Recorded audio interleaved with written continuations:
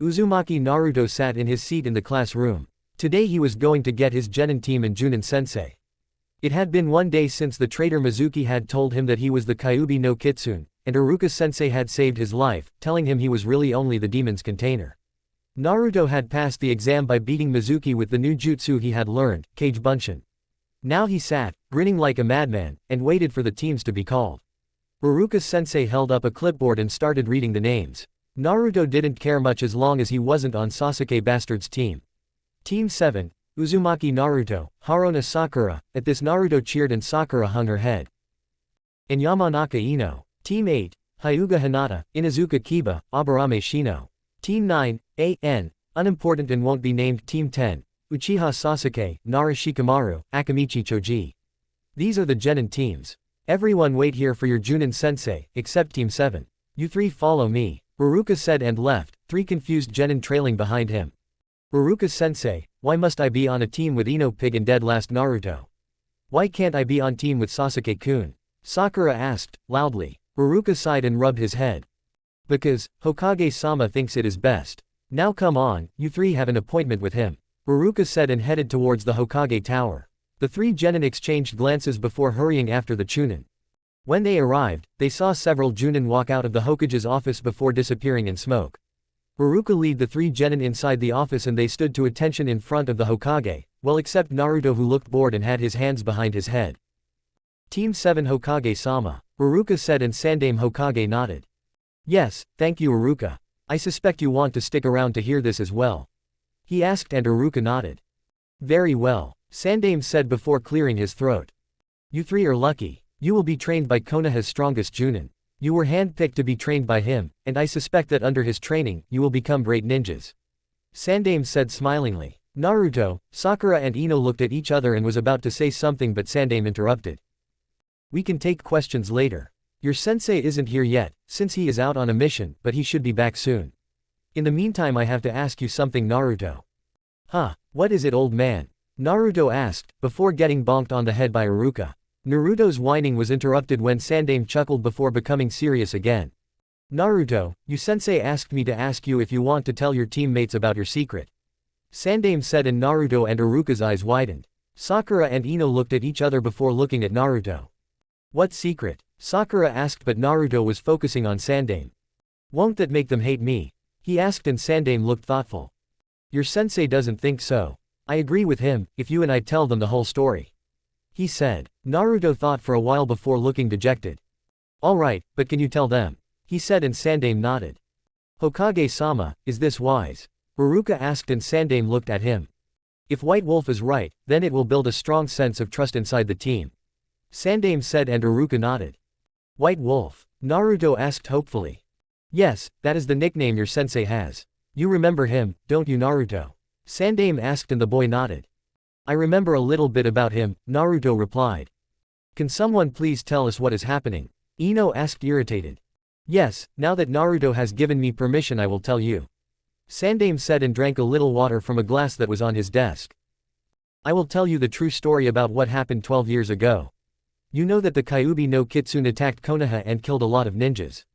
Right, he asked and Sakura and Ino nodded. The demon was very strong and Yondaime-sama saw only one way to stop it.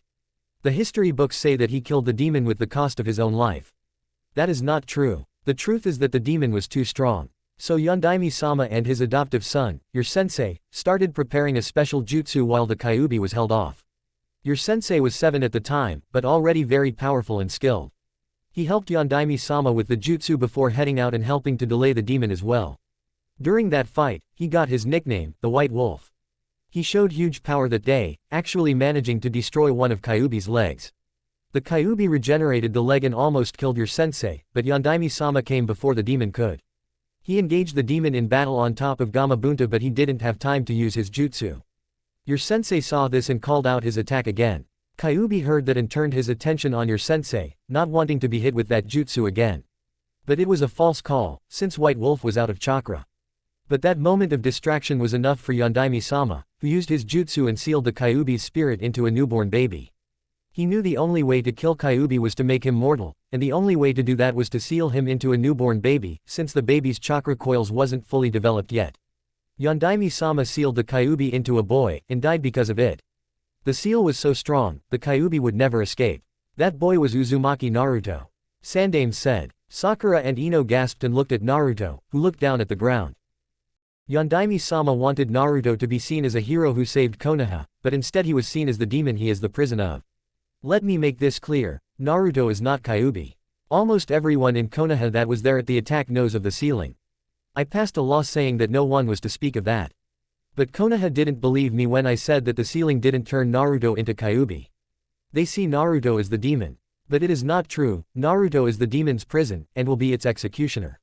From what I know of the seal, it started to bind Kyuubi to Naruto's soul when it was sealed. That means that if Naruto dies, Kyuubi dies. Yondaime could have ordered Naruto killed, but he put in a second function to the seal as well. Soon, Naruto will begin to absorb the Kyuubi. What that means is that Naruto will slowly kill the demon, and take its chakra as his own. That was Yondaime-sama's ultimate punishment for Kyuubi.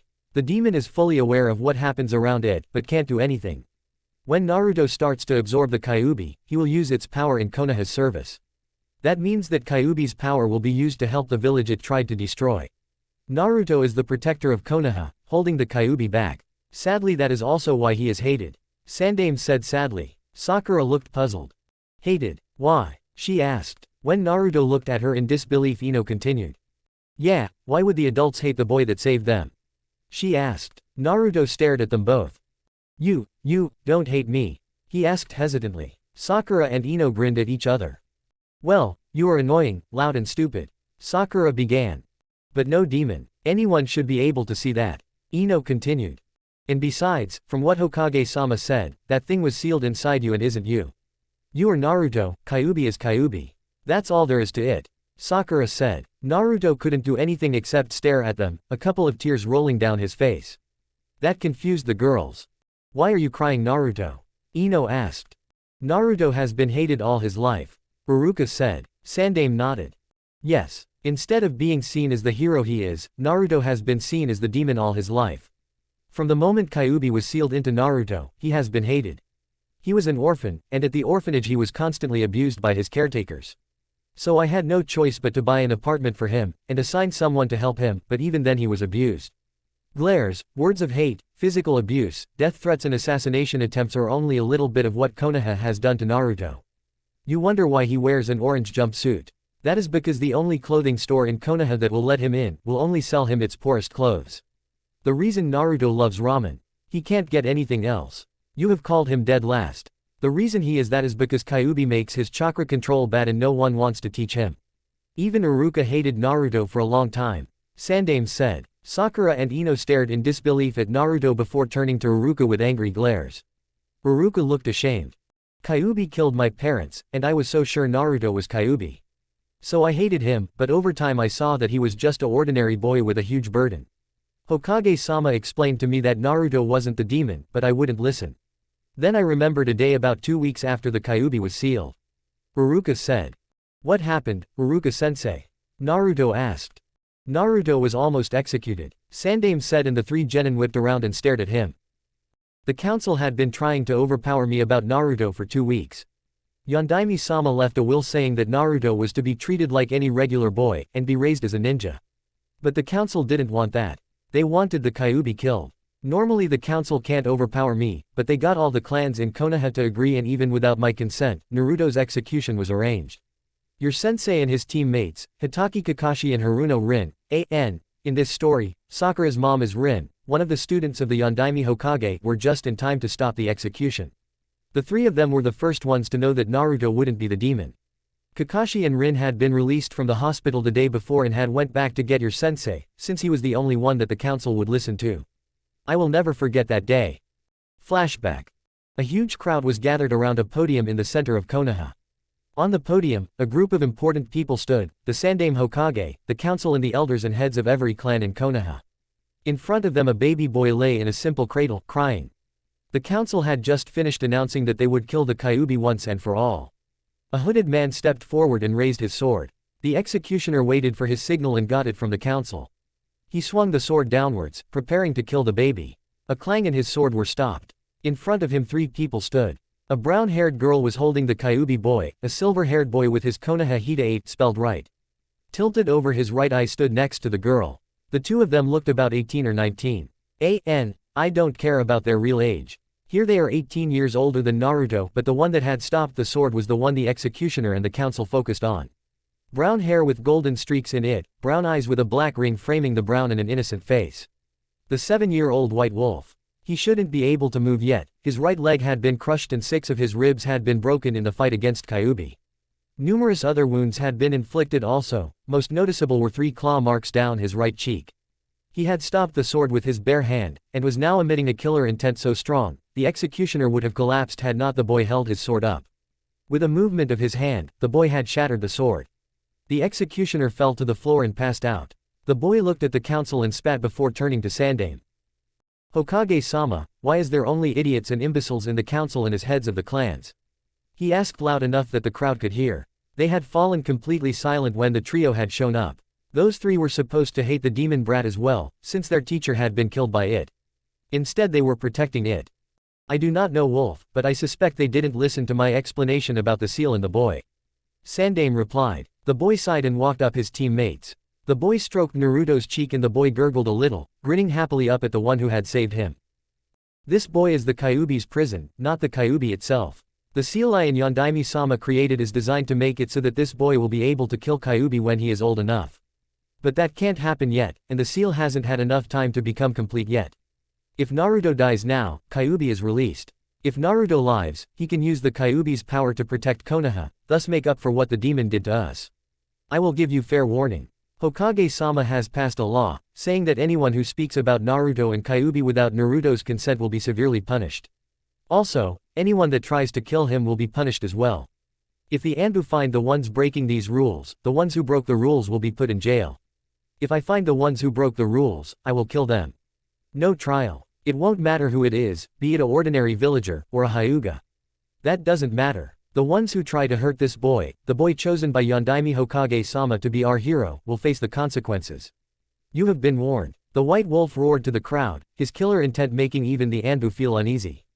Kakashi and Rin didn't say anything, instead they tried to calm Naruto down.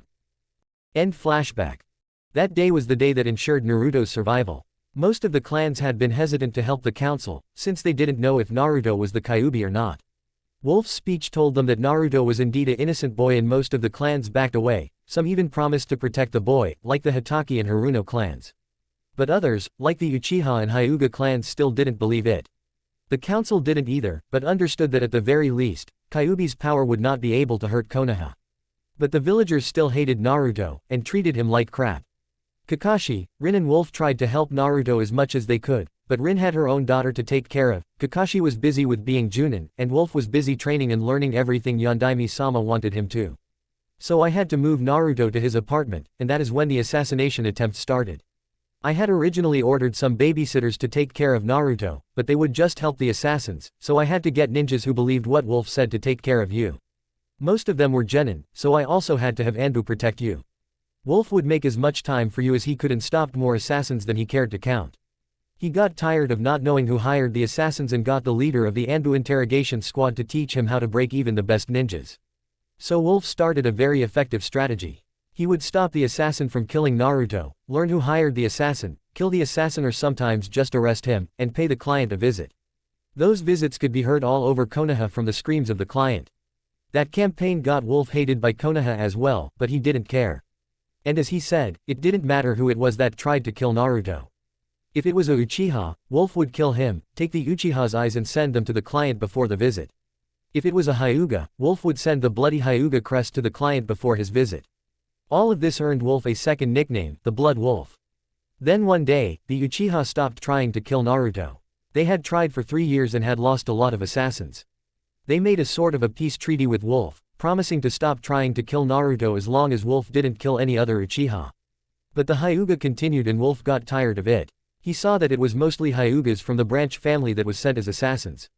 The Hyuga is divided into 2 families, the main and branch. The main is the founders and leaders, the branch are there to protect the main. The main use a special seal to keep the branch family in line, called the caged bird seal. That seal destroys the Hyuga bloodline after the Hyuga with the seal is dead, but can also be used to inflict terrible pain. Wolf asked one of the assassins from the Hyuga branch family why he was trying to kill Naruto. The reply was that a man from the council of the main family forced him, saying they would activate the seal on his wife and daughter if he didn't comply. I still remember the howl Wolf emitted then. As I said, whenever he fights to his full potential, he wears a wolf mask. He also sounds like a wolf. That day, he took Naruto to Rin, and brought the assassin to me. I was puzzled as to why the assassin still was alive, when Wolf explained. The assassin didn't really want to kill Naruto. The branch Hyuga family generally believed Wolf and saw Naruto as Naruto. So Wolf took the assassin and me to the Hyuga compound, reunited the assassin with his wife and daughter before dragging the main family member that had ordered the assassination and flung him on the ground in front of the Hyuga's main building. Just about every member of the Hyuga families came and saw what happened next. Sandaime said, huffing for breath after that long speech. Flashback. This man, this scum of a man, has just ordered a family man to kill Uzumaki Naruto, knowing full well that I would most likely kill him. Why did he do it? Because he hates Naruto, and the branch family. Two birds with one stone, right? Wolf said, glaring at the Hyuga he was standing in front of. The head of the Hyugas, Hyuga Hiyashi, walked over to Sandaime. What is Wolf-san going to do? He asked. Sandaime looked at Hiyashi. He knew that Hiyashi didn't see Naruto as Kyuubi, but didn't like the boy anyway. Instead Hiyashi disliked the boy because he was of an unknown clan, and to Hyuga Hiyashi that spoke weak and useless. But at least Hiyashi didn't hate the boy because of the Kyuubi. I don't know, but I think he is going to show your council that he is tired of the state of affairs. Sandaime replied. The two of them focused back on the boy when he started making seals. Everyone recognized the seals. Suddenly a green seal was on the forehead of the Hyuga in front of Wolf. The caged bird seal. I will show everyone what will happen if the Hyuga still try to kill Naruto. Wolf said and activated the seal on the scared Hyuga's forehead. He screamed in pain and started writing on the ground.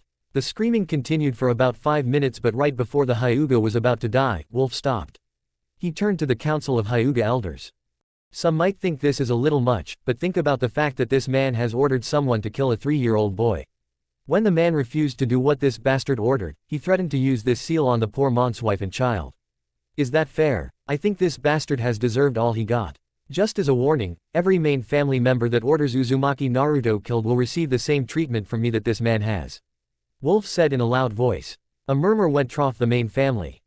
He is just a kid. Horrible power. And similar things were heard. Wolf ignored it, turned to the Hyuga under him and asked him. Do you have kids? The Hyuga refused to reply, or he intended, but when he looked at Wolf, the brown eyes of the boy had changed. Instead they were glowing. The brown had been replaced by light blue, bordering on white with a black ring around and the black pupil in the middle. After seeing that eye, the Hyuga realized he was shaking his head, indicating that he didn't have any children, which was true. Well then, I hope you will have sufficient time to think about your crimes in the afterlife. Wolf said and was about to kill the man, but Sandaime stopped him. Don't. This man is to be arrested and not even the Hyuga council can get him out. Sandaime said. Wolf looked at him and nodded, returning his eyes to their normal brown with the black ring. End flashback. After that, the Hyuga stopped trying to kill Naruto. Sandaime finished and sat back in his chair. Sakura and Ino looked at Naruto and saw his look of disbelief. Sakura, Ino and Iruka was surprised as well. They would never have believed that so much could happen to someone so young. So that's why. Okazen never said I should stay away from Naruto, instead she said I should play with him. But all the other parents said to stay away from Naruto. I understand why now, Sakura said and Ino nodded in agreement. Yeah, Okazen and Otosan never told me to stay away, but I did anyway. That was probably because Naruto was a boy though, Ino said. Yes Sakura, your mother, Rin, would never tell you to stay away from Naruto, since she is one of the few people to know exactly how that seal works. So now you have heard Naruto's past. I hope that Wolf was right and that this will help the team. Sandaime said and smiled. Iruka looked at the 3 genin and smiled as well. At least Sakura and Ino don't fear Naruto. That is a start at least, he thought. Then he noticed that Naruto was uncharacteristically silent. Anyo, if Sensei, Kakashi-san and Sakura-chan's mom took care of me when I was little, why don't I remember them much? All I remember is someone being nice to me when I was smaller. Shouldn't I remember them better? Naruto asked. Well, you had a loss of your memory when you were 6 because of an attack from a villager, so what you remember of them is probably blurry. And before you ask, the reason Wolf hasn't been a part of your life since then is because he has been on a mission. For the last 6 years he has been traveling the world, trying to find a relative of yours. He is returning later today. His search was sadly unsuccessful. Sandaime said, and Naruto's eyes widened. He has traveled 6 years just to find me a family. He asked, and Sandaime nodded. Understand, Naruto, Wolf cares for you like a big brother would. He wants you to be happy, and one day before your memory loss, you asked him if you had family. He told you he didn't know, but if you wanted he could go and search for them. Which he did, but now he is coming back. Sandaime said, and Naruto nodded. When is Wolf-sensei going to be here? Ino asked. Sandaime looked at the clock and looked at a scroll on his desk. About 2 hours from now. If you three don't have any other questions, then you are dismissed. Only, don't tell anyone about what has been said here, at least no one other than your parents. Sandaime said, and Ino and Sakura nodded. We won't. We will keep Naruto's secret. They both said and smiled. Good. I am glad Naruto has such smart teammates. Sandaime said, and the two girls looked slightly embarrassed that the Hokage praised them like that. Old man, could you tell us a bit more about Wolf-sensei? Naruto asked. Ino and Sakura also became curious at that, and Sandaime shook his head while smiling. Alright, I will. As I said, I won't tell you his name, but I can tell you he is 7 years older than you. He was an orphan that was adopted by Yondaime-sama when Wolf was 2. All his life Wolf was trained. Yondaime-sama didn't often play favorite, but when Wolf graduated from the academy at age 5 and got on his team, Yondaime-sama couldn't help but train Wolf more than the rest of the team, since Kakashi and Rin both were Junins then, and would soon leave the team. For 2 years Wolf was trained by Yondaime-sama, and his growth was nothing short of spectacular. I have never seen such massive power growth, but it came at a cost. Sandaime said and looked sad. What do you mean, Hokage-sama? Sakura asked. Wolf never experienced a childhood. He was constantly trained, either by Yondaime-sama, Kakashi, Rin or Obito. Kakashi and Rin's teammate that was killed on a mission. Wolf never played much with other children, and he graduated at a younger age than most begin the academy now. Of course, those times were different, war always is, but still. That is part of the reason the academy doesn't allow anyone younger than 6 to enter the academy now. Children should be allowed to be children. Sandaime said, and Iruka nodded in agreement. So, Wolf-sensei was trained by Yondaime-sama. But he was only trained by him for 5 years. That is not a long time. Sakura said, and Sandaime nodded. I agree, but Wolf is special. He is what is known as a jutsu specialist. That means that he learns jutsus much faster than others, and with his hard work and dedication, he learned a lot from Yondaime-sama, who knew he had a dangerous job and he wanted Wolf to be able to grow even without him. So Yondaime-sama made several scrolls. I don't know how many, but he made at least 1 scroll each week from he adopted Wolf to he died. Those scrolls were full of jutsus, training schedules, ninja theory, and all kinds of things. In short, Yondaime-sama has trained Wolf long after he died. Sandaime explained and picked up the forbidden scroll of seals that Naruto had stolen the day before. This is the forbidden scroll of seals. Mizuki tricked Naruto into stealing it the day before yesterday, and Naruto learned a jutsu from it. I don't know if you looked further into the scroll, but these jutsus are Junin level at least. Wolf knows all these, including the last one, which is the sealing jutsu that Yondaime-sama used on Kyuubi. Even I don't know how many jutsus Wolf knows, but it is close to as many as I do, which is a lot. Sandaime said and put away the scroll again. While he did that, Ino and Sakura glared at Naruto. What? He asked, and Sakura bonked him on the head. Stupid. Stealing a forbidden scroll, she said, and Ino joined in with a bonk of her own. Stop it, you two. Naruto was tricked by Mizuki, who tried to kill me. Naruto saved me and protected the scroll. There is no reason to bonk him, I already did. Iruka said, and Sakura and Ino nodded. Sandaime chuckled at the exchange. Naruto hurriedly asked the next question that pooped into his mind. You said he fights with a mask on when he goes all out. Why? He asked. Sandaime thought for a bit. A bit turned into a while. A while turned into a long while. I don't know exactly. I think it has something to do with his bloodline. His bloodline is, along with his natural jutsu mind, hard work and dedication, responsible for his power growth. I don't know much about it, but I know that when he is normal, his eyes are brown with a black ring around them. But when he fights, the brown in his eyes change to pale glowing blue. And when he is fighting at his full power, or is in great need, a white mask comes out of his face. The mask is different than what the Anbu wears. It is made out of bone, and looks like a wolf. It even has the teeth of a wolf. It truly makes him look frightening. Also his chakra is different. When he is normal, it is like us, the blue fire. But when he has his eyes changed or his mask out, his chakra is different. It flows around him in the same color his eyes are. He shines like a blue sun when he isn't hiding it. The sight is actually very calming and comforting, as long as you aren't his opponent. Sandame finally said, and the three genin looked at each other. If you still wonder, why don't you ask him to show you when he gets here? Now, I have some work to do. I'll see you later, Sandame said. The three genin and one chunin nodded and left. Okay, I will try and help you see how Wolf's bloodline is active. It looks like how Ichigo from Bleach looks like when he is fighting the captain from the 11th division and he is borrowing Zangetsu's power. There, now you know. Naruto, Sakura and Ino said goodbye to Iruka and walked towards Sakura's house. When they arrived, Naruto waved goodbye and was about to leave when Sakura grabbed his jacket. Sakura-chan, Naruto asked, turning to face his teammate. Okazen said that my teammates were welcome for dinner, so come on. One of those that saved your ass 12 years ago is making dinner. Why are you complaining? Sakura asked, and Ino grinned at Naruto. She's a really good cook as well, Ino said. Naruto nodded and the three of them went into the house. I'm home, Sakura yelled when she and her two teammates entered the house. Good honey, I'm in the kitchen, Rin yelled back. Sakura, Naruto and Ino went into the kitchen and Naruto had to suppress a gasp. He immediately recognized the brown-haired woman who was currently busy making dinner. From the woman's brown hair, to the two rectangular stripes on her cheeks and her kind manner. He was sure that when she turned around, he would recognize her brown cheerful eyes as well. This was a woman that had took care of him before, and he could clearly remember things she and a silver-haired man had done along with him, taking him out for ramen, letting him ride on their backs. Suddenly he also remembered a brown-haired boy along with the two. Naruto didn't know why, but just seeing Rin again, had brought back some of the memories he had forgotten. Okazen, this is my team, Yamanaka Ino and Uzumaki Naruto. Sakura said and grinned when her mom dropped the knife she had been using to cut the vegetables. Rin spun around and looked at the three amused kids. Ino smiled and bowed. Hello Haruno-san, she said. Naruto bowed as well. Hello, he said, and Rin smiled at them. Hello Ino-chan, Naruto-kun. Glad to see you again, Rin said before walking over to Naruto and giving him a hug.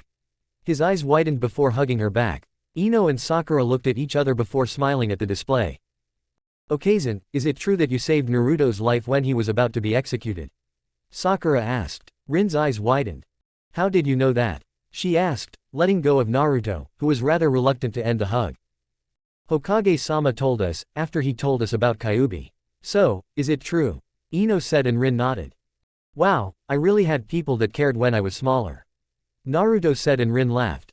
Of course we cared, why wouldn't we? Rin asked, laughing slightly. Naruto didn't respond, instead he just looked happy. Real happy. Who's your sensei? Rin asked Sakura, when the four of them had sat down with the finished dinner. Sakura, Ino and Naruto grinned at each other. Oh, you are going to love this. But you will have to guess. Sakura said playfully. Rin thought for a bit. Kakashi. I know he said he was teaching this year. She asked, but Sakura shook her head. I don't know. Can you give me a hint? Rin asked and Sakura thought for a bit. He knows about me and Kyuubi. Naruto said slyly. That Dosen, oh, you mean he knows that you and Kyuubi are two different beings? Rin asked and Naruto nodded. Rin lapsed into another thoughtful silence. Oh, I give up. I was never any good at guessing anyway. Who is it? Rin said, looking dejected. Oh alright, we don't know his real name though. Sakura said and Rin's eyes widened in disbelief. No, not him, he is on a mission, she said and Sakura grinned. If you were talking about the White Wolf, then he is coming back today. Just to be our sensei. Sakura said and Rin blinked a few times. Wow, my daughter taught by him. Sheesh, you'll be stronger than me in no time, she said playfully, faking annoyance. Is Wolf sensei that good? Ino asked and Rin nodded. Yeah, he is. I assume Hokage-sama told you he fought against Kyuubi. Rin asked and the three kids nodded. Yeah, he was able to hold of Kyuubi. Naruto said. You make it sound as if he was able to do it alone. There were about 100 ninjas helping him hold the Kyuubi of. True, his most powerful jutsu, Heaven Light, was able to rip off Kyuubi's leg, but it left him completely drained and Kyuubi had by then already been damaged for a long time. I think the stories are a bit overexaggerated, but still, for a 7-year-old that is unheard of. Rin said. They then ate in silence. Ino and Sakura were amazed that Naruto showed table manners instead of being a slob. Naruto, Sakura, Ino and Rin sat in the living room at the Haruno home, Rin telling stories about Wolf. So he turned to me and said, I don't think Kakashi will get up again. Perhaps you should heal him. I just shook my head and said. That's what he gets from reading that perverted book in front of me. The four of them laughed at that, thinking of how the famous copy nin had almost died because he read some stupid book in front of Rin. I didn't think the famous copy nin Kakashi was such a stupid pervert. Ino said. Oh, he's not stupid, just a pervert. Not as much as Jiraiya though, thank God, or else it would have been hell to be his teammate. Rin said, and Naruto was about to ask who Jiraiya was when Rin stiffened before she grinned widely. Well then, it seems your sensei is back in town, she said, and the three genin instantly sat to attention. You can feel his chakra? Sakura asked, and Rin nodded slowly. Well, I did when he let me just now, but now he has hit it again. But he is here, I suggest we go to the Hokage and wait there. He will be sure to head home first, then report in. She said, and Naruto jumped into the air. Let's go, he yelled, pumped a hand into the air and rushed towards the door. He's exited about meeting his sensei, Rin said smilingly while following the blonde bundle of energy. Hey old man, Rin-ne-san said, Wolf sensei is back in Konoha. Naruto yelled at the poor Hokage, who jumped in his seat. Behind Naruto, his team looked at Rin curiously. Why is Naruto calling you that? Sakura asked her mother, who chuckled at the question. It seems Naruto-kun is remembering a little from when he was younger. That was his nickname for me back then. Rin replied, and Ino and Sakura looked at Naruto, who were now speaking happily with Sandame. What about the two girls didn't know, but both Naruto and Sandame were smiling while Naruto described something while waving his hands in the air. The three girls felt strangely out of place, seeing Naruto and Sandame interact like that, and knowing that Naruto only had been able to talk like this with very few people.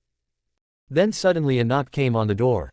Instantly the room was silent, even Naruto shut up.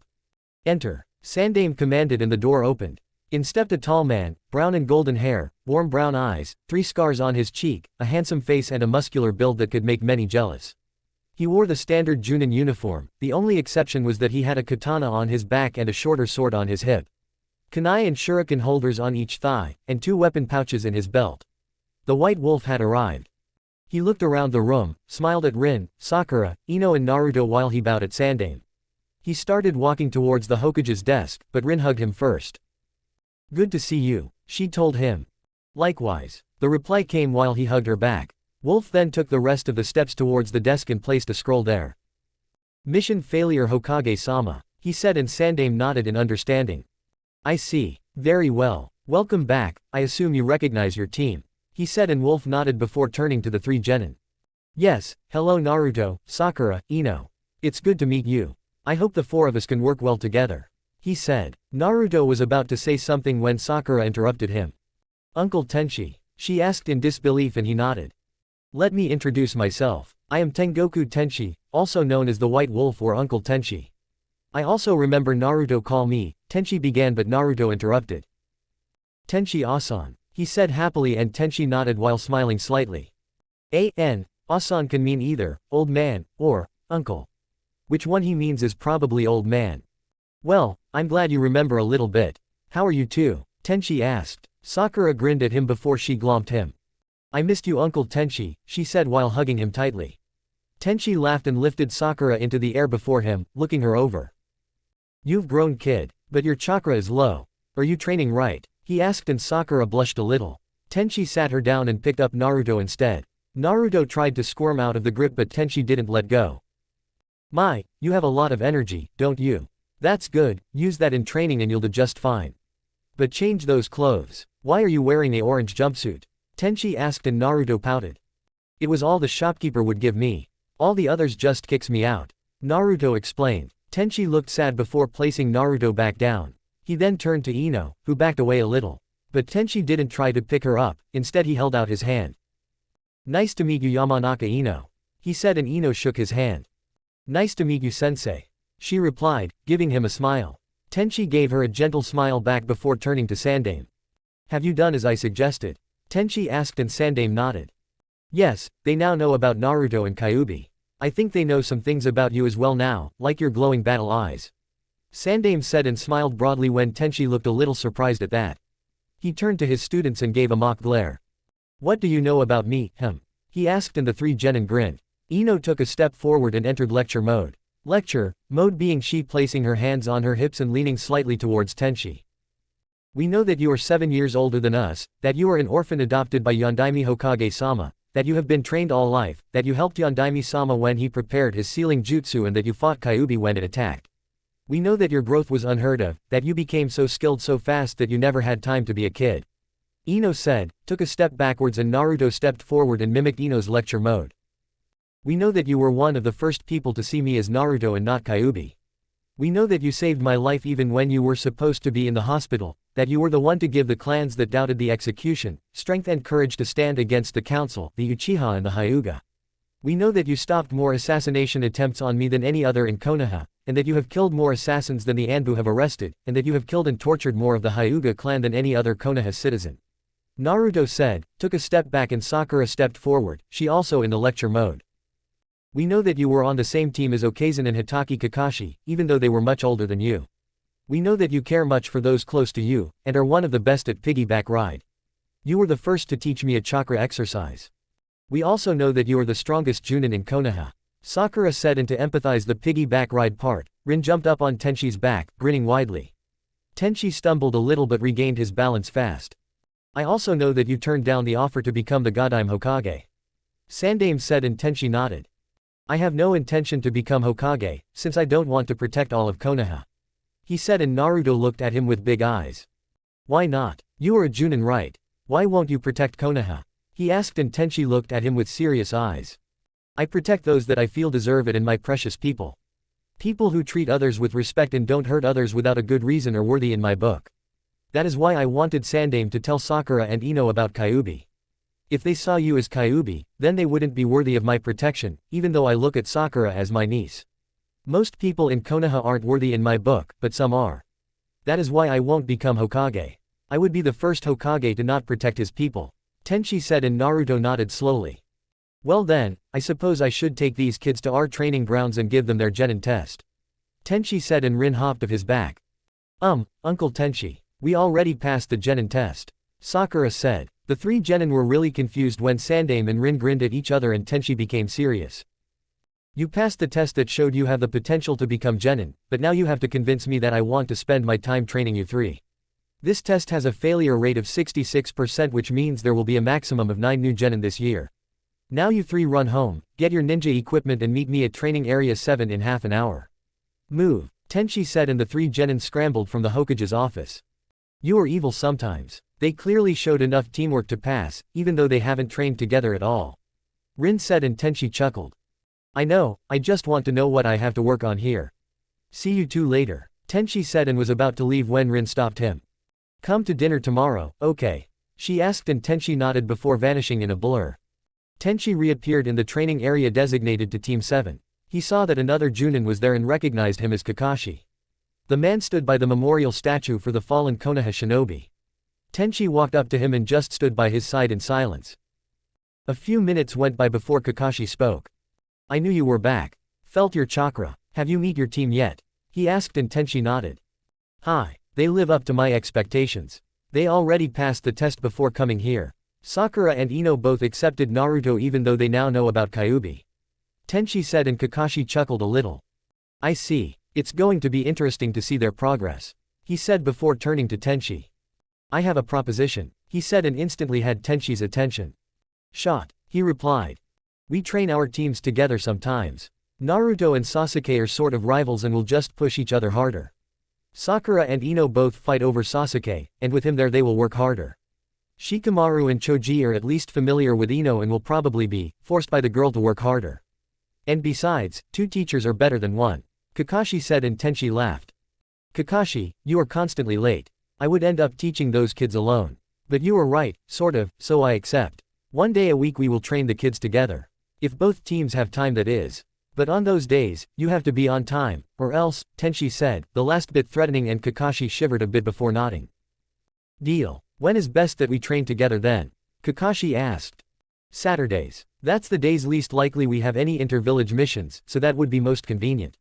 So, you passed your team then? Tenshi asked, and Kakashi shook his head. No, not yet. I am supposed to meet them 1.5 hours ago, but I have a feeling they will be a worthy enough team. Have you seen Rin? He asked, and Tenshi nodded. Yeah, she helped Sakura empathize that I give good piggyback rides. I was invited to dinner tomorrow, but didn't get to speak much with her. How is she? Tenshi asked, and Kakashi saddened a little. Well, after you left she and Sakura did okay, but it was a bit much for Rin. First she loses her husband against some missing nin and then her little brother has to go on a several-year-long mission. But I suppose she has handled everything well, although she feels bad about not caring more for Naruto. After you left, we kind of left him to himself, Kakashi said and rubbed his head in an embarrassed way. Tenchi glared at him before sighing. I can't really blame you either. Rin has Sakura, and the council refused to let her adopt Naruto. You have your missions. I guess we all left him to himself. I just have to make it up to him by training him to become the best ninja he can be. Tenchi said and Kakashi nodded. Well, I'm off to see my team. I'll be seeing you on Saturday, Kakashi said and poofed out. Tenchi turned to the stone and stood there, waiting for his team. The three genin found their sensei still staring at the memorial stone. When he sensed them behind him, he bowed to the stone before turning around and addressing them. This is the stone which the names of the heroes of Konoha is remembered, Tenchi said and Naruto got an excited look on his face. Literally bouncing he proclaimed. Alright, I am going to be on that stone someday, he said confidently. That confidence fell right off him like a cold shower when he saw Tenchi's look. Sakura and Ino also saw the look and felt uneasy by it. Tenchi turned and lay a hand on the stone before speaking in a low but very clear tone.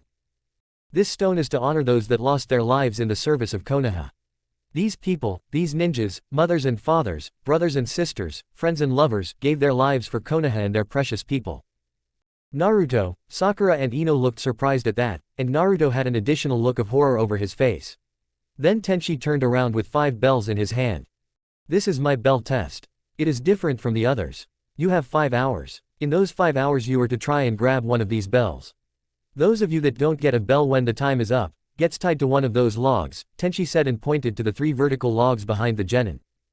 The one that gets tied to the log won't get food and will be sent back to the academy. But there is a catch. Every hour I am going to destroy one of the bells. That means that in 3 hours, one of you will go to the log. Now I suggest you come at me with killer intent in order to do this. Tenchi finished his explanation and Naruto suddenly grabbed 2 shuriken and threw towards Tenchi, who were behind Naruto with the 2 shuriken in his left hand against Naruto's neck. Now, I didn't say, begin, did I? But at least you tried to kill me, Tenchi said and Naruto, Sakura and Ino gulped at the speed he moved. I couldn't even see him, the 3 of them thought. Now begin, Tenchi said and the 3 genin were off. Sakura took off and ran in a wide circle around Tenchi, and hid on the other side of the clearing in a cluster of trees. She then gawked when she saw that Tenchi was meditation in the middle of the training area, an aura of calmness practically radiation from him. She saw the 5 bells gleam in his belt and began to think. Why 5 bells? Why 5 hours? Why destroy 1 bell each hour? Wait, with his speed, he can evade any attack we throw at him. He plans to dodge us for 3 hours so that we will become desperate to get a bell. This is all just a plot to set us against each other. I have to find Ino and Naruto. With that Sakura left her hiding place and began searching for her teammates. She found Naruto, uncharacteristically sitting still, observing Tenchi. Naruto is quiet. What happened? Sakura thought and approached Naruto. Naruto, what happened? You're quiet and calm. Is something wrong? Sakura asked and Naruto shook his head. I have got my memory back, he just said. Sakura winced. That's got to involve some very painful memories, she thought. And I remembered when Tenchi-asan and Rin-ne-san and Aro Kakashi were playing with me. They taught me, under the disguise of a game, how to be stealthy. When we played tag, they taught me how to observe my opponent before striking. I remember it all now. Seeing Tenchi-asan talk in front of that stone must have triggered the memories or something, Naruto said and looked at Sakura. Sakura winced again at his eyes, they looked happy but horrified at the same time. Sakura-chan, I remember so much hate, and so much care. Konoha hates me, Tenchi-asan, Rin-ne-san, Aro Kakashi, Haruka-sensei, the people at Ichiraku Ramen and Old Man Hokage cares about me. It's so strange, before it seemed everything before Tenchi-asan left was blank, but now I remember everything, I think, Naruto said, his tone very serious. Sakura smiled at him. Well then, if that is good then I am happy for you Naruto. Also I think I and Ino care about you as well. As teammates and perhaps friends, Sakura said and chuckled at Naruto's uplifted look. Really? He asked and Sakura nodded. Wow, thank you Sakura-chan.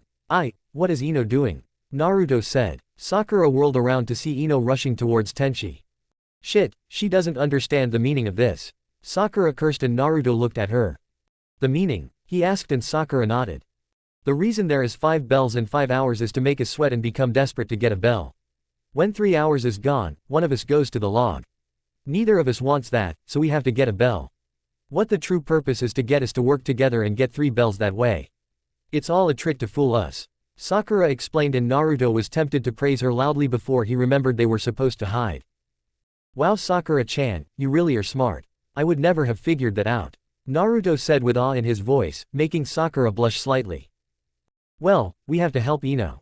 Come on, she commanded, and they headed towards their now struggling teammate.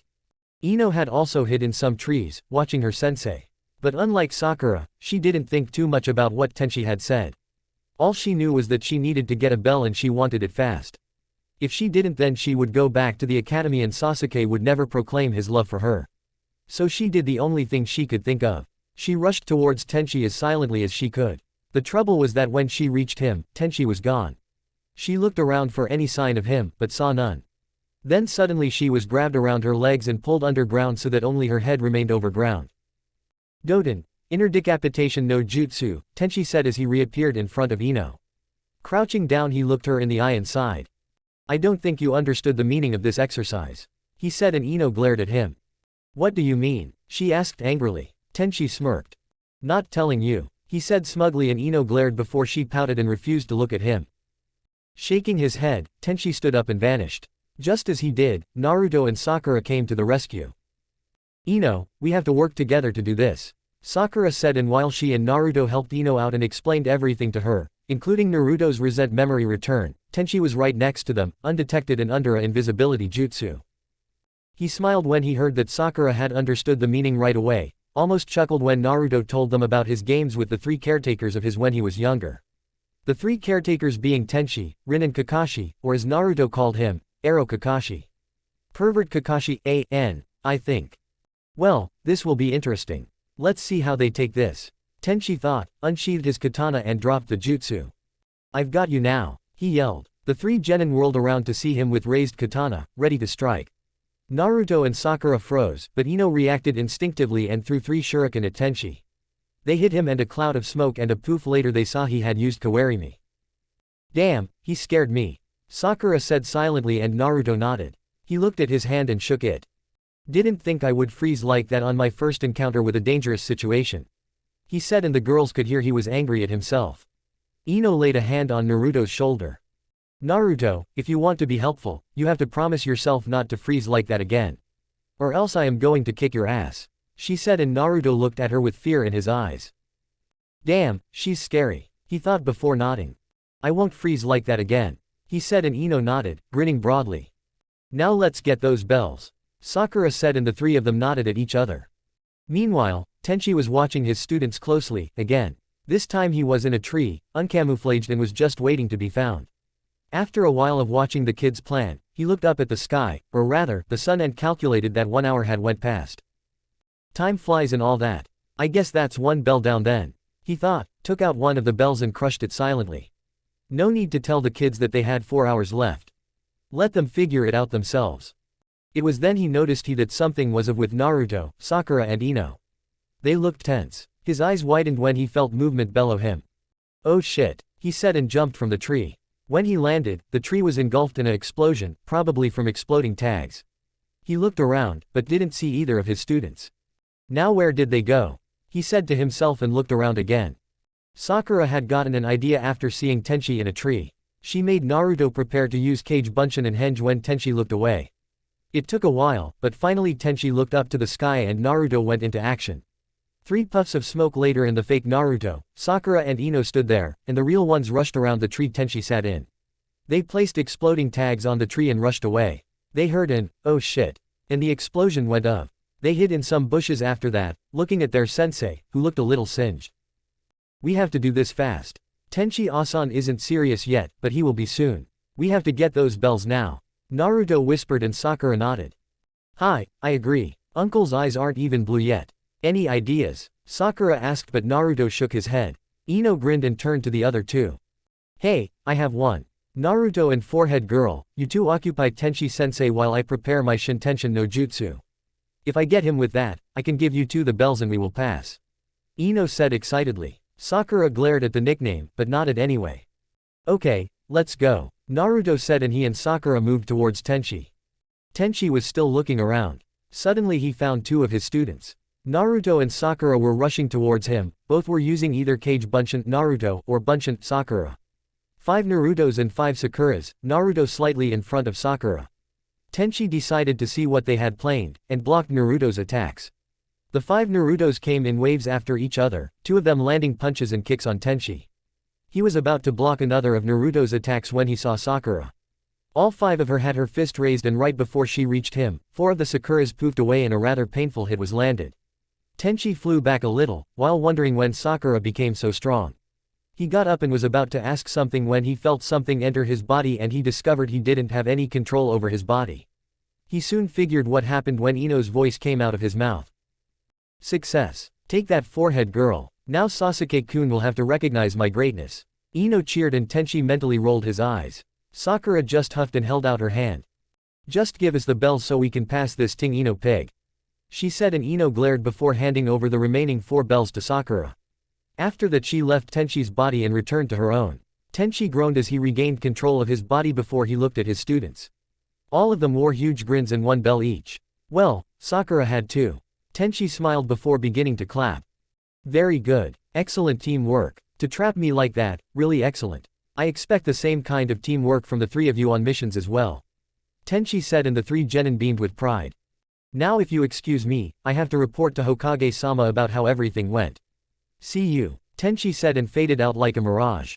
The 3 genin stared a bit at where he had been moments before, until they turned around and started walking back to the village. Suddenly Tenchi reappeared in front of Ino, making said girl jump with a squeak. I forgot to tell you to meet me at this training ground at 8 in the morning.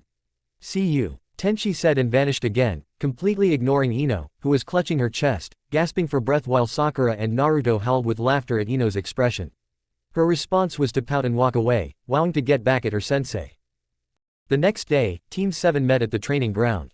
Tenchi was waiting for the 3 of them with 3 bags. When Naruto, Sakura and Ino stood in front of him, he smiled before throwing one of the bags to Naruto.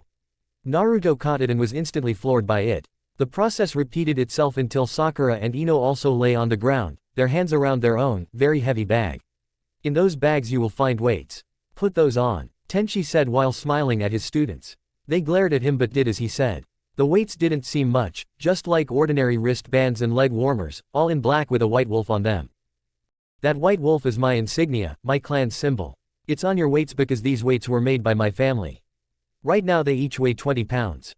That will really slow you down. As you 3 grow stronger, you will have to pump chakra into the weights, increasing their weight. That will serve 3 purposes. The first is to make you stronger and faster. The second is to increase your chakra capacity. The third is to increase your chakra control. Why do we need chakra control? We can already do jutsus, Naruto said, having put on his weights and was now in a slouched over position, trying to deal with the weight. Right now, when you use jutsus you waste a lot of chakra. That can be deadly in a battle. Sometimes it is the ninja with the best control and stamina that wins the battle. Understand, Naruto, that even if you have huge chakra capacity, it is not infinite. If you continue to waste chakra while doing jutsus, you will never be able to become a good ninja. Also, the better control you have, the easier it is to do jutsus. Now stop complaining and get moving. I want you 3 to run 40 laps around this training area while punching the air in front of you, Tenchi commanded. Naruto groaned but began to run. Ino and Sakura, however, didn't. They glared at Tenchi. It's too heavy. We can't move, Sakura said, and Ino nodded. How am I supposed to run with 80 extra pounds on my body? Ino asked, and Tenchi sighed. Naruto, listen to this as well, Tenchi yelled, and Naruto came walking over, slowly. Use chakra to make your body stronger. Put chakra in your back to be able to stand straight. Put chakra in your legs to be able to run, and put chakra in your arms to be able to punch the air in front of you.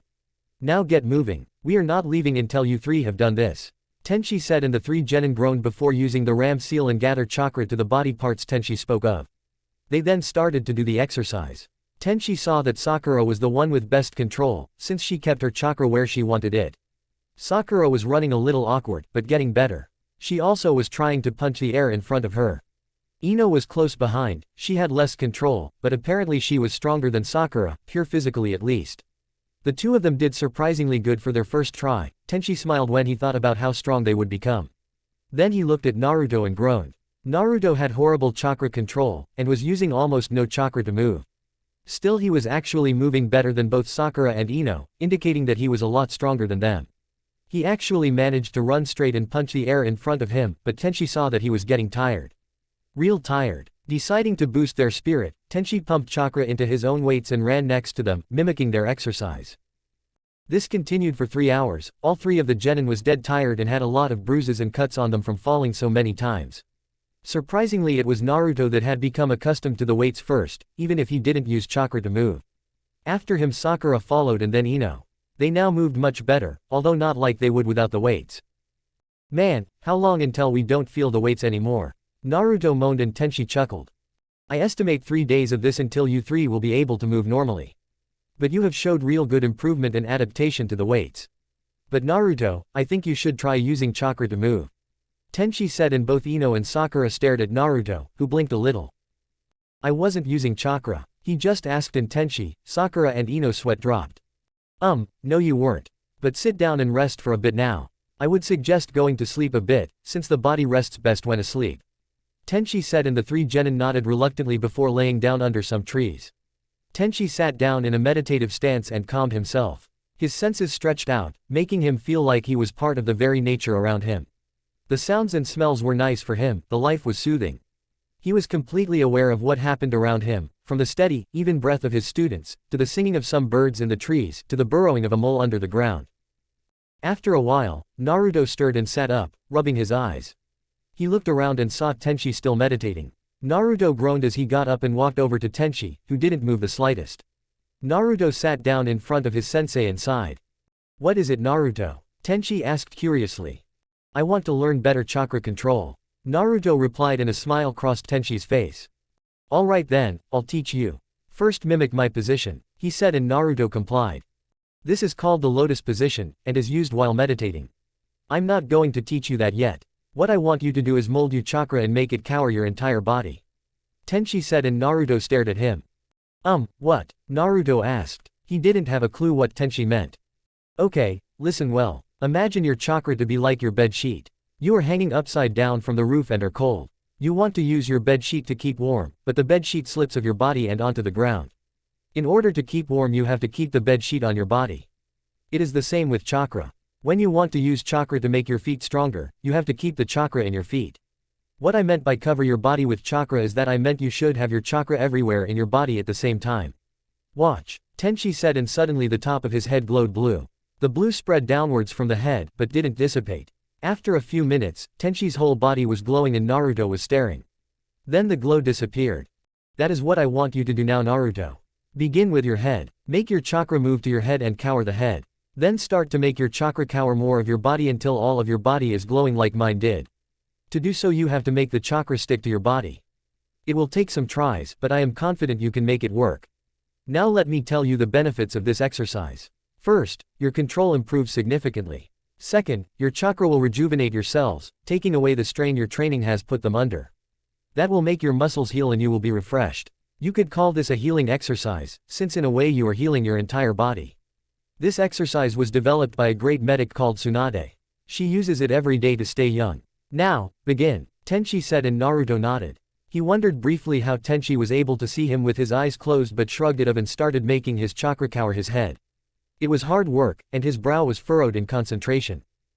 Naruto was starting to become pissed off. Half an hour had passed and he hadn't been able to make his chakra cover more than his face before dissipating. Tenchi could sense what was wrong. It had to do with the bastard fox. Naruto, I want to try something, Tenchi said. Naruto was about to ask what when he saw Tenchi clasp his hand over his face. Naruto tried to get away, but then everything went black. When Naruto became conscious again, he found himself in a dank hallway with lots of pipes on the ceiling. He was also ankle deep in water. Looking around, he found Tenchi. Damn it, what did you do to me, Tenchi-asan? Naruto yelled, shaking his fist at the man. I took you into your mind. We are going to see the bastard fox now, Tenchi replied, and Naruto fell silent. You mean go see him? He asked, and Tenchi nodded before beginning to walk. I noticed that the reason you couldn't control your chakra well was because Kyuubi's chakra would battle your own. We are here to fix that, Tenchi said, and Naruto hurried after. They walked in silence for a while until they came to a huge room with a cage in it. The cage had a seal on it where it simply stood, seal. Naruto walked towards the gates, he could see something behind it. Then suddenly claws shoot out of the bars, but Tenchi got Naruto out of the way. Naruto was pissed. Damn you bastard fox. Is that a way to treat your visitors? Naruto yelled. Kyuubi came closer to the cage and looked down on the two. Its eyes burned when he saw Tenchi. You, why are you here? Come to gloat. Kyuubi asked Tenchi, who shook his head. No, I am here to make you a deal. Tenchi said, and both Naruto and Kyuubi looked at him. What deal? What deal? They both asked in perfect unison. Your chakra is battling against Naruto's. I know you are responsible for that. Stop that and allow Naruto to get control over his chakra without you interfering. Also, when he needs it, give him chakra, but don't try to take over his mind. I will detect it, and believe me, I can make some unpleasant changes to that cage of yours. Tenchi said, and Kyuubi roared with laughter. Why should I help a brat like that? Why should I do what you say? Kyuubi asked, and Naruto became pissed. Damn fox, I let you live inside my body, and you don't even pay rent. Instead of rent I want you to do what Tenchi-asan said. Naruto demanded. A few moments went past before Kyuubi was rolling around on the floor of his cage, howling with laughter. Tenchi-asan, that was good kid. Do you have other names I should know about Wolf? Kyuubi asked Tenchi, who huffed a little. Sakura calls me Uncle Tenchi. And shut up, he yelled when Kyuubi roared with laughter. After a little while Kyuubi calmed down from laughter to snickers. Oh, that was good. Alright brat, I will do as Wolf says, on one condition. Kyuubi demanded. What condition? I'm not letting you loose if that's what you want. Naruto asked, and Kyuubi rolled his eyes. I already knew that. I want to be able to talk to you. It gets terribly lonely here, and even demons want to talk to others. Also I want you two to sign my summoning scroll. Kyuubi explained, and Naruto looked thoughtful. You mean I'm going to have a voice in my head all the time? He asked, and Kyuubi nodded. Naruto turned to Tenchi. What do you think? He asked, and Tenchi closed his eyes. That is up to you. If you do this, then Kyuubi can talk to you at all times. That could be a good thing, but also a bad thing. He could try to make you insane, although I think you will be able to withstand it. But that summoning scroll sounds suspicious.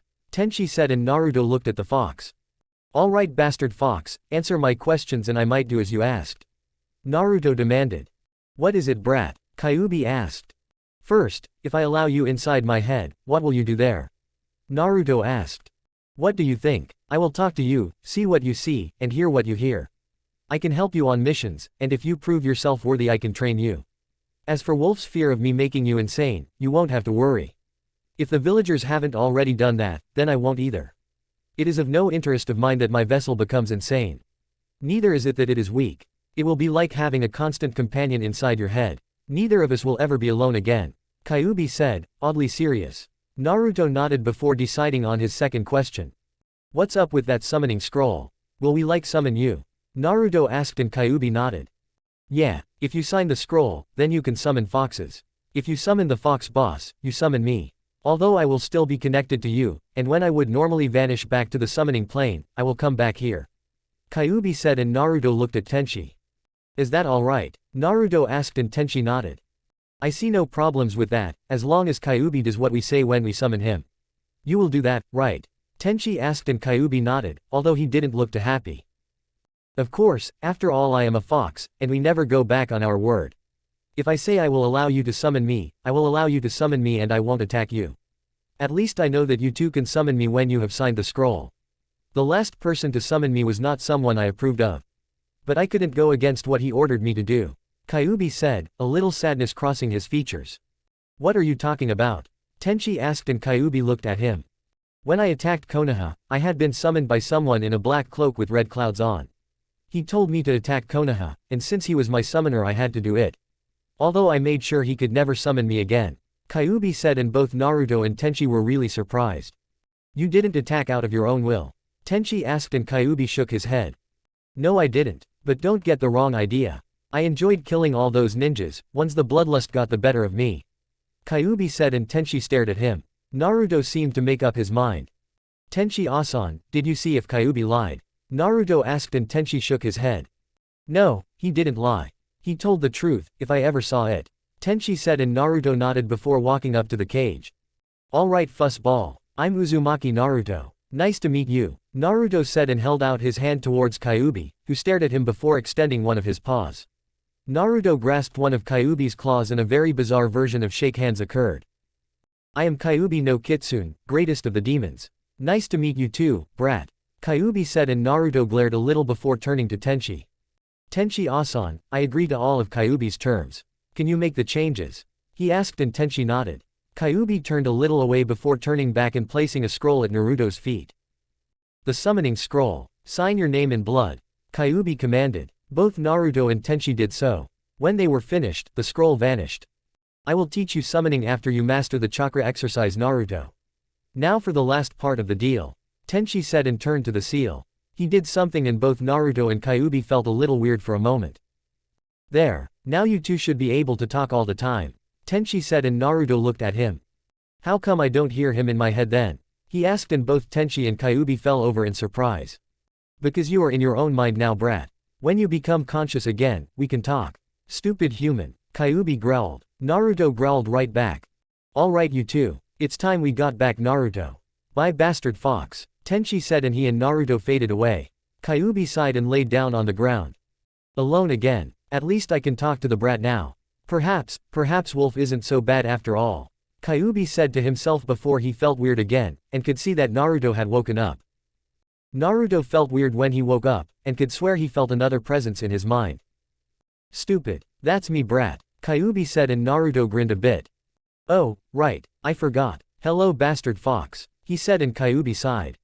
Okay, first of all, stop with the bastard fox. My parents were married when they got me, thank you very much. Also you can talk with me by thinking. I can hear your thoughts now. It would look stupid if you were to talk to yourself all the time. Kyuubi said and Naruto nodded. Alright, so what do I call you? Nah, I don't bother, make up something. I'll just call you Fussball then. Naruto thought with a grin. Kyuubi trashed a bit before calming down.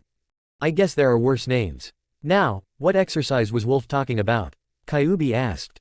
I'll show you. Naruto thought and began cowering himself in chakra again. This time however it went much easier and after 4 tries he got it right.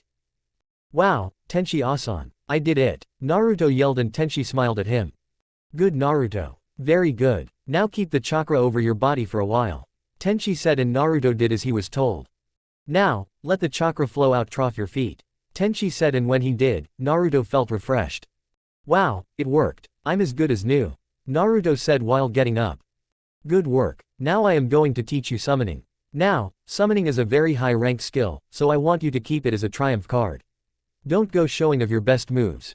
Always keep your best moves hidden until you really need them. Now, I am going to summon. Watch. Tenchi said, did some seals, bit his thumb and slammed his hand on the ground. Kuchio's no jutsu, Tenchi said and a cloud of smoke covered him. When the cloud vanished, he stood on a fox the size of a horse. Who summoned me? The fox asked. I did, Tenchi said and jumped up. The fox looked at him before it bowed. I see. What is your name, summoner? It asked.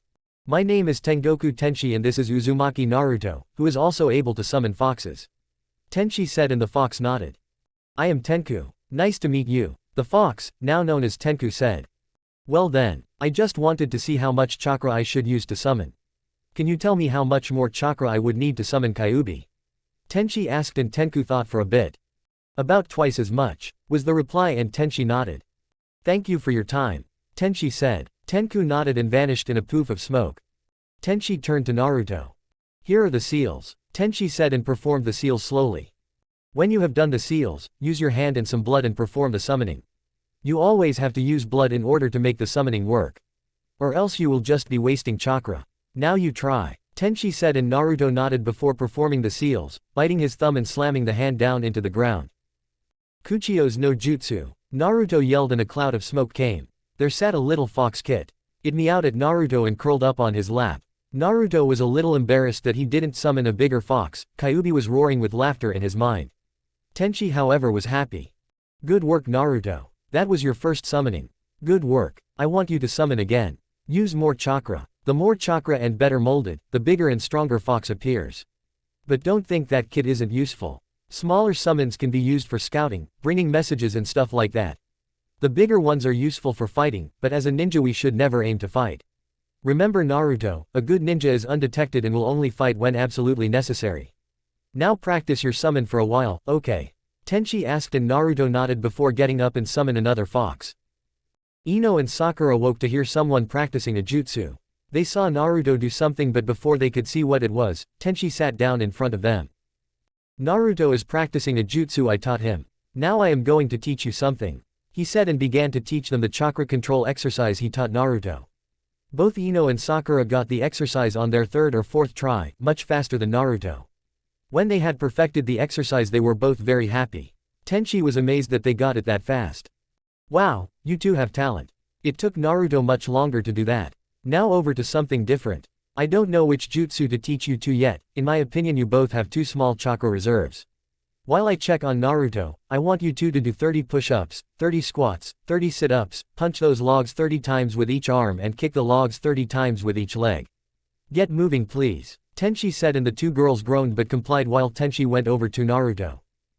Naruto was tired, more tired than he had ever been. Not only were the weights making it difficult for him to move, but the chakra used to summon a decent fox was huge. Naruto was currently laying on the ground, trying to regain his breath. You did good, kid. I'm actually impressed. At this speed you will master summoning in about a week. Faster if Wolf helps you. Kyuubi praised, and Naruto noticed something. Why do you always call Tenchi-asan for wolf? Naruto asked. Kyuubi chuckled in response. Because he is a wolf. He can summon wolves as his natural summon. And he almost turns into a wolf when he fights. Also he is called that by you humans as well. Kyuubi replied.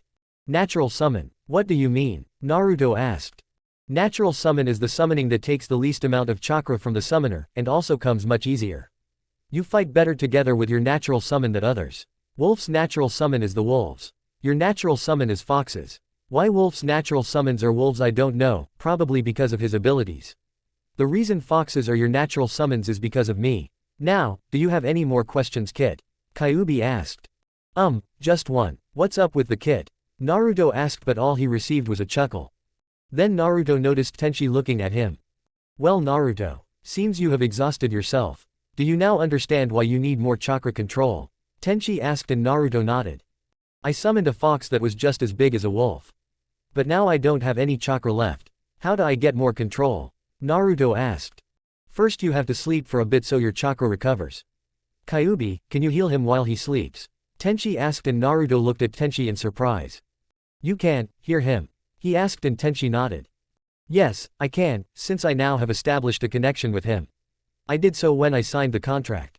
That connects me to any fox summoned close to me, and when Kyuubi is close enough I can hear him slightly. I have to be close though. Like now, Tenchi explained. To answer your question, Wolf, yes, I will heal the kid when he goes to sleep. But I doubt he wants to sleep right now. Perhaps you should knock him out. Kyuubi said, and Naruto stiffened while Tenchi nodded. Tenchi then disappeared and reappeared behind Naruto, who instantly fell asleep. Tenchi then went to see his other two students. Sakura and Ino were still doing the exercises when Tenchi walked over. He looked at the two girls currently doing sit-ups and shrugged. Sitting down and beginning to meditate, Tenchi made sure he could feel Naruto, Sakura and Ino, and also what they were doing. Calm spread over his mind again, and both Ino and Sakura stopped for a minute.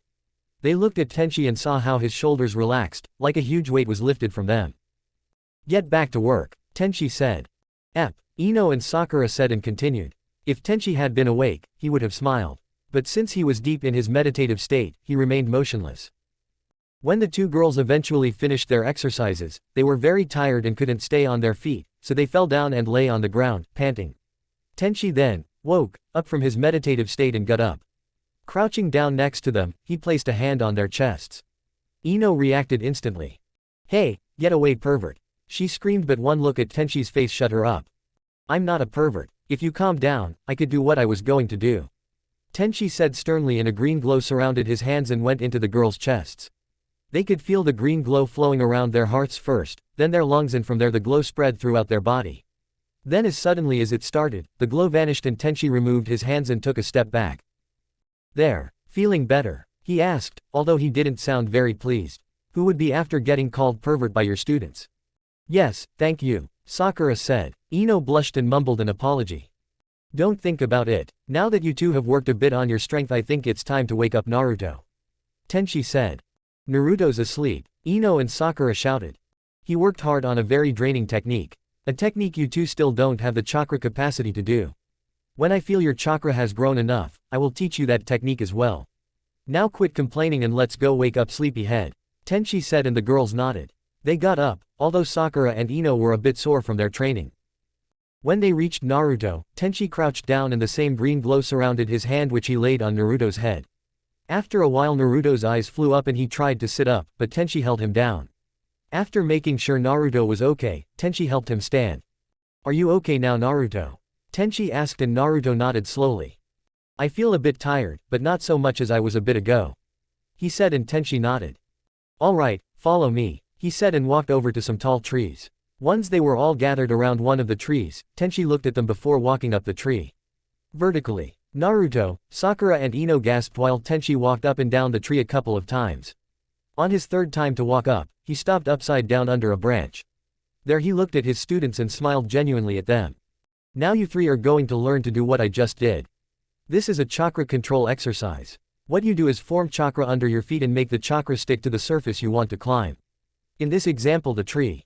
But you can also use it to climb walls. It is useful when sneaking around. Now, to be able to do this, you have to have a very good control. Too little chakra and you fall off. Too much chakra and you get blown away from the tree. Take a kunai and mark where you get. Then try and push further than that. It would be best for you to try and run it first, Tenchi said, still smiling. Both Naruto and Sakura took out a kunai each, but Ino looked up at Tenchi. Should we take of our weights? She asked, but Tenchi shook his head. No, listen closely you three. The only time you are to remove those weights is either if I tell you, or if there is no other way to win a fight or accomplish a mission. If you keep the weights on all the time, your speed, strength and stamina will increase much more than you thought possible. Now stop staring and get to work, Tenchi commanded. Ino whipped out a kunai and the three of them ran to the trees and started running upwards. Naruto made it 5 steps before falling down and hurting his head. Tenchi stared with a half-amused, half-disappointed look on his face as Naruto rolled on the ground while holding his head. Sakura and Ino on the other hand did much better. Ino was the first to lose her grip and slashed her tree about halfway to the top. Sakura made it 5 steps higher than Ino before she too lost her grip. When they landed, they looked at the tree and grinned. That wasn't so bad. Much easier than I thought, Sakura said, and Ino nodded in agreement. Naruto glared at them, making them grin even wider. Well, by nature women have better chakra control than men. Also they have less chakra, so those two probably are connected, Tenchi said, and Ino looked at him while crossing her arms. What do you mean? She asked, and Tenchi sighed. Men are generally stronger than women, and thus men's bodies produce more chakra than women's. To be able to keep up, women have better control, both over their bodies and their chakra. Also women are generally smarter than men, so they learn faster. That means Naruto has to work harder to do this than Ino and Sakura. Now, I don't think either of you have managed to get this right, have you? Tenchi said, smiling in a way that seemed really sadistically.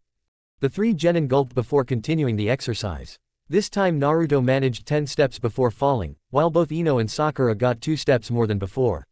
This slow improvement continued for a while. Sakura collapsed after 5 tries. She had almost reached the top by then. Ino managed 1 go after Sakura collapsed before she was out of chakra as well.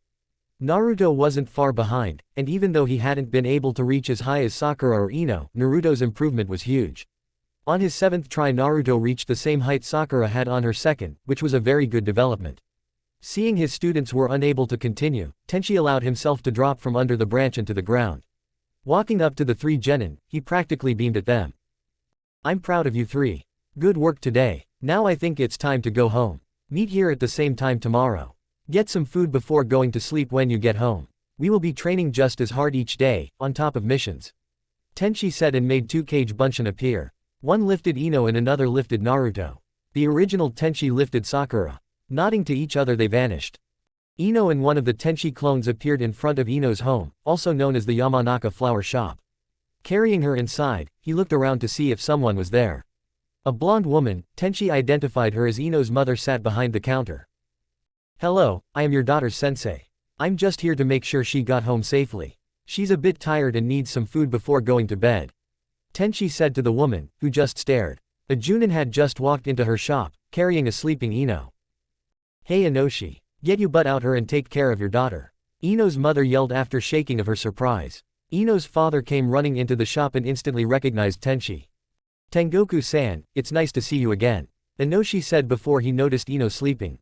What happened to Ino? He asked, and Tenchi smiled reassuringly. Don't worry. She's just exhausted from training. She will be fine with some food and rest, he said, and Inoshi nodded. Tenchi handed Ino over and Inoshi nearly fell over by the sudden weight. What the, wait, you aren't making her wear weights, are you? Inoshi asked and Tenchi nodded. How much weight does she have on? Ino's mother asked. 80 pounds. Tenchi answered and Ino's mother fainted. Luckily she fell on her counter. 80 pounds. Isn't that a bit much? She's just a kid, Inoshi asked, a little hesitantly. I know, and I was a little skeptical to whether or not I should let them wear that much weight, but they seem to adjust just fine. I am guessing Ino will use about a week until she is completely adjusted, which speaks to me of much talent. Your daughter is going to be a strong kunoichi someday, Tenchi said, and Inoshi looked at his daughter with pride blazing in his eyes. Well, I have to leave. I suppose you know what Ino needs now, so I'll be off then, Tenchi said and vanished in a puff of smoke. My daughter, one of the strongest kunoichi ever. That sounds nice actually, Inoshi thought before heading towards the kitchen to make Ino some food. Tenchi reappeared in Naruto's apartment and wasn't surprised when he found that someone had broken into it, thrashing the place.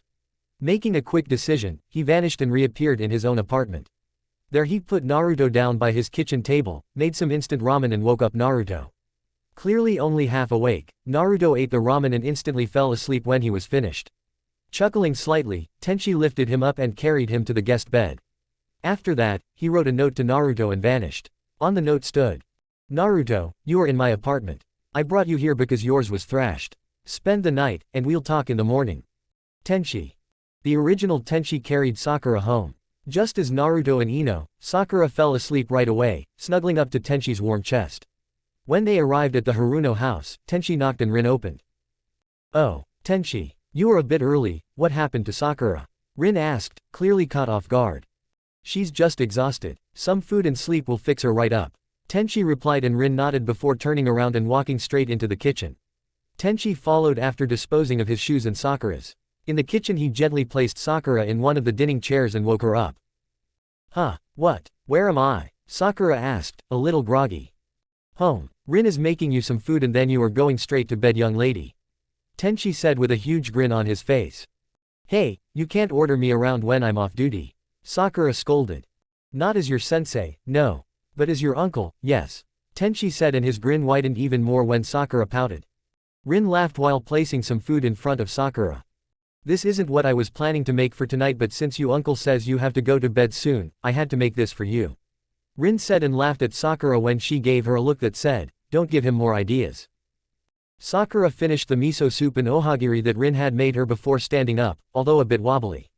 She then gave Rin and Tenchi a hug each and headed for bed. She's really tired. What did you make her do? Rin asked when she came back to the kitchen after following Sakura and making sure she didn't fall asleep in the shower, which she probably did. Oh, not much. I gave them some weights and made them run 40 laps around the training area. Then I let them sleep for a while, but Naruto woke up, so I taught him a chakra control exercise which I taught to Ino and Sakura when they woke up. It is the exercise where you cover your body with chakra, Tenchi said. Ah, the refreshing technique, Rin said, and Tenchi nodded. How much weight did you give them? Rin asked. 80 pounds, Tenchi simply answered. Don't worry, they did great. At the end of the week they will be moving like they did before the weights with no problem, Tenchi reassured Rin when he saw her glare. Naruto had some problem with the technique and I felt that it was the Kyuubi's chakra that battled against his own, so I took him into his mindscape and to see the bastard fox. There we negotiated a deal. It seems the fox wasn't as bad as we thought. From what it told me, it was summoned into our world by someone from the Akatsuki and sent to destroy Konoha. The deal was that Kyuubi stopped fighting against Naruto's chakra and that he give Naruto chakra when needed. The conditions were that Kyuubi be allowed to talk to Naruto in his mind, and that I and Naruto sign a summoning contract for foxes, which we did, Tenchi said, and Rin looked dazed. You actually talked to Kyuubi? Wow, she just said. Tenchi ignored her and continued. When we came out of Naruto's mind, he did the technique and didn't have any problems with Kyuubi's chakra. Then I taught him how to summon and tried out the new summoning as well, Tenchi said. How is it to summon a fox? Rin asked. More taxing than a wolf, but doesn't surprise me, Tenchi replied, and Rin nodded. They are your natural summons after all, she said while trying to look really smart. She succeeded. Hi, but foxes are Naruto's natural summon. But not surprisingly he had some trouble with it. But with more control and practice, he should be able to summon without a problem. While Naruto was practicing summoning, Ino and Sakura woke. I taught them the refreshing technique, which they mastered much faster than Naruto, and then I had them do some physical exercises to build strength and chakra. Neither Sakura nor Ino has much chakra, so I have to work hard with them on that. Naruto fell asleep again, but when he woke up, I had them do tree climbing. No one of them reached the top, but you should have seen Naruto's growth. At first he could only take 5 steps before falling, while Sakura made it halfway up the tree. But on the final run, Naruto had come just as high as Sakura was on her second try. That's amazing, Tenchi said, feeling real proud of his student. Yes, it is, but we already knew he was amazing, so that's no surprise.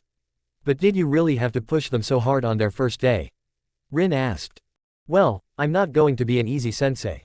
These kids are going to grow to be incredible, Rin. We can't cuddle them, or lead them. I have requested to Hokage-sama that Team 7 doesn't do any missions on this first week, since I am going to whip them into shape. When this week is over, they will have to do missions on top of my training. That is really going to be tough, Tenchi explained, crossing his arms and looking sternly at Rin, who nodded slowly. Alright, just don't kill them. And make sure they don't follow in your footsteps, Rin warned, and Tenchi saddened. I know, but I don't know how to. I never was a kid, so to speak. I never learned how it is to be a normal kid, so I wouldn't know. I was planning on asking you to help me with that, Tenchi said sadly, and Rin nodded. Sure thing, little brother, I'll help. Now should we go out for dinner, since Sakura is sleeping? She asked, and Tenchi nodded. Rin and Tenchi were walking towards Ichiraku Ramen, chatting happily. So now Jiraiya has a couple dozen scars on his back, Tenchi finished, and Rin laughed. I can't believe he would actually use henge to peek at women. It probably would have worked if that Kunoichi hadn't been there, Rin said, and both of them laughed a bit more. Far away, a certain white-haired man sneezed and alerted the women he was peeping onto his presence. Oh no, was all he managed to say before getting beat into the ground. Back in Konoha, Rin and Tenchi had reached Ichiraku and had just sat down. 1 miso ramen please, Tenchi ordered. 1 vegetarian ramen, Rin ordered, and when Tenchi looked at her she raised an eyebrow. What? She asked, but he just shrugged. So, what have you been doing while I was gone? Tenchi asked. Oh, just the usual. I'm working as a medical nin, so I work at the hospital most of the times, but I get sent on some missions as well. Raising Sakura has been a challenge since Cashew died, but we have supported each other. Sakura missed you terribly, by the way. When she realized you were her sensei, I could see the joy on her face. Rin said, and Tenchi saddened a bit. I know, I missed her as well, but the mission became a bit more complicated than I thought, Tenchi said, and Rin looked puzzled. What do you mean? Wasn't the mission that you search for Naruto's family? Rin asked, and Tenchi nodded. It was in the beginning, but seriously. Did you think it would take me 6 years to travel the world and search like that? The mission was a failure after 3 years, Tenchi said, and finished his food. Rin turned and glared at him. Then why didn't you come back right away? Your absence really made things difficult and sad here. Not just for Sakura and Naruto, but for me and Kakashi, Sandame, and all our friends. Rin scolded, and Tenchi closed his eyes. I know, but I found out something that I had to investigate. When I was in Earth Country, I found out about an organization named Akatsuki. It is made up of S-rank missing nins from all over the shinobi lands. Uchiha Itachi is part of that group. I wondered what that organization wanted, so I started collecting info on them. Tenchi said, and drank a little water. Yeah, and? Rin asked, clearly getting impatient. I wasn't able to learn their true goal, but I know this much, Tenchi said, and looked square in Rin's eyes. They want the 9-tailed demons, he said, and she gasped. When he turned back, Rin could see how worried Tenchi was. This organization was strong. Why, I can only speculate. Jiraiya is gathering more information now. But that is why it took me 6 years to come back. And that is why I am going to push Naruto, Sakura, and Ino past their limits. When Akatsuki decides to go after Naruto, he has to be prepared for the worst. Tenchi said, and drained his glass. Rin gulped a little and grabbed Tenchi's shoulder. How strong is that organization? She asked. Itachi is the 3rd or 2nd strongest member. They are made up of 7 members, as far as I know at least, but they have several minions. The leader, he intercepted me once. Luckily I was in disguise, so he doesn't know who I am, but he fought against me, and I tell you, he was a monster. I barely got away without releasing my mask. He was insanely fast. If I didn't know better I would say he used Shunshin. Tenchi said, and the color on Rin's face drained. She opened her mouth to say something, but nothing came out. She looked like a fish out of the water. But I wouldn't worry too much. From what Jiraiya and I found out, they won't move for at least half a year. In that time, I intend to train myself and my team to the extreme. Tenchi said, and Rin got back her determined look. Me too, she said, and Tenchi looked at her. Huh, he asked. I'll train with you too. It will do us both good to train together again. Perhaps we should get Kakashi as well, Rin said, and Tenchi nodded. You're right, we should, but I'm tired of worrying about Akatsuki now. Let's talk about something else, okay? Tenchi said, and Rin nodded while smiling. So, how exactly did Jiraiya survive peeping on Tsunade? Rin asked, and Tenchi broke down laughing. Shizune healed him, although very reluctantly. The next day Jiraiya told me he had a dream about Shizune, and she heard him. She scared me, that's for sure. She can hit almost as hard as Tsunade. Can all medics hit with superhuman strength? Tenchi asked, and Rin nodded while grinning evilly at him. Tenchi gulped and tried to ignore the uneasy feeling he got in his stomach. The next day started with a bang. Or rather, a thud, as Naruto lost his grip on the tree and fell smack into the ground. Groaning, he got up and tried again. And again. And again. Tenchi was looking at his only male student with something akin to pride over Naruto's determination. Wolf, why isn't the kid managing to do this? Kyuubi asked. Because he has way too much chakra compared to his body size and strength. That makes it difficult to control, but if you haven't noticed, he has shown massive improvement. I mean, yesterday he didn't know how to summon, he didn't know how to use chakra to make himself stronger, or to relax himself. Yesterday he had never spoken with you or how to walk on vertical surfaces. Now look at him, I estimate that he will be at the top in about 3 hours. Tenchi replied to the fox, and he mentally nodded. What about the two girls? That have better control, but neither have reached the top yet. Kyuubi pointed out. It was true, both Ino and Sakura had come to a stop in their improvement about 1.5 meters from the top. Tenchi knew why though. That is not because of lacking control, but rather lacking chakra. Both Sakura and Ino have impressive control now, they hardly waste any chakra at all. But their chakra reserves are too small to reach the top. If they took of their weights, then they would no doubt reach the top right away. But I won't allow that. I will let them try one more time before I have them doing other exercises for a while. While they do that, Naruto has to continue the control practice. Tenchi told Kyuubi, who didn't respond at first. After a while of silence, the fox sighed. Do you think they will become good at all? He asked, and Tenchi smiled. Oh yeah, they will most certainly become, as long as they focus on training and developing their skill. Tenchi replied before jumping and landing on the same tree Naruto trained on. He watched as Naruto ran past him. He saw when Naruto's control slipped and he crushed the tree under his foot. Naruto managed to mark the tree before flying towards the ground. Baka, you're going to break your neck. Kyuubi yelled in Naruto's head, making said boy panic. Luckily Tenchi caught him before making an impact on the ground. Thanks Tenchi-asan, Naruto yelled when he saw Tenchi had rescued him. My pleasure. But Naruto, sit down for a moment. Tenchi ordered. Naruto complied and sat down with his legs crossed. Kyuubi, can you teach Naruto a meditative technique? Tenchi asked. Of course. What do you think I am, stupid? But why do you want him to meditate? Kyuubi replied. So he can look at his chakra. Tenchi replied. Naruto looked shocked at that. Look at my chakra. What do you mean? He asked, but Tenchi chuckled. Wait and see, was all he said before walking over to Ino and Sakura, just in time to catch Ino. Well girls, I think it's time for you two to find out what you will be doing for the next 3 days. Tenchi said while smiling at Sakura and Ino. Both looked expectant at him. Are you going to teach us a new jutsu? Ino asked eagerly, but Tenchi shook his head. Now, I'm not. I'll start with telling you why you can't reach the top of the tree. Do you know why? Tenchi asked. Too little control, Sakura asked. No, too little chakra. Tenchi said. When Sakura and Ino stared in disbelief, Tenchi chuckled. Why do you have to take a break after landing? Why does it feel so heavy to take those last steps? Why can't you push past that point? Tenchi asked and threw a kunai at the point Ino and Sakura couldn't pass. Because when you reach that point, your chakra is empty. To make chakra, you mold spirit energy and body energy. When one of the energies stops, the chakra stops. To push past that problem, you have to increase your chakra capacity. To do that, well, it's easier to show you. Tenchi said and folded up his sleeves. There were similar weights to those that Sakura and Ino wore. Tenchi did the same to his pants and showed that he wore weights there as well. As you saw, Tenchi said while hiding his weights again. I wear the same type of weights you three do. Mine weight 125 pounds now. That's 500 pounds total. I am going to show you what you two will be doing. I will probably join you for the 3 days as well, since I need training as well. But 125 is a little too light. I think 125 pounds on each arm and leg is too light. How strong are you really? Ino interrupted. Sakura just stared at her uncle. Wow, was all she managed. Strong. Now as I was saying, I think I'll double that. Tenchi said. As he said that, his weights glowed blue and suddenly the ground under him started to crack. Then the blue glow faded, and Tenchi stood up, although both Ino and Sakura saw that it was heavy for him. There, 250 pounds each. Now, do as I do.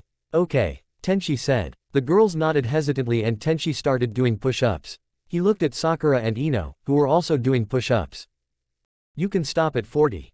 Tenchi said and continued. He did 100. Then he started with sit-ups. Again Sakura and Ino did 40, while he did 100. Then came squats. After that the three of them stood up. Tired? Tenchi asked and Ino and Sakura nodded. A bit, they said. Well, too bad, for now comes the hard part. Tenchi said and started running. Sakura and Ino followed close behind. As they passed Naruto, who was now meditation, Tenchi looked at him. Good, he has already learned to meditate. Kyuubi, after he has meditated for half an hour, get him to continue the tree climbing. Tenchi thought. Alright Wolf, have fun with the females. Kyuubi replied. Tenchi chose to ignore the tone the fox used. Tenchi, Sakura and Ino kept running for a while. They ran a lap around Konoha and when they came back to the training area, Sakura and Ino were exhausted. Tenchi saw that Naruto was trying to reach the top. He had improved again. Turning to the girls, Tenchi smiled. I'm proud of you too. Good work. Now before you ask, becoming stronger like this will not only increase speed, strength and stamina, but also chakra capacity. Now, please sit down in the lotus and do the refreshing technique while I go check on Naruto. Tenchi said. The girls nodded, too tired to speak and did as he said. Tenchi looked at them as they spread chakra throughout their bodies. He smiled and walked over to Naruto. After Tenchi asked Kyuubi to teach Naruto, the fox went into its own version of lecture mode. Listen Kit, when you meditate, you calm your body. There are two versions. Either you focus on nothing, or you focus on only one thing. For you it would be better to focus on one thing. Take your breathing for example. Think only of making it even and steady. Feel yourself become one with your breathing. The goal is to reach a special meditative state. When in this state, you can to a certain extent become aware of all around you, you can become aware of your own body and how it works. You feel how chakra flows and if you become really good at meditating, then you can see around you. Your sensei can do that. When he meditates, there is almost no possibility of sneaking up on him. But don't worry about that yet. Just focus on one thing and let it relax your body. Kyuubi lectured. Naruto nodded and focused on his own breathing. He tried to relax, but he couldn't. Feelings of annoyance entered his head. His body became more and more tense until Kyuubi roared in his head, almost scaring Naruto out of his good skin. Baka, I said focus on one thing. You aren't focusing enough on your breathing. Push away all other thoughts, feelings and actions. Focus only on breathing in and out. In and out. Kyuubi growled and Naruto nodded and gave it a second try. This time when the annoyance came, Naruto crushed it and focused on breathing in and out. After a few minutes Naruto felt a calmness spread over him. He thought it was something bad and increased his efforts in focusing on his breathing. Slowly, the calm went away and Kyuubi growled. Kit, you almost entered the meditative state, but cancelled it when you focused too hard on breathing. That calmness is the meditative state, the goal with all of this. Now try again, brat. Kyuubi growled. Naruto was about to retort, but thought better of it and tried again. This time the annoyance didn't come and when he felt the calm spread, he allowed it.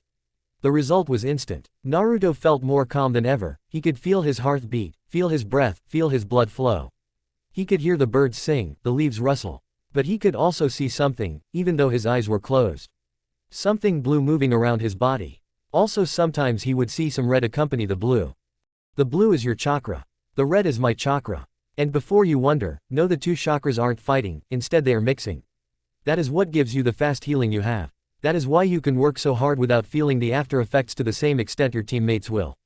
The reason Wolf wanted you to learn to meditate was so that you would see this. See how your chakra flows around your body. When you use a jutsu, your chakra moves in a specific pattern. This pattern is what makes the jutsu work. The same goes for when you use chakra for other things as well. For example, do the refreshing technique and see.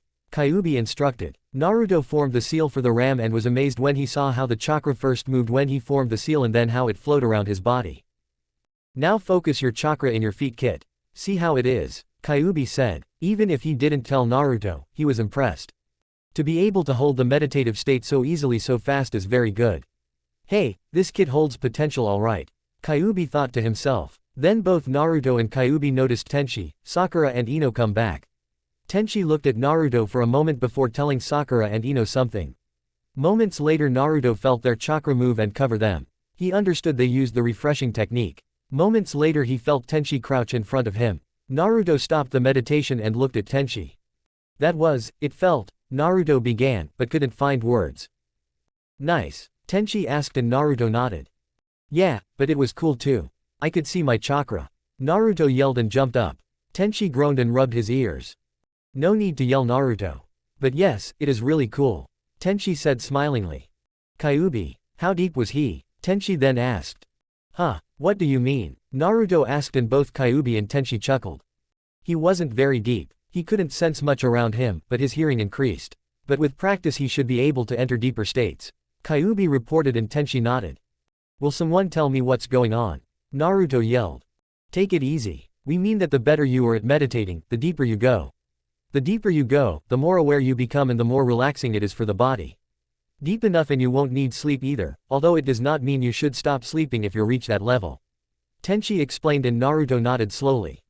Anosa, will I reach that level? Naruto asked. Perhaps, were the replies. Then Tenchi stood up and pointed to the tree Naruto climbed. Come on, try again, he said. Naruto nodded and stood up. Forming the ram seal again, he ran towards the tree and went up it. This time he did much better, nearly reaching Sakura and Ino's current max. Wow, that's a huge improvement. Soon he will be ready for the water walk. Tenchi thought and pride welled up in him. Oh, time to check on the girls. He thought and headed over to Sakura and Ino. They were still using the refreshing technique. Tenchi sat down in front of them and closed his eyes. Entering his standard meditative state, he saw how much chakra they had left. Ino and Sakura looked at him questionably but didn't say anything. Girls, go back to tree climbing please. Tenchi suddenly said. Ino and Sakura got to their feet and looked at Tenchi, waiting for him to get up. Finally Ino got enough. Hey, sensei, get up. Aren't you going to watch? She asked. I am watching. Now get moving, Tenchi ordered. Sakura and Ino shrugged and moved to their tree. Starting to climb, both felt how tired they were, but also it seemed strangely easy to climb. They didn't realize their chakra lasted half a meter further up than usual. When they landed they stared in disbelief at the tree. See, even when you were exhausted from all that running, you managed to improve. This is what it means to train. To push past limits. You two understand? Tenchi asked and Sakura and Ino whirled around to stare at him. He hadn't moved at all, sitting in the same position on the same spot. Uncle? Sakura asked. Tenchi still didn't move, but she got the impression that he was amused. I am in my meditative state. In this state, I have heightened senses. I can see you even with my eyes closed. Perhaps I will teach you two how to meditate soon. Naruto already knows it, Tenchi explained and the girls looked over and saw that Naruto was closing in on them. How did he improve so much? Ino asked. Because he learned how to meditate, and he saw how his chakra moves. That showed him how to move chakra correctly. That is a big part of what control is. Knowing how chakra moves. Yes, I have to teach you two how to meditate. Alright, come here, Tenchi said. The girls turned from Naruto and walked over to their still meditating sensei. Sit, and they did. Crossing their feet like Tenchi had, they paid full attention to him. Meditation is something that is very useful. I won't explain what it is, since I believe you two are so smart you would do better by discovering yourselves. Tenchi said and the girls glared at him. Lazy uncle. Sakura mumbled but Tenchi ignored her. Here's what I will tell you. When meditation, you focus on either one thing or nothing at all. Although I focus on one thing, there are those that clear their mind completely when they meditate. And before you ask, there is no better way, and there is no requirement for what to focus on. But it has to be something soothing. Meditation puts you in a trance-like state that when used properly, serves its purpose perfectly. Now I want you two to try it. Remember, focus on only one thing. When you do it properly, you will feel a calmness spread over you. Allow that to come, but all other thoughts don't belong in meditation. Tenchi explained. Sakura and Ino nodded before thinking about one thing. Surprisingly the same thing, namely Sasuke. Tenchi noticed right away, since their heartbeats increased. You two didn't listen. Something relaxing. That means not Sasuke. Think of the nature around you, or your breathing. Tenchi said and both girls eeped when he said that. Sakura then thought about the things around her. The sound of the wind, of the birds. She found that it calmed her more than she thought it would. She soon felt the calmness that Tenchi spoke of spread and she allowed it. When it spread over her whole body and mind, she suddenly found she could hear much better, smell much better. She felt her chakra and saw how it moved. Ino on the other hand focused on breathing evenly. She too felt the calmness spread, but an image of Sasuke throwing shuriken invaded with her thoughts and disrupted her focus. Try again, Ino, Tenchi said, and Ino nodded. It took Ino 2 more tries until she entered the meditative state. Tenchi then let both of them stay that way for a while, watching them rebuild their chakra reserves. 1 hour after Ino entered her meditative state, Tenchi's voice brought them both back. It's time to work again, he said, and Ino and Sakura opened their eyes to see Tenchi smiling brightly at them. But well done both of you. I am proud of you, he said and helped them rise. That was amazing, sensei. I could hear so much, Ino said. Me too, and I saw how my chakra moved, Sakura said, and Tenchi nodded. That's good. Then you should both know how to move your chakra, if only a little better. Now, I am going to let you try one more time before going home, he said and pointed to their trees. Sakura and Ino nodded and ran over to their trees and ran up. Tenchi looked up and smiled as they both passed by the points they had stopped at before and reached the top. When they started to fall, he ran up and caught them both. Laying them down on the ground, he smiled even wider. See, you did it. Both of you reached the top. Excellent work. When Naruto gets down, the training for today is over, Tenchi said, and as on cue Naruto landed with a thud behind him. Damn, I'm almost to the top, Naruto yelled and prepared to rush again when a hand grabbed him. No, that is enough. Training is over for today. Each of you have shown massive improvements today, and deserve a little rest. Come on, let's go to Ichiraku. My treat, Tenchi said, and Naruto walked in joy. Sensei, Ino asked. Yes, Tenchi replied, turning to the girl. I hope you are rich, since Naruto can eat a lot of ramen, Ino said, and Sakura snickered. I know he can. I know, Tenchi said sadly while he gave them a smile before they headed towards Konoha and food.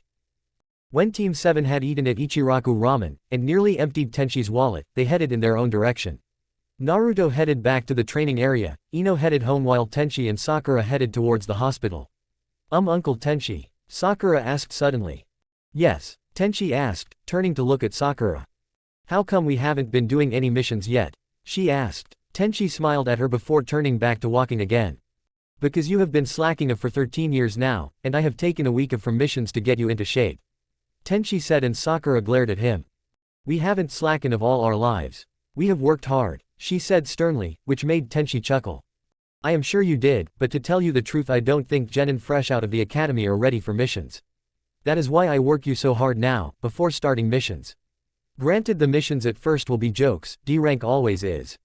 But even so, I want the 3 of you to be prepared, Tenchi said, his voice jokingly. They walked in silence until they reached the hospital, where they headed in to see if Rin was finished soon.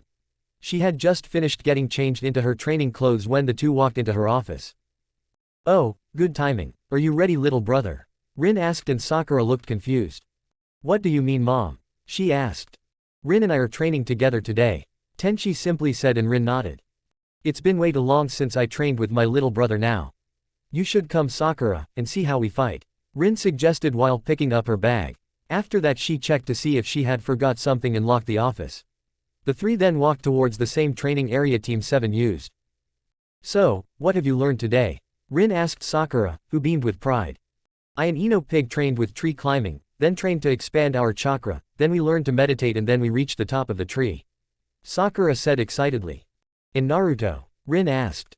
He learned to meditate and almost reached the top of his tree, Tenchi replied before turning to Sakura. Why do you keep calling Ino Pig? There isn't anything about her resembling a pig. Not in looks or personality, Tenchi asked, and Sakura glared a little ahead of her.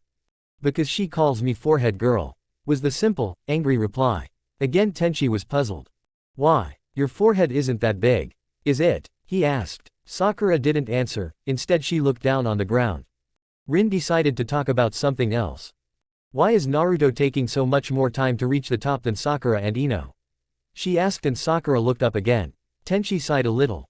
That is because he has much more chakra to control. The more chakra you have, the better control you need. Basically that means that Naruto needs more control than Sakura, since he has much more chakra, Tenchi replied, and Sakura looked sad. So he is better than me then? She asked, but Rin shook her head. No, there is a lot more to a ninja than just chakra capacity and control. You can be a great ninja without much chakra, she said, and Sakura beamed. Thanks mom, she said and Tenchi chuckled. We're here, he said and they arrived at the training area. They saw Naruto training on the tree climbing and Tenchi sighed before walking over and yanking the boy down from the tree. Hey, what's the big idea? Naruto yelled and kicked while hanging from Tenchi's arm. Didn't I say training was over? Tenchi asked. Doesn't mean I can't train on my own. Naruto replied while crossing his arms and glaring slightly. Tenchi sighed and shook his head before putting Naruto down on the ground. So, how far can you go now? Tenchi asked and Naruto grinned. I'll show you. Just watch Tenchi-asan. He yelled, did the ram seal and ran towards the tree. He continued upwards and upwards until he reached the top. There he grabbed the top and grinned down at his public, who were staring up at him. Sakura in disbelief, Tenchi and Rin in pride. Very good Naruto, but I see you still have some problems. Don't forget, this exercise isn't mastered until you can walk up and down several times without slipping. Now get down here, Rin and I are going to spar. Tenchi yelled up and Naruto jumped down. When he landed, he made a small indentation in the ground from his weights. He then got up and walked wobbly towards the others. Why did I have to come down if you are going to spar? He asked and both Rin and Tenchi grinned. Because you would have fallen out of the tree if you had watched from up there. They both said and Naruto and Sakura stared a little. Why? Isn't it a normal spar? Sakura asked. Well yes, a normal spar between junins. Which is far from what you have seen yet. Tenchi said. Compared to a good junin, a genin moves at crawling speed. Rin said, eyes shining with pride. Hey, I can move faster than that. Naruto yelled and both Tenchi and Rin laughed loudly at that. Is that so? Well then, how can you say that when you have never seen our true speed? Rin asked, clearly amused. I haven't seen your true speed. Naruto asked and both Rin and Tenchi nearly fell over with surprise. No, we haven't shown that yet. Not to either of you two. Rin said and Naruto blinked a few times. Tenchi rolled his eyes and he and Rin walked into the center of the training area. You ready? Tenchi asked as they faced each other. Rin nodded and both slipped into their battle stances. Rin had her hands slightly in front of her body, while crouching slightly with her feet at about shoulder width. She was focusing entirely on Tenchi. Tenchi stood with one hand in front of his face and the other by his hip. He too had his feet at shoulder width. He smiled at Rin and his eyes changed. Naruto and Sakura gasped as they saw how the regular brown shifted to glowing blue. Wow, cool. Naruto yelled and Sakura nodded. Rin looked slightly anxious. She took a step towards Tenchi, while he took a step away from her. A few more steps were taken and the distance was still the exact same. Why are they moving like that? Naruto asked but Sakura shook her head. I don't know. Perhaps he is afraid of her. She tried, but somehow didn't really believe it. Then suddenly both Rin and Tenchi blurred out of sight and moments later a large shockwave flew through the training area. Naruto and Sakura shielded their eyes from the dust that came flying. When they looked they saw Rin and Tenchi stand in the middle of a shallow crater, fists caught by the other. They stood there a bit, pushing against each other and testing their strength. Suddenly Rin pulled back, pulling Tenchi off balance and slamming a knee into his stomach. He groaned and Rin tried to repeat the action but Tenchi twisted his arms and flung Rin over his back. She landed on her feet, skidding to a halt and was smirking at Tenchi, who smirked back, his glowing eyes showing amusement. Rin's eyes widened slightly when Tenchi started grinning widely. No, he isn't going to, she thought but all her thoughts were silenced when Tenchi closed his eyes before mumbling something and opening his eyes again. His eyes were still glowing blue, but something was different. It was like a sharper look past the eyes, like the glow intensified slightly. Then his eyes widened and Rin couldn't move. Ninpu, Kanashibari no Jutsu. Tenchi said and Rin growled slightly. Seeing the curious look in his student's eyes, Tenchi smiled. It is a jutsu that allows the user to paralyze his opponents with a single look. The ones that have mastered it can kill with it, but I can't. A missing nin named Orochimaru has mastered it, and if he uses it on someone, he can kill them, effectively killing someone with a look. Tomorrow, I will teach you how to counter it, since even Orochimaru can't kill with it without using it to paralyze you first. If he can't do that, then he can't kill you with the jutsu. But that doesn't mean he can't kill you though, since he is very strong. Tenchi said and turned back to Rin, who by now had countered the jutsu. She was glaring. I hate that jutsu. Kaden, Karyu Enden. Rin yelled out after doing the appropriate seals. A thin ray of white-hot fire shot towards Tenchi. The fire scorched everything in its path, but Tenchi didn't dodge. Instead he smiled while forming seals. Sakura and Naruto held their breath as the fire got closer and closer to Tenchi, who finished with his hands in the bird seal. Sweeten, water wolf shot. Tenchi yelled and water began to spurt from his mouth, and formed a wolf shape which met the fire head-on. A hissing sound could be heard and Sakura and Naruto stared in disbelief as the fire and the wolf merged to produce a huge cloud of steam. The cloud rose to block the combatants' view from each other. Neither Rin nor Tenchi could see each other. But they could feel each other's chakra. So, what now? We wait until the steam goes away, or do we continue?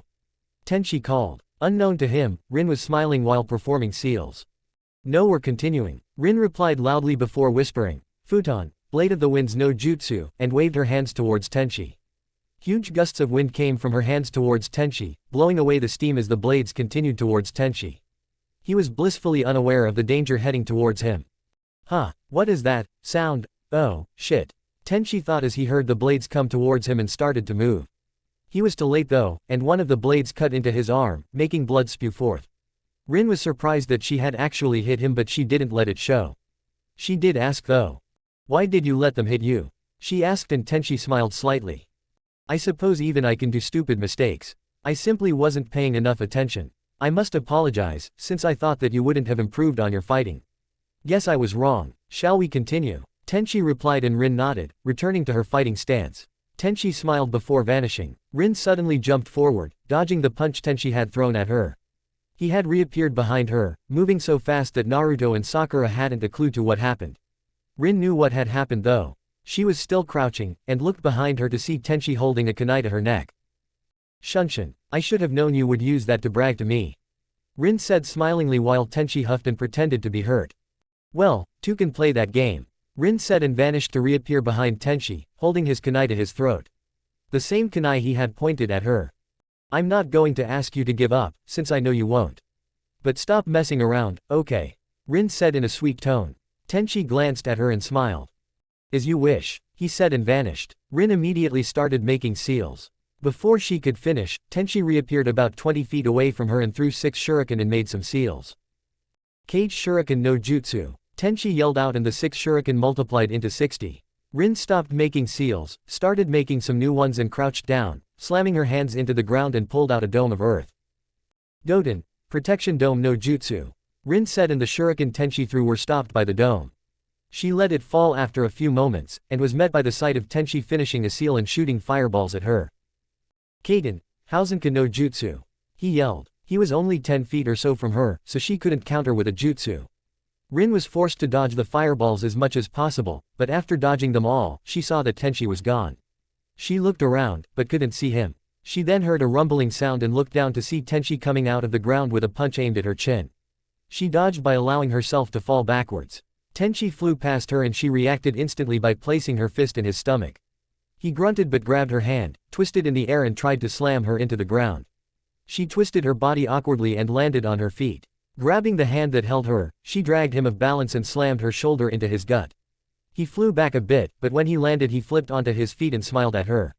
She smiled back and they both started making seals so fast Naruto and Sakura couldn't follow at all. They finished at the same time. Kaden, Ryuka no jutsu.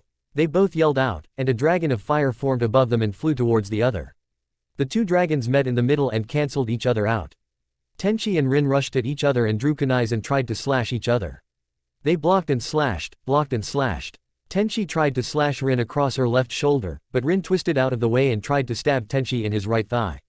He jumped away, narrowly avoiding injury. He jumped towards her and slashed towards her stomach. She jumped back, but still got grazed. Rin jumped a little away, and looked at Tenchi. Both were panting but smiling. This has been fun, but I think I will become serious now. Rin said and did some seals. A blue glow surrounded her hands. Fighting with medical jutsus, huh? Tenchi asked and Rin nodded. Yes, only the best for you, right? She asked and Tenchi chuckled. Oh, well then, I guess I should pull out some stronger moves too then. Tenchi said and held his palm up. In the palm a sphere of chakra appeared. It was made up of several layers of spinning chakra blades, resembling a typhoon. Rasengan, Tenchi said and Rin's eyes widened before narrowing. Stronger moves. Do you have a stronger move than that, except the heaven light? Rin asked and Tenchi shook his head. Nope, he said smilingly and Rin just shook her head. I have a feeling this should stop now, before either of us get seriously hurt. She said and Tenchi nodded. They both let their attacks dissipate. Rin's hands lost their glow and Tenchi's Rasengan faded away. Both took a calming breath before letting their guard down. That was great, Rin. We should do this again sometime. Tenchi said and Rin laughed at him. Both of them started making their way towards Naruto and Sakura. Just don't let it be 6 years until next time, okay? Rin asked and Tenchi laughed slightly while scratching his head. Yeah, sure, I'll try, he said. Naruto sat on his bed, recalling the fight he had seen earlier the same day. They moved so fast, I couldn't see them, he said to himself. Of course, they are both Junin, and Wolf is a very strong one also, but if you tell him I told you that, I'll give you the mother of all headaches. Kyuubi growled inside Naruto's head. Alright already, I won't tell him, but what do you suppose he meant by, making, is his level? Naruto asked his furry tenant. Flashback. Sakura, Naruto, were you two able to follow me and Rin with your eyes and other senses? Tenchi asked and both Naruto and Sakura shook their heads. No, not for the most part. You were moving way too fast, Uncle Tenchi. Sakura answered and Naruto nodded fiercely. Yeah, you were so fast, it was like whoosh and you were gone. Anosa, you think I can become so strong someday? Naruto asked and Tenchi smiled before ruffling Naruto's hair. I intend to make you, Sakura and Ino very strong. I intend to make you my level, Tenchi said cheerfully. End flashback. I don't know, but if I were to guess, it means he plans to train you three to become so powerful that you can match him. That means a lot of training, Kit. Kyuubi said and Naruto grumbled but didn't answer. What is it, Kit? Afraid of the big bad wolf's training? Or of failing his expectations? Kyuubi asked in a mocking tone. Nani? What are you saying, stupid fox? I'm Uzumaki Naruto and I will never be afraid of training. I will never fail Tenchi Asan's training. So just shut up, furball. Naruto yelled and Kyuubi snickered. You are so easy to enrage. It isn't something a ninja should be. But I guess you at least have the guts needed. It must be because you have the strongest demon in you that you feel so confident. I understand, but try not to rely on my power too much, little kid. You have to become strong without my power as well. Kyuubi mocked, making Naruto even angrier. Just shut up, you stupid fox, and leave me alone. Naruto yelled and strangely Kyuubi did as he said. Naruto sat on his bed for about half an hour before he fell asleep. His last thought was, if Tenchi Asan wants to make me as strong as he is, then I won't back down. I won't take my word back. It is my Nindo. Sakura was lying in her bed, staring at her roof. She was also thinking about what Tenchi had said to them. His level, huh? Can I surpass Mom? She thought, slightly sadly. She then looked at her hand. She closed it and smiled. If he can make me this much stronger in such a short time, then I can. If Uncle teaches and trains me, then I can become so strong. I will, Sakura thought before snuggling into her covers and falling asleep. Ino was unaware of what Tenchi had said, and of what had happened during the spar, so she was sleeping peacefully without thoughts of training in her mind. Rin was lying in bed with closed eyes, but she wasn't asleep. She was thinking about the spar she had with Tenchi. More accurately, when he had been hit by her wind blades. He should have heard them and been able to dodge them. I only used that jutsu to get the steam away, but he let it hit him. Why? To confuse me. No, that can't be it. He could have done worse things if he wanted to do that. To make me underestimate him. No, he doesn't need me to do that. Is he becoming rusty? It is the only thing I can think of that should explain it. But, no, he wouldn't allow himself to become rusty. Sensei trained him too well for that to be the cause. Then why? She thought, but no answer came. Opening her eyes, she looked at her nightstand. There were 4 pictures. The first showed a tall man with wild blonde hair and a huge grin with 3 young kids in front of him. One of the kids, the one to the left, was a boy with black hair wearing goggles and a huge grin as well. In the middle, a girl with brown hair and 2 rectangular streaks on her cheeks stood, looking happily into the camera. On the right side, a boy with silver hair and a face mask stood. He had a look that literally screamed, "Follow the rules or die," and, "This is a waste of time." It was Rin's first team.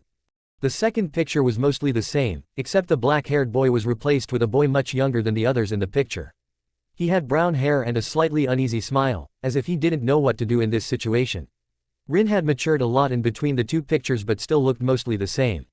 She had lost a little of the innocent look she had in the first picture, suggesting that she had seen things she shouldn't have seen. Yondaime hadn't changed at all, still the same blonde hair that seemed like it had its own life, and the same smile that probably would make hearts beat faster. Yes, Yondaime were a handsome man. Everyone that had met him knew that. Rin would be one of the first to admit that. The silver-haired boy had changed minimally. The only change was that he seemed to have lost some baby fat and had his forehead protector tilted so that it covered his left eye. His visible eye held much sadness and guilt. The third picture was of Rin with a child in her arms and a man lying next to the 2 in a hospital bed. The man had pink hair and green eyes. He looked happy and had a huge smile on his face. Rin looked tired, but happy as well. She didn't look into the camera, instead she looked at the child in her arms. It was the newborn Sakura. The little girl was asleep, suckling happily on her thumb. Both Rin and the man, Sakura's father, looked happy, real happy. The last picture was of 5 people. On the left stood Rin's husband, a hand over Rin's shoulder. He was looking at the 3 in the middle with fondness in his eyes. Rin was in the middle, holding 2 small children. One of the children was a girl with pink hair and a cute expression. It looked like she was giggling. The other was a boy with wild blonde hair and a fox grin on his face. Rin was cooing with the 2 children. On the right stood a boy, he couldn't be any older than 8, his brown hair covered in a bandana. He was looking at the 2 children as well, a gentle smile on his face, but like the other picture he was in, it didn't look like he knew what was going on exactly. Rin smiled when she looked at the pictures. She missed her dead teammate, her sensei, but mostly her dead husband. Thinking back to all the good and happy times without so much sorrow and death, she fell asleep with a smile on her face. Tenchi was sitting on the Hokage monument, looking out over the sleeping village. He sighed and looked at a scroll in his hands. It was named, Heaven Light. I wonder when my 3 students will be ready to learn this. My strongest jutsu, Naruto, is probably the only one that can use it more than once in a day. I can barely use any jutsu after this one. The chakra it takes to do is so huge, sometimes I wonder why I decided to teach it to them. A kinjutsu even before it was finished. But they will need it against Akatsuki. I can't let them go up against Itachi without something to counter that black fire of his. Tenchi thought before he sighed and placed the scroll in a pocket in his vest. He pulled out another scroll and a brush. Placing the scroll on the ground, he began to write. After about an hour of writing, he rolled up the scroll again and put it back into his vest. But not before taking another look at its title, Training Schedule. 3 genin stood in a training area, slightly nervous. Naruto wore his usual orange, slightly worn jumpsuit with his weights under. While he looked nervous, he also had a look of eagerness on his face. Sakura wore her red dress with the white circles representing the Haruno crest. She also wore the weights, but unlike Naruto she didn't look eager, but had a look of steel determination on her face. Ino on the other hand, didn't look so good. She was the one who was most nervous of the 3. Even though she looked like her normal self in her purple 2-piece dress, if someone looked close enough they would see she was shaking a little bit. Naruto and Sakura had told her about the spart Tenchi and Rin had the day before and what Tenchi had said, and it scared Ino. She was sure she couldn't become that strong, and was afraid she would die. Not when Naruto told her she was strong, and not even when Sakura said that if she didn't snap out of it soon, Sakura would win Sasuke, did Ino stop feeling scared. Both Sakura and Naruto were concerned for their friend and teammate, but decided to wait for Tenchi, who was slightly late. Tenchi cursed himself for forgetting to set his watch and sleeping in. He jumped out of his bed, and made a cage bunch and start making breakfast while he showered and got dressed.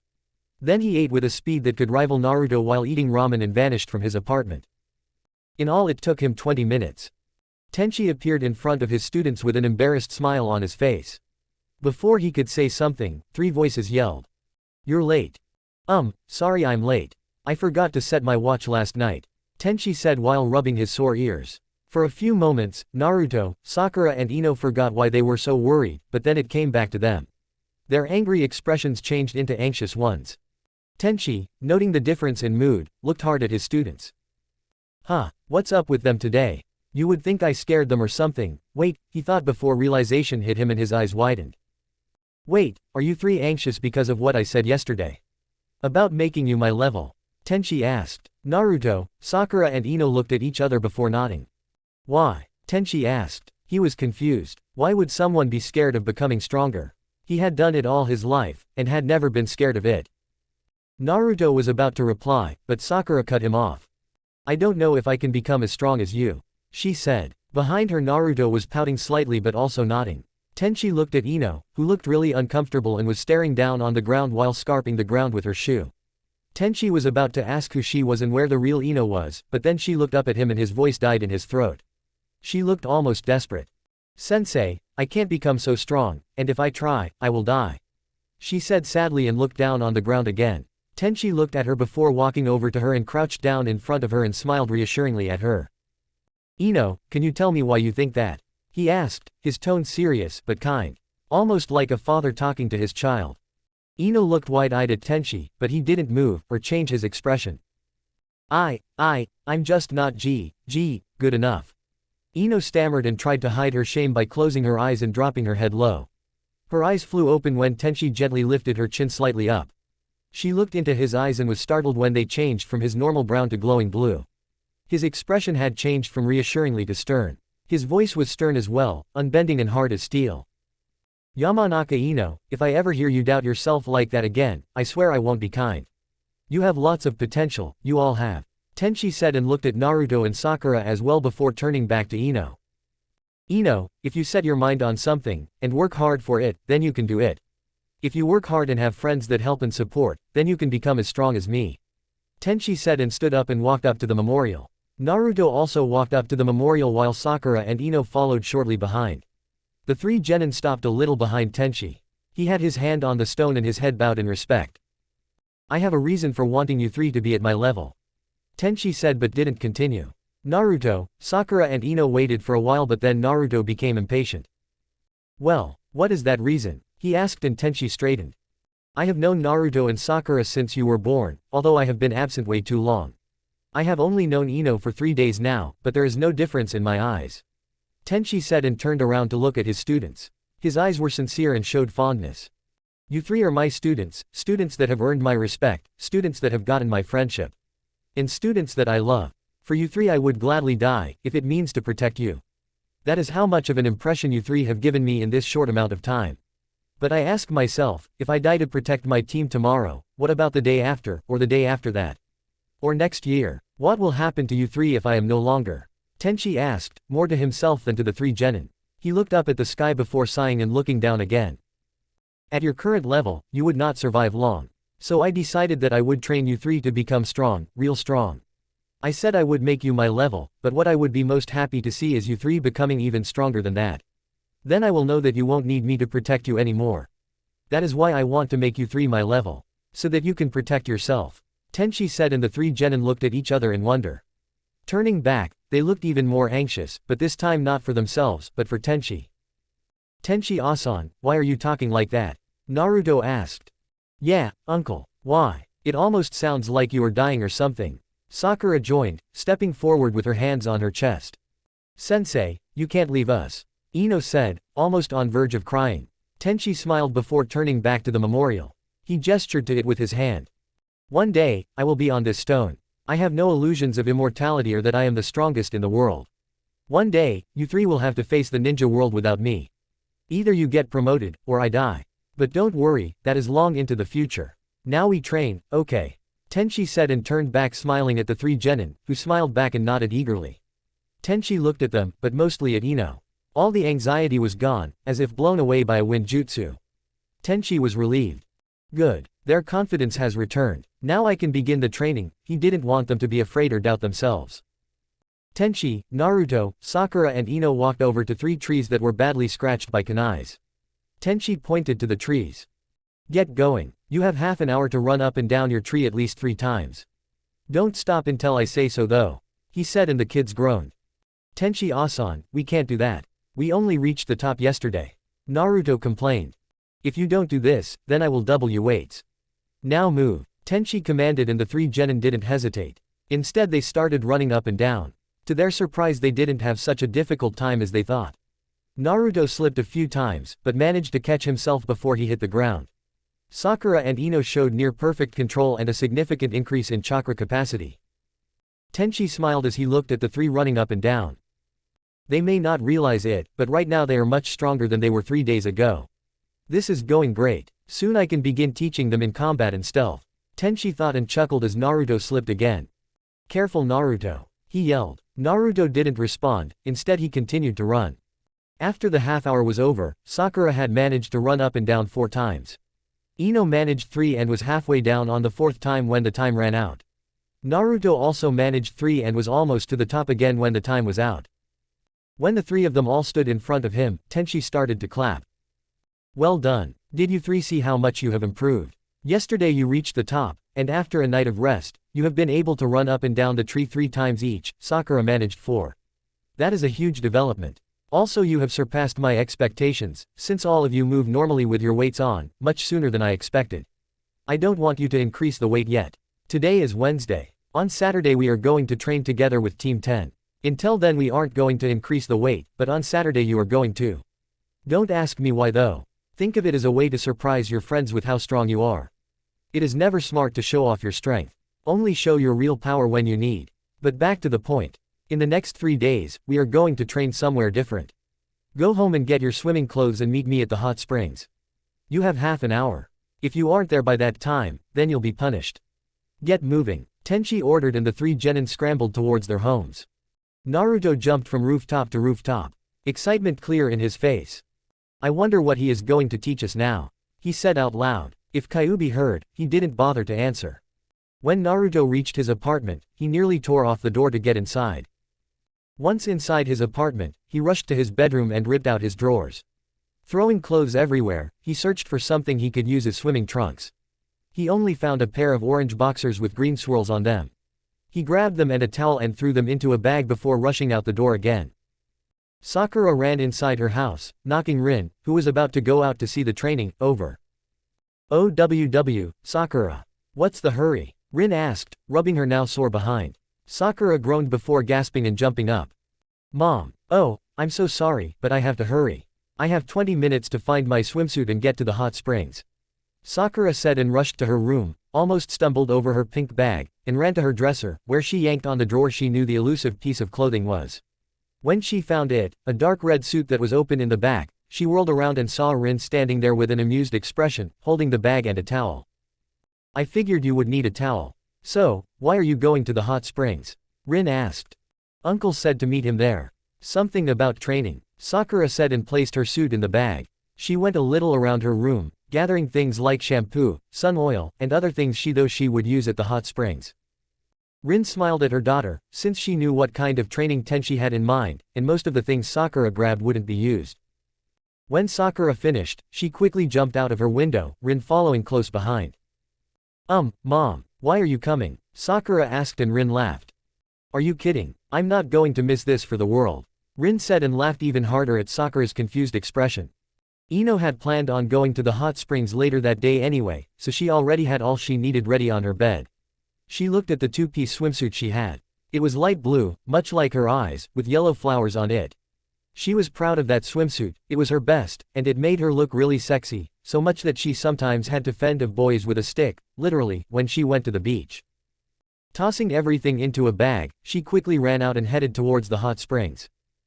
Tenchi stood on top a telephone pole, waiting for his students to run past him. He smiled when he saw them meet in an intersection and began to run towards the hot springs together. And here I was wondering if I had to teach them something about battle formations.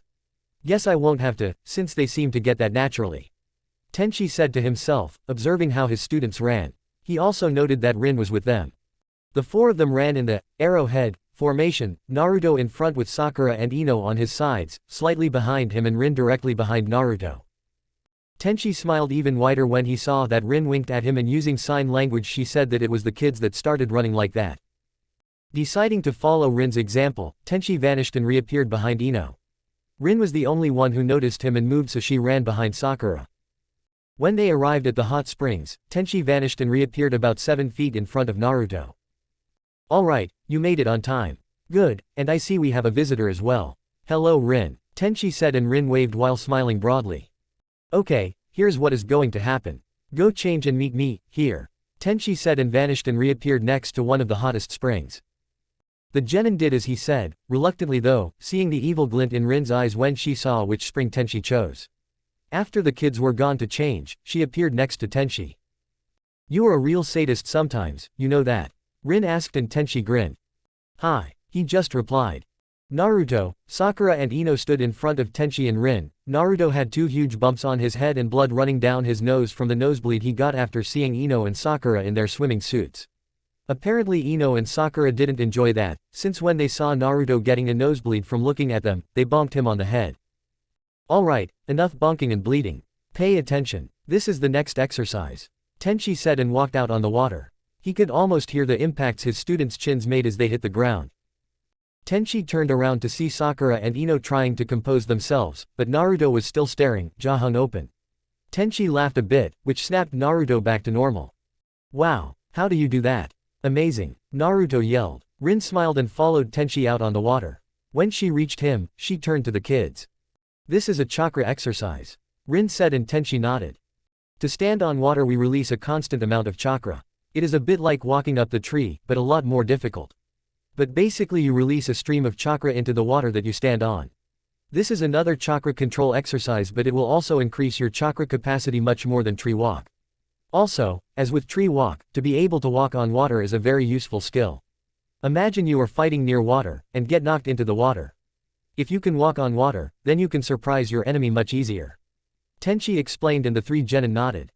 Now, it's your turn. Tenchi said and Naruto jumped in excitement, pumping a fist into the air. Sakura and Ino were a bit less enthusiastic, but they were eager to try as well. Sakura and Ino looked at each other with determination shining in their eyes. I will not be beat by you, forehead girl. Ino said with a cocky grin. Huh, Ino pig is delusional. I will beat you, Sakura replied, mirroring Ino's grin. Tenchi saw this, and leaned against Rin. I for one think it is interesting that those two haven't said anything about Sasuke for a long time. From what I heard, they were always fawning over him, weren't they? Tenchi whispered and Rin nodded. Yes, it is strange that they haven't said anything about him yet, but I'm not complaining. Uchiha Sasuke is an uptight bastard that is only thinking about himself and his revenge. If Sakura came home and told me she was together with that bastard, I think I would have a stroke. Rin whispered back and Tenchi had to try very hard not to laugh loudly at that. Yosh, I'm going to master this in one try. Naruto yelled and stepped out onto the water.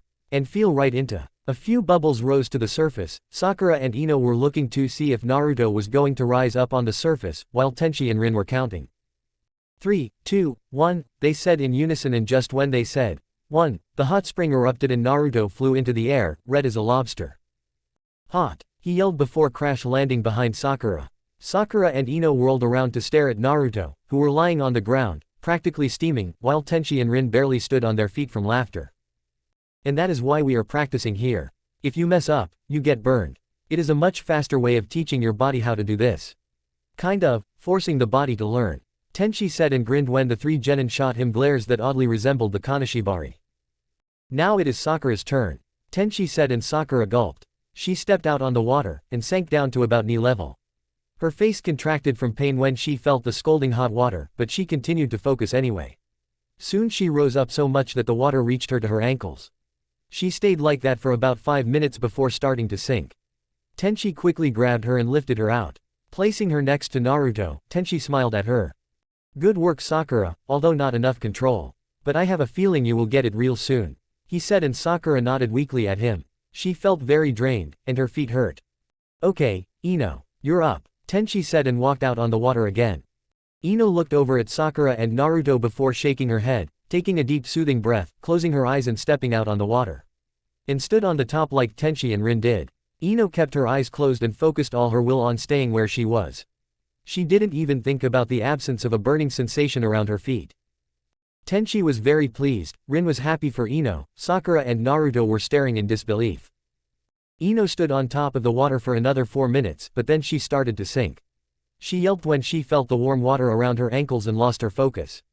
Before she could fall however, Tenchi had caught her and placed her next to Sakura. He was practically beaming with pride at Ino, who blushed a little at the obvious sign of a happy teacher. Good work Sakura and Ino. Naruto has to take this more seriously. Now, any questions before the second round? Tenchi said happily and Sakura raised her hand. How come Ino managed to do it in her first try? She asked and Ino snapped out of her little daze of blushing to hear the answer. Well, unlike you and Naruto, Ino focused all her will into this. She focused only on standing on the water, while Naruto were overeager, and you Sakura were anxious about burning yourself. It is understandable, but it interfered with your focus and concentration. To your credit Sakura, you didn't lose your focus when you felt the hot water. Instead you fought and improved. Next time I want Naruto and Sakura to focus only on standing on the water, and nothing else. Got it? Tenchi asked and Naruto and Sakura nodded. Ino raised her hand. Sensei, what about me? She asked shyly. Tenchi smiled at her before replying. You are going to focus on walking. Right now all you did was stand on the water. Now you are going to walk on it. He said. Ino nodded, determined to get this. Okay, Naruto. Get on the water. Tenchi ordered and the now slightly less red boy stood up. Naruto closed his eyes, formed the ram seal and focused chakra underneath his foot soles. He closed his eyes, stepped out on the water, and sank down to ankle level, but then he stayed there as well. Tenchi smiled at Naruto's improvement. After 5 minutes, Naruto opened his eyes and rose up and stood on the water. To say Tenchi was surprised is an understatement. He was shocked. How did Naruto improve so much? Kyuubi. What the hell did Naruto just do? To improve so much is nothing short of extreme. Tenchi mentally asked Kyuubi, who chuckled.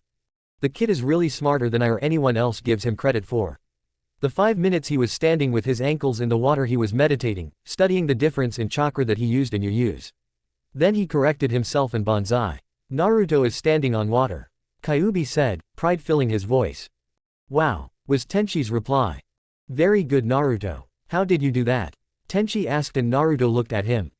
Oh shit, Naruto said and started to sink. Tenchi helped him to dry ground though. Naruto, Rin and Tenchi looked at Sakura and Ino, who hadn't said anything for a while. Sakura and Ino sat there, staring at the spot Naruto had occupied on the water. It was obvious they didn't believe their eyes.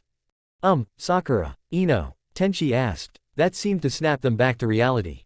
They turned to see a smug-looking Naruto, a concerned Tenchi and an amused Rin. Then they remembered what Naruto had done. How did Naruto do that? Sakura and Ino shouted at the same time. Yes Naruto, how did you do that? Rin asked and Naruto scratched his head in embarrassment. I used my chakra to stay on the water, but when I sank I didn't know what was wrong, so I got an idea. I started to meditate and feel how Tenchi-asan and Rin-ne-san did it. Then I mimicked them and I stood on the water. It worked really well. You should try it Sakura-chan. Naruto said with a wide smile. Sakura nodded slowly, while Ino was confused. Naruto thought up something so smart. Wow, I never thought he would be capable of that kind of thought. Perhaps he isn't, Ino thought but Naruto interrupted. Hey, Ino-chan, why the faraway look? He asked loudly, waving a hand in front of her face. It didn't seem like he or Ino realized the added suffix. Sakura did though, and she felt slightly jealous. Why am I jealous of Ino pig? It's just a suffix, she thought. Tenchi and Rin also noticed, but didn't pay any heed to it. Sakura, it's your turn. Tenchi said and Sakura nodded. She stood up, chased all thoughts of Naruto, Ino and anyone else from her mind, closed her eyes and started to meditate. She saw how her chakra moved. When she was sure she was deep in her meditative state, she spread her senses and sensed Rin and Tenchi's chakra. She nearly exited the meditative state when she felt and partly saw how much chakra Rin and Tenchi had. She also got the impression that what she saw wasn't even their full potential. After a few moments of admiring how much chakra was collected in her mother and uncle, sensei, Sakura remembered what she was supposed to do, and focused on how their chakra moved. She saw that the chakra moved completely different in them than in her. She looked at Ino and Naruto to see if the same difference was there, which it was, although Naruto had a big, warm sphere of red chakra around his navel. In her, Naruto and Ino, the chakra moved like a flowing river, fast and, for lack of better words, impatient. The result was that Sakura's chakra coils, the pathways that chakra flows trough, wasn't completely filled with chakra. They looked like a tube placed slightly tilted that someone slowly let water flow trough. While Tenchi and Rin's chakra moved much slower and more composed. Their chakra coils were completely filled with chakra, giving the impression of someone drinking from a straw when the glass was full. Sakura didn't know why their chakra was like that. She then focused on Tenchi and Rin's feet. Their chakra moved at the same speed Sakura's did when she wasn't using it, but still the coils were full. Sakura saw how the chakra collected under the feet and went into the water, making Tenchi and Rin stand there perfectly. Deciding to ask about it later, Sakura decided to try and mimic how the chakra moved at the feet. Forming the ram seal, she moved chakra down to her feet, filling the chakra coils, and stepping out onto the water. She sank a little, but then rose to stand on the water. She tried to keep the chakra coils in her feet flooded, but it was so draining. But slowly it became less and less draining, and after about 7 to 8 minutes of standing on the water, she didn't have to focus so much on it. Then Tenchi moved and picked her up. Sakura stopped moving chakra and stopped meditating. When Tenchi sat her down next to Naruto, she looked at him expectantly. He smiled at her and nodded. Good, you got the hang of it. I don't want you to say what you saw yet though. Let Ino try first, Tenchi said and ruffled Sakura's hair slightly, still smiling. Sakura smiled back and nodded. She didn't show it, but she felt really tired and drained. I didn't know it took that much chakra to stand on water, she thought. Ino, you're up, Tenchi said and Ino nodded. She stepped up to the water, took a calming breath, formed the ram seal and stepped out on the water. She stood perfectly on the water, but when she started to walk, her face contracted in concentration. She took slow steps, but at first she sank a little. Not much, not even to ankle level, but she had to stop after every step and rise up before taking the next. Eventually she became better at it. She still sank a little at each step, but it took much less time to compose herself afterwards. After 10 minutes of walking on the water, Tenchi stepped in front of her and motioned towards Naruto and Sakura before walking over to them. Ino followed, and when she got to dry land, she quickly sat down next to Sakura. Very good. All of you can stand on water now. Very good. Again, you three have exceeded my expectations. I thought you would take much longer to do that. Because of that I have 2 rewards for you. The first is that we aren't going to practice water walk here anymore. Instead we are going to a river not far from the Hokage monument. The second I am going to give you 3 soon. But first, Sakura, can you tell Naruto and Ino what you saw when you were meditating? Tenchi asked, and Sakura nodded before standing up, facing Naruto and Ino, and entered lecture mode. When I was meditation, I saw my own chakra coils. They weren't half filled with chakra, and the chakra that was in the coils was flowing fast. But, yes Naruto. Sakura asked when Naruto raised his hand. Anosa, what is chakra coils? He asked, and Tenchi, Rin, Sakura and Ino fell over in surprise, which is pretty big since Ino was sitting down. Chakra coils are like pipes throughout your body. It is in these pipes that chakra flows. Also in the entire chakra coil system there are 361 points, called tenketsu. These points are smaller than a needle head, but are very important, since they help regulate the chakra flow. The Hyuga clan uses a special taijutsu style to damage the chakra coil and the tenketsu.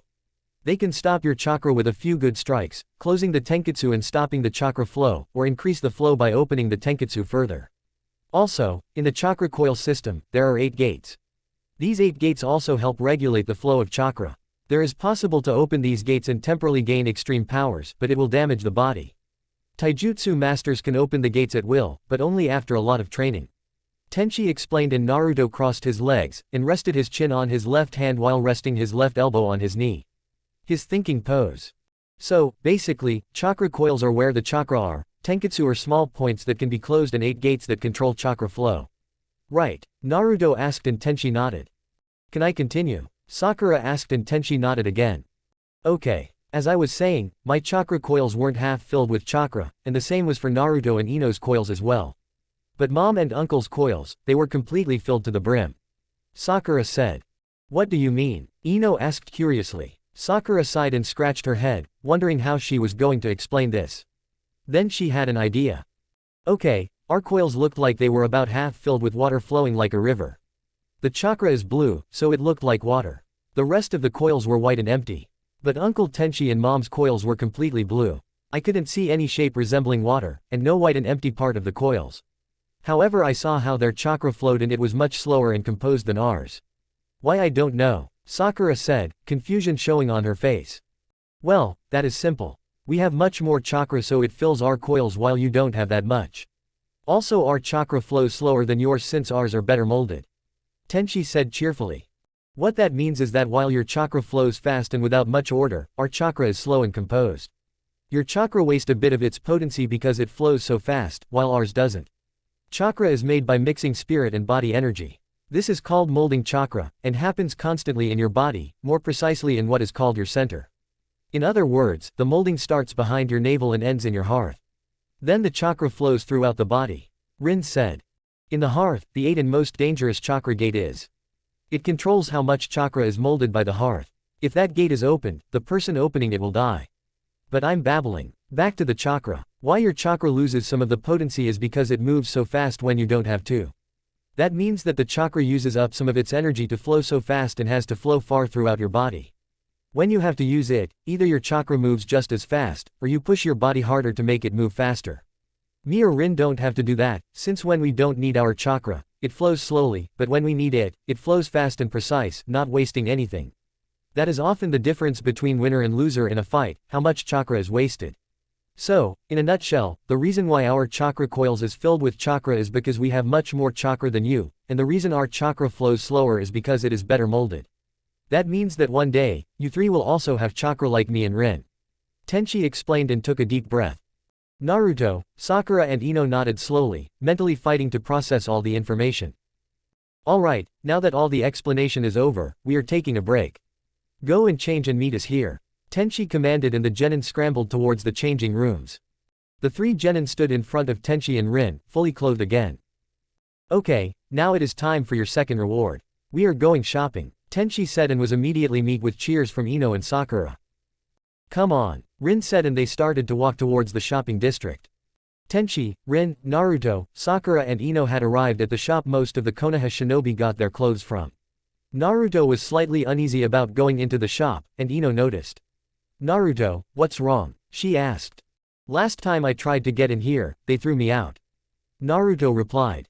Don't worry, that won't happen now, Tenchi said and opened the door.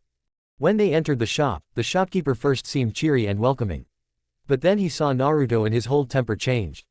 Get out, he said with venom dripping from his words, but before Naruto could turn to leave, Tenchi placed a firm hand on his shoulder. Smiling reassuringly at Naruto, he turned to the shopkeeper. I don't know what you think you are doing, but we are here to buy some clothes. It wouldn't be good for your business if you turned away customers. Tenchi said. His face was hidden from Naruto, Sakura and Ino, so they didn't see him turn his eyes blue. That scared the shopkeeper much more than Naruto did, so he just nodded and hurried out of the way. Tenchi then led Naruto to the men's part of the shop, while Rin took Sakura and Ino. Hey, Tenchi, any specific look we are going for? Rin asked. Try to keep it dark. Fit for stealth, but also a bit of protection. Tenchi replied and Rin nodded. Okay Naruto, what is the best choice of clothing for a ninja? Tenchi asked. Naruto thought for a bit before remembering something Iruka told him once. The clothes have to be dark in color and not reflect light. They have to be strong and durable, but also so that the ninja can move easily and without sound. Naruto said, feeling proud of himself. Good. But it isn't too important, since you can use henge to make the clothes as they have to be, and when you get promoted to chunin in Junin or Anbu, you get uniforms that fit all that. But now, let's get you an outfit then. Pick out something you like, and think fit all that you said. If I like it, then I'll approve. If not then you have to try again. Okay, Tenchi said and Naruto looked at him before turning to the racks of clothes before him. This is going to take a while. Naruto said and both Tenchi and Kyuubi, who had watched the whole thing, nodded. Okay girls. Now, we aren't here to buy the prettiest or sexiest outfit, but the best ninja outfit. Ninjas have to be silent, stealthy and fast. Try to find clothes that suit those purposes. Rin commanded. Sakura and Ino were in heaven, going between the racks of clothes, picking out different outfits. It took about 30 minutes and 3 attempts from Rin to make the two of them actually focus on finding something that they could work in. Naruto was done with picking out his outfit after 20 minutes. He chose a black version of his old ninja shoes, 3 baggy pants with lots of pockets for kunai, shuriken and other ninja utilities. One of them were black with red fire-like lines running up and down, one was dark blue with yellow fire and the last was dark green with orange fire. He also chose a fishnet shirt with some armor plating, a black Chinese-style jacket, with the Konoha leaf in darker blue on the chest and a golden Kyuubi on the back, its 9 tails turning into the Uzumaki clan crest and Kyuubi himself looked like he was trying to bite Naruto's shoulder. Naruto also ordered 2 more jackets with the same style, only one in deep blue and one in red with a orange Kyuubi. The jackets had to be specially made and would be ready in 2 days, the shopkeeper said. He was rather scared after Tenchi told him that if Naruto didn't get quality, then the shopkeeper would find himself in a world of pain. Good work Naruto. When we get you some weapons, you will be more than ready for missions. Tenchi praised. Naruto nodded eagerly and held out 3 muscle shirts in red, black and purple that he had found. The shirts had images of fire on them. Tenchi slightly shook his head and paid for the clothes. They then went to see how the girls were. They found them, but were commanded to wait outside until Rin came and said they had finished choosing. They waited and waited and waited. They waited for 3 hours. Or rather, they would have, if Tenchi hadn't gotten the idea to leave a cage bunshin there and go train a bit. Knowing Naruto's chakra control had increased greatly, Tenchi wanted him to summon. Naruto nodded, bit his thumb, did the seals, put as much chakra as he could into the jutsu and was about to slam his fist on the ground when Kyuubi yelled, "Stop! With that much chakra you'll summon me." Naruto stumbled and cancelled the jutsu. He looked over at Tenchi, who stared in disbelief with eyes the size of dinner plates. How could he summon you so soon? Tenchi asked Kyuubi, who shrugged. Well, to summon me should be easier for Naruto than it is to summon any other boss, since I am much closer to where Naruto is. Less chakra used to bring me out. Also I am his natural summon boss. Kyuubi said and Naruto looked slightly proud. Wow, I can summon Kyuubi. That is so cool, Naruto said, puffing his chest out. Naruto, that isn't just cool, it is unheard of. You can summon the strongest fox, not even a week after learning to summon. What the hell are you? Tenchi asked, slightly scared of Naruto's extreme growth. Don't worry Wolf. Naruto isn't some all-powerful genin. If he summoned me, then he wouldn't be able to stand afterwards. He would be completely drained of chakra. Kyuubi said. Tenchi relaxed a little, but not much. Humph. Shut up furball. Naruto grumbled while crossing his arms. Tenchi smiled a little, relieved that Naruto wasn't overpowerful like Uchiha Itachi had been. Naruto, can you promise me something? Tenchi asked. Naruto looked at him, turning serious. Sure, what is it Tenchi-asan? Naruto asked. No matter what, never betray your friends and family. Okay. Not for power, respect, acknowledgement or anything. Tenchi said. He sounded almost tired, but serious anyway. Naruto nodded. Sure, I promise. I won't betray my friends or family. I won't go back on my words. It is my nindo, he said, determination shining in his eyes. Tenchi smiled and held out his hand. Naruto grasped it and they shook hands. Then Tenchi turned and walked back to the shop, with Naruto trailing behind him. Anosa, why did you want me to promise that? Naruto asked. Tenchi sighed before looking at Naruto. Some years ago, there was someone who was about as old as you are now. He was very strong indeed. He could fight evenly with me. He was Sasuke's older brother and he was called a genius and prodigy, just like Sasuke. Itachi became a Anbu captain at age of 13. Tenchi said and Naruto's eyes widened in surprise. Wow, he must have been strong. Naruto said and Tenchi nodded. Yes, I think he has the record for being the youngest Anbu captain ever. But Uchiha Itachi wasn't happy just being strong. He wanted more and more power. I don't know the details since I was out on that mission of mine when it happened, but Itachi slaughtered the whole Uchiha clan and fled Konoha, becoming a missing nin. The only Uchiha he let live was Sasuke. I don't know why Itachi did that, but I know that he was too strong for his own good. That is why I was scared when Kyuubi said you could summon him. I was worried that you become another Itachi, since the village treats you like it does. Tenchi explained and Naruto stared down on the ground. You were worried that I would kill everyone? Naruto asked and Tenchi smiled slightly. No, I was worried that if you became another Itachi, extremely strong and tried to kill the village, I would have to stop you. I don't like most of the village any more than you do, but I still have to protect it. But Naruto, you won't become like that will you? Tenchi asked and Naruto grinned at him. Nope, I won't. I will never let you down, and I would never do anything to hurt Sakura-chan and Ino-chan. Besides, Rinne-san wouldn't make any more of her food for me if I became like that. Naruto said confidently and Tenchi laughed at that. Tenchi and Naruto arrived at the shop, seeing the clone still waiting. Dismissing it, Tenchi sat down to wait on a nearby bench while Naruto was bored and started walking up and down a nearby tree. By the way, what is a missing nin? Naruto asked and Tenchi stared at him. What? Naruto asked, looking around to see if something was wrong. Tenchi's voice snapped his attention back though. Naruto, exactly what were you doing in the academy? Tenchi asked. Huh, Naruto simply replied and Tenchi sighed. A missing nin is a ninja exiled from his or her village. Uchiha Itachi is a missing nin since he left Konoha. Missing nins are hunted by hunter nins, to keep secrets about the village secret. A ninja's body holds a lot of information about what the ninja has been doing, what training he has underwent, what medications has been used. Stuff like that. Hunter nins stop these secrets from being spread. You should have learned that at the academy though. Tenchi said and Naruto blinked a few times, before shrugging and continuing to walk up and down the tree. After a long while of waiting, and watching Naruto trying to walk up the tree on his hands, Tenchi had enough.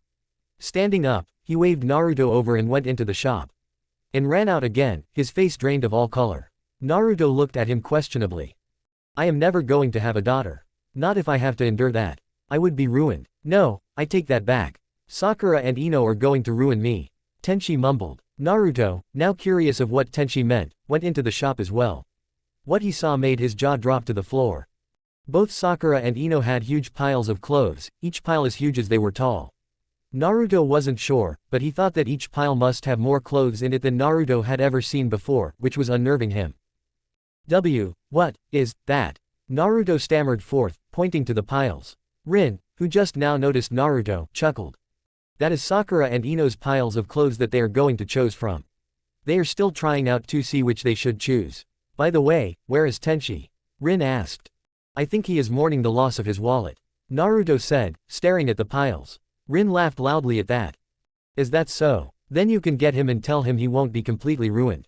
Sakura and Ino are only going to pick 3 different outfits at the most. I figured I put a upper limit at that. Rin said and chuckled some more. Naruto looked at her before going outside and half dragging Tenchi inside again. Tenchi couldn't keep his eyes from the pile and he wasn't exactly admiring it. How can two people possibly choose so much clothes? He said weakly, his left eye twitching slightly. They are only going to pick out 3 outfits, so don't worry. Rin said and Tenchi relaxed a bit, but still his eye twitched slightly. Sakura and Ino were having the time of their lives. They were a bit disappointed about not being able to choose more than 3 outfits, but they were happy anyway. Trying on different shoes, sweatpants, skirts, pants, shirts, jackets and all kinds of clothing, they couldn't feel better. After practically going through every rack the shop had, the two of them turned to their piles. Now, on to stage 2. They said, grabbed some clothes of their pile and rushed to the changing rooms. After a while, they heard someone come into the shop, gasp and exit the shop again. Sakura and Ino didn't pay much attention and continued to try out clothes. When they had finished with the ones they had grabbed, they would exit the changing rooms, pick up new outfits to try and repeat the process. I am starting to regret this, Tenchi said as he looked at the clock. This reward had taken much longer than he had originally planned, but at least he had plenty of time to plan what to teach his students after this shopping adventure. 2.5 hours after Tenchi had seen the huge piles the girls had, they were finally done. Naruto was actually asleep, and Tenchi wasn't far from falling asleep himself. Rin didn't seem too bothered though, but even she seemed relieved when Sakura and Ino walked over with their chooses. Sakura had picked out what looked very much like her original dress. 3 pairs, all in different colors. One was a deep green, very much resembling her eyes with yellow circles. The second was black, obviously intended for sneaking, while the last one was sky blue. All 3 of them had no sleeves, high split up the thighs and black sweatpants under. Tenchi thought the color of the last one looked slightly like Naruto's eye color, but didn't say anything. Ino had also chosen to stick with her old style, buying 3 two-piece outfits in yellow, dark blue and white. All that time, and they didn't even choose some different style. Tenchi thought in disbelief. Naruto looked dazed at his 2 teammates, thinking about how good they would look in those clothes, then baiting himself mentally for thinking that. It must be that stupid fox that turns my thoughts perverted. Naruto thought to himself. Kyuubi of course heard and began ranting. Of course. What do you mean of course? You thought those things yourself. Don't blame me kid, that was all you. But I don't disagree though, those 2 do look good, regardless of clothing. The age-old fox said. Naruto and Tenchi, who had been listening, could hardly believe what had just been said. Okay, now that all 3 of you have picked out what you want, I think we should get back to training. After I pay for this that is. Tenchi said sadly and pulled out his wallet. The shopkeeper looked both happy and frustrated. Happy that he would have some sales today, but frustrated that he now had a lot of clothes to put back in place. After paying, Tenchi sent the Genin and Rin home with their clothes, and told them to meet him at the Konoha gates. He also told them to bring food and sleeping bags, and their equipment. Naruto, Sakura, Ino and Rin nodded and went in their respective directions, while Tenchi vanished to his favorite weapon shop. Tenchu's weapons and equipment. As he entered, he looked around and saw a girl who looked about a year older than his Genin team. She had her brown hair in 2 tight buns on her head, her brown eyes focused on sharpening a kunai. She wore a pink Chinese-style shirt. Tenchi couldn't see her pants, since she was sitting behind the counter. Walking up to her, Tenchi smiled. Hello Tenten, how are you? He asked. Tenten looked up and looked at him in a confused manner. Who are you, and how do you know me? She asked. Tenchi wasn't surprised, and still smiled at her. My name is Tengoku Tenchi. I am a friend of your father's. He said. Tenten thought for a while. Your name seems familiar, but I can't place you. She said thoughtfully. No wonder, I have been away for a long time on a mission. But I am here to buy some weapons for my students. Tenchi said. Tenten jumped off her stool and walked around the counter.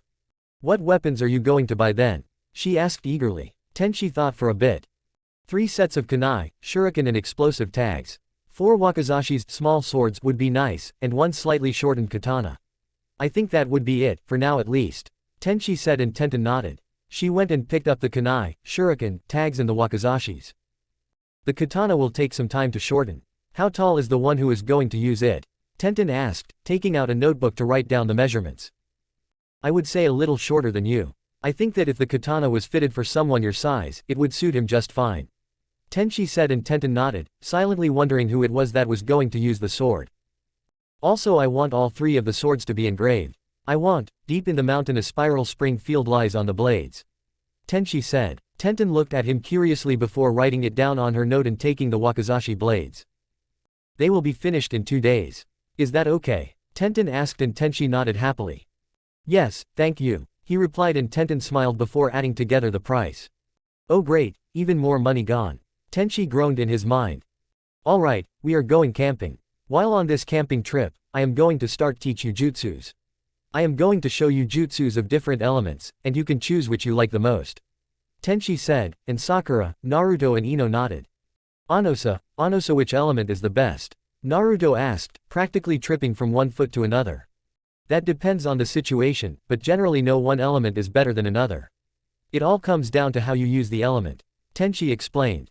Tenchi is more profound with fire and water, while I know mostly wind and earth jutsus. Rin said and Tenchi nodded. I know one lightning jutsu also, so I can at least show you. Tenchi said and the genin nodded in excitement. But first, we have to find someplace to set up camp. Tenchi said, and headed into the forest surrounding Konoha. Tenchi was standing on a slow-moving river, Rin beside him, Naruto, Sakura and Ino in front of him. Now that you three have mastered tree walk, and almost mastered water walk, it is time for jutsu training. I'm going to teach you one jutsu of each element. Then you can choose which element to focus on. Oh also, in your backpacks you will find a little something from me and Rin. Don't look there until after practice is over though. Tenchi instructed and the three genin nodded.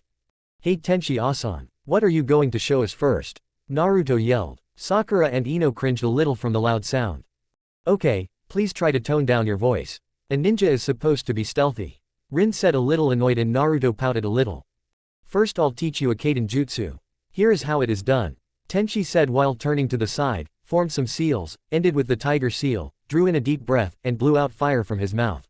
The fire formed into a huge fireball and flew towards a target Tenchi had set up earlier. The target was severely scorched. After a little, Tenchi stopped breathing fire and turned back to the now wide-eyed genin. That was the Kaden Gukaku no Jutsu. Here are the seals. Tenchi said and did the seals slowly. Naruto, Sakura and Ino copied him as good as they can, and after a couple of tries, they had the seals down. Good, you have the seals. Okay, when you do the seals, bring your chakra to your lungs and breathe out. If you did everything right, the jutsu shouldn't be too much trouble. Tenchi said. The genin nodded and turned to their own targets. Forming the seals, drawing the breath and shooting out small blasts of fire. Sakura and Ino stopped soon, feeling a burning sensation in their throats. Sakura didn't feel it too much, but Ino felt it much harder, almost like she had swallowed a lot of really hot sauce. Naruto also felt it, but kept blasting his target. After Naruto stopped breathing fire, Tenchi nodded approvingly. Good, you got the fire at least. Sakura and Ino stopped a bit early, but I guess that was because it burned. He asked and the two girls looked down at their feet before nodding. Naruto looked ready to gloat. Afraid of a little burning? He asked. That made Sakura and Ino look up at him, eyes burning with anger. We'll show you burning, they yelled, performed the seals and blasted Naruto with their jutsu, which they performed very well, almost flawlessly. When the smoke blew away, Tenchi was seen standing in front of Naruto, his hands in the bird seal. Okay, I am not going to punish anyone this time, since Naruto was asking for it, but next time one of you attacks someone else on this team without approval first, or as part of training, I am going to be very angry. Tenchi growled and the girls shuddered a bit. On the other hand, Sakura and Ino did the jutsu very good. If you can do that again, without being mad or enraged, then I am willing to say you have learned the jutsu. Come on, give it another go, okay. Tenchi said smilingly and the girls nodded before turning to their targets. Naruto followed their example and they performed the seals. 3 Gukaku flew towards the targets, burning them to crisp. Naruto, Sakura and Ino turned to look at Tenchi and Rin with expectant looks on their faces. Tenchi, seeing their expressions, smiled a huge smile and shook his head. I should stop being amazed at the speed you three are learning at. Very good, you have learned a Kaden jutsu. He said and Rin beamed at the genin, who beamed back. So, what's next sensei? Ino asked and cracking her knuckles, ready for anything. That reminds me. Naruto, Sakura, when we are on missions, or training with other people, don't call me anything else than sensei. Tenchi said. Both Sakura and Naruto looked puzzled at that. Why? They asked, amazingly equally loudly. Because if you call me uncle or asan, it shows that we have a personal relationship as well. We know about that, but a potential enemy might use that against us, like taking a hostage or something. That is why Anbu never call each other anything else but their code names, to minimize the risk. Tenchi said. Sakura and Naruto nodded slowly, looking thoughtfully. Okay sensei, so what are we going to do now? Sakura asked, saying sensei playfully.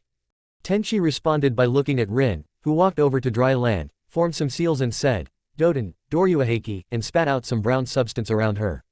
A huge wall of earth rose in front of her, blocking her from the others. That jutsu is used to block an enemy's attacks, created distractions or obstacles. Very useful, Tenchi said, and the wall crumbled with Rin looking smugly towards her public. Okay, walk over to Rin and have her show you the jutsu. Rin, call me when they have mastered the jutsu. Tenchi said and vanished in a mirage. Okay kids, here is the seals. Rin said, gaining the attention of the genin. Sakura showed much talent with the Doden jutsu, and quickly learned to do it. Naruto and Ino had a bit harder time. Sakura had to give several tips and hints to her teammates. Tenchi had been hunting for food, and was watching Ino make a half-crumbling wall, while Naruto managed to encase himself in the jutsu. Tenchi sighed and started to skin and gut the wild boar he had caught. After making a fire with a quick miniature kaiden, Tenchi began roasting the boar. Half an hour later, Tenchi looked over and saw Ino standing on top of a wall of earth, grinning like a maniac. She looked tired as hell though. Doesn't look like Doden suits Ino.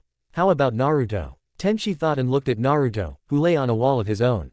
He looked tired as well, and Tenchi chuckled at the sight. So, only Sakura shows that she has talent with Doden. All three showed good kaiden control, although I noticed Ino was struggling with the fire. I think she was burned by it. Perhaps it's not smart to teach her more kaiden. I wonder what she has talent in though. Tenchi thought and headed over to Rin and a happy-looking Sakura. So, they have learned the jutsu. Tenchi stated and Rin nodded. But I don't think Naruto and Ino has any use of any more Doden jutsus. They have to focus too much, and use twice the amount of chakra needed. Rin said and Tenchi nodded. So far I have seen that Naruto and Sakura has talent for kaiden, Sakura has for Doden as well. I don't want to teach them more today, so tomorrow we will see which of the other elements suit Naruto and Ino best. Tenchi said. Hey, what about me? Sakura asked. What about you? Tenchi replied. Won't I get to see if I can learn the other elements?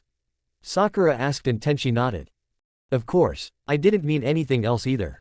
Tenchi said, before he vanished and reappeared with Naruto over his shoulder and Ino in his arms. Setting Ino down, he started walking over to the fire. Come on, the food is almost done. Tenchi called and Sakura, Ino and Rin hurried after him. The five of them, Tenchi, Rin, Sakura, Naruto and Ino, sat around the fire and ate the boar Tenchi had caught. After the meal, Tenchi gained their attention by standing up. He looked them in their eyes and suddenly they saw themselves dying. Naruto, Sakura and Ino were frozen in fear. They couldn't move at all. Then it was all over.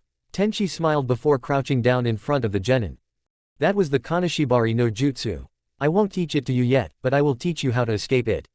When you get caught in the jutsu, you either have to use all your willpower to move your body, face and beat down the fear, or inflict physical pain on yourself, like biting your lip. It isn't recommended to do all the time though. Tenchi explained. Why didn't you tell us before using that? Naruto yelled. You would be ready. This time you weren't ready, and had no way of getting away. I wanted you to know how it felt. Now, I am going to do it again, and you three have to beat it. Tenchi said and used the jutsu. Naruto didn't have too much problem with handling it, since he had been taught so much anyway. Sakura and Ino had more trouble, but with their willpower they managed to escape 3 of 4 tries. Tenchi and Rin then decided it was enough mental torture and decided to comfort the slightly shivering genin by sitting next to each other and letting the genin lean against them. Naruto against Rin, Ino against Tenchi and Sakura in the middle. They sat like that for a while, until Tenchi said it was late. He then sent the genin to bed. As Sakura lay there, looking at the stars, she thought about the short time she had been studying under Tenchi. Only a few days, but already I am much stronger. I can't wait to show everyone how strong I am. She thought and drifted off to sleep, not noticing that no thought of Sasuke had crossed her mind in a long time. Ino was also thinking, why did it hurt so much to do that kaiden jutsu, and why couldn't I get the Doden right?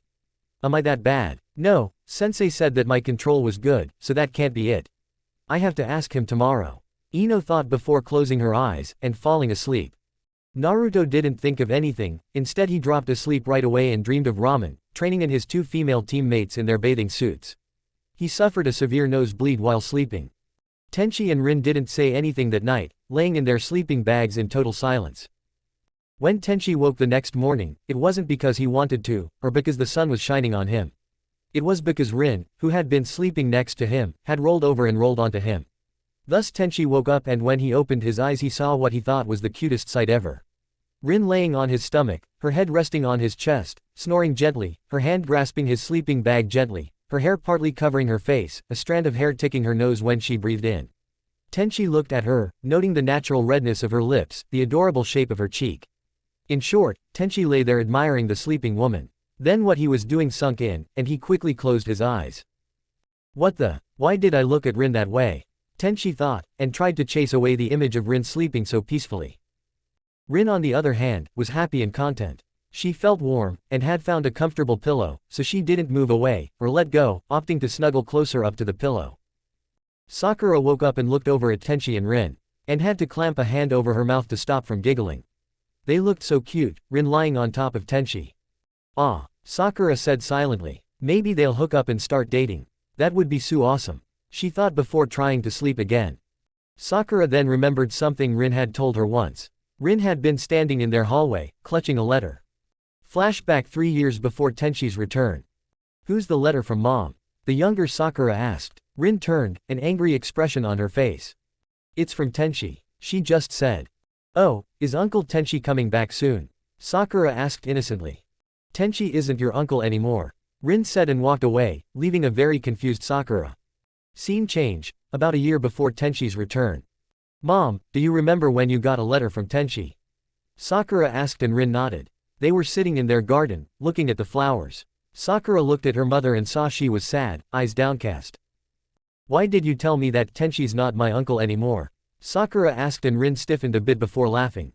Oh, that. I was just mad at him. You see, we only call each other brother and sister. He isn't really related to us, but if you see him as your uncle, then you should call him that. Rin said and looked affectionately at her daughter, who nodded happily. Okay, so when is Uncle Tenchi coming home? Sakura asked and Rin stiffened. I don't know, she said sounding depressed. End flashback.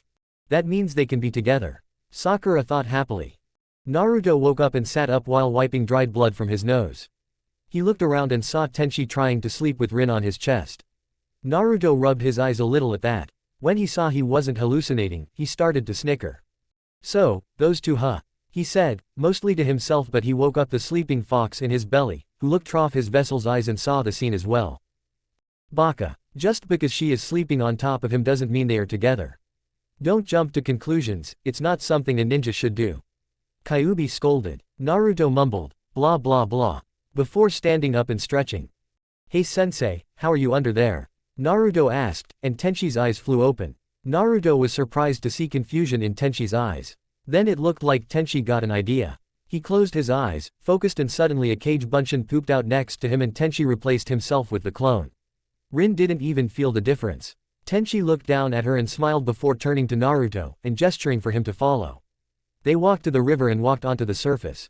Naruto looked curiously at Tenchi, but he seemed to be indeed thought about something. Hey sensei, what's up with you and Rin-ne-san? Naruto asked and Tenchi looked at him over his shoulder. I don't know. Is there something with us? Tenchi replied, but before Naruto could retort, Tenchi turned to him and looked serious. We are going to work a little on taijutsu and how to approach an enemy in battle. What would you do to attack me now?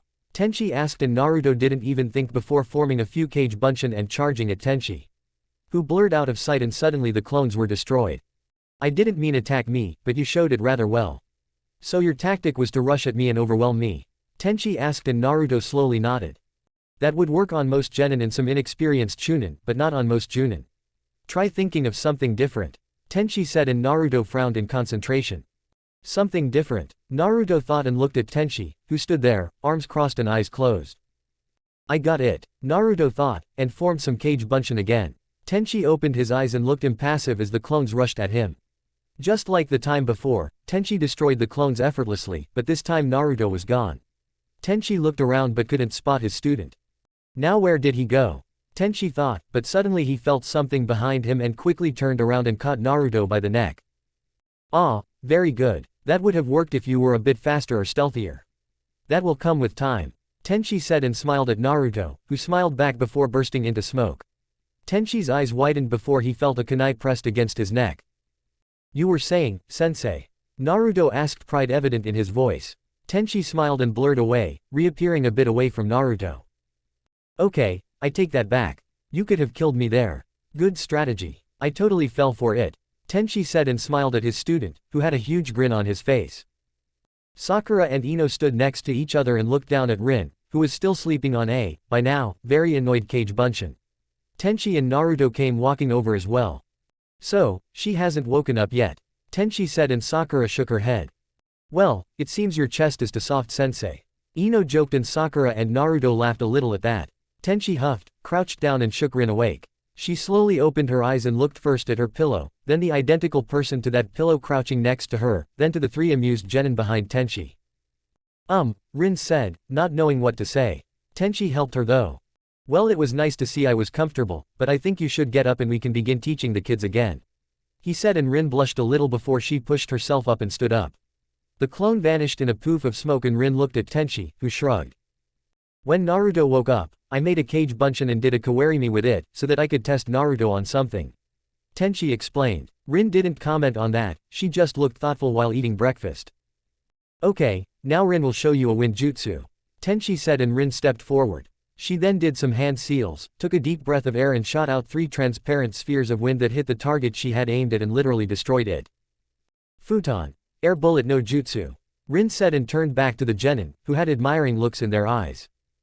Now it is your turn, here are the seals. Rin said and Naruto, Sakura and Ino started making the seals, but neither of them could see to get it right. They tried again, but neither Sakura nor Naruto could do anything with the jutsu, and Ino wasn't much better. Okay, that was a little weird. This jutsu is D rank, so it shouldn't be any problem for them to at least get a puff of air. Rin said thoughtfully. Tenchi looked at her before sitting down next to the river they were practicing next to, closing his eyes and beginning to meditate. He quickly entered his usual state where he could see just about everything around him for about 20 feet or so, and feel chakra much better. He focused more on chakra and saw how it flowed.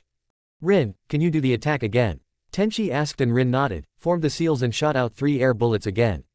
Tenchi saw how the chakra moved and nodded.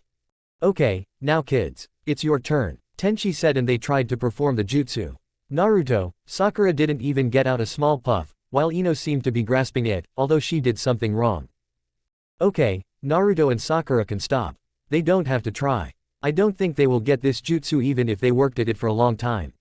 Ino shows more talent with it though. Tenchi said and Ino looked proud, flashing a victory sign to Sakura. Ino, do the jutsu again please. Tenchi asked and she nodded and started doing the seals, while gathering the chakra. Wait, Ino. Hold the chakra, but try to mold it more into a tight sphere shape before you release it. There, you have it. Now try. Tenchi directed Ino, who spat out a small ball of wind, which didn't really do much, but at least it was an improvement. Tenchi exited his meditative state and got up. You 3, listen up. There is something you should know about jutsus. Tenchi said and all 3 genin instantly paid complete attention on him. Rin smiled at the sign of respect. A ninja can't learn jutsus of all types, or rather, most ninjas can't. If someone doesn't have any talent for a type of jutsu, then it is almost impossible to learn it. From what I have seen yet is that you all can learn fire and earth jutsus, although only Sakura can do earth jutsus well. Ino seems to be the only one who can learn wind jutsus. Tenchi explained and Ino's pride skyrocketed. Sensing this, Tenchi quickly brought her down to earth.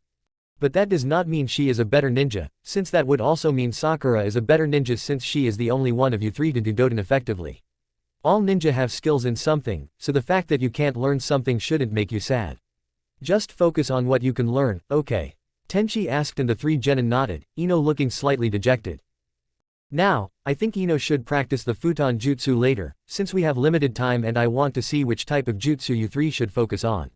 Next is water, Tenchi said, walked out on the river, formed seals and a wall of water suddenly rose up around him. Suiten, Sujinheki, Tenchi said as the wall fell down. It is a jutsu that can help stop attacks against the ninja. It is actually quite simple, you simply pump chakra into the water and pull it up, either completely around you like I did, or focus it in front of the attack you want to block. These are the seals. Tenchi explained and did the seals again, slowly. Naruto, Sakura and Ino performed the seals several times to memorize them and then stepped out on the water before doing the jutsu. Naruto and Sakura produced a ripple on the surface, while Ino drew up a 2-inch tall wall of water. She looked really happy, while Naruto and Sakura were slightly short on breath and looked really frustrated. Why is it so hard to grasp the water? Sakura asked. What do you mean? That was easy, almost like the refreshing technique, only with water. It was hard to pull the water up though. Ino replied, like it was the most obvious thing in the world. Naruto and Sakura stare at her, before trying again. They didn't have any more luck that time either, while Ino, who also tried again, managed to double the size of her wall. Tenchi and Rin were watching the kids try to master the jutsu. So, Ino has talent with wind and water, while Sakura has with fire and earth, and Naruto has with fire and, Rin said, and Tenchi thought for a bit. I think we should wait with the conclusion until I have showed them the Raiden Jutsu. If my guess is right, then Naruto, with his huge chakra capacity, can become really good with lightning. Tenchi said, and Rin looked at him. As far as I remember, that jutsu is B rank. So far all the jutsus, with the exception of the Gukakyu, have been D. You think he can master it? Rin asked. With enough time, yes. But I don't need them to master the jutsus now, only show us if they have any talent with them or not. Tenchi answered and walked towards the genin. Okay, listen, I am going to have you three try one last jutsu. It is the only Raiden jutsu I know. It is a difficult one, but I should be able to see if you have talent for Raiden even if you don't get it. Okay, Tenchi asked and began making the seals. Hey, Tenchi-sensei, how come it was so hard to get the water to rise? Naruto asked loudly, interrupting Tenchi in his seal making. Think Naruto. That means we don't have talent for Sweden. Sakura huffed and Naruto scratched his head. Oh, yeah, I forgot. Naruto said, grinning slightly. Alright, enough chit-chat. Tenchi commanded and started making seals again. Then, when he finished, he put his hands so that the fingers were facing each other with about an inch between his hands. Blue sparks started to form around his fingers. Raiden, shock fingers, Tenchi said, and his fingers were completely covered in blue electricity. Tenchi then ran towards a tree, rammed his fingers into it. The effect was that the electricity spread throughout the tree, clearly visible. Successful contact with a human body with this will almost guarantee a kill, or at least a disable, depends on where you hit. Tenchi said and walked over to the genin, who were gawking at the display. The tree would occasionally give off a blue spark. Here is the seals, Tenchi said and showed the seals slowly. It was a fairly long sequence, but after a bit of help and a lot of trying, all three of the genin performed the seals and called the jutsu name. For Sakura and Ino, nothing happened whatsoever, but for Naruto, a small blue glow surrounded his fingers. Tenchi looked at Naruto and told him to do it again. Naruto did, and the blue glow was back. Naruto then ran towards a tree and rammed his fingers into it. Tenchi and Rin smiled when they saw the small blue glow go from Naruto's fingers to the tree. Ah, very good Naruto. You do have talent for Raiden. Now come here you three. Tenchi said, and Naruto, Sakura and Ino gathered in front of him. He crouched down and smiled at them. Okay, based on what I have seen this past 2 days, I can now safely say what elements suit each of you the best. Naruto, you should focus on Kaden and Raiden, since you managed to perform the Gukakyu and at least a little bit of lightning came on your fingers when you did that. Sakura, you should focus on Kaden and Doden, since like Naruto you did the Gukakyu and you also performed the Doryuheki. Ino, I want you to focus on Futon and Sweden, since you were the only one to have at least a little affect in those two. And yes, I know you also did the Gukakyu, but it hurt you, and I don't think you should try it again, at least not until you have to or have gotten a little stronger. Tenchi said, silencing Ino's complaint about not focusing on Kaden. I agree with Tenchi. I think that if you three did that, then your team would become very strong together. Rin said, and the three genin thought it over for a bit before each sprouting a huge grin. Okay, were the simultaneous responses. Good, now I want you three to practice on your two jutsus for a while. Tenchi said. Immediately, Naruto and Sakura started blasting the river with their Gukakyu, while Ino started on her air bullets. The rest of the day was spent with Tenchi and Rin correcting and helping the three genin. Then came Saturday, the first day of the joint training between Team 7 and Team 10. Tenchi, Sakura, Naruto and Ino had meet up earlier and increased the weights they wore. Now each weight was 30 pounds. Sensei, why do we have to train with Sasuke Bastard and his team? Naruto whined while they were walking to the training area. Tenchi smirked slightly and waited for the unavoidable bonk from either Sakura or Ino, but surprisingly none came. Tenchi turned and looked at his two female students. They didn't look like they were concerned about what Naruto said. Naruto, who also had been waiting to get hit and had his arms over his head with his eyes closed. When noting happened, he slowly opened one eye, and looked at his teammates.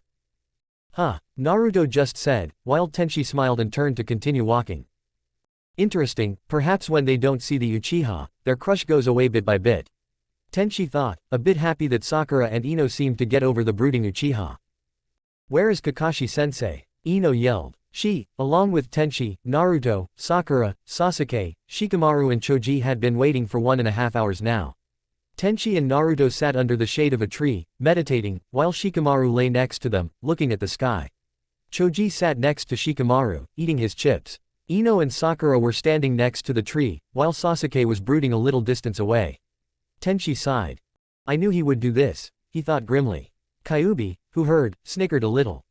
Sasuke, get over here. Tenchi called. Reluctantly Sasuke walked over. Tenchi got impatient.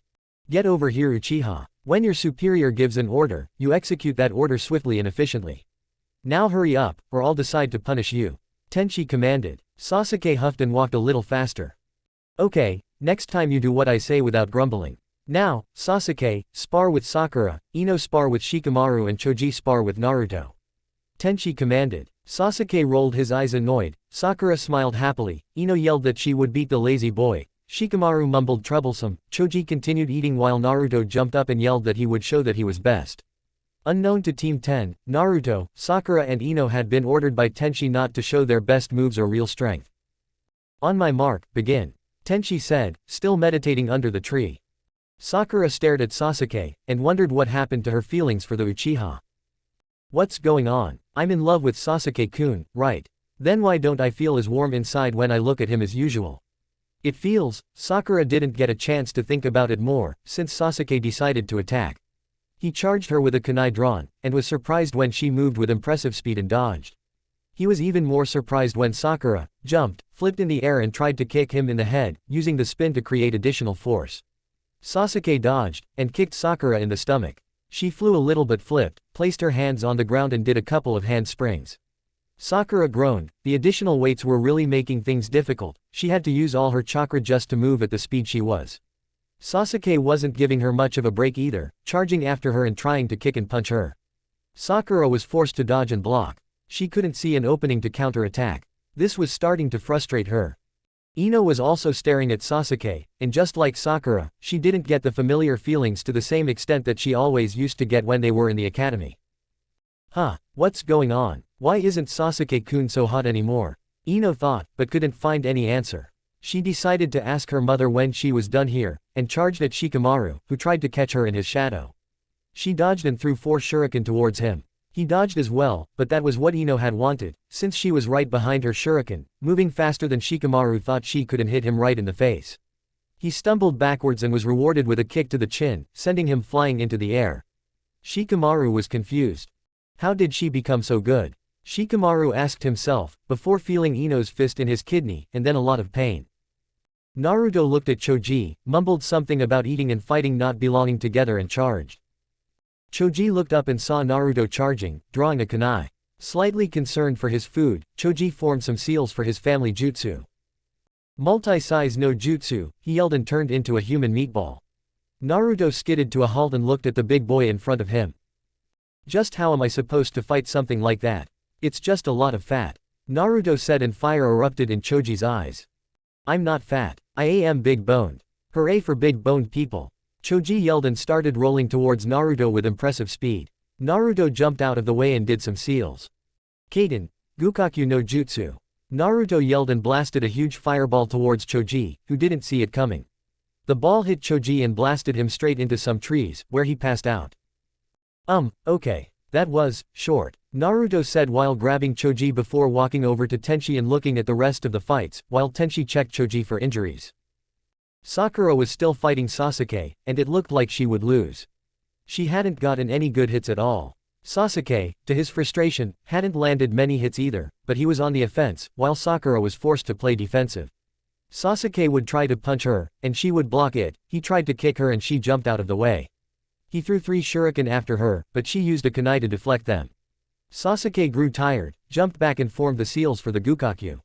Sakura tired to make the seals for the Doryuaheki, but Sasuke was too fast for her. He spit his fireball at her from less than 20 feet away.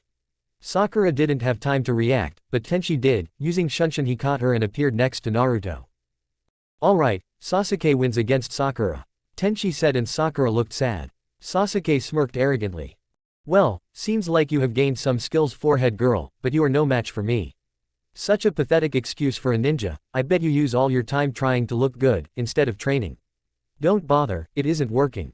Sasuke nearly spat out. Sakura looked like she was about to cry. She looked really heartbroken. So, this is how Sasuke-kun really feels. That I am weak and ugly. Why? Why is he so mean? Why is he such a, Sakura thought, stammering even in her own thoughts, but she didn't get to finish since Naruto interrupted her chain of thoughts.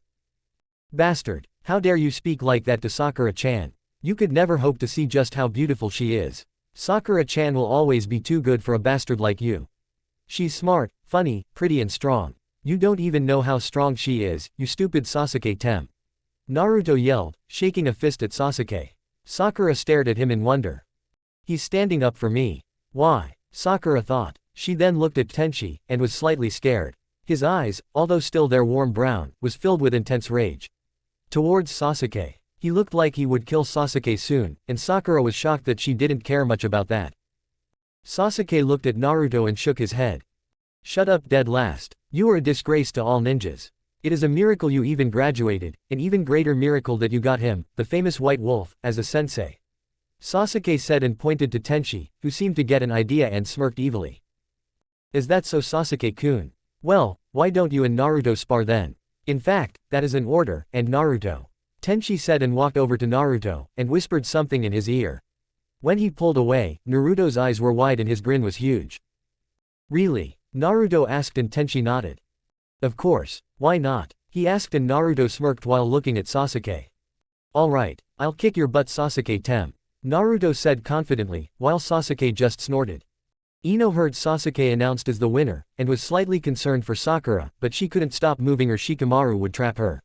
But when Sasuke began speaking to Sakura like he did, both Ino and Shikamaru stopped moving, listening to what he said. Ino was fuming. No, she was enraged. How dare he? How dare Sasuke-kun? No, not Sasuke-kun. He doesn't deserve that name. How dare Sasuke talk to Sakura like that? Sure, she is annoying and has a big forehead, but she is, Ino thought, but broke off when she heard Naruto start yelling at Sasuke. Ino smiled from what she heard. Hey, for once Naruto knows what he is talking about. She thought and snickered at the nickname Naruto made for Sasuke. She turned to Shikamaru. I'm sorry, Shika, but I want to finish this fast so I can watch Sasuke get his ass kicked by Naruto. She said, and Shikamaru huffed and mumbled troublesome. He then saw Ino making seals and suddenly clear spheres were flying at him. They were about the size of snowballs. Shikamaru dodged, spun and jumped to get away from the spheres. Ino charged but suddenly found herself unable to move. Shadow imitation success. Shikamaru said and Ino glared as best as she could. Shikamaru ignored the glare and walked to the right. Ino followed, mirroring his steps. Shikamaru walked and stopped so that Ino was standing in front of a tree. A very hard-looking tree. Sorry Ino, but as you said, this fight should finish now. Shikamaru said and swiftly bowed. Ino couldn't control herself, mirrored the bow and smacked her head on the tree. She was knocked unconscious. Shikamaru sighed before moving over to pick her up, but Tenchi appeared next to her. Nice strategy, Shikamaru. I just hope you won't treat Ino like Sasuke treated Sakura. Tenchi said, while picking Ino up. Shikamaru sighed and shook his head. It may be troublesome, but I disagree with Sasuke's attitude. Ino isn't weak, and she would have won if she was a little better at making up strategies. He said and Tenchi smiled before walking over to Sakura. Once there, he sat Ino down and used some of his chakra to wake her. She did have the mother of all headaches though, and since Tenchi pretty much was clueless when it came to medical jutsus, he couldn't help her. Ino moaned before looking around and seeing Sakura next to her, still looking depressed. Quickly scooting over to hug her, Ino stroked Sakura's hair. Sakura hugged Ino back, mumbling something like, "Why is Sasuke-kun like that?" Ino grasped Sakura's shoulders and looked into her eyes. Sakura, the Sasuke we thought we knew doesn't exist. He showed us just what he is today. He isn't anything other than a bastard and doesn't deserve our love or being called kun. Ino said and Sakura nodded, sadness exchanged with anger and determination. I won't be what Sasuke said I was. I will be a strong and beautiful kunoichi. Sakura said. Tenchi, who was standing next to Ino and looking at the spar between Sasuke and Naruto, smiled and looked down at Ino and Sakura. You both are that already. All that Naruto said you are, both of you are. Got that, Sakura, Ino. Never let anyone tell you different, and don't think you love someone who treats you like that. Instead go for someone who loves you like you are, and sees how you really are. Tenchi said, and both Ino and Sakura were a bit comforted by that. Ino then gave him a suspicious glare. Someone like Naruto you mean? She asked, and Tenchi chuckled. Your words, Ino, not mine. But why not? You were both wrong about Sasuke being Mr. Right, perhaps you were wrong about Naruto not being dateable, Tenchi said. Ino and Sakura exchanged glances before turning to watch the fight. That's Sasuke. He managed to get the two girls who liked him the most to lose their crush and probably hate him. Is revenge all he cares about? Tenchi thought. Naruto and Sasuke glared at each other, standing with about 3 steps worth of distance between them. Sasuke stood with one foot slightly in front of the other, one hand at chest height, and the other over his kunai pouch. Naruto stood with his feet at shoulder width, his arms slightly bent at his sides. Both Naruto and Sasuke had determined looks on their faces, but one major difference. Sasuke was smirking and was his arrogant self, while Naruto was angry. I'll make him pay for what he said to Sakura-chan, he thought. Kyuubi wouldn't normally care much, but this time he openly agreed to Naruto. That's right, Kit. No one insults the mate of the vessel for the great Kyuubi no Kitsune. Kyuubi growled, and Naruto mentally blushed at having Sakura refereed to as his mate. Sasuke saw a slight drop in Naruto's defenses and quickly threw 4 shuriken and 2 kunai at the blonde boy. Naruto noticed and dodged, but Sasuke was already on him, punching and kicking. Naruto did a great job of dodging and blocking. Not once did Sasuke land a punch or kick on Naruto. Sasuke suddenly jumped back and formed seals. Kaden, Gukakyu no Jutsu. Sasuke called out and blasted a fireball towards Naruto. Sakura and Ino gasped as they saw the fireball hit Naruto, but then they saw the puff of smoke, indicating that Naruto used a Kage Bunshin. Sasuke saw the smoke and looked around, but couldn't see Naruto. Tenchi smiled when he saw Naruto's tactic. Sasuke felt someone behind him and spun around with a kunai and stabbed Naruto in the chest, but Naruto burst into smoke and Sasuke felt a kunai pressed against his neck. Well, it seems the great Uchiha got bested by the dead last. Naruto said, and Sasuke growled. He moved his hand slightly, but Naruto grabbed it and held it firmly against Sasuke's back, nearly breaking it. Idiot, I am holding you hostage. Give up or else, Naruto growled. Or else what, dead last? You're going to kill me? Sasuke asked. In real combat I would already have. Naruto said, while grinning humorlessly. Alright, that is enough. Naruto, release Sasuke. Kakashi, get down here. Tenchi said, and Naruto did as he said, but the moment he did, Sasuke spun around and tried to punch Naruto's throat. Naruto managed to block, but when Sasuke pulled back his fist for another strike, he felt his hand being grabbed by 2 hands. Turning his head, he saw Kakashi standing behind him on his right, one hand holding Sasuke's arm, while the other held an orange book called Ika Ika Paradise. Tenchi was on Sasuke's left, one hand holding Sasuke's arm, the other in Tenchi's pocket. But unlike Kakashi, who was reading the orange book, Tenchi was staring at Sasuke coldly. Yo, sorry I am late, Kakashi said cheerfully. Sakura, Ino and Naruto recovered from the shock and yelled at the gray-haired Junin, you're late. Tenchi turned to look at Kakashi. They are right, I thought I asked you not to be late. I had to start a spar just so the kids could have something to do. Tenchi said, and Kakashi smiled, or Tenchi thought he did, from the way his visible eyes formed a shape. The rest of Kakashi's face was, as always, covered with either his face mask, or his forehead protector that he had tilted over his left eye. Apparently that got a little out of hand. Kakashi said cheerfully. Don't give me that crap. You know what happened, since you have been sitting in that tree for 15 minutes already. Haven't you taught Sasuke anything? He attacked when the fight was over. That isn't something that should be done in training. Tenchi scolded, and Kakashi released Sasuke and scratched his head sheepishly. Ah, well, you see, we haven't had much time for training yet, and Kakashi began but was stopped by a glare from Tenchi. I don't care. Do something about this arrogant Uchiha, or else I will. Tenchi said, raising his hand that still was holding onto Sasuke's arm, a little more into the air, lifting Sasuke a little of the ground. Kakashi looked uncomfortable. Tenchi was still looking angry and half-released Sasuke, who promptly fell to the ground.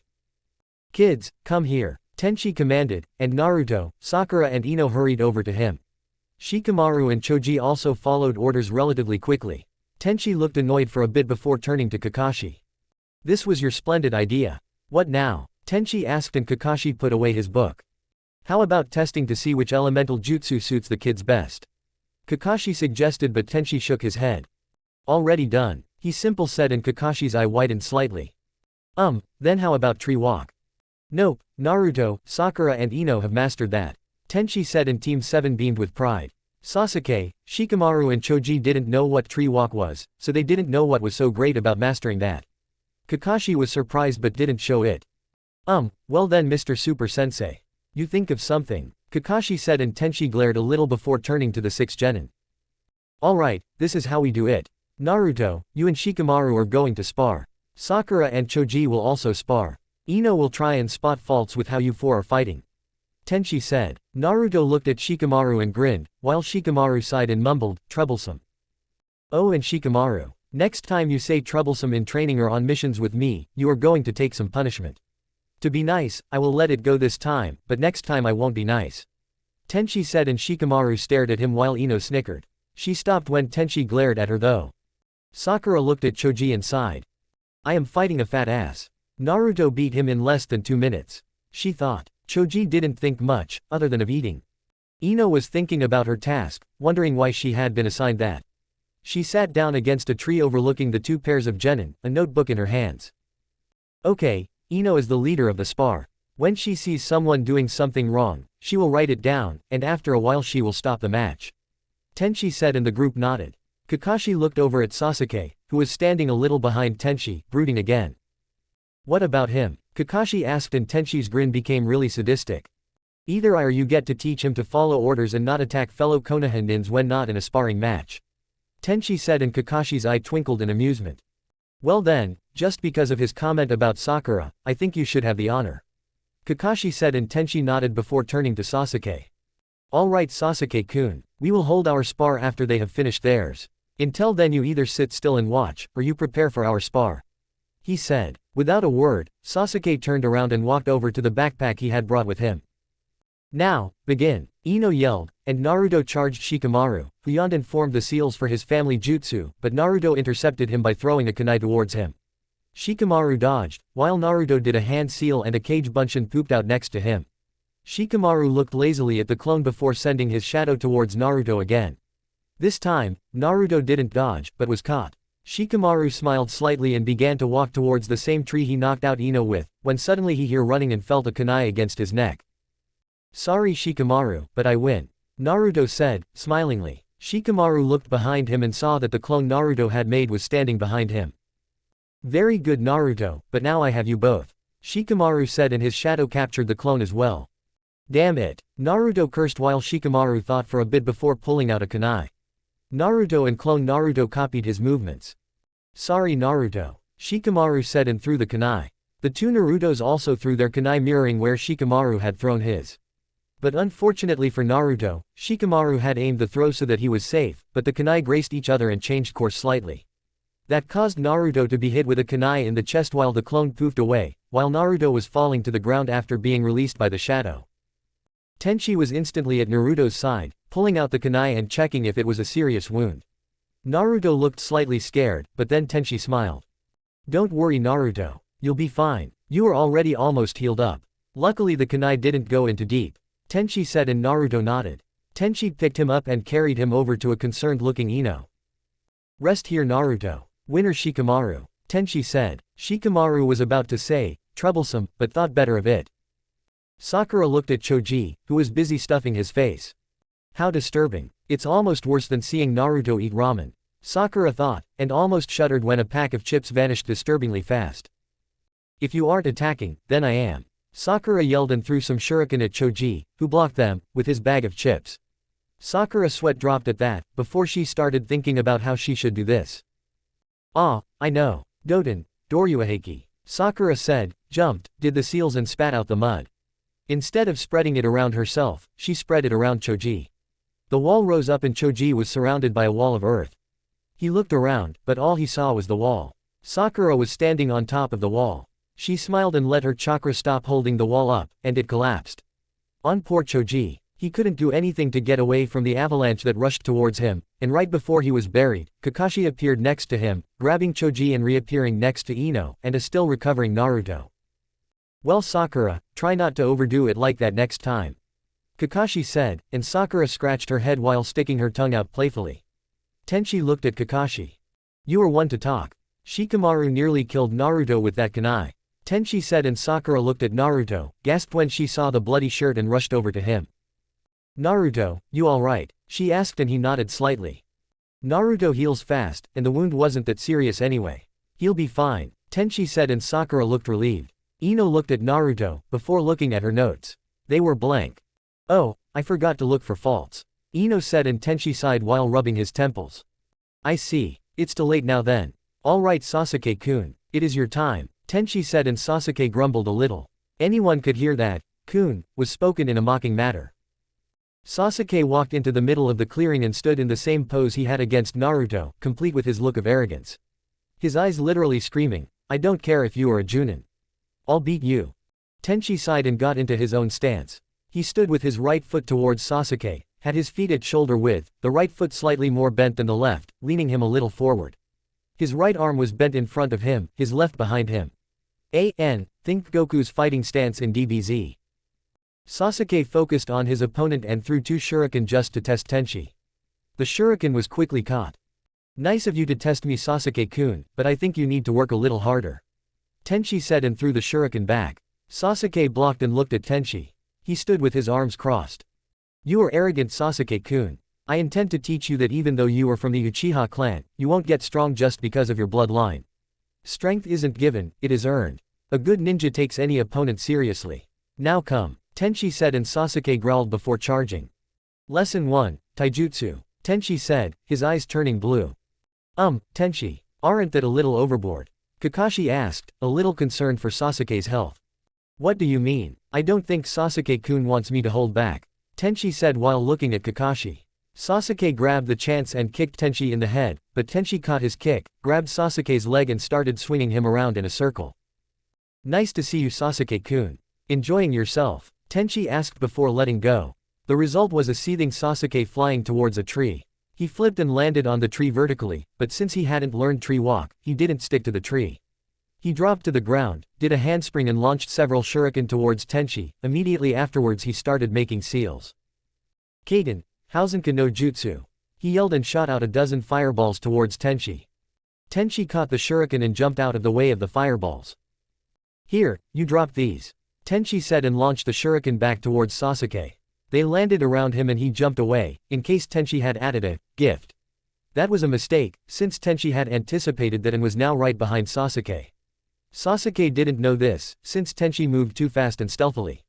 Sasuke looked around for a while but Tenchi kept out of his vision. Then suddenly Sasuke felt a hand clamp on his shoulder.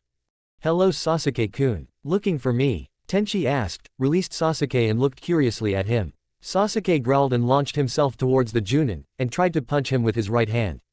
Tenchi answered by using his left hand to punch Sasuke's right. Sasuke tried to punch with his left, but it was met by Tenchi's right. Sasuke looked at his hands, they were bruised, and his knuckles hurt. Tenchi decided to kick Sasuke and caught him in the chest, sending Sasuke flying backwards again. He flipped, landed on his feet and tried to move away, but Tenchi was on him. Punching Sasuke in his stomach, almost knocking the breath out of the boy, then sweeping away his feet from under him and slamming his fists into Sasuke's chest. He landed heavily on the ground, panting hard. He looked at Tenchi, who was walking away. Lesson 2, Ninjutsu. Kaden, Gukaku no Jutsu, Tenchi said, spun around and a ball of fire flew from him towards Sasuke. He managed to jump away, but only barely. What's up with this Junin? He's trying to kill me, Sasuke thought, dodging another Gukaku. He decided to attack back and formed the seals for the same jutsu. Both Sasuke and Tenchi called out, Kaden, Gukaku no Jutsu, at the same time. The 2 fireballs met in the middle. At first it looked like they were equal in power, but then Sasuke's got overpowered and he had to dodge. Lesson 3, Genjutsu, Tenchi said and looked at Sasuke. Sasuke met his gaze and suddenly saw himself dying in horrible ways. He collapsed and started shivering. You see, Sasuke, being a Uchiha isn't enough. Being a genius isn't enough. Thinking you can do everything alone won't work. Treating your fellow Konoha ninjas like you did earlier won't make you strong. Lesson finished, Tenchi said, turned around and walked back to the others. Sasuke couldn't stop shivering. Sakura and Ino looked at the spar, and didn't feel any remorse about Tenchi effectively kicking Sasuke around. They actually smiled when Tenchi hid behind Sasuke. The bastard is finally getting what he deserves. He hasn't been able to do anything to Tenchi-sensei, Naruto said, and Ino and Sakura nodded. I wonder how Sasuke reacts when he finds out that Tenchi isn't using nowhere near his true power. Kakashi said curiously. Then Sasuke collapsed and started shivering. Huh, what did sensei do? Naruto asked. I don't know, but he used a genjutsu, that's for sure. Sasuke doesn't seem too happy. Kakashi replied. Tenchi walked over and smiled slightly. If you were wondering, that was a kaneshibari without me paralyzing him. Tenchi said, and Kakashi looked at Sasuke, who was still shaking. I still think you went a little overboard. But at least he should know that he isn't so superior as he thinks now. Kakashi said, and Tenchi smiled. Yeah, if he is smart, that is. Now that Sasuke-kun has stopped shaking, I think we should end today's training. See you 3 next Saturday, unless we have a mission. Then I'll see you sometime later. Tenchi said cheerfully to Team 10, who nodded. They looked slightly afraid of the Junin though. Come on Naruto, Sakura, Ino. Tenchi said and started walking away. The 3 genin followed, chatting about how Sasuke had been beaten without much effort.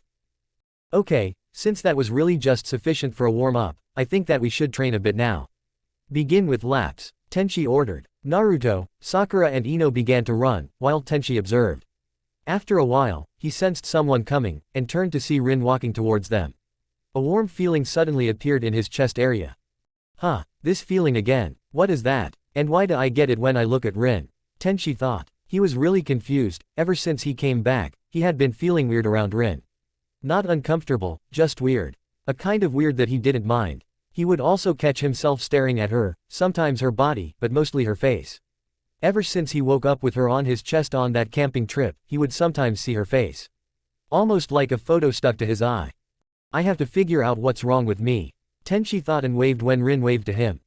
So, how was it to train with Kakashi's kids? Rin asked when she reached him. Tenchi gave a short laugh.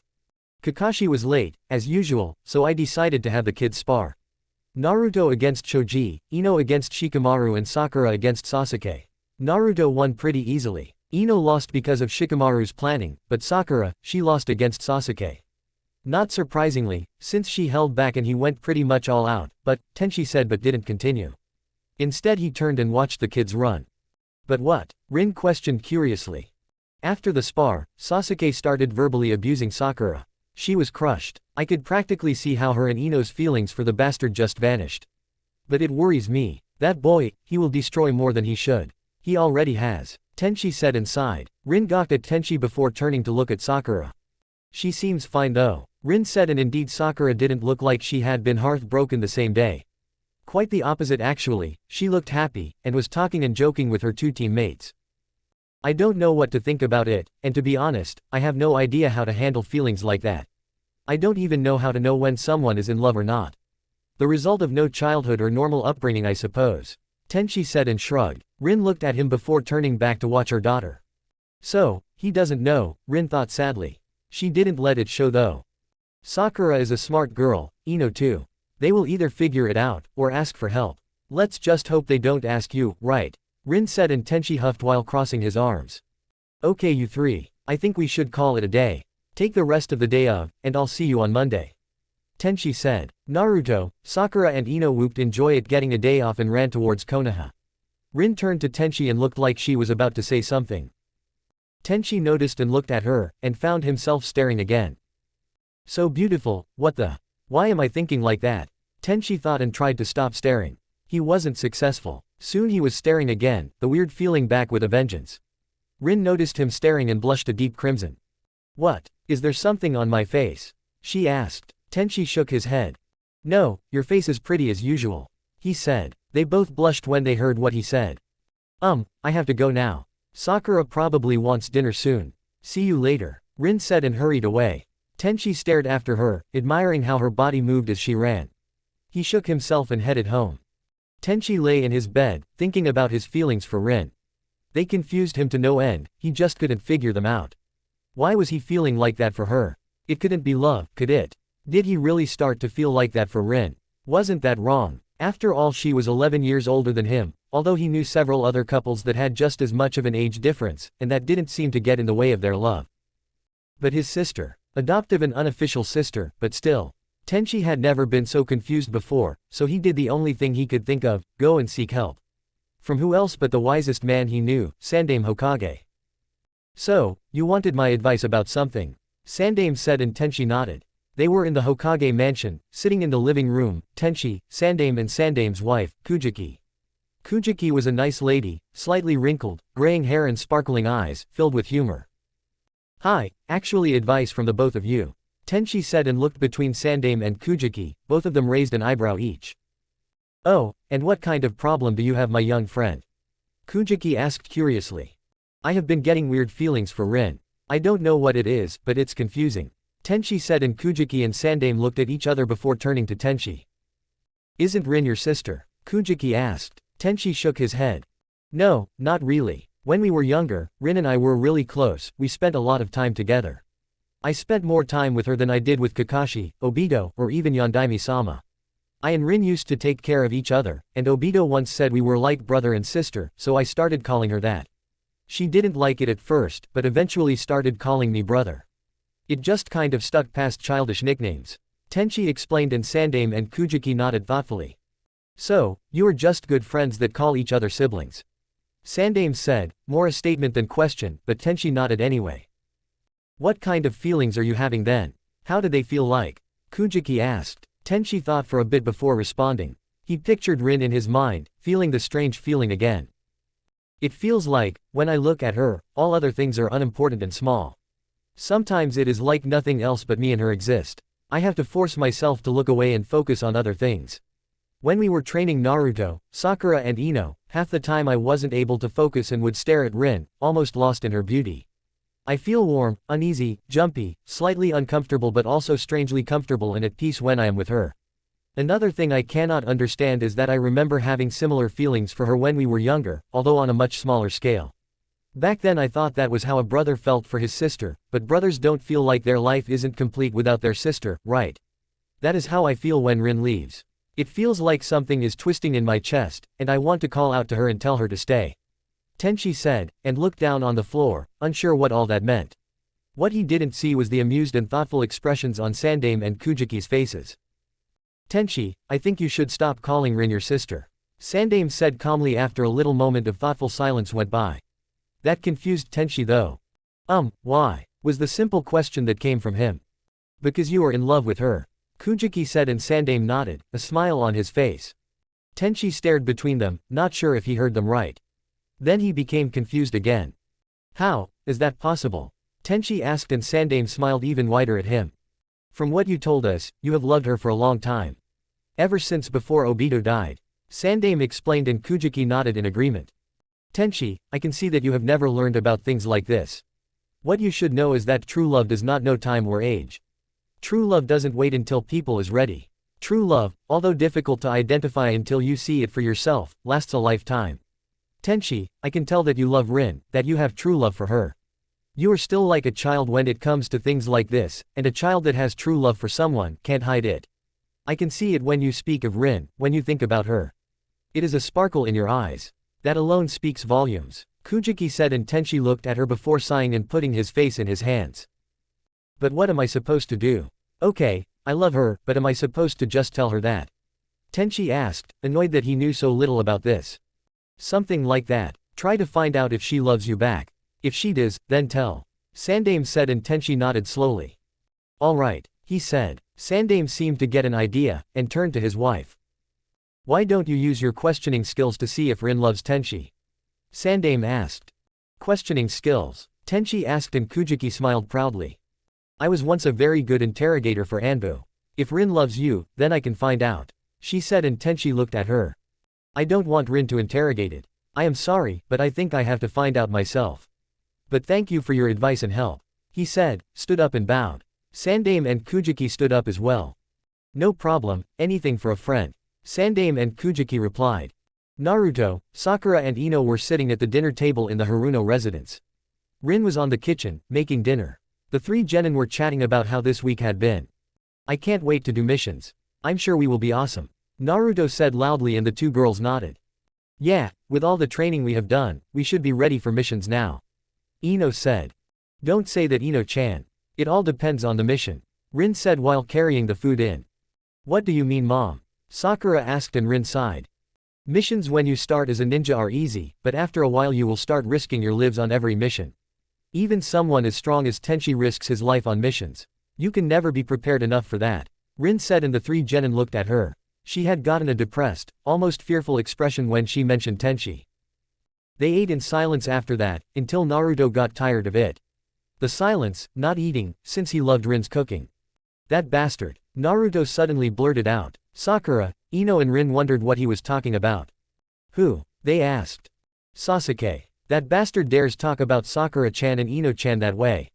I am glad Tenchi-asan kicked his ass, I only wish he would have beat Sasuke a bit more.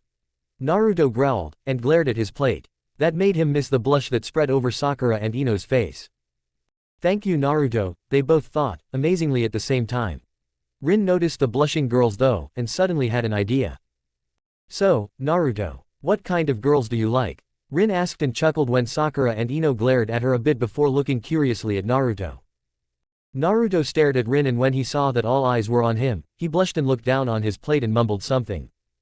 What? I can't hear you. Rin teased, and Naruto blushed even deeper. I like girls that are smart, funny, pretty and strong. I like girls that can take care of themselves, but most of all, I like girls that like and acknowledge me for who I am, and don't see me as the Kyuubi. Naruto said, and Rin, Sakura and Ino looked at him, a little surprised. He had only mentioned looks once. Interesting, Rin thought. Maybe he likes me. That wouldn't be so bad, he isn't as good looking as Sasuke, but he is a much better person. Sakura and Ino thought and smiled slightly, imagining themselves with Naruto. As long as he dumps that old suit. They both thought and looked at the orange clothes Naruto wore. They were several years old. He hasn't picked up the new ones yet. So, what about you two? Rin asked and turned to Sakura and Ino. Both of them blushed and looked down. Hey, I told you what I liked. Now it's your turn, Naruto said, crossing his arms. Sakura, why don't you go first? Rin said, and Sakura glared at her mother, thinking, I'll get you for this. I used to like Sasuke, but now I realize he isn't what I thought he was. I was in love with what I thought Sasuke was. Sakura said, and Rin looked at her. What did you think he was then? Rin asked. Strong, funny, cute and handsome. Sakura said, and Ino nodded before continuing. A good ninja, kind, thoughtful and loving. Lots of humor and brightness. She said, and Sakura nodded. They like the same things then. If I didn't know better, they just described Naruto. At least how he will be when he get his new clothes and stops eating ramen all the time. Rin thought and smiled at the three genin. Can you tell me who you like? She asked innocently. Naruto. Sakura and Ino stared at her, opening and closing their mouths without any sound coming. Oh, come on. The way you spoke, you have someone in mind already. Here, write the names down on a piece of paper. Rin said and handed out a magically appearing piece of paper to each of the genin. They were hesitant, but then began to write. After they were finished, Rin looked at the names. Ino. Likes. Naruto. Sakura. Likes. Naruto. Naruto. Likes. Sakura-chan and Ino-chan. Oh, this is interesting. Very interesting. Rin thought and grinned a bit. Okay, so Ino and Sakura. Why him? Rin said and pointed to the notes. Sakura and Ino blushed and looked at each other. I don't know really. I guess, Sakura began. I saw how great he is, and how much he fits what I want in a boyfriend. Ino finished. And what about your choice Naruto? Rin asked. They are both so beautiful, they are kind, real funny to be around. They are smarter than me, and really strong as well. It hurts like hell when they hit me. And they don't hate me. Naruto said and blushed. Rin looked at Sakura and Ino, and could have swore that their jaws was very close to hitting the table. He likes us. Ino and Sakura thought and looked at each other. I see. Well then, it seems we have a little drama here. Rin said and grinned widely. Naruto looked at her, confused, while Sakura and Ino had a look of understanding, and slight horror on their faces. She isn't, they thought, but Rin interrupted. I mean, here we have a boy in love with his two teammates, and his two teammates both are in love with him. Rin said and smiled widely. Naruto's eyes were about to pop out of his skull. What? You two, like, me. Naruto stammered, looking at Sakura and Ino, both of them blushed and nodded, before blushing even deeper. Thud. Naruto had fainted. Naruto-kun. Both Sakura and Ino yelled and rushed to help him of the floor. This would be funny to watch, but I have someone to meet. See you three lovebirds later. Rin said and walked out, laughing at the two blushing faces. Unknown to the three females, Naruto and Kyuubi was having a conversation. Naruto was sitting in front of Kyuubi's cage, while Kyuubi lay inside. Damn Kit, you are a babe magnet. 2 hot females are lusting after you. Here is my advice, take them both. Kyuubi said and laughed loudly. Okay, stupid fox, first of all, they aren't lusting after me, they are in love with me. That is much better. Secondly, I'm not going to take them. Naruto said and Kyuubi growled slightly. As you wish Kit. Anyway, it's time to wake up and meet your girlfriends. Kyuubi said and Naruto woke up. When Naruto woke up, the first thing he saw was the concerned faces of both Sakura and Ino. Did I die and end up in heaven? Was the first thing Naruto said. When they heard that, Sakura and Ino blushed. No Naruto-kun, you passed out, Sakura said, hesitating slightly on the kun suffix. Are you alright? Ino asked and Naruto nodded. Never been better, he said and sat up. So, what now? He asked and the girls looked at each other before turning to him. Choose, they said. Unknown to Naruto, Sakura and Ino had argued over who he liked the most. They had come to the agreement that he should choose who he liked most. Choose what? Naruto asked. Which one of us do you like the most? Sakura and Ino practically yelled, scaring Naruto. He said and swallowed before beginning to think. Okay, who do I like the most? Sakura is smartest, but Ino is stronger. They are both so cute, pretty and beautiful, and I like being around them both. What to do? I don't like any of them more than the other. He thought frantically. I don't know. I think I like you both just as much. He said. Sakura and Ino looked at him before turning to each other with fire in their eyes. I'm not going to lose to you. They both yelled and before Naruto could react, they had grabbed a hand each and were leaning against him, blinking their eyes seductively up at him. Naruto said and swallowed nervously. Help, he thought but none came. Meanwhile, Rin had arrived at the bar she was heading for. In there she met 2 of her best friends, Kurenai and Anko. Yo Rin, how are you? Anko yelled while waving. Hello Anko-chan, Kurenai-chan. I'm fine, just had an interesting discovery. Rin said and sat down next to her 2 friends. Oh, care to fill us in? Kurenai asked, and Rin nodded. She then told Kurenai and Anko about how she had watched as Naruto, Sakura and Ino grew closer, and finally how they admitted their feelings at the dinner table. Wow, a threesome at that age. The boy must have a lot of potential then. Anko said and Kurenai shook her head at her friend's antics. So, you think their feelings are real, or just crushes? Kurenai asked. Rin thought for a bit before smiling. I think they are real. The way they look at each other, it reminds me of how I used to look at Cashew, and how I find myself looking at Tenchi. Rin said. Have you told him yet? Anko asked and Rin shook her head. I want to, but I'm afraid of how he will react. I know I don't see him as my brother, but what if he sees me as his sister still? I couldn't bear it if he told me that. Rin said sadly. You really love him? Kurenai asked and Rin nodded. Yeah, just as I loved Cashew. Those 2, I don't feel any different about them. They both hold such large parts of my heart. Rin said, a slight smile on her face. You don't deserve to be alone Rin. You should tell him, or just take him. Anko said, a perverted grin appearing on her face. I can't just take him. I don't want him just for sex, I want him to be with me, love me like a boyfriend or husband should. Not just in bed, Rin said angrily and Anko waved her hands defensively. Well, if you like, I could use a genjutsu to find out how he feels about you. Kurenai said and Rin stared at her. But, she said but didn't continue. But what? That way you would know if he loves you or not. I think it's a great idea. Come on Kurenai, Anko said loudly and jumped up. Kurenai smiled and got up as well. The 2 of them started to walk away, but Rin ran up to them. You aren't going to try and stop us are you? We'll just do it sometime later. Anko said confidently. Rin shook her head and smiled shyly. No, I won't stop you, I want to hear for myself. She said. Anko grinned at her. Good girl, she said and the 3 of them headed towards Tenchi's apartment. Tenchi was home, working on a scroll when suddenly he got an irresistible urge to talk. About Rin and how he felt about her. Rin, Anko and Kurenai had snuck into his apartment, and concealed themselves in a genjutsu. Then Kurenai had used a genjutsu on Tenchi, that got him talking. They listened as he spoke of how he felt for Rin. He spoke just as if he was speaking with a good friend of his. The rather one-sided conversation was very like the conversation Tenchi had with Sandame and his wife. And when Sandame-sama told me I love her, I felt relived. Like a huge weight was lifted from my shoulders. The only thing is that I don't know how to find out if Rin loves me back. Tenchi said and Rin nearly rushed over to him, but Anko held her back. No, let's hear some more. Enko hissed. Rin nodded slowly. I read something about love when I got back from Sandaime-sama. The book said that two people in love are happy together, that their lives complete each other. I found myself wanting that with Rin. I guess Sandaime-sama and Kujiki-sama was right. I really love Rin, Tenchi said. Kurenai and Enko had huge smiles on their faces, while Rin had a dreamy look.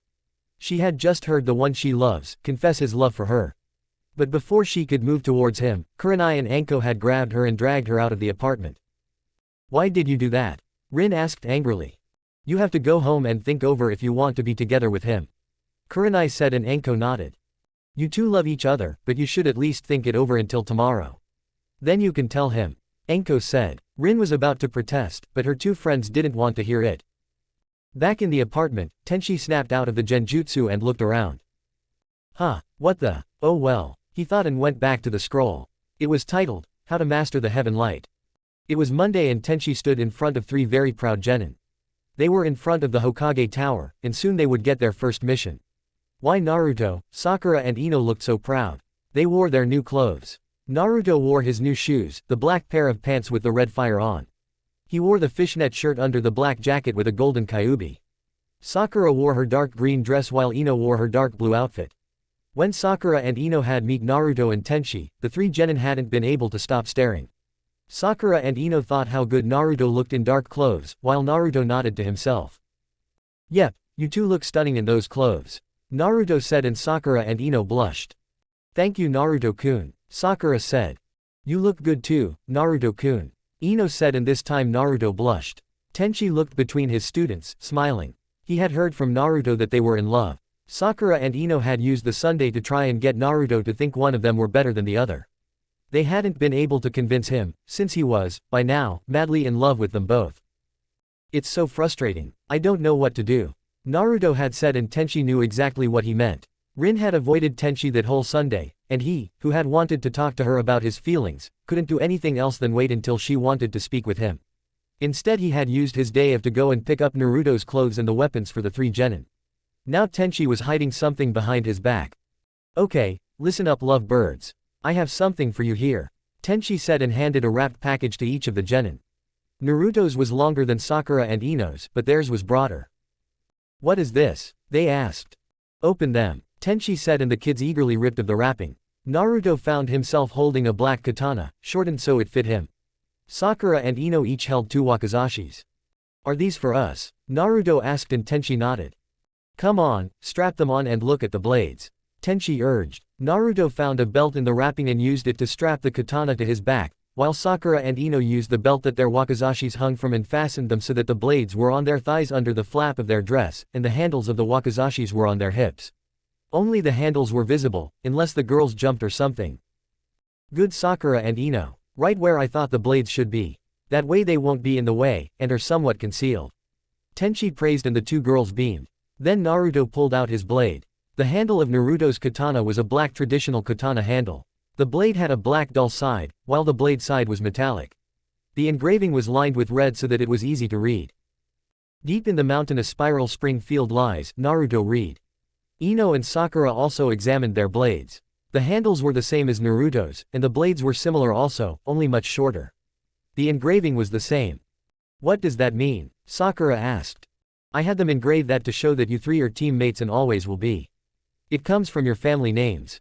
Deep in the mountain is from Yamanaka, Spiral is from Uzumaki and Springfield is from Haruno. Tenchi said smilingly. The three genin looked at him, before looking at each other and then at their blades. As one they bowed. Thank you so much, they said and Tenchi chuckled. No problem. Now come on, we are going to get a mission, finish it fast and I'm going to teach you how to use those. That will be our main focus for the rest of the week, and until you show me you can do your two jutsus perfectly, I won't teach you any new jutsu. Tenchi said and walked into the Hokage Tower. That was a D-rank mission. Naruto yelled. They had just finished painting an old lady's house. Tenchi, who had been sleeping in a tree nearby throughout the mission, smiled and nodded. Yep, that was a D-rank mission. Stupid, right, he said and Naruto glared. Why do we have to do missions like that? Ino grumbled. So that I can train you more, but you can still be useful to the village. Don't worry, it will only be for a short while. Now come on, Tenchi said and walked towards their training field. He then remembered to report in, and sent a Kage Bunshin to do that. They arrived in the training area and Tenchi walked over to 3 vertical logs, each just as high as the genin. For starters, you are going to give me your new blades and do your regular warm-up. Tenchi said and the genin nodded. They gave Tenchi their blades and began to run, do push-ups, sit-ups, squats, punch and kick logs. When they were finished, they stood to attention in front of Tenchi again. He returned their blades. Naruto, Sakura and Ino nearly dropped them though. What did you do? They are so heavy. Sakura complained. I activated something called a gravitational tag that is inside them. That increases the gravitational pull on something. Now, each of you take a log each and give me 500 slashed upwards, 500 downwards, 500 vertical from left to right, 500 from right to left, 500 from bottom right to top left, 500 from top left to bottom right, 500 from bottom left to top right, 500 from top right to bottom left and 500 stabs. And yes Sakura and Ino, I mean with each blade in each arm. Also, don't use chakra to help. Tenchi said. The 3 genin stared at him as if he was crazy, but when they saw he wasn't kidding, they started with the exercise. How is this going to help? Sakura huffed out. I don't know. Ino replied. This will probably help us fight with our blades. Naruto said. They had been at it for half an hour, and to them it felt like their arms would fall off. That's right. This builds strength, and allows you to feel how your blades flow. I don't know much about how to fight with a sword, but what I know is that to be a good fighter, you need to be familiar with your weapon. This way, you and your blades get to know each other. Tenchi said happily. Unknown to the genin, he was training too. Having tripled his weights, he had trouble moving, and was running, switching between regular running and running on his hands. When he saw that Naruto had begun his stabs, Tenchi stopped running and started doing push-ups, sit-ups, squats, punches and kicks. He did 100 of each exercise before stopping and starting on the next. When he was done with his kicks, he began with push-ups again. When he was nearly finished with the second round of kicks, he noticed that Naruto, Sakura and Ino were finished. Finishing up his exercise, he turned to them and smiled. Tired? He asked and they nodded. Okay, I am going to teach you how to release the tags on your blades. Hold them firmly in your hands and form the ram seal. Then say, Kai, undo, cancel, Tenchi said. The 3 genin did and instantly their blades felt much lighter. Just as with your weights, only do that when you have to. To activate the tags, form the ram seal again and pump your chakra into the blade. You should see a tag inside the blade. Direct your chakra there and the tag will activate. After I have taught you a bit more about handling your blades, I will teach you more about chakra in the blades. For now, practice activating and deactivating the tags. Tenchi said. For the next half an hour, the 3 genin only activated and deactivated the tags several times. Then Tenchi stopped them. Okay, good. For the rest of the training today, I will show you a basic attack pattern, called a kata. This will be different for Naruto and you girls. Tenchi said and made a cage bunshin. The clone went with Naruto while the original stayed with Sakura and Ino. With Naruto. Okay Naruto, the basic of how to use a katana I use is to find a weak spot in your enemy and attack that. You see, a katana is deadly when it cuts and stabs. If you train enough, you can easily kill someone with a katana. The clone explained and Naruto nodded. Okay, first I want you to practice something called the ijutsu. That is a technique where you draw your sword and attack in the same moment. There is several versions, depending on how you carry your sword. Clone Tenchi said and pulled out a katana of his own. This is not Suiboshi, my katana. You should name your sword as well. The clone said and strapped the katana on his back. Naruto looked at his katana and saw the engraving. I'll name you I. Naruto said. Love, that is a good name. Now pay attention. When you practice ijutsu, the point is to draw the sword so fast and accurate that the enemy can't react. To do that, you press the sword towards the front of the sheath while you draw. I can't explain it in detail, since you have to learn to do it yourself. Here, watch. Clone Tenchi said, walked up to a tree. Suddenly a flash came and a huge gash was on the tree. Naruto stared at the cage bunshin that now stood with its katana in its hand. That was my ijutsu. Clone Tenchi said and Naruto looked really eager to be able to do the same. Here, I'll show you slowly. Clone Tenchi said, and drew his blade again. Naruto saw how the blade was pressed against the sheath and how the arc of the blade was when it left the sheath. Okay, now you try. Clone Tenchi said and Naruto ran up to the tree. With Tenchi and the girls. Okay girls, you two have 2 blades each. Your blades are called wakizashi. Basically a wakizashi is a short sword. The reason you have 2, is that then you can block an attack with one of the blades and strike with the other. Tenchi said and Sakura and Ino nodded eagerly. As I said, I don't know much about fighting with a sword, but I can teach you the basics. First, practice how to draw your blades quickly. The point is that you should be able to draw your wakizashi so that you can be ready to fight and or block an incoming attack in moments. Tenchi said. The girls nodded and placed their hands on their blades. Wait, rearrange your hands so that when you draw, your blades are along your lower arm. That way, it will be easier to draw, and easier to have strength in the blade. When you get better, you can see if the situation calls you to draw like that, or not. Tenchi said. The girls did as he said, and for the next 45 minutes they changed between drawing so that they held the blades normally, and so that they held them in the reverse way Tenchi instructed. Okay, good. I think you can draw your blades fast enough now. I think it is time I showed you the only kata I know for dual blades. Tenchi said, and for the next hour and a half, he showed and helped the girls with the kata, correcting them when they made mistakes, and guiding them. Okay, I think that is enough for now, girls. Ah, good. Naruto is here, Tenchi said, and the girls looked up as Naruto walked towards them, looking tired. Okay, you three have shown great progress with your blades. I did something right when I bought those blades. Oh, by the way, Ino, Sakura, have you two thought up names for your blades? Tenchi asked. Did they have to have individual names? Sakura asked, and Tenchi shook his head. No, since a dual wakizashi pair is like twins, so you can give them a family name. Tenchi replied. Okay, I have decided. I am naming my wakizashis, Sunshine. From Naruto-kun's hair, Ino said, and Naruto blushed. I'm naming my wakizashis, Tenkan, Heaven Sword. From Naruto-kun's eye color. Sakura said, and Naruto turned so red, Tenchi thought Naruto had started bleeding. What about you, Naruto-kun? Sakura asked. My katana is called Ai. Because I love Sakura-chan and Ino-chan, Naruto said, and this time it was the girls that blushed. You heard that, he said my name first. Sakura said, like it was the most important thing in the world. That doesn't mean he loves you more than me, forehead girl. Ino shot right back. Pig. Forehead. Pig.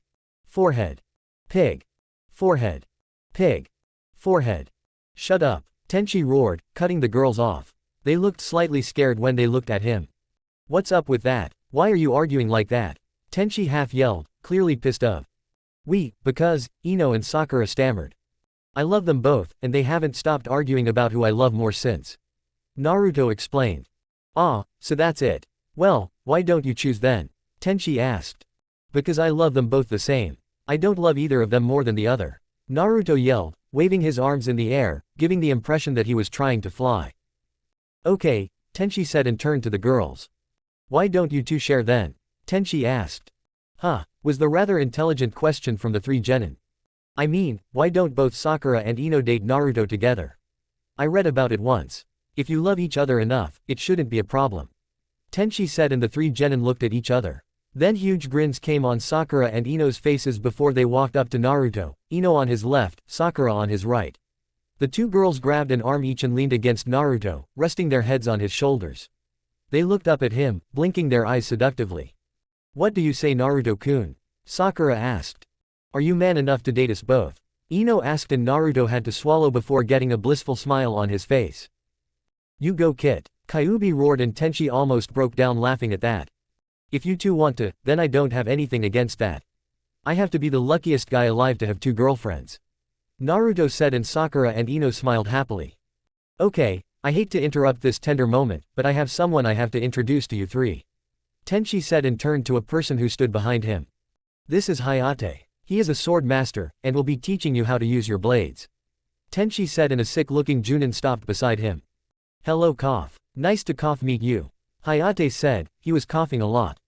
Hello, sensei. The three genin greeted, uncertain if the Junin was okay. Hayate will teach you every day for a while, along with me. We will coordinate our teachings. You have the rest of the day off, I suggest you three go and enjoy yourselves.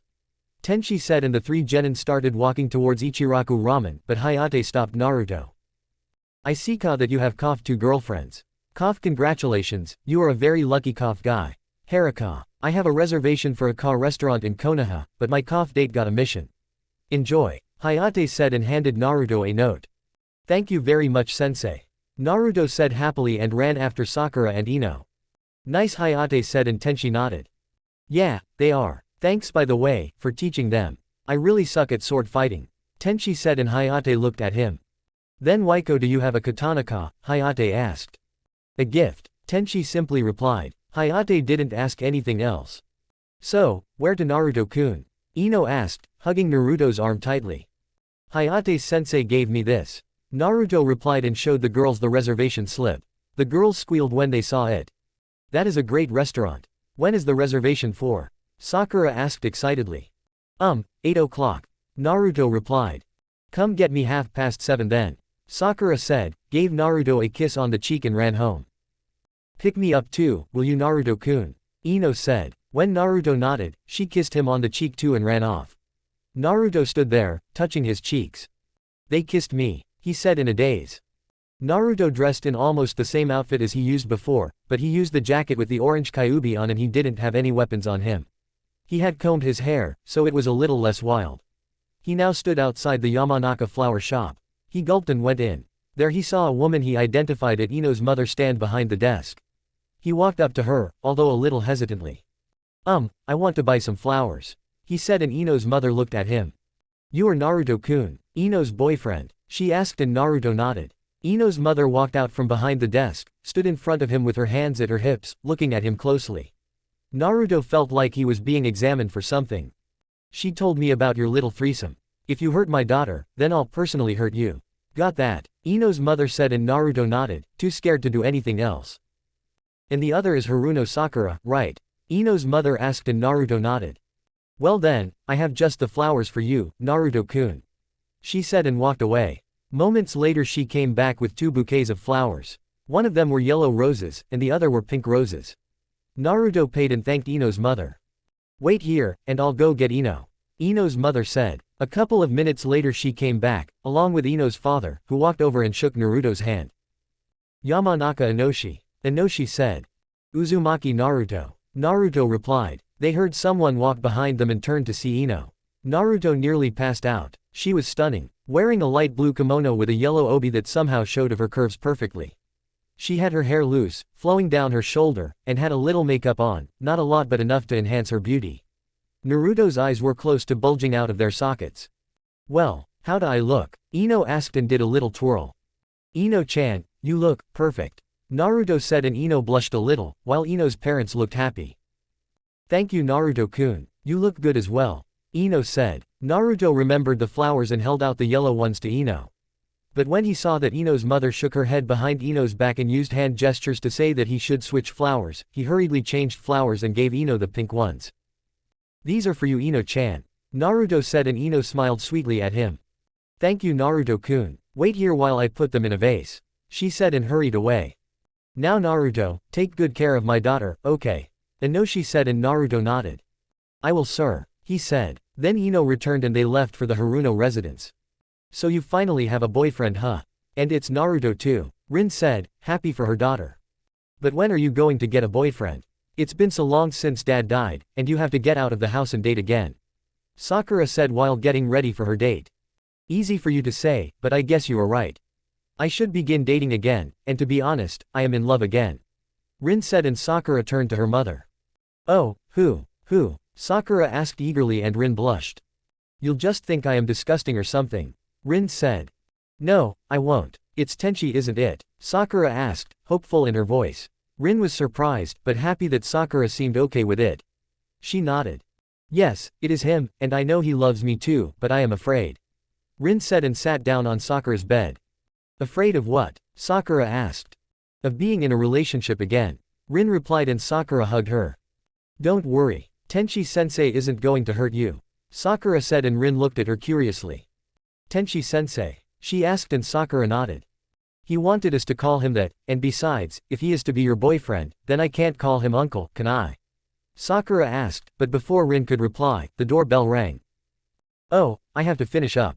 Go stall him, Sakura said, and started applying makeup to her face. Rin shook her head and walked down to answer the door. When she opened the door, she saw a handsome Naruto and a beautiful Ino. Hello Naruto-kun, Ino-chan. Come in. Sakura isn't quite ready yet, Rin said cheerfully. Geez, why is Sakura taking so long? Ino asked, and Rin giggled slightly.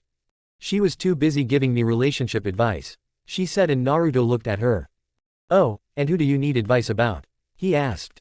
Tenchi, Rin said softly. Neither Ino nor Naruto looked very surprised.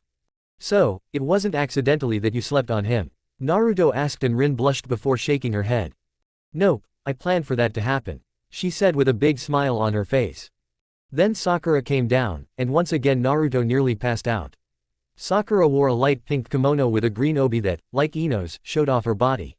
Sakura had a red ribbon replacing her forehead protector and a little rouge on her cheeks. Sakura-chan, you look beautiful, Naruto said and Sakura blushed a little. Thank you Naruto-kun. Oh, for me, Sakura said when she saw the flowers. Naruto held them out and Sakura smiled while smelling them. Thank you. Mom, can you put them into a vase? Sakura asked. Without waiting for an answer, she handed Rin the flowers, hooked her arm around Naruto's and they walked out. Rin felt oddly alone when she saw them, and decided to do something about that. She quickly put the flowers into a vase, went into her bedroom and changed into a civil version of the Junin outfit, dark blue pants and sweatshirt with the red swirl on the shoulders. She brushed her hair and tied it into a ponytail with a sky blue ribbon before heading towards the apartment of a certain Junin. Naruto, Sakura and Ino walked towards the restaurant hand in hand, happy to with each other. When they reached the restaurant, Naruto handed over the reservation slip, and they were shown to their table, although the waiter didn't look too happy to be serving Naruto. What is all this? Naruto asked while looking at the menu. Food, Sakura replied. But Sakura-chan, they don't have ramen here. Naruto whined. Naruto-kun, from now on you won't be allowed to eat ramen all the time. It isn't good for you and it shunts your growth. Ino scolded and Naruto looked sad. Don't worry Naruto-kun, there is a lot of food that is much better than ramen. Sakura said and Naruto looked a little happier. So, what do you two suggest I have then? Naruto asked, not wanting to try and understand the strange and rather large menu. How about this? Steak and rice, Ino suggested and Naruto nodded. Okay, so, what are you having? He asked and Sakura and Ino looked at the menu again. I think I'll have the shrimp with salad, Sakura said. I'll have the vegetarian soup, Ino said, and the three of them looked around for their waiter. So, you three decided on what to have? She asked when she saw that they had decided. Number 9, 12 and 14, Sakura said and the waiter nodded. And to drink? She asked. Water please, Ino said and the waiter nodded. So, what did you learn after the warm-ups today Naruto-kun? Ino asked and Naruto puffed out his chest slightly. Tenchi-sensei taught me something called the Ijutsu. You attack while drawing the sword. Sensei was really fast with it, I only saw a flash. What about you two? Naruto said and the girls looked at each other. Sensei taught us how to draw correctly. And then he taught us a basic kata, Ino said. But that slashing was really hard. I never thought swinging a blade around would be so hard, Sakura said and Naruto nodded. Yeah, and I bet the training with Tenchi-sensei and Hayate-sensei is going to be tough as well, Naruto said and the girls nodded in agreement. Then their food arrived and the three of them ate. Hey, this is really good, Naruto said eagerly and the girls chuckled at his enthusiasm. Have you ever eaten anything other than ramen? Ino asked and Naruto shook his head. No, or wait, I have eaten Rin-ne-san's food. That was really great as well, Naruto said happily. Yeah, she is a great cook, Sakura said and Ino nodded while continuing the meal. After the dinner, the three lovebirds walked a little around Konoha until Naruto got an idea. He grabbed the two girls and led them towards the Konoha park. Naruto-kun, Sakura said but he just smiled at her. They reached a pine tree and sat down under it, Naruto in the middle with his arms around the girls, who leaned against him. They sat there in silence for a while, just enjoying being with each other. Then Naruto remembered something. Sakura-chan, Naruto asked. Yes, she replied. How would you react if Tenchi-sensei started dating your mom? Naruto asked and Sakura grinned. Oh, that would be so great. They look so cute together, she said. She loves him, but how does he feel about her? Ino asked. I don't know, but I hope he likes her the same, Sakura said. And that they hook up soon. I stayed with Tenchi-sensei for a day after we trained together, since my apartment was trashed.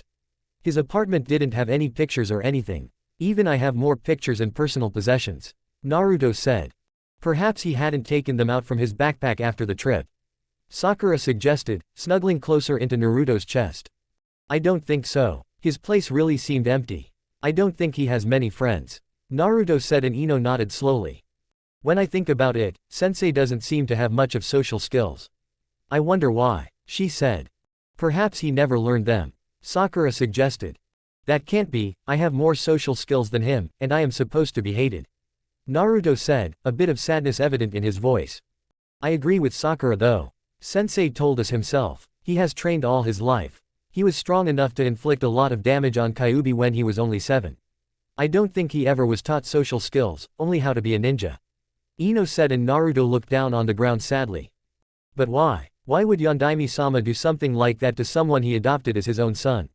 Naruto asked. War. Sakura replied. When she got 2 questioning looks, she sighed and began to explain. When Sensei was young, Konoha was at war. I think that Sensei was trained so much so that he could become a weapon for Konoha and help during the war. Sakura finished. A living weapon. That sounds, Naruto began, but Ino finished. Cold, she said, and both Naruto and Sakura nodded. Perhaps Rin can help him become a human again, if it is true that Konoha has turned him into a weapon. Ino said, and Naruto straightened. If she can't, then we will. We will help Tenchi-asan. Naruto announced, and the 2 girls giggled. Naruto-kun, how do you do that? Ino asked. Do what? He asked back. Instantly brighten a situation, Sakura said, and Naruto grinned his trademark fox grin. I don't know, guess I am a natural. He said, and the 2 girls giggled again. The rest of the date was spent either in silence, with the 3 of them just basking in each other's company, or with the girls gossiping a little. Rin stood in front of the door leading to an apartment, but not just any apartment. Tenchi's. Okay, I can do this. Just knock and take things from there. Rin thought, raised her hand and knocked on the door. After a few moments, a sleepy Tenchi opened the door. His eyes widened when he saw who it was. Rin, good to see you. How are you? Tenchi asked and led Rin into the apartment. Tenchi, I have to speak with you about something. Rin said, and Tenchi became serious. What is it? Is something wrong? He asked. No, nothing is wrong. In fact, it is very right. Rin said and got an absent smile on her face. Okay, Tenchi said while sitting down on the couch inside his apartment. Rin looked around. Tenchi's apartment was a small 2-room apartment. The hallway leads straight into the living room, and the kitchen on the right while the only bedroom to the left. The apartment was clean, but empty. The living room had a couch for 3 people, a small coffee table, a chair and a TV. The kitchen was modern but slightly small, and the bedroom only had a desk, an office chair, a bookshelf and a futon. The only picture in the whole apartment was on that bookshelf, the team picture of Tenchi, Rin, Kakashi and Yondaime.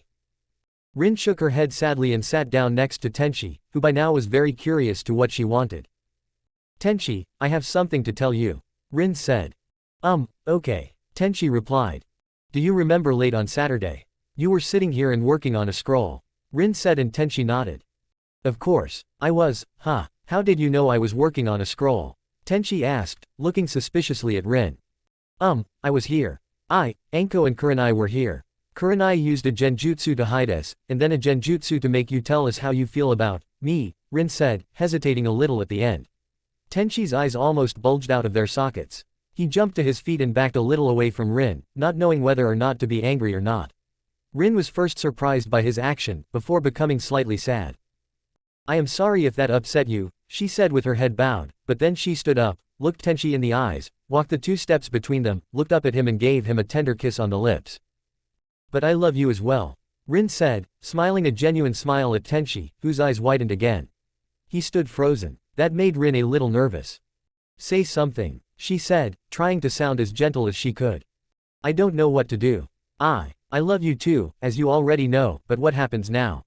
Tenchi asked, uncertainty clear in his voice and body language. Rin giggled a little at that, and hugged him while resting her head on his chest. Well, I should have expected that. It is rather simple though. Either we try and forget this, Rin said, but Tenchi interrupted. No, not that. I don't want to hide my feelings anymore. Please Rin, not that. Tenchi pleaded, and Rin giggled again. Or we become a couple. Personally I prefer the latter, she said and looked up at him again. I am tired of hiding my feelings too. I want to show you how much I love you, as a girlfriend and not a pretend sister. Rin said, and Tenchi smiled widely, before hugging Rin. Wow, I can stop feeling guilty now, he said, and she frowned. You have felt guilty. Why? Rin asked. I didn't think my feelings were right, so I felt guilty for feeling them. Tenchi explained, and Rin backed a little away. Don't feel guilty over loving me. Never ever do that. Okay, she asked, and Tenchi nodded. Rin smiled and hugged Tenchi again. He then placed a hand under her chin and gently lifted her head so she was looking at him. They smiled at each other. That felt good, I want more, Tenchi said and kissed Rin tenderly. Her eyes widened slightly, before she began to kiss back. Suddenly Tenchi lifted Rin in the air without breaking the kiss, walked over to the couch and sat down with her in his lap, never breaking the kiss. They stayed that way, kissing and hugging, for a long while. Meanwhile, Ino and Sakura were beginning to become a bit sleepy. Naruto-kun, perhaps we should head back home so we can get a good night's sleep. I am sure that Tenchi-sensei and Hayate-sensei are going to push us hard tomorrow. Sakura said and Ino nodded. Yeah, this has been great, but I don't want to be tired before training. That would be hell, Ino said and Naruto chuckled. Okay, so who do I follow home first? Naruto asked and in unison the girls nearly shouted. Her. Okay, that didn't help. Naruto said, but the girls didn't notice it, since they were glaring at each other. Naruto sighed and thought of something. Grasping behind him, he picked up 2 leaves, one of them he split in 2. He then held the leaves up, making it seem they were equal. One of them is smaller. The girl that gets that, we follow home first. Naruto said. The girls didn't see anything wrong with that, and each pulled a leaf. It was Ino who drew the short leaf. Damn, she cursed while Sakura cheered about having more time with her Naruto-kun. The 3 got up and walked towards the Yamanaka flower shop, Ino frowning and Sakura half dancing. Naruto saw how they fought over him and wanted them to stop. Why can't they just get along? Naruto asked Kyuubi. I don't know. They seem to be rivals over just about anything, including you. But I sense something underneath as well. Can I make a suggestion? The age-old fox responded and Naruto mentally nodded. Kyuubi told Naruto his plan, and in turn Naruto blushed.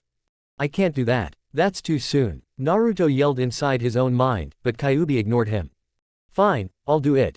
And I'll even enjoy it, perverted fox. Naruto thought as the 3 genin walked together, Naruto in the middle with a arguing girl on his sides.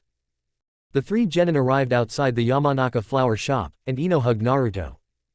Thanks for a great night Naruto-kun. I really enjoyed it, Ino said. Naruto hugged her back, before hesitating slightly, then placing a soft kiss on her lips. Ino's eyes widened, before she started to enjoy herself. Sakura on the other hand, was feeling incredible jealous. Naruto was enjoying himself, but broke the kiss after a little while. Thanks Ino-chan, I really enjoyed it as well. I'll see you tomorrow. Naruto said, grabbed Sakura's hand and started to walk toward the Haruno residence. What he didn't see was Ino standing behind with a dazed look on her face. Naruto-kun, why did you kiss Ino-pig? Sakura asked, sounding slightly hurt. Naruto turned to her and smiled his regular fox grin. Because we walked her home first. Naruto simply replied. At that moment, they arrived. Sakura, still hurt about Naruto and Ino kissing, walked up to her door and was about to say goodbye, when she felt Naruto's hand on her shoulder. She turned around, was about to ask what he wanted when she felt something soft and warm press against her lips. Like Ino, Sakura's eyes widened before she started kissing Naruto back. Amazingly, Naruto broke the kiss when they had kissed as long as Ino and him. Bye Sakura-chan, I'll see you tomorrow, Naruto said cheerfully. Sakura smiled and hugged Naruto. Sure thing Naruto-kun, thanks for a great night, Sakura said and walked into her house. Inside her home, she looked around. It was dark and silent. Mom is out somewhere, Sakura thought before beginning to get ready for bed.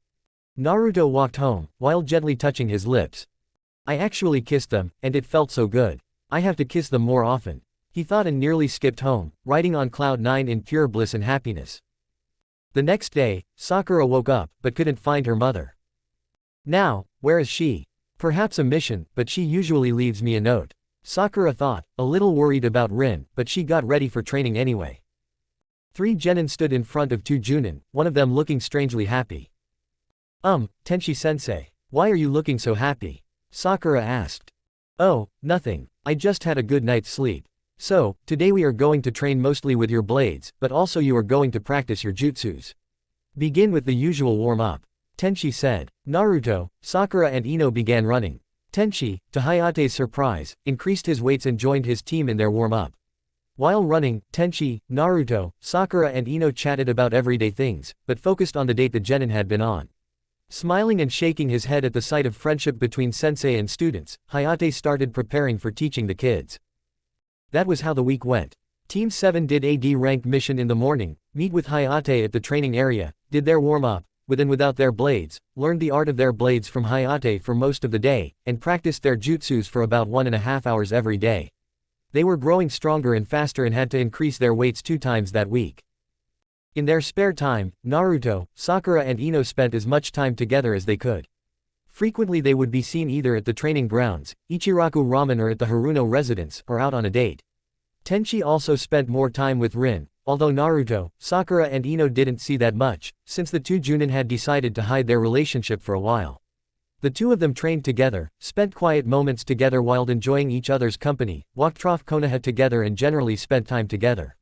Rin would also be less and less home, but tried to be home when Sakura go home, so she could be at least a little with her daughter. On late Friday, Team 7 weren't looking forward to the next day, since they would train with Team 10 again. Do we really have to train with them? Naruto whined while walking back to Konoha. Well, do you want Sasuke to surpass you and think he is better than you? Tenchi asked. No way, I'm not going to lose to that bastard. Naruto yelled. Sakura and Ino smiled at that, while Tenchi and Hayate covered their ears. No need to be so loud, Tenchi said, and Naruto grinned sheepishly. Well, Cuff'll see you forso next week, Hayate said, and Team 7 nodded before he vanished in a poof. I want to learn that, Ino said, and Tenchi chuckled. You will, someday you will. But not yet. Come on, I think Rin has dinner ready, Tenchi said, and the three genin rolled their eyes. Tenchi loved Rin's cooking, apparently he couldn't get enough of it. That Saturday, a annoyed Team 7 and 10 stood in their training area, waiting for Kakashi to appear. Tenchi sighed after 15 minutes and turned to the genin. Alright you six, I am going to get Kakashi. Meanwhile you start with your regular warm-ups. I don't know if Team 10 has any regular routine for warming up, but my team has. Get moving and I'll be right back, Tenchi said, and poofed away to go get a lazy and late Junin. While he did that, Naruto, Sakura and Ino started to run around the training area. Sasuke, Shikamaru and Choji watched as Team 7 ran and chatted happily, clearly enjoying what they were doing, or was it that they were doing it together? Anyway, Team 7 looked happy to be doing their warm-up. Sasuke snorted and started punching a log. Shikamaru looked at the clouds while Choji ate some more chips. Of course, Naruto noticed that. Hey girls, what do you think the teamwork between those three will be? Naruto asked, and the two girls looked over and saw that Team 10 was basically divided in the middle. I don't think it will be very good, Ino said thoughtfully. But Sasuke must be very confident if he thinks he can handle everything himself. Has he really gotten that much stronger since last time? Sakura wondered, and Naruto frowned. Yeah, that would explain why he doesn't bother with his teammates. Bastard thinks he is so strong that he can beat everyone. I'll show him. I don't care if he is a genius ninja, I'll surpass him. Naruto boasted, and Sakura smiled slightly at his antics while Ino giggled slightly. Naruto-kun, you sure are something special, you know that? Ino said, and Naruto scratched his head sheepishly. Yeah, all for you too, he said, and the girls smiled at each other for that. Then they finished with their laps, and began with the push-ups and other exercises. Tenchi was annoyed. He had to leave his team and search for the ever-late Junin, and he had trouble finding him. Oh, screw this, Tenchi said, before going to Kakashi's apartment, picking the lock, going inside, brought chakra to his nose and began sniffing. Once he was certain he had Kakashi's scent, he went out again, locked the door after him and began following the scent trail. It led him to a shop containing adult, reading and entertainment. To say Tenchi was even more annoyed was an understatement. On top of that, the smell from that shop wasn't exactly good for his nose, so he quickly stooped his chakra flow to the nose, cutting of his advanced sense of smell. Then he walked into the shop, looked around until he saw the familiar silver hair of Kakashi. Walking over, Tenchi stared at Kakashi. He was reading the latest Ika Ika Paradise edition. It had to be edition 15 or something. Jiraiya sure writes a lot, Tenchi thought before clearing his voice. Kakashi, get your ass in motion and get to the training area, Tenchi said in a stern tone. Kakashi looked up from his book. Oh Tenchi, I didn't see you there. You here to buy the new edition as well? Kakashi asked, but Tenchi shook his head. No, come on, I put the teams to do warm-ups, they should be finished soon, Tenchi said, and rolled his eyes at the suggestion of buying a book like that. He had one edition, and after reading it, he found out 3 things. 1. He hated perverts. 2. He wasn't a pervert himself. 3. Rin was much prettier than the girls in that book. Oh, okay, I'll just buy this then, Kakashi said, and made his way over to the clerk and bought the book. Still reading it while Tenchi and Kakashi walked out of the shop, Kakashi soon started giggling like a schoolgirl. Well, it seems we were just in time, Kakashi stated when he and Tenchi reached the training area. Naruto and Sasuke looked ready to kill each other. What happened and why are you two fighting? Tenchi asked sternly, crossing his arms and looking at the genin. Sasuke-tem made Ino-chan and Sakura-chan feel bad again. Naruto said. Hey, if they can't take even that, then they have no business being ninja. Sasuke said, smirking slightly. Tenchi shook his head, and looked at Kakashi, who looked slightly annoyed. Well, what did he say? Kakashi asked Sakura and Ino. But it was Sasuke who spoke up. Oh, not much. Just that they are weak and can never hope to do any good in a battle. Sasuke said arrogantly. Is that so? If I remember correctly, Sakura gave you a hard time in your latest spar. And also, being weak as you put it, don't you think that counts for yourself as well? I mean, you don't stand a chance against, say Kakashi for instance. Tenchi said and grinned when Sasuke growled. I don't care. They are weak. Going out on dates, grooming their hair and whatnot. Sasuke stated sourly. Idiot. Didn't Kakashi tell you to look underneath the underneath? Tenchi asked angrily. So, was the simple reply, but both Tenchi and Kakashi shook their heads. We're not going to tell you. Now, if Sasuke can shut up, we can begin. Today we will be focusing on jutsus. Tenchi has told me what jutsus Team 7 knows, so we have planned what to teach you today. Kakashi said in a bored tone, while reading his book. First we are going to teach you a move called Cage Shuriken no Jutsu. It is similar to Naruto's Cage Bunshin. What you do is throw a weapon, shuriken or kunai or something, form the seals and the weapon divides into several. One kunai can become 4 for instance, depending on how much chakra you put into the jutsu, the more clones. Here are the seals. Tenchi said and formed the seals slowly. Each genin started performing them, while Kakashi and Tenchi supervised. Later that same day, Naruto, Sakura, Ino, Sasuke and Shikamaru had gotten the jutsu down, while Choji needed some more help. Naruto had been the first, since the Cage Shuriken reminded him of the Cage Bunshin. Sakura and Ino had managed to do it after meditating and watching Tenchi and Naruto perform the jutsu several times for them.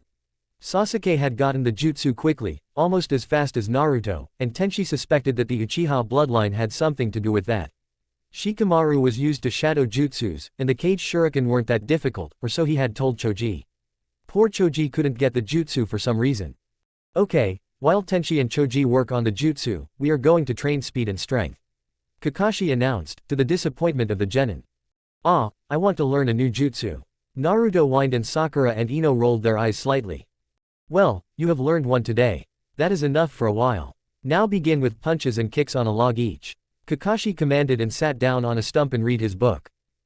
Sakura and Ino were annoyed that the Junin dared read that in front of them, but didn't say anything. 3 hours later, and Choji still couldn't get the jutsu. Tenchi was frustrated. He's more interested in eating his chips than getting this jutsu. No wonder he can't do it. Tenchi thought, eyeing Choji, who happily sat on the ground, munching down bag after bag of chips. Shaking his head, Tenchi walked over to Kakashi. Okay, I think that is enough for today. Kakashi said and Tenchi nodded.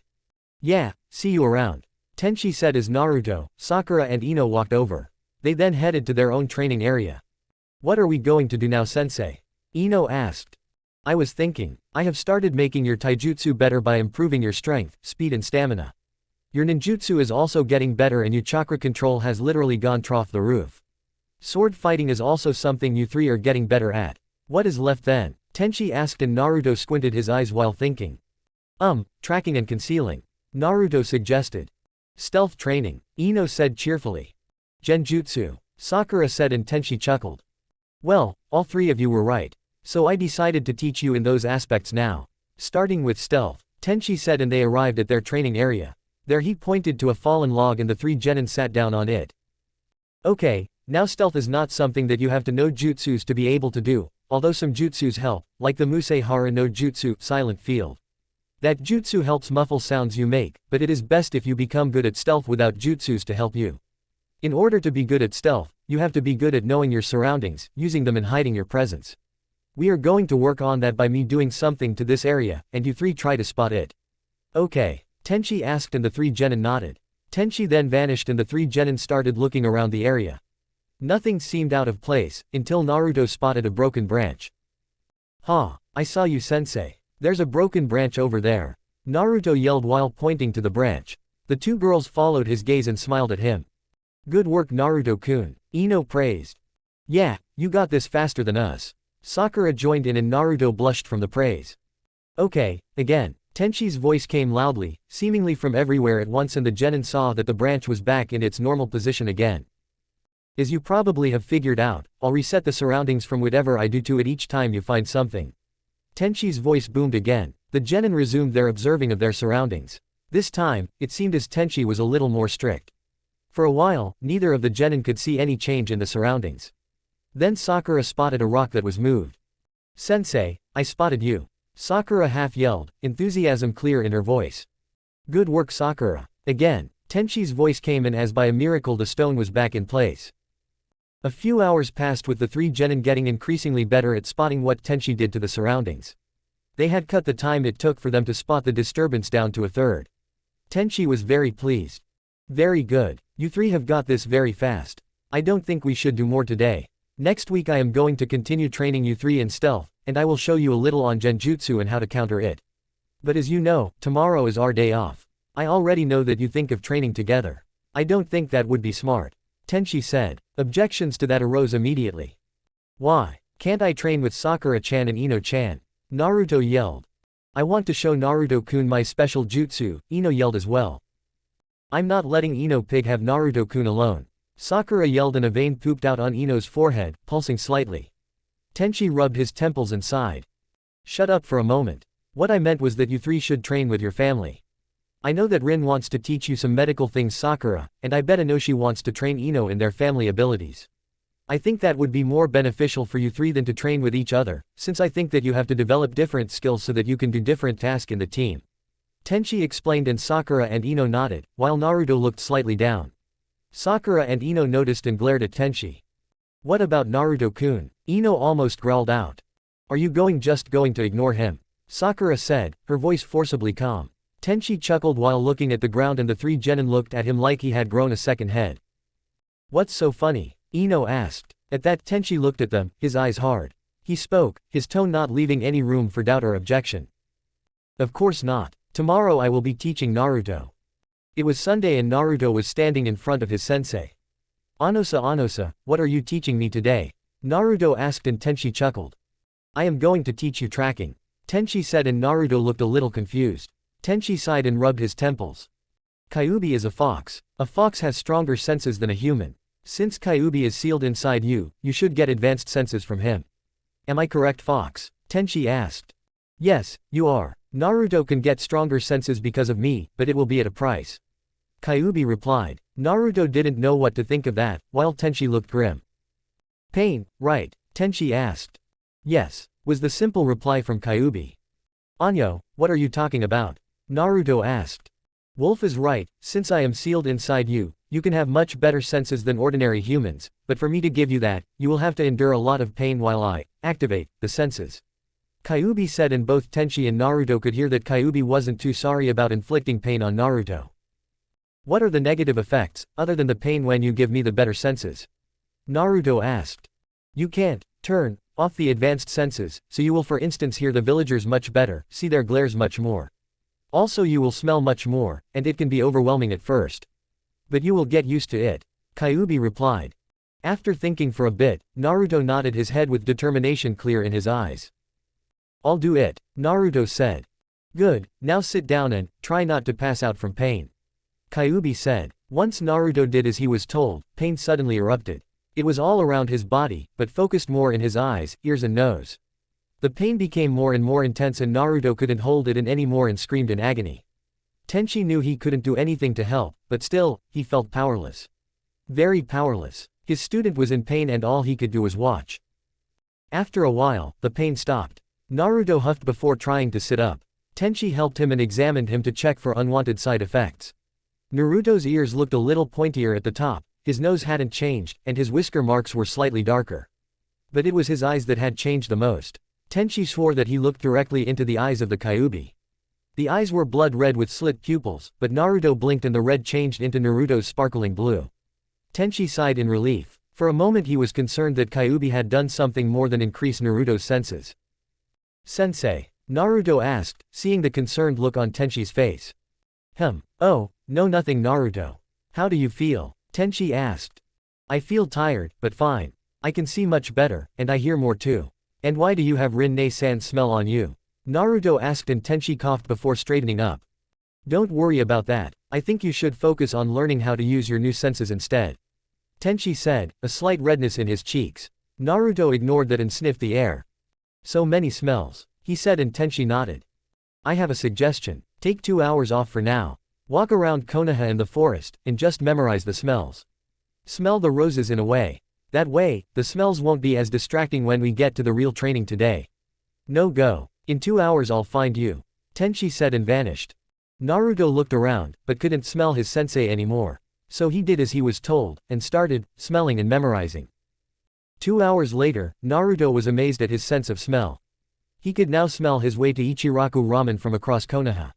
He could tell if a person was around him, and he had learned how Sandame, Ruruka, Konohamaru and his 2 friends smelled. He had met Rin, and had been confused he had smelled Tenchi on her. Several times he had thought he smelled Tenchi as well, but couldn't find him. The first hour and a half had been tough, since all the smells were overwhelming, but Naruto learned how to filter out smells. Kyuubi said it was because Naruto was now a half-fox brat. Tell me again what you meant by half-fox brat, Naruto asked the age-old fox. Sigh, because I gave you my senses, you have the same senses as a demon fox. Also that means that you will in time have some more of my abilities. One of them is the ability to process the smells, sounds and sights so fast. Do you get it now? Kyuubi replied, annoyed at having to explain it for the 3rd time. Alright. Basically I get used to my senses much faster and I will get even more cool abilities from you soon. Right, Naruto asked eagerly. Kyuubi sighed but didn't reply. Naruto was walking down the road to Sakura's house when he smelt Tenchi nearby. The smell wasn't moving, so it meant that Tenchi was stationary. Naruto decided that he should try and sneak up on Tenchi. He followed the scent, and tried to get around. Soon enough, Naruto saw Tenchi crouching on a roof. Wow, these eyes really are great. Thanks Fox, Naruto thought, and Kyuubi chuckled. Don't mention it, just make sure you get wolf good. Kyuubi replied and laughed as he thought of Tenchi's look when he was caught off guard. Naruto snuck up on Tenchi, keeping his chakra suppressed. When he was about to shout out, I got you, Tenchi disappeared and a note floated down in front of him. Grabbing the note, Naruto frowned. Very good Naruto. You almost had me, but I can smell as well. For the rest of the day, your objective is to find me, and take the note I now have on my back. If you can do this before sunset, then I will treat you to ramen. If not, well, I'll think of something. Oh, and no Kyuubi chakra. I will feel it if you use that. The note said. It was signed, Tengoku Tenchi. What? Oh, man, I have to track him down. Naruto groaned. Stupid. Isn't that what he said he would teach you? The best way to learn is experience. Now hurry up brat, Kyuubi growled. Shut up fuzzball, Naruto growled back before he started sniffing again. Ah, I got you now sensei. Naruto yelled and jumped towards where Tenchi had escaped to. So, Sakura, you want to learn how to be a medic? Rin asked and Sakura nodded. She felt a bit tired, since it was bright and early, but after the cold bucket of water Rin had dumped on her, she felt refreshed. Good, as long as it is your decision, and not Tenchi's. Rin said. Sakura thought for a bit before nodding again. I want to be able to heal people, so that I can take care of my teammates when they need me. Sakura said, determination clear in her voice. Alright, I'll teach you the basics first. Here is the human body. Rin said and pulled out a chart showing the anatomical build-up of the human body. A long lecture ensured, and surprisingly Sakura found it interesting. She learned quickly, and Rin couldn't help feel very proud of her daughter. Okay Sakura, I have to go out and buy something. In the meantime, I want you to study the internal organs, and write down which ones you think are most important. Rin said and left. Sakura started writing, placing the hearth on the top of her list, before the brain, lungs and other organs. Rin walked to the market to buy supplies. On the way, she met Naruto, who had changed slightly. Naruto, what's up with the eyes and the ears? Rin asked. Naruto sniffed her, and looked at her suspiciously. How come Tenchi-sensei's scent is on you? He asked and Rin blushed. Oh, and I changed a little did I? Naruto asked and rubbed the back of his neck, giving Rin his fox grin. Yeah, what happened? Rin asked. I got, his senses. Tenchi-sensei is teaching me how to use them. Naruto said, and patted his stomach. Rin understood and nodded. Oh, so you know how I smell now? She said in a playful tone, and Naruto grinned.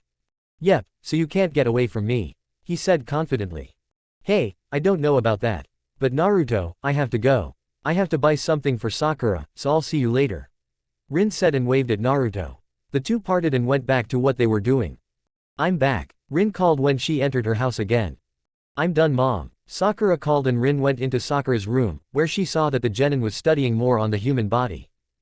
Oh, let me see. You rated the hearth above the brain. Why is that? Rin asked. Because if your hearth stops, then you die. Sakura said. No, there are ways to live with a stopped hearth, but it is dangerous and not very wise to attempt. But without the brain, nothing in the body works. So the brain is the most important organ in the body. Rin said and Sakura nodded while making some notes in a notebook. Okay, over to what I have bought you. This is a medic's supply pouch. Rin said and held up a similar pouch to the standard ninja supply pouch. Right now, it contains bandages, some medicines, splints, needles, thread, solid or pills, blood pills, wound salve and burn ointment. You can add to that as you wish though. Rin said and handed the pouch over to Sakura, who examined it with an eager look on her face. Right, now that you know a bit more on the human body, I'll teach you about how to treat a person. Rin said. The two continued to work, study and learn for several hours. When dinner time came, Sakura was mentally tired, but after eating, the two got right back to working again. Daddy, train me. Ino cooed, blinking at her father with the unbeatable puppy eyes no jutsu. Inoshi tried to resist, but it was futile. All right, I will. He sighed and followed his daughter, who was literally skipping, out into their backyard. So what do you want to train on Ino-chan? Inoshi asked. Our family jutsus, came the enthusiastic reply. Hey, I see. You want to beat Sakura, huh? Inoshi asked. She is learning how to be a medic from her mom. I don't want her to become stronger than me. Ino said, and Inoshi chuckled. Alright, I think we can begin with improving your shintention then. Inoshi said. Ino nodded and performed the seals. Many hours later, Ino was huffing and puffing in front of her father, who also looked a little tired. Very good, Ino. Now, I am going to teach you a jutsu called Shinranshin no Jutsu. Mind-body confusion technique, Inoshi said proudly. Tenchi was walking down the street towards his apartment when he felt someone nearby. It was apparent that the person was trying to hide from someone, but who? Closing his eyes, Tenchi focused on the chakra of the person. Oh, it's Hinata. I wonder what she is up to. Tenchi said to himself and vanished. Reappearing behind Hinata, she didn't notice him until he tapped her shoulder. She had been half hiding behind a house corner and nearly jumped out of her skin when she felt someone tap her shoulder. Whirling around, she was face to face with an amused Tenchi. Oh, Tenchi-san. You scared me. Hinata squeaked out. Tenchi smiled reassuringly at her. Sorry, but what were you doing? He asked and looked at what Hinata was looking at. It was Naruto, busy eating ramen at the Ichiraku. This looks like stalking. Tenchi said in a serious manner. Hinata paled and began to stutter horribly. Tenchi laughed at that. Oh, don't worry. I know you aren't a stalker. You just want to see Naruto again, huh? He asked and Hinata looked down on the ground before nodding. I miss him. After the council forbid me to see him, I have been so lonely. Now the only way I can see him is like this. She mumbled and Tenchi saddened. You still admire him like you used to? He asked and Hinata nodded. He is so strong, determined, honest and cheerful. He would never give up. I even hear he has 2 girlfriends. Hinata said and looked at Tenchi, who nodded.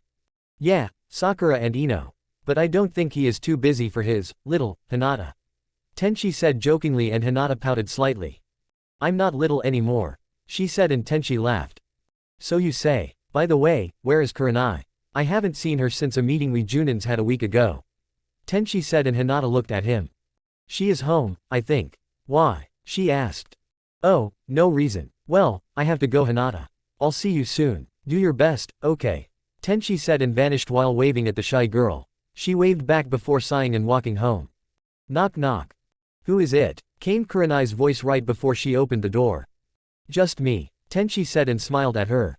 Kurenai looked surprised before smiling back and gesturing him inside. So, why is the great white wolf in my humble presence? And does he want some tea? Kurenai asked in a playful tone. Tenchi rolled his eyes at the comment. Stop with the great thing, okay? I told you guys, I am Tenchi. And yes please. Tenchi said. Kurenai smiled and walked into her kitchen to get the tea. But when she got back with a cup for them both, she looked seriously at him. So, how is your team? She asked. Tenchi shrugged while drinking a bit. Oh, they are alright. Growing at an exceptional rate. Up until now I have focused on getting their taijutsu, chakra control and capacity up. I have given them the ninjutsu test and I will teach them some more soon, after Hayate finishes teaching them sword arts. Tenchi said and Kurenai's eyes widened. Hayate is teaching them as well? She asked while leaning towards Tenchi, who nodded. Oh yes, and he seems happy with their progress too. I tell you, every one of them, alone, could beat me in a sword duel. Naruto, Sakura or Ino. With swords I don't have much chance against them. Tenchi said, and Kurenai sat back in her chair. Wow, that's awesome. You must really be proud of them. She said, and Tenchi nodded. Yeah, and today they trained with their families as well. Or rather, Sakura and Ino did, while I trained Naruto in tracking. I used the old note on the back training. He got the note on his first day. Tenchi said, and Kurenai shook her head. He must be a monster, and I'm not talking about the fox. Kurenai said, and Tenchi chuckled. Well, it was because of the fox that Naruto got the senses he has now, but yeah, his growth, and Sakura and Ino's as well, are exceptional. I train alongside with them, and I find myself enjoying it very much. Tenchi said, and Kurenai chuckled. Having students is something other than just doing missions, isn't it? She asked, and Tenchi nodded. Yeah, it's fun, but how about your students? He asked, and Kurenai sighed. Well, Shino is quiet and, for lack of better words, creepy. I can't read him most of the time, but he is skilled. Kiba is loud, brash and arrogant. Constantly trying to prove he is better than Shino, but he is skilled as well. He is a better tracker than you. Kurenai said, and Tenchi chuckled. Is that so? And what about Hinata? Tenchi asked. Kurenai sighed again and placed her cup on the table next to her. She needs Naruto. She has never been very confident, and as far as I know, it was thanks to Naruto that she became a ninja in the first place. Kurenai said, and Tenchi nodded. Yeah. Flashback. Young Tenchi walked off the park on his way to pick up Naruto. On his way, he spotted a little girl crying by the sandbox. Being the decent guy he is, he walked over to her and crouched down in front of her. Hello little one, why are you so sad? Tenchi asked. The girl looked up and Tenchi was surprised. Her eyes were red and tearful and her cheeks had several streaks of tears down them, but she was unmistakably a Hyuga. Who are you? She hiccuped, trying to wipe away her tears with her hand. Tenchi smiled at her. I am a friend. My name is Tengoku Tenchi. What's your name? He asked. Hi, Hyuga Hinata. Hinata hiccuped again. Well, nice to meet you, Hinata-chan. Can you tell me why you are sad? Tenchi asked again. Hinata sniffed a little, before fresh tears slid down her cheeks. Everyone thinks I am weak. No one wants to be friends with me and father doesn't like me. Hinata said and started crying with more force. Tenchi hugged her and patted her back. Hesitantly at first she hugged him back and cried against his shoulder. But that can't be true. Why won't someone be friends with you? Tenchi asked. I don't know. Hinata hulked and Tenchi almost started crying himself. Deciding to help her, Tenchi stood up, still holding onto the crying Hinata. Does your family know where you are? Tenchi asked and Hinata shook her head. Good. Tenchi said and started walking. Tenchi-asan, you are late, who is that? Naruto yelled when he saw Tenchi walking towards him. Tenchi was holding a currently sleeping Hinata. This is Hyuga Hinata-chan. She is lonely, just like you. I thought you two could be friends. Tenchi said and sat down under a tree. Naruto looked at the sleeping girl and brightened. I have a new friend. Yay, he yelled. Shish, don't wake her up. Tenchi scolded, causing Naruto to clamp his hands over his mouth. Now, you said you wanted to show me something. Tenchi asked and Naruto smiled. Yeah, look, I learned to throw shuriken today. Naruto said and threw some practice shuriken at a log. Tenchi chuckled at the display. Very good, but you need to practice. Tenchi said. Hi, Naruto yelled. End flashback. Those two quickly became friends, and he inspired her to try harder. I think she has looked up to him ever since I introduced them. And he has looked out for her. Even Hiyashi, Hinata's father, was glad for their friendship, since Naruto made Hinata become stronger and better. Tenchi said and Kurenai nodded. Yes, but about 2 years ago, the Hyuga Council forbid Hinata to see Naruto anymore. She was basically told not to be his friend anymore. It broke her, and probably him as well. I have seen how she tries for him, but she gets depressed so easily. Kurenai said and Tenchi sighed. That Hyuga Council, they were always a bunch of old fools. They have only thoughts for their clan and nothing else. But is the ban still in place? Tenchi asked. Yes, it is. Kurenai confirmed sadly and Tenchi thought for a bit. Kurenai, do you have a mission tomorrow? Tenchi suddenly asked. No, we were just going to train. Why? Kurenai asked. Well, I haven't shown my kids about genjutsu yet. Tenchi said and gave Kurenai a mysterious grin, which she returned. Oh, that is an excellent idea. She said and the two Junin laughed together at the thought of the look on the Hyuga Council's faces. Well, did you three have a nice day off? Tenchi asked. It was Monday and he stood in front of Team 7. They didn't look like they rested all that much on their supposedly day off. Naruto was busy sniffing both Sakura and Ino. Apparently he enjoyed their scent. Sakura and Ino looked like they enjoyed the attention too. Tenchi coughed and called back their attention to himself. Okay, tell us what you did for training yesterday then. Naruto. Tenchi said, and Naruto smiled his fox smile. I trained in tracking down something. I got Kyuubi's senses now, so I can see, hear and smell much better than before. I also managed to track down Sensei, and take the note he had placed on his back as a target. Naruto said, and his grin only grew. Sakura and Ino looked proudly at their little fox, before Sakura turned to Tenchi. I studied the human body, and learned a little about how to treat an injury. I also got a medic pouch, so I can give at least basic first aid right away. She said, and Tenchi nodded while smiling. Good, so we have a medic on our team. That is good. What about you, Ino? Tenchi asked, turning to the blonde. I trained and improved myself in my family jutsus, and I learned a new one. Now I can take over someone much faster. She said, and Tenchi nodded. Good, that means that you can gather information much faster from an enemy. Good, good. It seems all three of you have had productive training sessions then. But now it is back to the regular training. Begin with your warm-up. Tenchi commanded, and the four of them started training. Okay, now that we are nice and warm, we are going to see a friend of mine, who is going to help me show you three a little on genjutsu.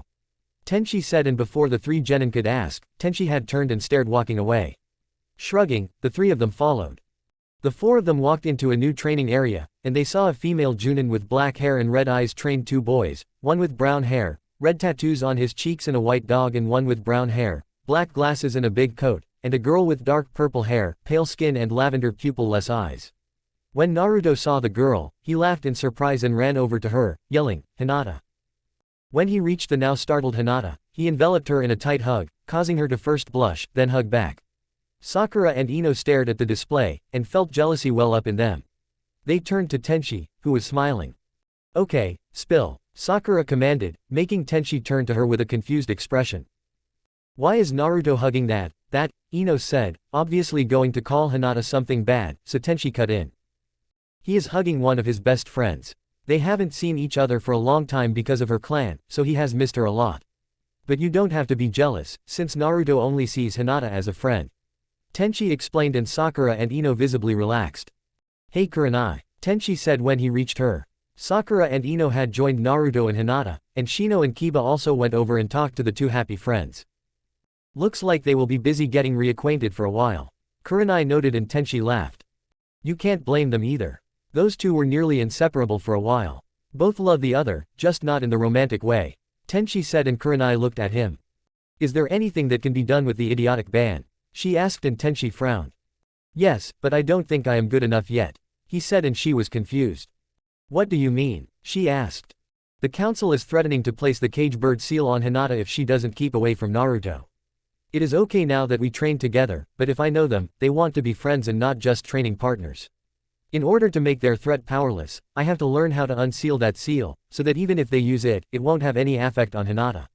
Or I can do something Hiyashi asked me. Tenchi said, and Kurenai suddenly saw how sad and almost tired he looked when talking about that. What? She asked. Get Jiraiya and together with him create a new seal that just seals away the Byakugan, and cannot be used to inflict pain. That is what I am afraid of with Hinata. If she gets the caged bird seal, she will be tortured by her own family. I think she is already being emotionally abused, but physical torture as well is a bit much. Tenchi said, and Kurenai turned to Hinata. What about getting her out of the clan? She asked, and Tenchi chuckled. Where? There isn't anyone in Konoha that the Hyuga Council respects enough or fears enough to allow her to live with. He said, and Kurenai got a thoughtful expression. I can think of one person. She said, but Tenchi ignored her. Shall we begin? He asked, and Kurenai nodded. Okay, we are going to teach you 6 in Genjutsu now. Do you know what it is, and do you have one yourselves? Kurenai asked. Ino raised her hand. Sensei. Don't you create an image that confuses the enemy? She said, a little uncertain. That is one variant, but there is many more. The Henge no Jutsu for instance. That is an illusion that turn you into what you henge into. Yes, Naruto. Tenchi said, and turned to a eager-looking Naruto. Then I have original Genjutsu, and I beat the old man with it too. Naruto said proudly. Tenchi's eyes almost widened past human limitations. What? You have created a Genjutsu that could beat Hokage-sama? Kurenai asked, and Naruto nodded. Yep, Here, I'll show you. He said and formed the seal for the henge, but instead he shouted. Sexy no jutsu. A poof of smoke later, and instead of Naruto, there was a very sexy, very nude blonde girl with twin ponytails and smoke covering her most intimate areas. She was seductively wriggling her hips at Tenchi and blowing him kisses while moaning, Tenchi-sama. Sakura, Ino and Hinata glared at the transformed Naruto when he changed back into his own self. Naruto laughed and scratched his head while looking at Kiba, who was blushing furiously, while Shino simply looked away. Then they remembered something, or rather someone, and turned to Tenchi. He was standing there, looking puzzled at Naruto. And what was that supposed to do? A beautiful woman. So what? I see that every day. Tenchi said calmly, not a drop of blood in sight. Besides, Rin is much prettier. Tenchi added in his mind, making Kyuubi, who heard, snort. Every male and or pervert that sees that is supposed to have a massive nosebleed, knocking them out cold. Naruto said, a little hesitantly. Oh, I see. Well, that may work on some guys, like perverts or something. But as you saw with me, it doesn't work on everyone. Tenchi said, and Naruto looked shocked. But it has worked on everyone else I have tried it on. He said sadly. But Naruto-kun, Ino said sweetly. Huh, what is it, Ino-chan? Naruto asked, smiling at her. That jutsu, Sakura said, mirroring Ino's tone. It makes women look bad. They screamed and punched Naruto on the head, knocking him into the ground. Ow, Naruto moaned. Tenchi looked at the display with mixed feelings of pity and amuse, while Kurenai was contemplating hitting Naruto himself. Okay, enough of that. Naruto, Sakura and Ino were right, that jutsu shows women in a bad light. But Naruto has a point. On certain individuals, mainly perverts, that jutsu would be very effective, and would either help you get away or eliminate an enemy. But that was only one example of genjutsu. Another is this. Kurenai said, formed some seals and the whole environment changed. Naruto suddenly thought he was at the bottom of a lake and couldn't get up. Sakura thought she was at the top of a frozen mountain in just a bikini, while Ino thought she was in a scorching desert with several layers of winter clothes and no water. Needless to say, the three had very amusing reactions, Naruto flapping with his arms, trying to swim to the surface, Sakura shivering and cowering herself up, and Ino sweating and looking almost like she would pass out. Kiba was looking around horrified as all around him he saw signs saying, no dogs allowed. Shino literally screamed when he saw huge bug sprays coming towards him. Hinata didn't see anything. She panicked when she realized she was blind, a nightmare any Hyuga has.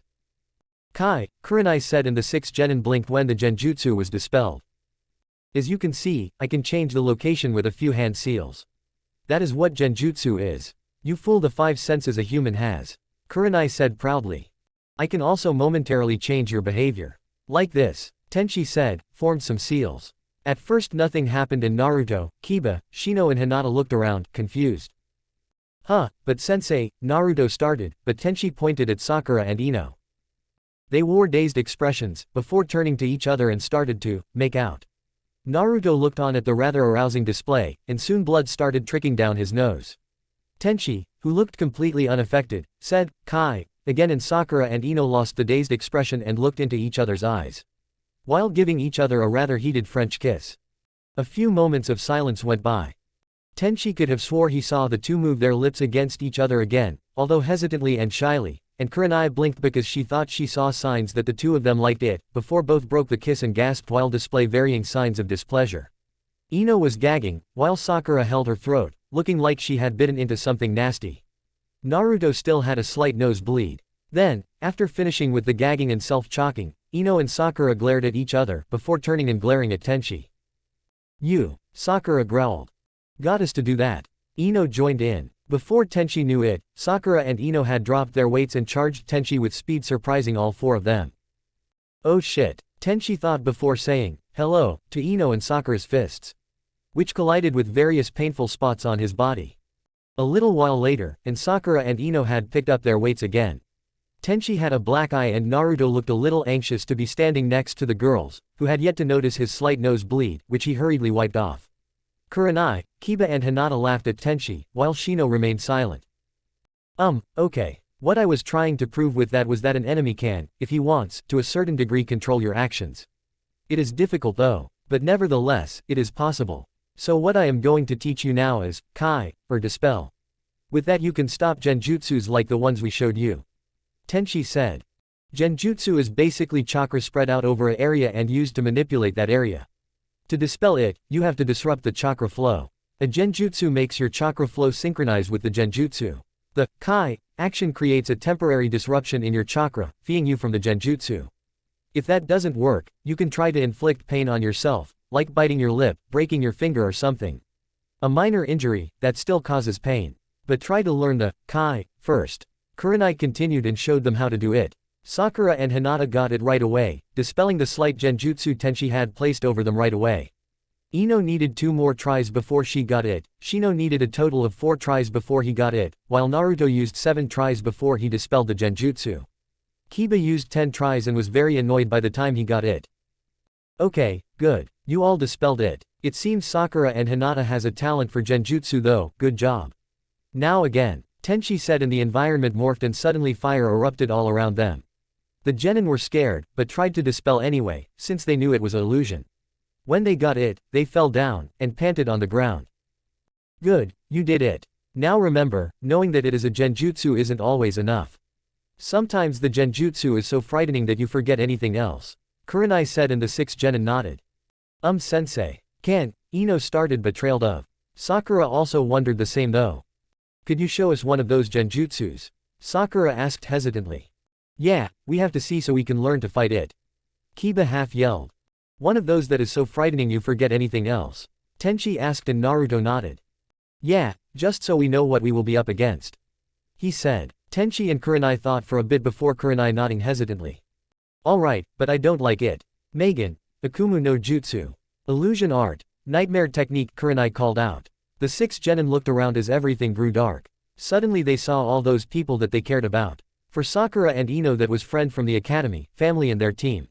For Naruto it was Sandaime, Ruruka, Tenchi, Rin, Kakashi, the Ichiraku ramen chef and his daughter, Sakura and Ino.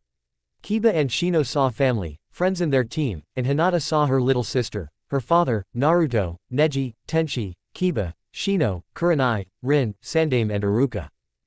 Hey, Ino, Kiba and Naruto called, waving at the people they saw in front of them, but Sakura knew something was odd.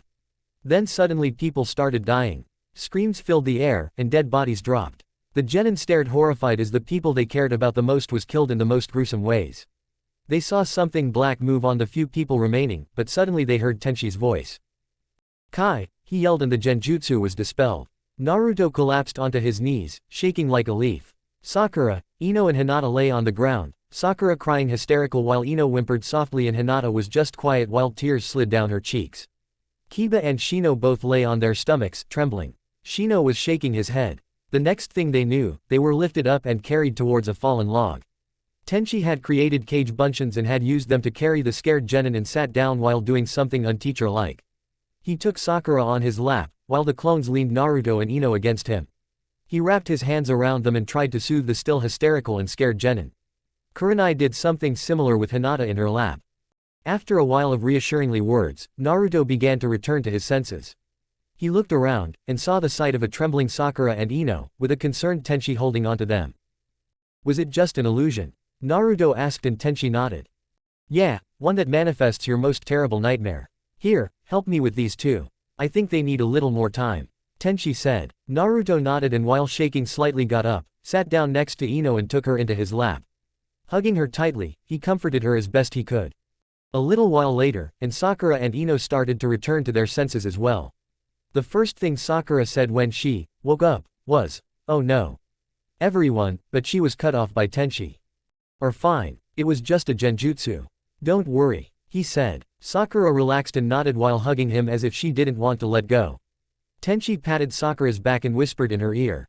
"Sakura, I think you should sit with Naruto and Ino. I think they need you more than I do."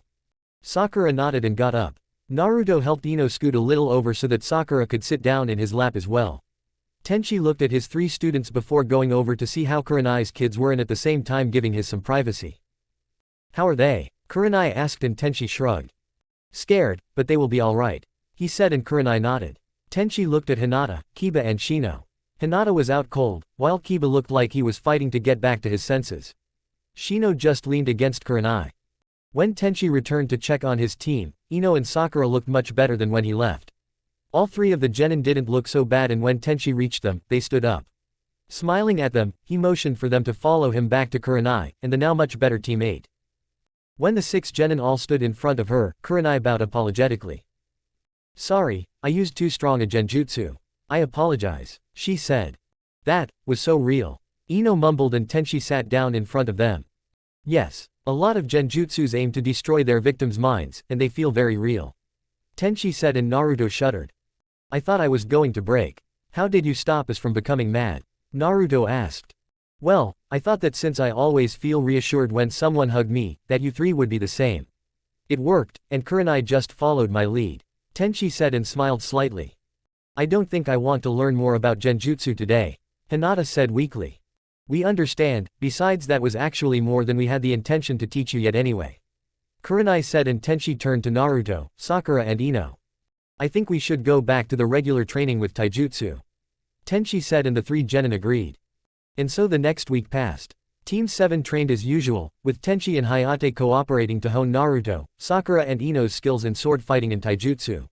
The only difference was that Sakura usually went home an hour early to study with Rin.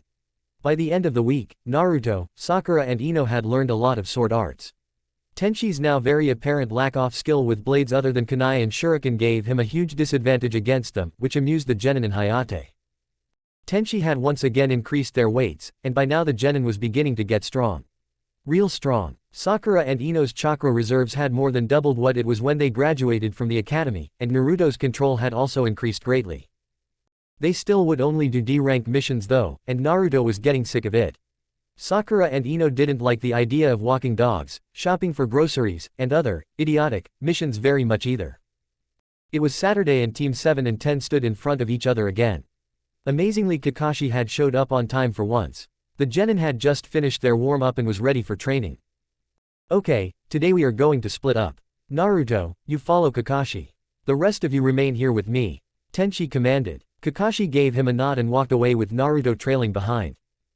Why is the Dobi going with Kakashi? Afraid he will get hurt? Sasuke asked. Wait and see. Now, I want you 5 to sit down in a semicircle around me and cross your legs. Have about 3 feet between you and the person next to you. Tenchi said. When Sakura, Ino, Shikamaru, Choji and Sasuke had done so, Tenchi walked over to Choji and grabbed his bag of chips. Hey, that's mine, Choji yelled and jumped up. Sit down please. I am not going to eat them, and you won't need them for the exercise we are doing now. Tenchi said calmly and Choji, although reluctantly, sat down. Tenchi also sat down in front of the genin and placed Choji's chips beside him. Okay, what we are going to do today is learn about summoning. Now, does anyone know what summoning is? Tenchi asked, and after thinking for a bit, Sakura raised her hand. Yes Sakura, Tenchi asked, not surprised that it was her that was the first to answer.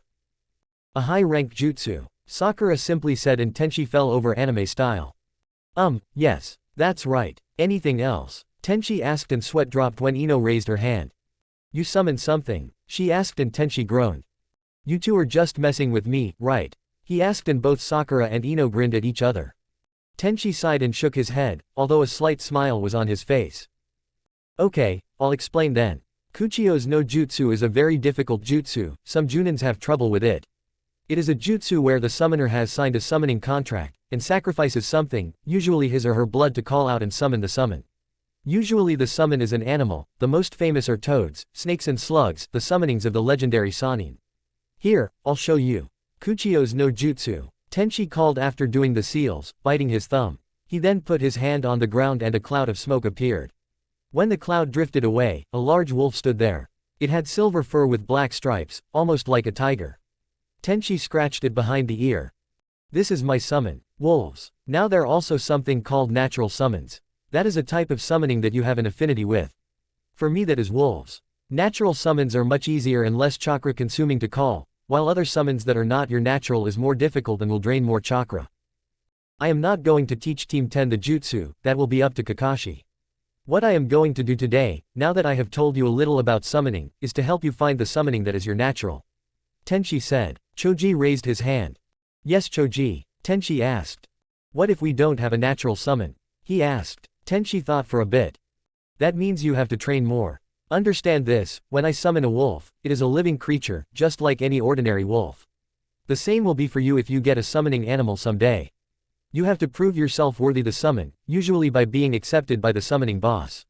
If not, then your contract with the summoning is annulled. When I first learned to summon, I had to go trough a test by the wolf boss, Okamibunta. Yeah I know. Stupid name. That test nearly killed me, but it shoved Okamibunta that I was worthy to summon him. So now I can summon a wolf whenever I wish.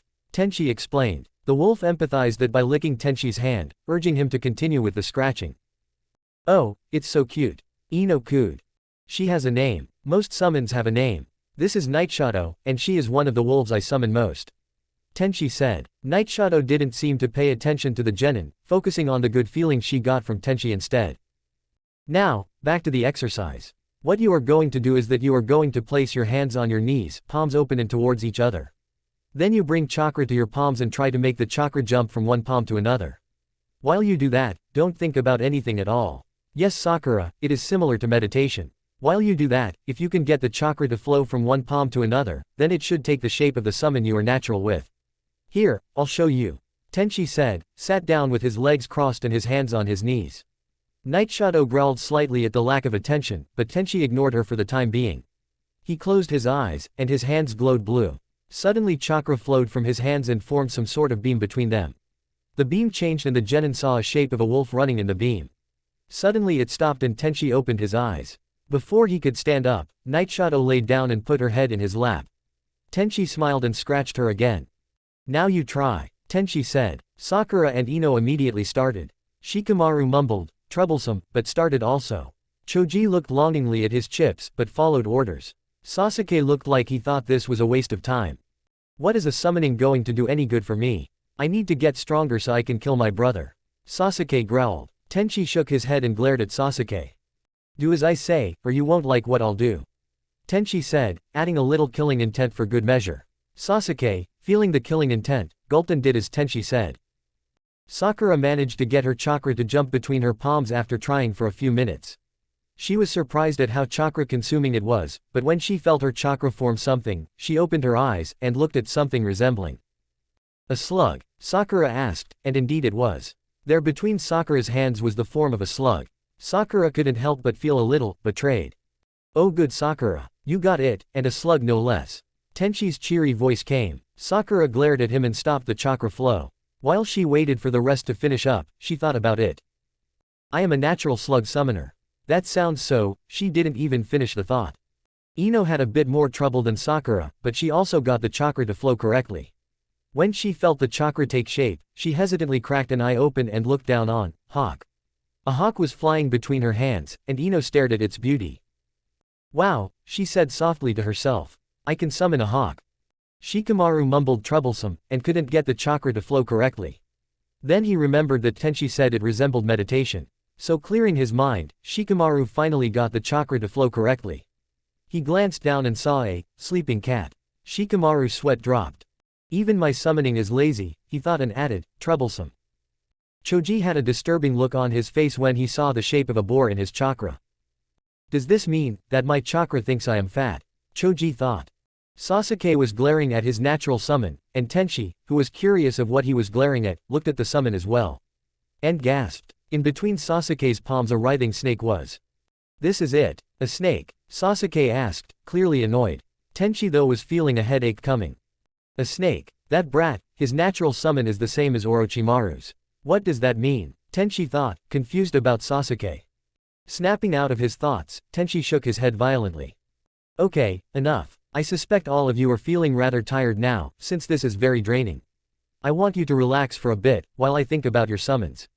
Tenchi said and the 5 genin nodded. After to Sasuke, very long while, Tenchi returned. He carried a large scroll with him and Night Shadow followed behind him, looking at her summoner with a almost worrying look. Tenchi himself looked troubled, but that look quickly went away when he waved them over. The 5 genin stood in a half ring around him. First he turned to Choji. I am sorry, but the boar is a summon that belongs to the hidden rock. So I don't think you will get that anytime soon. Tenchi said and Choji looked down on the ground before nodding in understanding. Tenchi then turned to Shikamaru. The cat belongs to a clan in Konoha. I won't help you more than this, look for the Junin that trains Sandame's grandson, Konohamaru. Tenchi said and Shikamaru sighed. Tenchi then turned to Sasuke. I have no idea where the person with the summoning contract for the snakes are. Sorry, Tenchi said, and Sasuke rolled his eyes. Then what was the point about this then? He asked. Tenchi ignored him and turned to Sakura. I saw that you were disappointed about the fact that your natural summon is slugs. Don't be. Slugs may seem weak, but they are useful, and the greatest kunoichi Konoha has ever had is a slug summoner. Her name is Tsunade. I have written a letter and sent to her. She is a friend of mine, and should be excited about the chance to have a new student. She is also a medic nin that far surpasses Rin. Tenchi said, and Sakura beamed with enthusiasm and pride about the fact that she had slugs as natural summons as well. Tenchi smiled at her before turning to Ino. Now you I were surprised about. A flying summon. Those are very rare, but you are lucky. I know the person that has that contract. I sent a letter at her as well, and if I know her right, she will be here a few weeks after getting the letter. You should feel lucky, since hawks are very useful. But since it will probably be a while until she arrives, and it will also be a while until Tsunade gets here, I want you to sign this. Sign it with your name in blood and a handprint in blood. Tenchi said and rolled out the scroll he carried. The genin saw several names on the scroll, most were from the Tengoku clan. Sasuke smirked and moved to sign it. But before he reached the scroll, Night Shadow appeared in front of him and growled at him. Sasuke snorted and raised a hand to smack the wolf away. Tenchi caught his hand though. Stop, I only meant for Sakura and Ino to sign it. You three, and especially you, Uchiha Sasuke-kun, haven't shown me you are worthy. It isn't as easy as just getting the scroll and signing it. You have to convince the keeper of the scroll, in this case me, that you are worthy. You, or not, Tenchi said, almost growled out, and Sasuke glared at him. Tenchi ignored him and walked over to the scroll again. He then smiled at Sakura, who practically beamed back. She bit her thumb and signed the scroll. Ino followed her example, and signed it herself. Tenchi then rolled up the scroll and strapped it to his back. Okay, now, you three. Go over there and train to improve your strength and speed while I teach Sakura and Ino. When Kakashi gets back with Naruto, he can decide it if he wants you three to sign his summoning scroll. Tenchi commanded. Shikamaru and Choji shrugged, but Sasuke stood firm. Why isn't the Dobi here anyway? Is he too dumb to learn this? Of course, this is a high-ranked jutsu. He could never do it. Sasuke said arrogantly. Sakura and Ino snickered at that, but not at what Sasuke thought. See, even his girlfriends agree. Sasuke said, but Sakura and Ino laughed loudly at that. Oh Sasuke, you are so wrong. Ino chuckled. I agree. You shouldn't underestimate Naruto-kun. Sakura said fondly. Sakura and Ino are right. Naruto has already mastered summoning. He did that the same week I started training him. He has managed to master his natural summon in a very short amount of time. So I wouldn't speak too loudly, Sasuke. Tenchi said. Sasuke stared, before huffing and going to train by himself. Okay girls, these are the seals. Form the seals, sacrifice a bit of your blood and put the hand where you want to summon the wolf. The more and better molded chakra you put in the jutsu, the more powerful wolf will come out. Remember, for wolf summons, you don't have to sacrifice anything other than blood and chakra. The same counts for slugs and hawks. Now I want you to mold the chakra as good as you can and push as much chakra into the jutsu as you can. Sakura first. Tenchi said, and Sakura nodded, formed the seals, bit her thumb and focused before slamming her hand on the ground, yelling, Kuchio's no jutsu. A cloud of smoke came, and when it lifted, a wolf the size of Night Shadow stood in front of Sakura. Tenchi shook his head slightly. Alright Sakura. Ino, you're up, Tenchi said, and Sakura looked slightly disappointed. Ino cracked her knuckles and performed the same seals as Sakura. But in Ino's case, she summoned a wolf a little larger than Night Shadow. Ino smirked at Sakura, while Tenchi shook his head. Okay, that is good for a first try. And don't be sad, since wolves aren't your natural summons and you haven't met the summon boss yet. I don't want you to try any more today. Instead I will summon Okamibunta. Tenchi said and walked away. Night Shadow and the two other wolves looked really interested. Sakura and Ino were paying complete attention to Tenchi, and Shikamaru, Choji and Sasuke also did. Tenchi formed the seals, bit his thumb and placed his hand on the ground. Kuchio's no jutsu, Okamibunta. Tenchi called out and a huge cloud of smoke came along with a huge gust of wind. When the smoke cleared, Tenchi stood on top of a huge wolf. The wolf was easy just as tall as the Hokage Tower. The wolf had white fur with slight blue streaks. It looked around for a bit before turning his attention to Tenchi. So, what is it? Why do you call me Tenchi? Okamibunta called. Tenchi jumped down and landed next to Sakura and Ino. These are two of my students. I have allowed them to sign the summoning scroll. I have found them worthy. Tenchi said, and Okamibunta lowered his head down and sniffed Sakura and then Ino. So, You are Tenshi's students. How are their skills? He asked. Sakura has better chakra control, while Ino is slightly stronger physically. They even it out though, and should be about equal in strength. With enough training, both can become really great. Tenshi said and Okamibunta nodded. Get up, he said. Sakura and Ino looked at Tenshi, who nodded. The two of them climbed up and sat down on the head of the wolf, who suddenly took off. Sakura and Ino hung on for their dear lives, Ino squealing loudly. Okamibunta ran around for a bit, trying to shake them up. When he stopped in front of Tenshi, both Sakura and Ino looked shaken. Alright, I accept them. It should be easier for them to summon wolves now, Okamibunta said, and Tenshi smiled after getting Sakura and Ino down to ground level again.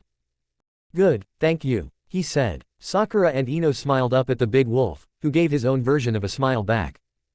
Well then, I'll be seeing you later, he said and vanished in a huge cloud of smoke. We did it? Sakura asked. We passed the test, Ino continued, and Tenshi nodded.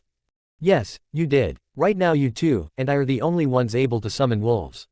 Feel proud, but remember, you still have to master summoning for yourselves. Oh, and here is Naruto as well, Tenshi said, and true enough, Naruto and Kakashi came walking towards them. Naruto-kun, Sakura yelled. We have a summoning now too. Ino joined in. Naruto, who looked very tired, was surprised but smiled brightly at them.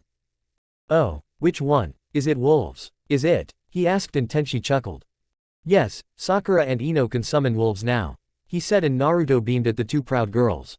What about you? Tenshi asked, more to Kakashi than Naruto. Kakashi, who had been listening while reading his priced book, closed it and turned to Tenshi. I taught him 2 Raiden jutsus, and he nearly mastered one of them. He knows the seals, so with more practice he should have it, Kakashi said, and Naruto beamed with pride. But Kakashi wasn't finished. I was wondering, do you think I should teach him Chidori? He asked. Tenshi shook his head.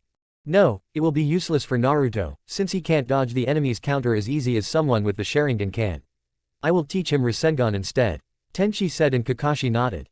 What about my kids? He asked. They learned their natural summons, and probably increased their chakra control as well, Tenshi said, and Kakashi looked interested. Which? He asked. Choji has boars, Shikamaru has cats, while Sasuke has snakes, Tenshi said. Naruto felt a shiver run up his spine at the tone Tenshi said that in, and Kyuubi growled inside his cage. Kakashi looked at Sasuke before sighing. It looks like you have to watch out for him, Kakashi, Tenshi said, and Kakashi sighed again. Indeed. Did you? Kakashi asked, but Tenshi shook his head. No, they haven't any summons. I told Shikamaru where he could find the holder for the cat contract, Tenshi said, and Kakashi nodded. Alright, I guess. Well, I'll see you later, my friend, Kakashi said. He held Tenshi's gaze for a moment before walking over to his team. Come on, Tenshi said, and started walking back to the village. Sensei. What was that about Sasuke? Naruto asked. Tenshi tensed up slightly. Don't think about it. Enough about that, I have something you 3 should be happy about, Tenshi said, and took out a scroll. What is it? Naruto and Ino asked eagerly. A mission. AC rank mission, Tenshi said, and sure enough, a big C was on the scroll. A eager look spread on the faces of the genin. What are we going to do? Save a village, Naruto asked. Escort a lord, Ino asked.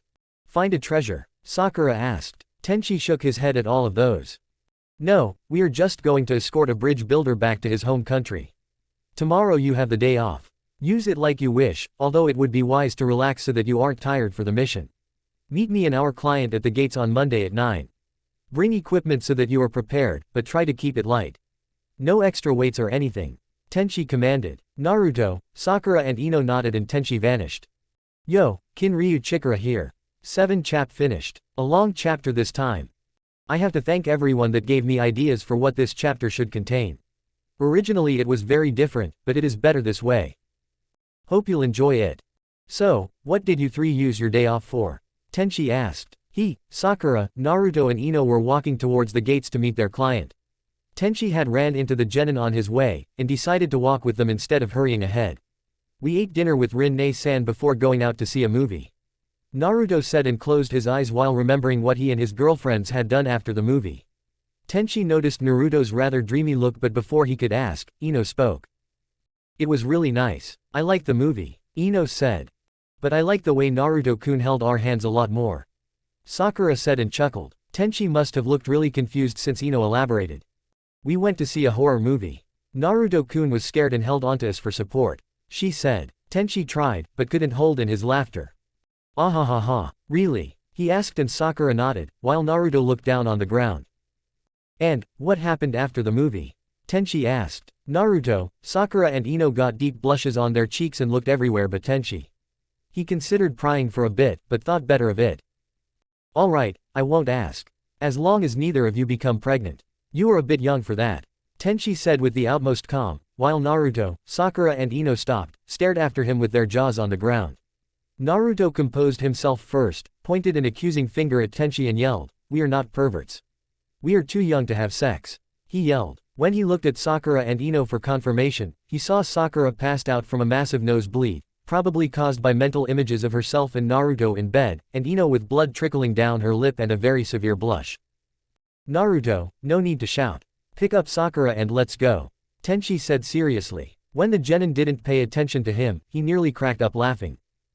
They arrived at the gate, but their client wasn't there. Tenchi sighed and turned to Naruto, Sakura and Ino. Okay, since our client isn't here yet, I want Sakura and Ino to practice summoning, but don't summon something too large. While they do that, I want you to start working on a new jutsu.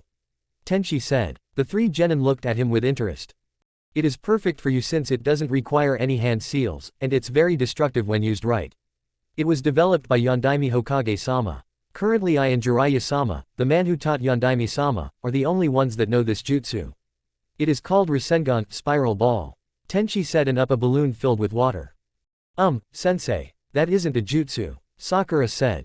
Yeah, that is just a water balloon. Ino said, placing her hands on her hips and wondering if Tenchi was crazy. Tenchi smirked and suddenly the balloon started to deform, lots of bumps forming around it until it burst. To learn this jutsu, you have to go through 3 stages. That was stage 1. Make the water inside a water balloon rotate with your chakra until the balloon pops. Tenchi said and tossed a balloon to Naruto. He got a determined look on his face and began to make his chakra rotate in the balloon, making the water start spinning as well. Hey, this will be easy. Naruto said confidently and Tenchi looked on in amusement as he saw the balloon start to get stretched and became more oval than round. But it didn't burst. Huh, what is Naruto-kun doing wrong? Ino asked. I won't tell you too much, since Naruto has to figure it out himself. But Naruto, listen closely. Here is a hint, speed of the rotation. Tenchi said and Naruto groaned. But this is as fast as I can spin it. Naruto complained. Which way? Tenchi asked. Came the confused reply. Listen, we mold our chakra in a spiral. The way that spiral revolves, either clockwise or counterclockwise, counts when you rotate your chakra like you do now Naruto. Try to find out if changing the direction is better. Also if you want to know which way your spiral revolves, the whirl in your hair is in the same way your spiral revolves. Tenchi explained, the last bit more to Sakura and Ino than to Naruto. Naruto looked at the balloon and tried to spin the water in different directions. Some were easier, some were harder.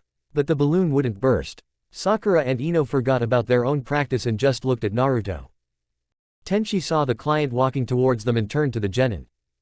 Okay, look sharp. Our client is coming. Naruto, I want you to practice while we walk, but don't let your guard down.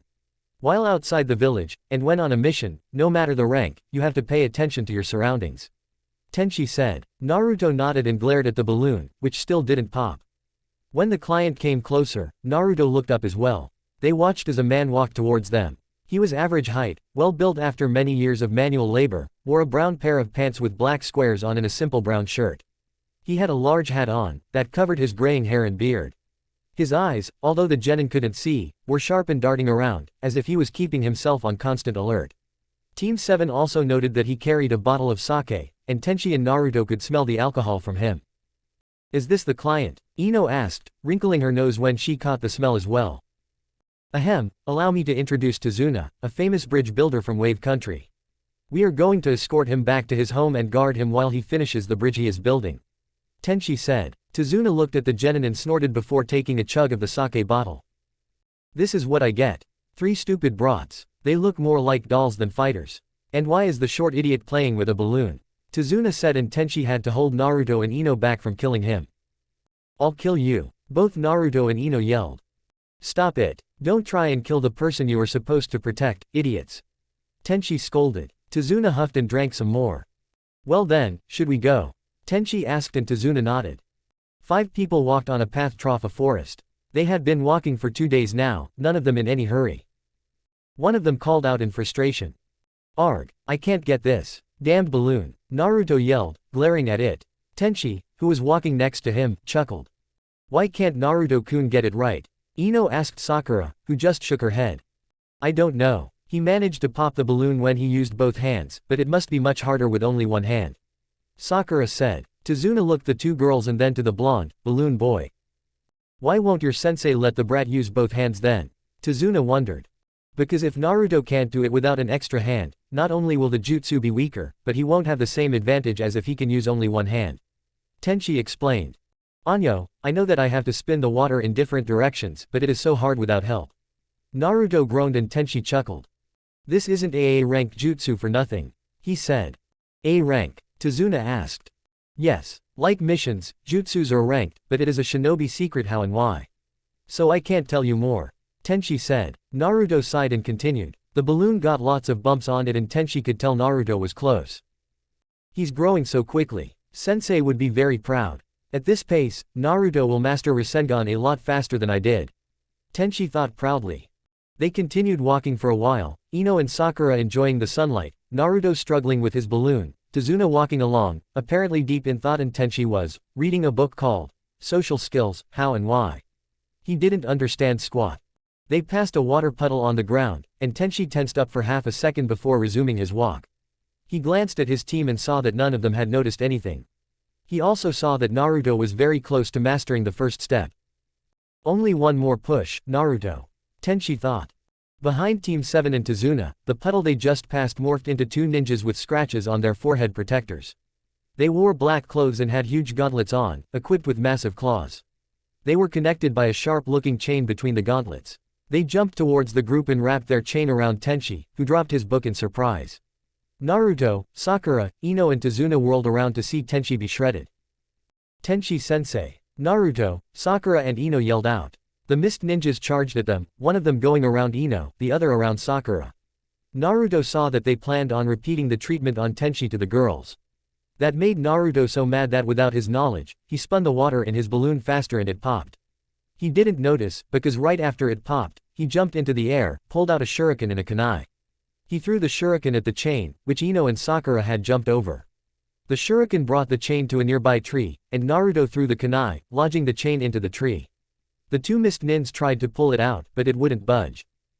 "It won't come out," one of them said. They moved to detach the chain, but before they could, Sakura and Ino had dealt with them, Sakura by pressing a pressure point in the neck of her opponent, while Ino slammed her knee into her opponent's temple. Then Tenchi appeared next to them, clapping. "Very good. Excellent. I'm proud of you 3, Tenchi said, praising the genin. "Huh," Tazuna said and turned to where he thought Tenchi's remains were. Instead of shredded body parts, a shredded log lay there instead.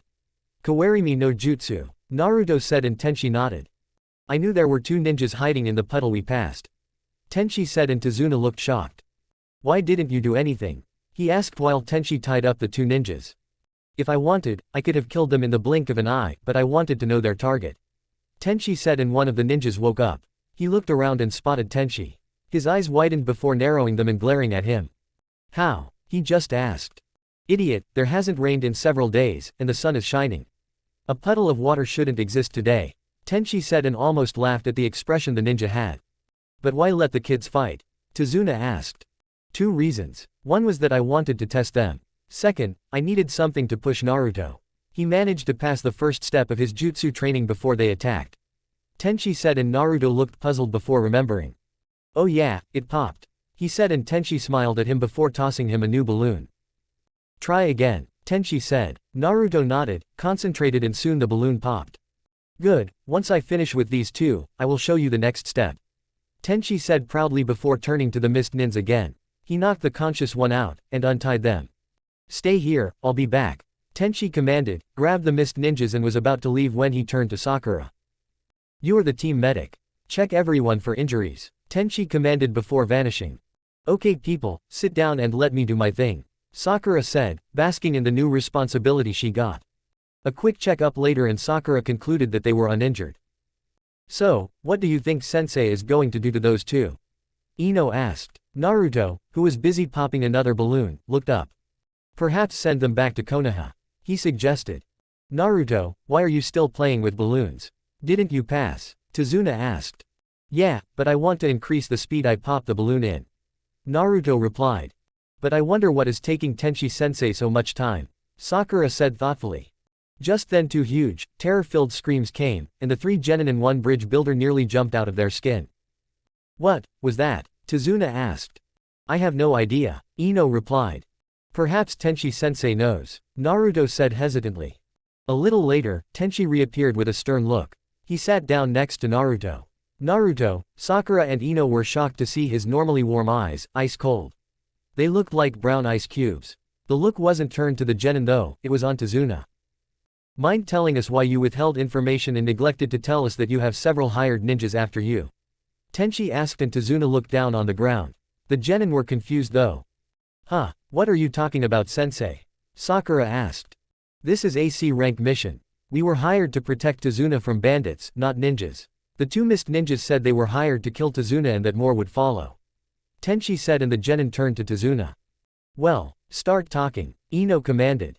Very well, I'll tell you everything. About a year and a half ago, the Wave Country was a rich country. Good to live in and everyone were happy. But then Gato came, Tazuna said sadly. Gato? Naruto asked. The president in the Gato Cooperation. He is one of the wealthiest people in the world. Tenchi explained and Tazuna nodded. Yes, officially he appears to be only a businessman, but he is really a criminal, using violence and corruption to take control and smuggle drugs, weapons and other valuables. He took control over Wave Country by buying all the ports. He controls all sea travel and on an island that means you control the island. He takes all the money and the Wave has become a poor country with no hope. Tazuna said and dried a tear. That is why I am building the bridge. My bridge will connect us with the mainland, and we can prosper again. But Gato fears my bridge and wants to kill me to stop it. So he hired several ninjas. I went to Konoha to get protection, but since we are so poor, we couldn't afford something other than AC rank mission. Tazuna said and Tenchi sighed. This mission is over. The client withheld crucial information and this should be AB rank, if not an A rank. Tenchi said and stood up. We head back to Konoha. Tenchi said and turned to leave. You can't. If you leave, I'll be killed. My 8-year-old grandson will cry all day and my daughter will hold a grudge against Konoha. The bridge will never be finished and Wave will always be as it is now, without hope. Please don't leave, Tazuna pleaded. Tenchi turned back, and the same cold look froze Tazuna. I am a living weapon, who just tortured and killed 2 ninjas. You think that will work on me? Tenchi asked. Naruto, Sakura, Ino and Tazuna were shocked. Tazuna because of all Tenchi said, while Naruto, Sakura and Ino were shocked to hear that Tenchi looked at himself as a weapon. Please, Tazuna said while bowing low. Sensei, these people need our help. Ino pleaded. Besides, aren't you strong? You can handle whatever they throw at you, right? And we aren't so bad either. Naruto said confidently. Tenchi looked at them, before turning to Sakura. What about you? What do you think? Tenchi asked and Sakura thought for a bit before smiling brightly. Let's continue, she said and Tenchi sighed. It seems I am outvoted. We'll continue on one condition, Tenchi said towards Tazuna. What is it? He asked. This mission is now an A-rank mission. When your country gets back on its feet, you are to pay us the appropriate sum of money. Tenchi said and Tazuna nodded. Alright, before we go. Naruto, here is the next step. Tenchi said and held out a rubber ball. Your goal is to make this pop as well. Tenchi said. The ball he held got lots of bumps and literally exploded. The first step focuses on rotation, while the second focuses on power. To get this you have to push and collect more chakra in the ball and make it rotate. Much more chakra than the balloon needed. Tenchi said and threw a ball at Naruto. He caught it with his right hand and started. Nothing happened. Huh? He asked and was about to use his left hand to help, but Tenchi grabbed it. No, don't use your other hand. Learn this without help. Use one hand. That is a huge advantage. If someone attacks you, you can use one of your hands to block, while forming a rasengan in the other and attacking. Just focus, and apply all you learned in the last exercise on this. And learn the lesson the ball can teach you. Tenchi said and Naruto nodded. Naruto, Sakura and Ino were relieved to see that Tenchi's eyes were back to normal. They watched Naruto struggle with the ball for a while. At most he managed to make some bumps appear on the ball, and it stretched a bit but not enough to make the ball burst. They started walking, and Tenchi was pleased to see that on each attempt Naruto managed to put more power into the ball and have it spin. After a day of travel past the encounter with the mist ninjas, Tenchi tensed up again. Sakura and Ino noticed and took out kunai and prepared to fight. They went closer to Tazuna so that they could protect him. What do you sense, sensei? Sakura asked but Tenchi didn't reply. Sensei. Ino asked but still he didn't reply. Then the genin saw someone jumping from tree to tree towards them. The person jumped and landed in front of Tenchi, who stood there with a shocked expression. Hello everyone, Rin said cheerfully. In the camp they set up right after Rin joined them, a puzzled atmosphere lay. Naruto, Sakura and Ino were puzzled as to why Rin was here, Tazuna was puzzled as to who this woman was and Tenchi was just happy. Rin was happy as well, eating a rabbit they had caught. When Tenchi was done eating, he asked something they all wanted to know. Rin, why are you here? Rin chuckled and smiled at him. I got some time off from my duties, so I decided that instead of staying home and be bored, I can come here and help you guys with your mission. She said cheerfully. Is that so? Well then, I am glad to see you. Tenchi said, mirroring Rin's cheerful attitude. That's great mom. Perhaps sensei won't be so nervous now. Sakura teased and Rin looked at Tenchi. You, nervous? For AC rank mission? She asked and Tenchi shook his head. This is really AA rank, he said. When they saw Rin's confused expression, Naruto, Sakura and Ino explained everything that had happened since they left Konoha. When they were done, Rin first stared at Naruto in amazement. You got the first step so fast. That is amazing Naruto, she said and he beamed at her. Rin then turned to Tenchi. A weapon? She asked and he looked into the fire. You know I was raised as one, was all he said. Rin smiled and hugged him. I know, but I thought you didn't look at yourself as one. Yet you accepted to continue this mission, she said and Tenchi grinned. So, who is that? Sensei's girlfriend, Tazuna asked Ino. She smirked but Tenchi cut her off. Rin is a medical ninja and Sakura's mother, he said and Ino pouted a bit. I see. Well, nice to meet you. I am Tazuna, the super bridge builder. Tazuna said and Rin shook his hand. I'm Haruno Rin, nice to meet you too, she said, still cheerfully, although Sakura could tell Rin was worried about something. Mom? Sakura asked. They had laid down to sleep for the night, leaving Tenchi as the guard. Yes Sakura, Rin asked, yawning a little bit. Why did you look so concerned just now? Sakura asked and Rin looked at her before sighing. You saw that did you? She asked and Sakura nodded. Is there something wrong with sensei? Ino asked. Naruto, who had been continuing to try and get the ball to burst, stopped and looked at Rin. Who sighed again. In a way, yes. Did you three know that Tenchi was looked upon as a weapon, and not a person? Rin asked and the three genin shook their heads. He grew so fast, and became skilled so fast, that the council concluded that he was to be a living weapon, thus making him train more and harder than before. Yondaime-sensei was against it at first, but since he was a Junin at the time, he couldn't do anything about it. So Tenchi trained so much that he never got any other friends than the ones he met on missions or training. He grew cold and hard. Even at a young age he killed without emotion. He never became evil or cruel, except when someone tried to hurt some of the few people he held dear, like me, Sakura and Naruto. On missions he killed fast and silently. More often than not it was Tenchi who disposed of the enemy, rather than me or Kakashi. But Tenchi wasn't exactly happy. In order to live like that, he had to push away all of his emotions, which he did. But being a weapon at such young age, Tenchi saw things even experienced Chunin doesn't see. He had terrible nightmares, so bad that he stopped sleeping for a while. Then he learned to deal with it, and he became the person you know. In daily life, he seems normal, a tad dense but otherwise normal. But in fights, he becomes the weapon. You didn't see it when he fought against me, since he stayed his peaceful self, and his eyes were glowing, but when death is involved, not only does his eyes glow, they are so cold they give me shivers. When you told me about what happened, the way you described his eyes was exactly how they used to be when he was a weapon. I had hoped he had forgotten how it was, but it seems that no matter how much I or he tries, he will be a living weapon for the rest of his life. Rin said while looking down on the ground. Wow, I had no idea. Sakura said and Rin smiled slightly. No many do. Tenchi's true power was hidden and kept as a triumph card. Rin said. Enough about my dark past. Go to sleep now. Tenchi's voice rang out and the four people who were talking jumped in surprise. Right. Good night, Rin said and Tenchi chuckled slightly. The group, now consisting of 6 people, continued traveling for several days. Naruto became closer and closer to his goal of popping the rubber ball, but he couldn't quite get it. When they reached the sea separating Wave Country from Fire Country, a small boat was waiting for them. After Tazuna had introduced everyone to the man operating the boat, they climbed on board and set off. The operator used a paddle instead of his engine, so that they could hide easier. On the boat, Naruto had enough and dropped the ball. His hand was trembling and he had a pained expression. "Sensei, why is my hand hurting so much?" Naruto asked. "You have used your chakra too much," Tenchi said. "Your chakra coils are hurting now, because they aren't used to all the chakra you have flooded trough them," Rin explained. "But, I still can't get it. The second step I mean." Naruto half yelled. "Shish, be quiet. Why do you think I'm not using the engine?" the boatman said sternly. "Naruto, Sakura, Ino. Look here," Tenchi said and held up a blank piece of paper. "Yeah, what is it?" Ino asked. Tenchi then did something to the paper and when he held it up, a small spiral was in the middle. "Right now, your look probably went to the spiral instead of roaming over the paper, right?" Tenchi asked and the girls nodded. "When we look at an empty slip of paper, we don't know where to look, so our gaze travels all around the paper. But when I drew the spiral, your gaze went to it and around it. In other words, you focused on the spiral. The point is," Tenchi said but Rin cut him off.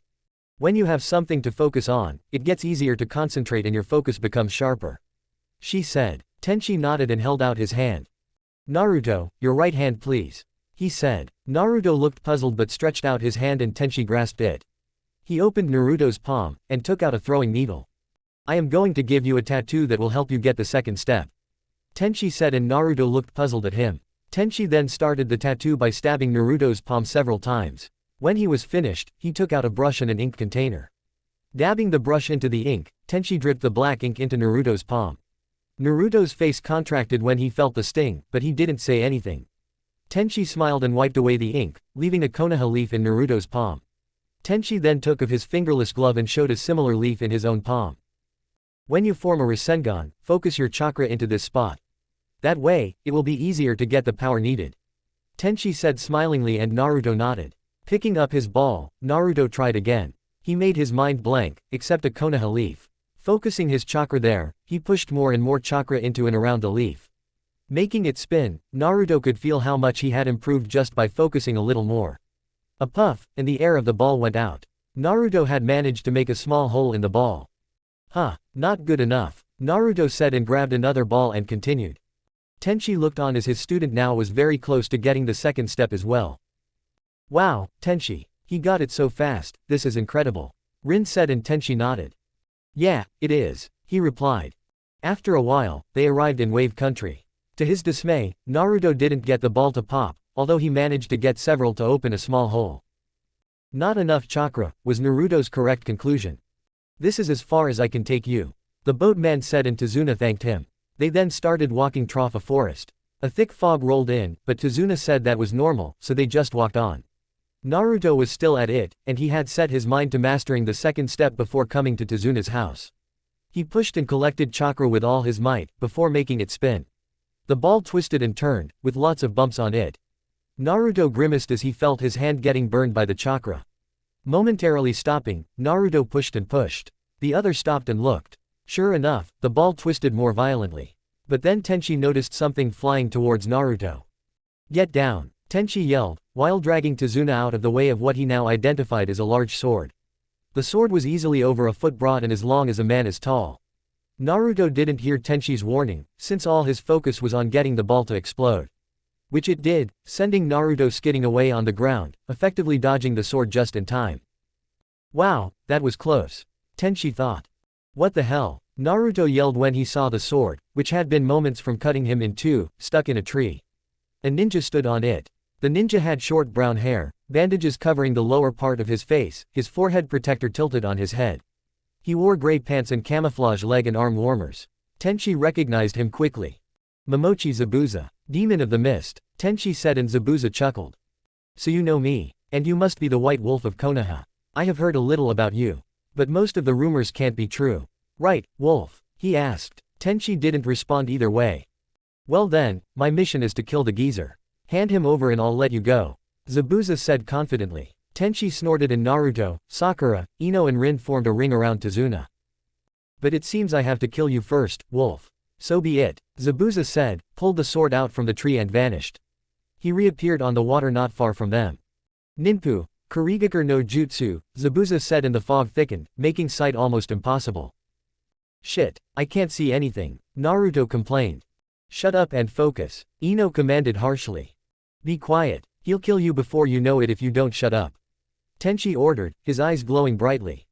He'll try to kill Tenchi first, since he is the biggest threat. And with those eyes, he is the easiest to spot as well. Rin stated and Tenchi nodded grimly. Not that anyone saw that. What is he? Sakura asked. Momochi Zabuza. He is famous for his silent killing techniques. Silent killing is a way of killing that is executed in a flash and in absolute silence. In some cases, you are dead before you realize it, Tenchi explained.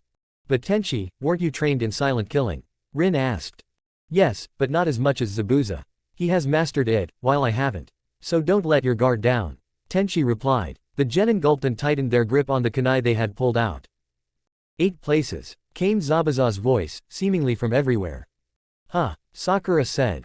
The larynx, spine, lungs, liver, jugular vein, collarbone, kidney and heart. Now, which vital organ do you want to get struck at? Zabuza asked, bloodlust filling his voice. Tenchi crouched slightly and sent out a wave of his own bloodlust, so much that even Rin felt disturbed by it. What is this feeling? Naruto asked, his voice shaking. This is the feeling that comes when 2 strong Junin battles. Their bloodlust, it is so great that it can make weak-minded people kill themselves to escape. Rin said, her voice also shaking. But, you don't have to worry. I'll protect you with my life, Tenchi said. Really? Zabuza asked, appearing right in the middle of the ring, in front of Tazuna. Die! He yelled and swung his sword, but Tenchi was fast enough. He pushed the genin out of the way and stopped the sword while stabbing Zabuza with a kunai. Ah! Zabuza said, but instead of blood, water poured out of the wound. Naruto, Sakura and Ino lay on the ground, staring at Zabuza. Rin's voice snapped them out of it. Mizu Bunshin, she said and Zabuza smirked before collapsing into a puddle of water. Another Zabuza appeared behind Tenchi. Die! He yelled again, swung his sword and cut Tenchi in 2. But Tenchi turned into water as well.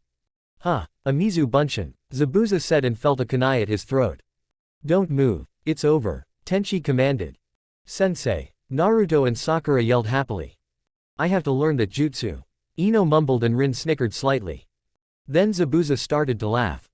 It's over. I don't think so, he said and dissolved into water. Another Mizu Bunshin, Ino yelled surprised. Another Zabuza came up behind Tenchi with a downward strike with his sword. Tenchi used his kunai to block the massive sword. Zabuza tried to strike Tenchi with his own kunai, but Tenchi jumped away. Zabuza followed up with slashes that Tenchi barely avoided. Tenchi threw his kunai towards Zabuza, but he dodged. Tenchi then vanished and appeared on top of the water, doing seals. Zabuza smirked and vanished. Tenchi suddenly jumped over some shuriken launched at him and crouched down on top of the water when he landed. Zabuza appeared behind him.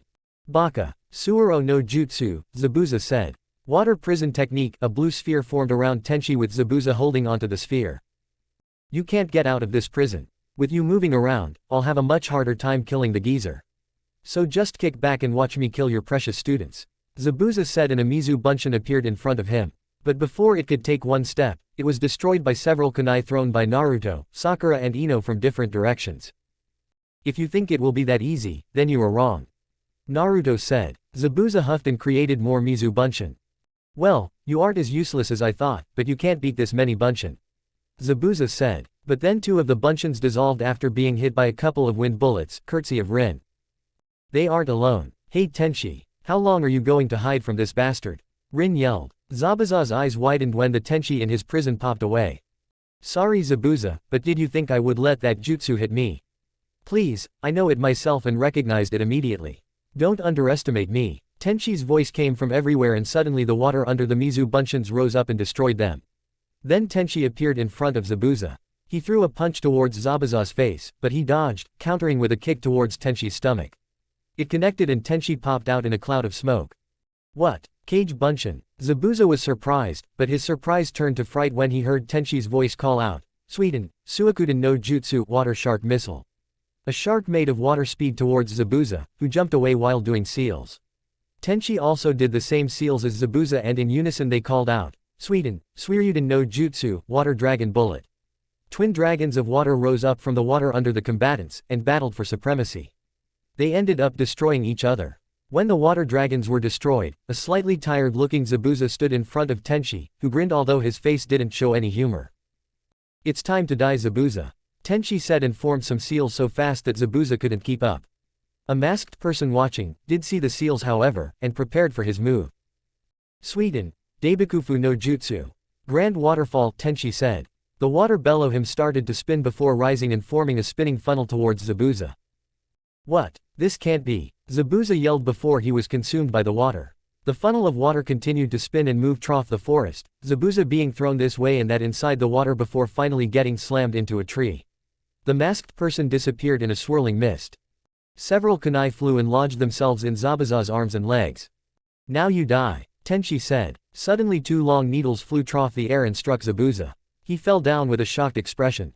Hey, you were right. He did die, a masked person said, standing on a tree branch not far from where Zabuza fell. Tenchi appeared next to Zabuza and checked his life signs. He really is dead, Tenchi said and looked at the masked person, who bowed at him. Thank you so much. I was waiting for a chance to kill Zabuza, the person said, her voice revealing that she was a female. Her long black hair was quite the clue as well. From her voice and appearance I can tell that she is about as old as Naruto, Sakura and Ino. But her chakra, she is almost as strong as Rin. Tenchi thought and eyed the person suspiciously, making sure to get her scent, so he could identify her later. A hunter nin from the hidden mist? Sakura asked and Rin nodded. Huh, oh yeah, sensei told me about that, Naruto said and scratched his head. The hunter nin from Zabuza's home village, vanished in a swirl of mist and reappeared next to Zabuza. I must apologize, but I have to dispose of this body. It is a body filled with secrets, she said, picking up Zabuza's body and disappearing again. Come on, let's go, Tenchi said and they resumed their journey, although the genin looked slightly miffed for some reason. They arrived at Tezuna's place, a nice plain house by the riverside. Waiting there was Tezuna's daughter Tsunami, a woman in her 30s with long dark hair and an attractive, but stern face, and her son Inari, a 5-year-old boy wearing green overalls, a hat that shadowed his eyes and a depressed attitude. Inari, Tsunami, I'm super glad to see you. These are the super good ninjas from Konoha that protected me, Tezuna said and introduced the team from Konoha, each of them bowing back in response.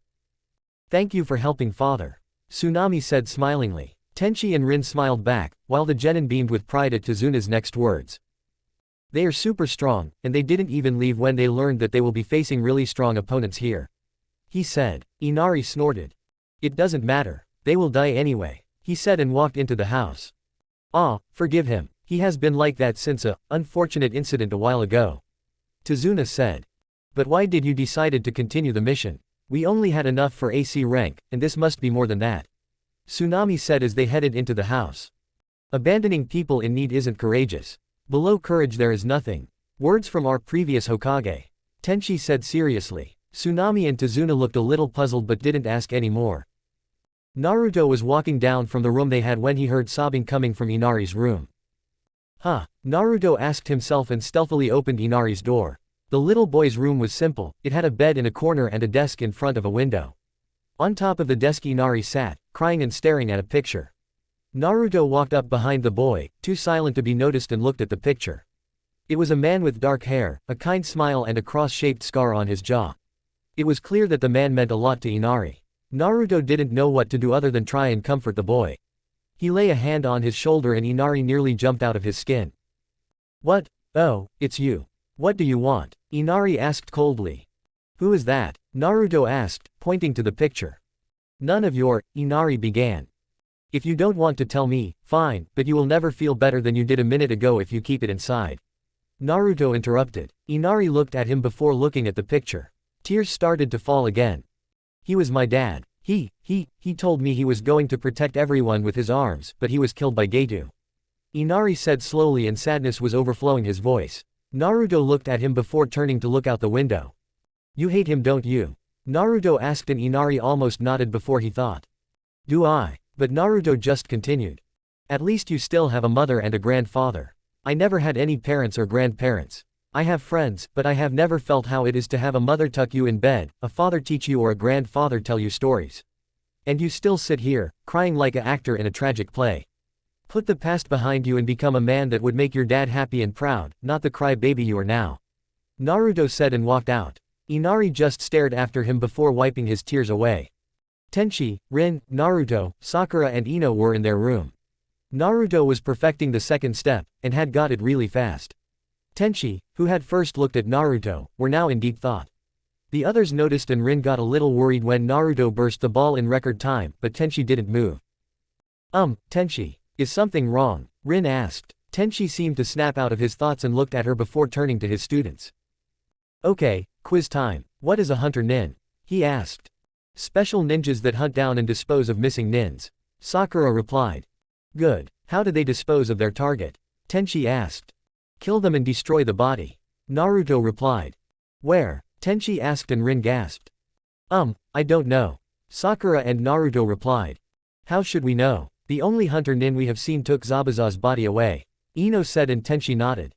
Exactly. Usually hunter nins dispose of the body on the spot, and if she needed proof, she only had to take Zabuza's head and sword. Also, the weapon was a long needle, which isn't very dangerous. No, that hunter nin didn't kill Zabuza, she helped him. Zabuza is alive, Tenchi said. What? The genin yelled. But you said he was dead. Tazuna, who had just entered, said. Yes, but it is possible to put someone in a near-death state. A hunter nin knows the human anatomy very well, and it would be easy to make someone seem like they were dead. Rin said and Tenchi nodded before standing up. He is alive, and he will be back soon. He said.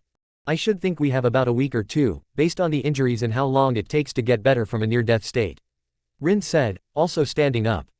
Kids, we are going to train. Tenchi said firmly. They stood in a clearing in the forest, Tenchi and Rin facing the kids. Alright, this is how we do it from now on in the rest of the mission. Naruto will practice his rasengan after I show him the final step, Sakura and Ino will work on summoning. If Sakura and Rin wants, you can do some medic stuff while I teach Ino something. We will switch guarding Tazuna on the bridge. Okay, Tenchi asked and all four of his companions nodded. Good, now Naruto, for the last step. Tenchi said and held up a ordinary balloon with air inside, not water. This is the third step in the rasengan training. Tenchi said. But to the disappointment of the genin, nothing happened. The balloon just lay there in Tenchi's hand, not moving an inch. Sensei. Sakura said. Nothing's happening. Naruto said and both Tenchi and Rin laughed. Here, I'll show you what is happening inside the balloon. Tenchi said and held up his other hand. There a sphere of chakra formed. It was made of what could only be described as threads of chakra spinning and rotating in different directions at insane speeds while keeping a sphere shape. It looked like someone had taken a typhoon, colored it blue and stuffed it inside an invisible ball. This is the rasengan. Looks awesome, right? Tenchi said and the three genin could only nod. What is happening in my left hand, is also happening in my right, you just don't see it. For the third and final step of learning this jutsu, you have to use 100% of the rotation you learned in step 1 and 100% of the power you learned in step 2, and contain it.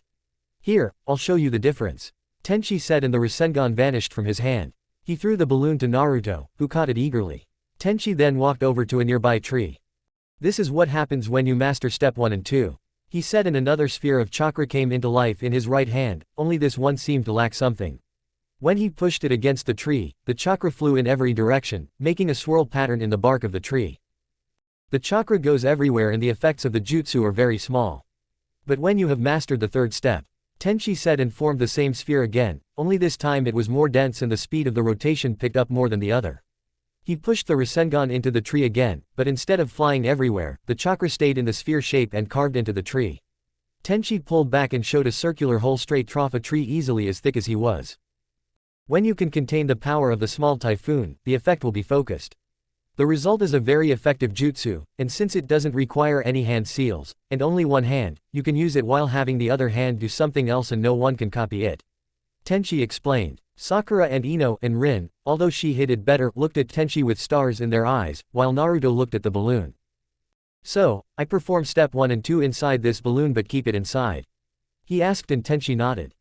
Yes, that is the idea. You create an image of a layer inside the balloon which keeps the chakra inside. That layer will be the outer shell of the rasengan. Tenchi said. Naruto nodded and started to focus. Gathering chakra in his palm, he started to make it spin while trying to keep it from popping the soft balloon. But it didn't work and the whole thing exploded. Again, Tenchi said. Naruto blew up another balloon and tried again, with the same result. Girls, I think we should leave Naruto alone. He needs to learn this on his own. Tenchi said and started to walk away. Wait, what if I need help? Naruto called after him. Either try and get it on your own or ask me when I come see you later. And no help from Kyuubi. Tenchi commanded. Naruto glared at the remains of a purple balloon with yellow sunflowers. Whoever made the balloon had hideous taste, and made the balloon way too fragile. This thing pops much too easy. Damn, Naruto complained. Kyuubi, who was watching, didn't say anything. He knew Naruto had to do this himself, and besides, Tenchi knew how to change his cage, and he was sure that the wolf could do something nasty to it. So Kyuubi kept quiet. Not that Naruto noticed, since he was totally engrossed in getting the jutsu right. Okay girls, summoning training. Tenchi said cheerfully. Sakura and Ino bit their thumbs and formed the necessary seals. Kuchio's no jutsu, they shouted and clouds of smoke erupted from under their hands on the ground. When the smoke cleared, 2 wolves stood there, each at the size of a horse. Damn it, I was trying to summon the boss. Ino cursed. The 2 wolves stared at her for a second before looking at Tenchi. Why is that girl cursing, Tenchi-sama? One of the wolves asked. I think she expected summoning to be easy. Tenchi replied. The wolves' sweat dropped and turned to Ino. Little girl, do you realize that summoning is a very difficult jutsu? So difficult some Junin can't learn it. One of the wolves asked. Ino stopped her cursing and glanced up at the wolf.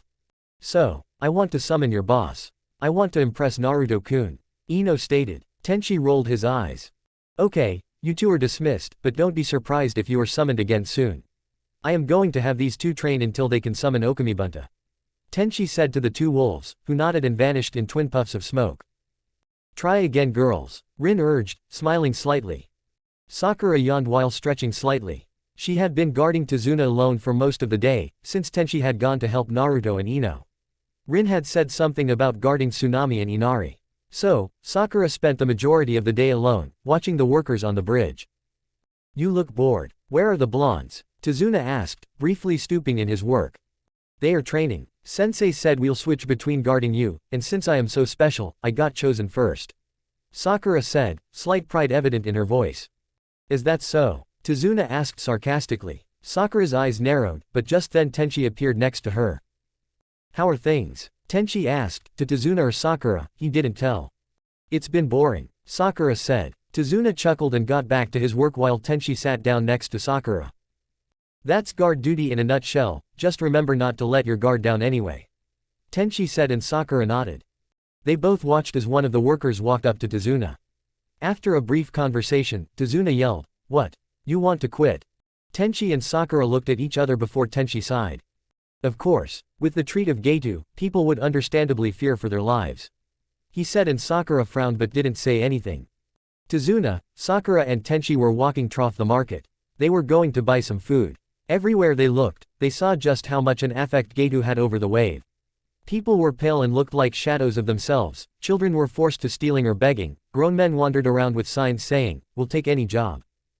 When they reached the store they were heading for, they walked in and the 2 ninjas had to stifle gasps. There was virtually nothing there. Almost no vegetables, no meat, no nothing. The shop owner seemed about as empty as his shop. His welcome phrase was raspy and very tired sounding. What is going on here? Sakura asked. Just then a man walked up behind her and reached for her bag. She felt him and thought he was doing something else. Whipping around with a roundhouse kick, she nailed the man in the face while yelling, pervert. The man didn't even say anything as he went down. The 3 of them were walking back towards Tazuna's house, Sakura fuming. What is wrong with this place? She asked angrily. It has been like this since Getu came. He has taken complete control, suffocating our country, taking all the money. No one has any courage left to fight, not after what happened to Inari's father. The bridge is the only way we can break free. Tazuna explained. Sakura was about to ask something else when she felt a tug at her dress. What? Another perv, huh? She began yelling but trailed off as a little girl was behind her. The girl, although dirty and thin, looked cute and innocent. Tenchi thought a girl like that shouldn't be forced to beg. But she had to. She held out her hands towards Sakura, giving her a cute smile. Please, she said. Sakura got a tear in her eye and reached into her bag and pulled out some candy. Here, she said and handed the girl the candy. Wow, thanks. The girl squealed and started to run off. Tenchi stopped her. Wait a little. Here, he said and took out his lunch, and handed it to the girl.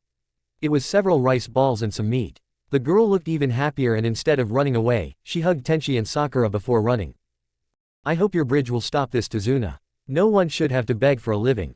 Tenchi said sadly. Tazuna nodded in agreement. Tazuna, Tsunami, Inari, Rin, Sakura and Ino were seated at the dinner table, eating the dinner Tsunami had made. Tenchi had gone looking for Naruto a while ago. The door opened and Tenchi walked in. Seating himself at the table he sighed. Naruto will probably be a while. He said he wouldn't rest until he got the third step. Said he wanted to impress Sakura and Ino, and learn it faster than I did. He also said something about using the rasengan against Zabuza, if he shows up. Tenchi said and started eating. Will Naruto-kun be alright? Tsunami asked. Naruto is a true ninja. He will be okay, Ino said confidently. Indeed, Rin replied. By the way, how did summoning training go, Ino? Sakura asked. Ino smiled slightly. I managed to summon a wolf about as tall as this house. A 2-story building, she said. Well, tomorrow is Ino's turn to guard, so Sakura can catch up. Tenchi said before starting to eat. A week went this way. Tenchi or Rin helped one of the girls with summoning, while the other was at the bridge. Both girls had managed to summon Okamibunta, but had been exhausted, and the summoning only lasted a minute. Naruto had been working non-stop on the rasengan. He could hold the power and rotation perfectly for about a minute and a half before starting to lose control, and about 5 minutes after starting the jutsu, the balloon would explode. Naruto felt very tired. He only stopped to eat the food Tenchi and Rin brought him, before returning to the task at hand. In a cone-shaped house in the middle of the forest, a girl sat next to her master, who was currently resting. The girl had a pretty face, dark brown eyes, dark hair that was tied up in a bun on top of her head, except 2 bangs hanging down and framing her face. She wore a green shirt with brown pants and a long, brown belt.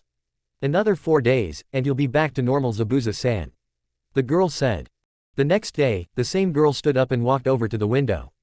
Releasing the bun, her hair fell down to just under her shoulder blades.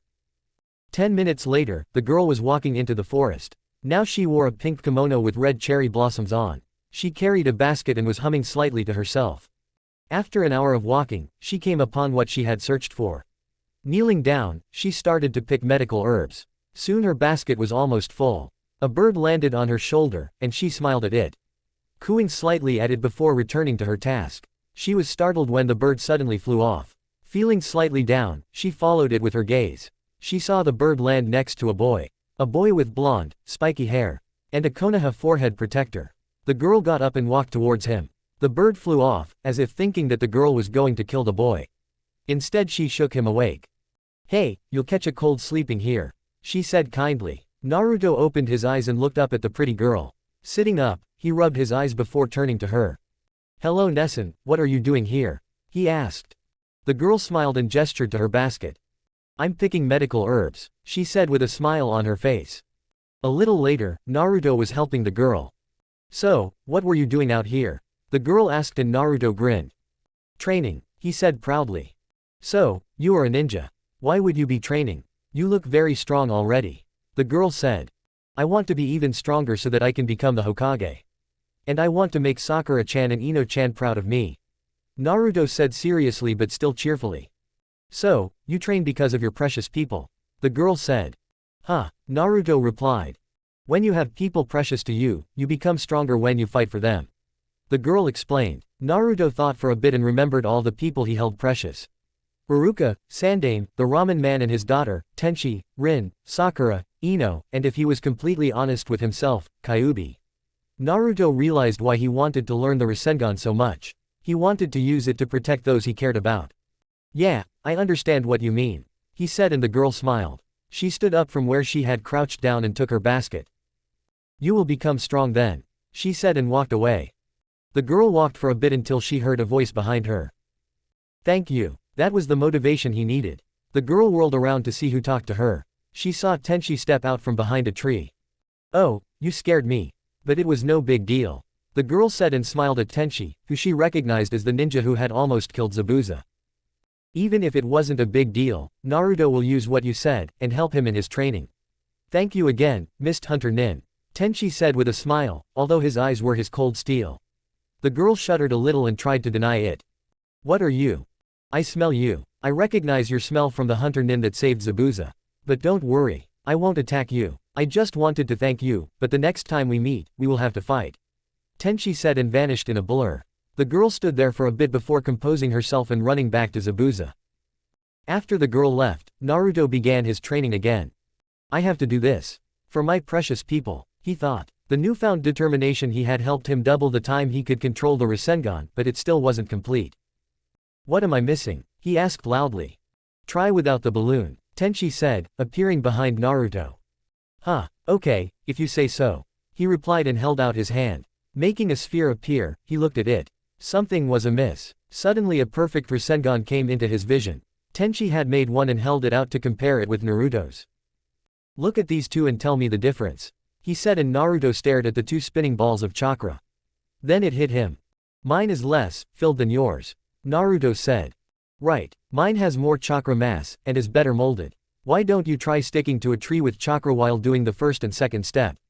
That will increase your control and help you a lot, Tenchi said, and Naruto did as he was told. All the night and the next day, Naruto stood under a tree branch, bursting balloons filled with water, or rubber balls. 3 days after the encounter with the girl, Naruto stood in front of Tenchi again, looked a lot worse for wear.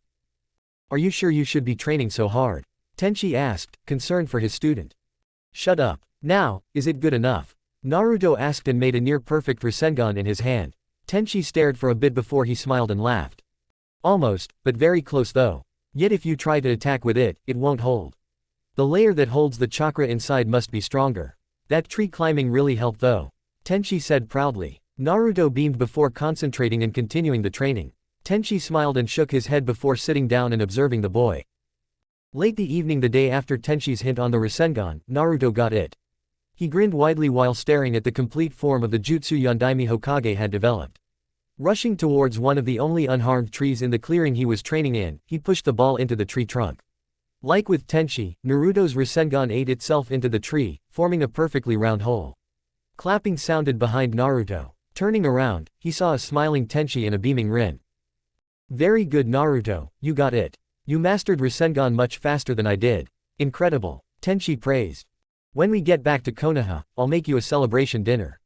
Just for you, Rin said, and despite being very tired, Naruto jumped around in happiness. First he yelled, yes, Rin-ne-san is making me dinner. Then he landed, and smiled even brighter before running around and yelling, now I can protect my precious people with an amazing jutsu. Tenchi and Rin looked a little surprised before smiling with the boy, who suddenly collapsed. Huh, he said. Tenchi sighed and picked him up. You're exhausted. Come on, no reason to stay here now that you have mastered the jutsu, Tenchi said and carried Naruto towards Tazuna's house. Not even 2 minutes later, Naruto was asleep. Sakura and Ino sat in their room, looking awkwardly at each other. They had both thought about how they felt after the genjutsu training, more importantly on the part involving them. Was it just the genjutsu, or did I really enjoy it? They thought. Sakura had a slight blush on her face, while Ino suddenly looked determined. Sakura, we have to know, she said. Sakura slowly nodded. Ino smiled slightly, before becoming serious. Standing up and looking very much like a heroine doing a great deed, she walked over to Sakura and kissed her. It only lasted for a few seconds, but just like when they kissed Naruto, they felt what resembled small electric trails on their lips, and both liked it. Smiling again, both shyly, although Ino looked a little less shy, they kissed again. This time it lasted for 15 seconds. When they broke, Ino sat down next to Sakura. So, Ino began. I liked it. Almost as much as with Naruto-kun, Sakura said slowly. Me too. And hey, we are together also, Ino said while nodding. Sakura looked at her with confusion in her face. Huh, she asked. Well, since both you and I are together with Naruto-kun, and Naruto-kun is together with us, that makes us together as well. A real triangle of love, Ino said happily. Yeah, you're right, although I think we should move a little slowly and perhaps not so very public, Sakura said, and Ino nodded. Yeah, you're right, but you know, I always meant you were beautiful. Now we know why, Ino said happily, and Sakura smiled. I think you are beautiful also, Ino. So, want another one? She said, a bit red in the face. Ino grinned and the two kissed again. Just then, Inari walked by the open door and saw what they were doing. He promptly passed out from blood loss. Tenchi and Rin walked up to the room that the three genin were staying in, and were met with a rather odd sight. Ino were scolding a blushing Inari for peeking, while Sakura was busy cleaning up some blood from the floor. Tenchi and Rin looked at each other and sighed. Won't ask. Won't ask. Tenchi walked into the room and lay Naruto down on his bed. Let him rest for now, Tenchi said and walked out, Rin following close behind. Tenchi and Rin sat on the roof, hand in hand, gazing at the moon. Tomorrow is going to be a bad day, Rin said, and Tenchi nodded. Yeah, I know, he replied. Nothing else was said between the two for a while, until Tenchi turned and looked at Rin. What? She asked, a faint blush on her face. Nothing, just admiring the view. Tenchi said and smiled at her. Cheesy, but nice, Rin said. The two of them laughed for a bit before leaning in and kissing each other. The next day came way too early for Naruto. The sun shone right onto his eyes, and it took a few minutes for him to blink away the weariness.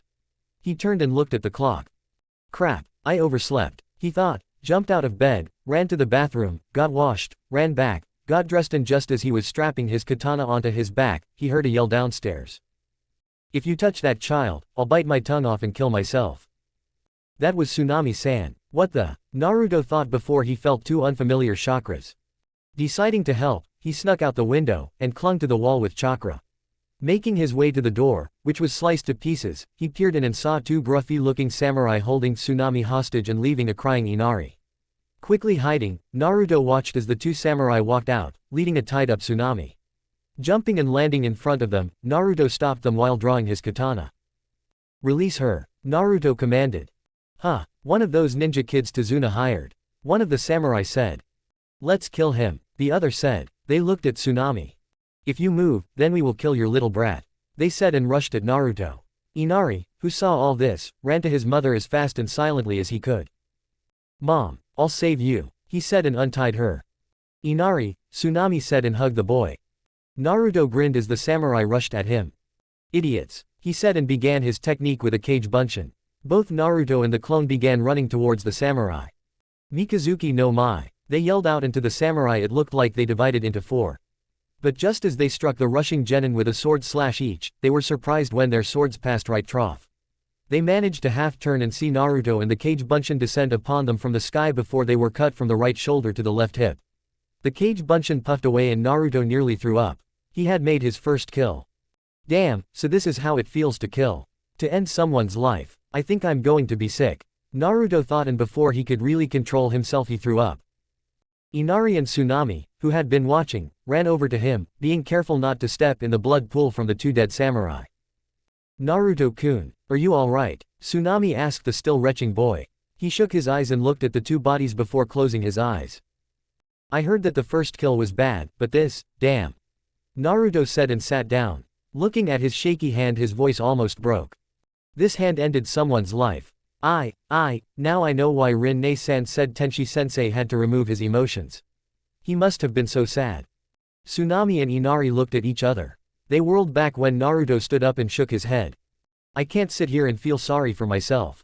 If they attacked here, maybe they'll attack the bridge. I'll just clean this up a bit, Naruto said and made some cage bunshin. Tsunami noted that Naruto's hands still shook slightly. The clones picked up the two bodies and carried them out on the water. Naruto followed and made some hand seals. Kaiten, Gukaku no Jutsu, he called out, and the fireball incinerated the bodies. When he was done, he walked back to the two. He noticed Inari looking slightly afraid. Don't worry Inari, I won't hurt you, Naruto reassured, and Inari smiled at him. Naruto turned in the direction of the bridge. I'll have to go now. Be careful, okay, he said, but didn't give Inari or Tsunami a chance to respond. What is this? Tazuna yelled. He, Tenchi, Rin, Sakura and Ino had arrived at the bridge and were met with the sight of the workers laying there, either unconscious or killed. This is, Ino said. Form the ring, Tenchi commanded. The ninjas formed a protective ring around Tazuna, each pulling out a kunai while getting ready. Then a thick mist came rolling in. Kurigakur no Jutsu. Zabuza's voice came throughout the mist. I hate this jutsu, Ino growled. Oh, the little genin has some spunk, Zabuza said, and suddenly 10 Mizu bunshin of Zabuza appeared around them. Go Ino, Tenchi said. She smirked, did a hand seal and vanished, leaving her weights behind. When she reappeared, the Mizu bunshin got severe slashes on their bodies and fell down into puddles of water. Oh, she has grown, Zabuza said, and the mist cleared a bit and there stood the real Zabuza with the hunter nin next to him. I taught them how to release their weights in a second. Really useful, Rin said. It looks like you have a rival for speed, Haku, Zabuza said, and Haku, the hunter nin, nodded. Indeed, Haku said. Tenchi then noticed someone else behind Zabuza. Zabuza noticed Tenchi looking at the person and chuckled. Ah, so you have spotted the addition to my team. This is Kato's. Kato's, why don't you say hello? Zabuza said. Kato's stepped forward. He was a small kid, brown hair and eyes, wearing pure black clothes and a black mask. His face was completely devoid of emotion. Rin gasped when she saw that. He looks like Tenchi when we were younger, she said, and Tenchi nodded. Except for the eyes, he replied. Kato's looked at Tenchi, before vanishing. He reappeared in front of Tenchi, hitting him in the stomach. Tenchi didn't have time to guard and was thrown slightly back. Just as fast as Kakashi, Rin said. Tenchi coughed and stood up. Kato's is completely devoted to me, and he is stronger than me as well. Zabuza said proudly. Kato's didn't show any emotion while getting praised. Instead he threw another punch towards Tenchi, but this time he caught it. Tenchi growled and started to crush Kato's fist. You might be fast, but I have the advantage pure strength-wise, Tenchi said, and Kato's tried to get away. A cracking sound started to come before Kato's managed to pull his hand away and jump back to Zabuza. Oh, you got Kato's to retreat. That is really something. But tell me, why do your eyes glow like that? Zabuza asked, referring to Tenchi's blue glow.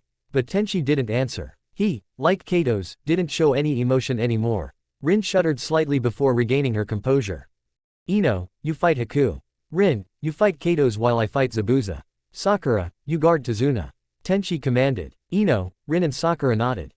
Oh, and Rin, be careful, Tenchi said, a speck of concern in his voice before returning to his cold self. Well, it seems you really want to fight. Very well, you know your opponents, Zabuza said to his two companions, who nodded.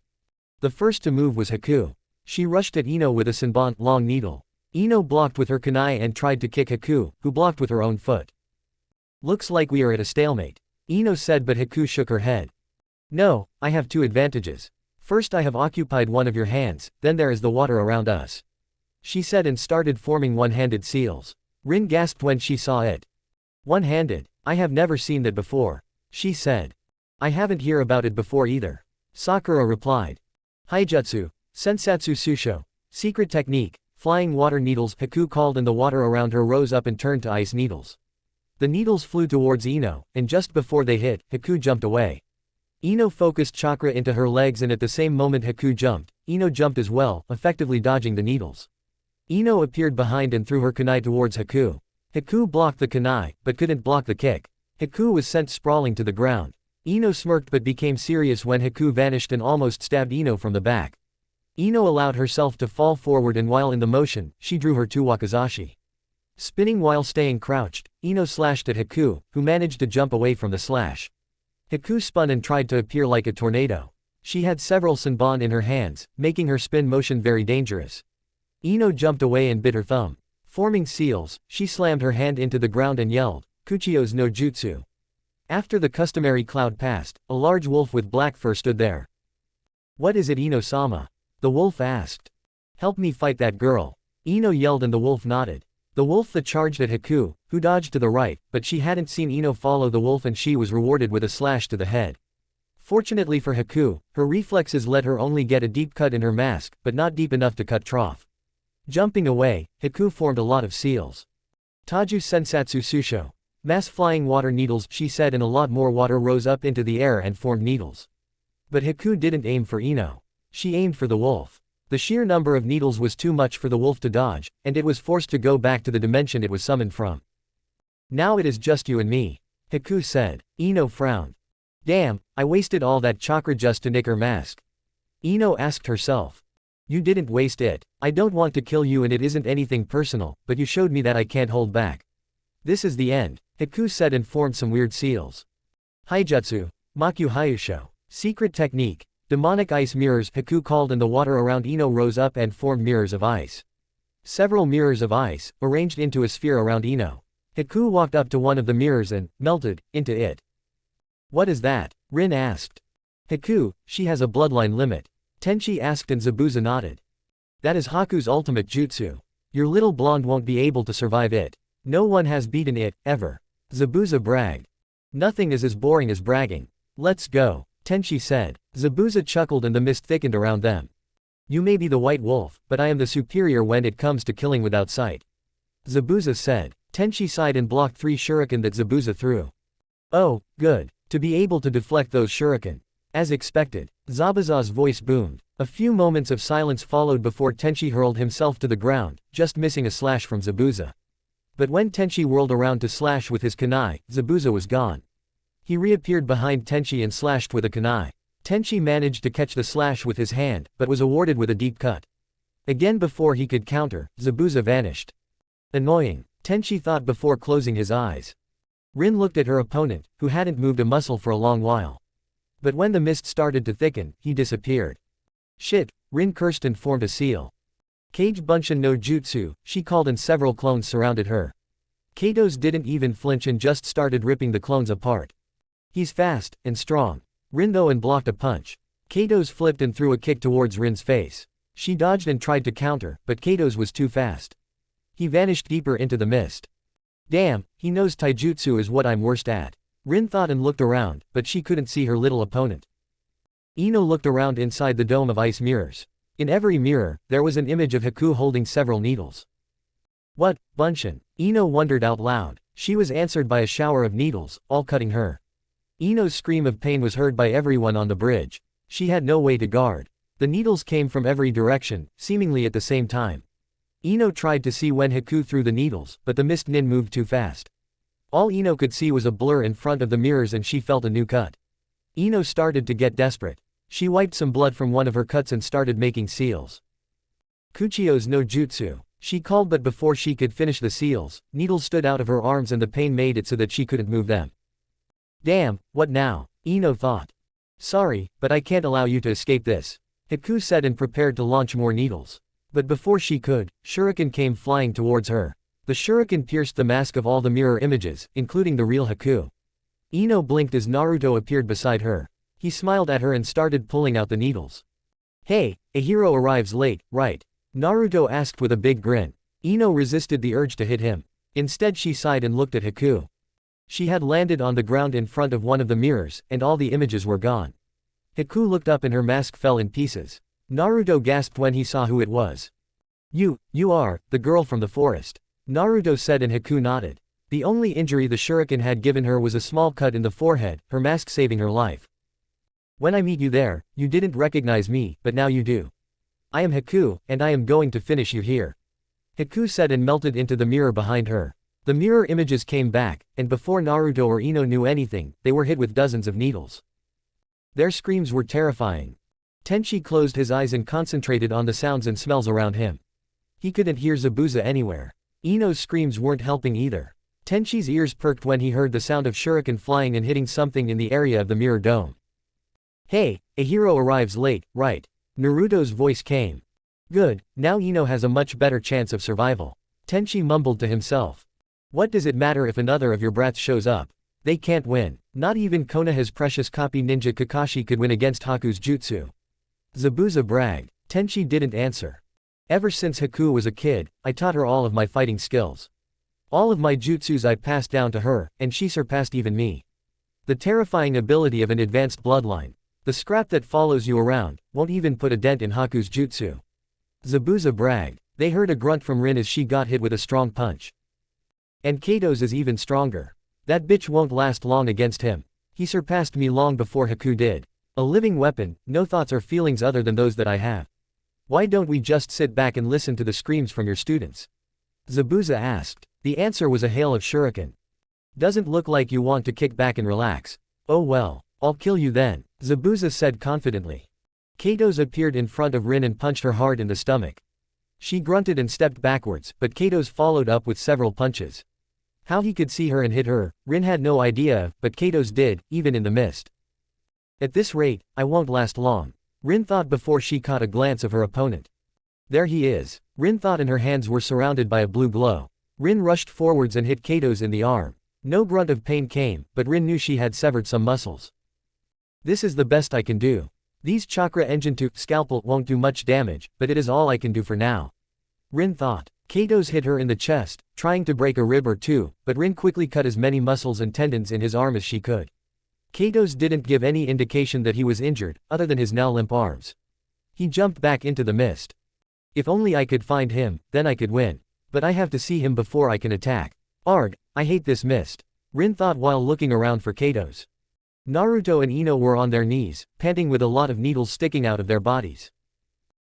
Ino-chan, how do we get out of this? Naruto asked. If I knew that I wouldn't be in this mess, would I? Ino yelled back. Naruto tried to scratch his head, but his hand wouldn't move right. What have you tried then? Naruto asked. Summoning didn't work. Using shuriken or kunai won't work and we can't get close enough to use our blades. She is too fast for me to see, so I can target her with my family jutsus. I haven't tried the wind bullet though. Perhaps if we can break one of the mirrors, then we could get out. Can you protect me while I do the seals? Ino asked. Naruto grinned and nodded. Sure thing, he said, and Ino smiled before starting her seal sequence. Haku saw it and tired to hit Ino with needles, but Naruto made several cage bunshin and made a dome of clones around Ino, blocking her from Haku. When Haku destroyed one clone, a new one took its place. Naruto, get away! Ino yelled. Naruto and his clones jumped away just as Ino drew her breath and shot out 3 transparent balls of wind and chakra. Futon. Taitama, Ino called. Naruto smiled at the display his girlfriend showed, but the smile faded when the jutsu broke easily on the mirrors. Ino-chan, protect me. Naruto called while gathering the remaining cage bunshin around him. He then started making seals. Kaden. Gukaku no Jutsu, Naruto called, and a powerful fireball blasted from his mouth and hit the mirrors, but it didn't do much more than Ino's wind jutsu. You can't melt this with that low-level jutsu. Haku said and sent a shower of needles towards Naruto, but his cage bunshins blocked them, popping away into clouds of smoke. The smoke made it difficult to see, both for Naruto and Ino, but also for Haku. Naruto, now, didn't you learn some Raiden jutsus from Kakashi-sensei? Ino asked and Naruto nodded while performing seals. Raiden, Reikyu no Jutsu. Naruto called and a ball of electricity formed in his hands. He threw it at one of the mirrors, but it didn't do anything. Damn, that didn't work either. Any ideas, Ino-chan? Naruto asked, but Ino shook her head. Why can't you see that it is useless? Haku asked. Naruto and Ino looked at each other before snorting. We never give up, Ino said confidently. I have a dream, to become Hokage and protect my precious people. I can't die here, Naruto said, mirroring Ino's confidence. I see, so you fight for your dream as well. Well, I fight for mine too. My dream of being important to my precious person. For that I will destroy my heart and kill you. Haku said and held up a needle. Destroy your heart? Ino asked, and Naruto looked down on the ground. Wolf, why don't you go and help your trash students? They can never defeat Haku. They can't destroy their hearts. Zabuza bragged. Was the only reply Tenchi gave as he ran in a rectangular pattern, placing tags on the ground. He then jumped into the middle of the rectangle. I don't know what it was you just did, but it is useless. Zabuza said and moved towards Tenchi. Just as he went past the invisible border between the tags, chakra suddenly engulfed him and held him in place. Die, Tenchi calmly said before plunging a kunai into Zabuza's head. Yes, to be able to kill for the first time, one must destroy one's heart. To take another's life is the way of the ninja. Haku said and Ino noticed Naruto's downtrodden look. Naruto, what is it? Ino asked. I have destroyed my heart. I am nothing but a murderer. Naruto said, still not looking up. What are you? Ino asked. I killed them. 2 samurai that was going to kidnap Tsunami-san. I killed them in cold blood. Naruto said and looked up at Haku. And if that is to be a ninja, then so be it. You threatened Ino-chan's life. For that I will kill you. Naruto said, his eyes became red with slits. Yuto, Ino stuttered when she saw his eyes. Kit, stop it. You are drawing on my chakra. You really want to kill that girl that much? Kyuubi asked. Yes, Naruto answered out loud and directed Kyuubi's chakra into his legs. Holding his hand out, Naruto started forming the rasengan. For some reason, Haku didn't attack. Naruto didn't notice, but he gave off a huge killing intent, startling everyone on the bridge, except 2 living weapons. Tenchi's kunai plunged into Zabuza's head, spraying forth water. Mizu Bunshin, Tenchi thought. You didn't really think I would be defeated that easily. Fool. Zabuza said and prepared to attack Tenchi again when Naruto's killing intent and the feel of Kyuubi's chakra swept over the bridge.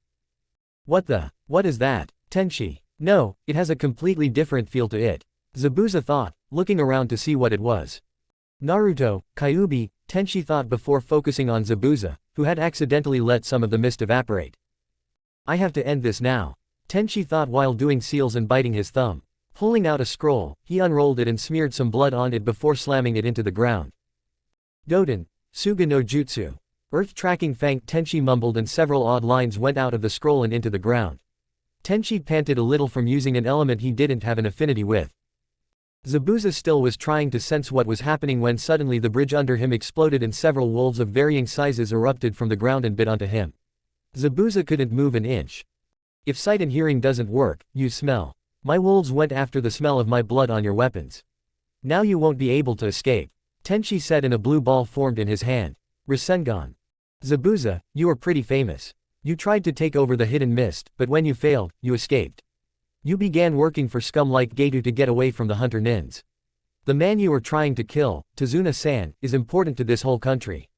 Your ambition sacrifices too many people. Also, you have done something I really hate. Tenchi said, his tone cold and hard. Oh, can you even feel anything? Zabuza asked, the mist clearing even more, so both could see each other.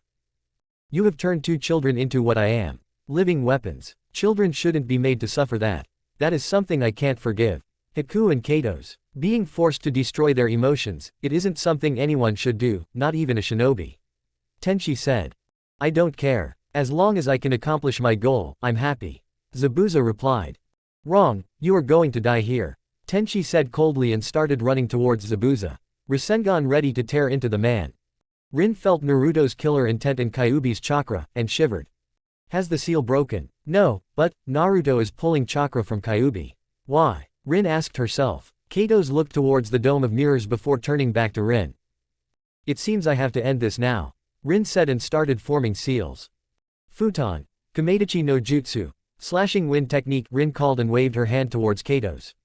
A strong wind picked up and slashed towards Kato's, who dodged out of the way and ran towards Rin, who countered with 5 air bullets. None of which that hit. Damn, this kid is too much. Rin thought and blocked a kick. The Rasengan was complete, and Naruto rushed towards Haku. He used Kyuubi's chakra to push himself up to insane speeds, and seemingly in the blink of an eye, Naruto smashed his Rasengan into the mirror. The ice mirror shattered, but Haku had managed to get away. She tried to impale Naruto with a bundle of needles, but Naruto flipped away. Haku tried desperately to get away from the enraged genin, but Naruto caught her wrist. He dragged Haku towards him and was about to kill her when Ino shouted. Stop it, Naruto-kun. Don't do it. This isn't you. Naruto froze and his Rasengan dissipated. Haku let out a relieved sigh before Naruto punched her so hard that she flew out of the dome of mirrors. After she, rather forcibly, left the dome, all of the mirrors started to break up. Naruto walked over to Ino, his eyes returning to their usual blue color. I'm sorry I scared you, Ino-chan. Naruto said, and Ino smiled weakly at him. It's okay, that was just so intense. I don't want you to become the monster Konoha thinks you are. You are Naruto, not a demon who kills without feeling anything. Ino said, and Naruto helped her up. They walked towards Haku, who had just managed to get herself on her feet again. You know you called Sensei a demon now, right? Naruto asked while walking, and Ino gasped. Oops, don't tell him, okay. Ino said, and Naruto nodded. They reached Haku, who looked sad. Why didn't you kill me? Haku asked, and Naruto thought for a bit. I don't know. Ino-chan made me realize that I wasn't myself, and that if I killed you, I would regret it for the rest of my life. Even though I beat you, you still have much to live for. Naruto said. Haku sighed and looked down on the ground.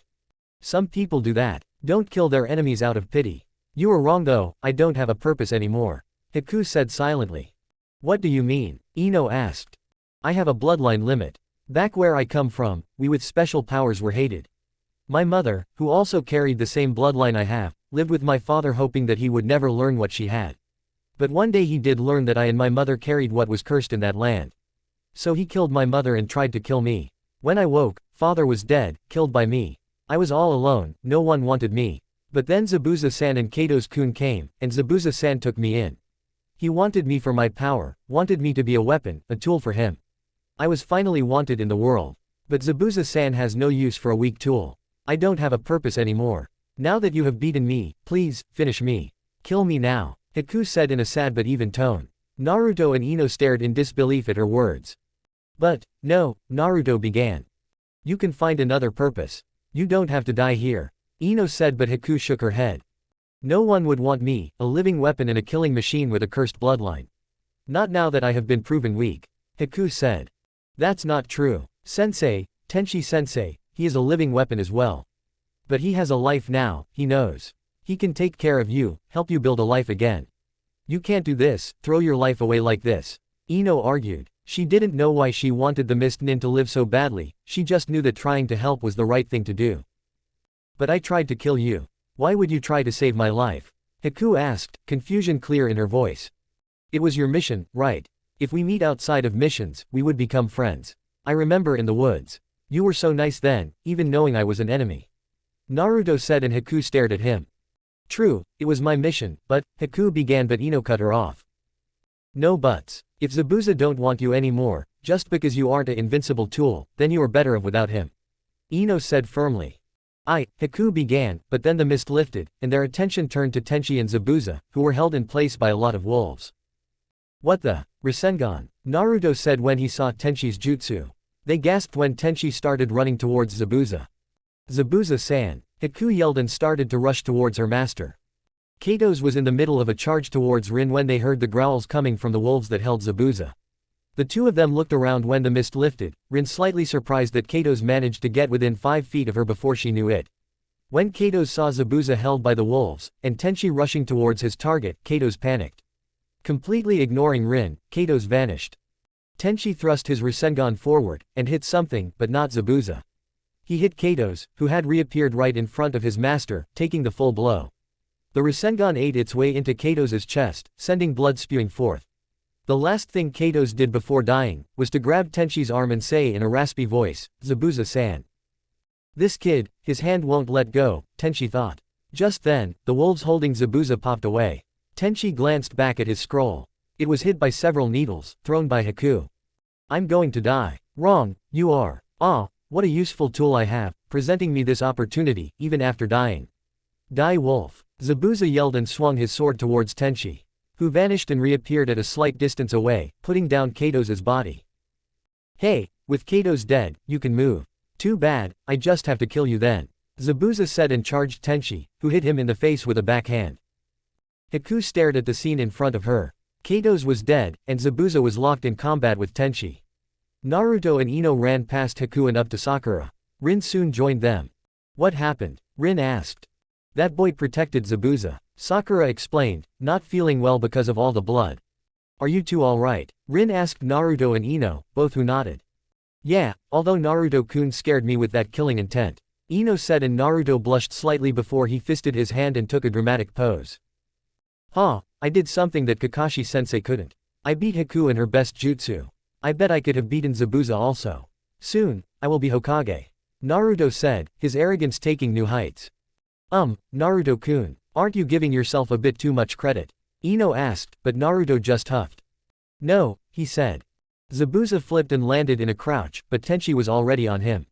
3 kicks and a punch later, Zabuza was panting and retreating away from the attacking Junin. Suddenly Tenchi blurred and a sick crack was heard. Zabuza groaned in pain and ripped his now useless arm out of Tenchi's grip. Tenchi had appeared next to Zabuza and broken his arm in 3 places. One arm down, Tenchi said and blurred again. This time Zabuza swung his sword behind him, trying to kill Tenchi, but Tenchi appeared in front of Zabuza, holding onto Zabuza's neck. Goodbye devil, Tenchi said and was about to stab 2 kunai into Zabuza's head when he saw Zabuza swing his sword towards him.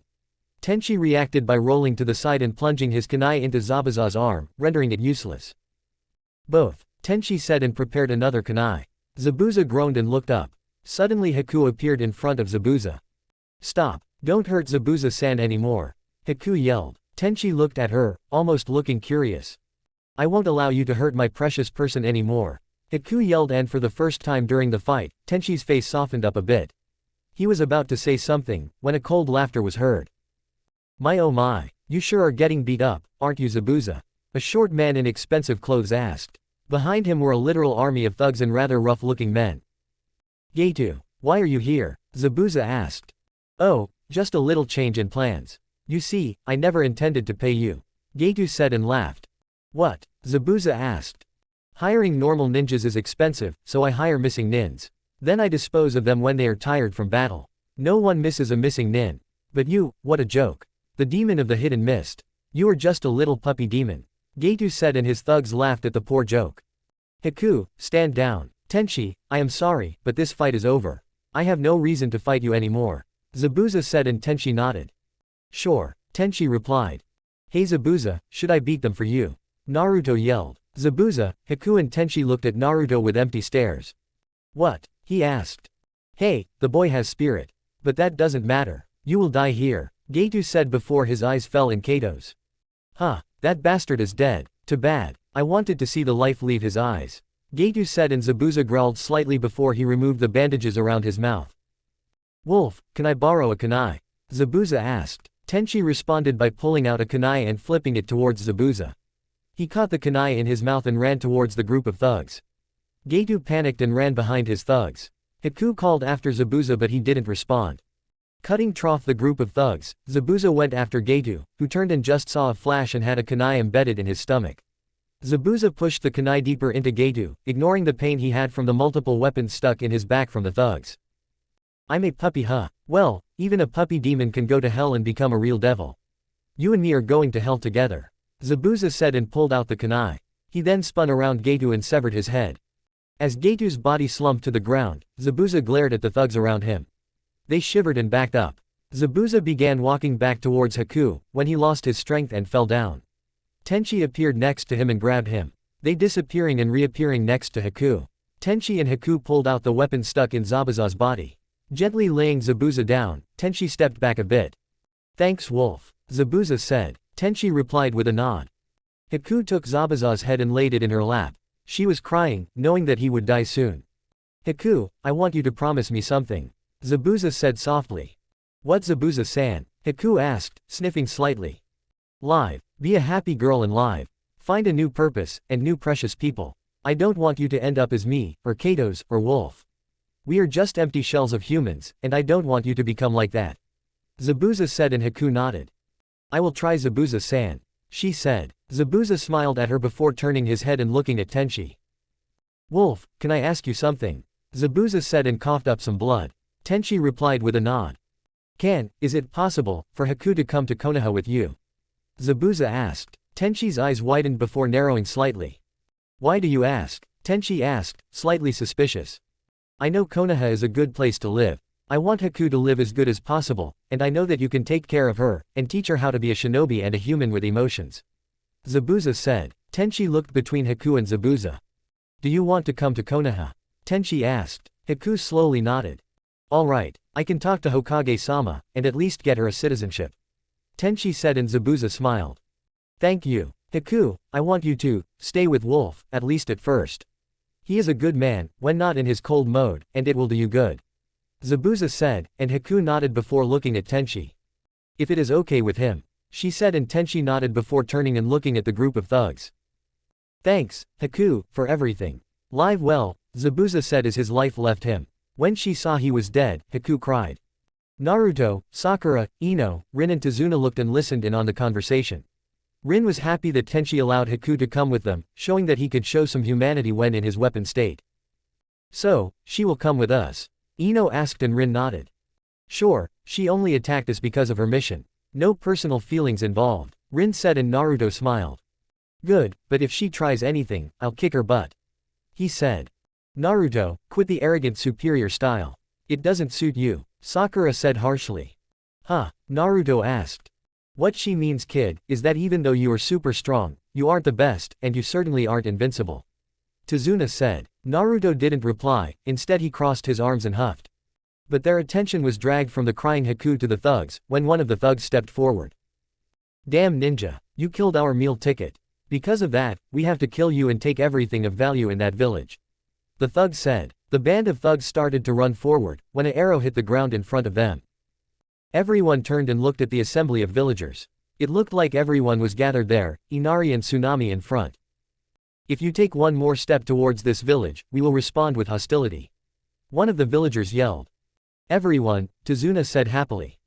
Hey, a hero arrives late, right? Inari asked, and Naruto laughed. Well done, Inari. You gathered everyone, he asked, and the little boy nodded. Well then, I'll help, Naruto said, and made a lot of kage bunshin. Tenchi looked at his student before doing the same. Rin also formed some clones of her own. The sight of the whole village and a lot of ninjas scared the shit out of the thugs, which ran away as fast as they could. Yay, we won, Inari yelled while jumping in the air. Everyone celebrated, except two people. Tenchi's eyes stooped glowing and returned to their warm brown before he knelt next to Haku and Zabuza's body. Tenchi didn't say or do anything, but apparently his presence helped Haku, since gradually her tears stopped. We have to bury him, Haku said, her voice thick and strained. I know, Tenchi replied and laid a hand on Haku's shoulder. For what it is worth, I'm sorry. I hope that in time, you and I can learn to trust each other, like Zabuza wanted. But, no pressure. Take your time, Tenchi said. He gave Haku a slight but sad smile, which she slowly and very shakily returned. The next day, the funeral for Zabuza was held. Any injury the group had was healed by Rin. Team 7, Rin, Tazuna, Inari and Tsunami looked at the cross which signified Zabuza's grave. Behind the cross, Zabuza's sword stood. Haku was kneeling in front of the cross, wearing a black kimono. She had decided to stay in civilian clothing, and hadn't bothered to fix her ninja outfit. Zabuza-san, I will go to Konoha, and live my life as I wish there. Haku said and bowed to the grave. Sensei, is it true? Does shinobi have to kill their heart? Sakura asked. Tenchi closed his eyes and sighed. He waited until Haku stood up and turned to face him before answering. Naruto should know now. Killing someone else is horrible. You feel disgusted, scared, angry, and so many other emotions when you have made your first kill. Of course it depends on the person, but generally the first kill is horrible. I am actually impressed with Naruto. He managed to shake off the feelings and focus on the task at hand. That shows much willpower. But Naruto shouldn't think he is a cold-blooded murderer because of that. When you kill, but don't feel anything, then you are a cold murderer, and depending on how many you kill, a demon as well. Killing should be avoided and only be the last option. Sakura, to answer your question, no. A shinobi doesn't have to destroy his or her heart, but what is necessary is to have enough willpower to be able to deal with the feelings that comes after killing. Only those that kill the most, should do anything close to destroying their feelings. Tenchi said seriously. Someone like you? Ino asked and Tenchi nodded. Well, I am considered a weapon for a reason, he replied. Haku looked at him curiously after that. A week passed after the attack. It was spent working on the bridge. All the workers came back, and helped. Team 7, Rin and Haku also spent the time getting to know each other. Tenchi was annoyed at Naruto's new arrogance, which he thankfully kept at least slightly subdued. Haku was sad for most of the week, feeling like her only family was gone. But a conversation with Tenchi helped her start to accept Tenchi, Sakura, Ino, Naruto and Rin as her friends. Flashback. Haku was sitting on the roof of Tazuna's house, staring at the sunset. Tenchi came up behind her and sat down next to her. Do you hate me? He asked. Haku looked shocked at him.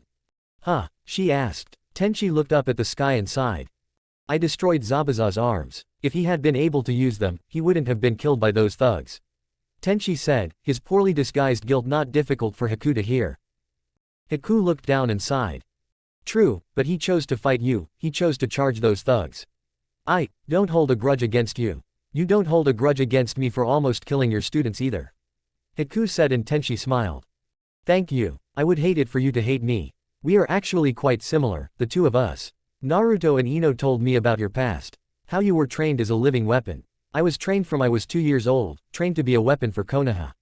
I know how it feels, and I think that is why Zabuza want you to come with me. He knew I have survived, and I can help you forget how it is to be a living weapon. My team, Rin, a lot of people in Konoha.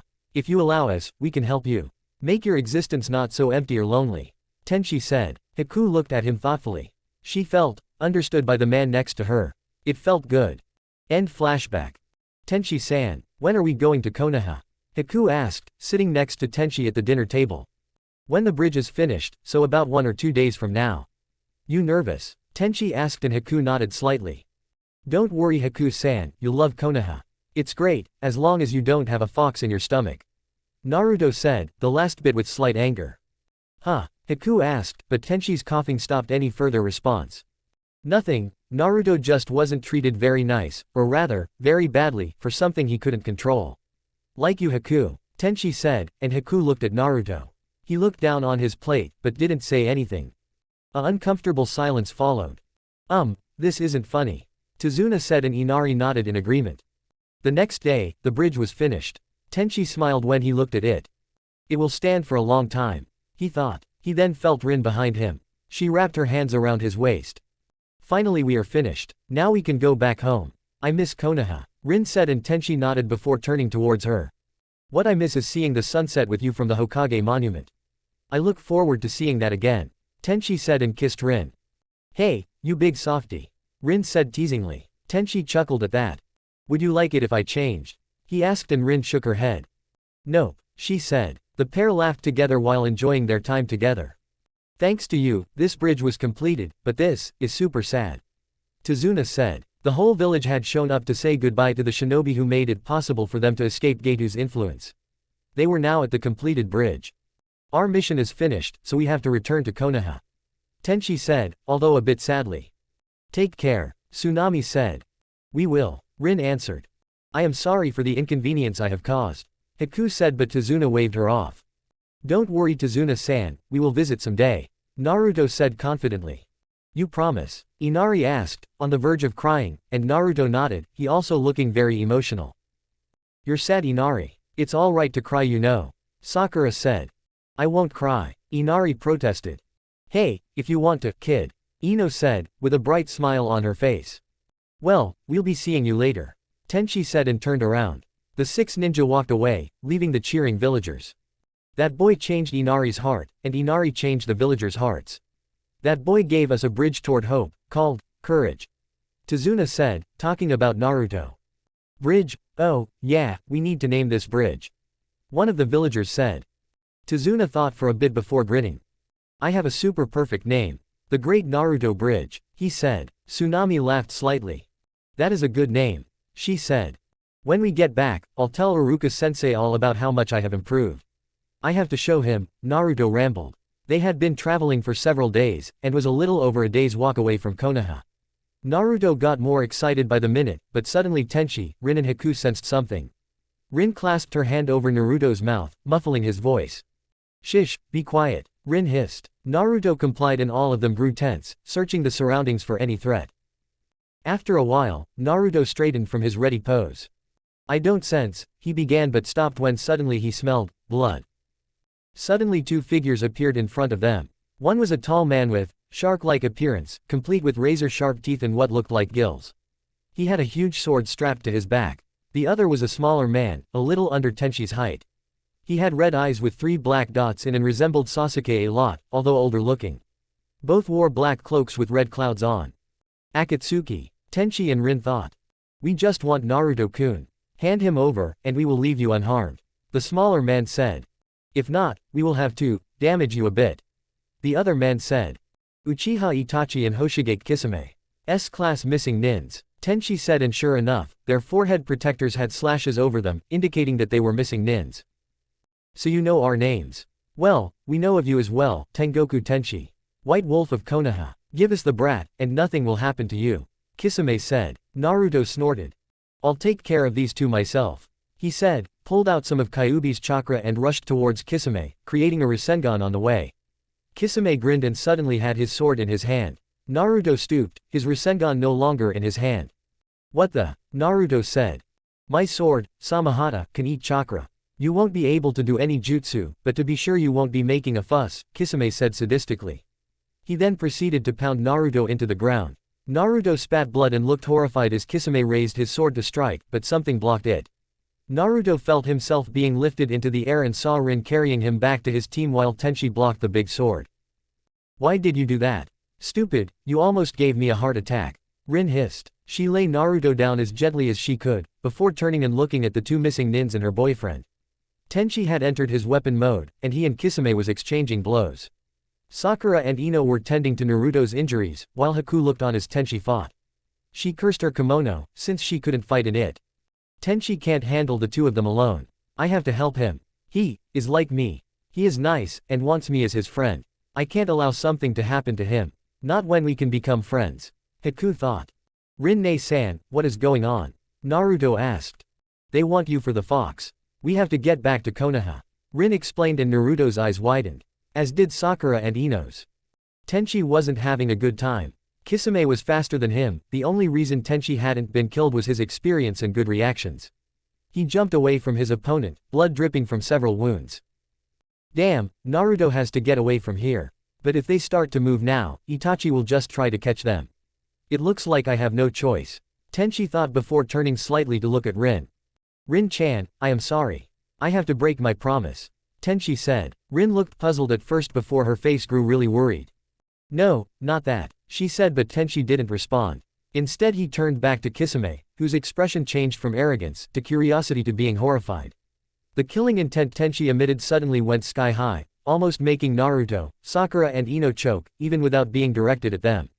Tenchi blurred away and reappeared about 3 feet behind Kisame, his back still towards the Konoha ninjas. Nothing happened at first, but suddenly Kisame coughed. Samahata fell from his hands, and numerous wounds appeared on Kisame's body. Blood flowed from Kisame's mouth. Naruto, Sakura and Ino gasped when they saw stab marks and a slash across Kisame's throat. The missing nin fell over, dead. Itachi, who had appeared to barely follow Tenchi's movements, didn't react to the fact that his partner was killed. Tenchi then turned to look at his friends. They froze at the sight of him. His eyes glowed fiercer than normal, but the real change was the mask in his posture. A white mask was on Tenchi's face, looking disturbingly like a wolf's skull. The fangs were barred, looking really threatening. It was a frightening mask. Tenchi's posture was one of utmost confidence, as if he was filled with pure power, and Haku, being a much more experienced ninja than Naruto, Sakura and Ino, could literally feel his chakra on her skin. Wow, that is a lot, she thought. You 5. Get back to Konoha when you can. Don't worry about me, Tenchi commanded, his voice hard and powerful. Inside Naruto's navel, Kyuubi looked pleased. Good, with Wolf at his full power, Naruto has a much better chance of survival. Kyuubi thought. Itachi looked slightly unnerved looking between the body of Kisame and the full-powered Tenchi. But sensei, Naruto began. No, getting you away is top priority. If you hadn't charged off like that, I could have formed a plan. Now that isn't possible. Didn't I tell you that arrogance is dangerous? Follow Rin back to Konoha. That's end order, Tenchi commanded. Naruto looked down on the ground, guilt wrecking trough his body. Tenchi didn't say anything else. Instead he looked at Itachi. The killing intent both gave of was so large, that nearby birds and animals died of fright. Suddenly Tenchi launched into seals. Kaden, Karyu and an fire dragon flame missile, he called. A huge dragon of fire erupted from his mouth, flying towards Itachi. The flame hit, but when the smoke dissipated, Itachi stood there unharmed, water lying around him. Suiden, Suiryuden no Jutsu water dragon blast, Tenchi called, and a dragon of water flew towards Itachi, who simply dodged out of the way. Kaden, Ryuka no Jutsu dragon fire, Itachi called, and a stream of fire shot towards Tenchi. Suiden, Sujinheki, Tenchi called, and a wall of water rose up, protecting him. Before Itachi could respond, Tenchi launched another jutsu. Suiden, Sushoha, water wave, Tenchi called, and a huge wave of water materialized and hit Itachi. The water formed a square around Itachi. Tenchi quickly formed more seals before slamming his fists into the square. Suiden, Mizu Taiso water requiem, Tenchi called, and shockwaves went trough the water, crushing Itachi, or rather the log he had used in his kawarimi. Kaden, Hausenka no Jutsu, Itachi called out. Tenchi dodged the fireballs, letting none of them hit him. Kaden, Inferno Bakufu no Jutsu Inferno blast technique, Tenchi called out, a huge wave of fire flying from him towards Itachi. He didn't manage to dodge completely, his cloak caught fire and he had to get rid of it. Doden, Doryuden, Earth Dragon missile, Itachi called, and a dragon's head made out of mud emerged from the ground. It spat several missiles of mud towards Tenchi. Immediately Itachi followed up with, Kaden, Karyuden. Fire Dragon missile, he spit a wave of fire and ignited the missiles and turned into burning missiles instead. Tenchi dodged and formed seals again. Suiden, Dekasui no Jutsu drowning technique, Tenchi called. Itachi made gasping sounds before forming the cancel seal. Kai, he called before looking around for Tenchi, who wasn't anywhere in sight. Tenchi appeared behind Itachi and they engaged in a taijutsu match. Naruto, Sakura, Ino and Haku were staring wide-eyed at the battle.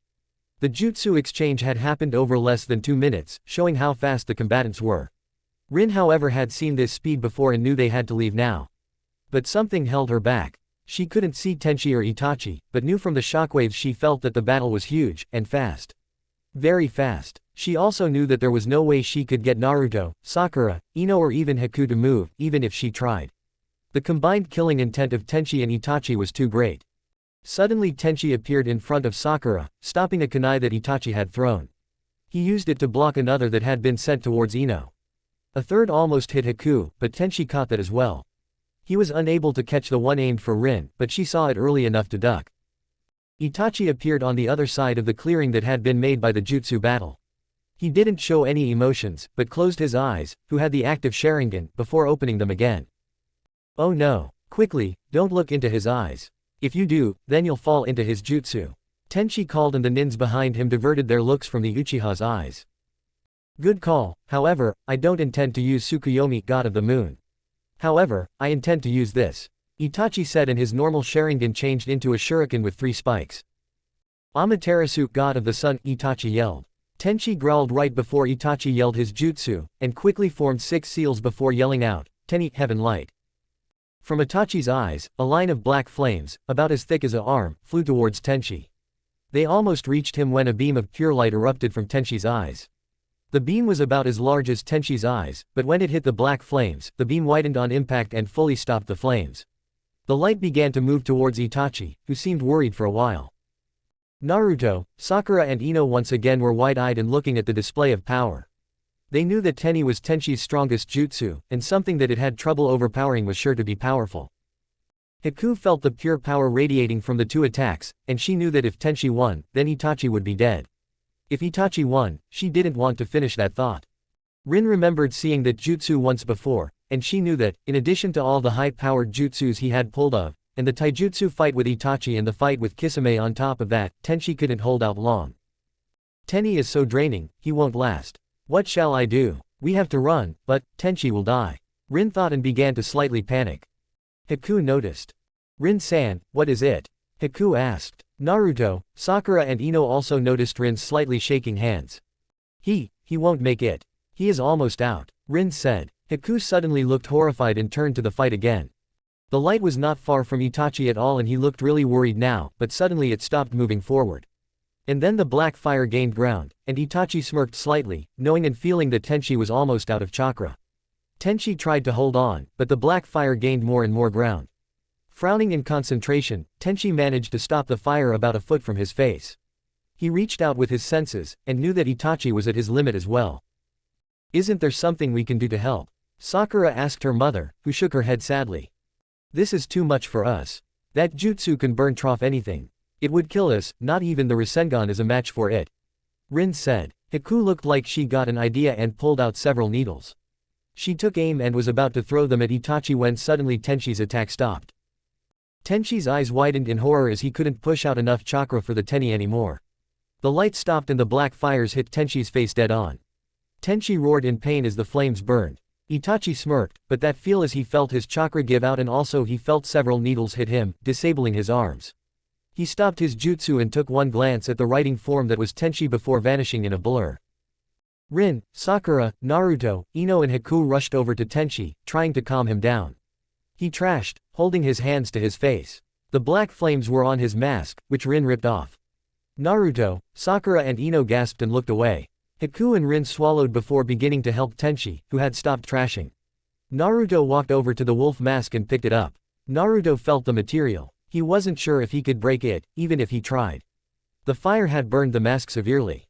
Rin suddenly straightened from treating Tenchi's face. She went a little away from them and performed some seals. Biting her thumb and slamming her fist into the ground, a puff later and 2 small slugs appeared. If Sakura noticed, she didn't say anything. She probably didn't, since she had started helping with Tenchi treatment. Quickly writing something on 2 small scrolls, Rin gave a scroll to each of the slugs. Hurry back to Konoha, and bring that scroll to Hokage-sama. Rin said to one of the slugs. It nodded and vanished in a puff. Get that scroll to Tsunade-sama, and tell her to please hurry back. Rin told the second slug, who also nodded and vanished. Rin then hurried back to Tenchi, and tried to give him as much treatment she could, but she needed to be in a hospital. We have to get back to Konoha, now. Rin said. Naruto, Sakura, Ino and Haku nodded. Naruto took Tenchi's backpack, while Sakura and Ino took Rin and Haku's. Rin and Haku managed to carry Tenchi and together they hurried towards Konoha.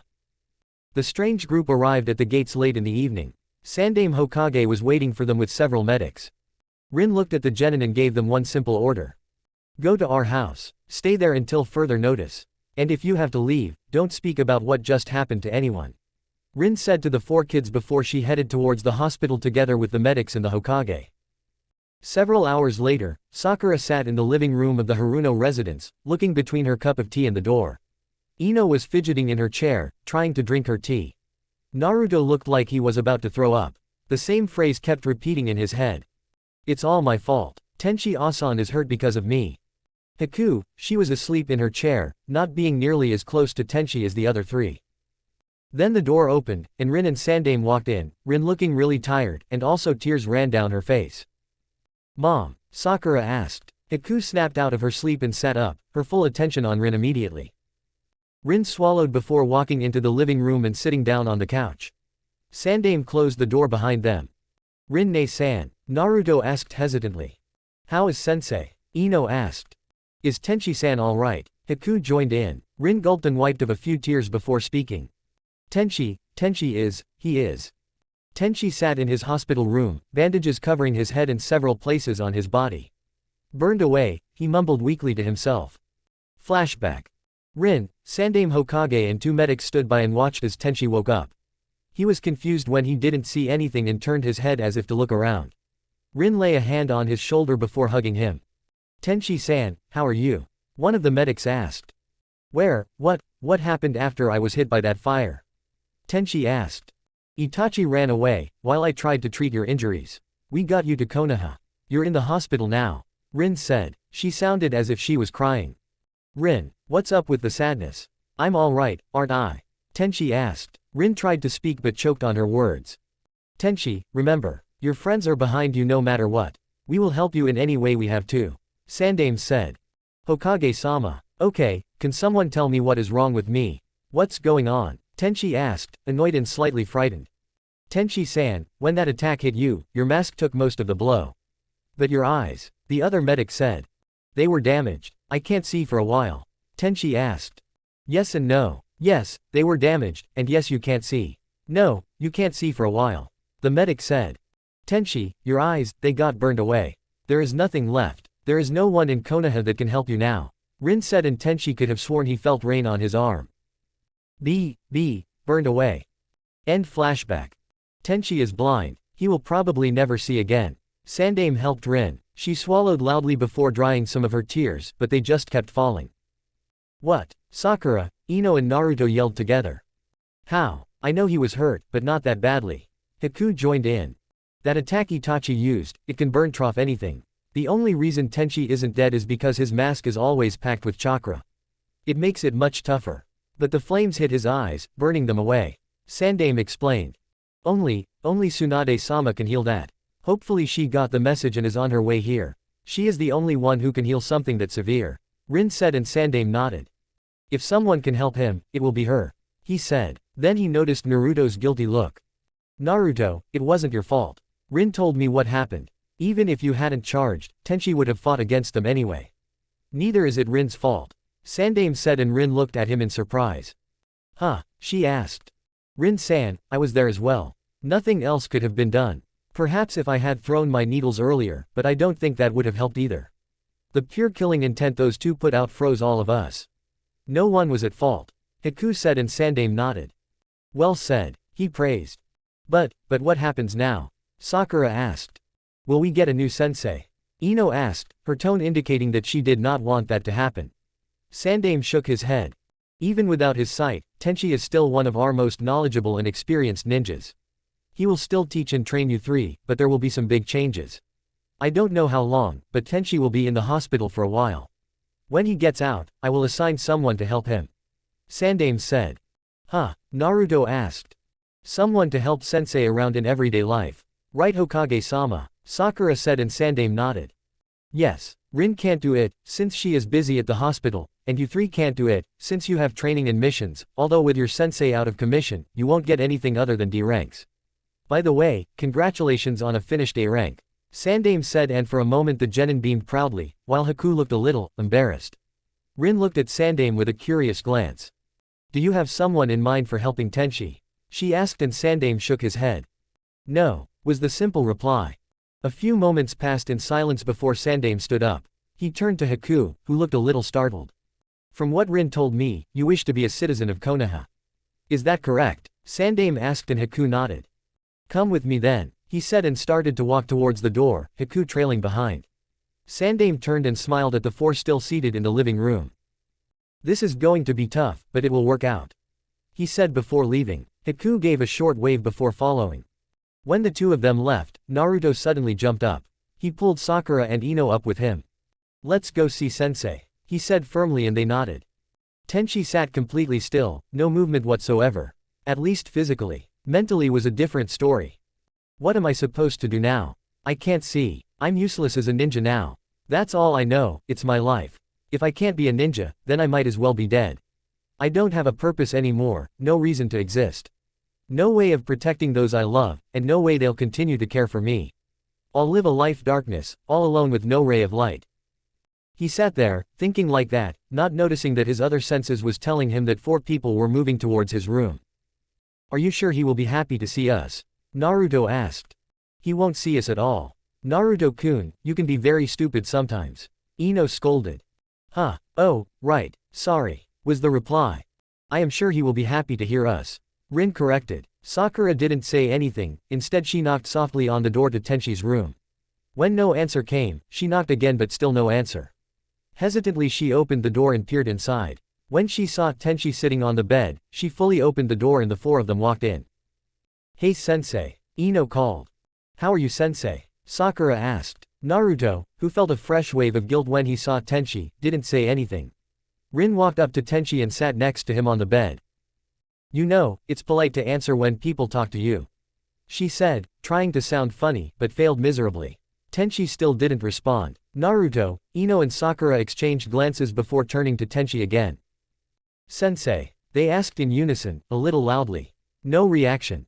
Tengoku Tenchi. Answer when people talk to you, Rin said, clearly annoyed. Tenchi raised his head, but didn't say anything for a while. Then he spoke, in a voice that they never heard from him before. It sounded like he had lost all life, all hope. What now? What am I supposed to do now? Was all he said before falling silent again. Don't worry sensei. Tsunade-sama is coming, she can heal you, Sakura said, and Ino and Naruto nodded, although they quickly realized it was pointless since he couldn't see. Tenchi, listen to me. You are going to be fine, Rin said and stroked his bandaged cheek. When he turned his head towards her, she was sure he would have glared, if he had eyes, that is. Fine, I will be fine, I'm blind, I'm useless. Being a ninja is all that I know. I can't be anything else. How can I be fine, when I am useless for the village I work for? I am useless for the people I love, I can't protect anyone anymore. How can I be fine? I would have been better off dead, Tenchi said and lowered his head again. The 3 genin were shocked at his words, but Rin was half expecting them, although she was saddened by them. Tenchi, you aren't useless, and we will never feel different about you, even if you are blind, Rin said. Yes sensei, you are important to us, Ino joined. We wouldn't have come this far without you, Sakura said. We can't lose you sensei, Naruto said. Tenchi's head perked up a little at what they said before he lowered it again. Even Tsunade-sama can't heal this. And I don't need pity, Tenchi said, a hint of bitterness in his voice. You don't know that. She can heal anything. That's what everyone says, Naruto said, although Rin looked oddly sad. Please, just leave me alone, Tenchi said. Rin looked like she wanted to protest at first, but then she gave him a quick hug and a kiss before exiting the room with the genin. Naruto looked at Rin with an amused look. When? He asked. Huh, Rin replied. When did you 2 get together? Naruto asked again and Rin smirked. None of your business, she said smugly. The next day was no different. Tenchi wouldn't speak to Rin, Naruto, Sakura or Ino. The nurses said that he had retracted into his mind. Sandaime and Haku had come to see him when Rin, Naruto, Sakura and Ino was about to leave, not getting a response from him all day. How is he? Sandaime asked, and noted the gloomy expressions. We don't know, Sakura said sadly. He hasn't said anything, Rin said, looking over at Tenchi, who lay in his bed. The only motion was his chest rising and falling with his breath. Why not? Sandaime asked, thinking maybe Tenchi was angry or something. Rin glanced towards Tenchi again before turning to Sandaime. Depression. As he sees it, he can no longer be a ninja. And that's all he's ever been. He just lost his purpose, or so he thinks, Rin explained, and Sandaime nodded thoughtfully. I hope Tsunade can help him. She should be here in a couple of days. In the meantime, I think the 6 of us should go to my office, Sandaime said. The reason I brought you here is because of Haku, Sandaime said, and Rin, Naruto, Sakura and Ino looked at Haku, who blushed slightly at being the center of attention. She is now an official citizen of Konoha. But when we were finished with our talks yesterday, she asked me if I had thought of anyone to help Tenchi yet, Sandaime said, and Haku decided to explain. I don't hate Tenchi, Even if Zabuza-san would have survived with his arms intact, I can't hate Tenchi. He only did his job, just as I did when I fought against you. Haku said to Ino and Naruto, who nodded. I can't say to that I know Tenchi well, but from what I have seen of him, he is a good person, and already a friend of mine. In the time between Zabuza-san died and we got here, Tenchi treated me nicely, and never with hostility. He never showed any sort of bad emotions or intentions towards me. I felt safe with him. Now he lies in the hospital, a broken man. I want to help him, like I helped Zabuza-san. So I asked Hokage-sama to be Tenchi's helper. Haku said, and Rin, Sakura, Naruto and Ino were surprised by that. I have to admit I was suspicious at first, but then Haku allowed herself to be examined, to see if she was truthful and didn't have any bad intentions. Ibiki, the chef interrogator for Anbu, and Ino's father both decided that Haku was indeed truthful, so I have nothing against the idea. Sandame said. Rin thought for a bit. Well, normally I'm sure Tenchi wouldn't have had anything against it either. I could see he liked Haku. As a friend, she added when she saw Naruto's look. But now, he has to snap out of this depression of his first. He can still teach, pass on his knowledge and experience. He loved teaching Naruto, Sakura and Ino, so if he could see that he can still do that, then perhaps that will be enough for him to return to normal. Rin said. As normal as he can be at least. Sandame said before nodding. Suddenly a knock came on the door. Come in, Sandame said, and his secretary came in. I have a message from Tsunade-sama, she said, and gave a short letter to Sandame. He read it and smiled. Good, Tsunade is hurrying. She will be here in about 2 days, maybe less, he said, and the whole group felt relieved at that. Tenchi lay in his bed. To most, he looked like he was peaceful. But not inside his mind. Inside Tenchi's mind. Tenchi looked around. All around him were an open plain, full of people Tenchi knew, well or not. Rin, Sakura, Naruto, Ino, Sandame, Kakashi, Obito, Yondaime, all the people Tenchi got to know from his travels, those he fought alongside with, Tsunade, her attendant Shizune, Kara, Sasuke, Shikamaru, Choji, Hinata, Kiba, Shino, Kurenai, Haku. Even those Tenchi fought and killed was there. I can see, Tenchi said while looking around. It was then he saw that he was surrounded by the people in this strange place. What's going on? Tenchi asked. At first no one answered, but then Rin walked up to him. She smiled at him and was about to say something when suddenly Itachi came and attacked her. Tenchi attacked him and drove him back. But when Tenchi turned back to Rin again, he felt an excruciating pain in his face, and everything became black. What? I'm blind, again. What is this? Tenchi asked, and stumbled a little. Suddenly he was pushed and fell hard on his face. He tried to get up but was pushed again. Someone spat on him. How pitiful. Blind and crawling on the ground. Someone said, and Tenchi recognized the voice as a ninja from the hidden stone that had almost killed him in an all-out fight. Tenchi knew he would die if he kept rolling on the ground like this. Rin, Sakura, Naruto, Ino, Hokage-sama, anyone, Tenchi called, hoping for some help. What he got was screams. Screams of people dying, of people in pain, of people being tormented in ways no one should be. Shit, what now? Tenchi thought before he realized something. His hearing was somewhat more focused. Not better, just focused different. Suddenly he heard a shuriken coming towards him and just managed to roll out of the way. He stumbled to his feet, feeling another shuriken nick his right shoulder. Another hit his left arm, rendering it useless. A kunai got stuck in his left leg, almost hitting an artery.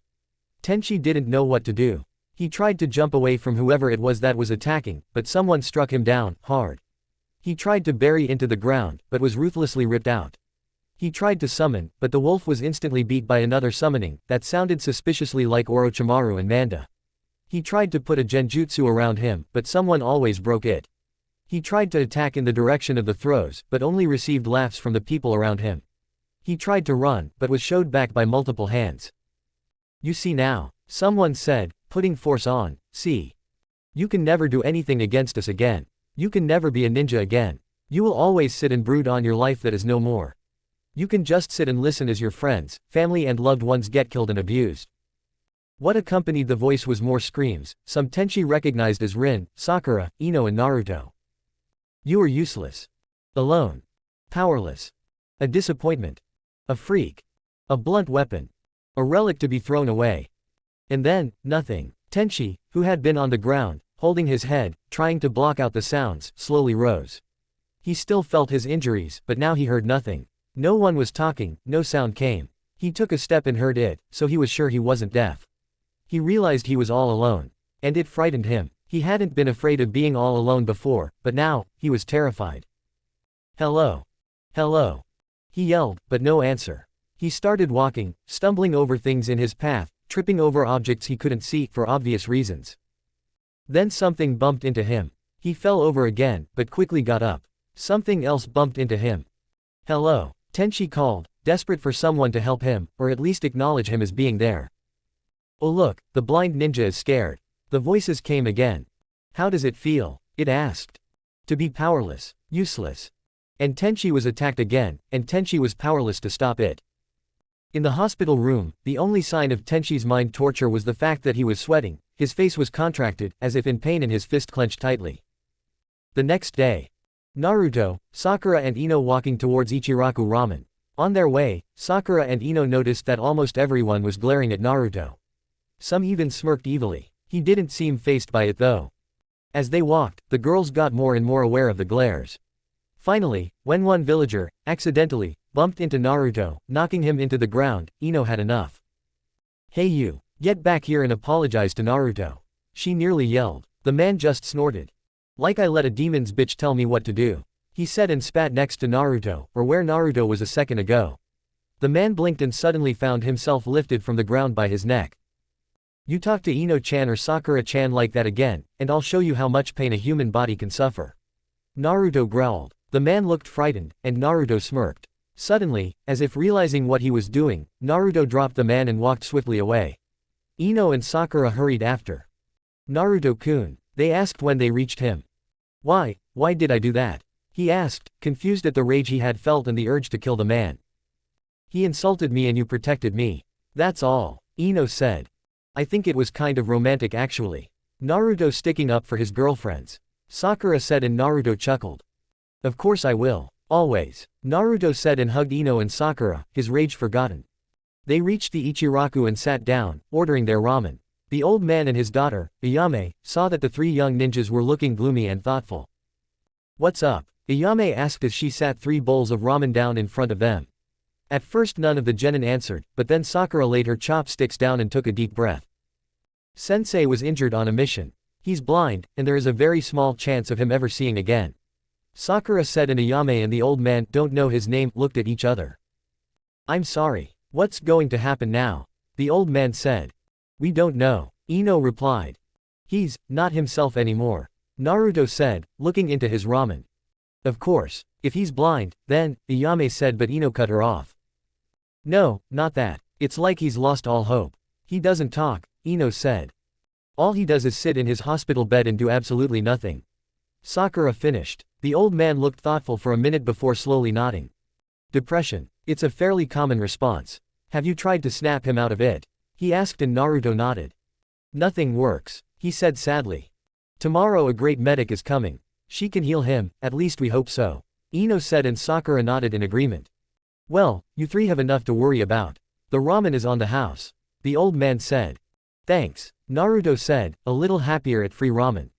Naruto, Sakura, Ino and Haku stood in the training area Team 7 used.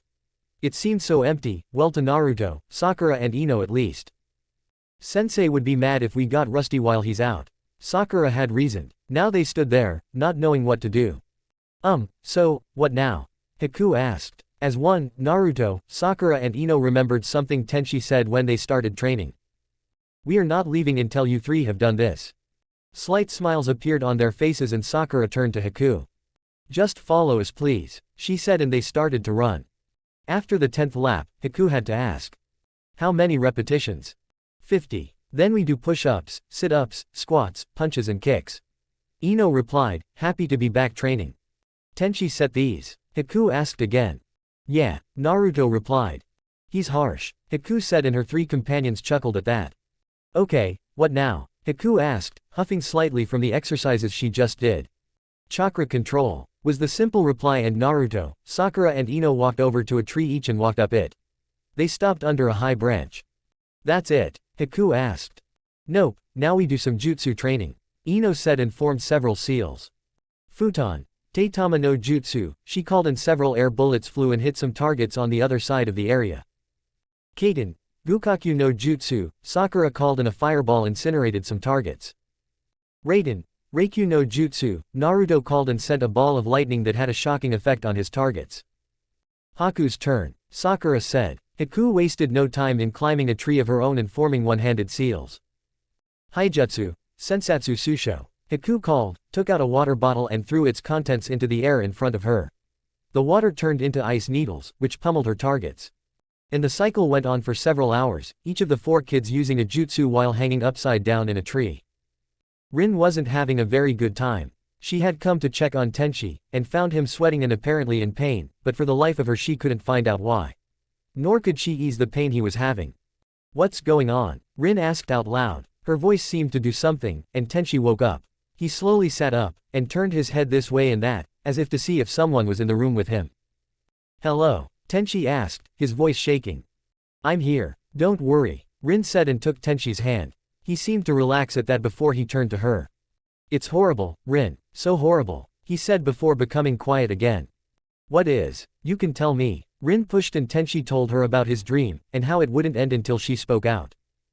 After Tenchi finished speaking, both he and Rin fell silent for a while, neither knowing what to say. Then Tenchi shook his head and a weak smile crossed his mouth. "What's happened after we came back?" he asked. Rin looked surprised. "Huh?" she asked and Tenchi sighed. "After we came back to Konoha. How has everyone been, and what's happened? I may be useless now, but I want to at least know what happens around me." Tenchi explained and Rin smiled slightly before gently punching his shoulder. "First, you are not useless. But I'll tell you. It's been bad. The kids are depressed and miss their sensei and friend. Haku might not show it, but she misses talking to you as well. And I miss everything. And it didn't make it better that you didn't want to say a word to us." Rin said, and Tenchi looked up. Reed lifted his head. "I'm sorry, but I'm talking now. Who's Team 7's new sensei?" he asked. "Huh, new sensei?" Rin asked. "Yes, they have to have a sensei, and I can't do it. I can no longer be a ninja, so." Tenchi was cut off by Rin though. "Hokage-sama hasn't done anything about that, and I don't think he will. Tomorrow Tsunade-sama will be here, and she'll try to heal you. Don't give up, you can still see someday." Rin insisted and Tenchi smiled at that. "Thank you for your encouragement," he said, and Rin gave him a kiss on the cheek. "Don't mention it," she said and hugged him. The next day Tenchi got several visitors. First was Rin, followed by Naruto, Sakura, Ino and Haku. "How are you now, sensei?" Sakura asked. Tenchi didn't seem to want to answer. "Have you 3 been training right?" Tenchi asked, changing the subject. Yeah, Haku has joined us too," Ino replied. Good. Until you get your new sensei, you have to train on your own," Tenchi said and instantly his 3 students paled. "What are you talking about?" Ino asked. "We aren't going to have a new sensei," Sakura said stubbornly. "Or is it that you don't want to train us because of me?" Naruto asked, looking down on the ground. Tenchi, however, shook his head. "No, this isn't because of any of you, you will have a new sensei because I am useless now," Tenchi said seriously. So seriously that it left no room for doubt about his lack of faith in himself. "Wrong, Tenchi," Sandaime said while walking into the room. Behind him came Hyuga Hisashi, Hinata and Hanabi, Hinata's younger sister. "Team 7 will still be under you. No new Junin will be assigned there," Sandaime continued, while giving a slight wave to the others in the room. The Hyugas gave a short bow in greeting, almost unnoticeable in Hiyashi's case. "How are you, Tenchi-san?" Hiyashi asked, and Tenchi lowered his head. "Let's not talk about that, shall we?" Tenchi asked in a subdued manner. "Huh, why not?" Hanabi asked. "So, how is the Hyuga? Does the council still insist on keeping Hinata away from Naruto?" Tenchi asked. Both Hinata and Naruto's expressions got sad at this point. "Yes, and even I am starting to see just how bad the effects are," Hiyashi said and looked at his oldest daughter. "Oh," Tenchi asked and Hiyashi sighed. "I know I'm not the perfect father figure, but I want my daughters to be happy. Hinata is happy being a friend with Naruto. And I know Naruto is Naruto, so I don't hold the same opinion many others have. When Naruto helped Hinata, she grew and became stronger with each day. Now, it's almost the opposite," Hiyashi said and Tenchi sighed. "Is that so?" he said, more a statement than question. Hanabi decided to speak up. "I heard some of the council say that if Hinata-ni-chan got any weaker, they would place the seal on her anyway," Hanabi said and Hiyashi gave a short laugh, although completely lacking humor. "Yes, they have been talking about that," The irony is that the band still stands, even though they are planning to give Hinata that seal anyway. Hiyashi said. Ino looked at him as hard as she could. But you are the clan leader. You should be able to do something. She said. Ino, it isn't as simple as that. Sadly. Sandaime said and Hiyashi nodded. Wait, isn't there anything that we can do? Hinata don't deserve that stupid seal. Naruto said and Hiyashi smiled slightly. Well, there was something that can be done, although, Hiyashi said but was cut off by Tenchi. I'm sorry, but now that I can't see, there is no way I can do anything that will help. I have to see in order to make a seal, and I have to see in order to learn enough about seals from a scroll. I am sorry Hinata, Tenchi said and Hiyashi nodded sadly. Originally Tenchi and I thought that if Hinata got that seal, then if he had become good enough, then he would just cancel it. Or create a new one without the negative effects. But now, as Tenchi said, that is no longer possible. He said and Naruto noticed a few tears running down Hinata's face. Don't worry Hinata, we'll figure something out. Besides, Sensei is going to get his sight back today. Naruto said and the three Hyuga looked surprised. He is? Hinata asked. Well, if I can help it at least. A voice came, and everyone turned to look at the new visitor. It was actually 3 visitors, 2 women and a pet pig with a red jacket on. One had blonde hair and 2 pigtails that went down under her shoulder blades, a beautiful face with a blue diamond in her forehead, chocolate brown eyes. Another not so subtle feature about her was her huge assets. They looked like the size of watermelons. She wore dark blue pants, a gray shirt and a green jacket. The other was a dark-haired woman that had a kind and cute-looking face, simply radiating gentleness. She also possessed a body a lot of males found rather hard to tear their eyes of, although it was well hidden behind her dark kimono. Ah, Tsunade and Shizune. How nice of you to join us. Was your journey well? Sandaime asked while practically beaming at them. Tsunade, the blonde, half glared, half smirked back at him. It was fine, and I didn't have much choice other than to come, did I?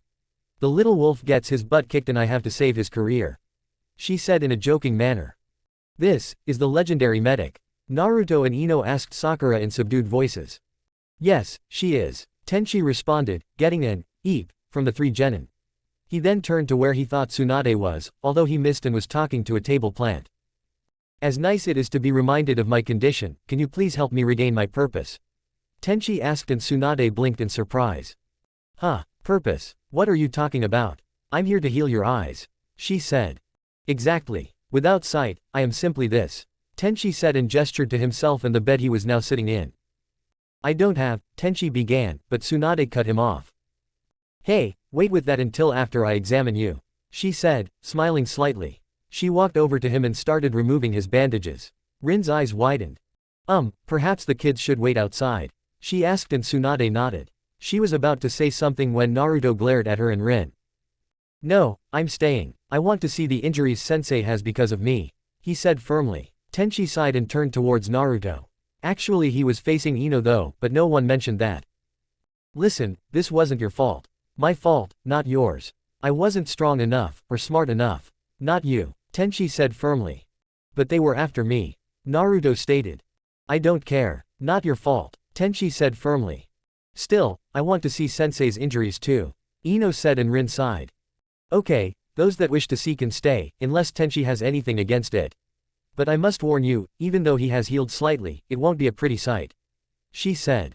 I think Hinata and Hanabi shouldn't see this. Hiyashi said and was surprised by the irritated look Hinata sent him. I want to see what will happen to Tenchi-san. He is an important person to me. Hinata said stubbornly. I have no objections as long as no one will be scared or anything when they see me. Tenchi said. Rin still looked a little uneasy. I will go, but I'll wait outside, so I can know when Tenchi-san is healed. Then I want to see him. Hanabi said and walked out of the room. Shizune gave the pig to Hanabi, saying its name was Taunton. Seeing no one else moving, Tsunade took a calming breath before continuing her task. Okay, ready Tenchi? Tsunade asked and Tenchi nodded as the last of the bandage went off and the room was filled with gasps and a thud as Hinata passed out. Hiyashi would normally have at least checked if she was alright, but he wasn't looking too good himself. Tenchi's face was mostly healed, the burns which had been black when he came to the hospital, were now red and slowly fading, due to the excellent treatment he had received by the medics. Treating burnt skin wasn't much of a challenge for the Konoha hospital. What made everyone feel ill was the area around the eyes, where the mask hadn't been to stop the flames. While the rest of the face would eventually return to how it looked like before, there was no way that the intense scarring around the eyes would go completely away. Fade and become better, but not disappear. But worst of all was the eyes themselves. They weren't there. Instead there were two eye-shaped holes, black holes framed by badly burnt skin. The reason the two Hyugas reacted the way they did: the Hyuga clan is proud of their eyes, and treasures eyesight. Seeing someone like that didn't sit well with them, and reminded them of their worst nightmare. Being in Tenshi's position.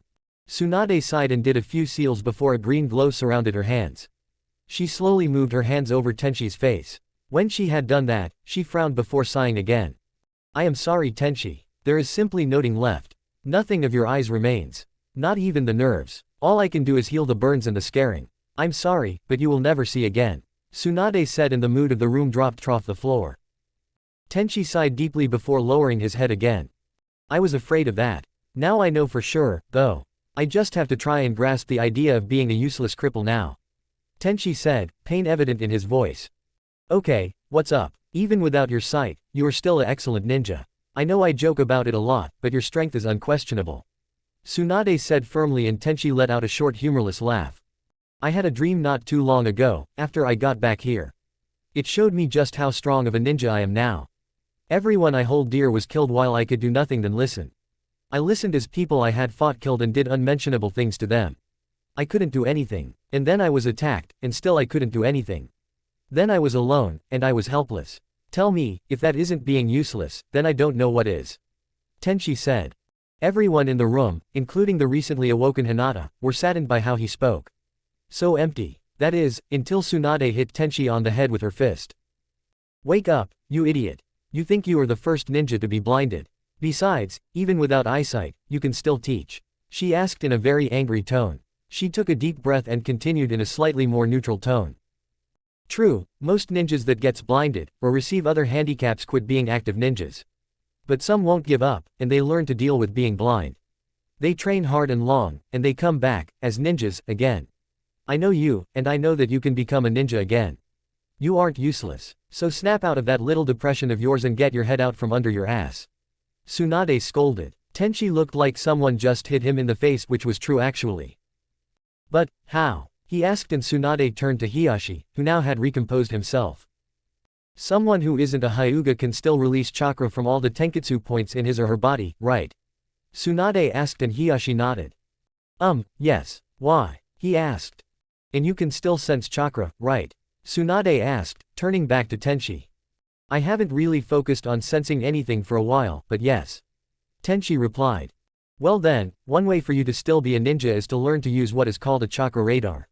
You send out a small pulse of chakra, and sense it. Since you now don't have sight anymore, your body will naturally compromise. Your already sharp senses should be sharpening, and when you master the chakra radar, your mind creates a mental image of what the pulse has felt. Plus, a smart boy like you should be able to figure something out. Didn't you always say you could see with your eyes closed? Tsunade asked, and Tenshi's eyebrows, what was left of them, raised, indicating surprise. The meditation. When I meditate I can see, or rather feel around me. You're saying I can use that as a replacement? Tenshi asked, and Sandaime coughed slightly to get everyone's attention. Tsunade, while I say this, perhaps you should heal Tenshi. Sandaime said, and Tsunade nodded. Sure thing, Sarutobi-sensei. Shizune, help me out here, will you? Tsunade asked, and the dark-haired woman nodded the affirmative. They started to heal the area around Tenshi's eyes and inside his eye sockets. Well, I can confirm what Tsunade said about there being blind ninjas before. They have each developed their own ways of surviving, some even got better than before, although not until having a lot of practice and training. As of the chakra radar, that is one of the 3 most known techniques a blind ninja uses. The others are the chakra field. That is a sphere of chakra around you which you use to feel the surroundings with, and any incoming threats. The last is simply to use your remaining senses. But none of these solutions work permanently. They do fine on missions and in training and during combat, but in everyday life, it's not possible to do. You would simply drain your chakra too much. Also, even if you somehow learned to see using your meditation, it wouldn't work all the time. Sandaime said. Why not? Sakura asked. One can only meditate for so long. What happens if you sleep too much? Rin asked. You become lazy. Naruto replied. Yes, because too much sleep forces the body to think that you need that much sleep. Eventually you need to sleep that much. Basically, what I'm trying to say is that if Tenchi uses his meditation site all the time, he will always be in a meditative state. Rin said. Is that so bad? Hinata asked. Yes. When meditating, you are completely calm, no emotions or stray thoughts. If Tenchi would always meditate, then he would never feel anything again. Not pain, pleasure, warmth, cold, happiness, sadness or anything. Only what he tells himself to feel. Rin explained. That way, he would face unnecessary risk, also it would effectively destroy his relationship with other people. Hiyashi said. I can be happy or content or any other feeling and emotion I focus on when I meditate, but I have to focus on it. Normally that comes without me having to focus on it. That would make it hard for me to interact with others. For example, it would be hard to feel proud when one of my students do something good, and annoyed when they do something stupid. Tenchi joined. So, Sensei can, with enough training, return to be a ninja, but he can't use these techniques too much. Ino asked. Yes, which is why he should only use them when he has to. Off duty, he should be like any normal blind person. Tsunade said. What, sit in a bed all day? Tenchi asked, earning him a frustrated sigh from the adults in the room. Blind people do live full lives, you know. You just have to learn how. There, all we can do now is done. Tsunade said as she and Shizune finished healing and Tenchi looked better, all the burns having faded slightly. Thank you. I don't feel any of the burning I felt until now. But I still don't know if I can do this. Function is a blind ninja, I mean. Tenchi said. So, you're giving up? Rin asked, knowing the response. No, I'm giving up and feeling sorry for myself. I have had enough of that the last couple of days. Thanks for bonking some sense into my skull, though. Tenchi said approximately towards where he sensed Tsunade was. No problem. Just tell me if you need a second one. Tsunade said with a smirk. Being a ninja is all I know. It is who I am. I won't let that go. Tenchi said and Sakura, Ino and Naruto grinned at each other before almost shouting in unison. And we'll help. We'll get you back into action before you know it. A small laugh was shared after that, which was interrupted when Hanabi came into the room. Tenchi turned to the new presence and heard a gasp. For her credit, Hanabi didn't faint, although Tenchi looked much better than when Hinata saw him. After filling Hanabi in on the events, Sandame walked over to Haku and laid a hand on her shoulder. Tenchi, as you know, Haku is now a citizen here, and is looking for a place to stay. Sandame began. Tenchi nodded, waiting for him to continue. I was thinking about getting you someone to help you whenever you need it, and Haku volunteered. I want to know if it is okay with you. The elderly man asked and once again Tenchi showed surprise in the form of raised eyebrows. You really want to help me, every day? Tenchi asked and Haku smiled. Yes, was the simple reply. Why? The equal simple question.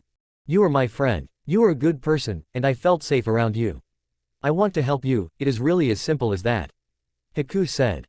Don't worry Tenchi, I am sure of her intentions. Even Ibiki is sure of them. She doesn't mean any harm, not to you or Konoha. Sandame said.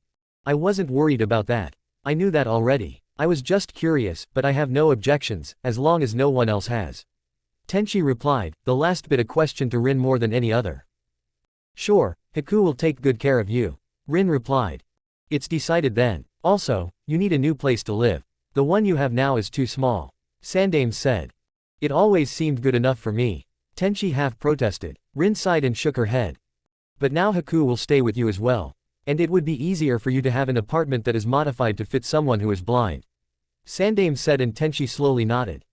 Good, you agree. Well then, I have lots to do with finding you an apartment, assigning tutors, and, Sandame started but was cut off. What a moment. Tutors. For who? Tenchi asked. For you. You need to learn to read, write and move the way blind people do, since you are one now.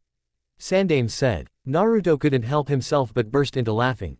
Sensei has to return to school. He laughed. Tenchi scowled and grabbed his pillow and threw it at where he thought Naruto was. He hit Sakura dead in the face. Hey, she protested. Did I hit someone? If so, hit Naruto for me and I'm sorry.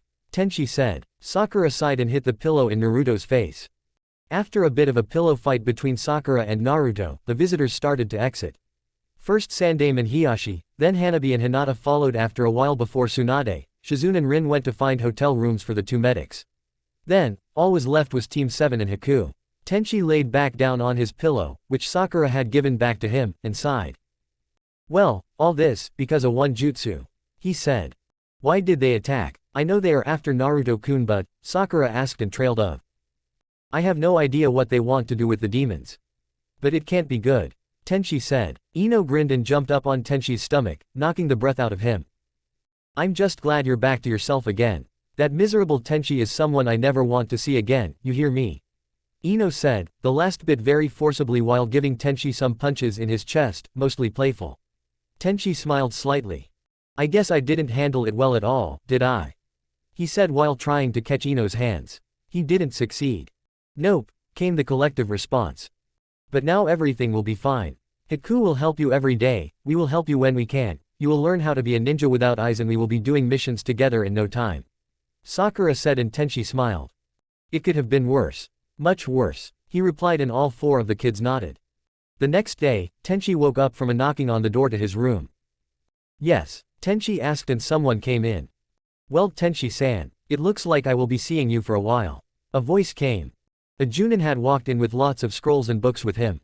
He wore the usual Junin outfit, except the green vest. He used his forehead protector to cover his hair and wore dark round glasses.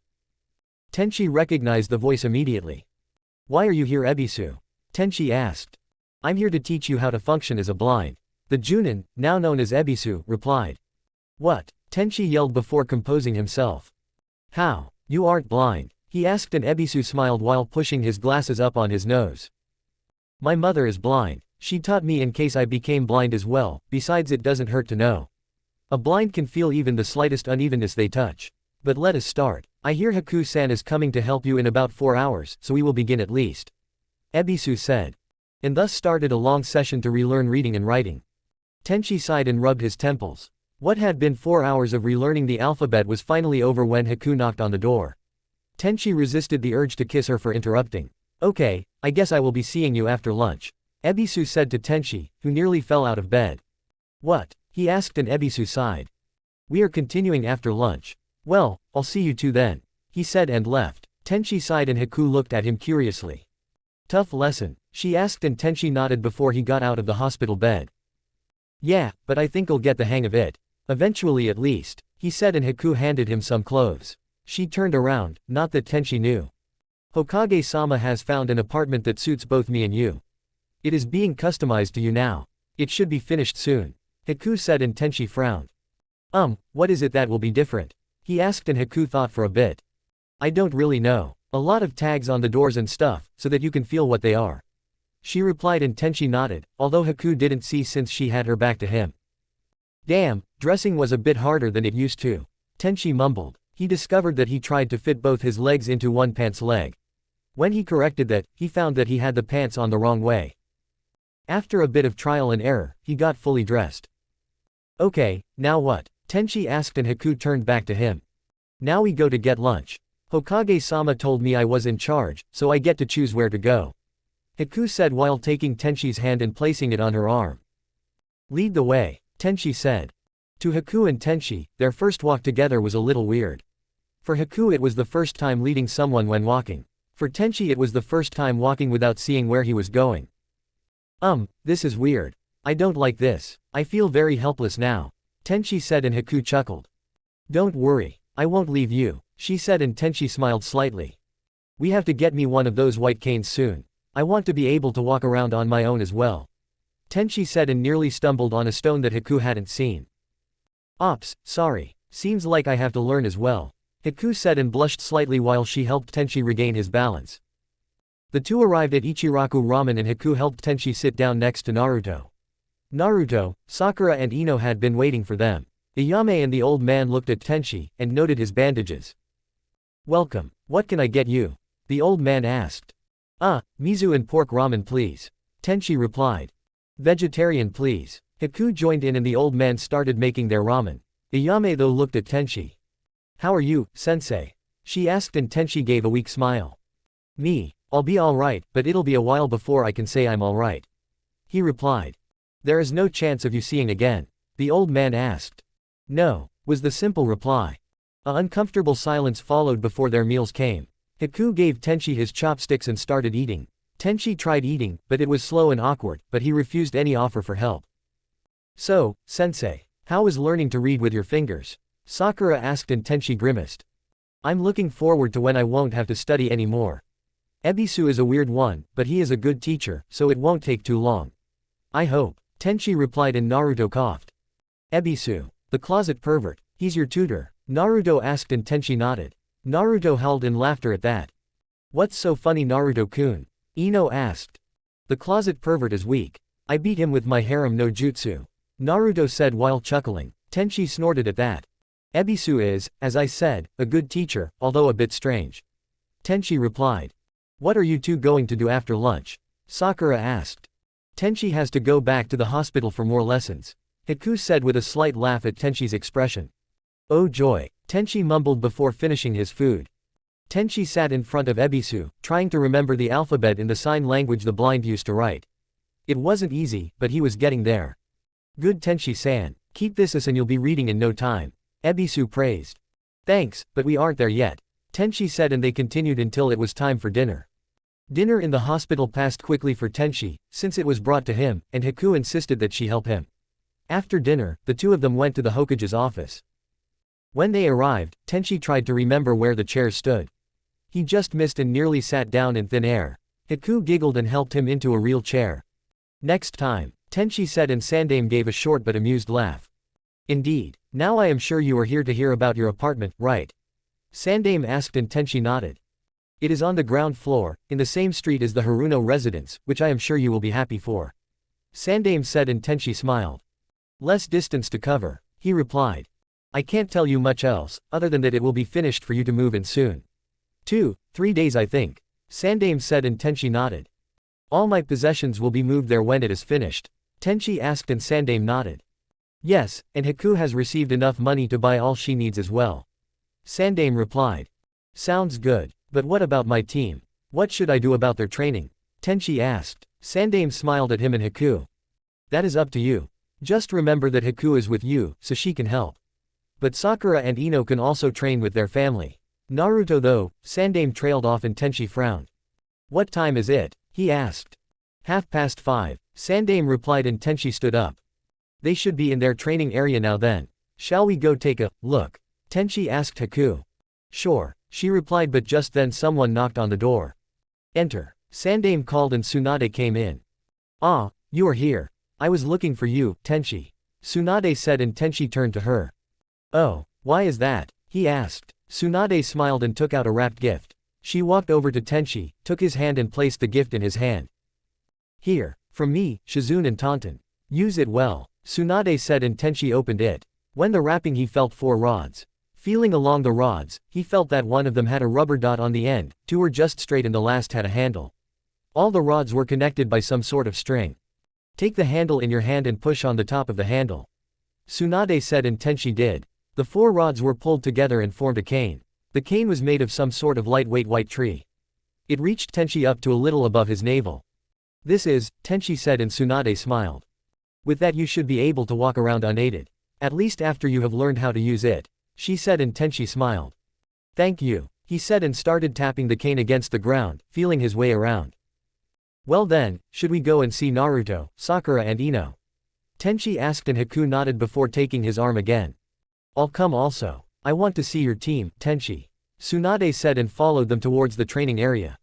Naruto launched a fireball at Sakura, but she raised a mud wall to block it. Suddenly a lot of shuriken came flying from the wall. Naruto dodged to the right and formed seals.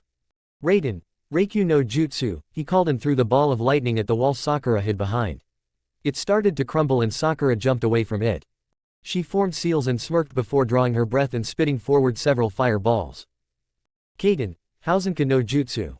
She called and Naruto dodged again. Several thunks was heard as the shuriken Sakura had hid inside her fireballs hit a tree behind Naruto. Only Sakura-chan is attacking. Where is Ino-chan? Naruto thought while looking around for his blonde opponent. Suddenly he was hit by a futon jutsu from behind. He scrambled away and jumped off some bushes. Finding a place to hide, he started to survey the surroundings. Sakura was in the middle of the training area, trying to find where Naruto was hiding. But he couldn't see Ino, and he didn't hear any movement either. Taking a few sniffs, Naruto's eyes almost popped out of his head and he jumped away so quickly he could, just dodging the air bullet Ino, who was right behind him, had launched. Ino appeared next to Sakura, smiling widely. I almost had him, but he smelled me and got away. Ino said and Sakura grinned. Well, I got him now, she said, and true enough, Naruto came flying out of a bush, trying to dodge several wolves that was trying to bite him. Naruto looked up and faced 4 blades, courtesy of his 2 girlfriends. Okay, you win, he said, and Ino and Sakura grinned at each other. Naruto then took a sniff of the air and turned toward 3 approaching people. We have visitors, he said. Tenchi, Haku and Tsunade felt the spar as they got closer to the training area. Seems like your students aren't having any trouble training without you, Tsunade said, and Tenchi smiled. That's good, they aren't totally dependent on me then, Tenchi replied. After a little while, they felt that the spar was over, and they upped their pace a bit. Arriving at the field, they saw that the 3 genin were waiting. Hello, Tsunade and Haku greeted the genin. Good afternoon, Sakura and Ino replied. Yo, Naruto simply said. How is the training? Tenchi asked. Boring without you. When will you train with us again? Naruto asked. When I can run without tripping over my feet, Tenchi replied. And when is that? Ino asked. Why don't you start with trying to use your chakra to sense your surroundings now? I can help you, Tsunade said, and Tenchi nodded. What can we do to help? Sakura asked, looking anxious to help Tenchi. Tsunade and Haku looked at each other and thought for a bit. You can create targets for Tenchi to sense, Tsunade replied. Tenchi, I think you should try to sense them without any chakra first. Hearing and smell, I mean, Haku said, and Tenchi nodded. Tsunade then drew a circle around Tenchi with some spikes at intervals indicating degrees from him. Okay, let's start, Tsunade said, and the 5 targets positioned themselves around Tenchi at varying distances. Tenchi frowned and tried to use his hearing and smell, but it was hard. He tried not to use chakra to enhance his senses.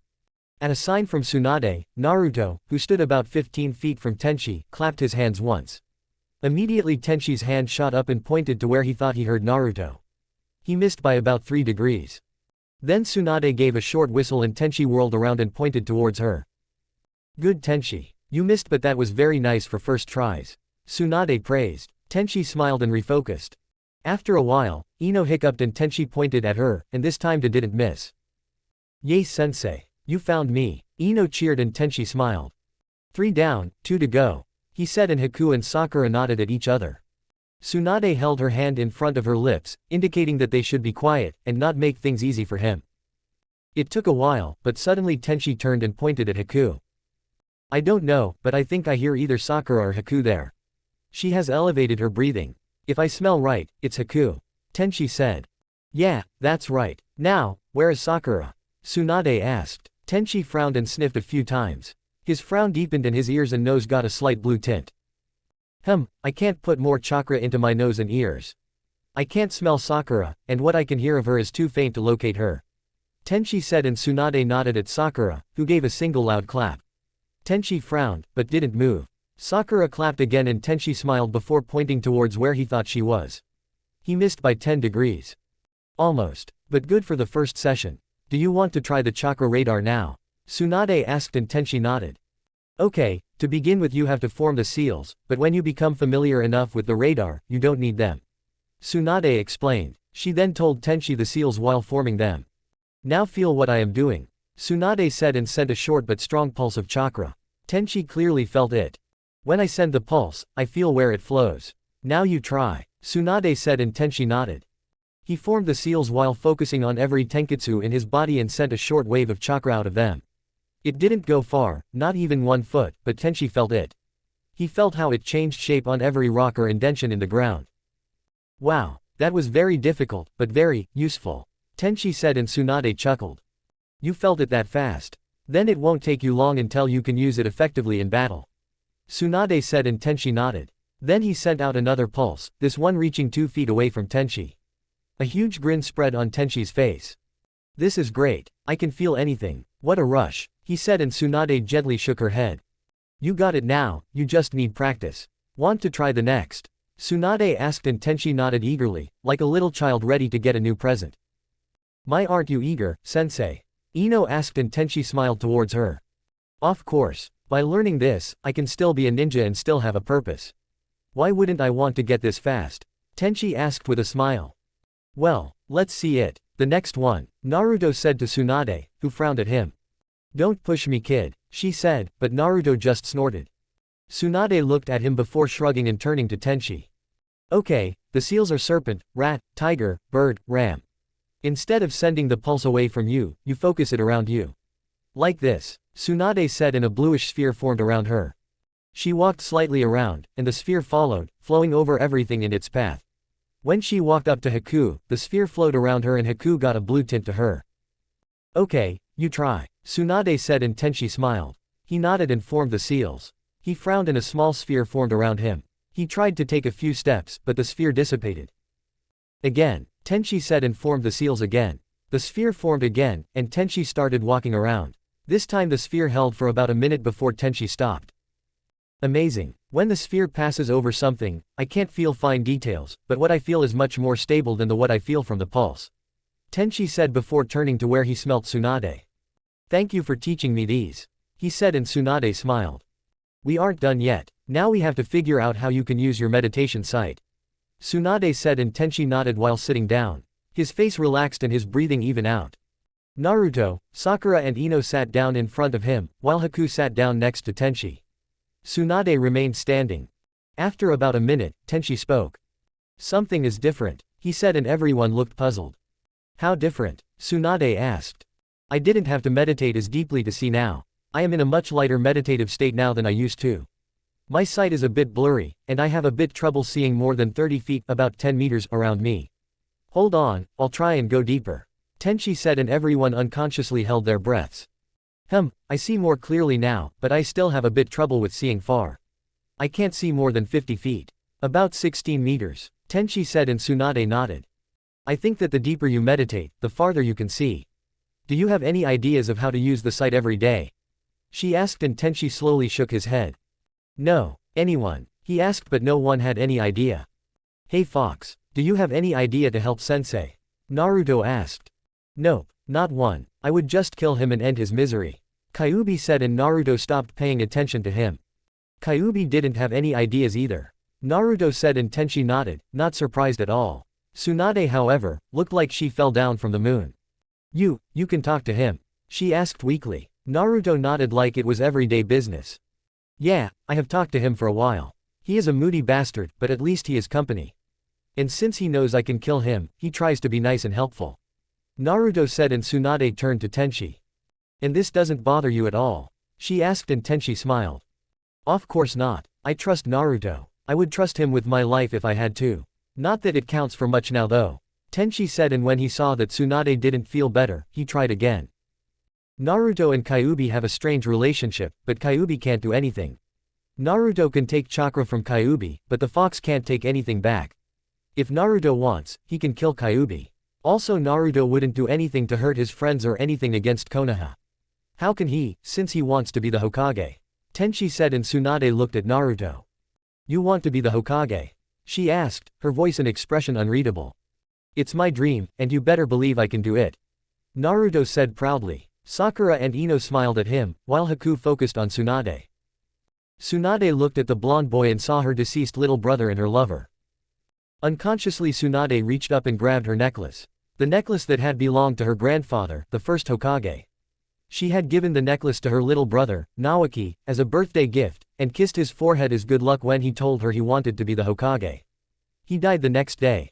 Then it was her lover Dan, who also wanted to be the Hokage.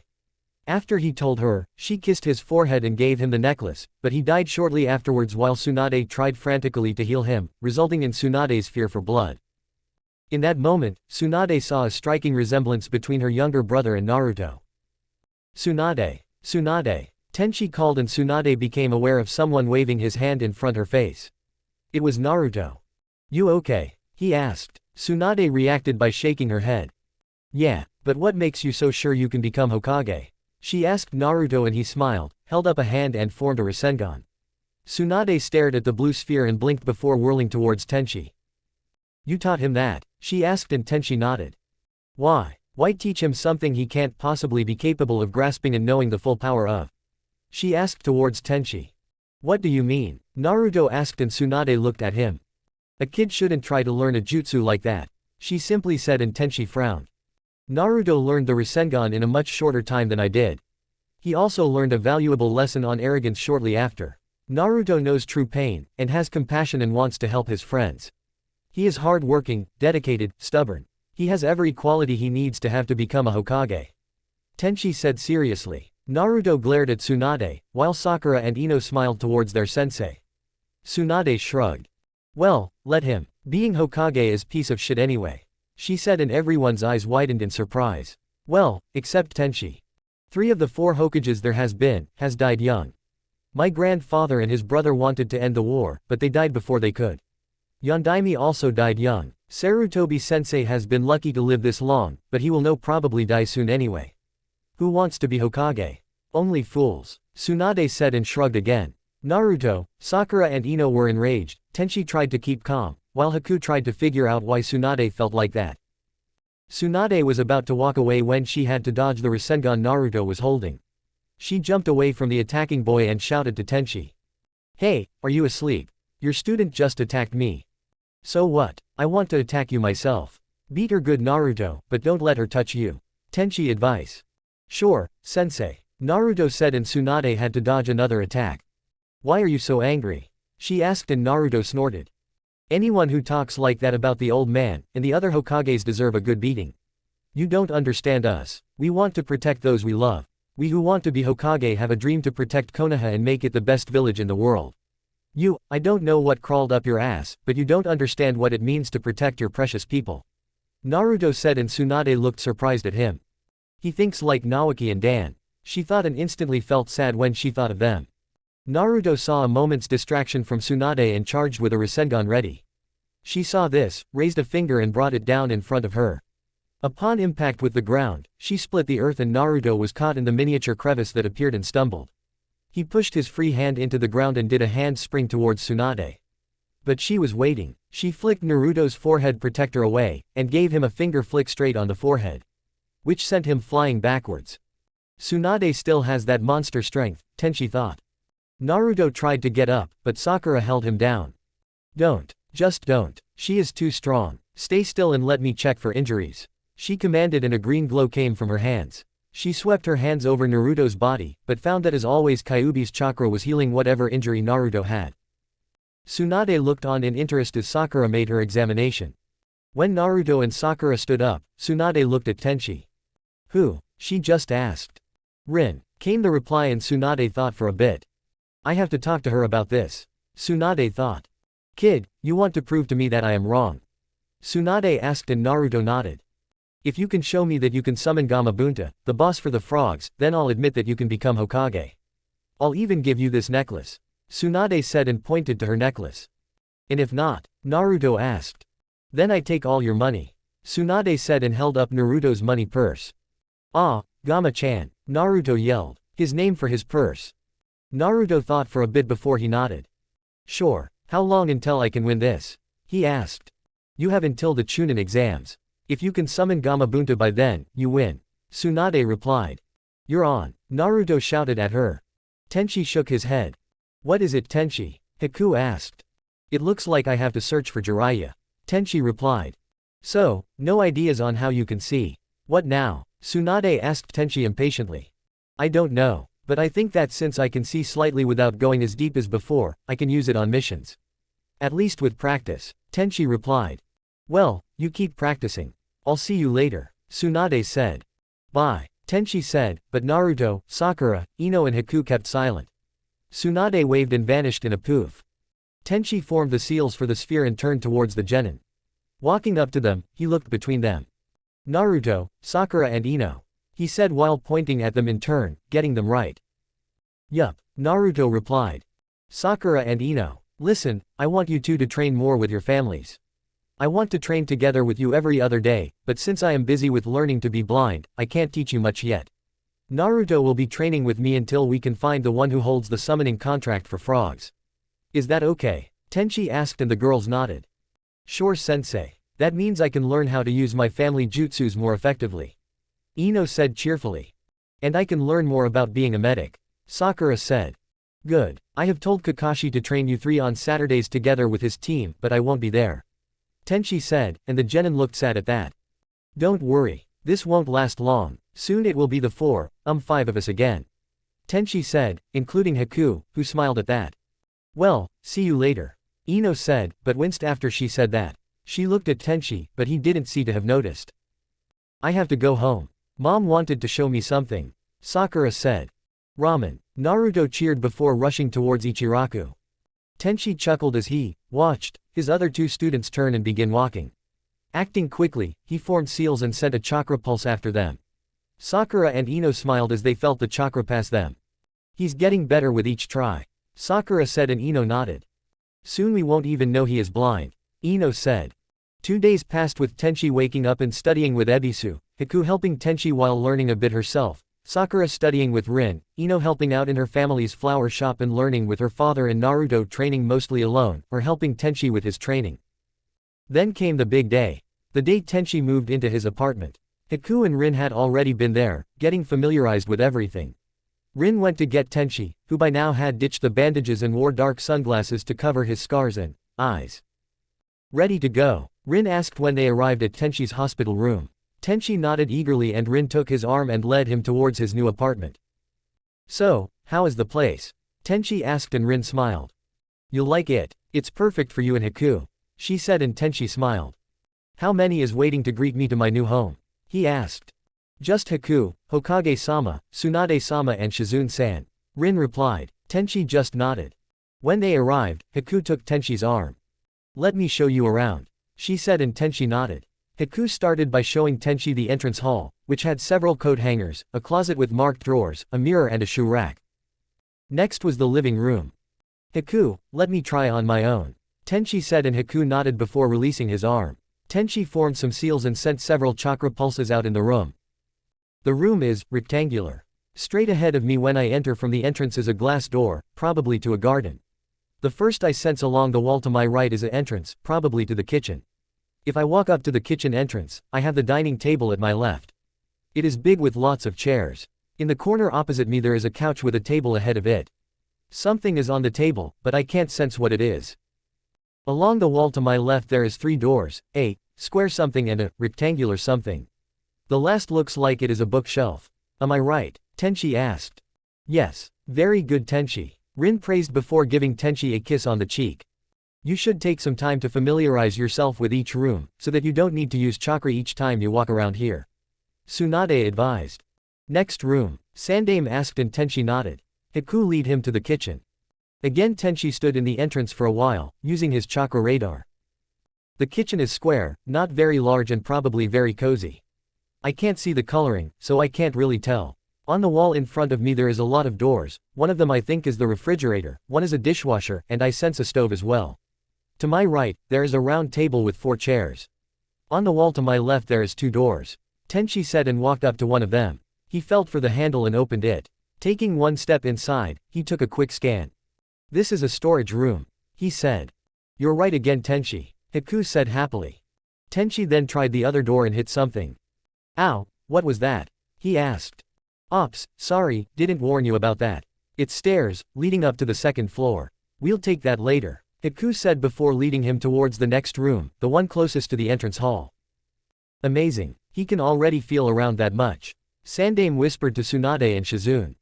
But he has to stand still, and take several pulses. He isn't close to returning to active duty yet, Tsunade replied. Still, he shouldn't take too long, Shizune said, and Sandame nodded. I agree, he said. While they had discussed that, Tenchi had scanned the next room. A bathroom. On the wall to my left there is a sink and a closet. Alongside the wall in front of me is a bathtub, I think, and the toilet is to my right, Tenchi said. You missed the laundry basket between the sink and the bathtub and the washer between the bathtub and the toilet, Haku said. Tenchi sent out another pulse and nodded. I have them now. Next, he said. The next room is mine. Do you want to check that out? Haku asked, and Tenchi shook his head. No, that won't be necessary. That is yours, and I don't have any business in there, he replied. Haku nodded and took Tenchi to his own room. He entered and once again used his chakra radar. On my left there is a closet, no wait, 2 actually. One smaller than the other. Next to the closets, there is a desk. Yes, a desk. I think something is already on it. A bed, a large bed, must fit at least 2 people, is on the wall in front of me and sticks out into the room. On the other side of the bed is a bedside table and something is on the wall. I have a window in the wall to my right, and a table alongside the wall that faces the living room, Tenchi said. Good. The thing that stands up on the wall there is a mirror. The table is there so you can have somewhere to put and work on your weapons, scrolls or something that is too big for the desk. Rin said and gave him a hug. While she did, she leaned in and whispered. I can't wait to test out that bed. It looks comfy. Tenchi chuckled at that. Now, first floor, Haku said. The stair was a simple winding staircase, yet Tenchi stumbled a few times. When they reached the top, there was another door and after that Tenchi used his radar. Feels like the same shape of the room as the living room. But instead of a dining table there is a closet. The couch in the corner is here as well, but now there isn't a glass door, and the couch continues along that wall. Some chairs are in front of the, rather huge, couch.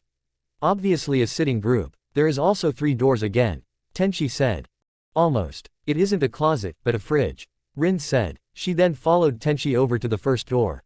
A bathroom, just like the one downstairs. She informed. Tenchi nodded and walked over to the room above Haku's. A simple bedroom with a bed along the wall to my right, no 2 closets, and a desk. All in the same places as mine. Tenchi said and Rin nodded. The last room is the same. Haku said and Tenchi nodded. Okay, so that's everything then? He asked. Nope, you still have the garden left. Rin said before dragging Tenchi downstairs and towards the glass door. By the way, how did you know it was a glass door? Rin asked. The chakra pulse goes trough glass, but not wood or concrete. Tenchi explained. Okay, this is the garden. Rin said. Tenchi tried to use his radar, but frowned before shaking his head. No good. There is too many plants and trees. I use too much chakra if I am to sense how the garden is. He said. That is part of the point with it. To provide with a place of peace and train your senses. Rin said while leading Tenchi towards the middle of the garden, where a place to sit down was. After sitting down, Tenchi sniffed and smiled. Smells like a sakura tree. He said and Rin smiled before leading Tenchi hand behind him to the trunk of a tree. That's right, she said. So, now I have been everywhere in my apartment. Anything else I need to know, and perhaps don't need to know? Like color. Tenchi said and Sandame cleared his voice. Well, what will help you the most is the tags placed everywhere. In the apartment, there are tags on things, showing what the thing is. Like the drawers inside your closet. The tags say what goes in that drawer. That will help you a lot. Sandame said and Rin laughed. As for the colors, the living room and the upstairs living room are cream colored. The kitchen is sky blue colored, while the bathrooms are white tiled. She said. My room is pink. Haku said, with a slight blush on her cheeks. You picked that? Tenchi asked. Yes, she did. As for the 2 guest rooms, one of them is light green, while one is yellow. Rin said. But what about mine? Tenchi asked. Blue. The same radiant blue that your eyes used to have when you fought. Rin said. She thought Tenchi would be sad at the mention of his eyes, but he broke into a huge smile. Thank you. I assume it was you who chose that one. He asked. Nope, it was Sakura. Rin replied. I have to thank her for that. Tenchi said. And thank Ino for your garden. She and her parents worked hard on this. Haku said and Tenchi nodded. I will, he said. After a few peaceful moments, Sandame, Tsunade and Shizune rose. Well then, we'll leave you 2 to get familiar with your new home. Sandame said and Tenchi was quick to rise as well. A brief pulse told him where Sandame was, and Tenchi walked up to him before shaking his hand. Thank you for this, he said. Thank me with becoming accustomed to your new life. Sandame replied and Tenchi nodded. I will, he said. Sandame and Shizune turned to leave, but Tsunade faced Rin. I'll catch up to you Sarutobi-sensei. I have to talk to Rin and Tenchi for a bit. Tsunade said. Sandame nodded and he and Shizune left. What is it, Tsunade? Tenchi asked. Sakura. Tsunade simply replied. What about her? Rin asked. I understand that you have taught her medical skills. Is that true? Tsunade asked. Yes, why shouldn't I? She wants to be a medic, so I teach her. Rin answered. Is she good? Tsunade asked. Rin was surprised at first, but then she acted insulted. She is my daughter after all. Of course she is good. Rin replied. Tsunade looked deep in thought for a while. What's on your mind Tsunade? Tenchi asked. I saw Sakura perform a basic diagnostic jutsu on Naruto. I wanted to ask Rin if Sakura is as talented as I think I saw back then. Tsunade said. Oh she is. She soaks up medical information like a sponge. Rin said and Tsunade appeared to reach a decision. Tenchi, Rin, would either of you have anything against me taking Sakura as my apprentice? Tsunade asked. Tenchi and Rin blinked a few times. Excuse me? Tenchi asked and Tsunade sighed. I can't teach Shizune anything else, and I saw lots of talent in Sakura when she performed the jutsu. I think I can make her into a very good medic. Tsunade replied. And I can't? Rin asked, obviously insulted. Yes, but I can help her get better. Besides, I don't have anything better to do, other than go on a gambling trip again, although that sounds very nice. Tsunade said and got a slightly dreamy look on her face. What's stopping you? Tenchi asked, sounding more hostile than he wanted. That Naruto kid. I want to see how much he can grow. He resembles my little brother so much it isn't funny. Tsunade replied and Tenchi stifled a smirk. I will agree on one condition. Tenchi said. What? Tsunade asked, while Rin stared at Tenchi. Right now, I can't do anything for Sakura, or Ino, and almost nothing for Naruto either. But I am still their sensei, and when I'm up for it, I will still lead them on missions. I agree to you teaching Sakura on the condition that you don't leave and take her with you. Sakura stays in Konoha, Tenchi said. Rin looked slightly skeptical though, but then she smiled and nodded at Tsunade. I agree. If Sakura wants, then you can teach her. Rin said and Tsunade smiled. Let's go here if she wants to then. She said. Tsunade and Rin stood up and left for the Haruno residence, while Tenchi and Haku walked a bit around the garden. In the Haruno residence, Sakura was reading a scroll on chakra scalpels when Rin and Tsunade walked in. Sakura, we want to talk to you. Rin said. What is it, Mom? Sakura asked, curious to what Tsunade wanted. Sakura, do you want to become a medic nin? Tsunade asked. Sakura was surprised but nodded. Do you want to study with me? Tsunade asked and Sakura was even more surprised now. Huh, she asked and Rin smiled at her. Tsunade saw your talent, and wants to train you. She said and was about to say more when Sakura practically burst up from the floor. You mean the legendary Tsunade-sama wants to teach me? Of course I'll accept. Sakura nearly shouted. Both Rin and Tsunade smiled at the eagerness. Good, but remember, it won't be easy. I'll drive you hard, young lady. Tsunade said. Yes, Tsunade-sama. Sakura said while standing to attention, making the two older women chuckled at her. Good, we begin tomorrow, Tsunade said. 2 days later, Naruto, Sakura and Ino stood in front of Tenchi, Haku and Hayate. Tenchi grinned sheepishly and scratched his head. I forgot that Hayate wanted to teach you a last thing, so he will train you for a few days. Tenchi said and Hayate nodded at him. Tenchi and Haku waved and started to walk away. Okay ka, I want Toka teach you 3 Kaf. A final sword is called Tsubaki no Mai. Dance of the Camellia and is a very effective attack. Kaf after you learn this, Kaf I won't teach you anymore. Kaf, Hayate said. But, why not? Naruto asked loudly. Have we learned all you can teach us? Ino asked. No Kaf you haven't, but my other duties need my Kaf full attention. Kaf I simply don't have time anymore. Kaf, Hayate said. Oh, that's too bad, sensei. Sakura said sadly. Yes, it cause. I enjoyed teaching Kaf you 3. You will cob strong shinobi one day. Kaf actually, you already are. Hayate said. The 3 genin smiled at him before drawing their blades. Okay ka, to do this, you have to be able to find where Kato strike in an instant. Kaf this dance strikes every weak point you see in your opponent. Very deadly. Hayate explained. It took Naruto, Sakura and Ino a whole week of hard work with Hayate to master the last sword dance, and it was a bittersweet feeling when they did. Good job. You have become very Kaf good with your blades. Use them well, and make me proud. Kaf, Hayate said and the 3 genin smiled at him, or rather Sakura and Ino did. Naruto grinned widely. It was nice learning from you, sensei. Sakura said politely. Yeah, thank you so much. Ino joined. We'll make you proud for sure. Naruto said confidently and Hayate smiled. Good. Well then Kao, I think it's time for goodbye. Kao will see each other again though. I'm Sir Kughoff that, he said and the 3 genin half shouted in unison. Goodbye sensei. Hayate finished training you? Tenchi asked. He was once again sitting in his garden, and Naruto, Sakura and Ino sat with him, enjoying the sights and smells.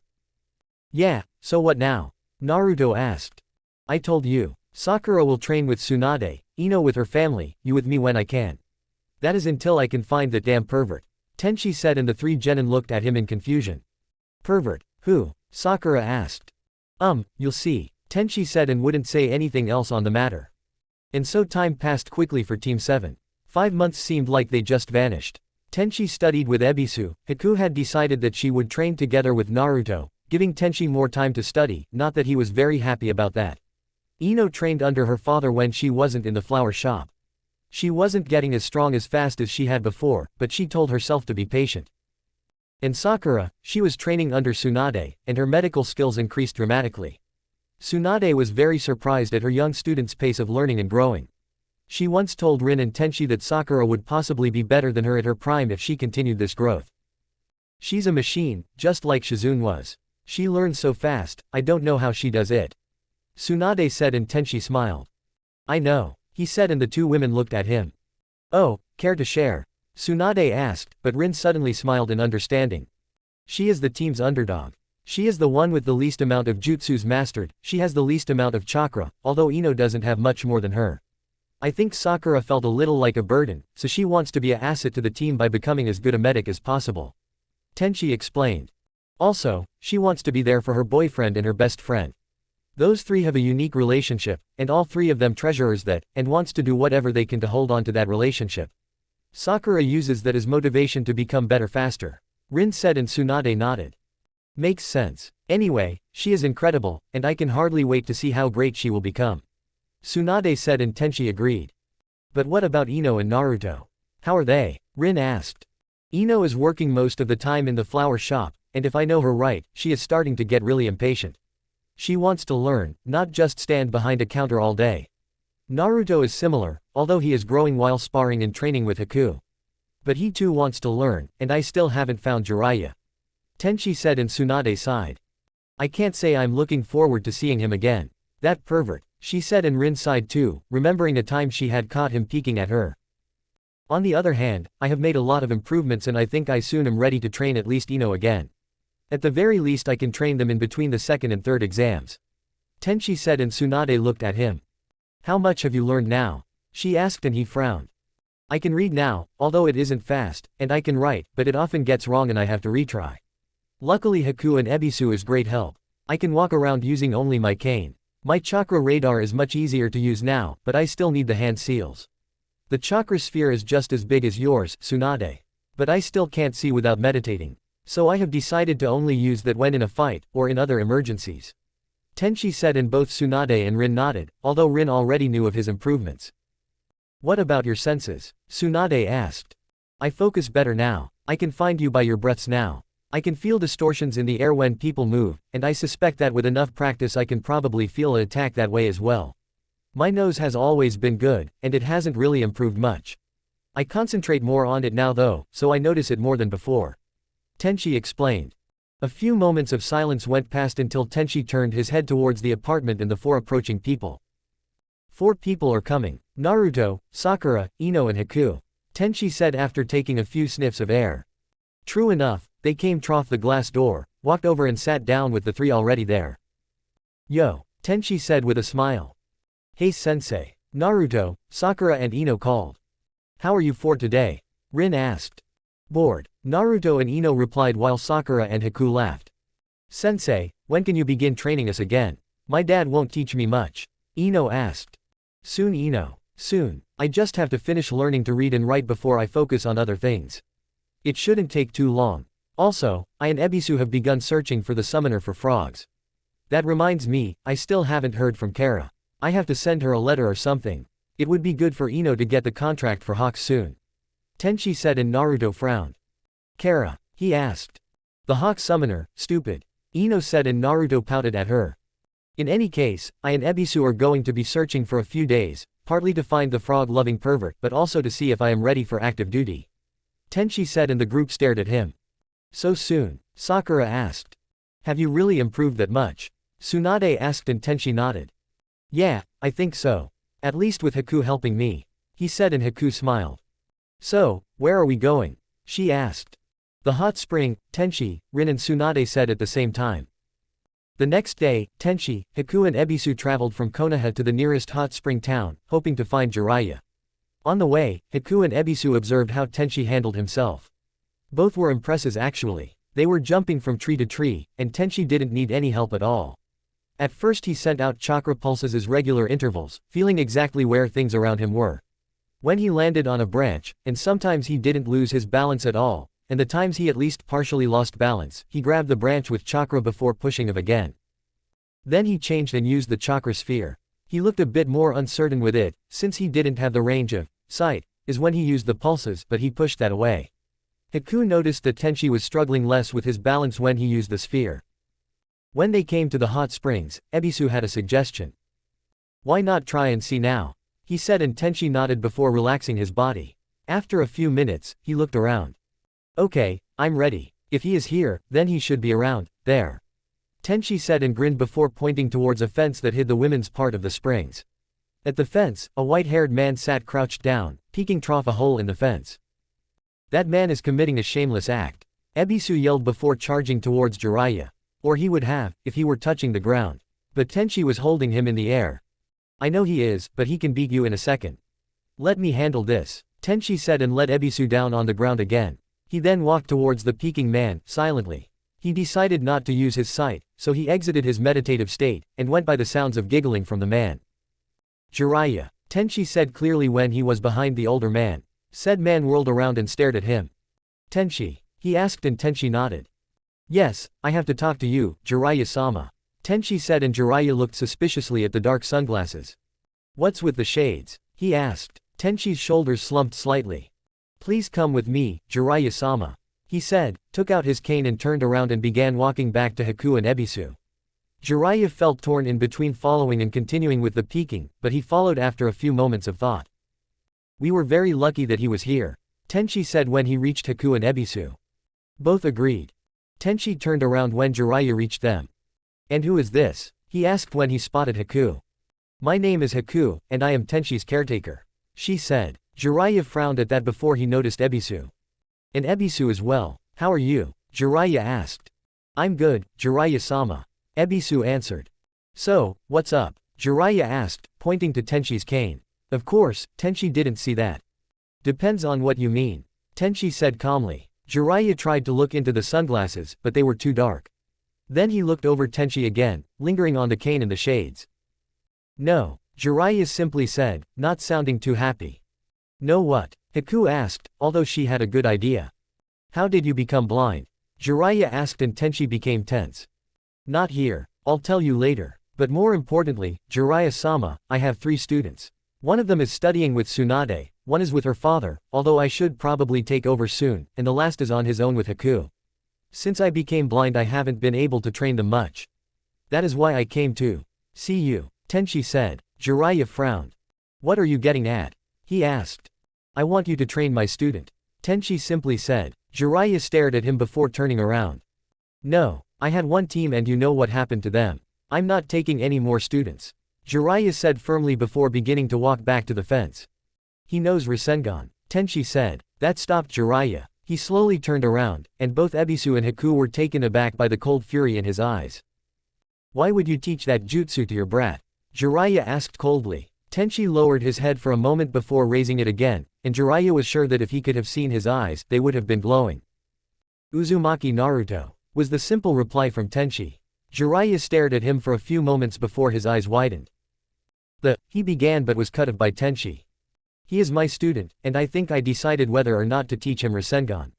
After all he has been trough, he is still sane and loyal to Konoha. Also, he resembles sensei so much it's scary. I don't want to force you, but I need your help. I can't make him a good enough ninja on my own. Not now. Besides, I think you would have fun training him, Tenchi said and Jiraiya missed the sadistic tone in Tenchi's voice. How so? Jiraiya asked. He mastered Rasengan in less than a month, Tenchi simply said and Jiraiya's eyes almost popped out of his head. What? How the, but? Jiraiya said and Tenchi laughed slightly. He learns very fast. He is no genius like the Uchiha and Hyuga, but he is very hard-working, Tenchi said. And stubborn. Don't forget stubborn. Haku joined in. Yes, and that. He has a shitload of chakra, and in a few years I plan to teach him the heaven light, Tenchi said and Jiraiya looked at him before shaking his head. You should be a salesman. Alright, let me take a look on this kid, Jiraiya said and Tenchi smiled. Thank you. They were close to Konoha when Jiraiya asked again. How did you become blind? Tenchi sighed and stopped on the branch he just landed on. Itachi. He and his partner in the Akatsuki attacked, I fought them, killed the partner. Both Itachi and I used our best jutsus, but he won and burned away my eyes. I would have been dead if it wasn't for my mask, Tenchi said and Jiraiya shook his head. Ouch. How are you now? He asked.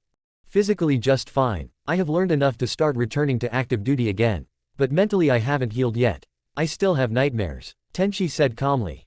Nightmares? Ebisu and Jiraiya asked. About how useless I am now that I am blind. I know it isn't true, but that doesn't stop me from having the nightmares. Tenchi said, and Ebisu turned to Haku, who looked sad. You don't seem too surprised at that, he said, and Haku looked at him. I knew that Tenchi still has nightmares. I hear him every time he has one, she said. It appeared that Tenchi was impatient though. Come on, let's go, he said, and started jumping from tree to tree again. So this is the brat? Jiraiya asked. Tenchi and Haku had found Naruto in a training area, practicing with his cage bunshin. Yes, Tenchi replied and jumped down from the tree he was hiding in. Haku and Jiraiya followed. Naruto, Tenchi called, and the blonde boy looked up and ran over to his sensei. Hey, are you here to train me? Naruto asked. Nope, I want you to meet someone. This is Jiraiya, the frog summoner, Tenchi said, and Naruto looked at the summoner. Jiraiya was a tall and well-built man. He wore green clothes with a red vest. His hair was in a long spiky tail, and his forehead protector was weird with two spikes resembling horns and a kanji for oil on. Naruto was puzzled about the red lines on Jiraiya's face, wondering if they were tattooed on. He doesn't look like much. Both Jiraiya and Naruto said at the same time. They stared at each other before Jiraiya grinned. Oh no, Tenchi thought. Well, let me introduce myself, brat. Jiraiya said, and prepared his introduction dance by summoning and standing on a frog that reached up to Tenchi's stomach. He did a half bow and flipped his hair into the air. I am Mayuboku Mountain's monk of the frog spirits, also known as the frog hermit, Jiraiya said while stepping on the frog's head with one foot and striking a dramatic pose with one arm in front of him and the other in the air. Then the frog disappeared in a cloud of smoke, and Jiraiya started hopping on one leg, sideways. But the title, Frog Hermit, is merely a disguise, Jiraiya said, striking another dramatic pose. I shall tell you my true identity, he continued, grabbing his hair and swirling it around in circles above his head. I am the man who has no enemies in the north, south, east and west, not even in the heavens. I am one of the Sannin. And the frog was back with Jiraiya on top. White-haired frog tamer, even a crying baby would stare in awe, the great Jiraiya-sama. That is me, Jiraiya finished with another dramatic pose. Naruto stared at the strange display. Haku's jaw was on the ground, and for the first time Tenchi was glad he couldn't see. This man, I have completely lost respect for him, Haku thought. Came from Naruto, and Jiraiya stared in disbelief. No way, he was unaffected. Everyone falls over in awe when I do that, Jiraiya thought. Just then Naruto remembered something Tenchi had said. Wait, aren't you a pervert? Naruto called, pointing at Jiraiya. He is. We found him peeping in the hot springs, Haku said before Jiraiya could say anything. I'll let you know that I was researching for inspiration on my book, The Great Ika Ika Paradise, Jiraiya said, and whipped out the same book that Kakashi always reads. Naruto recognized it and pointed again. Ah, I knew it, you arrow senin, perverted hermit, Naruto called. Jiraiya blinked, Haku blinked, and Tenchi would have blinked if he could have. Then Haku and Tenchi fell over, laughing. Oh, that was good, Naruto, Tenchi said between laughs. Jiraiya on the other hand glared. First at Naruto, and then at the two that were laughing. I don't see what's so funny, Jiraiya said dryly, making Haku and Tenchi laugh even more. So, brat, show me why I should grace you with my teachings, Jiraiya said. Naruto looked at Tenchi, who nodded. Naruto grinned and walked up to a tree while forming a rasengan. He then thrust the rasengan against the tree, and moments later the tree groaned and fell down with a boom. Jiraiya looked interested and looked at Tenchi for a moment before walking up to Naruto. So, you can do the rasengan. Impressive, but what are you going to use it for? Jiraiya asked. Naruto looked at him for a moment before grinning. To protect my precious people, he said simply. Jiraiya blinked before he roared with laughter. He then turned to Tenchi. Tenchi, go and teach you other student. You were right, this brat is interesting. I'll train him for you, Jiraiya said before turning to Naruto. Brat, you are now my student. Be proud and work hard. And most importantly, show me that sexy no jutsu of yours, Jiraiya said with a lecherous grin. Tenchi groaned. Jiraiya-sama, please try and be serious for once. You know who is after Naruto, and he needs to be strong, Tenchi said, and Jiraiya's grin disappeared and was replaced by a serious look. Yeah, I know. Just one thing before you go. How do you know the brat won't become arrogant and get an ego the size of a mountain from all this power? Jiraiya asked, and Tenchi smiled sadly at Naruto, who looked down on the ground. He was like that once.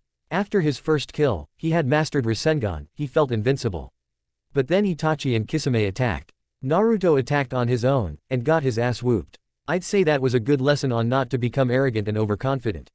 Tenchi said. Jiraiya nodded and Haku took Tenchi's arm as a sign that it was time to go. Tenchi nodded at her before smiling at Naruto. Alright, I leave Naruto in your care. Teach him well. Naruto, I'm sorry I can't train you myself, but I can't. Don't worry, Jiraiya-sama will make you strong. He also know you are Naruto, and not the fox. Be a good student, and don't be a stranger. I'll see you later. Tenchi said and turned to leave. Sensei, Haku-chan, I'll see you later. Naruto said cheerfully. Haku waved and followed Tenchi. Brat, Jiraiya said and Naruto looked at him. What, Arrow Sennin? Naruto asked.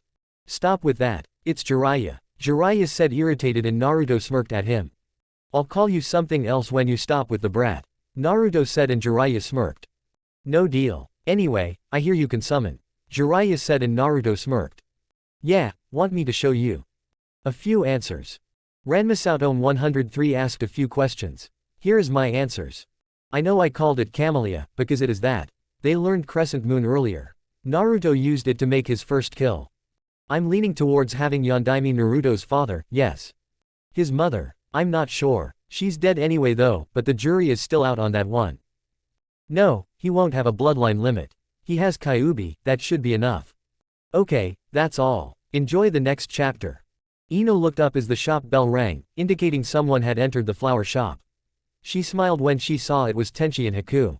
They smiled back and towards her. She could see that Tenchi was slightly struggling to process all the smells. Not surprising, since it was a flower shop.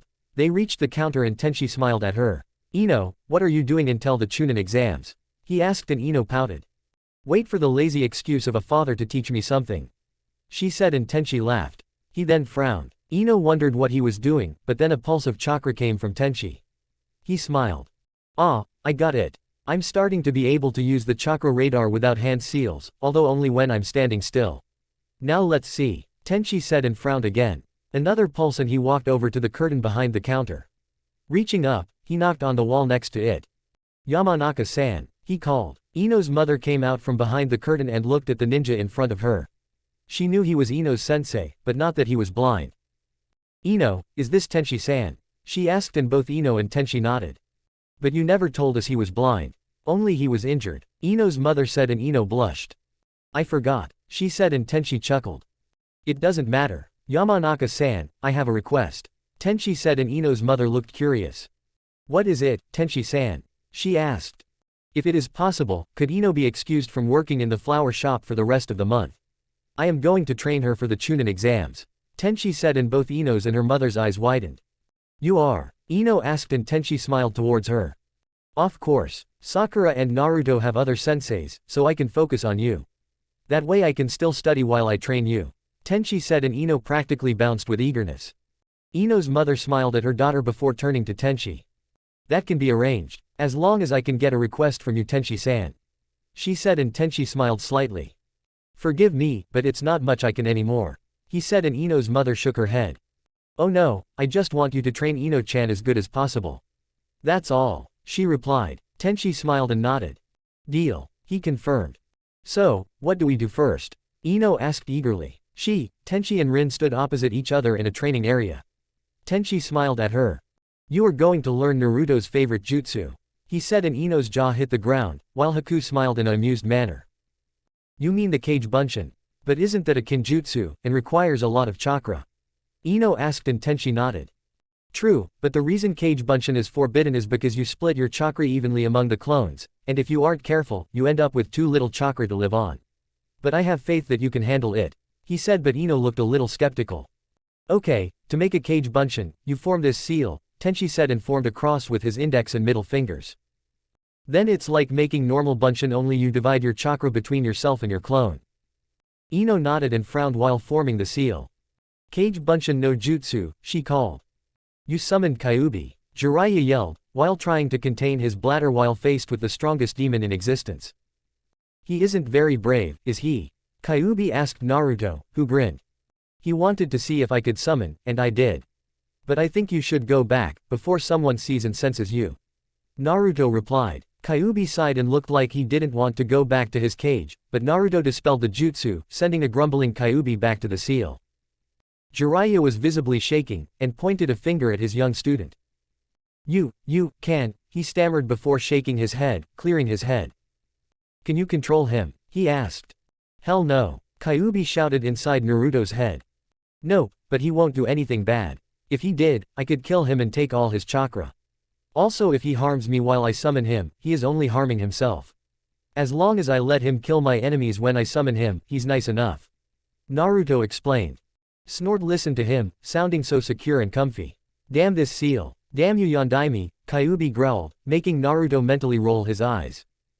Shut up, I'm trying to talk to Rasengan, Naruto shot back. Well, since you already know how to summon, I guess I have to teach you something else. Jiraiya said, but Naruto quickly shook his head. No, can I sign the contract for the frogs, please? Naruto asked. Jiraiya looked at him with a puzzled expression. Why? He asked. Tsunade made a bet with me. If I could summon the frog boss in the Chunin exams, then I'd win. Naruto said, and Jiraiya chuckled. Flat Chest still hasn't gotten over her habit of gambling, huh? Jiraiya said, confusing Naruto. Flat Chest. Tsunade. She must be the farthest thing from that I have seen. Those things looked like watermelons. Huge watermelons. Naruto said, and Jiraiya got a dreamy expression. A bit of drool escaped his mouth before he shook his head and cleared his voice. She wasn't always so well endowed. By the way, how old do you think she is? Jiraiya asked, and Naruto thought for a bit. 20-something. Naruto asked, and Jiraiya chuckled. Nope, she only looks that way because she is hiding behind a genjutsu. She is actually in her 50s. Jiraiya answered, and Naruto got a shocked look on his face.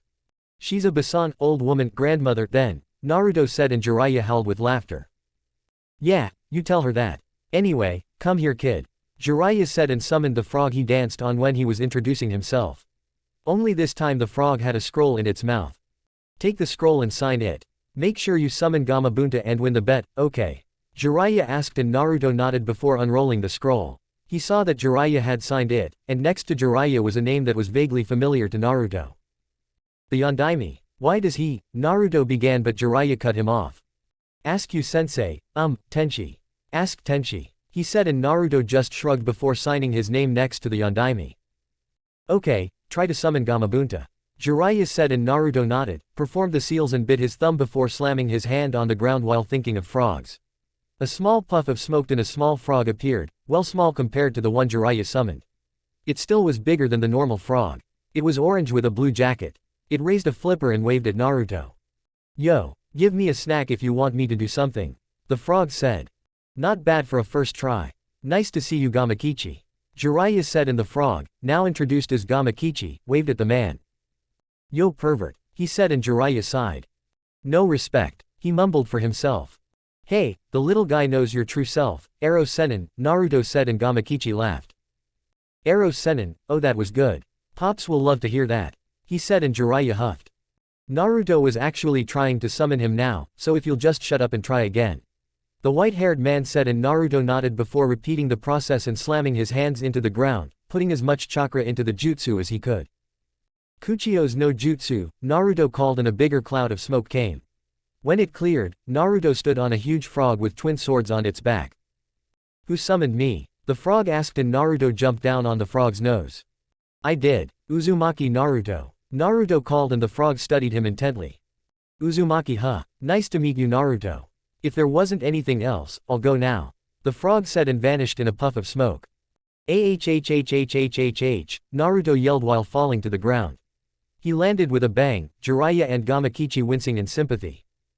Ouch, Jiraiya said, and the frog nodded in agreement. Is he alive? Gamakichi asked. A groan was his answer, and moments later Naruto stumbled out of the hole he had made in the ground. Was that the boss? Naruto asked, and both Jiraiya and Gamakichi shook their heads. Nope, try again, Jiraiya said. Naruto frowned and closed his eyes. Fox, I don't understand. With all that chakra I could have summoned you. Why didn't the boss frog come out? Naruto asked. The damn frog wants more chakra than me. Greedy bastard. Use some of my chakra to summon him. Kyuubi suggested. Thanks, bastard fox. Naruto replied jokingly before opening his eyes, no longer the clear blue they used to be, but blood red with a slit pupil. Forming the seals and biting his thumb again, he slammed his hand on the ground and called Kuchio's no jutsu, once again. A huge puff of smoke followed, and when it cleared a huge frog was there. He was orange-reddish in color with a blue jacket on and a dagger at his hip. Well, for the frog it was a dagger, but to a human it was way too big to be handled. The frog also had a huge scar covering his left eye. A huge pipe was puffing out smoke from the frog's mouth. Huh, who summoned me? Jiraiya. Get out here, Jiraiya, the frog bellowed, but the white-haired man was nowhere to be seen. Naruto jumped up and down on top of the frog's head after Kyuubi confirmed it was the boss frog, or as Kyuubi called him, the bastard bossy piece of dried frog hide. What is this? Gamabunta, the boss frog, asked before grabbing Naruto with his severely pierced and very long tongue. Hey, let me go. Naruto yelled. Who are you, brat? You look familiar. Gamabunta asked. Uzumaki Naruto, and I summoned you, not Ero Sennin. Naruto stated proudly. Uzumaki. No way. He was just a baby last time I saw him. Gamabunta asked. Huh, you think I believe you could summon me, brat? The frog boss said loudly. Naruto was about to say something back, when Gamakichi jumped on top of Naruto's head. Hey Pops, the little frog said while waving at his father. Gamakichi, what are you doing here? Gamabunta asked.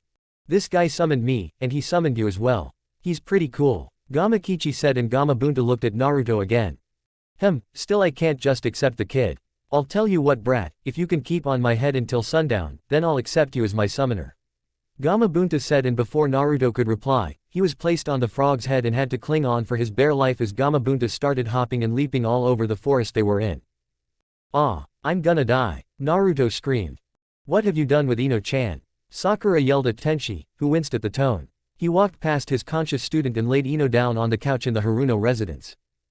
She's just exhausted. I was teaching her something, and she drained all her chakra mastering it. I thought you could try to help her, since you are a medic in training. Tenchi said and walked up to Sakura. Ah, you can keep your chakra sphere active for longer times at a time now. Nice to see, Tsunade said. She and Rin entered and heard what Tenchi said and sensed his chakra. Yeah, although it drains quite a lot of chakra. Has Sakura learned to treat chakra exhaustion yet? Tenchi asked. Let's see if she remembers. Rin said, and Sakura gulped before a green glow surrounded her hands and she pressed them on Ino, one over Ino's heart, and one over her belly button. Yup, she remembers, Tsunade said happily. About 1 hour before sunset. Ah, don't jump so high, Naruto yelled. Gamabunta, who had a headache from all the yelling Naruto had done, responded by jumping even higher than he had, easily 3 times the height of the Hokage Tower.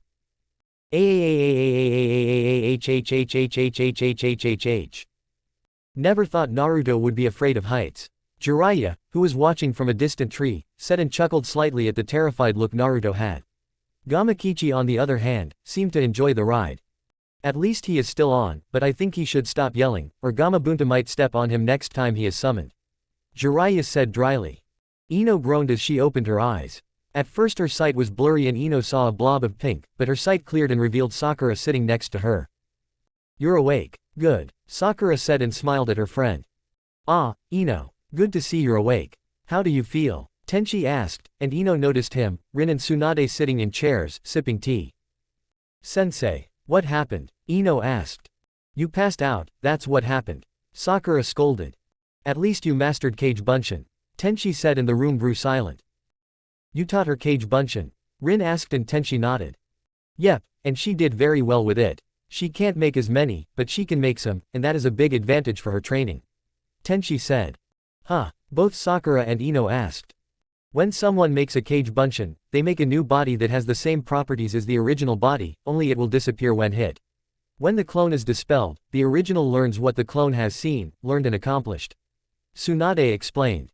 An example is if I want to master a new jutsu, I can either work on it on my own, have someone teach it to me, or make some Kage Bunshins to work on the jutsu together with me. Then when I dispel the clones, what progress my clones has made, is transferred to me. That way I can master the jutsu much faster. Rin said. If I make one Kage Bunshin, then the time of mastering the jutsu is cut in half. If it takes 2 days on my own, it takes 1 day with a Kage Bunshin. Ino can't cut her learning time down much, since if she makes too many clones, then she won't have enough chakra to use when practicing, thereby missing the point. But even if she only makes 1 Kage Bunshin, her progress will be much faster than normally. That is why I taught Ino Kage Bunshin, at least partly. The jutsu has lots of other uses, but the true power of the Kage Bunshin is that what the clone learns is transferred to the user. I don't know if Naruto has realized this yet, though. Tenchi said, and scratched his chin in thought. Probably not. Tsunade mumbled. Then isn't Kage Bunshin's effective on scouting? Sakura asked and Tenchi nodded. Very. Since the clone is only that, a clone, the user can send it ahead to scout out the terrain and not fear for his own life. When the clone is dismissed, the user automatically learns what the clone has found out. He said and Ino grinned widely. Ha, take that forehead girl. Ino said, flashing Sakura a big victory sign. Ah, but Ino, it was Sakura who saved you. Rin said. Huh, Ino asked. The reason Kage Bunshin is forbidden, is because the jutsu splits the chakra evenly between the user and the clone or clones. What that does is give the user less chakra to use in battle, and bigger chance of chakra exhaustion. If you have absolutely zero chakra, then you'll die. Sakura treated you for chakra exhaustion just now. Tenchi explained, and Ino looked slightly down. Promise me this Ino, never make more than 10 clones at one time for now. If the clone is killed before using up its chakra, then the chakra returns to you, but if not then that portion of chakra is lost to you. For now, don't make more than 10 Kage Bunshins. Okay. Tenchi asked and Ino nodded. What about Naruto? Sakura asked. He has a much greater stamina than you two, plus he has Kyuubi. I have no idea how many clones Naruto can make before he suffers chakra exhaustion. Tenchi said truthfully. After a brief silence, Ino tried to stand up, but Sakura held her down. Don't move. I'm not letting you out of my sight until I'm sure you have recovered enough. Sakura said seriously. Ino sighed and laid back down. Why me? She asked and the others, excluding Sakura, who frowned, laughed at her remark. Damn, the kid is loud. Just like Arashi. Gamabunta thought, and snickered slightly at the thought of the last loud, annoying blonde he had on his head. The sun was almost down when Gamabunta stopped and Naruto tumbled down and landed on the frog's nose. Ha, I'm still on top. Oh, yeah, I win, ah. Naruto yelled when he stumbled. Acting quickly, he made several Kage Bunshins, which grabbed him and dragged him up on Gamabunta again. Naruto panted, but did a victory pose before his eyes drifted shut and he fell once again. No, if he falls, he'll die. Jiraiya said, still hiding in a tree, observing with his binoculars. But Gamabunta stopped Naruto's fall with his tongue. He wrapped Naruto up and placed him back on his head. Too bad, you almost won. But you have guts, kid. I like that, Gamabunta said. Just then a scroll came flying past him and unraveled itself. It was the summoning scroll for the frogs. Next to the Yondaime's name stood, Uzumaki Naruto. Hey, you didn't have to do that, Jiraiya. I know he summoned me by his own power. Summon me whenever you're in need, kid. But for now, I think I should take you to the hospital. Gamabunta said, and jumped towards Konoha. The hospital staff jumped when they heard a loud crash, and scrambled outside to see a gigantic footprint, and Naruto lying in front of it, blissfully unconscious. A few days later, Tenchi, Haku, Ino and Sakura visited Naruto in the hospital. He had just woken up, and was hungry, very hungry. He happily munched down the food that Rin had packed and said with Tenchi. So, you did it? Tenchi asked and Naruto nodded before swallowing what he had in his mouth. Yeah, I summoned Gamabunta. Now Tsunade no Basan has lost. Naruto said and Sakura, Ino and Haku looked at each other. No Basan? Sakura asked and Tenchi snickered. So, Jiraiya told you how old she is? He asked and Naruto nodded. Realizing his mistake, Naruto quickly added. Yeah, he did. She's just a old woman under a genjutsu. Naruto said and Tenchi grinned. Don't tell her that, or you'll be sent into orbit around the moon. He said and stood up. Come on, I know you are to be released today. Let's go for a walk together. The 3 genin and 1 caretaker agreed with that suggestion. The 5 members of Team 7 walked together down the main road of Konoha when Tenchi suddenly started chuckling.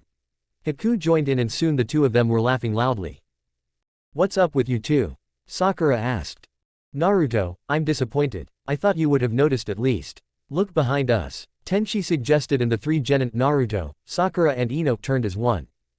What they saw made several anime-style sweat drops to form on their heads. A square box with 2 holes for sight, and painted to look like a rock. What the? Sakura and Ino asked while Naruto just sighed. Oh no, not them. Naruto groaned, grabbed Sakura and Ino's hands and started pulling them away. Tenchi and Haku followed, curiously. After a few minutes, Naruto had enough and stopped walking, allowing the bow to catch up. Whirling around, he pointed accusingly at the box. You can come out now. he said, and a young voice came from inside the box. As expected of my rival. A colorful explosion followed, revealing 3 kids, all coughing and complaining about too much smoke.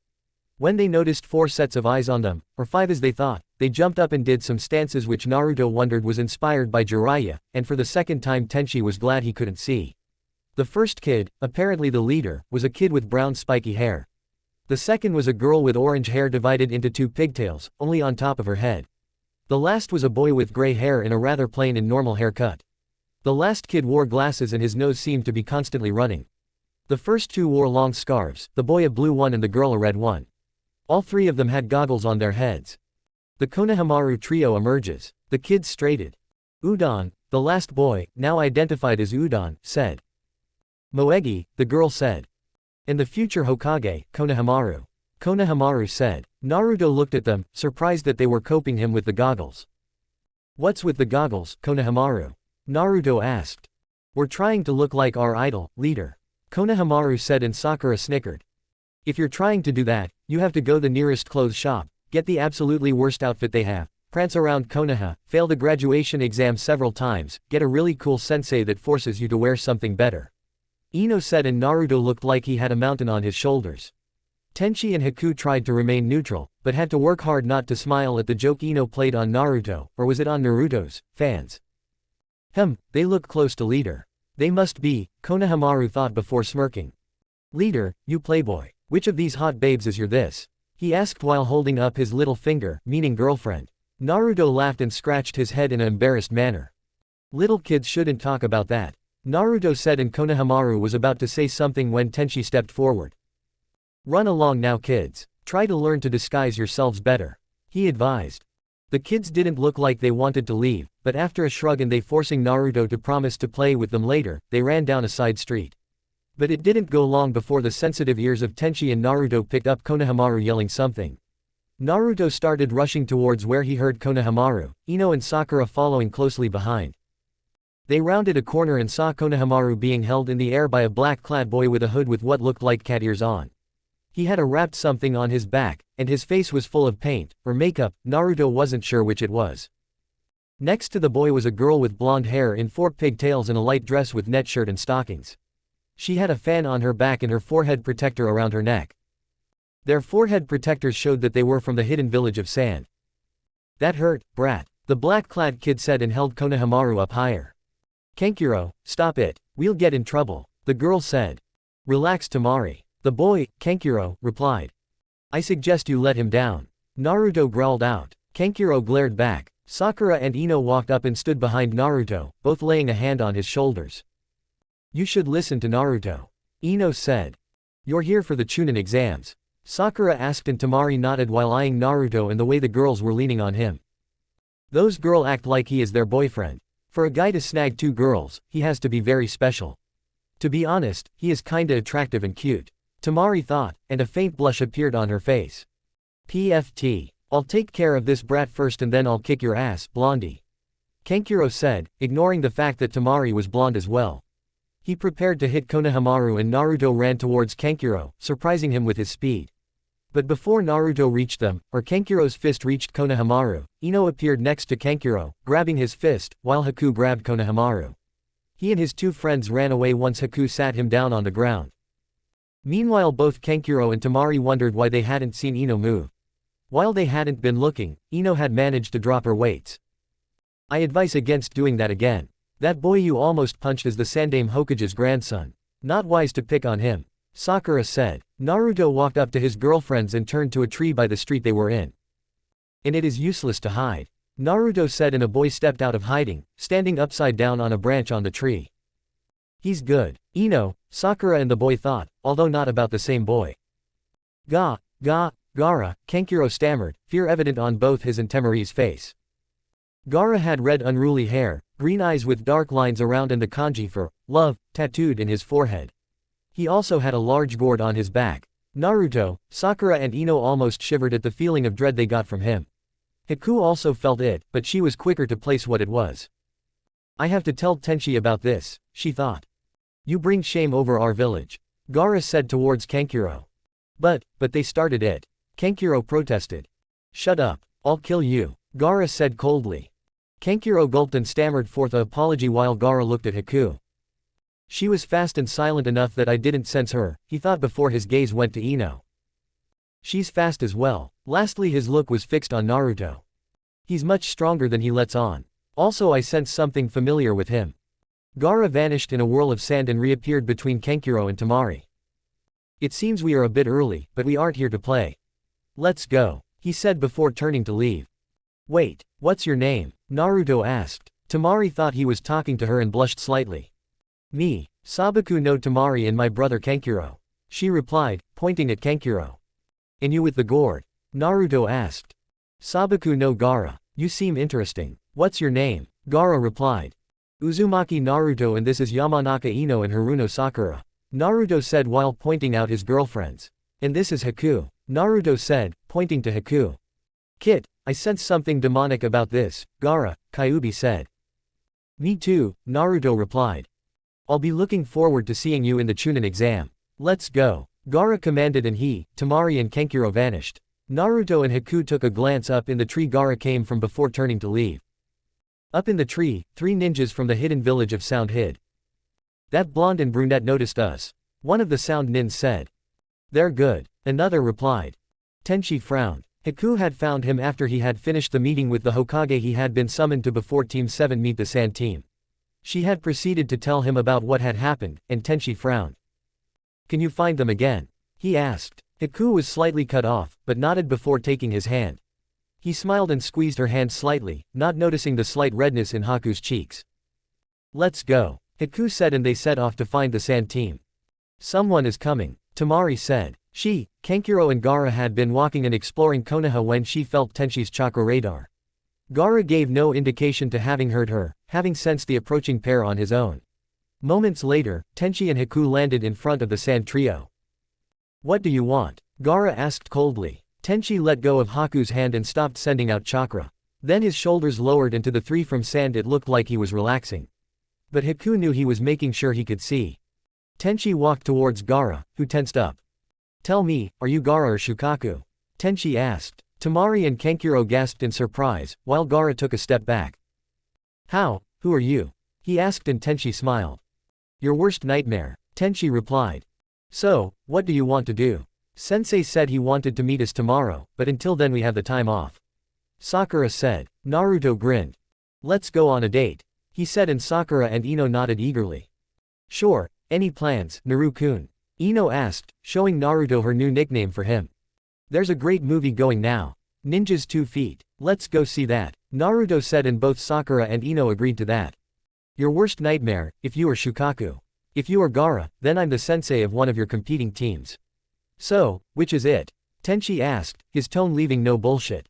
Haku remembered he used that tone when his eyes shone, meaning he was in his weapon mode. This boy is that serious of a threat. No, Tenchi is worried that the demon has taken over.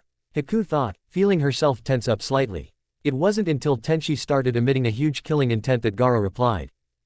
I'm Gaara, was the simple answer. How did you know about the demon?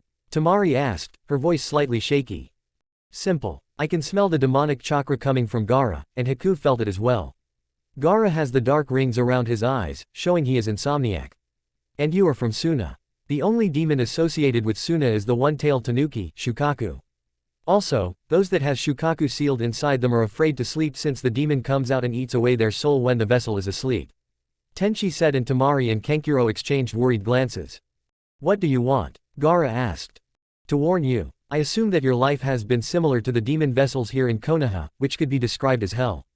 Am I right? Tenchi asked and Gaara groaned in pain and held his head, flashbacks of how the villagers of Suna used to treat him. Seeing that Gaara wasn't answering, Temari spoke. Gaara has always been seen as the demon, and he kills anyone who does anything against him. She said, and both Haku and Tenchi saw and heard how scared she was Gaara.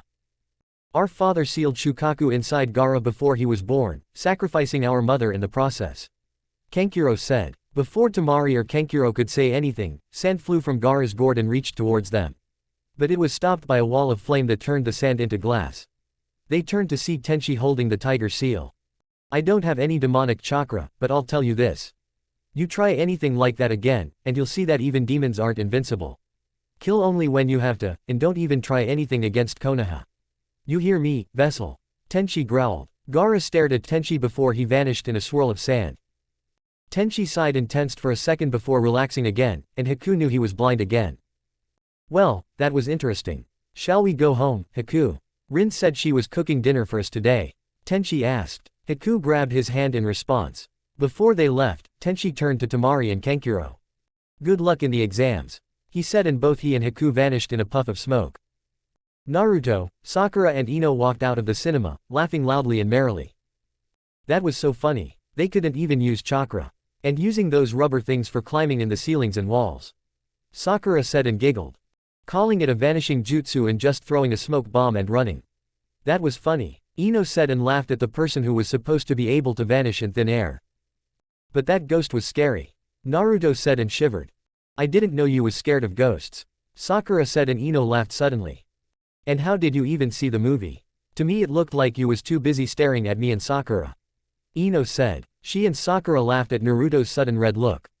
Well, Naruto stammered and only made the girls laugh harder. Naruto looked at the sun and got an idea.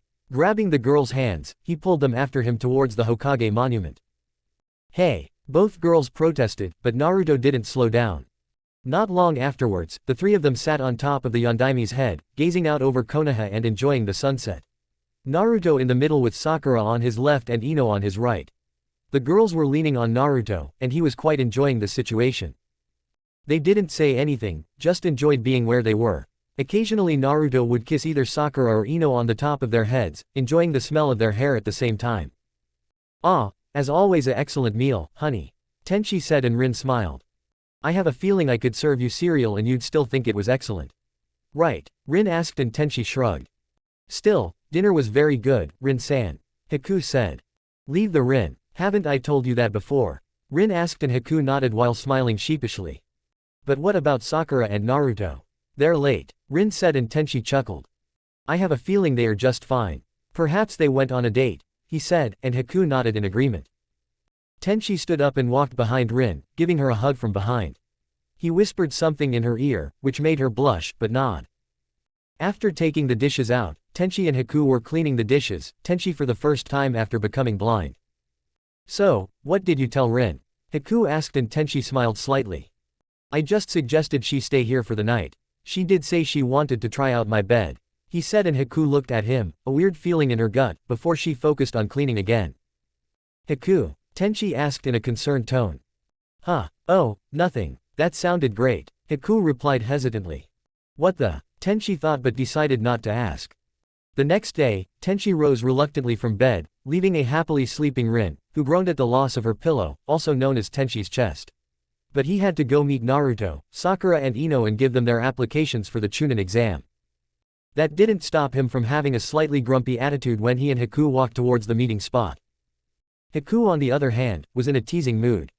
So, slept well last night? She asked, but before Tenchi could reply, she pressed on. I didn't hear anything from you two last night. You didn't even have a nightmare, did you? Was Rin that good? Haku asked.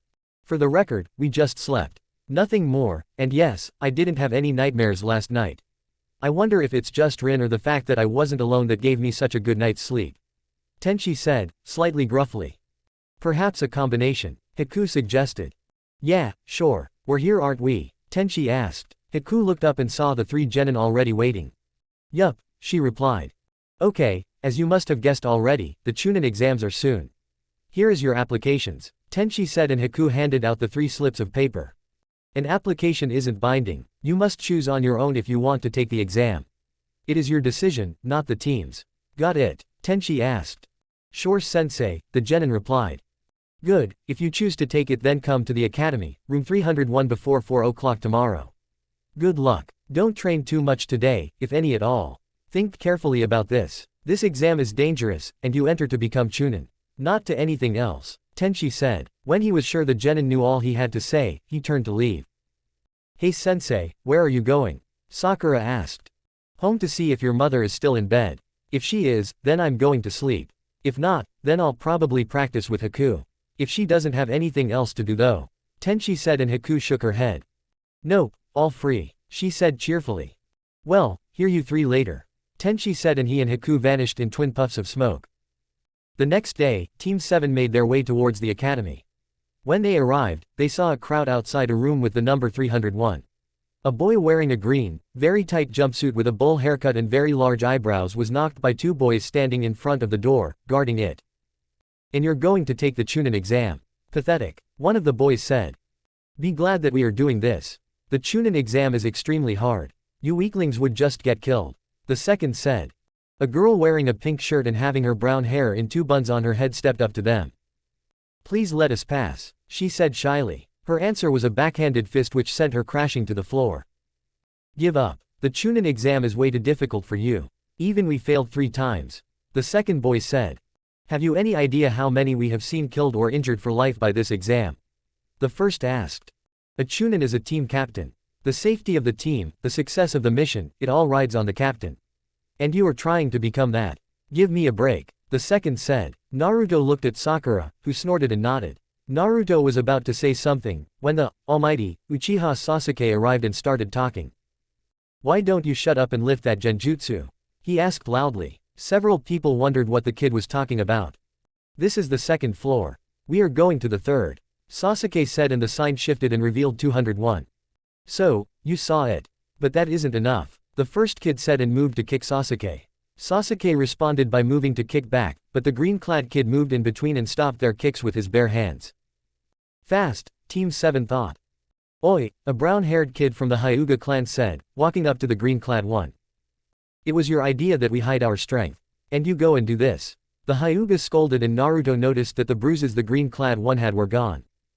The green-clad one looked at Sakura and blushed. The pink-wearing girl, Tenten, shook her head. "Oh no," she muttered. "It seems those 3 are teammates." Ino mumbled to Naruto, who nodded in response.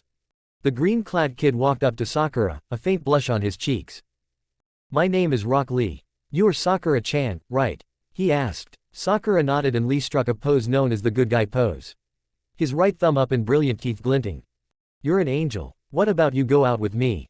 I'll protect you until I die," Lee said. Sakura's face showed horror and she was about to say something when Ino snickered.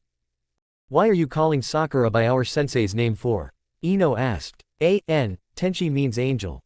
Naruto laughed at that, although Lee looked confused. Sakura composed herself, remembering some of the lessons Rin taught her on being proper. "Sorry, but I'm taken," Sakura said and grasped Naruto's hand. Lee looked down before looking at Ino. "Me too," Ino said and also grabbed Naruto's hand. Naruto wore a huge grin. Team 7 turned to leave when the Hyuga spoke up. "You, what's your name?" Sasuke, who stood nearby thought he was being addressed, spoke up. "It's customary to give your name first on introductions." The Hyuga looked at him before giving a barely audible snort. "A rookie. How old are you?" the Hyuga asked. "I see no reason to answer that," Sasuke replied. Shikamaru and Choji rolled their eyes at Sasuke and the Hyuga. Shikamaru muttering troublesome. Meanwhile Tenten was looking at Naruto, Sakura and Ino. 2 girlfriends. He must be something else. I wonder, she thought, watching as Team 7, who didn't give a shit about Sasuke, walked away. Team 7 reached room 301 and saw Tenchi and Haku stand there, waiting. Tenchi took a sniff when they approached and smiled. "All 3. Good. You can now enter the Chunin exam," he said. "Huh, all 3. What are you talking about?" Naruto asked. "The Chunin exams have to be taken in teams of 3. The reason we said you could choose to come or not was to ensure that you are here of your own free will. Now get in there and do your best," Haku said. "And for goodness sake, remember what I taught you.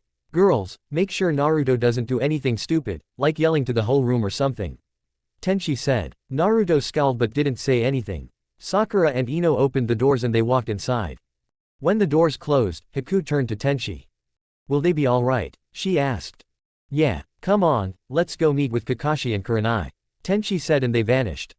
Naruto, Sakura and Ino looked around the room, seeing a lot of very serious people, including the 3 from Suna that they had met earlier.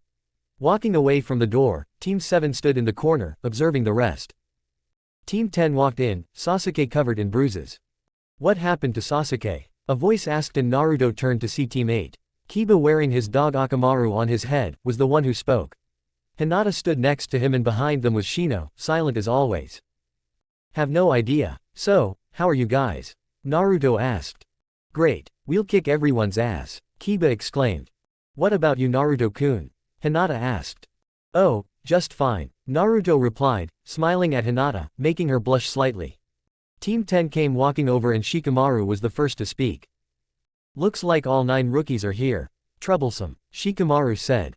Oh, shut up. Everything is troublesome for you. Kiba said, and everyone, excluding Sasuke and Shino, snickered at that.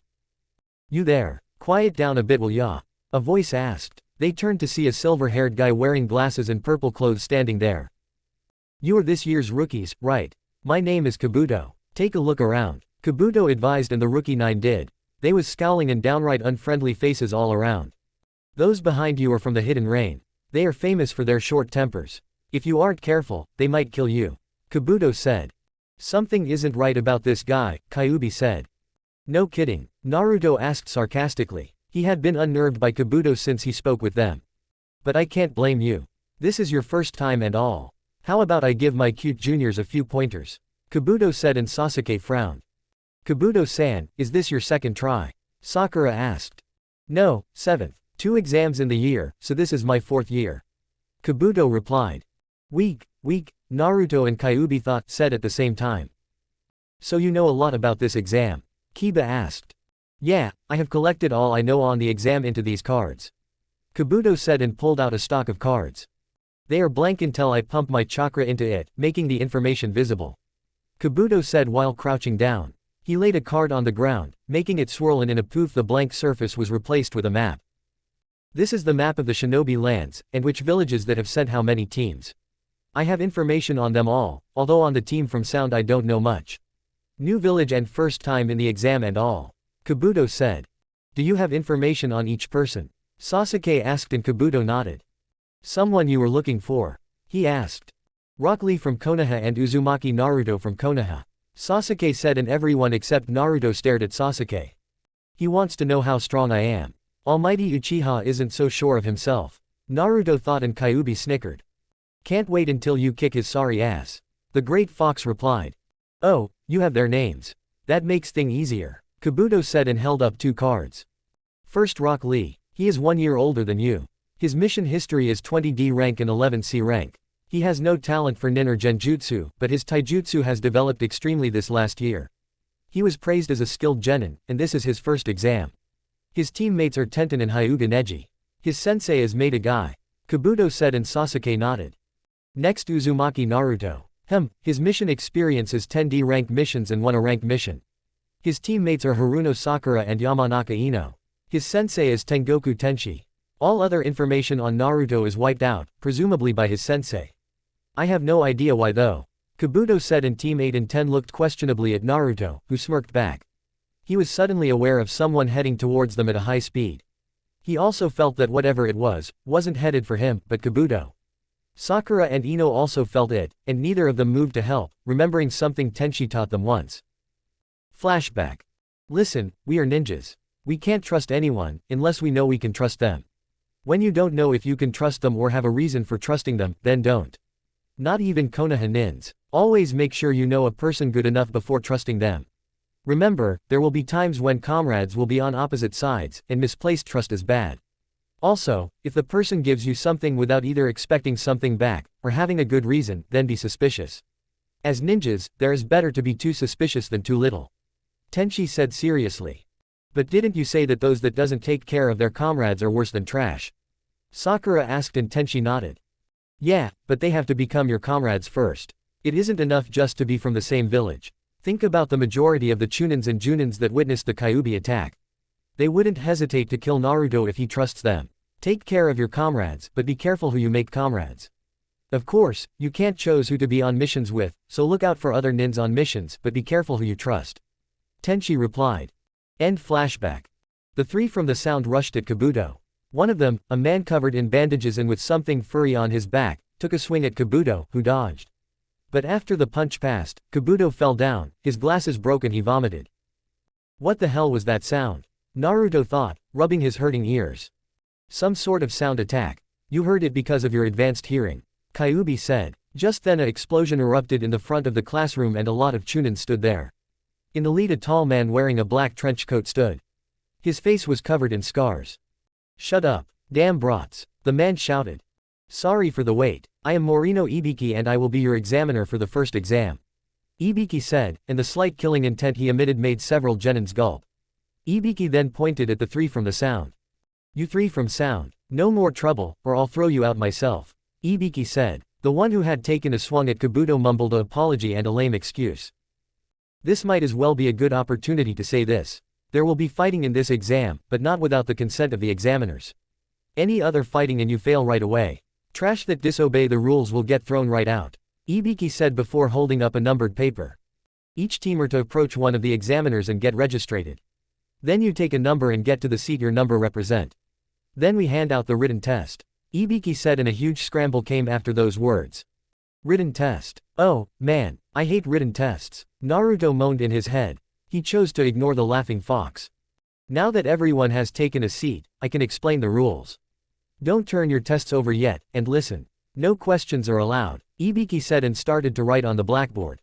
This is Naruto's worst kind of test. Hope he'll be alright, Ino and Sakura thought. Rule 1. You have 10 points to begin with. The written test have 10 questions. For each wrongly answered question, you lose 1 point. If you have all correct, you keep your 10 points. If you have 3 wrong, then you have 7 points. Ibiki explained. So, answer all wrong, and you fail. Naruto thought. No, really. Your intelligence surprise me every time. Kyuubi said. Rule 2. This is a team test, which means we will be checking every team for their overall score. If you pass is decided on the performance of the team as a whole. Ibiki said. Someone jumped up and shouted out. What? How are we supposed to work in teams? Shut up. Who gave you permission to ask? Ibiki bellowed. Sorry. The person said and sat down. Rule 3. Cheating or anything that can be counted as cheating is forbidden and will result in 2- points each time you are caught. Ibiki said. And remember, we see everything. One of the chunins, now positioned in chairs around the room, said. Which means that if you cheat, you can lose all your points, and get thrown straight out. You are supposed to become chunin. Act like ninjas. Those that cheat without thinking will only be digging their own grave. Ibiki said. Last rule, if someone on the team loses all his or her points, then the whole team fails. No matter how the teammates do. Ibiki said in a chorus of, what, sounded trough the room. Oh, man, Naruto, Sakura and Ino thought. Naruto-kun, good luck. A voice came. Naruto turned to his right and saw Hinata. Oh, Hinata, good luck. Naruto replied and Hinata smiled at him. Their attention was brought back to the front by Ibiki's booming voice. You have 1 hour. Begin. Ibiki yelled and everyone turned their test over. I got a question about why Haku's jutsu list and preferred element wasn't included in the Team 7 jutsu list.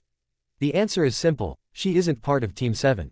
She is Tenshi's caretaker, and not a part of Team 7. Also, as to why Tenshi's jutsus aren't there, that is because I want his jutsus to remain in the dark, so no one knows how many he knows. Anyway, enjoy the new chapter. With our subordinates gone, it's pretty boring here.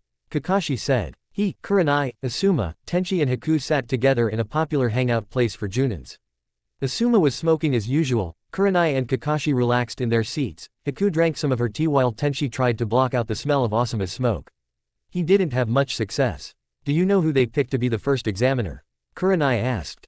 I can give a educated guess. Tenchi answered. Oh, care to share? Asuma asked, knocking the ashes of his smoke into the ashtray, sending more smoke up for Tenchi to try and ignore. Morino Ibiki. Tenchi replied and Asuma smiled while giving a nod. That's right, he said and Kakashi's eye widened. That sadist, he said. Sadist, Kurenai and Haku asked. Kurenai, you're a rookie junin, so it isn't surprising you don't know. Asuma said. And Haku is brand new in Konoha. Tenchi added. So, who is he? Haku asked. Pro. A pro, Kakashi replied. A pro, Kurenai asked. A pro at what? Haku asked. Asuma blew out some smoke and smiled at the two curious girls. Interrogation and torture, he said. The reason I guessed him is because he is the ANBU's interrogation squad leader. No physical torture is allowed in the exam, but the ones taking the test are to be tested for their information gathering, as well as their guts and confidence in their skills and their teammates. Morino Ibiki can scare the shit out of anyone, and the genins are probably feeling a lot of mental strain from him already. Tenchi said and Asuma nodded. That still doesn't explain how you guessed it. Haku pointed out. This is the first exam in 5 years that rookies participate. The higher-ups want to make sure they are up for the task. Also a few important rookies are taking the exam, like the Hyuga's genius and their heir, the last Uchiha and the Kyuubi brat. The council want to make sure our rookies are good enough, so they make sure the test will be very hard. Tenchi explained and the others nodded. That's probably the reason, yes. Well, I have no doubt my team will pass. Kakashi said. Confident huh? Can I ask why? Kurenai asked. Teamwork is rather weird on my team. Sasuke will take care of himself, while Shikamaru and Choji look after each other. Sasuke will only care about his teammates when he has to. Shikamaru and Choji will get trough this together. Shikamaru is smart, real smart. He should be able to figure out the test, and help Choji. Sasuke is also smart enough to find the true purpose and has the eyes to make this test a breeze. Kakashi said. Kakashi, I wanted to ask you something about Sasuke. Tenchi said. What? Kakashi asked. What keeps Sasuke here? What makes him loyal to Konoha? Tenchi asked. Kakashi, Asuma and Kurenai's eyes widened. Kakashi thought for a while. Each passing moment, the other occupants of the room were filled with a sense of dread. I see your point. He doesn't have much that keeps him here. He knows his clan has always been a part of Konoha, and he wishes to rebuild the Uchihas. Also, even though he hides it, the mission where he got his Sharingan made him realize that his team isn't going to slow him down. I think he enjoys his trainings with us. Also there is Naruto. Kakashi said. Huh, last time I saw those two together, they looked ready to kill each other. What changed? Tenchi asked and Kakashi chuckled. Oh, they still are bitter rivals, but I know Sasuke a lot better than he thinks. And I know he enjoys the spars and trainings he has with Naruto. Remember, Tenchi, it has been a long time since you saw them. And they, oh shit. Sorry. Kakashi said, remembering his wording. Tenchi shook it off and motioned for him to continue. As I was saying, they have grown closer. I would say they consider each other rivals and friends. As much as I hate to admit it, like I and Guy. Kakashi explained and Tenchi chuckled. Which one of them talks about the fires of youth? Tenchi asked. Kakashi shuddered at the thought of a spandex-clad Sasuke. Kakashi-san is right Tenchi. I don't know how they were before, but I can see that Naruto and Sasuke-san are closer than just comrades from the same village. Hiku said and Tenchi nodded. Alright, just wondered, since Sasuke, with his Avenger attitude, could be prone to outside influence. Tenchi said and Kakashi gave a short snort. He wouldn't do that, was the short response to that. Kurenai seemed to remember something then. Tenchi, I want to ask you something. About Hinata. Kurenai said and Tenchi nodded. Go ahead. Well, what, do you have a plan to help her or something? Kurenai said and got puzzled looks from Kakashi and Asuma. Isn't she your student? Shouldn't you solve any problems she has? Asuma asked. Tenchi frowned. Kurenai shook her head sadly. I can't do anything on this. I don't have near enough power, influence or respect for this. The Hyuga Council are threatening to make Hinata a branch family member and make Hanabi the heir. Hinata risks the caged bird seal if something isn't done. Tenchi and Hinata's father worked together on making a plan to help Hinata, but, Kurenai said but Tenchi cut her off. Now that I'm blind, what we thought up is no longer possible. I have an idea though. Something the Hyuga Council can't do anything against. Tenchi said with a big grin on his face. What idea? Kurenai and Hiku asked. Sometime in the near future I plan on taking Ino on a training trip. Sakura is apprenticed under Tsunade and Jiraiya said that he was taking Naruto on a training trip as well. I planned on going on one of my own, and bringing Hiku and Ino. If Hokage-sama and you, Kurenai, agrees, then I'll take Hinata as well. That way, the Hyuga can't do anything to her, since it is something the Hokage orders, and I can help Hinata grow strong enough to be the heir if she wants. Tenchi explained. And Kurenai can't? Kakashi asked. Tenchi chuckled. I didn't mean that Kurenai is a bad teacher. In fact I would say the opposite. If Tenchi could have seen, he would have seen a small blush appear on Kurenai's cheeks. But Hinata is a Hyuga, even though she is the nicest Hyuga I have ever met. Her abilities make her a better taijutsu fighter than Kurenai. Kurenai aren't good in taijutsu, and she doesn't have the skills needed to help her with the Juken either. I have. That is why I can make Hinata stronger than Kurenai can. Tenchi explained and everyone nodded in response. Of course, she has to want to come along. I can't force her, Tenchi added. Oh, she would most likely agree. I feel much better knowing that. Kurenai said. Why is it so bad if she gets that seal? Isn't it only supposed to seal away her Byakugan when she dies? Hiku asked and Tenchi shook his head. No, it is also a tool used to keep the branch family in line. A main family member can activate the seal on any branch family member, inflicting intense pain or death. When the seal is activated like that, it destroys brain cells. Very cruel, Kakashi explained. Hinata is gentle and not very strong. Physically. Personally I think she is almost as strong as Naruto, since she has survived the abuse from the Hyugas. But because she isn't a very strong fighter, she isn't liked much. If she is dishonored and becomes a branch family member, any main family member she meets will abuse her with the seal. She doesn't deserve that. I won't let that happen to her, Tenchi said and clenched his hand. Haku was startled to see bones starting to emerge from Tenchi's face, almost like sweat. She knew what it was. Oi Tenchi, calm down. You're forming your mask, Kakashi said while grabbing Tenchi's shoulder and shaking him. Oh, sorry, Tenchi said with a smile, and the bone that already had flowed out, hardened and broke, falling off. Damn it, Kakashi, I could have seen the white wolf. I still haven't seen you when you do that, Tenchi, Kurenai said. Be glad, Kakashi and Haku said at the same time. Kurenai blinked in confusion at that, while Tenchi smiled sheepishly. What is this? Naruto, Sakura and Ino thought simultaneously. They were reading the questions they were supposed to answer, and they were tough. Very tough. Sakura almost sighed in relief when she saw she could answer them, and Ino knew she could answer at least some of them. But Naruto, it was impossible for him. He couldn't answer a single of the questions on the paper in front of him. Oh crap. Oh crap. Naruto thought. He took a calming breath of air before looking at the first question. Come on Naruto, you can do this. For Sakura-chan and Ino-chan. Naruto thought to himself. Kyuubi, who was watching, rolled his eyes. Wonder how long it will take him, the fox thought to himself. Sakura was worried about Naruto, but forced herself to answer the questions, knowing that she might be the only one on the team to be able to answer on her own. Hurry up, Sakura, so I can copy you, Ino thought. She was the first on Team 7 to understand the purpose of the test. 20 minutes into the test, Sakura was finished and Ino smiled while readying herself for her jutsu. Sakura, there are 3 things I acknowledge completely about you. Your forehead, your love for Naruto and your intelligence. That's why you are my target. Ino thought and used Shintention no Jutsu to transport her mind into Sakura and take over her teammate's body, while her own slumped forward, as if asleep. Ino, in Sakura's body, started memorizing Sakura's answers, making sure she knew them. She then went back to her own body and wrote down the answers. She was about to use the jutsu on Naruto, to help him with his questions, but she remembered Kyuubi. The furball resides in Naruto's mind. If I take over, then the worst case is that Kyuubi takes over Naruto's body.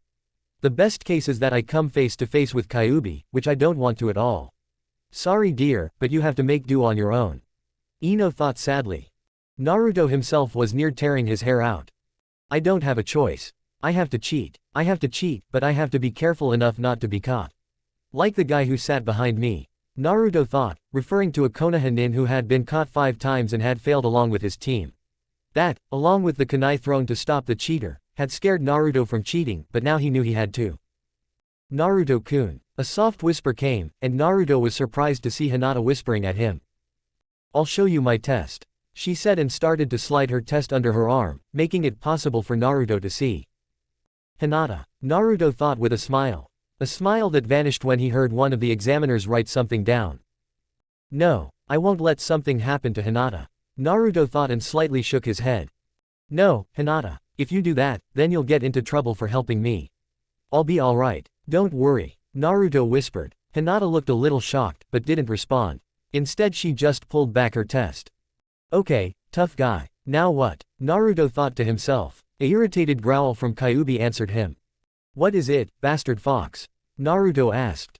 Idiot, what is the purpose of this test? Kyuubi asked. To test our knowledge. Naruto answered. No, was the reply.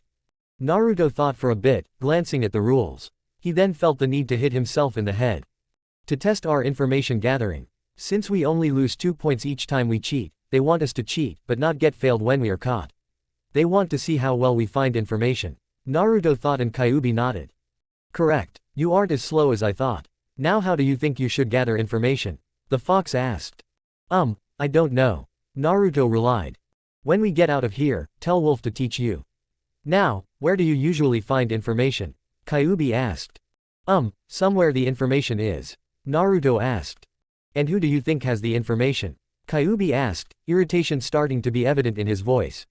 I don't know. Probably a plant or something. Examiner in disguise, but I don't know where he or she is. Naruto replied. No, you idiot. Me, I have the information. Kyuubi yelled and Naruto cringed. Oh, sorry. Could you help me then? Naruto asked. Kyuubi sighed and rolled his eyes. 15 minutes later, and a very relived Naruto sat back in his seat. Thanks, furball, he thought, and Kyuubi growled. Don't mention it, as long as you let me out to play soon, Kyuubi replied. Naruto decided to try and see how others were cheating, but he didn't have much success. He saw that Sasuke was using his Sharingan, and he guessed that Hinata had used her Byakugan. Naruto also noted that a lot of teams had been failed. I wonder how Sakura-chan and Ino-chan are doing, Naruto wondered. They're fine, have a bit of trust in your mates, kid, Kyuubi replied.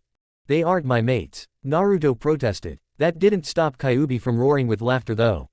Ibiki was eyeing Naruto with interest. He had seen how distressed the kid was, and then suddenly he started to write down the answers, and now several emotions flew across his face. Happiness, curiosity, embarrassment and anger. I wonder, is he in contact with the fox? Ibiki asked himself, and when he saw Naruto blush suddenly and glare at his stomach, he was sure. He can talk to it. Tenchi must be aware of this, but he hasn't done anything about it, so it must be alright. Anyway, now that the trash is kicked out, we can proceed. Ibiki thought and cleared his throat. Now it's time for the 10th question, Ibiki said, but was cut off by Kenkiro, who came back from the toilet with one of the examiners. Just in time. Now that you are done playing with your dolls, perhaps we can continue. Ibiki said, and Kenkiro was shocked. He knew about Karasu, he thought, referring to his puppet disguised as the examiner behind him. Kenkiro walked down the rows towards his desk, and while he passed his sister, a tiny scroll fell out of his sleeve and onto her desk. Alright, now before I can give you the 10th question, there are some additional rules. Ibiki said. More. Give us a break, went off most of the genins' minds. First you have to choose if you are going to take the question or not. Ibiki said. What happens if we don't take it? Someone asked. Your points will be reduced to 0 and you will fail along with your team. Ibiki answered simply. What's that for a stupid rule? Of course we will take it then. Someone else shouted out. But if you take it, and get it wrong, you will be banned from the Chunin exam forever. Ibiki said, and the room fell quiet. That is until Kiba shot up. What's that for bullshit? There are people here that have taken the exam before. He shouted. You're unlucky. This year I'm the rule. Now choose. Wait until next year, or risk never taking it again at all. Ibiki said, emitting a faint killing intent. Enough to underline his threat. Murmurs filled the room. They aren't giving up, are they? Naruto thought. Weaklings. Don't worry, your mates are confident. Both in themselves and you. Kyuubi replied. They're not my mates, Naruto shot back.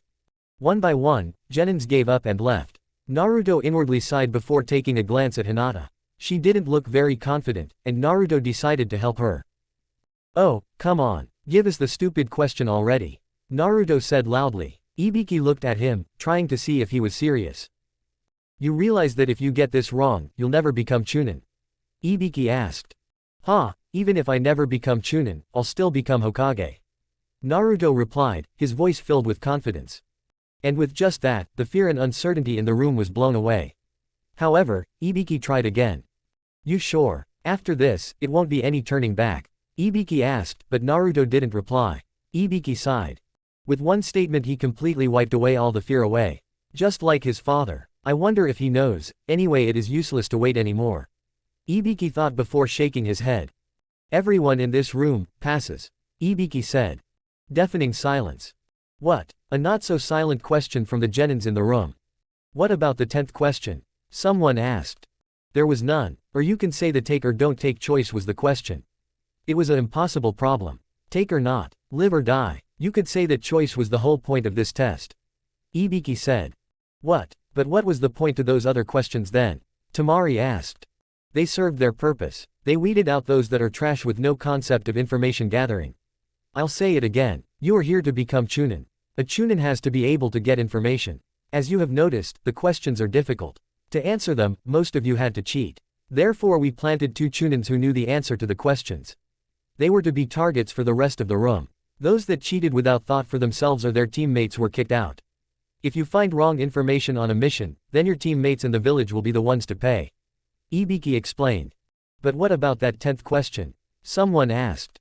Supposed you become Chunin, you will be sent in on missions with little or none information on enemy forces.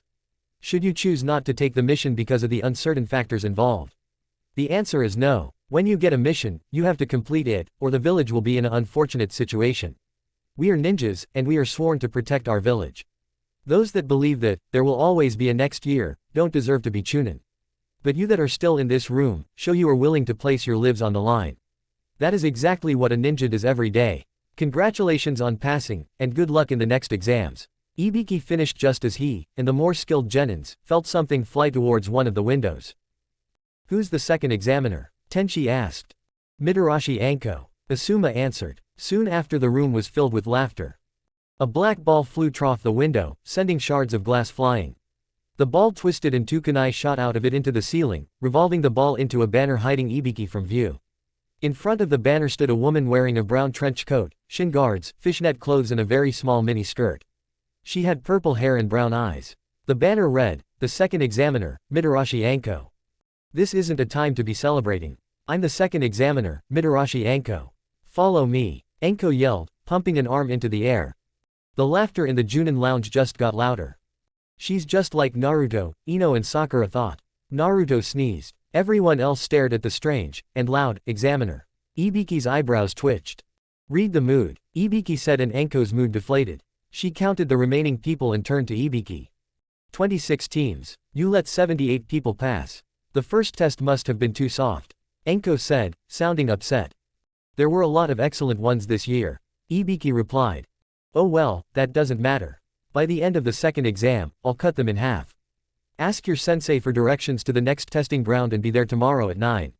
That's it. Dismissed. Anko shouted, and the genins cheered. We passed. 3 excited genins shouted while running into Tenchi and Haku's apartment. Said 2 stopped what they were doing, reading a scroll and practicing the chakra radar, and smiled. Congratulations. Was it difficult? Tenchi asked. Yeah, if it wasn't for the fox, I probably wouldn't have passed. Naruto said.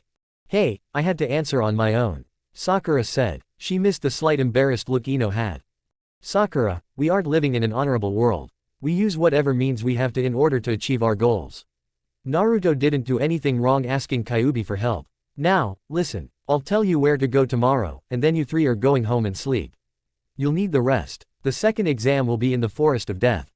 The next day, Team 7 made their way to the Forest of Death, feeling rather apprehensive at the name choice, which Tenchi had told them was very appropriate.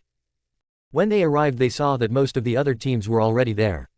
Naruto, Sakura and Ino walked over to where the other rookies from Konoha stood. Then in a puff of smoke, Anko appeared in front of the forest. She, and the examiners already there looked around and made sure all the teams were there. When they were sure, Anko began to speak. Welcome to the Forest of Death. Soon you'll learn why it is called that. Naruto snorted when he heard that. Just get this on with, he said. Anko smiled at him before whipping out a kunai and throwing it at him, aiming to nick his cheek. But he caught it. Thanks, you can never have enough kunais. Naruto said, pocketed the kunai and thrusted an elbow into Anko's gut. She had appeared behind him, and just managed to catch the elbow. Oh, you're good, but I would keep my mouth shut and listen, if I were you. Anko said and disappeared. She reappeared next to a booth where 2 of the other examiners sat. This is a field exam. You will be inside this forest for 5 days. Anko started but was interrupted by a distressed Choji. What about food? He asked. Hunt. The forest is full of food, was the answer.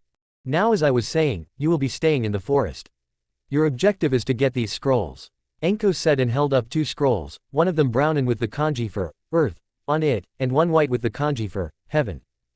Each team gets 1 these, and you are to get the opposite from an opposing team. By any means, Anko said and held up a bunch of papers. These are release forms. Sign them, and exchange them for the scroll in this booth. Anko said and started passing out the forms.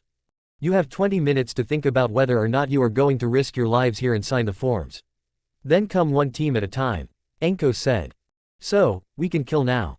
Well, we should try not to. Naruto said. Sakura and Ino half glared at him. I'm sure you know, but we haven't killed yet. It won't be so easy for us as it will be for you. Ino scolded and Naruto scratched his head. Sorry, but it won't be easy for me either. Let's just sign these forms and get our scroll, okay? Naruto said. Both girls nodded at that. After Naruto, Sakura and Ino had signed their forms, they went behind the curtain hiding the exchange of the forms and scrolls, and got a heaven scroll. Naruto looked at it and gave it to Ino. Why me? Ino asked. Naruto just shrugged. I trust you, he said. Ino smiled and placed the scroll in her utility pouch. They then walked out and waited for further instructions. Finally, everyone had their scrolls. Now, let me explain about the terrain and goal of this exam. Enko said and unrolled a chart showing the Forest of Death. Training Area 44, better known as the Forest of Death, was surrounded by high fences with warning signs about not to enter. The trees of the forest itself was huge and dark. Very dark. The fence around the forest has 44 gates, in which you will pass trough. In the center of the forest, about a mile from the gates, there is a tower. You are to make your way there within 5 days with both scrolls. You have been each assigned a gate number. Go to your assigned gate and wait for it to open. That will be the start of the second exam. Enko shouted and the genins hurried to their gates. So, what's the plan? Ino asked. They were jumping from tree to tree, making good progress. We find a team, follow and see if they have the scroll we are after, and either engage or try and get the scroll on other means. Naruto replied. So, first things first, how do we find them? Sakura asked. We can try to summon. Ino suggested.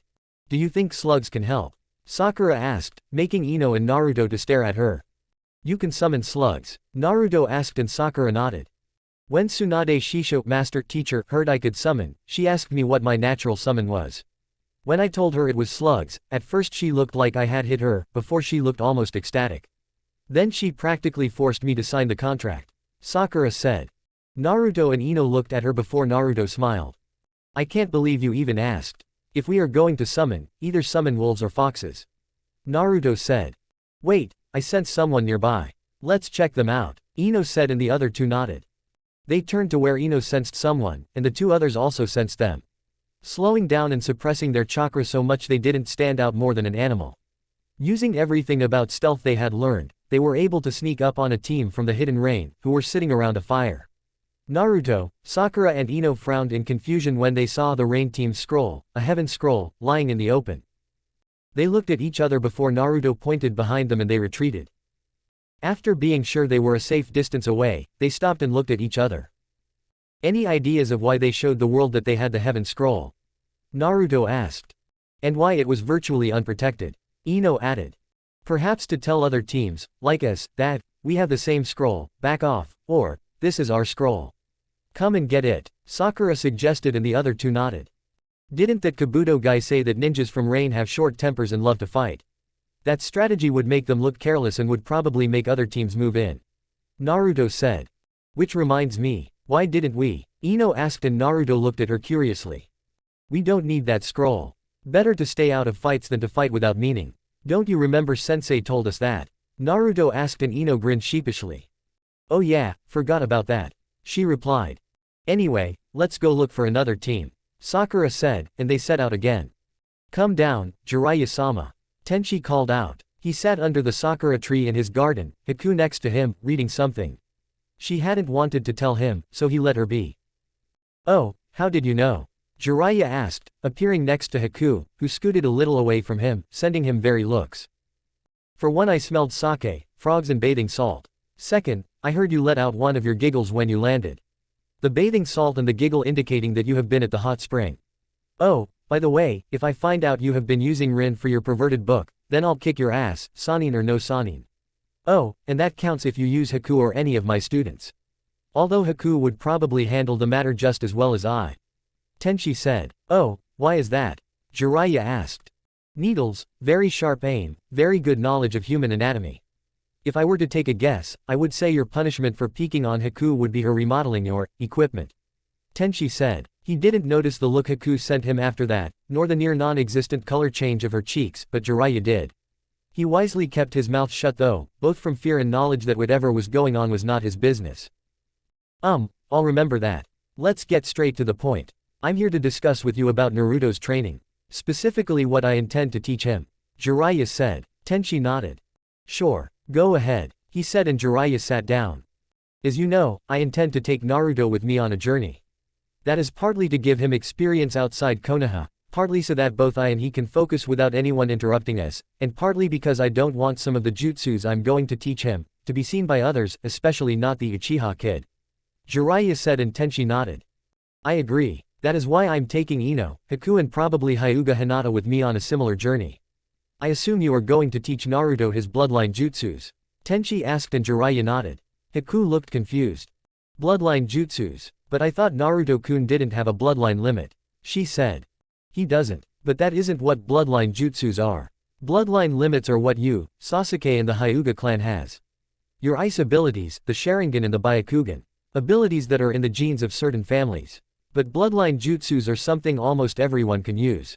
They are jutsus that either are created to work with the bloodline limit, or are special jutsus that one clan has made for themselves. Ino's mind jutsus, for example, are bloodline jutsus. Jutsus that aren't in the genes of the Yamanaka clan, but that are meant to stay within the clan. Tenchi explained.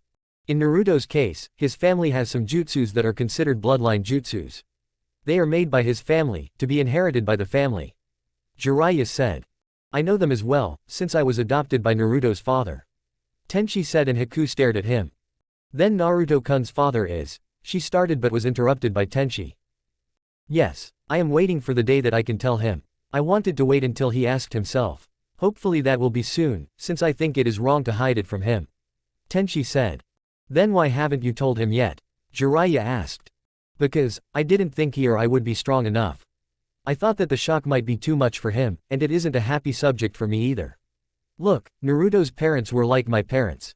I simply wasn't strong enough to tell him. Not to mention the pressure on him to keep it a secret. Tenchi said.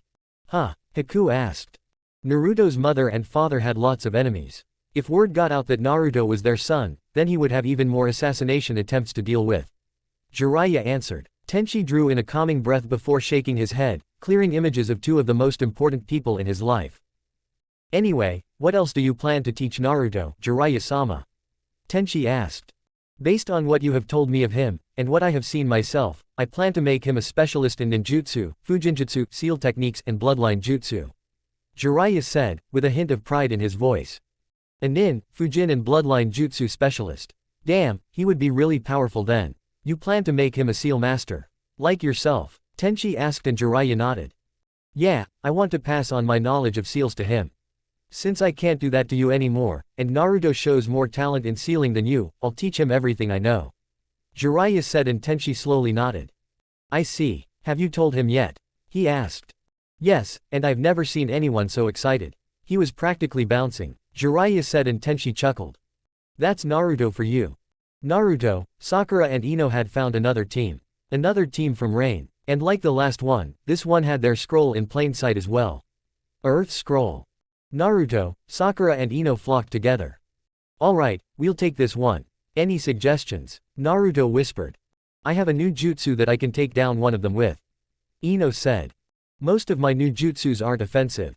What about you, Naruto? Sakura asked. Naruto thought for a while before sighing. I can take the other two, but I can't promise they'll live. Naruto replied. What are you going to do? Ino asked. Tsubaki no Mai. Naruto answered. The girls thought for a bit before nodding slowly. Try not to kill them. On your signal, Ino uses her jutsu, while you attack the others and I go for the scroll. Okay. Sakura asked and Naruto nodded. He formed the ram seal and muttered, Kai, undo, to cancel his weights. He then nodded to Ino, who began forming seals. Shinhaisa Suru no Jutsu, she muttered while using her fingers to form a triangle shape. Something clear shot from her hand and hit one of the rain nins. The result was hardly impressive. It looked like he fell asleep. Naruto and Sakura looked at Ino, who grinned, showing her jutsu was a success. Naruto nodded, made a cage bunshin. Both Narutos drew their sword and chose a rain nin each, before they both vanished from Ino and Sakura's sight. The two remaining rain nins looked at their comrade. What's up with you? One of them said. Oi, wake up, damn it. The other yelled, and began shaking the other. Just then, one of the Narutos appeared next to the first one. The other Naruto appeared behind the second rain nin. In unison, the two Narutos yelled, Tsubaki no Mai, and a shower of stabs flew towards the rain nins. The first one managed to draw a kunai and started frantically blocking the stabs, while the second didn't have time to turn and fell down, stabbed several times. He was dead before he hit the ground. The Naruto who had done it grimaced and felt like throwing up, but held it in. Why is it so much more difficult this time? He asked himself. Behind him, the rain nin managed to land a hit on the attacking Naruto, puffing him out into a cloud. Before the rain nin could do anything, he was hit by a clear something. He fell down, looking like he was asleep as well. Ino landed next to Naruto and placed a hand on his shoulder. Naruto? She asked. He raised his head and tried to smile at her. It was much worse than last time. Why? Naruto asked. Because you are done now. Last time you pushed the thoughts away while rushing to our aid. Now you don't, Sakura said, landing on the opposite side as Ino. Are you okay? She asked. Naruto nodded, swallowed and looked at them. Yeah, I'm okay. It doesn't feel good though, Naruto said. It's not supposed to. Come on, let's get the scroll and get out of here, Sakura said. Ino nodded and walked towards the scroll, but Naruto stopped her. Wait, Ino-chan, use a cage bunshin. In case of a trap, Naruto suggested. Sakura nodded in agreement and Ino made a clone of herself. The clone walked up to the scroll and saw a wire attached to it. There is a wire here. If I pull the scroll, it'll probably set of a trap. But it doesn't seem too tight. I just need to get the wire off, the clone said and set to work. It wasn't easy, since a little pull on the wire would set of whatever trap the enemy was using. But after about 5 minutes, the scroll was free. Okay, now we go to the tower, Naruto said and the three of them set off, Sakura and Ino releasing their weights so they could travel faster. About an hour and a half later, Team 7 arrived at the tower. They opened one of the numerous doors and walked in. What greeted them was an empty room with a board on the wall. Sakura read it aloud. A balanced person needs both heaven and earth. If you have heaven, but not earth, run in the fields and gain strength. If you have earth, but not heaven, go to a wise man and seek help. When you have gained them both, use them well. What does that mean? Ino asked. Have no idea, but we have both heaven and earth scrolls.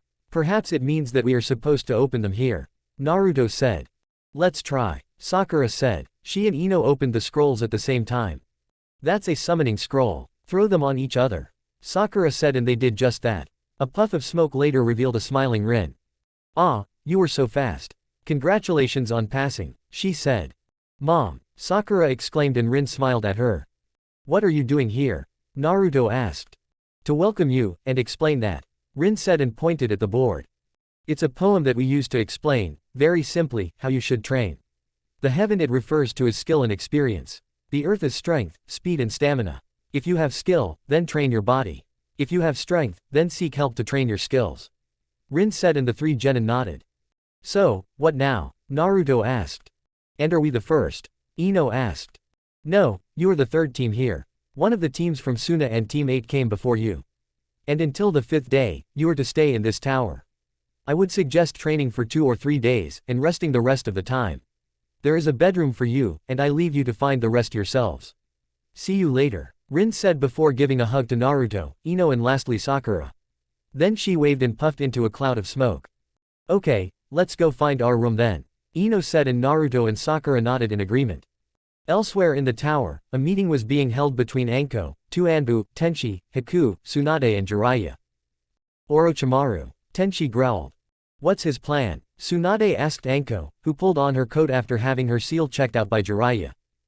I don't know. He said that he was reserving some exceptional ones here. I think he is after the Uchiha boy, Anko replied. Who is Orochimaru? Haku asked. A psycho, that's who he is, Tenchi replied. Orochimaru is a S-rank missing nin. He was once my student, and is one of the legendary Sannin. He left Konoha after he didn't get announced as the Yondaime Hokage, and it was discovered he was doing illegal experiments, Sandame said. So, he is strong then? Haku asked and everyone in the room nodded. Sandame turned to Tenchi. Do you think you could face him? He asked, and Tenchi thought for a bit. Face him and defeat him? Yes. Live to tell the tale. No, I still need to become more comfortable with the chakra sphere and radar for that, Tenchi answered.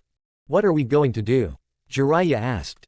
The only ones capable of fighting Orochimaru on even grounds are Sarutobi-sensei, myself, Jiraiya and normally Tenchi.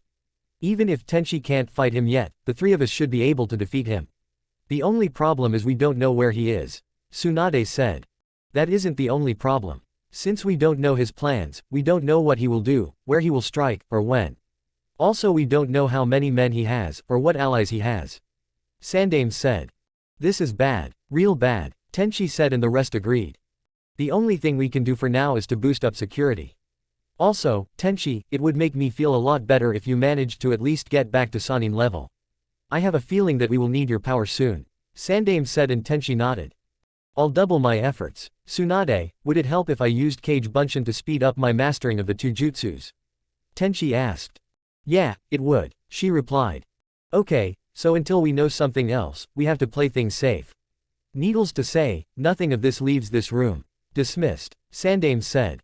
The genins who had managed to get both scrolls and made it to the tower by 5 days, stood in front of the Hokage, the examiners and the Junin senseis.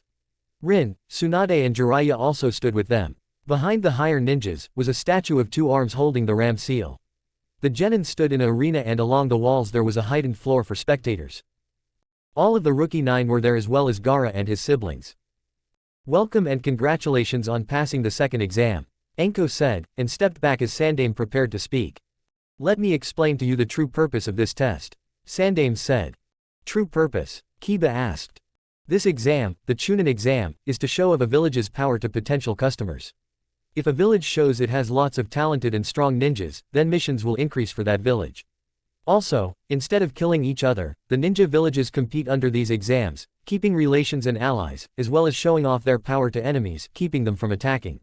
Likewise, if a village's representatives, the genins in this exam, shows that it is weaker, missions will decrease and the threat of invasion is greater. Therefore it is very important that you take these exams very seriously. The next stage will be one-on-one fighting where feudal lords and other important people will come to see you fight.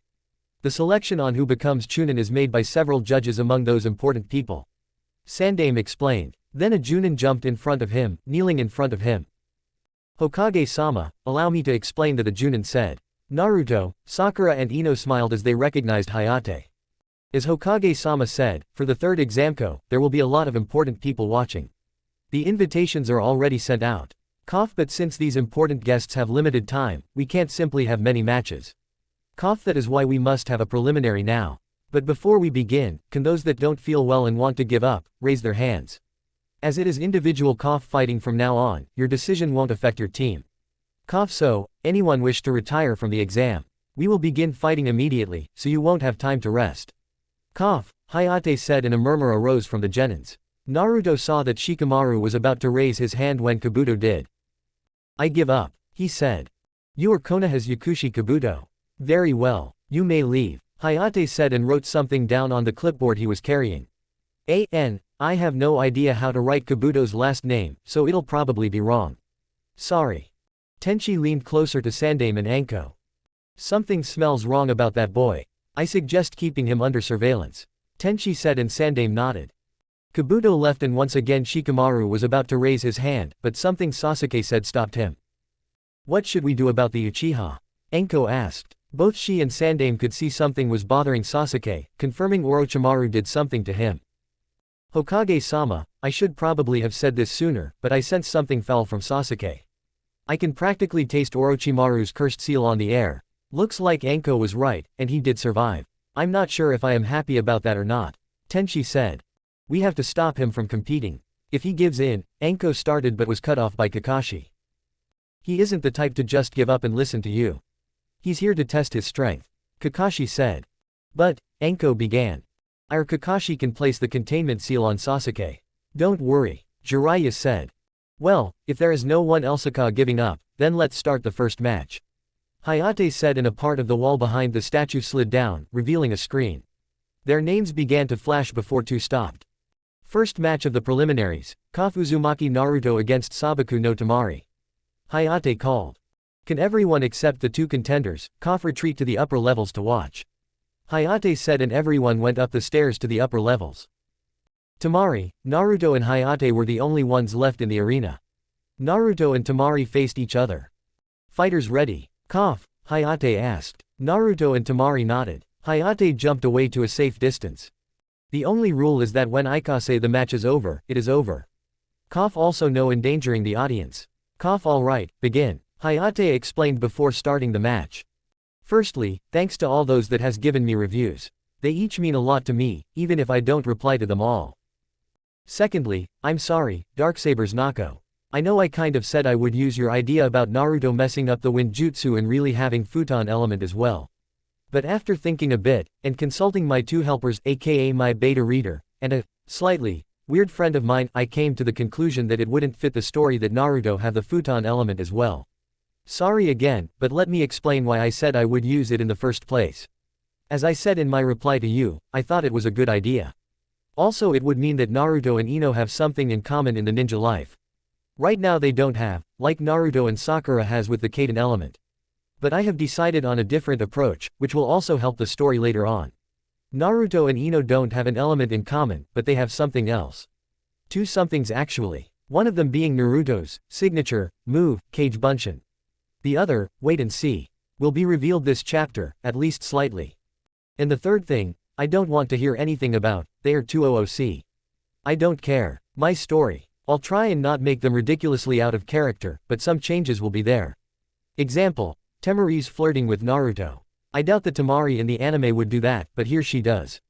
Reason, do I need one? She thinks Naruto is cute, and wants to take him home. That's why. Okay, that sounded strange, anyway, hope you'll enjoy the next chapter. Temari looked at her opponent, and tried to fight down the slight blush that wanted to come out. He is cute, and strong. Perhaps I can persuade him to leave his girlfriends in this place. Worth a try. Temari thought and grinned seductively at Naruto. Tell me, cutie, why is it that you stick to this place? I watched you a bit the other day, and you weren't treated very nicely. How come you are here? I would bet you'd be much happier somewhere else. Like Suna. You'd love it there, I'm sure. Temari said, putting every ounce of sexiness in her voice, making Jiraiya drool slightly. Naruto though, raised an eyebrow and asked. Why should I go there? I love Konoha, and besides, I have my girlfriends here. And everyone else I love and care about is here. I won't leave for anything. Naruto said confidently. Temari snorted and looked at Sakura and Ino. Those two. A stupid blonde and a pinky with a forehead the size of a beach ball. Temari said. What did you say? Ino and Sakura yelled, and Tenchi had to grab hold of them to prevent them from jumping down there. You do know you just insulted yourself as well, right? Naruto asked, referring to Temari's comment on blondes. She chose to not answer that one. Instead she shrugged and reached for her fan. I just thought a cutie like you deserved something better. But let's fight, so I can win this thing. I won't hold back, even though I think you're cute. Temari said. Naruto shook his head. 1 minute flirting, the next minute fighting. He thought before deciding to at least protect Sakura and Ino a bit. Listen, I don't care what you think. I also don't care what you think or say about me, but don't speak like that about my girlfriends. They are more important to me than anything else. So keep whatever comments and thoughts you have about them to yourself. Naruto said forcibly, startling Temari a bit. I seem to have struck a nerve or something. Sigh, and I really thought this one was cute. Oh, well, Temari thought before swinging her fan. Kamedachi no Jutsu, she called, and a chakra-induced tornado flew towards Naruto. Dodge, or block? Kyuubi asked in a joking manner. How the hell do you block a tornado? Naruto shot back while dodging the tornado. When the tornado passed him, a slight haze of dust obstructed Temari's visual of him. I don't know. Wanted to see you try though. Kyuubi replied with a shrug. Kaden, Hausenka no Jutsu, was Naruto's answer, and several fireballs flew towards Temari, who smirked and waved her fan, blowing out the fireballs like candles. She then dodged the shuriken that was inside each of the balls. You have to better than that. Temari said. You too. A voice came behind her, and a cold blade was pressed against her throat. The Naruto in front of her puffed away in a cloud of smoke. You used a Kage Bunshin for that jutsu, while you transformed into a shuriken to get behind me. Temari stated. Yeah, now if you would kindly give up, so I won't have to hurt you. Naruto said, obviously feeling smug with himself. Not yet. Temari said, and before Naruto knew what happened, he found himself with Temari's fan in his face, and the Bunshin he had threatened vanished. You aren't the only one that can make clones. Temari said from where she had appeared behind Naruto, watching him fly backwards into a wall. Ouch. Tenchi commented when he heard the smack. That's got to hurt. Wonder why he didn't sense her behind him. He wondered out loud. Just then, Ino, Sakura and Haku realized something. Sensei. How are you even following the fight? You aren't using your chakra radar. Right, Sakura asked. And you aren't meditation either. Haku joined in. Tenchi smiled sheepishly and scratched his head. I'm listening, smelling and feeling the air movements. I can't rely on my radar or meditation all my life, so I'm trying to follow with my remaining senses. Is that bad? Tenchi asked innocently. Sakura, Ino and Haku shook their heads in amusement. Kakashi and Kurenai looked at Tenchi curiously. You said you feel the air movements. Kurenai asked. Yeah, so, Tenchi replied. Can you tell what Naruto is doing now? Kakashi asked. He is standing still. His scent isn't moving at least. Tenchi replied. True enough, Naruto was standing in one place, doing seals at a fast pace. Kaden, Ryuka no jutsu, he called, and fire erupted around him and flew towards Temari. Now he is attacking, Tenchi stated simply, making the other sweat drop. Temari again waved her fan and created a powerful wind that blew out the fire Naruto was making, but when the smoke lifted, she didn't see Naruto at all. Where is he? She thought, looking around, checking behind her and on the roof. I'm here. Naruto's voice came, and a slight flicker behind Temari suddenly moved very fast, tripped Temari and pinned her down on the ground. Naruto placed his knee on Temari's spine, holding 2 kunai, one at each side of her neck. Don't move, or I'll kill you. Naruto growled. Temari felt compelled to gulp at the not-so-subtle killing intent. What was that? She asked. Ninpo, Fukashi no Jutsu. There are different versions in different villages, that was Sensei's version. Now give up, Naruto said while increasing his killing intent. I give up, she said, and instantly Naruto removed his kunai. Winner Uzumaki Naruto, Hayate said, obviously pleased that his student, although not using his sword in this fight, had won. Naruto smiled and helped Temari up, his killing intent gone. Nice fight. You almost broke my nose with that blow of yours, Naruto commented while they walked towards the stairs. Temari sulked, but when they were about to part, she mumbled, just loud enough for him to hear, congratulations. Naruto was walking up to his team, when he passed Lee's team. Wow, that was awesome Naruto-kun. Your flames of youth burned brightly in that fight, Lee said, his eyes 2 brightly burning orbs. Naruto took a step backwards, wondering why Lee wasn't being burned. He's like that all the time, Tenten said, and Naruto nodded slowly. Their Hyuga teammate looked bored, but Tenten smiled at Naruto and held out her hand. Hi, I'm Tenten. Nice to meet you, she said, and Naruto smiled back while shaking her hand. Naruto, nice to meet you too, he replied. Tell me, how did you manage to make the cage bunshin, Henjan, throwing the shuriken so fast? I couldn't see you doing it. Tenten wondered, and Naruto scratched his head while giving his trademark grin. Speed, I guess, he replied. You have to be pretty fast to pull that off. Let's have a match someday, Lee said. Naruto didn't know how to respond to that, so he just nodded. Sure Lee, he said, and Lee flashed his nice guy pose, complete with raised thumb and flashing teeth. Tenchi, sensing his student's growing uneasiness, called out. Naruto, come here for a minute. Right, sorry guys, see you later, Naruto said and walked up to his team, where he got glomped by Ino and Sakura. Both gave him a kiss on the cheek. Naruto wasn't sure if it was to congratulate him, or state that he was theirs. Well done, Naruto-kun, Sakura said happily. You really showed her, Ino joined in. Good job, Naruto. Nice use of your jutsus, Tenchi said with a smile. Thanks, Naruto smiled back. So, Naruto-kun, how does it feel to have the attention of so many girls? Haku asked. Yeah, how does it feel? Ino and Sakura asked in sugar-sweet tones. I don't really know. Haven't thought of it. Besides, as long as I have Sakura-chan and Ino-chan, I'm happy, Naruto said, earning him 2 new kisses from his girlfriends. Naruto, it seems I have to buy you a book, Kakashi said. Huh, what kind of book? Naruto asked, but Tenchi and Kurenai apparently knew. Don't, they both said at the same time. Huh, Naruto thought, while Sakura and Ino glared at Kakashi. Kakashi smiled unceasingly, and pushed an orange corner further down into his utility pouch. A cough brought back their attention. If I can have everyone's, we are ready to start the second cough fight, Hayate said, and the names started rolling again. With a beat, they stopped on. Second fight, Kaakato Yoroi vs. Uchiha Sasuke. Can the fighter scout come down here please? Cough, Hayate said. Just as Sasuke passed Kakashi, the silver-haired Junin leaned in and whispered in his ear. Remember, I'll be watching. Don't use your Sharingan. That thing responds to chakra, and if it gets out of hand, I'll stop the fight, Kakashi warned. Sasuke gave no indication to have heard him. Instead he kept walking. Fighters ready? Hayate asked, stifling a cough. Both Sasuke and Yoroi nodded. Begin, Hayate said while jumping slightly away. Neither of the fighters did move for a while, but suddenly Sasuke whipped out 2 shuriken and threw them at Yoroi, who responded by dodging to the left and rushing towards Sasuke. Sasuke tried to throw a punch, but Yoroi blocked it while grabbing Sasuke's arm. An amused snort came from Yoroi, and a blue glow surrounded his hand, and where he held Sasuke's arm. What? My chakra, Sasuke thought. He quickly tried to hit Yoroi again, but his other hand was blocked and grabbed as well. Shit, have to do something, Sasuke thought while pulling his feet up and kicking Yoroi's knees, making said boy fall to the floor with a grunt. Acting quickly, Sasuke locked Yoroi in a body lock, threatening to break his arm. But Yoroi just smiled and the same blue glow surrounded his hand again, which he lay on Sasuke's head. Sasuke gasped and his body became limp. Sasuke is in trouble, Tenchi commented. Sasuke was unable to maintain the body lock and Yoroi stood up with a smirk on his face, keeping his hand on Sasuke.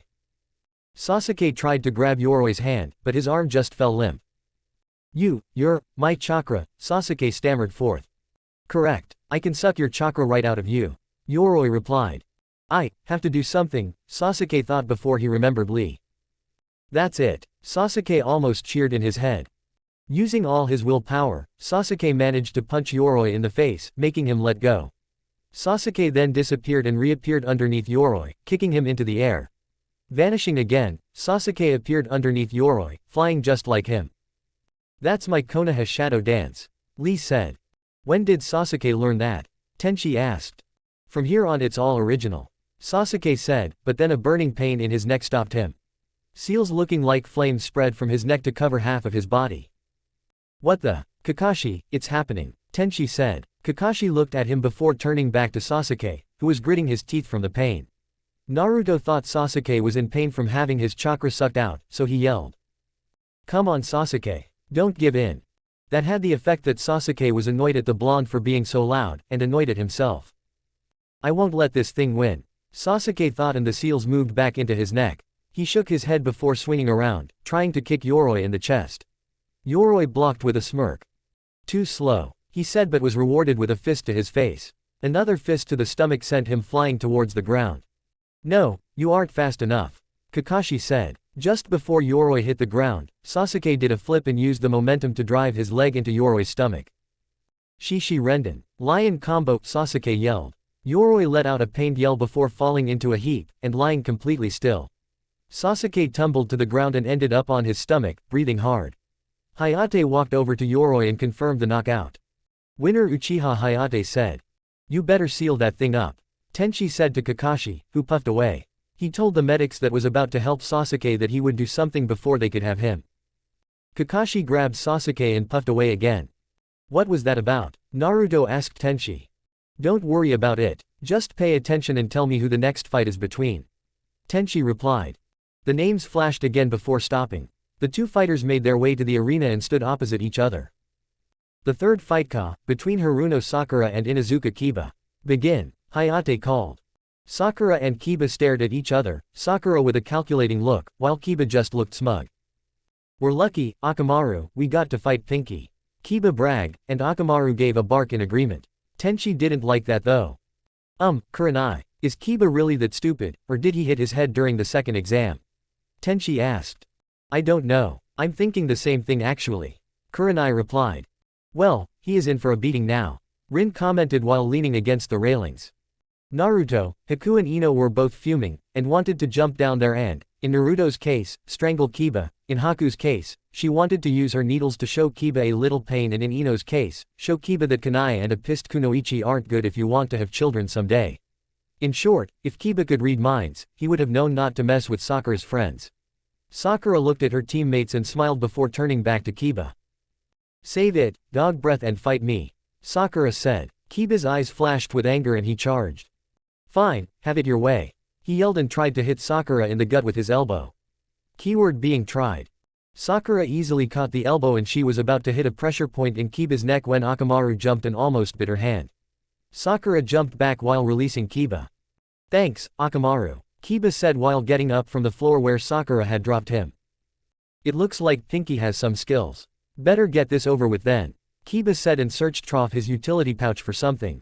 He produced 2 small, round pills. He gave one to Akamaru, and took the other himself. What did he do now? Tenchi asked. Solider pills, Rin and Haku replied in unison. They looked curiously at each other before turning back to the fight. Akamaru's fur had changed from white to red and the little puppy roared like a lion. Did he summon or something? Tenchi asked, making the other sweat drop. Akamaru jumped, with surprising speed, on top of Kiba, who crouched down and formed some seals. Gijyu Ninpu, Jujin Bunshin. Beast mimicry ninja technique. Half-beast clone, Kiba called, and both he and Akamaru were enveloped in a cloud of smoke. Once the cloud lifted, instead of one Kiba and Akamaru, there stood two Kibas, one on top of the other. Both looked more feral than before. "Let's go, Akamaru," the one on the bottom said. The one on top, Akamaru, growled and they speed towards Sakura. She looked curious at what was coming. "Take this Pinky." Gatsuga. Double Fang Destroyer Kiba called and both he and the transformed Akamaru turned to twin gray tornadoes. Horizontal tornadoes that were spinning towards Sakura. The ground under the tornadoes was shredded to pieces. Sakura stood completely still as they came closer, observing. At the last minute, she jumped backwards and upwards and landed on the statue. Kiba and Akamaru stopped spinning, looked up at her and grinned. Gatsuga, Kiba yelled again and he and Akamaru flew towards Sakura, planning to turn Sakura into shreds. But instead of dodging as seemed natural, Sakura smiled while forming seals. "I'll show you a jutsu Naruto taught me. Kaden, Karyu Enden," Sakura called and shot a thin ray of white-hot fire towards the two tornadoes, which had no chance of dodging. The fire hit both at the same time and produced a massive smoke cloud, accompanied by pained yells and yelps. "Ouch," Naruto commented. "Burnt, dog anyone?" Tenchi asked. The smoke cleared slowly to reveal a burnt Kiba and a now normal Akamaru. Kiba had lost his coat, his shirt, parts of his pants were burned away and his hair looked very singed. Akamaru had some bald spots. Smoke was rising from them both. They weren't moving. She held back. Tenchi said suddenly. "How do you know?" Naruto asked. "They are still alive," Rin answered. And she was right. Everyone could see both Kiba and Akamaru breathing, but neither were conscious. "Winner," Kafuruno Hayate said and Sakura cheered before looking at Kiba. The medics were taking care of him and she knew he wouldn't die, so she allowed herself to be happy. Running up the stairs, she ran to Naruto and hugged him. He smiled and kissed her before grinning happily. "Congratulations, Sakura-chan. Nice job," Naruto said. "Yeah, good fight, Sakura," Ino said. She was happy for her friend, but also had a weird sense of being left out and slight sadness. Tenchi seemed to notice this. He smiled at Sakura, not showing anything of the confusion he felt for Ino. "Congratulations," Haku said cheerfully. She didn't notice Ino's feelings, but she did notice something was bothering Tenchi. "You've grown so much," Rin said as she almost crushed Sakura, who was turning an unhealthy shade of purple. Rin, I think you are choking your daughter," Kakashi commented. Rin gasped and released Sakura. "Sorry," she said, blushing brightly. Sakura-san fought well. Kiba did as well, but she was stronger. Kurenai said, mostly to herself. "Is Kiba-kun going to be okay?" Hinata asked hesitantly. "He's strong," Shino said, but didn't elaborate. "He'll be alright. He was burned a bit badly, but nothing that the medics can't fix." Rin replied, and both Hinata and Kurenai visibly relaxed. Tenchi took the opportunity to lead Ino slightly away and turned to her with a serious look on his face. "What is it, Ino?" Tenchi asked concernedly. Ino looked like she was about to deny whatever it was, but thought better of it. She looked down on the ground, not wanting to meet what would have been Tenchi's gaze. "I don't know. I just feel left out. Sakura and Naruto have the Kaden element in common, while I don't have any element in common with them. They can trade jutsus with each other, but I can't. I know both Naruto and Sakura care for me a lot, and Naruto loves me just the same as Sakura, but I can't help it," Ino said, sounding more sad for each word. Tenchi crouched down in front of her and smiled. "Oh, so that is what's been bothering you lately. Come here," Tenchi said and gave Ino a hug.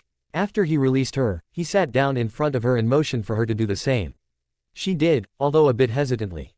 "Listen, it is true that Naruto and Sakura have more in common than you and Naruto. At least when it comes to being a ninja. But you and Naruto have something in common that Naruto and Sakura doesn't have," Tenchi said with a smile. Ino was confused though. "Huh, what?" she asked. "Kage Bunshin for one. Sakura can't do that, but you and Naruto can. Also, both you and Naruto have mastered some of my jutsus that Sakura couldn't. Remember?" Tenchi asked and Ino smiled brightly. "Oh yeah, yes I forgot about that," she said happily. Tenchi smiled at her happiness. "Also, you and Naruto have more in common than you think. Both of you always try to look at the positive side, more so than Sakura. Both of you want to become stronger to protect your precious people and have their acknowledgement," Tenchi said but was interrupted. "But Sakura also wants that," Ino objected. "No, she wants to become stronger so she doesn't slow you down. She doesn't want to look at your backs anymore. That, and she wants to protect you, of course," Tenchi said with a smile. "But most importantly, you and Naruto have a spirit inside you that Sakura doesn't," he said, confusing Ino. "You mean like Kyuubi?" Ino asked. Tenchi chuckled and shook his head. No, but perhaps that was a bad choice of words. No, what I mean is that you both never give up, and always try your best. Remember when Sakura was teased? She didn't try and do anything about it, thinking it was useless, and she even believed what the others said about her. But if it were you that had been teased, I know that you wouldn't have taken it sitting down. You would have stood up against them, and done something about it. And I know Naruto did just that when he was teased. Tenchi explained. But Sakura isn't like that anymore. Ino pointed out. True, because of you she isn't. Because of you she learned confidence and grew a backbone. But unlike you and Naruto, she didn't always have that. Confidence doesn't come naturally for her, but it does for you and Naruto. Not that Sakura has any problems with her confidence now, but sometimes I notice she almost have to force herself to be confident. You never have to. That, Ino, is something you and Naruto have in common that he and Sakura never will have. Remember that, Tenchi said, and Ino broke into a huge grin. Thank you. That meant a lot to me, she said, and Tenchi laughed. No problem, and who knows? Perhaps there are some aspects on ninja life that you and Naruto have talent for, but Sakura doesn't. He replied. Like what? Ino asked, and Tenchi thought for a moment. Stealth and assassination perhaps, Tenchi said, and Ino looked at him like he was crazy. Apparently, he sensed it. Yeah, I know, Tenchi said while shaking his head. The two loudest people on the team. But both you and Naruto soak up most of my jutsus, including the ones I made for stealth and assassination. When you have to, both you and Naruto can hide very well. Sakura isn't that good in that aspect. Oh, there you have another similarity. You and Naruto both have the ability to perform much better than anyone assumes when you have to. It's like me when I am like I am now, and when I am in the weapon mode. You two get much more sharpened by the situation than sometimes Sakura does. That is connected to the confidence we talked about though, Tenchi said, and Ino nodded. Okay, sensei, Ino asked after a few moments of thought. Yes, Tenchi replied. Was it wrong of me to feel jealous when I heard Sakura say that she had learned a jutsu from Naruto? Ino asked, and Tenchi sighed. Yes and no. No, as in it is understandable, yes as in you should know that Naruto doesn't make difference between you and Sakura. If you had an affinity with Kaden, then Naruto would have taught you that jutsu too. Also, Naruto have taught you something, hasn't he? A jutsu I made that you had some trouble with. Tenchi asked, and Ino nodded. Yeah, the Haifurashu no jutsu. Sun Flash, I couldn't get the timing right, and Naruto showed me how to do it. Ino replied. That is one example of how he is going to be there for you in the future. Like he will be for Sakura. Now, I think we should get back to the others, don't you? Tenchi asked, and Ino's eyes widened. Oh crap, the exam, she said while jumping to her feet. Tenchi chuckled. Don't worry, your name wasn't called, he said while forming a hand seal. Kai, he said, and a slight glimmer around them disappeared. Genjutsu to give us some privacy, Tenchi said, answering Ino's questioning look, which only served to make her more confused. How did you know I was wondering? Ino asked. I have my ways, Tenchi replied as they reached the others. They were just in time to see the medics carry one of the sound nins out. He looked like he had his arms blown up from the inside. Shino won then, Tenchi asked. Yeah, without much effort. Where were you two? Rin asked curiously.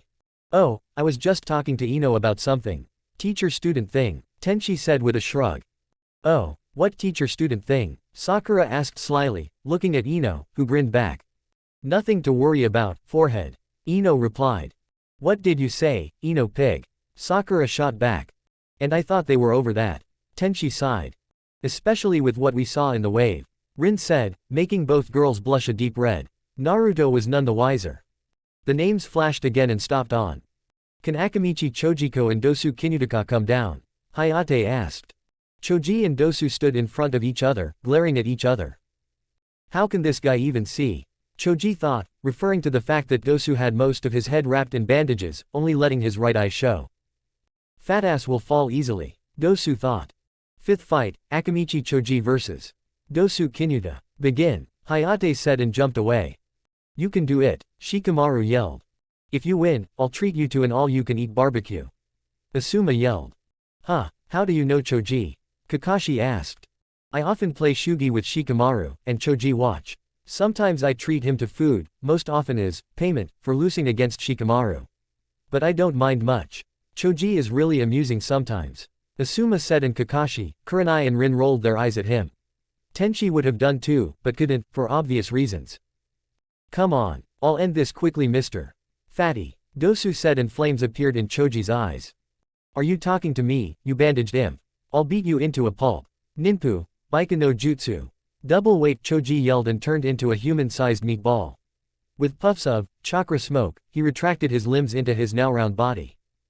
He uses sound waves to attack. I have to hide my ears. Choji thought. Meat tank. Choji yelled and began to roll. His roll speed up and he speed towards Dosu, who stood by impassively. I couldn't find the Japanese name for Choji's jutsu. Sorry. Hooray for big bone people. Choji yelled just before he hit Dosu, who jumped away just before Choji hit him, resulting in Choji smashing into the wall Dosu stood in front of. Dosu was about to hit Choji, when he managed to pull himself out of the wall. Choji rolled towards Dosu again, who swung his fist and struck Choji. Ah! Choji yelled and lost control of his rolling and once again smashed into a wall. You may have hid your ears, but the human body is made of more than 70% water and water carries sound. Basically your whole body is a big ear. Dosu said and pulled back his sleeve to reveal a metal device with several holes on his arm. What happened? Tenchi asked. That sound guy's arm device amplifies sound. It acts as a speaker. He used it to defeat Lee in the forest. Shikamaru said, and Rin looked at Choji's still form. Destroyed hearing, balance, sight would become obstructed, and even internal damage could be done if used correctly. Rin said. That explains the ringing I have in my ears now. You heard it as well, right sensei? Naruto asked and Tenchi nodded. Yeah, but it seems that it didn't affect Choji very much. Tenchi replied, and everyone saw that Choji began to pull himself out of the wall. Ouch, that hurt, Choji said before jumping in the air, spinning again. What the hell is he doing? I can easily dodge that. Dosu said and dodged the falling ball, which vanished when it hit the floor. What? Dosu yelled and just managed to dodge the real Choji walling from above. Bunshin. Nice Choji, Shikamaru said. Damn, that was close. But it's over. Dosu yelled, jumped on top of Choji and punched him. His whole arm sunk deep into Choji's fat. This is it, Dosu said and struck his metal device. The onlookers could practically see the sound waves vibrate in Choji's body. Both Tenchi and Naruto threw their hands up and covered their ears. Choji screamed before becoming silent and reverting back to his normal appearance.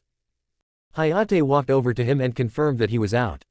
Winner Dosu Kinuta, Hayate said, and Dosu walked up to his remaining teammate, while the medics carried a drooling Choji out. Tenchi and Naruto caught what he mumbled and snickered. What did he say? Shikamaru asked.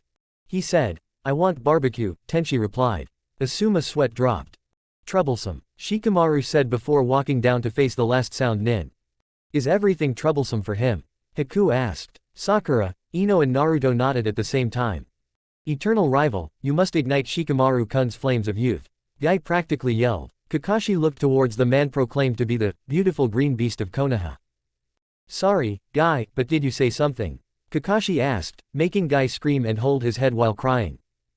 That hip attitude again. It's cool and pisses me off. Guy screamed. Sensei, who's he? Naruto asked. Made a guy. As you can see, he has no fashion sense. Tenchi said, referring to the green spandex both Guy and his little clone Lee wore, as well as the orange leg warmers, bowl cut and extremely large and bushy eyebrows. Is clinically insane, always rambling about the flames of youth, and gives himself insane tasks to complete, and equal insane punishments for failing. Rin joined in. Guy and Lee looked like they had a couple of 2-ton boulders on their shoulders. And is one of the, if not the best taijutsu user in Konoha. Tenchi finished, and instantly the imaginary boulders vanished and was replaced by a display of manliness from both Guy and Lee. Read. Good guy pose, flashing teeth, wiggly eyebrows before both broke and hugged each other while crying, somehow creating a background of a sunset with waves crashing on the shore. While hugging, they yelled. Lee. Guy sensei. Lee. Guy sensei. Shut up. Rin, Tenten, Naruto, Sakura and Ino yelled at the same time. Sakura turned from the two startled green-clad ninjas to look at Tenchi. Sensei, how did they make that sunset? She asked. Don't ask, was the simple reply. Sixth fight ka, Nara Shikamaru Kinsuchi. Begin, Hayate ordered. Why must I fight a girl? How troublesome, Shikamaru thought before forming his signature seal. Can't you do anything else? Using the same jutsu over and over again like a idiot. Kin said. Shut up, Kage main no jutsu. Shadow imitation, Shikamaru said and his shadow darkened and extended towards Kin. You won't get me with that. Kin said and threw 2 needles towards Shikamaru, both with bells attached. Bells, Shikamaru thought as he dodged. She plans to throw one needle with a bell on, and one without. I dodge based on the sound and she hits me with the other. You won't get me with that elementary trick. Next you'll throw one with a bell and one without. Right, Shikamaru asked, but instead of a verbal answer, he heard the bells again. What? He said and half turned before the world suddenly turned upside down. He noticed strings attached to the bells, though. You are in my genjutsu. I'll end this quickly now. Kin said and Shikamaru stared as the single kin multiplied. You don't even know who is the real me. The kin said, creating a eerie sound effect. The next thing Shikamaru knew, he had 2 needles sticking out of his arms.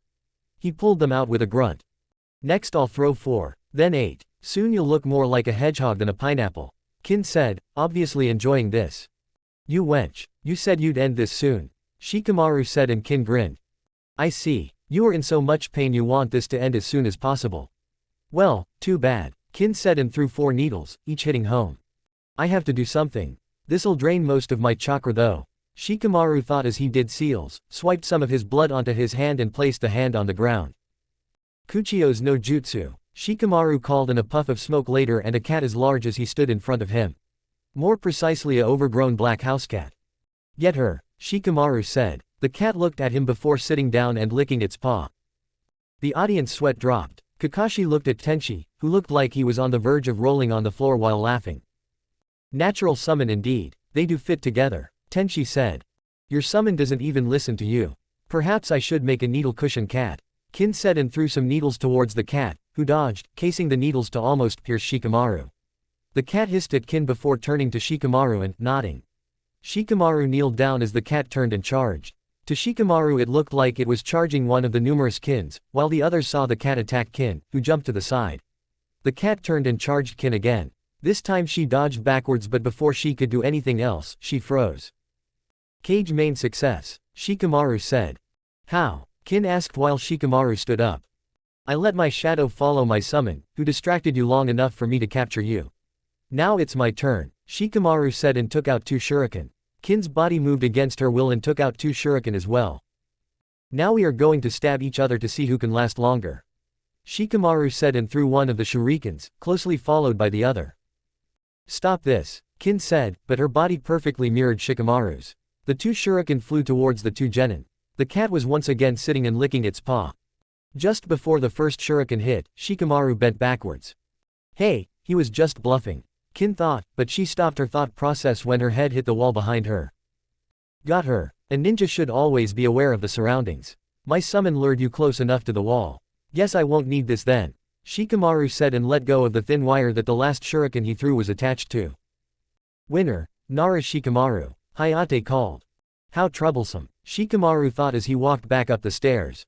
A purr reminded him of the cat he summoned. He turned to see it right behind him. Thanks for the help, he said and scratched the cat's ear. It purred before vanishing in a puff of smoke. Good job, Shikamaru, Kakashi said when Shikamaru reached him. How troublesome, Shikamaru sighed before sitting down and leaning against a wall. I'm guessing you told him who had the summoning contract for cats, Kakashi said and Tenchi nodded. Yeah, although it seems Shikamaru hasn't met the boss yet, since the cat didn't listen to him, Tenchi said and Shikamaru sighed. I don't have enough chakra, he said before closing his eyes and pretending to be asleep. Tenchi turned to Ino, and was about to say something when Hayate coughed and announced the next fight. 7th fight, Sabaku no Gaara vs. Rock Lee. 7th fight, Sabaku no Gaara vs. Rock Lee. Begin. As soon as the fight started, sand started to flow out of Gaara's gourd. He controls sand. That could be annoying, Lee thought. He then charged Gaara, who just stood there, his arms crossed, looking almost bored. Lee threw a punch, only to find it blocked by sand. A kick, punch, kick, punch. All blocked by sand flying from Gaara's gourd. Jumping backwards, Lee let out a frustrated sigh before attacking, again with taijutsu. Konoha Senpu Whirlwind, Lee said and gave a powerful spinning kick towards Gaara, but it was blocked again. What is Lee-san doing? Shouldn't he realize that taijutsu isn't going to work? He should do some ninjutsu, Sakura said. He can't, Tenchi said. Huh, Sakura, Ino and Naruto asked. It isn't that he isn't using them, it is that he can't use them, Guy said. Lee can't use chakra like us, so he can't use nin or genjutsu, Tenchi explained. But that is why he will win, Guy said. Gaara apparently got bored of being attacked, so he sent his sand towards Lee, who took out a kunai and began to slash the sand.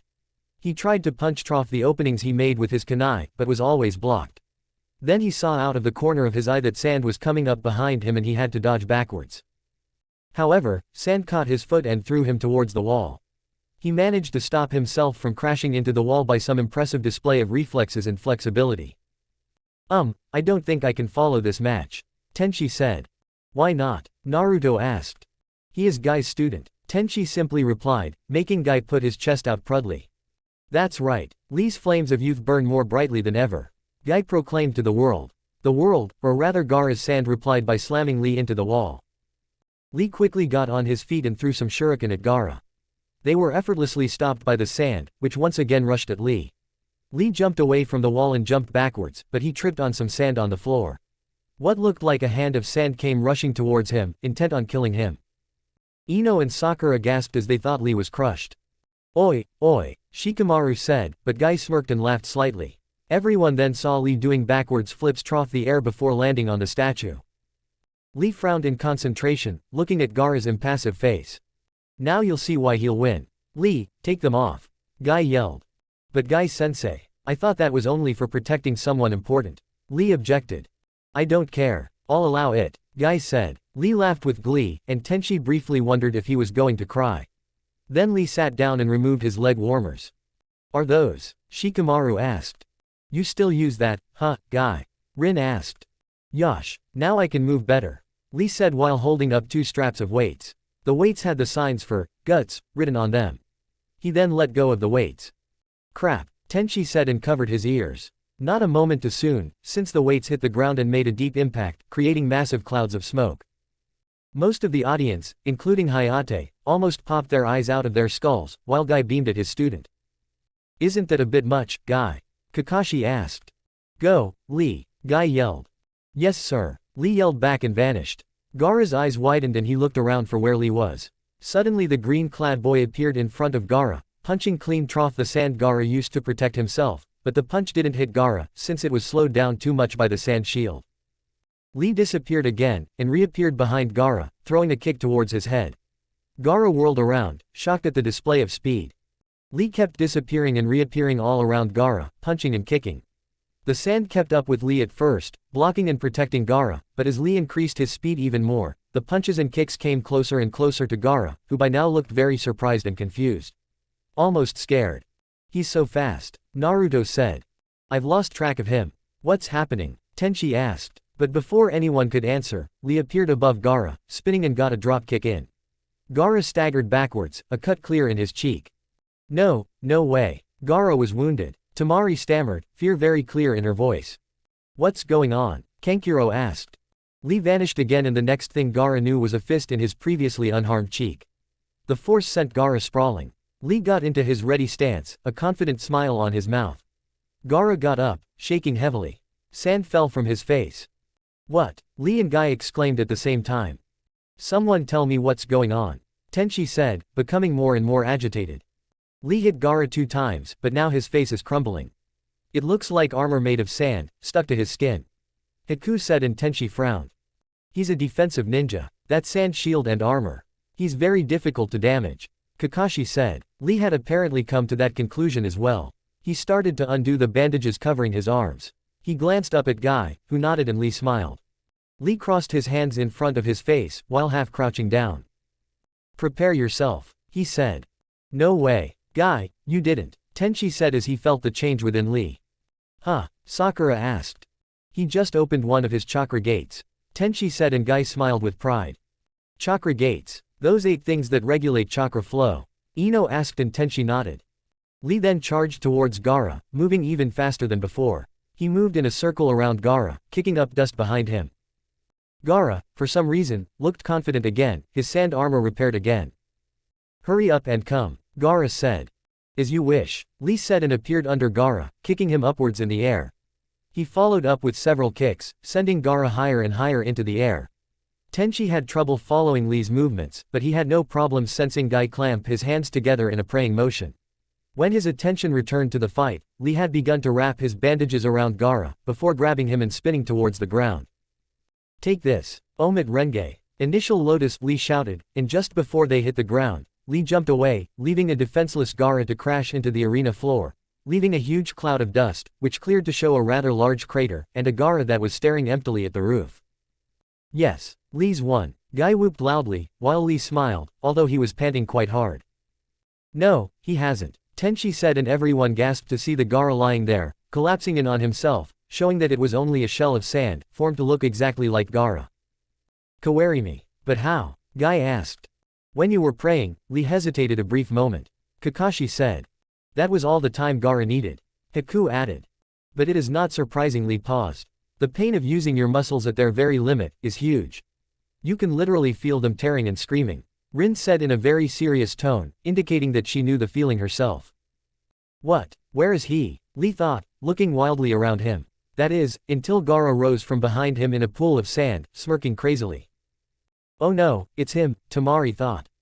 Those eyes. He awoke. Kankuro thought, gripping the railings tightly. Tenchi too noticed the change in Gaara. He turned to Rin. Honey, how does Gaara look? He asked. Rin looked at him curiously, before replying. To be honest, he looks like he's crazy. His eyes hold a wild, almost feral look, practically screaming bloodlust. She said, and Tenchi sighed. Before he could say anything, their attention returned to the arena, where Lee was frantically dodging the sand attacks that Gaara sent his way, Gaara never losing his sick grin of satisfaction. Lee was having trouble, and more often than not, Gaara's seemingly half-hearted attacks hit and sent Lee flying. Why isn't Lee San dodging? Sakura asked. With his speed, he should be able to dodge easily. Ino pointed out. Guy closed his eyes solemnly. It's not that he's not dodging, Guy began. But he can't. Tenchi broke in, making the genins look from Guy to Tenchi, almost spraining their necks. Right now, his muscles are hurting so much that he can barely move. The result of using them without the usual restraint. Rin said, and only Sakura looked like she understood. Sakura-chan, what does that mean? Naruto asked. The human brain usually limits how much of our muscles we can use. If we used more, we would tear up our muscles. That is what Lee-san just did. He unlocked his muscles. Sakura explained, and Tenchi and Rin smiled brightly at her. Good job, Sakura, they both said, making said girl blush slightly. So, he's going to lose then? Naruto asked, and instantly Guy brightened up. No, he won't, Guy said, teeth sparkling, before he gave Lee, who looked up to his mentor, an idol when he heard that statement. Lee was met with a smile, which seemed to trigger something inside the boy. When Gaara tried to crush Lee again, Lee moved away easily, coming back to the speed he had before the Omet Renge. How did you get your speed back? Gaara asked, almost sounding curious. Guy-sensei smiled at me. That's enough to make me much stronger. Lee said confidently. I have to use that. Sorry Guy-sensei, but I can't be the only one that loses here. Lee thought, looked up at Guy, who nodded again. Lee then started to vibrate. Or more precisely, the air around him did. No, not that, Tenchi exclaimed, not exactly calming down the already anxious genin. I'll end this now, Gaara said. That's right, whatever the outcome, this will be the end, Lee said as even more air started to vibrate. The floor started cracking, and pieces of it lifted up around Lee by the sheer power. What's he doing? Naruto asked. He's opening his gates, Tenchi replied. Kakashi, who had revealed his Sharingan, turned to Guy. How many gates does the boy know how to open? Kakashi asked. 5, was the short reply, followed by gasps of surprise from the Junin listening, and Sakura. Why did you teach him that move? It's a double-edged sword, it'll hurt him just as he hurts his enemy. Kakashi said, before receiving a cold glare from Guy. What do you know about him? He has a wish to prove that he is a capable shinobi with just taijutsu, and I don't plan on stopping him. Guy said seriously. The onlookers noticed that Lee was growling, turning red, veins were popping out on his body and some droplets of blood flew upwards with the power. Tenchi turned his attention away from Lee to Guy. Nevertheless, he will probably not be able to be a shinobi after this. You should know how much that damages the body. Tenchi said. That seemed to strike a nerve, if Guy's shudder was any indication. He opened the third gate. He'll start now, Kakashi pointed out, but Guy shook his head. Not yet. Lee crouched down, being very red now, eyes wide and everyone could literally see the power around him. Fourth gate, Kai. Lee yelled, and even more veins popped out, throbbing wildly. The floor under him was virtually disintegrated. Here I come, Lee said, and in an instant he was under Gaara with a fierce kick to the chin. The floor behind, previously between the two, had been completely decimated, a testament to Lee's power. Gaara flew upwards again, but this time was different. Instead of following like last time, Lee disappeared again. Where is he? Ino asked. Guy smiled a little at that, knowing full well where Lee was. Said boy appeared behind Gaara, giving him a strong punch to the back, sending Gaara flying towards the wall. Lee appeared in front of Gaara, giving another punch. That's so fast. Is he faster than Sensei? Naruto wondered out loud. He didn't get a reply. Lee kept appearing, hitting and disappearing, making Gaara look like a pinball, his sand armor getting peeled more and more off. Then Lee appeared above Gaara. You are a tough one. Take this. Fifth gate, forest gate, Kai. Lee yelled, a blue outline was around him for a moment. Gaara looked frightened and brought his guard up. But just before Lee hit, he disappeared and reappeared beneath Gaara's guard, with a powerful punch to Gaara's stomach. Gaara was sent towards the ground, but was stopped by his own belt, which Lee had grabbed onto. Lee roared and pulled Gaara towards him. Take this. Uru Renge, primary lotus. Lee yelled and hit Gaara with a punch and kick, simultaneously. The next thing the audience knew, was that an explosion went off, filling the entire arena with dust. They could also hear Lee's scream of pain. When the dust cleared, they saw Lee lying on the floor, panting. A crater was also very visible, and in the middle, a very beat-up Gaara lay. Unfortunately for Lee, Gaara had managed to use his sand to form a cushion that he landed on, reducing the damage significantly. Even with the cushion, Gaara was barely able to move, but he shakily lifted his hand and pointed it towards Lee. Lee tried to get up, but fell down right away. No way. I hit him, and he can still move. Lee thought, and continued to try and move. But his muscles had ripped under the strain, so he couldn't move much. Sand started to flow towards Lee, and even though Lee tried to wave it off, sand surrounded his left arm and leg. Sabaku Suso. Desert coffin, Gaara said and closed his fist. Lee gave a scream, while the sickening sound of crushing bone could be heard. Not yet, Lee thought as he fell to the ground. More sand moved towards him. Die, Gaara said, but a green blur stopped the sand. Guy stood protectively in front of Lee, a grim look on his face. Gaara stared at Guy, before suddenly clutching his head in agony. Why did you save him? Gaara asked, his very words indicating pain. Because, he is an important subordinate that I love, Guy said firmly. Gaara got a look of confusion on his face, before all the sand laying around the arena, went back to form his gourd again. I'm done, Gaara said and walked towards the stands. Rin looked at Lee, and saw he was about to stand. She, along with Tsunade, jumped down and placed the still unconscious Lee on a stretcher. Winner, Sabaku no Gaara, Hayate said.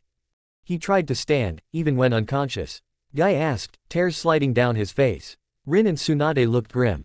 Tsunade followed Lee and some other medics away from the arena, while Rin turned to Guy. We don't know for certain yet, but it looks like Tenchi was right. The damage done is huge. We'll try, but we can't be certain yet, Rin said before walking up to stand next to Tenchi, who hugged her. After a while, and some very hasty improvements to the destroyed arena, and after leading a apparently shell-shocked Guy away, the next fight could start. Cough cough, can Tsurugi Masumi and Sabaku no Kankuro come down please? Hayate asked. The two of them moved down, and stood in front of each other. Fighters ready. Cough 8 fight, begin. Hayate said and jumped away. Kankuro reached behind him and pulled of the wrapped bundle behind him. Masumi wouldn't let him prepare in peace though. I won't let you. The victory goes to the fastest, Masumi said and charged Kankuro. Kankuro blocked the punch but was shocked when Masumi wrapped his hand and body, quite literally, around Kankuro. Not unlike a snake. Interesting ability, Hiku said and Rin nodded. He uses chakra to do that. Right, Ino asked and Tenchi nodded. I don't know what your tool is, but I won't let you use it. Now give up, before I break your neck, Masumi threatened. Hey, idiot, Kankuro said. A loud breaking noise came and Masumi gave a sound of disgust. That idiot, now I broke his neck, Masumi said but then Kankuro moved his head completely around. Sand fell from his face, revealing a puppet. The wrapped thing, that had fallen to the ground earlier, unwrapped and revealed Kankuro, chakra threads coming from his hand into the puppet. Said puppet moved quickly and wrapped its hands around Masumi. If I break your bones, you'll be even softer, right? Kankuro asked and the puppet tightened its hold. I give. Masumi didn't even get to finish giving up before a loud cracking sound came and he didn't say anything else. Cough winner Sabaku no Kankuro. Hayate said. How cold. He broke his back, just like that. Ino said and Tenchi sighed sadly. Yes, we shinobi have to be cold. It's the only way to stay alive, he said. Rin tightened the grip she had on his arm. I wonder who's next, Naruto said, and Ino gulped slightly, since she hadn't fought yet. The names flashed again, and when they stopped, several people groaned. When he heard the names get called, Tenchi tensed noticeably. Ninth fight, Hyuga Hinata against Hyuga Neji. Begin. Cough, Hayate said.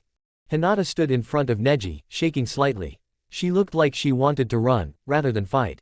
Neji, the genius of the Hyuga clan, noticed this. Hinata-sama, you should give up. You can't win, Neji said coldly. Neji Nisan, Hinata said. Nisan, Sakura asked. They are cousins. Hinata is from the main house, while Neji is from the branch house. Tenchi replied. Neji then activated his Byakugan, veins pulsating next to his eyes, which suddenly got cracks in them and palled from pale violet to white. Hinata started shaking more and more, bringing a hand up in front of her, touching her lips. Neji remained motionless. After a few minutes of Neji not moving, and Hinata shaking, Neji spoke up. Give up. Hinata-sama, your body says clearly that you are scared. The way your eyes move tell me that you are recalling a past incident, and that you are remembering pain. The way you put your arm in front of you shows that you want to put a wall between you and me, and touching your lips is a sign that you are trying to calm yourself down. Neji said in a monotone voice. You will always be weak. There is a reason for the words, genius, and drop out. It is our destiny to always be separated by an unchangeable void called birthright. Some are born to be strong, while some, like yourself, are born to be weak.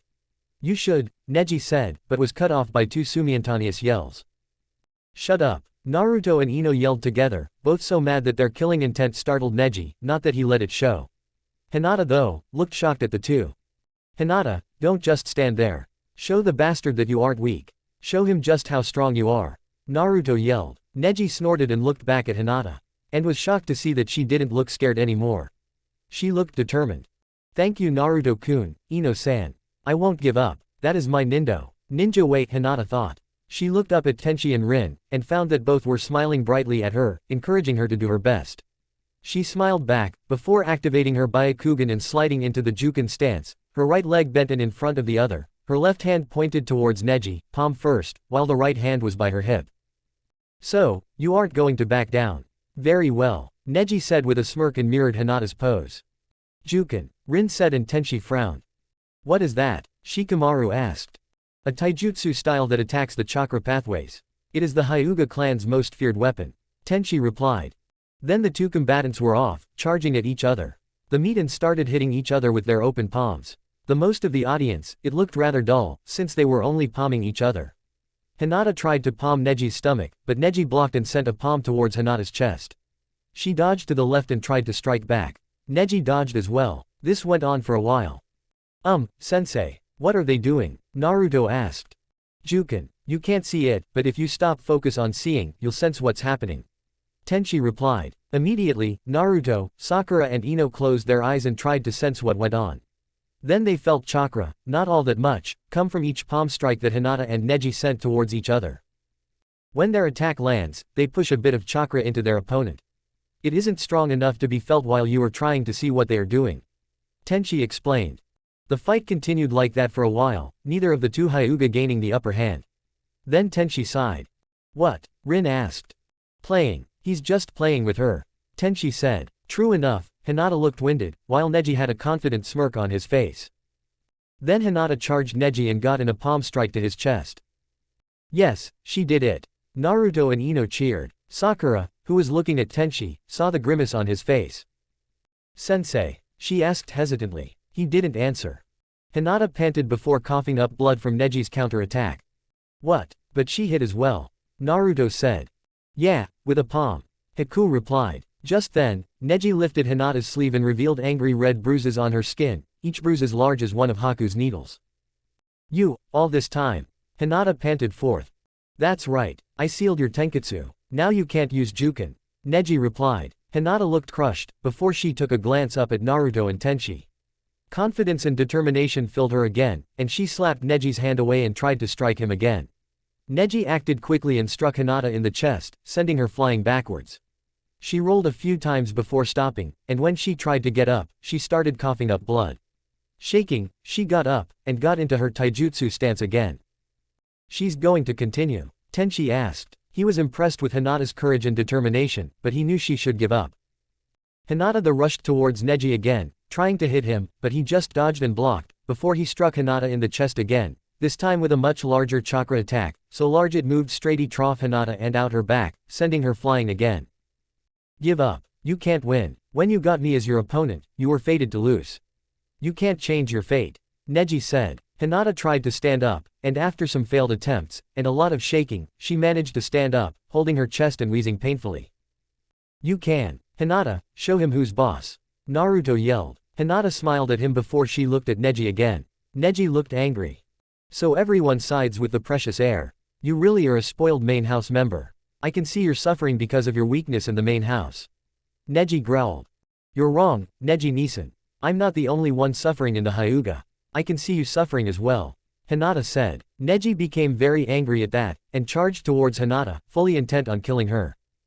Wait, Neji-kun. This fight is over. Hayate yelled while trying to intercept the Hyuga. Kakashi, Guy and Kurenai also tried. All four of them were beat however, by Tenchi and Haku. Haku grabbed Neji's right hand, held it in a vice-like grip, while holding some needles to Neji's neck. Tenchi grabbed Neji's left hand, while holding a rasengan towards Neji's head. Both Tenchi and Haku had moved so fast, Neji had only been able to take one step. The four Junin stood around the three as well. Does the main house get so much special treatment? Neji asked. Tenchi looked impassively at Neji, squeezing his hand harder. Hinata does. And you won. She can't fight on. Tenchi said, his voice so very cold. He and Haku then let go of Neji. Guy looked disapprovingly at his student. Neji, you promised me you wouldn't argue about the main and branch house. Guy said. Just then, Hinata started coughing and fell down. Before she hit the ground, Tenchi caught her. Kurenai rushed over, and Rin followed closely behind. Rin started treating Hinata, looking really grim. He was aiming to kill her. She commented. Naruto had jumped down just in time to hear her. He turned to Neji, just resisting attacking. You look like you want to say something, drop out. Neji taunted. Naruto didn't reply, instead he turned to look at Hinata. You should stop cheering for people you don't know. A ninja, Neji started, but stopped when he felt a strong killing intent. Naruto waited until he saw Hinata open her eyes before speaking. For Hinata, I'll make you pay. Naruto said. Tenchi smiled at that, and Hinata looked like she wanted to cry.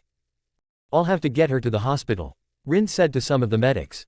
They nodded and gently lifted Hinata in the air. Before they could walk away, Naruto grabbed Hinata's hand, gave it a gentle but firm squeeze before letting go. He watched as Hinata was rushed away, Rin running along to help. Tenchi grabbed Naruto's shoulder. They walked up the stairs together with Haku, ignoring the smug Neji. Winner, Hyuga Neji. Hayate said, but he sounded like he didn't want to say that. Will the two remaining genin come down here? Cough, Hayate asked and Ino and Tenten walked down. Both looked anxious to get going. 10th fight, Yamanaka Ino against Tenten.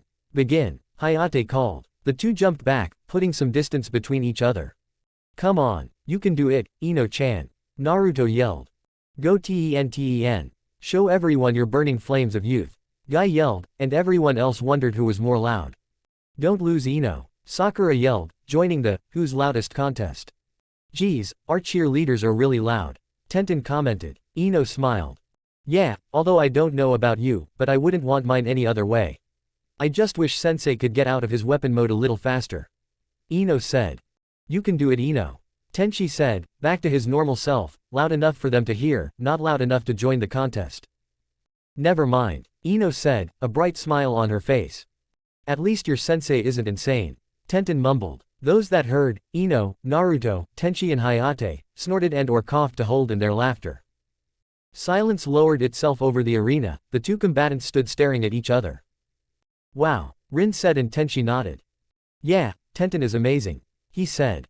Hey, what about Ino-chan? Naruto asked, angry that his sensei apparently liked the opponent more than his student. Calm down, Naruto. I only meant that Tenten was good. Look at the distance she has to Ino. She's not too far, or too close. Tenchi said. This way, she can deal with defense and offense without much problem. Rin joined in. Oh, Naruto and Sakura said. Ino, who heard Tenchi and Rin, frowned. So, she can deal with my offense and defense in a moment's notice. Oh, I got it. Ino thought and grinned towards Tenten, who got slightly uneasy because of that grin. She has something planned. Can't let her. Tenten thought and threw 4 shuriken towards Ino. Suddenly, right before they hit Ino, the shuriken stopped and fell down on the ground. What? I missed? Tenten asked. She looked at Ino, who smirked confidently, completely missing the very proud look Tenchi wore. Chakra came from that blondie. Neji said, having activated his Byakugan. Chakra pulse. Sensei taught it to me. I can't use it to see, but I can use it to stop projectile weapons. Like shuriken, Ino said, pride evident in her voice. Naruto and Sakura glared at Tenchi, who sweat dropped. You didn't teach us that. They said. Tenchi chuckled nervously before scratching his head and sighing. Sorry. He tried. Naruto and Sakura sighed before turning back to the fight. Tenten was impressed. So, she can stop weapons with her chakra. Kind of like Neji. Let's test how many weapons she can stop. Tenten thought before she started running around Ino, going in a perfect half circle. She took out a scroll and jumped into the air. She unrolled the scroll and started spinning the scroll around her. She picked up speed and became a blur. Ino gawked as weapons, lots and lots of weapons came flying out of the spinning blur that was Tenten. Realizing the danger she was in, Ino formed some seals and a visible wall of chakra formed in front of her. Just in time too, since not even a second later, the first weapon, a katana, hit the wall and bounced off. More and more followed, katana, kunai, shuriken, needles, throwing knives. All sorts of weapons came flying, and Ino started sweating more and more, struggling to hold up the wall. Suddenly Ino's eyes widened as a spiked ball, probably weighing a lot, hit the chakra wall. The wall shattered and Ino had to dodge and jump away as the remaining weapons hit the ground, where Ino stood a moment ago. Tenten landed and smiled at Ino, her scroll floating down beside her. So, your wall isn't that strong, is it? That means I just have to destroy the wall and make it so you can't dodge. Tenten said and took out 2 scrolls. She is going to use that already. Guy said. Neji didn't reply. I won't let you. Ino said while doing some seals. Oh no, not that. Naruto said, recognizing the seals. Tenchi, who understood what was going to happen, grabbed his sunglasses and handed them to Haku, while holding a hand over Sakura's eyes. Naruto closed his eyes and held his hands over his eyes as a safety measure. Ninpu, Furushu no Jutsu. Ino called, holding her hands out and forming a triangle shape with her fingers. A flash came, so bright it looked like the sun had been thrown into Ino's hands. Everyone closed their eyes, and yells of pain came, since most of the people watching felt like their eyes were burning. After a while, everyone's sight began to clear. Thank God she held back. Naruto mumbled. She did. Tenchi asked.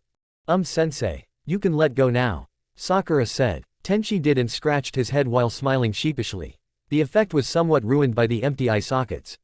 What happened to Tenten? Guy asked after his sight returned, although he was somewhat annoyed by the huge white blob in the middle of his sight. When he heard a groan behind him, he turned to see Neji, who lay on the floor, clutching his head. Neji, you alright? Guy asked. Bright light. Neji mumbled and Guy's sweat dropped. Guy decided to ignore the Hyuga and turned back to the arena. There he saw Tenten laying on the floor, twitching, holding her eyes shut. Hayate was remarkably similar to Tenten, only his twitching was interrupted by coughing fits. Ino was nowhere to be seen. After a few minutes, Tenten stopped twitching and got up. She looked around, blinking a lot. Where are you? Tenten asked, still blinking. Then Ino appeared in front of Tenten, smirking. You should be glad you are a comrade. I don't kill comrades. Ino said, confidence literally rolling of her voice. What are you talking about? Tenten said, but stopped when Ino puffed into a cloud of smoke. Kage Bunshin. Tenten said. She looked around and gasped loudly. In a circle around Tenten, 8 Inos stood, all holding 1 seal each. One of Sensei's assassination tactics. Overwhelm the enemy. If you don't give up, you'll be hit with 8 jutsus, all of them deadly. The Inos said. And if I dodge? Tenten asked. Well, that will be difficult, since you can't move. Ino said. Tenten wondered what she meant, but sure enough, her body refused to move. She looked down and saw chakra strings attached to her feet and arms. The strings went to the Inos. Tenten gulped and nodded.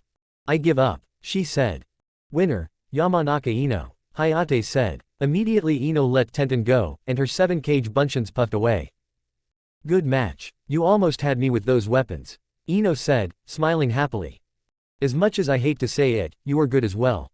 Much better than me. Tenchi must be a good teacher. Tenten said, making Guy glare at an oblivious Tenchi. After lots of congratulations for Ino, the winners of the matches assembled in the arena. Congratulations on passing the preliminaries. Cough if you would all come and draw a number from this box. Hayate said and indicated to a box Anko was holding. After the 9 finalists that weren't in the hospital had drawn their numbers, each told Ibiki their number. He then scribbled something down on a note of paper. When he finished, he held it out for everyone to see. He must be 7 then, Ibiki thought, referring to Sasuke. This is the matchup of the main matches, which will be a tournament. Take a good look at the lineup, Ibiki said. First match, Yamanaka Ino vs. Nara Shikamaru.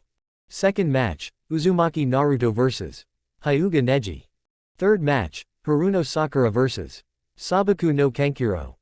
Fourth match, Uchiha Sasuke vs. Sabaku no Gaara. Fifth match, Aburame Shino vs. Dosu Kinyuda. You have a month to train before the main matches. I suggest you use that time well, Sandame said with a kind smile on his face. Why a month? Shikamaru asked. Because we have to send out invitations for everyone who has to be here to witness the exam. The judges that will decide who becomes Chunin and not, Sandame replied. Judges? Sakura asked. In this exam, the ones who get promoted to Chunin are those that show the judges that they have the qualities of a Chunin. A ninja's true strength can only be measured in combat, and that is the purpose of the main matches. Judges are made up of important people from the villages, as known as the daimyo of the different countries. Sandame explained. The second exam is finished. Meet in the main arena in a month. Dismissed. Enko barked. Tenchi, Haku, Guy and Kakashi were talking to the Hokage, when Naruto came running over and stopped next to Tenchi. Sensei, can I ask you something?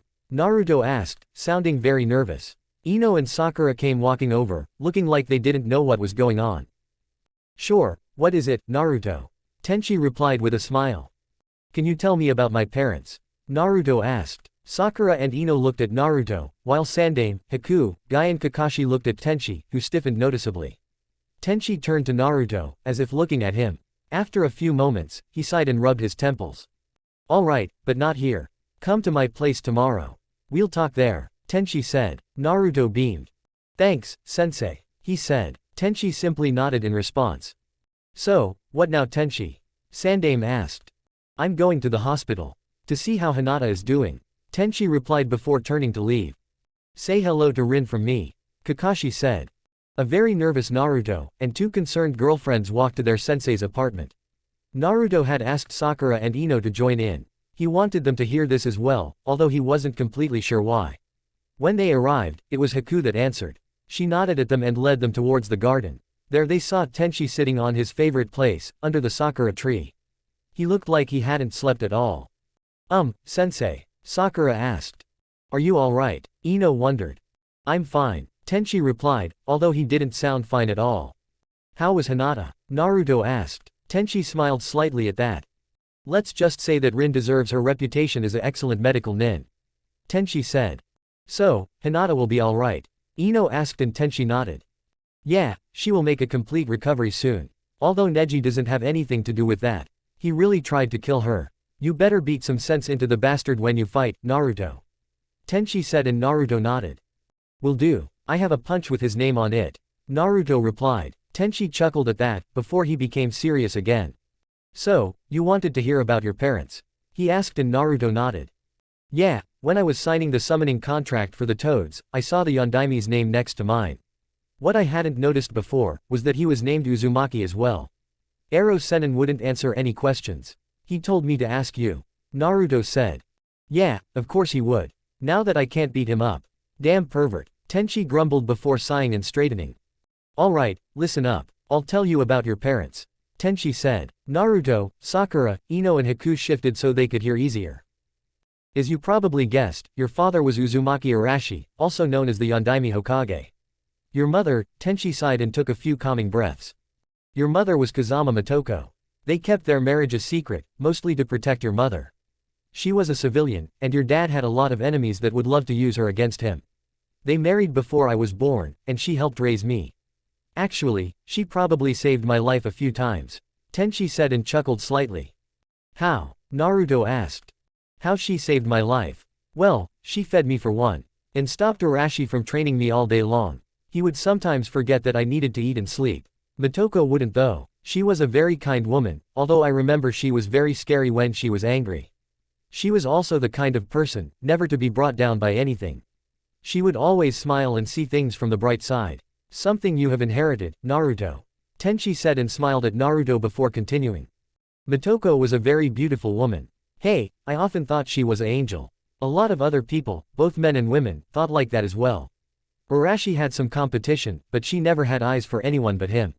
If I remember right, she said she had a crush on him since they were both kids. Although he didn't realize until, as she put it, she grew up.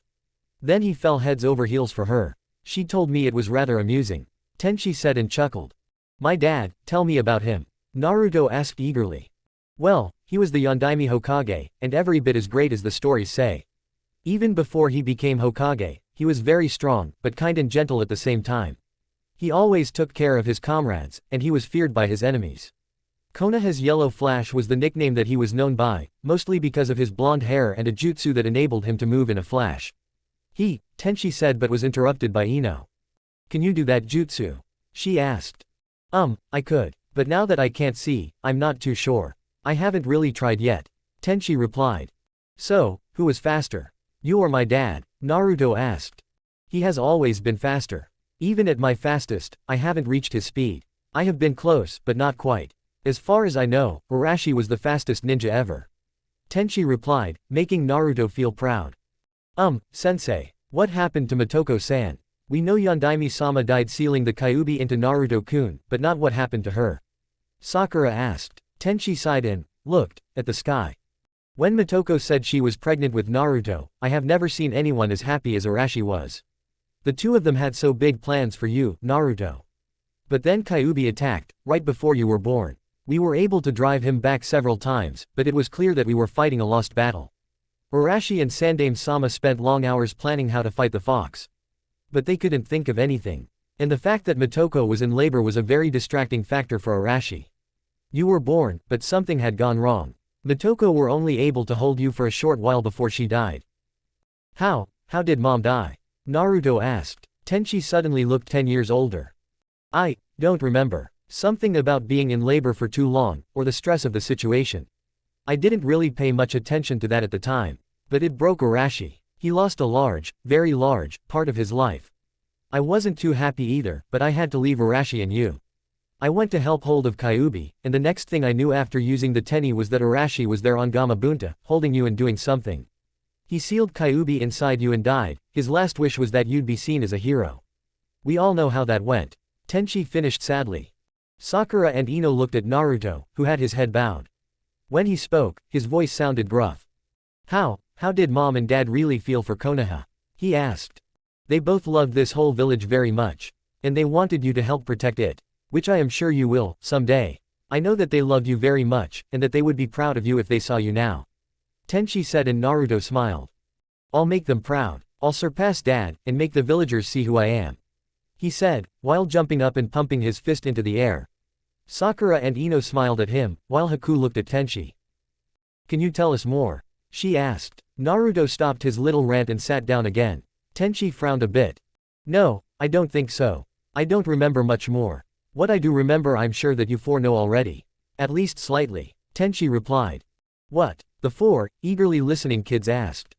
Well, Arashi was known to be able to defeat a whole army of enemies by himself, using one of his 3 signature jutsus. That jutsu is called Hirishin. I can still use that, even though I am blind. What it does, is that the user throws a special kunai with 3 prongs. When that kunai is thrown, the user, originally Arashi, feels it. When it lands, the user can use the Hirishin and instantly move to where the kunai is. For instance, if I were to throw the kunai from here into the Hokage monument, then I would feel that it was thrown. I would feel that it hit the ground and I could instantly be where the kunai is now, even before it hits the ground. It is a very difficult jutsu, and dangerous if used wrong. Tenchi said and his audience looked shocked. Wow, that sounded like a really useful jutsu. Sakura said. But does it have to be the user that throws the kunai? Ino asked. Tenchi shook his head. No. In fact, I have been meaning to get you 3-1 each, so that if you need me, you could just throw the kunai, and I would feel it. I just haven't had the time to go and get the kunai made. Tenchi replied. That's so cool. Do you think I can learn it? Naruto asked. That, you have to ask Jiraiya. He is the one going to teach you before the main matches. Which reminds me, make sure you show Tsunade that you can summon Gamabunta. Better make it soon, Tenchi said and Naruto nodded. Thanks, for telling me about my parents. At least I know a little bit about them now. Naruto said sadly. Cheer up, kid, they wouldn't want you to be depressed. Tenchi said and Naruto nodded before jumping up. Yeah, I can't sit around, feeling sorry for myself. I have two beautiful girlfriends. I don't need anything else. Naruto said, not noticing the blushes his girlfriends had, which only increased when he bent down and gave each of them a kiss. Alright, now get out of here and get training, Tenchi said. Yes sir, Naruto said and started to leave, but Tenchi stopped him. I just remembered something else. It seems the taste for certain foods are heritable, Tenchi said with a smile. You mean? Naruto asked. Yeah, Arashi was a ramen fanatic, like you. And Motoko hated vegetables, unless they were cooked by Arashi, and that was just because he made them. So it seems you got more from your parents than just looks, Tenchi said amusedly. Wow, my mom didn't like vegetables. She sounded like the best mom ever, Naruto said. The other four in the garden laughed at that. Tsunade no Obasan, I have won the bet, Naruto yelled. Tsunade, Tenchi, Rin and Haku had just walked into the training grounds where Naruto and a reluctant Jiraiya were. Four of them winced at his words, while Tsunade herself was fuming. Who she was to be angry at, she didn't know quite, but chose her former teammate. Ah, wait, Jiraiya screamed before he was met with a punch that sent him flying out of the grounds. Why did you do that, Obasan? Naruto asked. Before Tsunade could react, Tenchi appeared in front of Naruto, grabbed him and sprinted a little away. Putting Naruto down again, Tenchi sighed. Listen, Naruto. If you don't want to end up like Jiraiya, then I suggest you lay off the old woman crap. Tsunade could literally beat the shit out of you. Consider this a warning. Now go and summon Gamabunta before she runs off to a gambling parlor or something, Tenchi whispered. Naruto looked confused at first, not that Tenchi would have known, before nodding. Alright, Naruto said before running to the middle of the training ground. Watch this and weep, Obasan. Naruto said, bit his thumb and formed the seals before shouting, Kuchio's no jutsu. A large puff of smoke later, and Naruto was seated on top of Gamabunta's head. Oi, brat, what's the deal? Gamabunta bellowed. Naruto grinned and hopped down on Gamabunta's nose.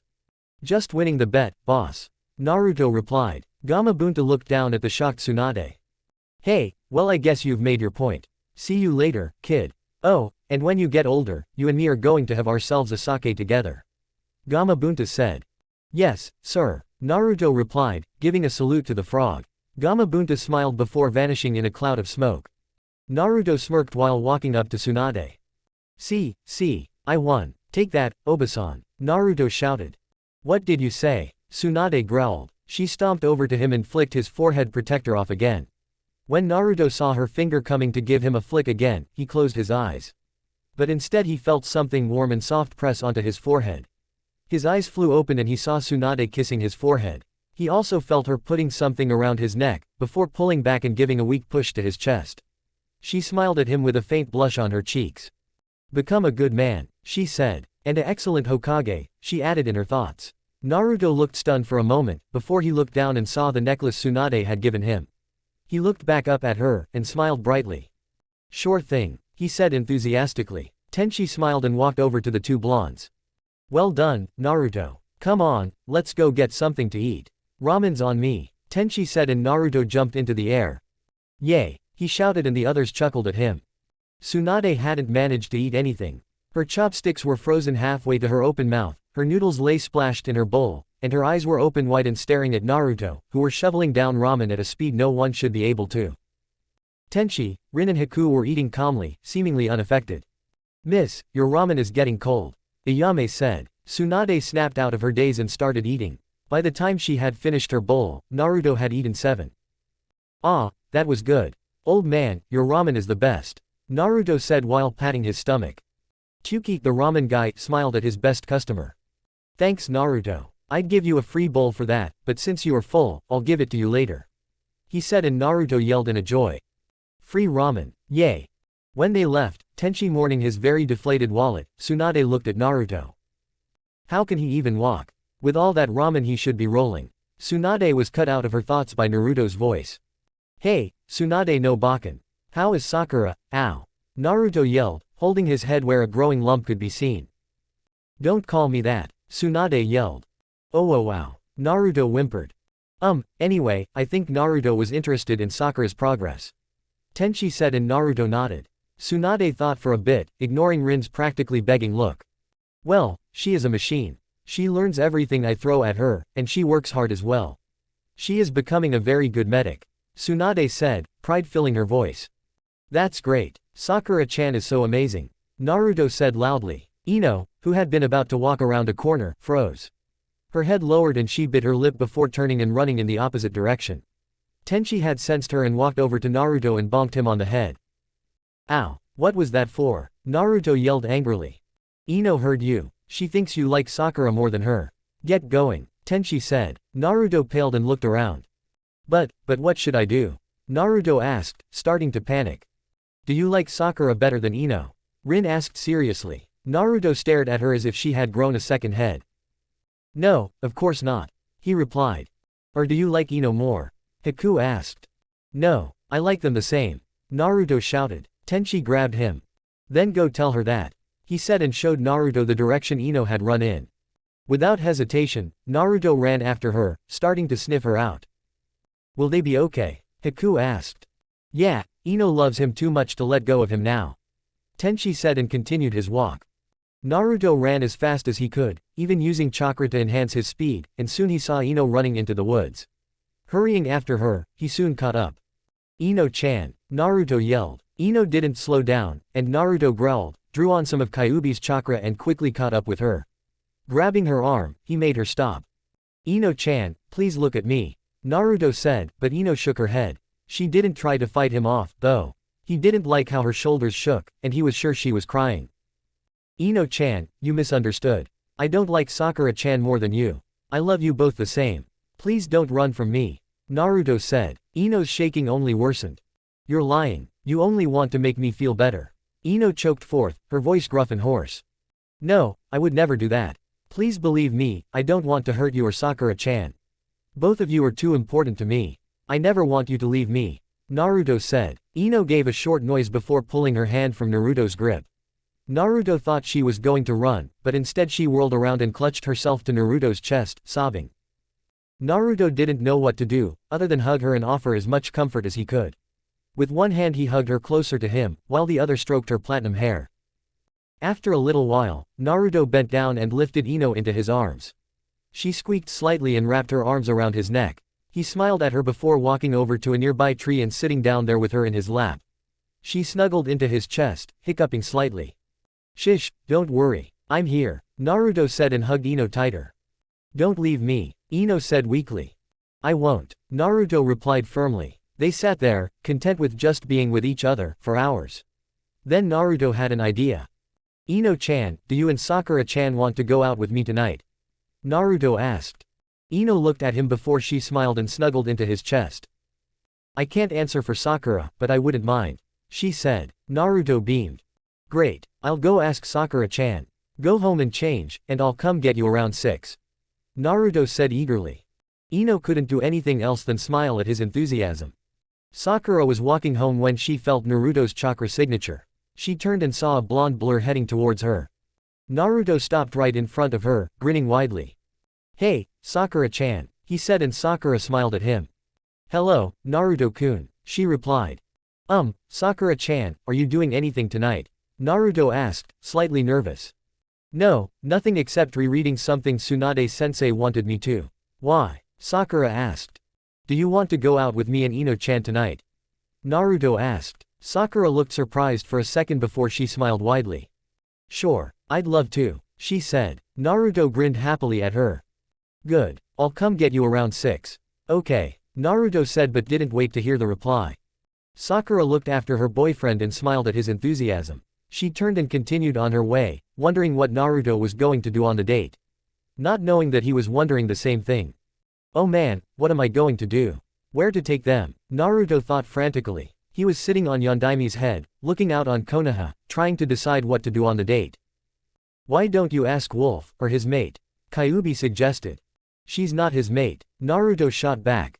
She's not. I don't know. They are rather close. She's even living with him, Kyuubi replied, and Naruto almost saw the age-old fox sitting in a thinking pose. Then Kyuubi's words were processed in Naruto's mind, and he almost fell from Yondaimi's head. Haku, Naruto yelled in surprise, making some people stop and look up, wondering who was yelling. Yeah, that's the one. Isn't she Wolf's mate? Kyuubi asked. Naruto was clearly missing Kyuubi's teasing tone. Of course the fox knew that Tenchi's mate was Rin. I don't know.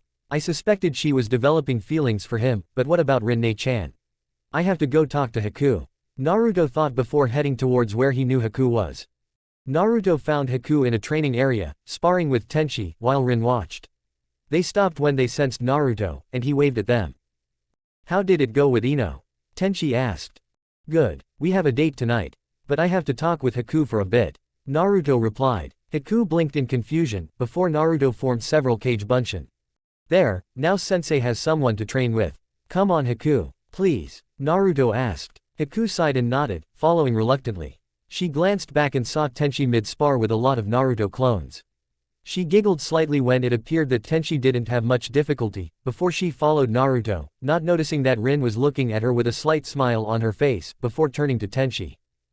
So, what is it, Naruto-kun? Haku asked, when they stopped at a clearing not far from the training area. Naruto turned to her, looking slightly awkward. Haku, I was wondering if you could give me any ideas for what I should do on my date with Ino-chan and Sakura-chan. Naruto asked. Haku looked surprised. Why me? She asked. You're a girl, and I don't want to ask Rin-ne-chan. Naruto reasoned. Haku sighed. Fair enough. Don't you have any idea? Haku asked and Naruto shook his head. Haku thought for a while. Have you gone dancing with them? She asked and Naruto shook his head. Alright, I know what you can do. I've heard of this dance club, called Konoha's Dancing Leaf. Take them there, have dinner with them and have a good time.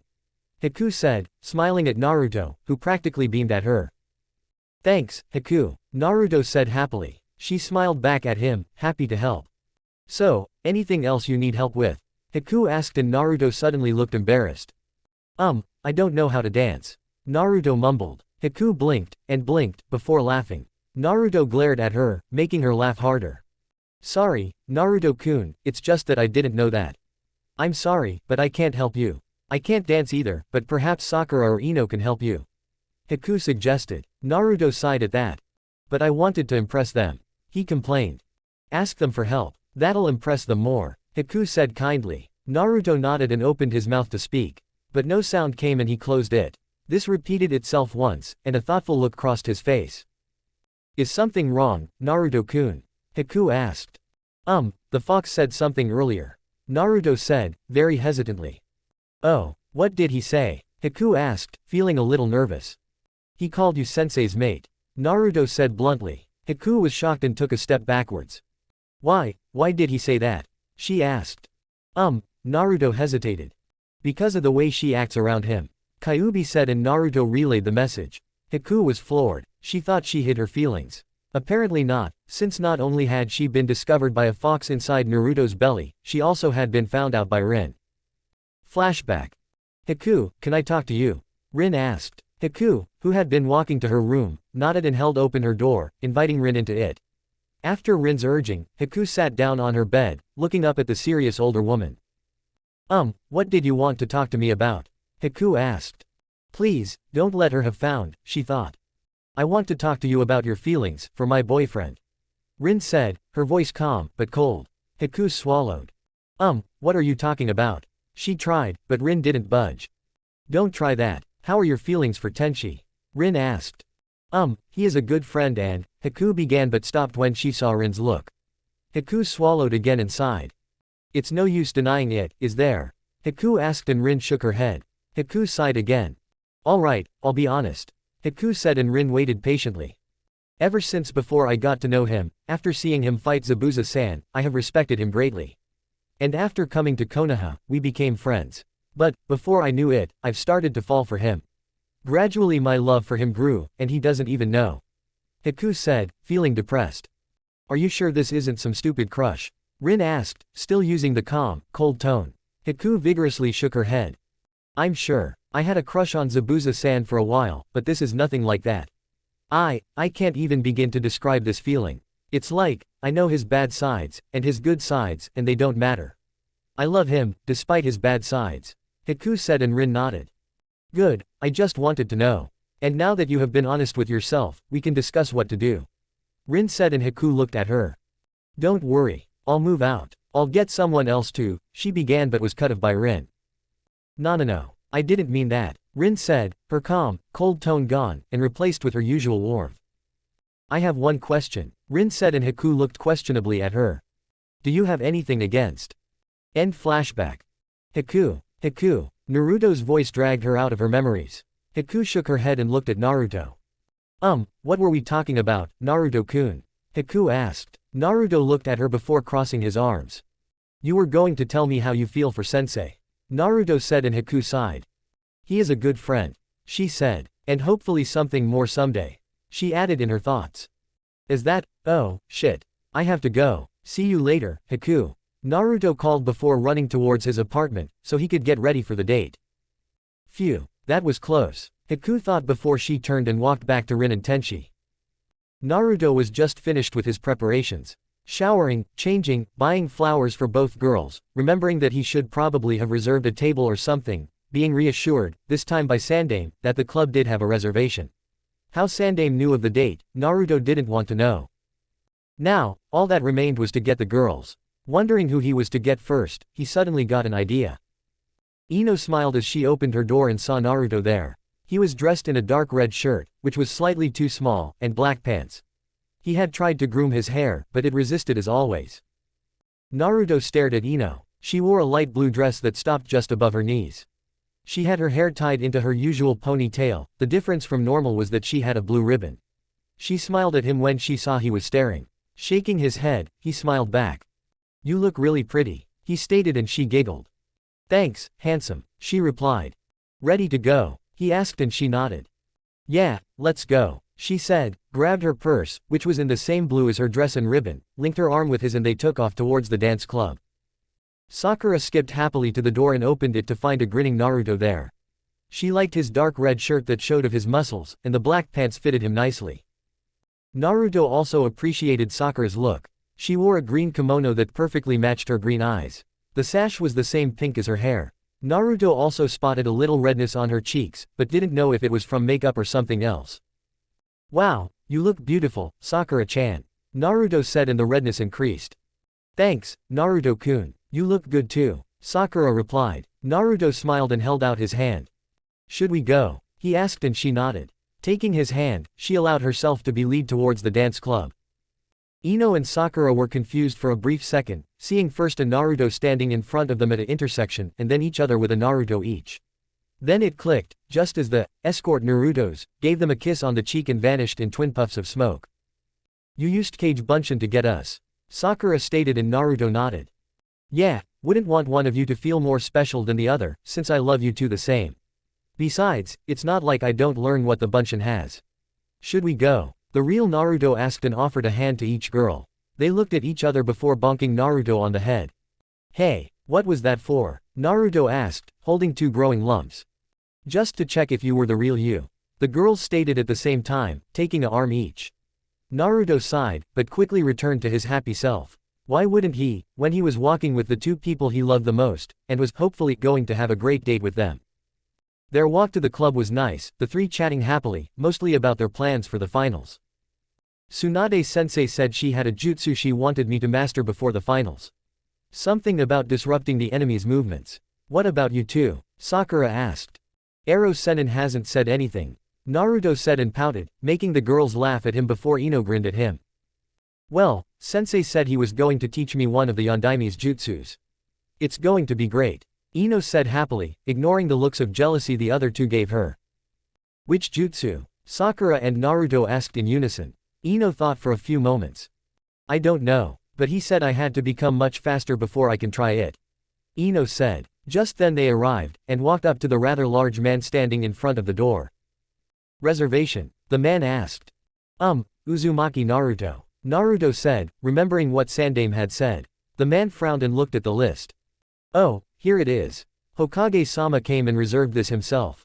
Have a nice time, the man said and let the three into the club. Naruto ignored the questioning looks his girlfriends sent him. The club was, for lack of better words, alive. It was brimming with life. The club was made of a large room. In the middle was a large dance floor, where lots of people were moving to the beat of the music. Lights in different colors moved this way and that on the floor. A bar was not too far away from the dance floor, separated by 3 steps. Along the walls, lots of tables stood, only lit by candles, creating a romantic scene. Wow, Naruto said. Yeah, Sakura agreed. This is going to be great, Ino said. Glad to hear it, a voice said, and the three turned to see a waiter smiling kindly at them, although it got a little strained when he looked at Naruto. If you would follow me, I'll take you to your table, the waiter said before leading them towards one of the tables. He then placed a menu in front of them and excused himself. So, what do you want to eat? Naruto asked, silently groaning at the prices. Now I know how sensei feels when he pays for my ramen, Naruto thought, making Kyuubi snicker. The three ordered their meals, and the waiter bowed before leaving. So, Naruto-kun, I didn't know you were a dancer, Sakura stated, making Naruto blush, although it was hardly visible in the dim light. I don't dance, he admitted. You don't? Then why did you take us here? Ino asked, making Naruto blush even deeper. Haku suggested I take you here, he admitted. Oh, the girls said before looking at each other and grinning. Well then, I guess we will just have to teach you, won't we? Ino asked. Yeah, Sakura agreed. Naruto didn't know to be happy or not. Tenchi sat on his couch, trying to get a grip with what Rin had just said. He looked like if he had eyes, they would have popped out of their sockets. Are you serious? Tenchi asked, almost dreading the answer. Yes, completely, Rin replied. You seriously want to? Tenchi asked again. Yes, if it makes you too happy. I don't mind, as long as you'll always love me, Rin said. Tenchi turned to the silent member of their little meeting. And you want this too? He asked. Yes, without a doubt. Tenchi rubbed his temples. Naruto just managed to finish his meal, an extra spicy bowl of ramen, before Sakura and Ino grabbed his arms and dragged him towards the dance floor. When they got there, Ino and Sakura looked at Naruto thoughtfully, before turning to each other. They prepared to start what looked like a stone-paper-scissors match. What? He asked. We're just deciding who will dance with you first, Ino replied. It's not like you can dance with us both at the same time, Sakura said. Naruto then grinned and formed a seal. A puff of smoke later, and two Narutos stood there. Now I can, both of them said and grabbed a girl each. Cage Bunshin. Nice, Ino and Sakura thought at the same time, happy that neither of them had to wait. Just then, a slow song began to play. Perfect, both girls thought. Naruto and Ino. So, Naruto-kun, what you do first is, eep. Ino started but was cut off when Naruto pulled her close to him, placing his left hand at the small of her back, while his right went lower and slightly squeezed her butt. When Ino looked at him, silently wondering what he was doing, Naruto nodded behind her. Ino half turned and saw a couple behind them, the guy holding the girl like Naruto was. I thought it looked nice, Naruto said with a grin and squeezed Ino's butt again, getting a gasp in response. Ino almost scolded him, but she found she liked the way he was holding her, and placed her hands around his neck, pressing up against his body. Well, you were right, Ino said with a smile on her face. The two began to move, slowly with the music. Ino was impressed with how well Naruto was dancing, although she wouldn't have cared if he'd been nervous and sloppy. The hands caressing her had a lot to do with that. Naruto and Sakura. Okay, Naruto-kun, place your right hand on my left hip, while your left hand holds my right, Sakura instructed. Naruto nodded and did as she told him.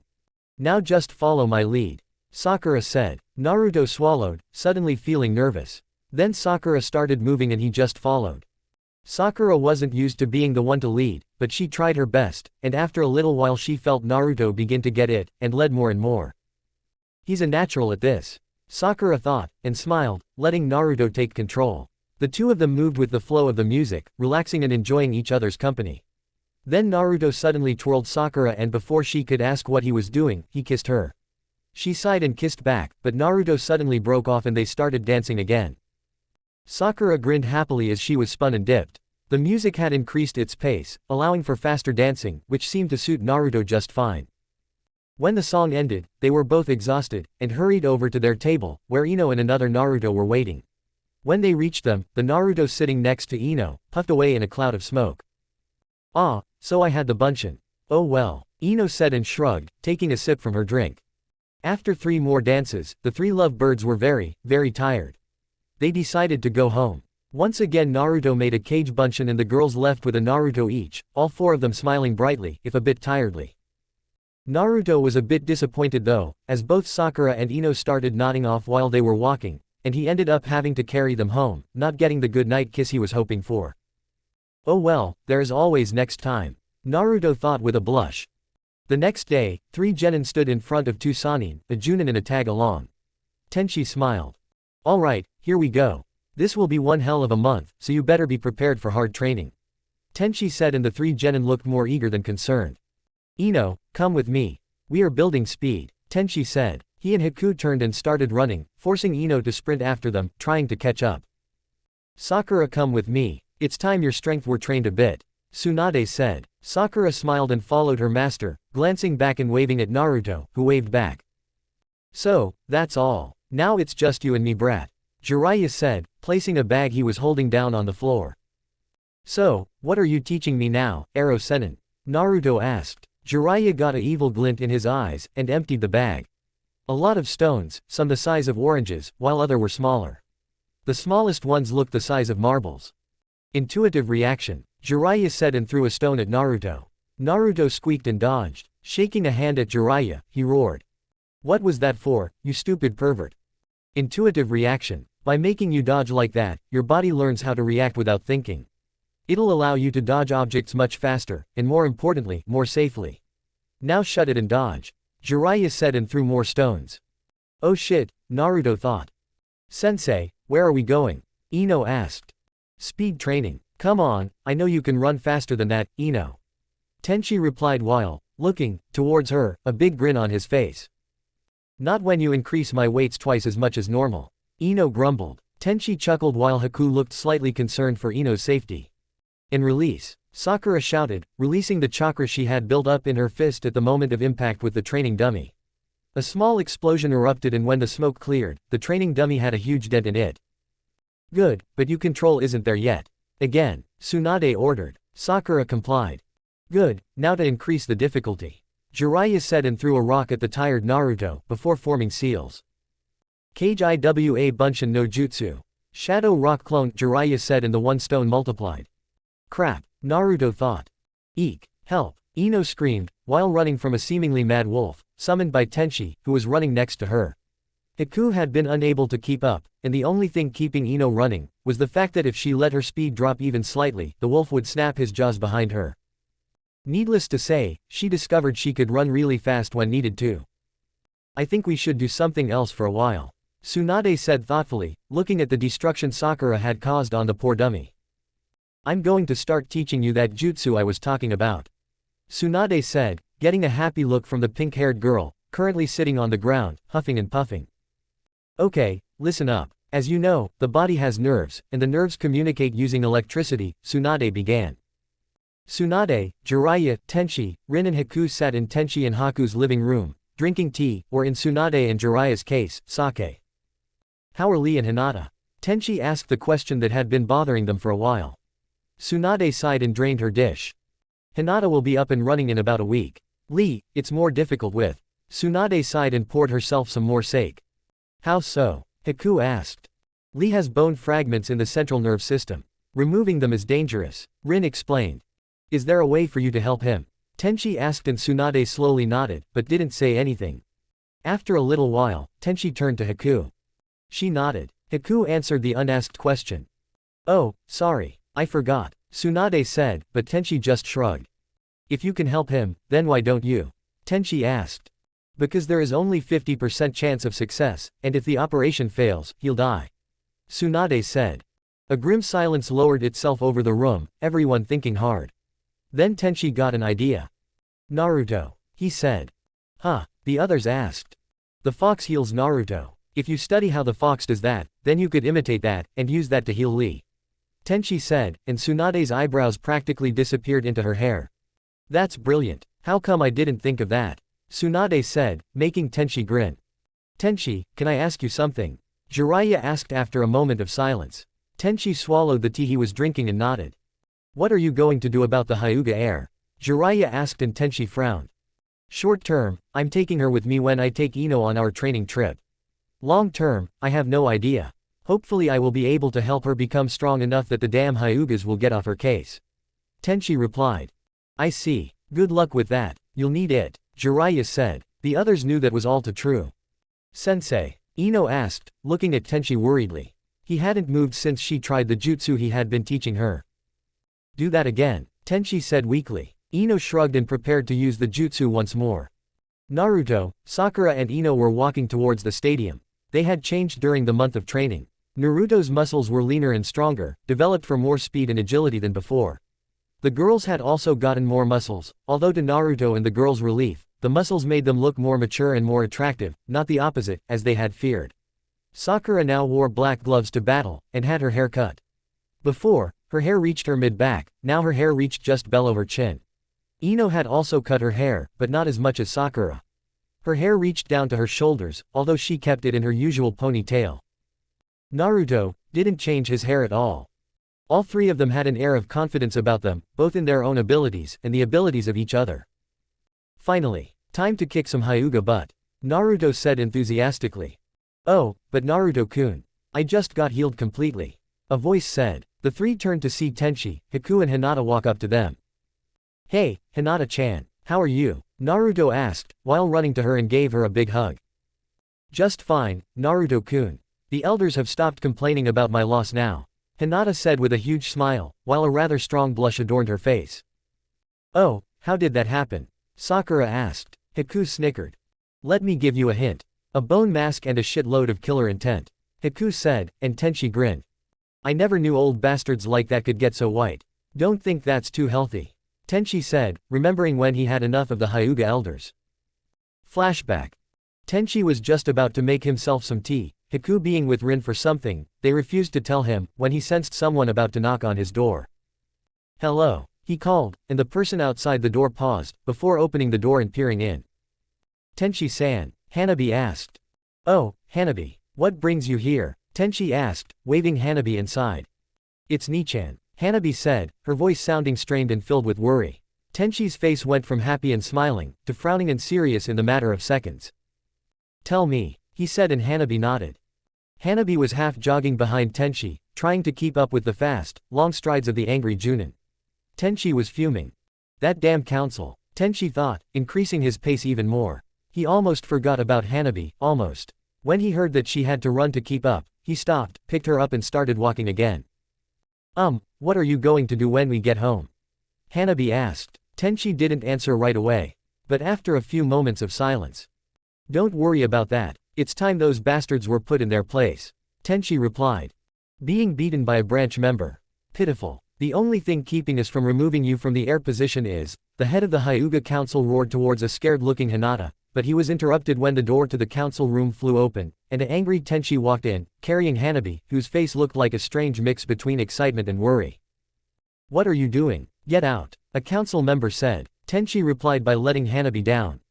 Tenchi-san, Hinata said, unsure about why he was there. Hiyashi was sure however, and tried desperately to hide his smirk.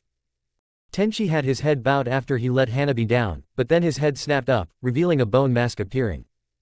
Listen and listen well, bastard council members. Tenchi growled, the menacing wolf mask frightening the more weaker members. The extreme killing intent rolling of Tenchi scared the rest. Touch Hinata, and you'll experience hell, Tenchi said calmly, and the council didn't know what they preferred, his growl or his calm talking. But she's weak, she got beaten by a lowly branch member. A brave member responded. The glare from the empty eye sockets of the infuriated Junin silenced him rather quickly though. Is she weak? What would you do if you got your tenketsu sealed off? Would you keep fighting, even though you knew you could die because of it? Hinata did, and that speaks of courage and mental strength, far more important than physical strength. Tenchi said, and Hinata blushed slightly at the praise, while Hanabi, who were now holding onto Hinata's hand, smiled at her, feeling proud of her older sister. She still lost, the head of the council said again. Which only points to the weakness of the Jukin. Without chakra, a Hyuga is useless in battle. It's not Hinata's fault that she lost. Tenchi growled back. Then whose fault is it? Hiyashi asked, more curious than anything. This clan. If you would lose the superior complex, and stop teaching just the Jukin, then Hinata wouldn't have lost like that. The Hyuga are extremely limited, and Hinata need flexibility. Tenchi replied.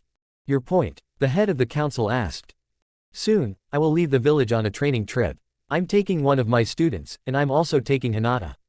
Tenchi replied.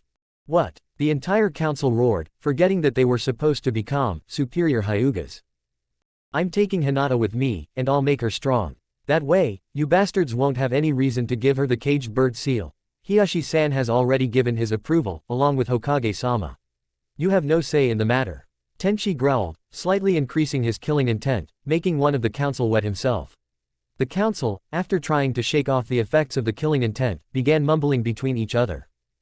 Who are you taking with you, in addition to Hinata? A member asked. That is irrelevant, Tenchi replied. End flashback. So now, the Hyuga council are too busy trying to find out who Tenchi-san is taking with him on the training trip, to yell at me for losing to Neji-Nisan. Hinata said happily. Tenchi smirked, obviously not feeling remorseful in the slightest. Sakura looked at Hinata, smiling knowingly. So, you are going to train with sensei. Are you really okay with that? She asked. Hinata nodded hesitantly. Yes, why? She asked. No reason, just be prepared for some really hard training. Ino said with a laugh. Tenchi coughed and Hinata looked a little worried. Hey, we're here, Hiku said, trying to lighten the mood. Naruto, Sakura and Ino looked up and grinned. It's time, they thought. The Chunin hopefuls stood in the center of a large stadium. The stadium was made to look like a clearing in the woods, with a few trees and bushes to hide in. The crowds were in 3 stands, which were packed. Not one seat was empty. Naruto, Ino and Sakura looked around and found that Tenchi, Hiku and Hinata had joined Rin, Hiyashi and Hanabi in the important clan stand, where the most important clans sat. It looked strange to most that the cold Hyuga had let commoners sit next to him, although Tenchi could hardly be counted as common. Try to look confident. You are the stars of this show. A Junin named Genma said. Where's Hayate and Sasuke? Naruto asked, noting the missing Junin and Uchiha. Genma didn't answer. Instead, Sandame stood up. Welcome to the 3rd test of the Chunin exam. This is where you make your village proud by showing your strength and abilities. I wish you the best of luck, Sandame said, and Genma pulled out a piece of paper. There have been some changes to the lineup. Since Dosu Kinuta has been detained from taking the exam, Aburame Shino will face whoever wins the 4th match. Now, can anyone but the 2 that are fighting step up to the participants area? Genma asked. Everyone but a confident Ino and a bored Shikamaru went up to the area where they would be waiting, while observing the fights. When he passed her, Naruto laid a hand on Ino's shoulder. Good luck, Ino-chan, he said, and she smiled at him before he walked away. Don't lose, Ino pig, Sakura joked.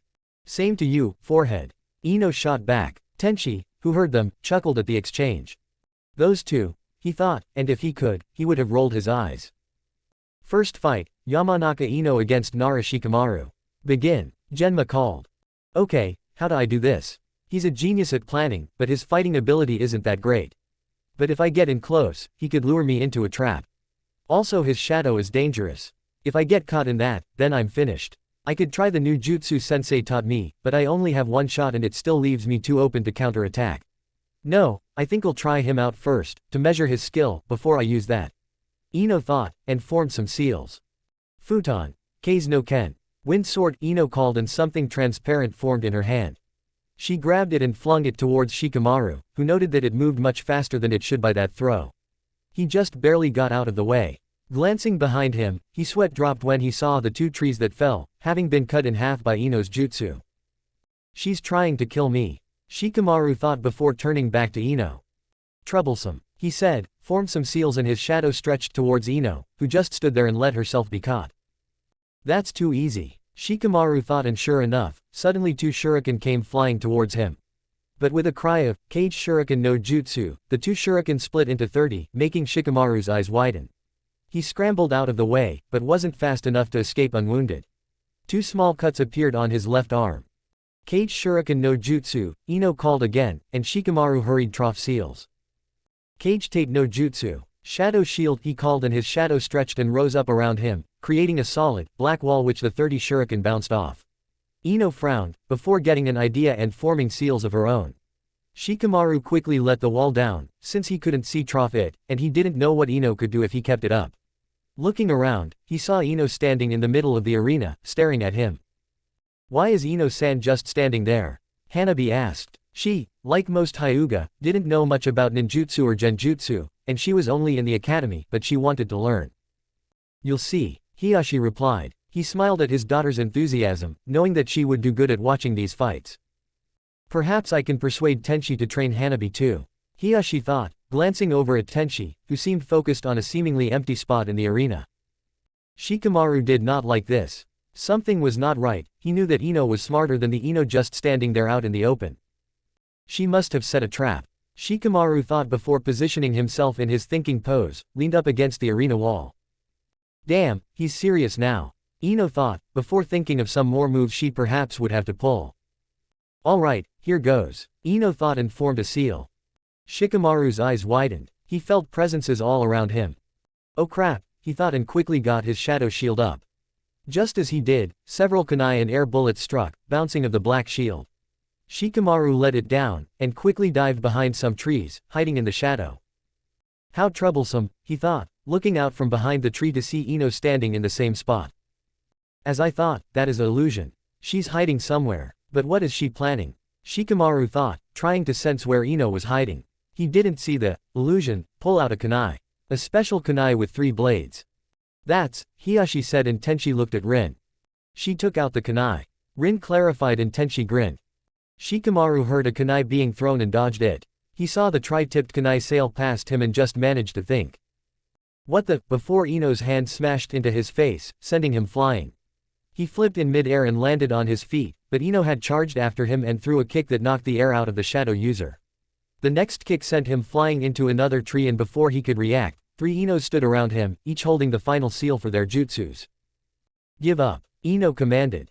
What was that? Shikamaru asked, still feeling dazed. Hirishin no jutsu. Sensei taught it to me, Ino said with a grin on her face. You taught her Hirishin? Hiyashi asked in an accusing tone, looking between Ino and Tenchi. After he asked and looked from Ino to Tenchi one last time, he was met with a very cold expression. If Tenchi had eyes, the glare would have been able to freeze water. You seem to forget that I was adopted by Yondaime. When he did, I became part of his clan. Also, when he left me all of his jutsus, he did so I could master them. And as his son, although adoptive, I decide who I will teach his jutsus to. Besides, that was as good as Ino will get it, at least for a long while. If you noticed, her Hirishin is not complete. She hasn't mastered it, and can only use it once. Tenchi said coldly. Flashback. Ino, this is the reason I wanted you to become so much faster. Tenchi said and pulled out a tri-tipped kunai. Ino looked at it curiously. Haku wasn't much better. This is a special kunai, known as a Hirishin kunai. It has seals on it that alerts me when it flies and hits the ground. It allows me to use Yondaime's signature jutsu, the Hirishin. Tenchi said and threw the kunai. When it landed next to a tree on the other side of the training area, Ino looked between Tenchi and the kunai. Watch me closely, Ino. Tenchi said and formed half a ram seal. In a flash of blue light, he was gone. Ino's eyes widened and she looked over to the kunai. Sure enough, there stood Tenchi, right where the kunai was. This jutsu allows me to instantly travel to where the kunai is. I could go deep into explaining how it works, but that would take lots of time, and probably confuse the hell out of both of you. It did to me. The short explanation is that it is almost like a summoning jutsu. You, summon, yourself to where the kunai is. I want you to be able to use this before the exam. Tenchi explained. Ino, who practically had stars in her eyes from learning such a cool jutsu, not to mention it was a signature jutsu of the supposedly strongest Hokage yet, was very eager. A day before the exam. Ino threw her Hirishin kunai at Tenchi and formed the seals, activating the jutsu. She appeared about 2 feet in front of where Tenchi, and most importantly, the kunai was. Why, can't I do this? Ino panted. Tenchi smiled slightly and walked over to her, handing her kunai back to her.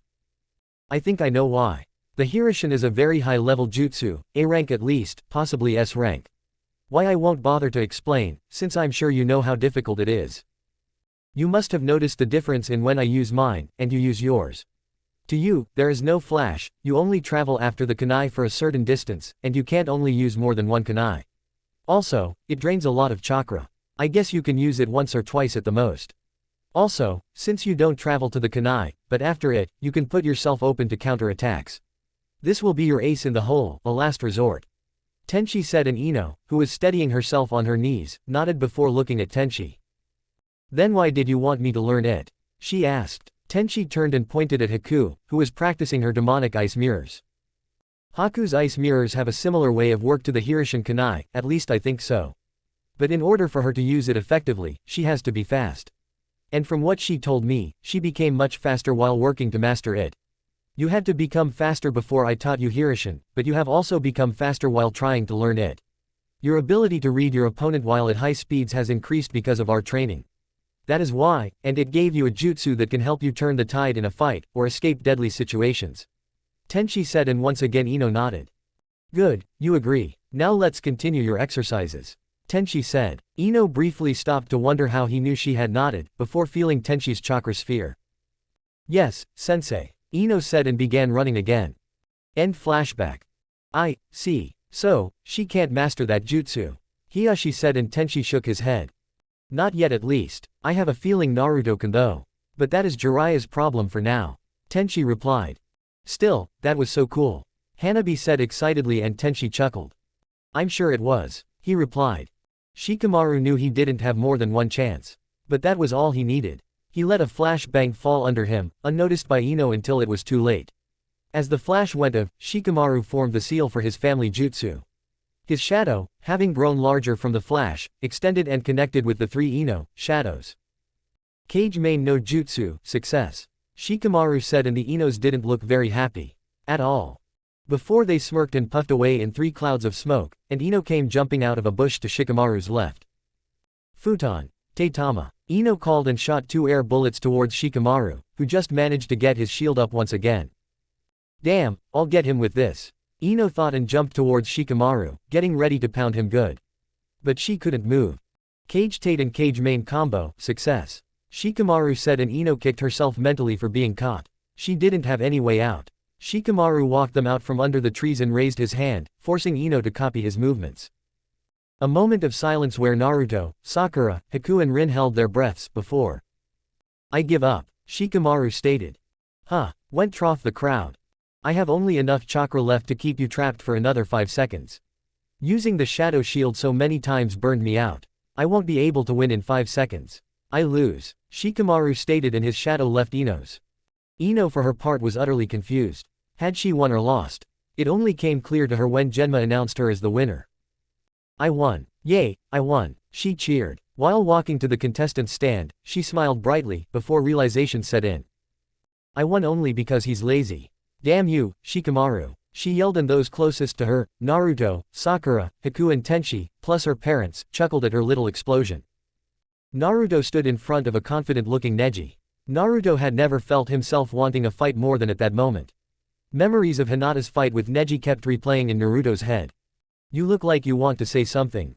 Neji taunted. Naruto responded by holding his clenched fist out towards Neji. You're going down, he growled. For Hinata, he added, making Neji snort. Second fight, Uzumaki Naruto against Hyuga Neji. Begin. Genma called and jumped away. Naruto started by pulling out some shuriken and throwing them at Neji. Neji smirked and used a kunai and blocked the shuriken. You'll have to do better than that, Neji said confidently. Oh, I intend to. Naruto shot back, having started some seals while Neji focused on the shuriken. Neji's eyes widened, understanding from the amount of seals that this was big. Raiden Atemi no Jutsu, Naruto called, and a blue lightning bolt shot out from his hands. Neji managed to begin spinning and just formed a dome of chakra when Naruto called his jutsu. Neji's cry of cadent spiral was drowned out by the thunder that followed Naruto's jutsu. A huge cloud of dust followed after the lightning struck the spinning chakra dome, hiding Neji from view. When the dust cleared, a winded Neji stood in the middle of a crater, unharmed, although his clothes was a bit singed. That was, Hinata and Hanabi said in unison. Kaden, Hiyashi answered, and Tenchi smirked. I see. Poor Neji, he said, and everyone looked at him. Why do you say that? Kaden is the ultimate defense jutsu of the Hyuga. The fact that a branch member has mastered it, Hiyashi began but was cut off by Tenchi, who didn't bother to hide his annoyance. Main or branch doesn't matter much. And you are right, Kaden is a very good defense move, but you Hyuga tend to depend on it a lot. And Naruto knows the perfect move for turning Neji's Kaden into a Neji shredder. Tenchi said, and Hiyashi's eyes widened. You mean, he trailed off, not wanting to confirm his guess. Rasengan. The Kaden is chakra being spun one way. Rasengan is chakra being spun in random directions at once. If Naruto uses Rasengan against Neji's Kaden, then the Rasengan will overpower the Kaden, and convert it into a giant Rasengan, shredding Neji in the process. Rasengan may be small, but it is immensely powerful. If Naruto realizes this, he can win without difficulty. Tenchi said, his face unreadable from that statement. If Naruto did know he could win that easily, he didn't show it. He looked at Neji, a calm calculating look in his eyes. Sakura and Ino recognized the look from when he was completely serious, like when he tried to master the rasengan. His defense is very good. Probably as good as Gaara's. But he has to activate it each time. It's not automatic. If I can lure him, and then get close enough to touch him, I can use that jutsu. Alright, here goes. Naruto thought, but before he could do anything, Neji began to speak. You should give up. Fate has chosen me as the winner of this fight. You cannot fight your fate. Neji said, and Naruto snorted. You can. And don't give me that crap about the Hyuga's cage bird seal. I know that already. Naruto responded. Neji looked a little surprised, but composed himself quickly. So you know what awaits Hinata-sama. Her fate is set, and there is nothing she can do to change. Neji said. Tenchi snorted when he heard that, making Hinata, Hanabi and Hiyashi look at him questionably. Are you stupid? Fate, fate, fate. Can't you say anything else? Fate is only something you blame all your problems on. You don't try to solve your problems, instead you lay down and blame it on fate. You are a so-called genius, who get power handed to him. Hard work is what makes true power. I'll prove that to you right now. Naruto said and pulled out 4 kunai and 5 shuriken. First he threw a kunai right in front of Neji, making him jump back. Then he threw 2 shuriken, again making Neji dodge. Then, timing as best as he could, Naruto threw the remaining 3 kunai and shuriken at Neji, just as he stopped moving from his dodge. Neji saw the flying weapons, and with a cry of, Kaden, Neji activated his defense and deflected the weapons. But just as he finished his Kaden, Naruto was upon him with 3 clones. The clones threw punches at Neji, which he blocked, leaving him open for the real Naruto, who slapped him. The audience, as well as both Genma and Neji, blinked several times. Neji held a hand to his stinging cheek. Did he just? Haku asked Rin, who nodded slowly. He slapped Neji. A real bitch slap too. Sakura said, not believing her eyes. Ino's mouth was close to the ground. Tenchi heard what everyone mumbled and chuckled. So, Jiraiya did teach him that. I'll lose track of him, again. He predicted. What do you mean? Hanabi asked. Wait and see, Tenchi said, smirking slightly. What was that? Neji asked, disbelief filling his voice. Naruto grinned and rubbed his head sheepishly. Ups, sorry about that. It was meant to be a punch. Naruto responded. Neji shook his head and lowered his hand, revealing a red cheek, and some sort of mark made of kanji. Mumbles went off the audience when they saw that, each wondering what that was. Neji went into his fighting pose, but narrowed his eye when he saw that Naruto was forming seals. He didn't recognize the seals. Though, Naruto ended with the ram seal and vanished. Neji's eyes widened and he felt a kunai being pressed to his throat. Give up, Naruto ordered, pressing the kunai just tight enough to Neji's throat, that a small trickle of blood came. Neji raised his hand, as if to give up, but suddenly he swung his hand down and attempted to strike Naruto to the head. Naruto saw this, let go of his kunai and jumped away. Naruto felt disappointed that he had lost his advantage. What was that jutsu you used? Neji asked and Naruto smirked. Not telling, I haven't mastered it anyway. Naruto responded. What jutsu was that? Haku asked, looking between Tenchi and Rin. Shunshin no jutsu. Both Rin and Tenchi replied. 2 of Yondaimi's signature jutsus shown in one exam. Just who are your students? Don't tell me the last one will come here and use Rasengan. Or summon Gamabunta. Hiyashi asked, his tone without emotion, although Tenchi recognized the question as wondering and as close to joking as he had ever heard Hiyashi. No and no. Sakura can't use either of them, but Naruto can do both of what you said. But again, the jutsu isn't complete. Both Naruto and Ino can use a signature jutsu of Yondaime, but neither has mastered it. Naruto had to use seals to activate the jutsu, along with the focus mark. Shunshin is meant to be without seals. Tenchi explained. Still, this is the most display of Yondaime's jutsus since you took the Chunin exam. Rin commented and Tenchi nodded. Neji looked at his opponent, wondering how to beat him. But before he could do anything, Naruto spoke up. Tell me, why do you believe so much in fate? Naruto asked. Neji looked at him before taking of his headband. Because of this, Neji said and pointed to a green seal on his forehead. The seal looked like an X with a hook on the left and on the right. Because of his fate as a branch member, my father had to die for his brother, Hyuga Hiyashi-sama. They were only separated by a few minutes, but their fate was sealed when Hiyashi-sama was born first. Fate is something you cannot change. Neji said, sadness and anger plain as day in his voice. Naruto stared at Neji for a moment, before shaking his head. My father gave his life for this village, but that does not mean it was his fate. It was his choice. He could have chosen not to die for this village. But he did. Just as I will break my fate as an outcast and drop out and become Hokage. You say it is my fate to lose this fight. Then I'll beat you and prove that you can change your fate. Naruto said forcibly and formed seals again. Neji activated his Byakugan, making Naruto smirk. He finished with the ram seal, just as Neji prepared to use Kaden. Uzumaki combo, Furushu Shunshin no Jutsu, sun flash body flicker, Naruto called, and a bright light came, too fast for Neji to close his eyes. He screamed and clutched his eyes, or at least moved to do, but he felt not one, not two, but four kunai pressed towards various spots on his body. One at his throat, one at his heart, one at his spine and one at a kidney. Give up. Four voices came. Neji couldn't see, but recognized it as Naruto's. He must have made Kage Bunshin's. I can't win here, Neji thought, but before he could say anything, Naruto spoke up. Don't even try anything. It's not worth fighting on, if you'll give up your or your teammates' lives. A mission or exam isn't as important as the life of the team. Naruto said and Tenchi smiled. This fight is over. Winner, Uzumaki Naruto. Genma said. Immediately, the Narutos let go of Neji, who slumped down to the ground. I lost. Impossible. He thought before he looked up and saw Naruto jumping around, celebrating his victory. Maybe he was right. Neji thought but was cut off by Naruto stopping in front of him, holding out a hand. Huh. Neji blinked in confusion. Come on, let's get out of here. We're in the way of the next fight. Naruto said and pulled Neji to his feet before walking back to the contestants' stand, while Neji went with some medic nins to check out his vision. Naruto-kun fought well, Hiku said and Tenchi nodded. Yes, he did. You taught him well, dear. Rin said and Tenchi had the decency to blush. I wonder where father went. Hanabi said and looked after her father. I'm sure he'll be back soon. Tenchi said. Third fight, Haruno Sakura against Sabaku no Kankuro. Contestants, get down here. Genma called and Sakura began to make her way to the arena, but Kankuro didn't move. I hate this. And against a girl too. He thought and raised his hand. I'm going to give up.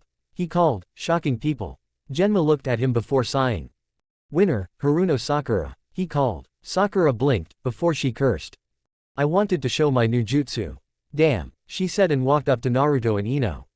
Uchiha Sasuke has not shown up yet.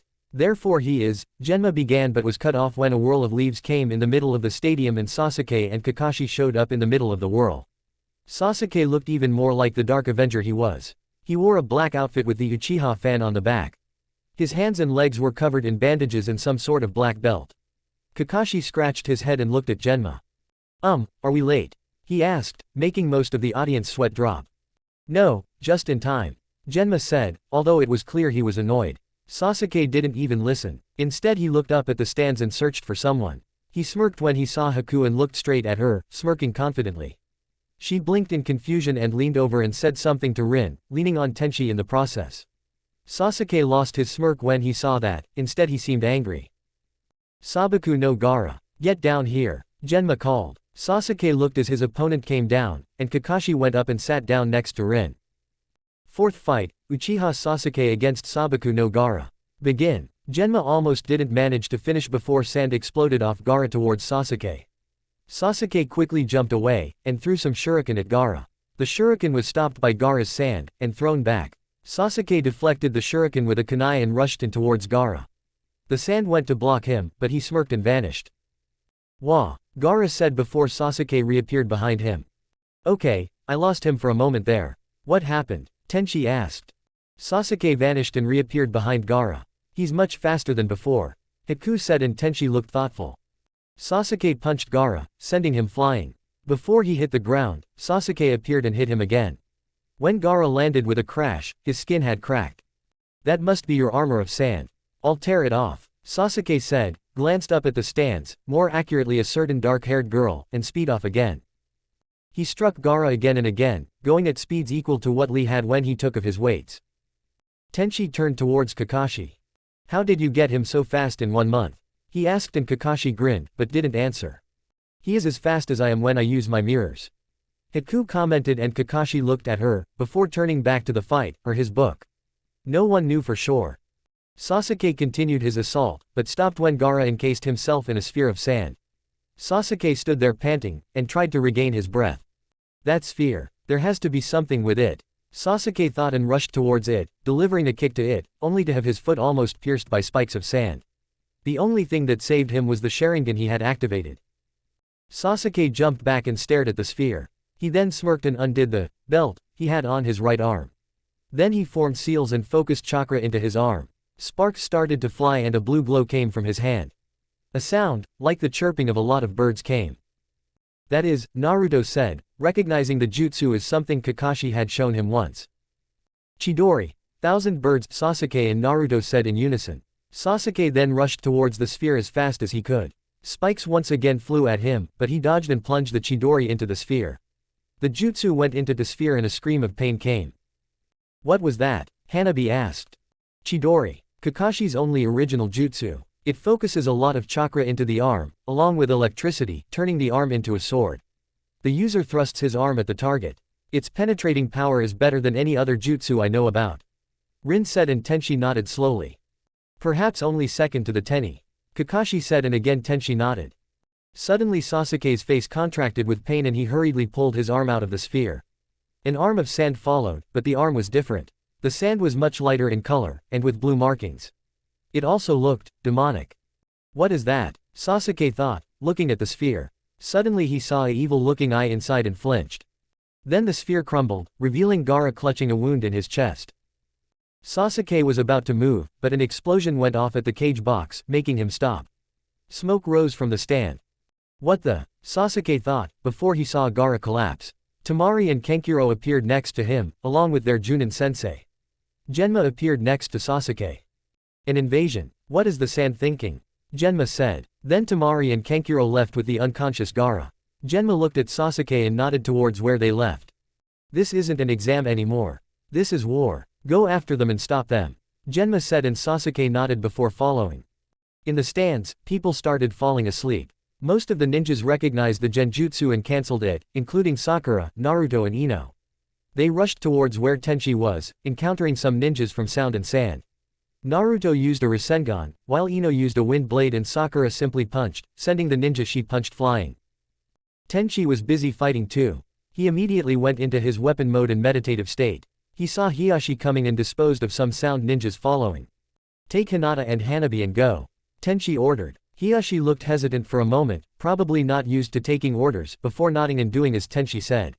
He along with several others from various clans began fighting their way out of the stadium, Hinata and even Hanabi helping. Rin and Haku both stood back to back, defending each other.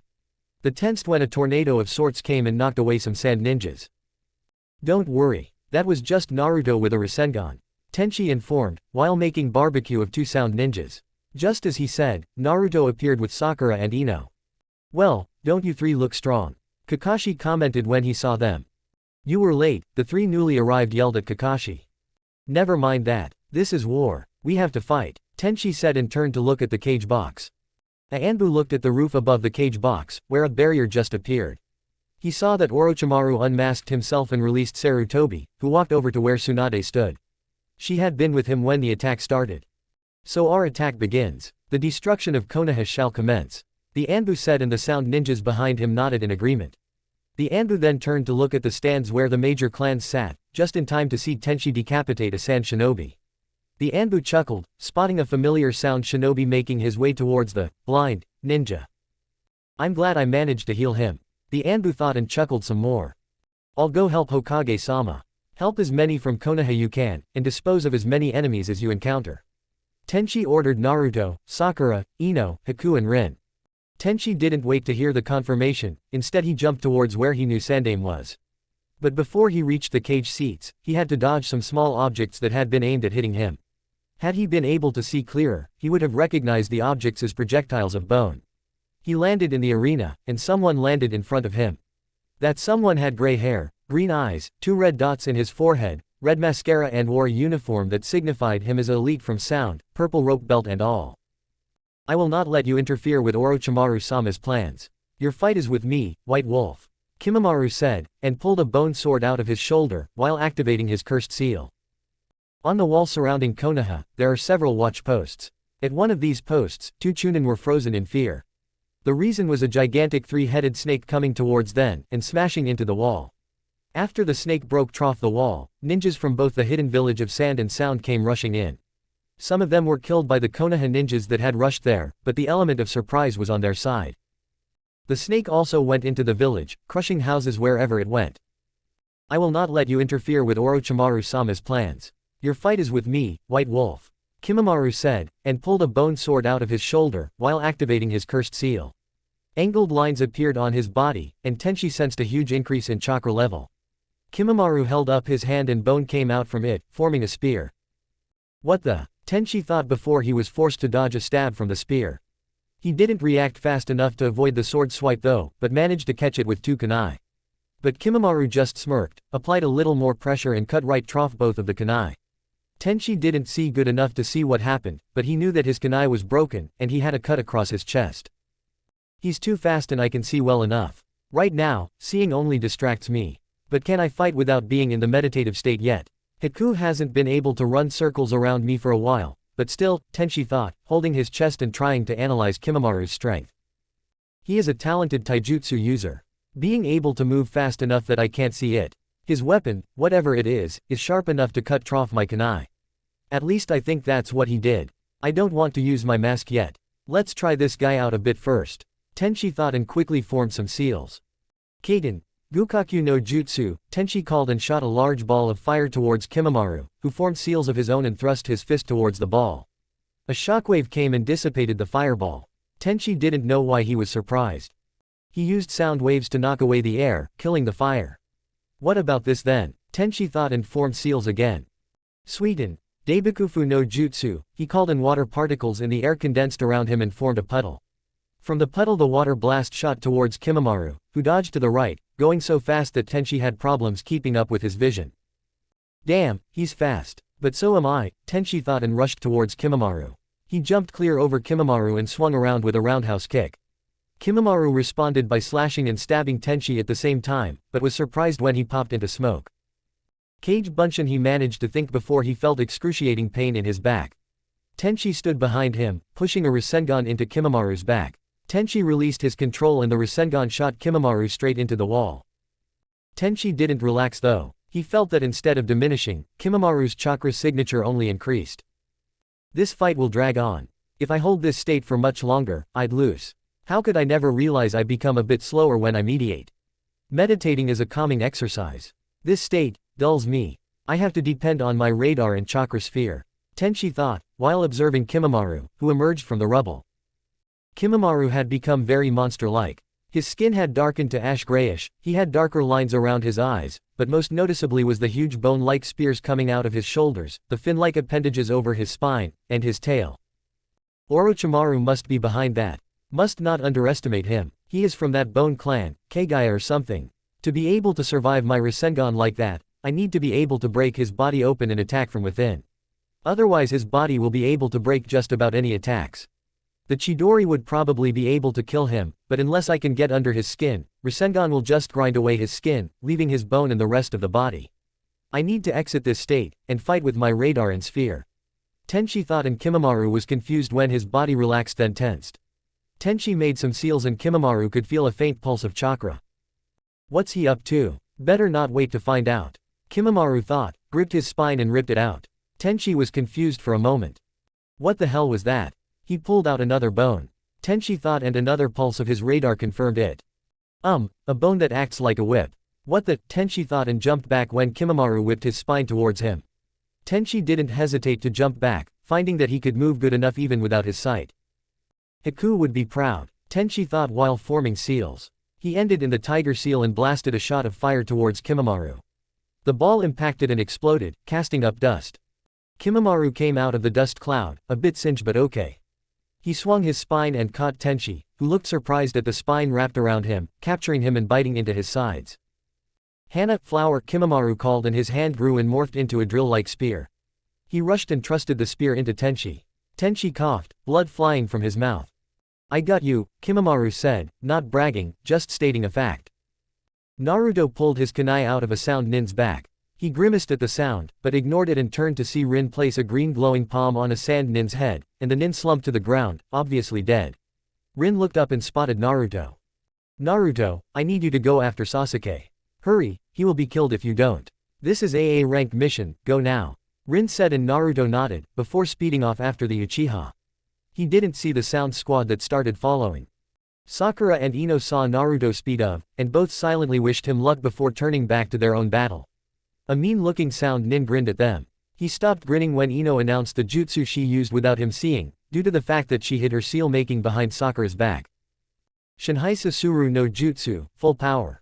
Ino called, and the last thing the sound felt was a melting feeling, and then his mind shut down, permanently. Kimamaru stared at his kill. Why would Tenchi smirk when he was dead? Shit, Kimamaru managed to think before he felt a searing pain in his back. He quickly jumped away from Tenchi, turning to watch a dead Tenchi and a very much alive, although grim-looking one. Then the dead one melted into a puddle of something dark and murky. Kawarimi, Kimamaru stated. Tenchi didn't acknowledge him, instead he seemed to look around, searching for something. He's blind, yet looking around. How can that be? Kimamaru thought, confusion showing on his face. Tenchi, for one, wasn't confused. He used his radar to sense the area, but turned his head instinctively. I need to end this soon. Tenchi thought, sensing the battle around him, in which many Konoha nin were in trouble. Tenchi turned back to Kimamaru, tensing again. Sorry, but I can't let this drag on. Tenchi said, his voice changing, darkening and freezing as more and more of his mask came out. Kimamaru was taken aback by the wolf mask, which seemed to glare at him. When the mask was finished forming, the white wolf flexed his hand. Well, then, he said and disappeared. Kimamaru was shocked at the increase in speed. The next thing he knew, he felt a foot in his face, sending him flying backwards. Sweeten, Tenchi called, but Kimamaru didn't hear the name of the jutsu. He did however feel the searing pain that came when something made of water hit his back. It felt like being whipped, only much worse, like salt was added to the whip. Kimamaru flipped, and shot some bullets made of bone towards Tenchi, who seemingly stood still, but the bones just flew off him.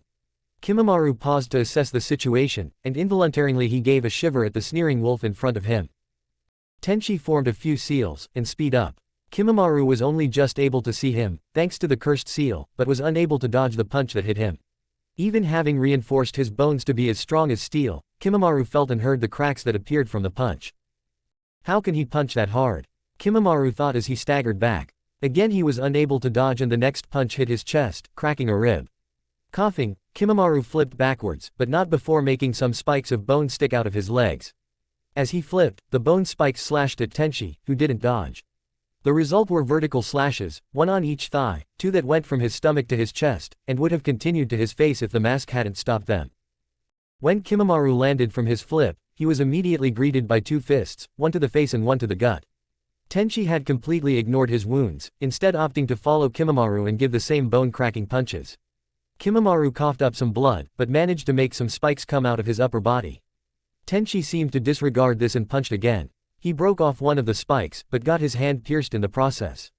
Jumping away from Kimamaru, Tenchi calmly grabbed the bone spike that stood out of his hand, and pulled it out. How can he just do that? He acts as if he doesn't care about his body. Kimamaru thought. He didn't feel too well himself, feeling the cracks in his bones heal. He didn't like fighting someone that could crack his bones from a simple punch.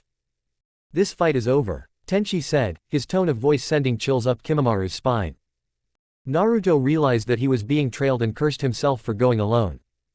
Now what? He thought, planning furiously for how to deal with the pursuers. He was getting more and more frustrated before his face split into a grin. Kage Bunshin no Jutsu. Sakura punched another sound nin, and smiled at the satisfying, although disgusting crunch. She was forced to jump over the now deformed sound nin when a sand nin sent a futon jutsu at her. The result was that the sound nin was split in two. Sakura grimaced at the sight, before dodging another futon jutsu. Persistent, Sakura thought. The sand nin landed in front of her, and was about to launch another futon jutsu at her when they heard. Futon. Daite Tama grand air bullet, and a rather big air bullet hit the sand nin, killing him instantly. Sakura looked over and saw Asuma wave at her. She nodded gratefully before forming seals. Doten, Doryuden, Earth Dragon Missile, Sakura called, and a dragon head of mud came up behind her and began to spit mud projectiles towards some sound and sand ninjas. Kaiten, Karyuden, Fire Dragon Missile, she called, and a quick burst of fire came from her, engulfing the projectiles and turning them into lethal flaming mud balls. Of the 6 nins that were Sakura's target, only 2 survived. Ino wasn't doing so well. She was surrounded by rather unfriendly looking sound and sand ninjas. Okay, what now? Come on Ino, think.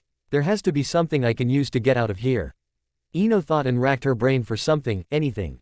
But before she could think of something, the enemy ninjas jumped towards her, kunai drawn.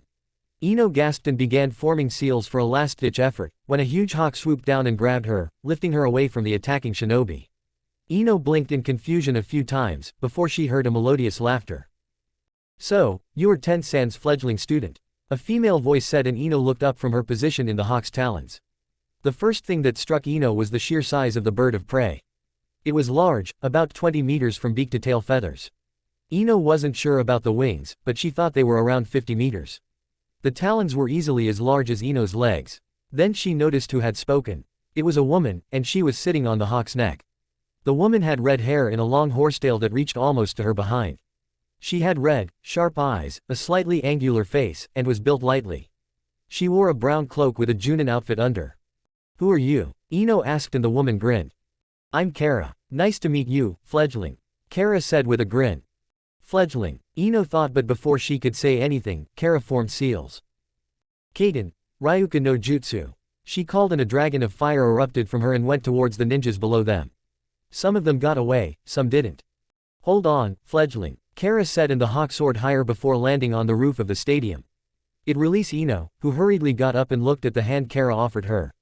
Ino smiled and allowed herself to be pulled up on the bird, who took off again. "Let's show these guys what two kunoichi can do," Kara yelled. "Yeah," Ino yelled back, the rush of flying affecting her. A squad of sound nin were pursuing who they thought were a weak and unskilled Konoha genin. There were some problems with that, though. 1. The genin was a student of Konoha's strongest Junin. 2. The genin was the vessel for the Kyuubi. 3. The genin was Uzumaki Naruto, Konoha's most hyperactive, surprising ninja.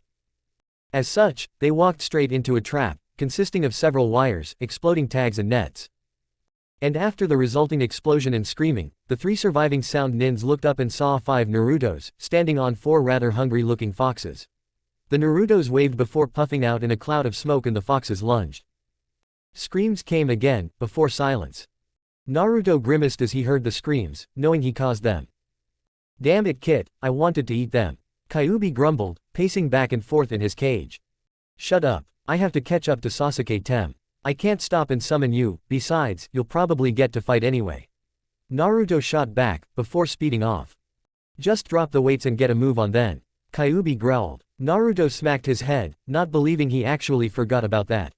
He formed the ram seal and instantly felt the difference. Running much faster and easier, he made good time and was starting to catch up. He sniffed his nose, and caught the scent of 2 people fighting, neither was Sasuke. "I'll have to take a longer way. Don't want to end up in the fight," Naruto thought. He could have sworn he heard Kyuubi whine in disappointment. "Shut up, fur ball. You'll get to fight soon." Naruto sighed and redirected his route so that he passed the combatants at a safe distance. Sasuke stared in horror at the monstrosity in front of him. Gaara had transformed into some sort of raccoon made from hardened sand. "What is he?" He took 3 Chidori and is still standing. Sasuke thought, horrified. He gasped and just managed to dodge out of the way when Gaara sent a huge sand claw at him. "Without the Sharingan, I would have been dead already," Sasuke pointed out to himself, suddenly very glad for his blood-red eyes.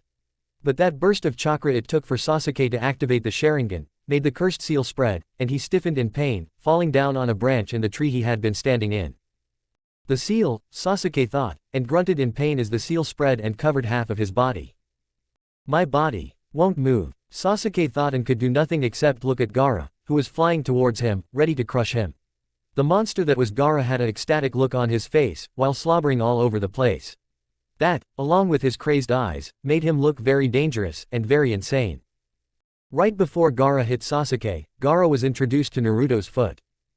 "Hey, I've caught up," Naruto said while panting slightly. He glanced at Sasuke and formed a cage bunshin that went and checked him over. "You all right, Sasuke?" Naruto asked. Sasuke grunted as the clone leaned him against the trunk of the tree they were in. "What is he?" Naruto thought, looking at Gaara. "He's like you, Kit.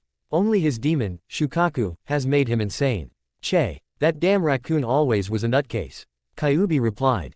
"But he doesn't look like a human at all," Naruto shot back. "He's transformed. He's using Shukaku's chakra and sand to make himself that body," Kyuubi replied. "Is he strong?" Naruto asked. He got the impression that Kyuubi was rolling his eyes. "Shukaku is the one-tailed demon. I am the nine-tailed demon. You know the tails represent how much power we have. You do the math, Kyuubi replied. I meant, oh, never mind. Let's just go wild. Naruto thought diaresis. Finally, Kyuubi said. Naruto formed the seal for Kage Bunshin, and 6 clones came to life. They jumped towards Gaara, who used his huge claw-like hands to grab them. Now, the clones called. The real Naruto had snuck behind Gaara using clones as stepping boards, and trusted a rasengan under Gaara's tail, while calling out, Konoha's supreme taijutsu move, 1000 Years of Pain, Rasengan version. The result was that Gaara's tail was ripped off, and he was sent spinning into a tree. Naruto grinned but was forced to dodge sand projectiles that Gaara sent towards him. Soon a shuriken, sand shuriken, Gaara called and shot more sand projectiles towards Naruto, who was forced to use some clones as shields. Sasuke, close your eyes. Naruto called while forming seals. Sasuke was quick to comply. Furushu no jutsu. Naruto called, and the blinding flash came. Gaara, who had jumped towards Naruto, roared in pain, and crashed into the tree Naruto had stood on. Temari, who had been observing from the sidelines, was amazed. He's winning against Gaara's transformed form. What is he? She thought. Gaara was not happy. His ass was sore, luckily the sand had absorbed most of the impact of whatever jutsu the annoying blonde had used. Still he was sore, and his eyes were hurting, and he had trouble seeing. I'll kill you, Gaara roared. When his eyes stopped hurting, and he opened them, he was surprised to see clones. Lots and lots of clones. Taju Kage Bunshin no Jutsu, the Narutos called. It had to be at least 1,000 of them. Time to beat the crap out of you. Let's go. Uzumaki Naruto Renden 2000 version. The Narutos called, while kicking Gaara up into the air, and hitting him 2 times each. After they were done, Gaara fell limp to the ground, his sand body all but destroyed. Now we will use our feet and give you a 4000 version. The Narutos called. How is he so strong? Gaara thought before calling on more of Shukaku's chakra. Kit, look out. You feel that? Kyuubi asked. Yeah, I know. He's calling on more chakra. Naruto answered and prepared himself. Just in time, too, since not a moment later, a huge claw shot up and destroyed all the clones, sending Naruto flying towards a tree. His fall was cushioned by Sasuke, who had managed to move just enough to help him. Sasuke, Naruto said, clearly surprised. All that, and he just got right back up. What are you going to do, Naruto? Sasuke asked. Naruto replied by looking at Gaara. He had transformed to look like the demon sealed inside him. The demon shape was huge, just as tall as Gamabunta, which was somewhere between twice and 3 times as tall as the trees. A huge tail swished behind the demon. Oh no, it came out. The perfect form. I have to get out of here. Temari thought and started to run away. You forced me to do this. Die. Gaara's voice came from the demon, and sand started to gather around Naruto, preparing to crush him. Had not Naruto managed to throw Sasuke away, the sand would have caught him too. Only have time for one try. Naruto thought, and started to frantically form seals before swiping some blood that had trickled out of his mouth. Die. Sabaku, Gaara began, but Naruto interrupted with a cry of Kuchio's no jutsu. A huge puff of smoke came, where the sand around Naruto was blown away, and a crash as trees were destroyed. When the smoke cleared, Naruto stood on top of Kyuubi, who looked around and grinned, his 9 tails swishing happily. Ah, out at last. Better late than never, right, Kit? Kyuubi said and Naruto snorted. Gaara and Sasuke stared at the huge fox, which easily stood 3 times the height of the trees of the forest they were in. Kyuubi. But it was killed. Naruto can summon it. Just how strong is he? Sasuke thought. Gaara had a different opinion. Interesting. You are interesting, Uzumaki Naruto.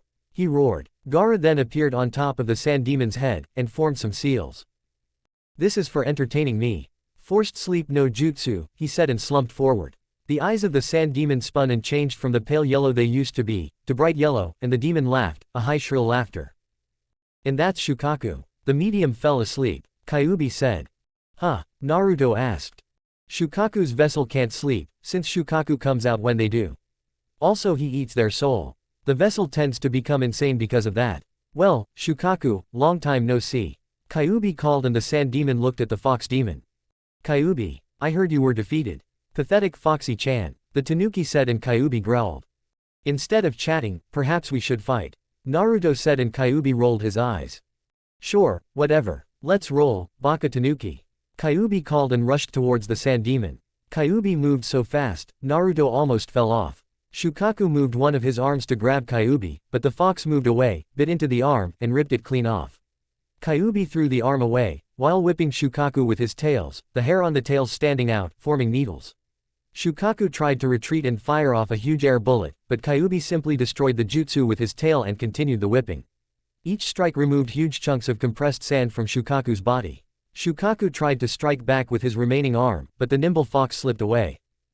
"Oi, Kyuubi, stop playing, and defeat that thing," Naruto called. Kyuubi almost looked disappointed.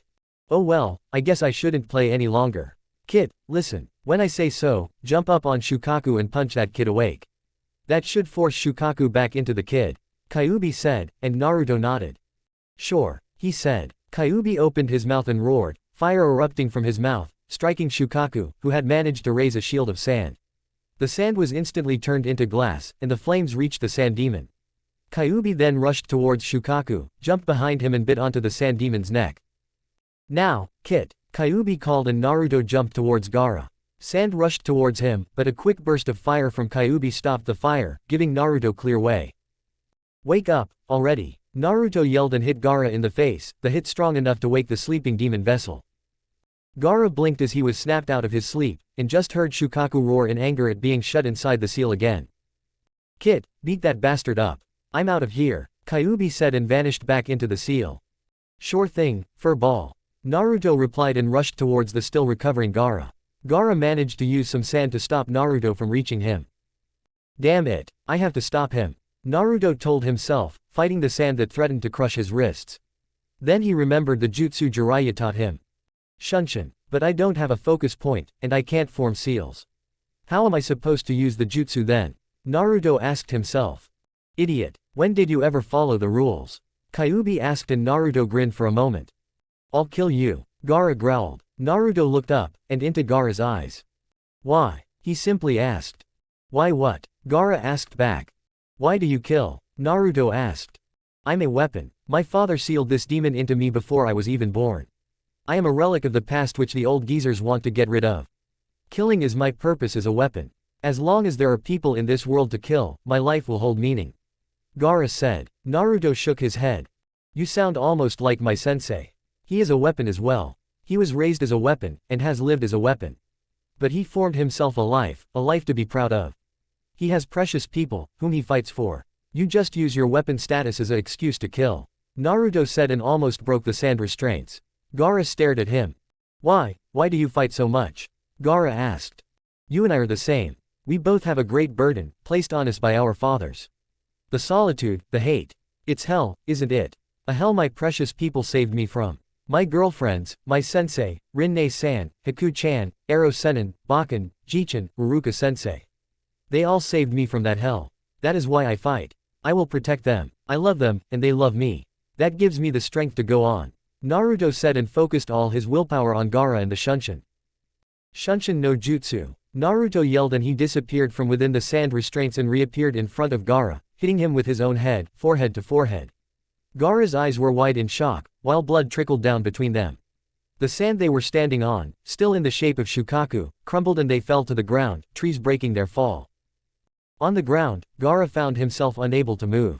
He was totally drained, hurt, and his head was reeling with what Naruto had told him. He heard movements towards him, and managed to tilt his head to see Naruto crawling towards him. Why are you so strong?" Gaara asked weakly. Naruto glanced up at him, and Gaara was surprised to see tears in his eyes. "That hell of being alone, it's so cold, isn't it? I can understand your feelings so much it hurts.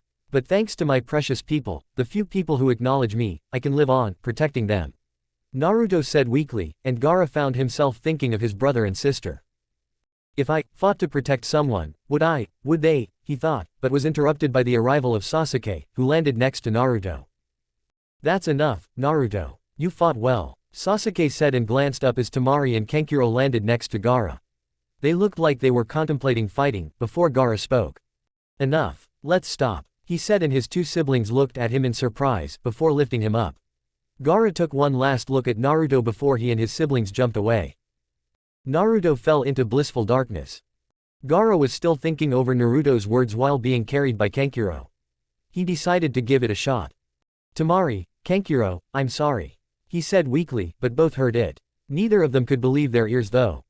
That's okay, Kankuro said, too surprised to say anything else. This fight is over, Kimamaru thought, jumping slightly back to judge what his opponent would do now. So, Kara is here.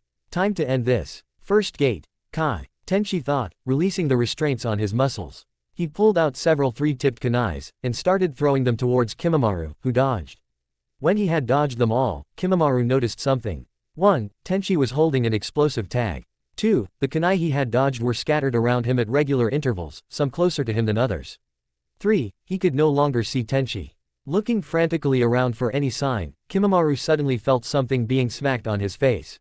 He managed to rip the explosive tag off and destroy it before it blew. What he didn't notice was the tag Tenchi had placed on his left thigh. It blew up, ripping Kimamaru's leg clean off. As he started falling down, Kimamaru caught a shimmer to the right. Shooting some bone bullets towards where the shimmer was, he was caught completely off guard by the hand that suddenly came out of nowhere and grabbed his lower jaw. Had Kimamaru been able to see his body, he would have noticed that he had fallen backwards so that his body was above one of Tenchi's Hirishin kunai.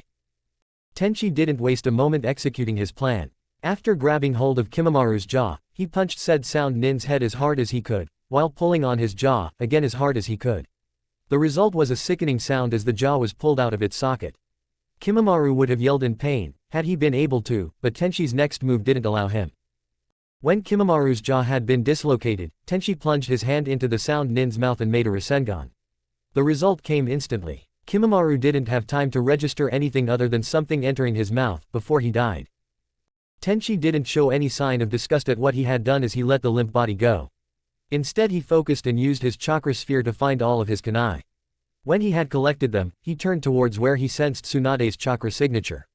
But he didn't sense Sandame's, and Orochimaru's was fading. Tenchi quickly jumped towards where he had been originally headed, and reached the Anbu standing there just in time to hear the barrier go down, and someone try to escape. Go after them now, Tenchi ordered the Anbu and went into what appeared to be a forest on the roof. In there he found a tired Tsunade, and a dead Sandame. If Tenchi had been able to see, he would have smiled at the peaceful look Sandame had on his face. Konoha was in ruins. The invasion had destroyed a lot of buildings, and a lot of ninjas had been killed in action. Miraculously, all of the Rookie 9 had survived, mostly unharmed. Tenchi was relieved that Rin, Haku, Naruto, Sakura and Ino didn't have any lasting injuries. It was the day of the Sandame's funeral, a cloudy, sad day. Tenchi arrived together with Rin, Haku and Team 7. They took up their spots next to Kujiki, Sandame's widow. She was taking it surprisingly well. Tenchi thought it was because of their old age. The funeral for the Sandame Hokage, as well as all those that fell in battle, will now start.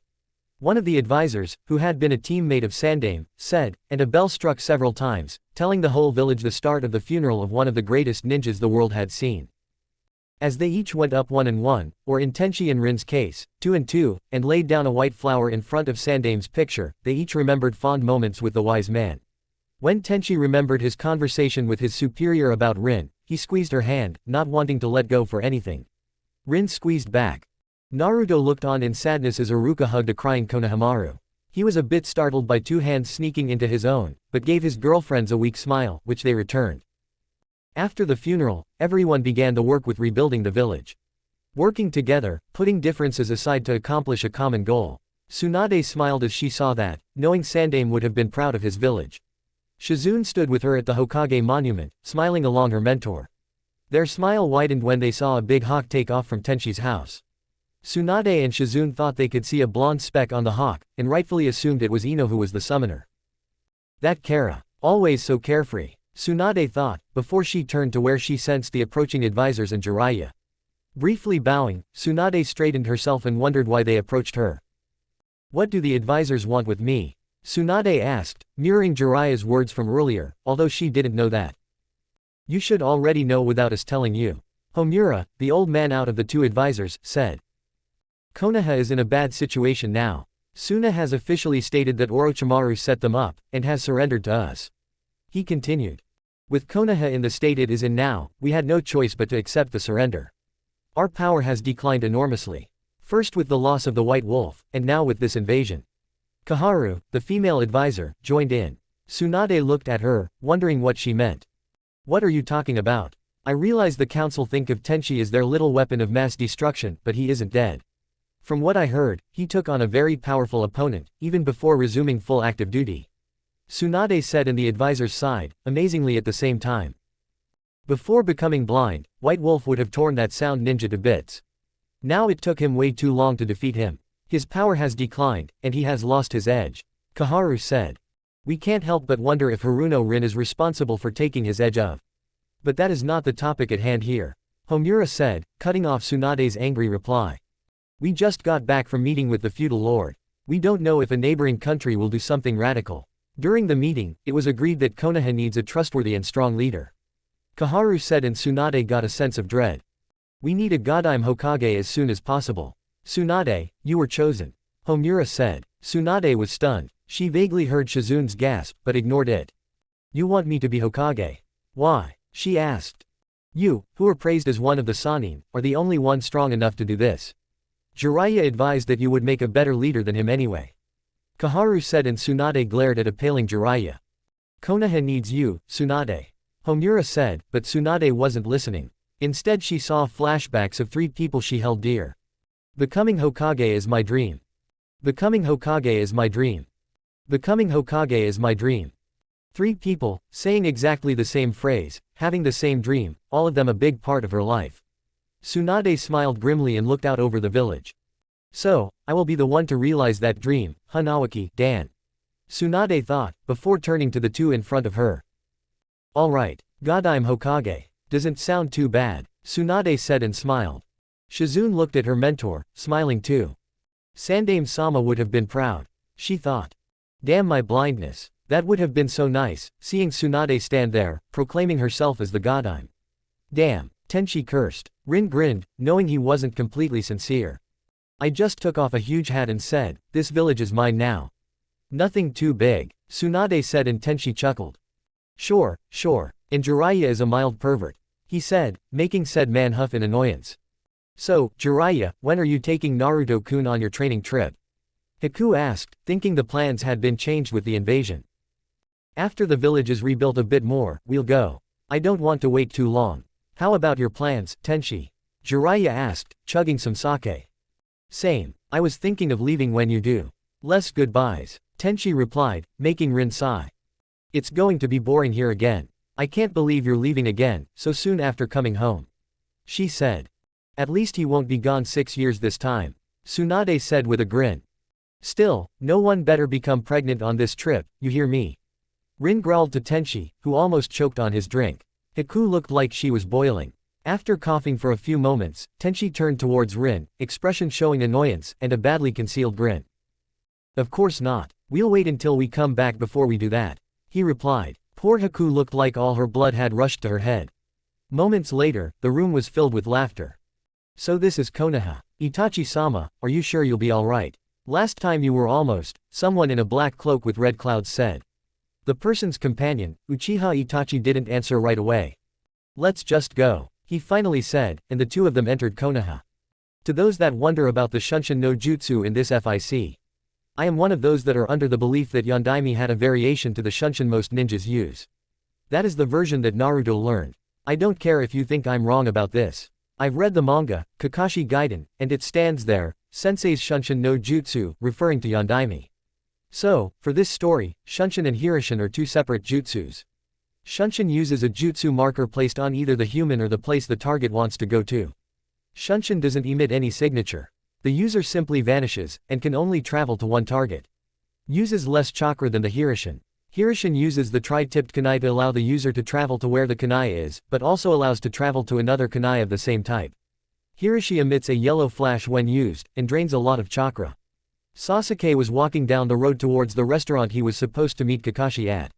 In his mind, dark thoughts rolled. How did the Dobi become that powerful? He even summoned something that was supposed to be dead. It must be that white wolf. He has made the Dobi that powerful. Why him? Why not me? The Dobi doesn't deserve that power, I do. I'm the one who knows how to use power, not the Dobi. Sasuke thought and kicked a pebble. He then looked up and saw 2 people, one of them he did not want to see, and the other. Tenchi and Haku walked towards the shop where they usually bought the offerings to put on the memory stone. Tenchi was using his cane to walk, while Haku, ever watchful, made sure he didn't collide with anything. Sometimes she had to steer him around some villagers who wouldn't move, usually by taking his hand and leading him. Neither of the two had anything against that though. Haku noticed Sasuke coming towards them when they had passed a group of villagers. She could see his gaze focus on her hand interlaced with Tenshi's. She could also have sworn that she saw the gaze darken and could feel a small amount of killer intent.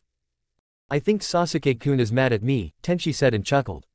Haku looked at him before looking back at Sasuke, whose anger seemed to be growing by the second.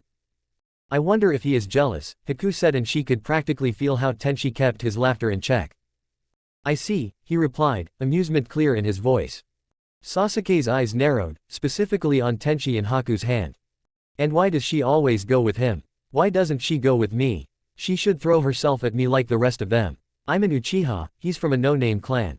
Unlike those pathetic fangirls, she is actually strong. She would be perfect to rebuild the Uchiha clan with. I bet she would bear strong children," Sasuke thought. By the time he had thought that, he had reached the two and stopped in front of them. "I can't believe I'm doing this. Me, an Uchiha," Sasuke thought, fighting down a rather strong blush. "Haku-san, would you go out with me?" Sasuke asked in a clear voice. He was an Uchiha after all. Haku blinked, and blinked and blinked. Tenshi suddenly felt her squeeze his hand, almost as if commanding him not to let go. No, I'll have to say no thank you to that. Sorry, Haku replied, and she almost laughed at the expression on his face. He looked like he fell down from the moon. The same could be said about the fangirls behind him. Sasuke quickly composed himself though. He grunted and walked past them, although he made sure to thump into Tenshi, who stood his ground, making Sasuke stumble slightly. Haku looked after him, wondering if she could perhaps have been a little bit nicer. She then noticed that she no longer held Tenshi's hand. Looking around, she saw him resuming his walk towards the shop they were headed for. Hurrying after him, she failed to notice the murderous glares Sasuke's fangirls sent her.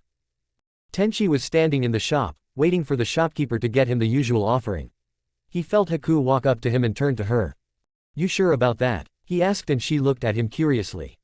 "About what?" she responded. "About saying no to Sasuke.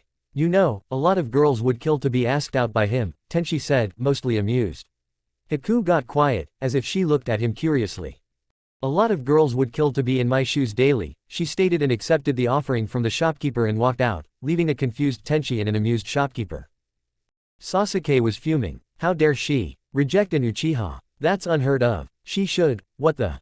Kakashi. Sasuke thought, seeing Kakashi early of all things. "Kakashi, you're early," Sasuke pointed out. "Yeah, I do that sometimes," the one-eyed Junin replied. Sasuke then noticed the shop Kakashi was standing in front of. "I don't like natto or sweets," Sasuke said. "I see," Kakashi said, not really caring. He gave an almost non-existent nod towards Kurenai and Asuma, which Sasuke had ignored up until now. They nodded back and vanished. Sasuke almost wondered what they were up to, but ignored it. "Well, I'll see you later," Kakashi said and vanished. "Che," Sasuke said, irritated for his waste of time. He was about to leave when he felt a lingering chakra signature. It was faint, but to him, it was unmistakable. "Itachi. Here. Where? I'll kill him," Sasuke thought, looking around for the elusive Uchiha. He then understood. Kakashi and those other two went after him. "I'll follow them and kill him," Sasuke thought, and started to look for where he thought they had gone to. Tenshi and Haku was at the memorial for the fallen ninjas. Haku had laid down their offering and both were now praying for the souls of those that had fallen. When Haku rose from her kneeling position in front of the stone, she looked up and saw that Tenshi was focused on something towards the river not far away. "What is it?" Haku asked, knowing he had better senses than her, and probably could follow things she couldn't. "Let's go. Kakashi, Asuma and Kurenai need our help," Tenshi said. Haku nodded and followed as Tenshi rushed towards the river. Kakashi was worried. In front of him were Uchiha Itachi and some unknown person from Akatsuki. As if Itachi wasn't enough, this new person, whom Kakashi thought was a woman, he wasn't sure, since she hadn't taken off her coat and hat.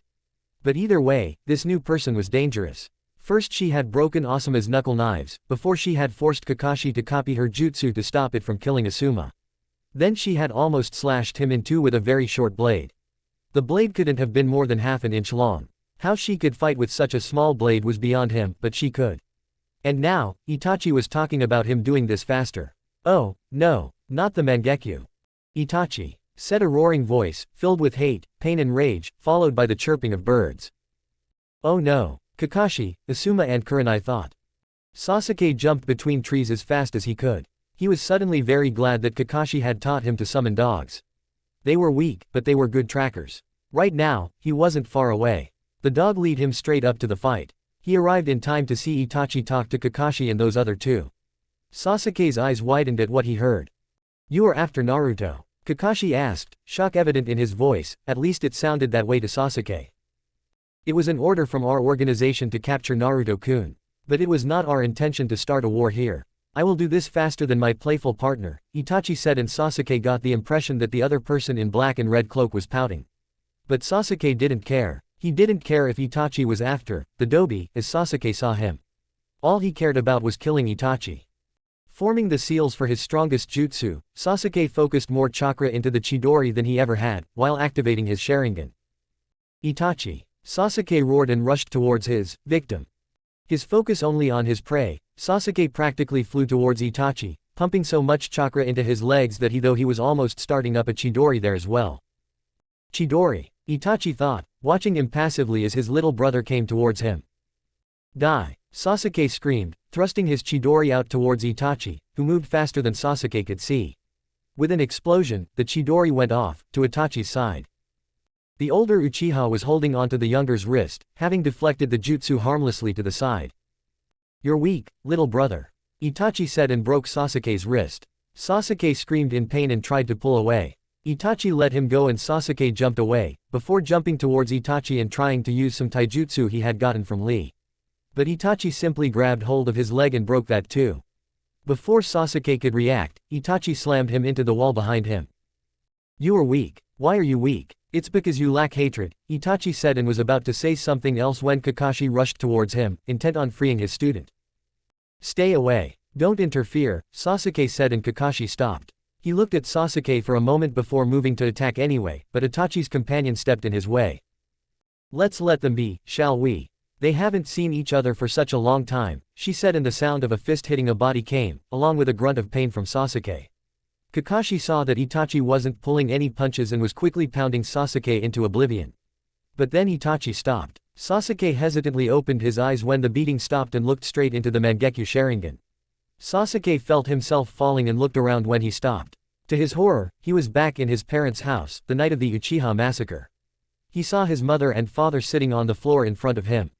He tried to call them, but they didn't move to acknowledge him.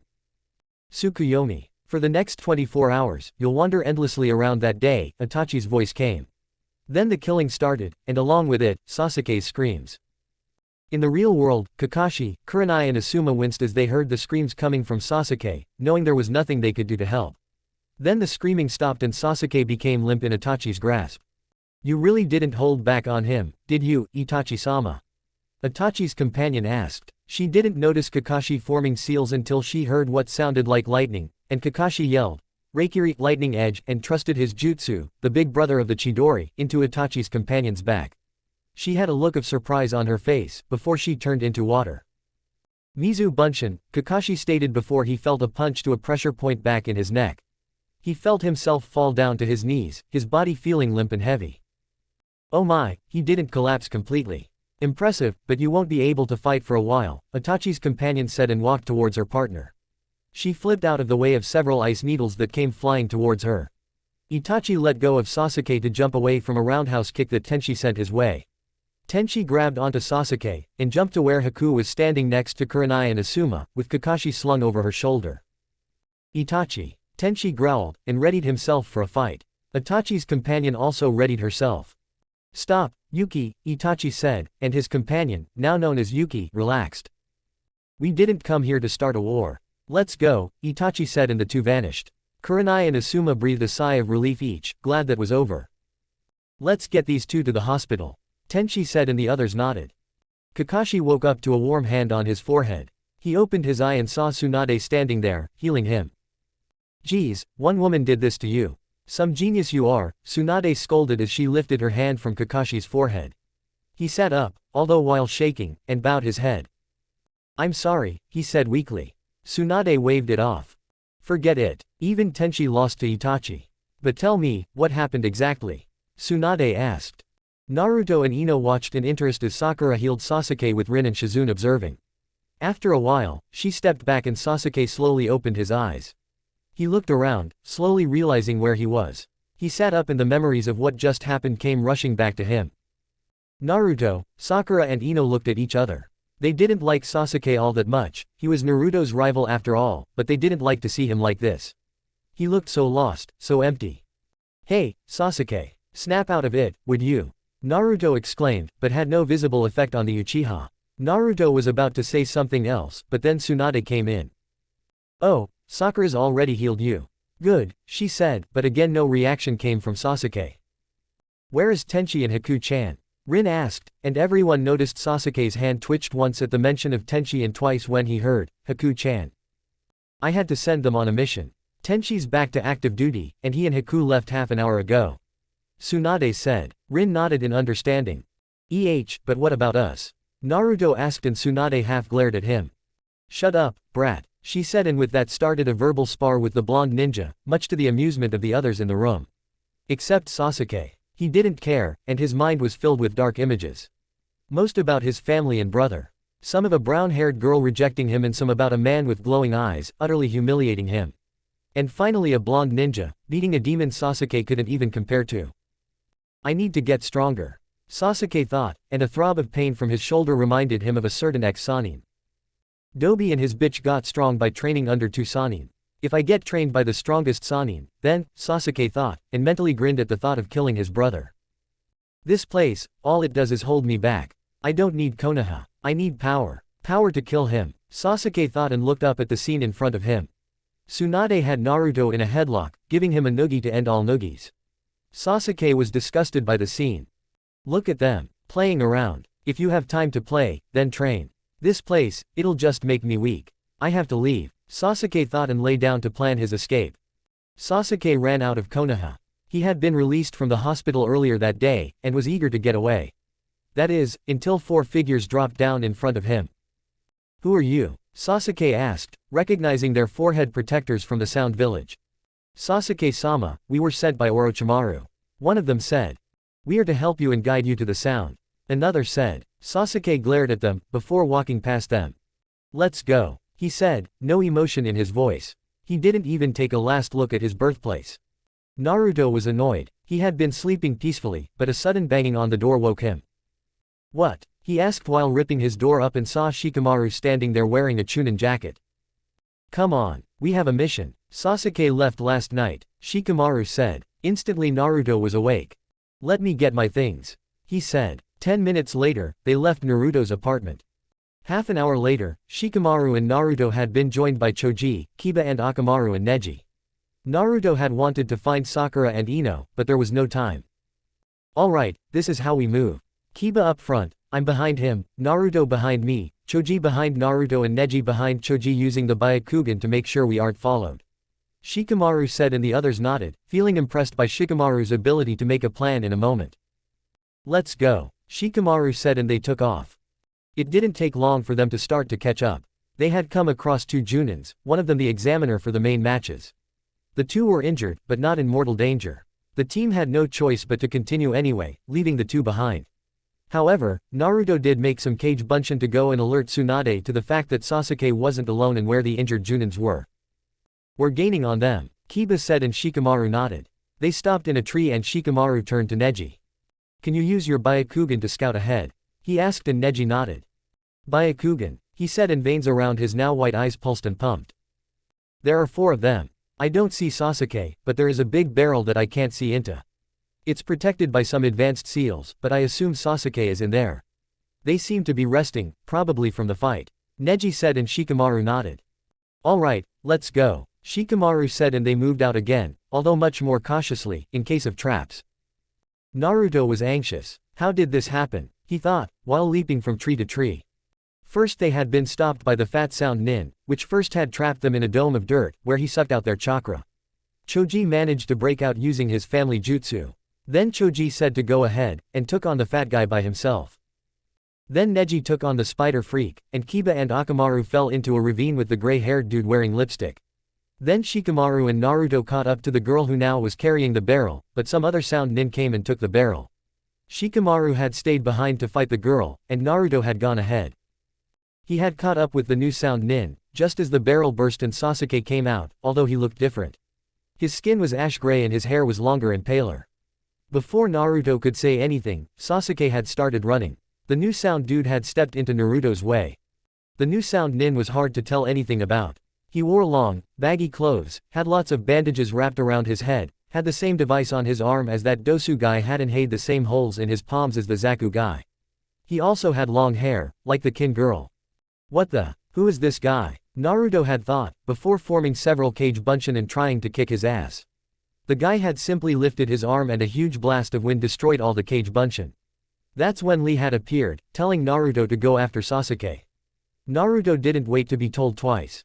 And now Naruto was staring at Sasuke, who stood on the head of the giant statue of the first Hokage at the Valley of the End, but Sasuke didn't look normal. Half his face had the cursed seal marks on, and the eye was black while the iris was golden. So, Dobi-chan has come to stop me. Sasuke taunted. Naruto narrowed his eyes. Sasuke seemed so different. His chakra didn't feel the same, it felt like a cross between Sasuke's and someone else's.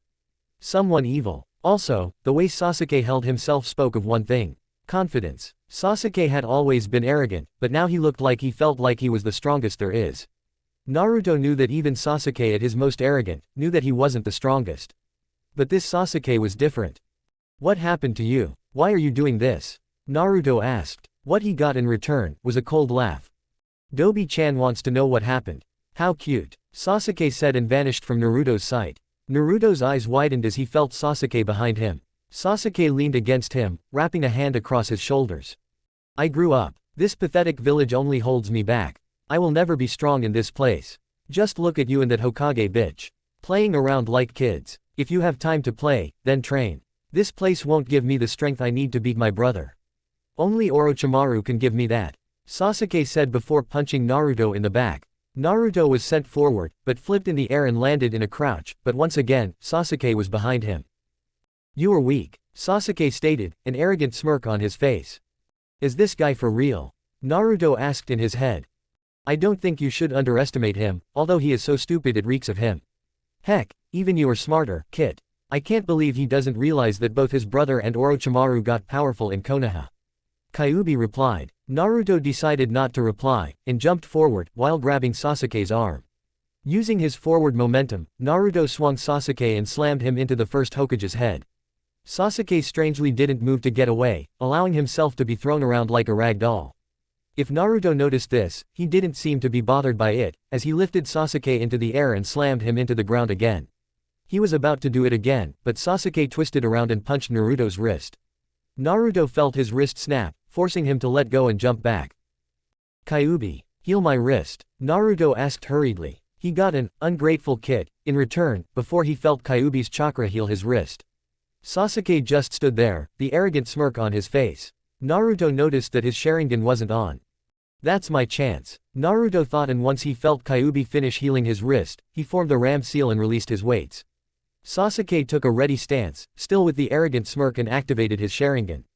Naruto ran towards Sasuke, much faster than Sasuke thought he could, and punched towards the Uchiha. Sasuke dodged, but since his attention had been on the charging Naruto, he couldn't dodge the kick from Naruto's Kage Bunshin that had been in his shadow. The kick hit Sasuke in the head and sent him flying down from the first Hokage statue and down into the water below. Naruto jumped after and landed nimbly on the water, watching as Sasuke rose to the surface and climbed onto the surface of the water. Sasuke was surprised, and almost let it show. The Dobi managed to hit me. Impossible, Sasuke thought and formed seals. Kaden, Hausenka no Jutsu, he called. Naruto formed seals of his own and yelled. Raiden no Atemi no Jutsu. The lightning bolt knocked the fireballs out of the way, and the thunderclap was deafening. Sasuke had covered his head with his arms, and when he couldn't hear anything, he looked up. He was surprised to see that Naruto was standing in front of him, unharmed. But what surprised him the most was that he didn't hear anything, not even the massive waterfall behind him. Genjutsu, Sasuke thought, but pain in his ears answered his question. His thunder deafened me, Sasuke thought in horror. Hearing is an important sense, and if the Dobi planned for that to happen, then Sasuke thought, but was interrupted when Naruto threw 5 shuriken towards him. Sasuke dodged the shuriken, which was thrown so that they forced him to run in a half-circle, losing his sight of Naruto. When Sasuke had dodged the shuriken, he looked around for Naruto but didn't see him. His hearing was slowly coming back, but Sasuke knew he couldn't hear Naruto approach, not with the hampered hearing in Naruto's training in assassination. Damn the Tenchi. Why did he make the dobi so good, and refuse to teach me? Sasuke thought angrily. He vowed to himself that when he had killed Itachi, he would kill Tenchi. Sasuke scanned the area again, but still no Naruto. In a final-ditch attempt to see the elusive blonde, Sasuke pumped as much chakra into his eyes as he could. Suddenly he couldn't see straight at all, before his vision became clearer than ever. What? Oh, I see. I mastered the Sharingan. Hey, now the dobi doesn't have a chance. Ah, there he is. Sasuke thought, seeing Naruto wearing his invisibility jutsu. Sasuke charged and Naruto tried to hit him, but Sasuke saw every motion before it was done and dodged before countering with a blow to the stomach. He was surprised when Naruto puffed out in a cloud of smoke. Cage Bunshin. How the— Sasuke's thoughts was rather harshly cut off by a foot slamming into his chin, knocking him upwards in the air. Several Narutos followed up, kicking Sasuke higher and higher. Sasuke opened his eyes and saw a Naruto on his way towards him, leg extended for a kick. Uzumaki Naruto Renden. Naruto called and slammed his foot into Sasuke's face, although Sasuke didn't hear what he said. Sasuke was sent spiraling down towards the lake bellow, but twisted in the air and landed. His cursed seal flared and spread, and Naruto felt Sasuke's chakra increase. Sasuke speed off towards the Narutos landing on the water, hitting them and inwardly cursing each time one puffed into smoke. When he hit the last one, Sasuke was shocked to see that it too puffed into smoke. Where is he? Damn my hearing. Where is he? Sasuke thought frantically. I need to hurry. His hearing should come back soon. Naruto thought. Beat the crap out of him, Kit. Kyuubi replied. Sure. Sasuke was feeling both relieved and concerned. His hearing, he noted, was gradually coming back, although not fast. And Naruto was still nowhere in sight. Sasuke knew that was bad, and turned around in circles to keep from being caught in the back. What he didn't expect was to be grabbed around the ankles and lifted up into the air by a chain of Narutos. The Naruto chain twisted and swung Sasuke into the rock wall surrounding them. Sasuke responded with Kaden, Ryuka no Jutsu, and the fire shot from him and traveled along the clones. Sasuke hoped Naruto would get fried as well. But no such luck, as another Naruto appeared behind the still fire-breathing Sasuke, and slammed his hands into his back. Sasuke was forced to abort the jutsu, both because the pain that came from Naruto slamming into his back, but mainly from the fact that he was sent flying over the edge of the rock wall and down towards the lake again. But Naruto followed. Sasuke heard a faint swishing sound and soon found himself being hit over and over again by Narutos who went past him. Punch after punch landed on Sasuke's body. He could see them, but when he blocked punches, the clones would kick him, or some new clones would come out of nowhere. Could that jutsu have done something to my Sharingan as well? Sasuke wondered right before he hit the water. This is impossible. I can't be beaten by the dobi. It's just not possible. Alright, let's see what the power Orochimaru gave me can do. Sasuke said, and his cursed seal spread more and turned his skin ash gray. His hair became spiked and lengthened to the middle of his back. A mark like a shuriken appeared on his nose, his eyes turned black, although the Sharingan was still there. Then Sasuke rose from the water, where about 6 Narutos waited, looking uneasy, having felt the change in Sasuke's chakra. When Sasuke stood on the water again, he suddenly cringed in pain and a hand-like wing burst from his back.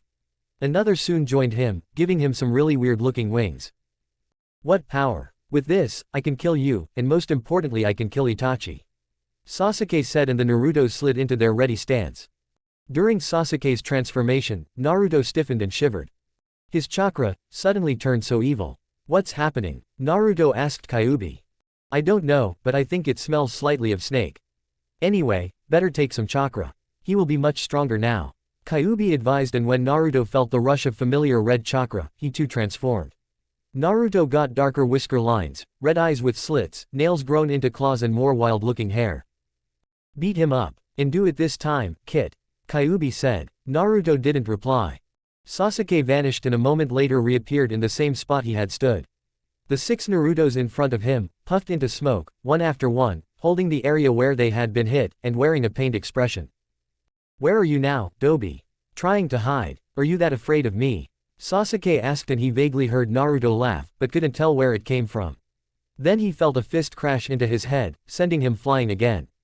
But this time, Sasuke used his hand-like wings to stop his flight and turned to see Naruto standing there. Sasuke was surprised to see Naruto having changed, but then something connected with his stomach, sending Sasuke flying again. What Sasuke hadn't noticed was the jutsu marker Naruto had placed on him when he had hit him earlier.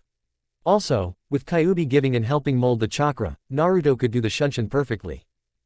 Tenshi's idea worked. Until I can do it perfectly on my own, you can help me. Naruto said to the fox, who grinned sadistically. And that means I get to fight too. At least sort of, he said and laughed evilly, which made Naruto sweat drop. What was that? Sasuke asked himself, but a memory answered. It was an order from our organization to capture Naruto-kun. Came Itachi's voice and Sasuke suddenly realized why his brother was after Naruto. So, you have some power as well. Well, I have more. Sasuke said and rushed towards Naruto, who dropped under Sasuke's punch and drew his katana, using the only sword technique Tenshi had taught him. Sasuke found himself with a slash across his chest and had to jump back. Fast. That was so fast, the Sharingan only caught it as a blur. And what is this power that's gathered in his arm? Sasuke asked himself. Kid, watch yourself. Don't use that Kenjutsu sword technique without using my chakra at the same time. The damage to your muscles was huge. Kyuubi warned. Being able to sense Naruto's body better than Naruto himself, Kyuubi felt the damage as it was being done. I know. It's so fast, the muscles almost tears. Thanks for healing me, stupid fox. Naruto replied, actually feeling thankful for the fox's presence. Damn brat. Kyuubi shot back. It seems you are strong. Let's settle this, once and for all. Sasuke said and formed the seals for Chidori, but instead of the familiar blue lightning, what appeared in his hand was black lightning, and instead of the chirping of 1,000 birds, it sounded like 1,000 birds being tormented. Naruto held out his hand and a rasengan appeared, although this rasengan was bigger and with both blue and red chakra in it. Let's end this. Both Naruto and Sasuke said, but then a blur appeared. Kabuto. Both Sasuke and Naruto said, although Naruto was surprised, while Sasuke annoyed. Sasuke-sama, I've come to help. Kabuto said, pushing his glasses further up on his nose. What? You sent only Genin and one Chunin after them. Tenchi and Kakashi shouted in unison. Tsunade sighed and rubbed her temples. Yes, now shut up. Kakashi, here is your next mission. Tenchi, I need to perform another test on you. Where are you going? Tsunade asked when Kakashi, Tenchi and Haku turned and walked out of the office.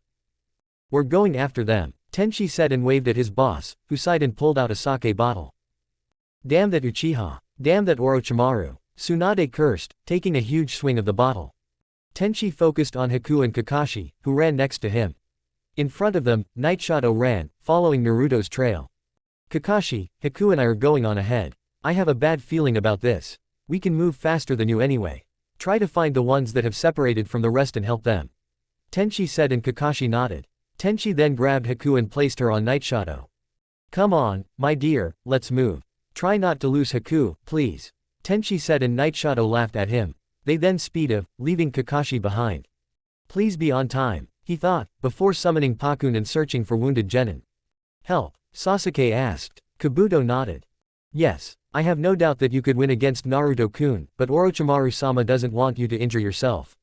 If you are injured, then you'll have to wait longer to become stronger. We wouldn't want that, would we? Kabuto said and smirked. Whatever, just don't get in my way. Make sure my Chidori will hit the dobi. Sasuke ordered. Kabuto didn't object. Crap, Kyuubi, I need more chakra. Naruto called and Kyuubi nodded. I know. Kyuubi replied and more chakra went out of the seal. The chakra started to spread over Naruto's body, burning him. As the chakra spread, Naruto roared in pain. What's happening to me? Naruto asked, but didn't get an answer. When the chakra had covered his whole body, he lowered himself down to all fours and steam rose from where his hands and feet touched the water. The red chakra formed into armor around Naruto, complete with fox ears and one tail. Bear with it, Kit. My chakra burns you if you use too much, so you can't rely on this for long. Kyuubi said and Naruto glared at Sasuke and Kabuto. Alright, Sasuke-sama. I'll immobilize him and you hit him. Kabuto said and a blue glow surrounded his hands. He then charged towards Naruto, who responded by lifting his hand and pointing it towards Kabuto. From his hand, a huge red chakra claw flew and almost grabbed Kabuto, but he managed to dodge out of the way. Naruto then ran towards Kabuto on all fours, completely ignoring the fireballs Sasuke shot at him. When Naruto reached Kabuto, he tried to punch him, but Kabuto dissolved into water and the water splashed on Naruto. Suiten, Suoro no Jutsu, Kabuto said, and the water formed a blue sphere around Naruto. But the sphere was easily blown apart and Naruto went to grab Kabuto, but then he heard the tormented Chidori again. Turning, he saw Sasuke was almost on him. No time to dodge. Naruto managed to think before the Chidori hit him and pierced right trough his right lung. "Oh, you managed to avoid me piercing your heart," Sasuke said, actually feeling amazed that Naruto managed to hit Sasuke's hand with his own so that the Chidori's path was altered. "But this is it, Naruto-kun," Kabuto said and placed a blue glowing hand on Naruto's throat. Naruto felt his air pipe being cut, and started choking, adding to the already huge pain from having Sasuke's hand through his chest. "Goodbye, Dobi," Sasuke said as he pulled his hand out of Naruto's body and tossed what he thought was a dead body away. But Kabuto tensed when the red chakra didn't diminish. "What's wrong with you?" Sasuke said, wanting to get going. "Sasuke-sama, look," Kabuto said and pointed to Naruto, who rose and stood. Sasuke gasped when he saw that. Kabuto gasped when he saw steam rising from Naruto's chest and coming out of his throat. "His wounds are healing so fast." "No way," Sasuke said. Naruto slowly raised his head and growled. His chest wound healed completely. He held out his hand and a rasengan formed there, the blue and red chakra mixing to form a purple rasengan with a red glow surrounding it. Sasuke growled and formed the tormented Chidori again and charged his former friend. "Sasuke-sama, wait," Kabuto called after him, but it was too late. Sasuke and Naruto charged at each other, their jutsus met and battled for supremacy. Naruto suddenly drew his hand back and slashed at Sasuke's forehead protector, while Sasuke's hand pierced Naruto's chest, once again just missing the heart. The two jutsus, now released from their user's control, exploded, sending them both flying in the opposite direction. Sasuke and Naruto impacted with the rock wall on the opposite sides of the lake. Sasuke was knocked out, and Naruto wasn't much better. But he managed to stand up, although extremely shakingly. Kabuto appeared next to Sasuke and confirmed that he didn't die, before turning to Naruto, who had lost the chakra armor. Then it started to rain. First slowly, then more and more. "It seems I will be the one to kill you, Naruto-kun," Kabuto said and took out a kunai with a longer blade that curved at the end. But right before charging, Kabuto stiffened, before whirling around and picking Sasuke up. "It seems you are in luck. You'll probably die from your injuries anyway," Kabuto said and vanished along with Sasuke. Naruto fell down and felt darkness approaching. The last thing he saw before falling unconscious was black paws. The first thing Naruto became aware of was huge pain. "Ouch, so I'm not dead then. Dead people don't feel pain. What happened?" he wondered. "Wolf, his mate and his bitch of a summon came and rescued you. You're in the hospital. You better be thankful of me. If it wasn't for me, then you'd be dead now. Remember that, Kit," Kyuubi replied. "Oh shut it, you're just as happy that Naruto is alive as the rest of us," came Tenshi's voice. Kyuubi humphed in return. "Sensei," Naruto thought. "Wake up already," Tenshi said and Naruto opened his eyes. He looked around and saw that he was in the hospital. "What happened?" Naruto asked, before noticing that he and Tenshi wasn't alone. Sakura and Ino sat next to his bed, both with tears in their eyes. Hinata and Haku stood next to Tenshi by the foot of the bed. "Sensei saved you. He brought you in after he found you," Ino said and Sakura sniffed.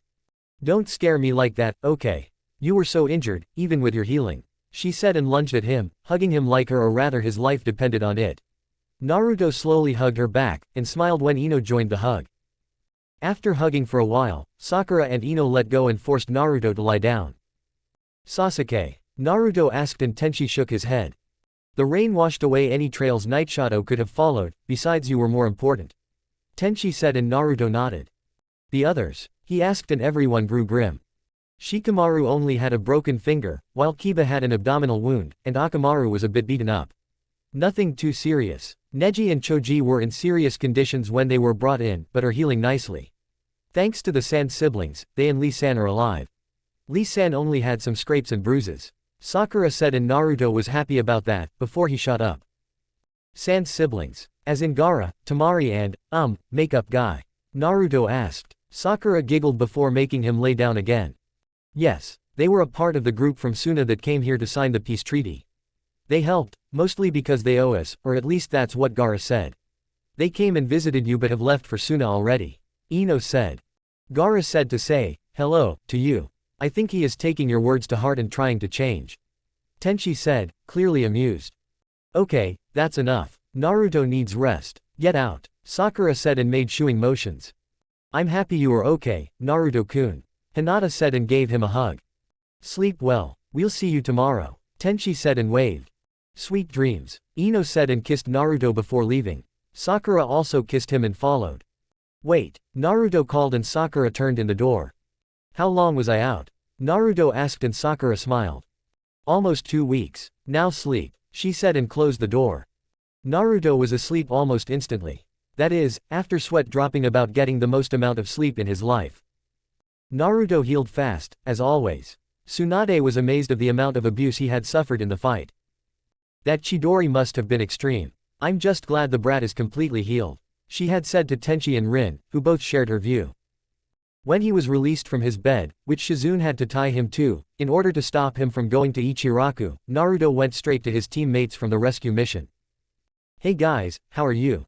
Naruto asked when he entered the room. He then promptly sweat dropped. Choji was eating chips again. Neji was actually looking at the clouds with Shikamaru, who sat in a chair close to the window, while Kiba was playing poker with Tenten and Lee.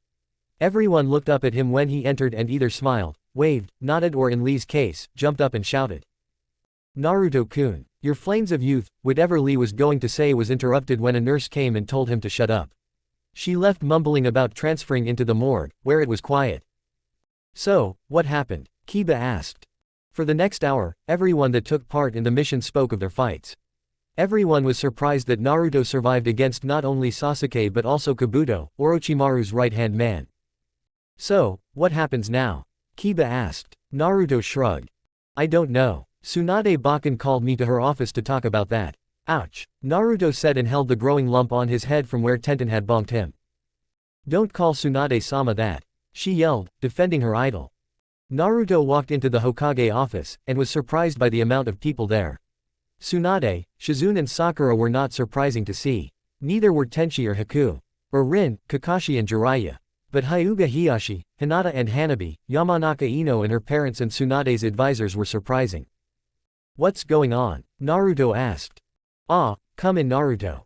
Have a seat, Tsunade said and mentioned towards the chair next to Ino. He sat down and looked around. Everyone looked really serious. First we have to talk about Uchiha Sasuke. I have heard what happened from Naruto and Tenchi. Haku and the summoned Night Shadow have confirmed it from what they felt before arriving at the Valley of the End. Uchiha Sasuke is being pronounced as an A-rank missing nin, and are to be killed if he refuses cooperation. I assume everyone understands that. Tsunade asked, looking specifically at Kakashi. Everyone nodded. The fight between Naruto and Sasuke shows that Sasuke is not only completely lost down the path of an avenger, but also has become very strong and have no second thoughts on killing former comrades. He is very dangerous, Jiraiya said, and once again, everyone nodded. We need to get the Uchiha bloodline back, but we can also not allow it to fall into the enemy's hands. The advisors said, strangely in complete unison. Jiraiya and Tenchi have requested to take their students with them on a training trip. Jiraiya has informed us that we have 3 years before Orochimaru can switch bodies, so I have granted their request. Naruto, you are to go with Jiraiya for the duration of the training trip. Hinata and Ino will go with Tenchi and Haku, while Sakura stays here with me. The training trip will last for a maximum of 3 years, Tsunade said, and Naruto's eyes grew wide.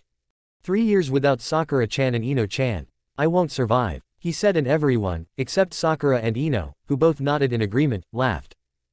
Hanabi then turned to Tenchi. So that was your plan to help Onezen? She asked, and he nodded.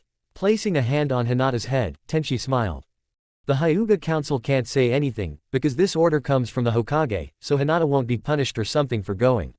It is my hope that if Hinata becomes strong enough during the trip, then the council will lay off her case. Tenchi said, and Hanabi looked satisfied with that.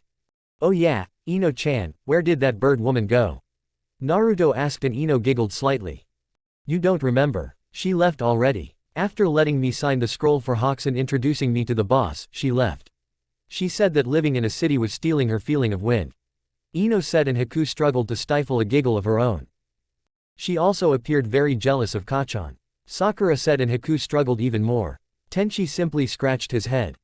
Alright, if no one has any other questions, this meeting is adjourned. The training trip will start as soon as possible. When everyone has said their goodbyes and healed and got all their equipment, then you are to start. The sooner you leave, the sooner you get back, Tsunade said. That night, Tenchi and Haku held a dinner in their apartment. Sakura, Rin, Naruto, Ino and her parents were invited. The Yamanakas seemed a bit uneasy at first, but soon warmed up. I don't like this. 3 years without Naruto-kun and Ino. I'll be so lonely, Sakura complained. No, you won't. You'll be so busy learning from Tsunade-sama that you won't have time to be lonely. Rin said, and Sakura looked, if possible, even gloomier. The same goes for Naruto and Ino as well, Tenchi said while taking a sip of his sake, ignoring the 3 now depressed genin around the table. What exactly are you going to teach Ino-chan? Ino's mother asked. Tenchi smiled almost evilly. Oh, just some things. I don't want to spoil the surprise though, he replied. Ino looked up, looking really eager. Are you going to have me master the Hirishin? She asked, but looked down when Tenchi shook his head. That isn't a goal on this trip. I don't think you'll be able to use that any better than now. But, alright, I can tell you one of my goals. I want you to be able to use your family jutsus on the move. Tenchi said, and both Ino and her father looked like they had been punched. Excuse me, that's impossible, Inoshi said, and Tenchi chuckled. It is also impossible to be a ninja without eyes. That is what I thought, at least, he replied. I see your point, Inoshi said, and Tenchi chuckled again. There is also a pretty big possibility that Ino and Hinata will come back and be more assassins than anything else, since both Haku and I specialize in that field. Tenchi said. Let's not worry about that now. Eat up, Haku interrupted, and everyone complied. Later, 3 genin sat on top of the Yondaime's head, looking out at nighttime Konoha. Ino and Sakura sat with their heads leaned onto Naruto's shoulders. He had his arms wrapped around their waists, holding them close to him. I can't believe we aren't going to see each other for 3 years. Naruto said. Ino sighed and snuggled closer into his side. At least we will be much stronger when we get back, she said. Yeah, I'll be an excellent medic by then, Sakura stated. I'll probably be a Fujin user, Naruto said, thoughtfully rubbing his cheek. And I'll be an assassin, Ino said, still not knowing how she should feel about that. Yeah, you're both going to be amazing, Naruto said, and kissed each girl, earning big smiles from them both. They then sat there for a while, in perfect silence. Tenchi and Rin were in the forest of death, running and weaving through the trees while holding hands. They had decided to spend the night together, just playing around. Both wore huge smiles as they ran too fast for most to see, even Chunin. No animals interrupted their little dance, which they used the whole forest for. Sometimes they would let go and jump around a little, sparring playfully with kunai flashing and clanging, before resuming holding hands and running. They kept at it for hours. The following week was spent preparing. That included a reluctant Tsunade healing Jiraiya from an encounter with Haku and her ice jutsus after she found him peeping on her. When all the preparations were complete, a small crowd gathered at the gates. Tsunade, Jiraiya and Shizune were there, along with Hiyashi and Hanabi. Team 7, 8 and 10, what was left of them, as well as Team Guy was there.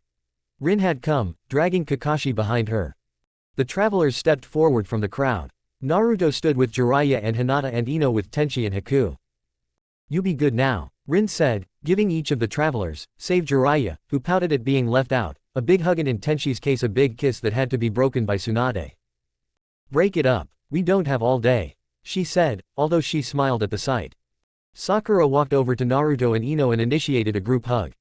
Ino pulled Hinata into the hug as well. Rin arched an eyebrow, before resuming kissing Tenchi.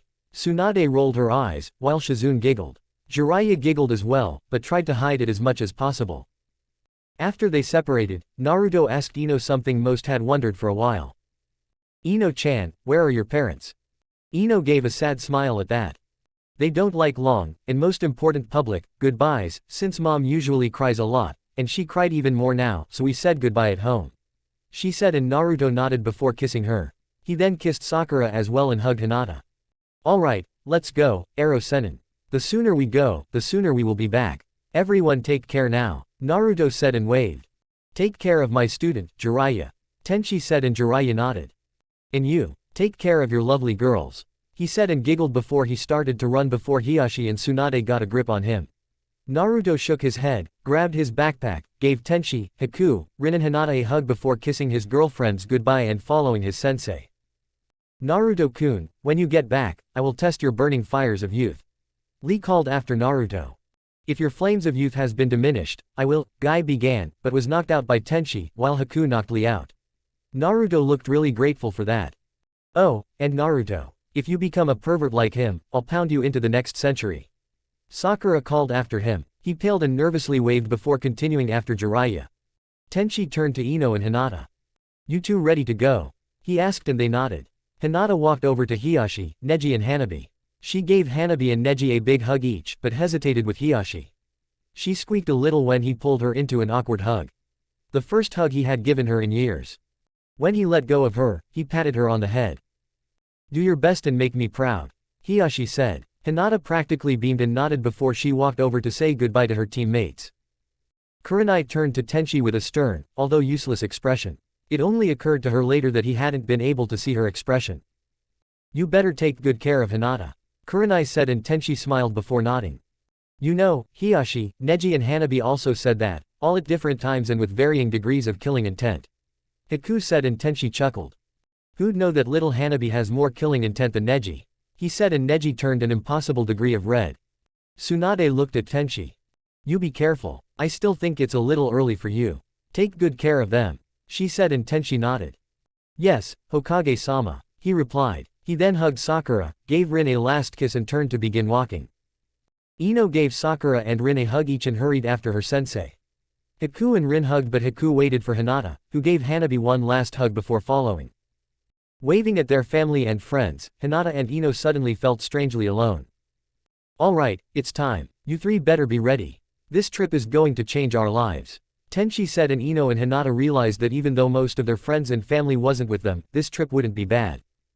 Let's do this, they thought, eager to become stronger. Haruno Sakura was walking home. She felt like her arms were going to fall off. Tsunade's Shisho master was real strict today. Sakura mumbled to herself. She rubbed a sore shoulder, and grimaced as she felt a knot that needed to be taken care of. Perhaps I can get mom to give me a massage, Sakura said and smiled. With that in mind, she hurried home. A white-haired man and a blonde-haired boy were walking towards Konoha, the man calmly, the boy, not so calmly. He was literally bouncing around, running ahead, stopping and waiting for the man while tapping his foot impatiently on the ground. Hurry up, Ero Sennin, the boy yelled. Shut up, brat, Ero Sennin, otherwise known as Jiraiya, replied, sighing and shaking his head at his young charge. But you're so slow, the boy, known as Brat, or Naruto, complained. What was that? And then, the white-haired man started to chase the blonde-haired boy, who was laughing loudly. Shisho, we're almost home, aren't we? A dark-haired girl asked. Her master, a tall man with brown and golden hair nodded. Tomorrow we'll be home, he replied. I can't wait, a blonde-haired girl said, thinking about the rest of her team. I wonder how everyone's changed. Another dark-haired girl said. Time will show, but for now, let's find someplace to camp, the man said with a bright smile. Hi, came the chorus of the three girls.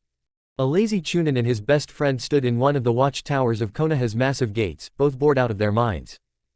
Man, I thought guard duty would be just my thing, but I can't even watch the clouds. Shikamaru complained, almost loudly, but that was too troublesome. I'm not allowed to eat my chips, Choji replied, and sure enough, his hands did not hold a pack of chips. I still can't believe why you let that girl decide over you like that, Shikamaru said. You are one to talk, Choji shot back. Shikamaru almost blushed and a blonde woman with her hair tied up in pigtails came to his mind. Che, troublesome, he said. That is when Choji saw something on the road.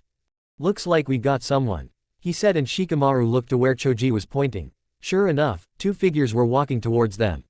The two guarding Chunins waited until the two stopped in front of the gate. State your name and purpose here, Shikamaru called. Wow, Shikamaru is actually doing a job. One of the two, a blonde boy, said. The other, a white-haired man snickered at that, before looking up at them. The Sannin Jiraiya with my apprentice, Uzumaki Naruto. We have returned from a mission, Jiraiya called. Shikamaru and Choji were a bit surprised at that, but they nodded and opened the gate. Nice to see you again, Naruto. We'll catch up later, Shikamaru called. Naruto grinned and waved at them as he and Jiraiya walked off the gate. Don't be a stranger, Naruto, Choji called after him and Naruto nodded, still grinning widely. So, he's back, Shikamaru said. I'm home, they heard a yell. Yep, he's back, Choji said and the two friends chuckled. Finally, back at last. I can't wait to see Sakura-chan and Ino-chan again, Naruto said, looking around and noting everything that was different. He then saw the Hokage monument. Hey, they even placed the old hag up there, Naruto said, and sure enough, Tsunade's face had been carved into the stone. You should be more respectful towards Hokage-sama, Naruto, A voice said, and Naruto turned to see Kakashi leaned against a building, reading his perverted book. "Hey Kakashi-sensei." Naruto yelled and Kakashi raised a hand in greeting. "Naruto, we should find Tsunade." Jiraiya said and Naruto nodded, before he started walking towards the Hokage tower. But Jiraiya and Kakashi didn't follow right away. "Do you know when Tenchi is returning?"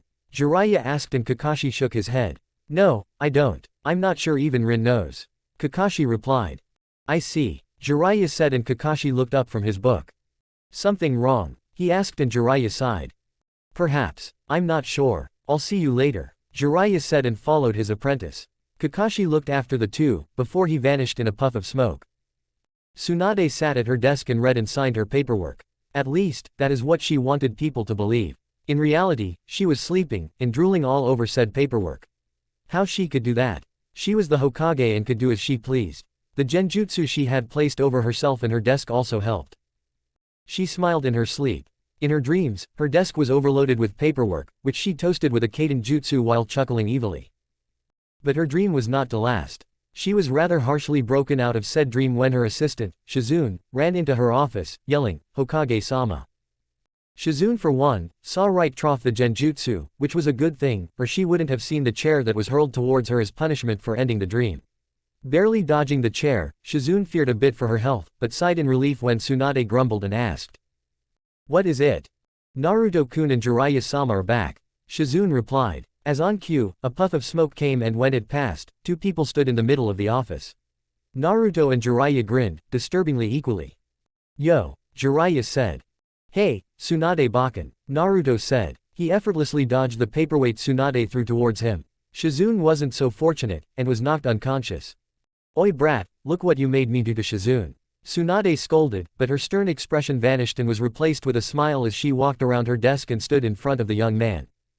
"You've grown brat, but you're still a brat," Tsunade said, grinning widely.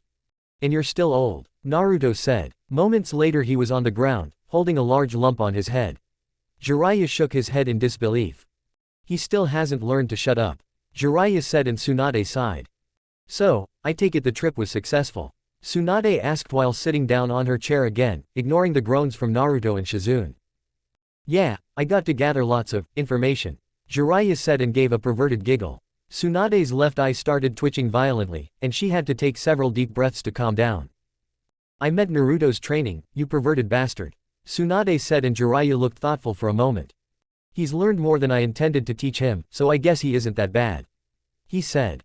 "What do you mean, not that bad? You arrow senin," Naruto yelled, jumping up and glaring at his teacher. "Shut up, brat. Why don't you go find that girlfriend of yours?" Jiraiya asked. Naruto blinked, a look of comprehension coming over his face, before he simply vanished. Tsunade was shocked. "Was that?" she asked and Jiraiya nodded. "He's fully mastered Shunshin. He's just as good with it as Arashi was," Jiraiya said proudly. Tsunade then turned really serious, leaning her elbows on her desk and staring at Jiraiya. "Tell me about your trip," she said, and Jiraiya suddenly had a feeling of impending doom. Naruto was running fast. He was also on a mission. Before going to Ichiraku, before unpacking, he was going to Sakura's. There, he saw the Haruno residence, and he saw just the person he wanted coming out the door. "Mom, I'm going to pick up those new training weights Shisho wanted me to use," Sakura called.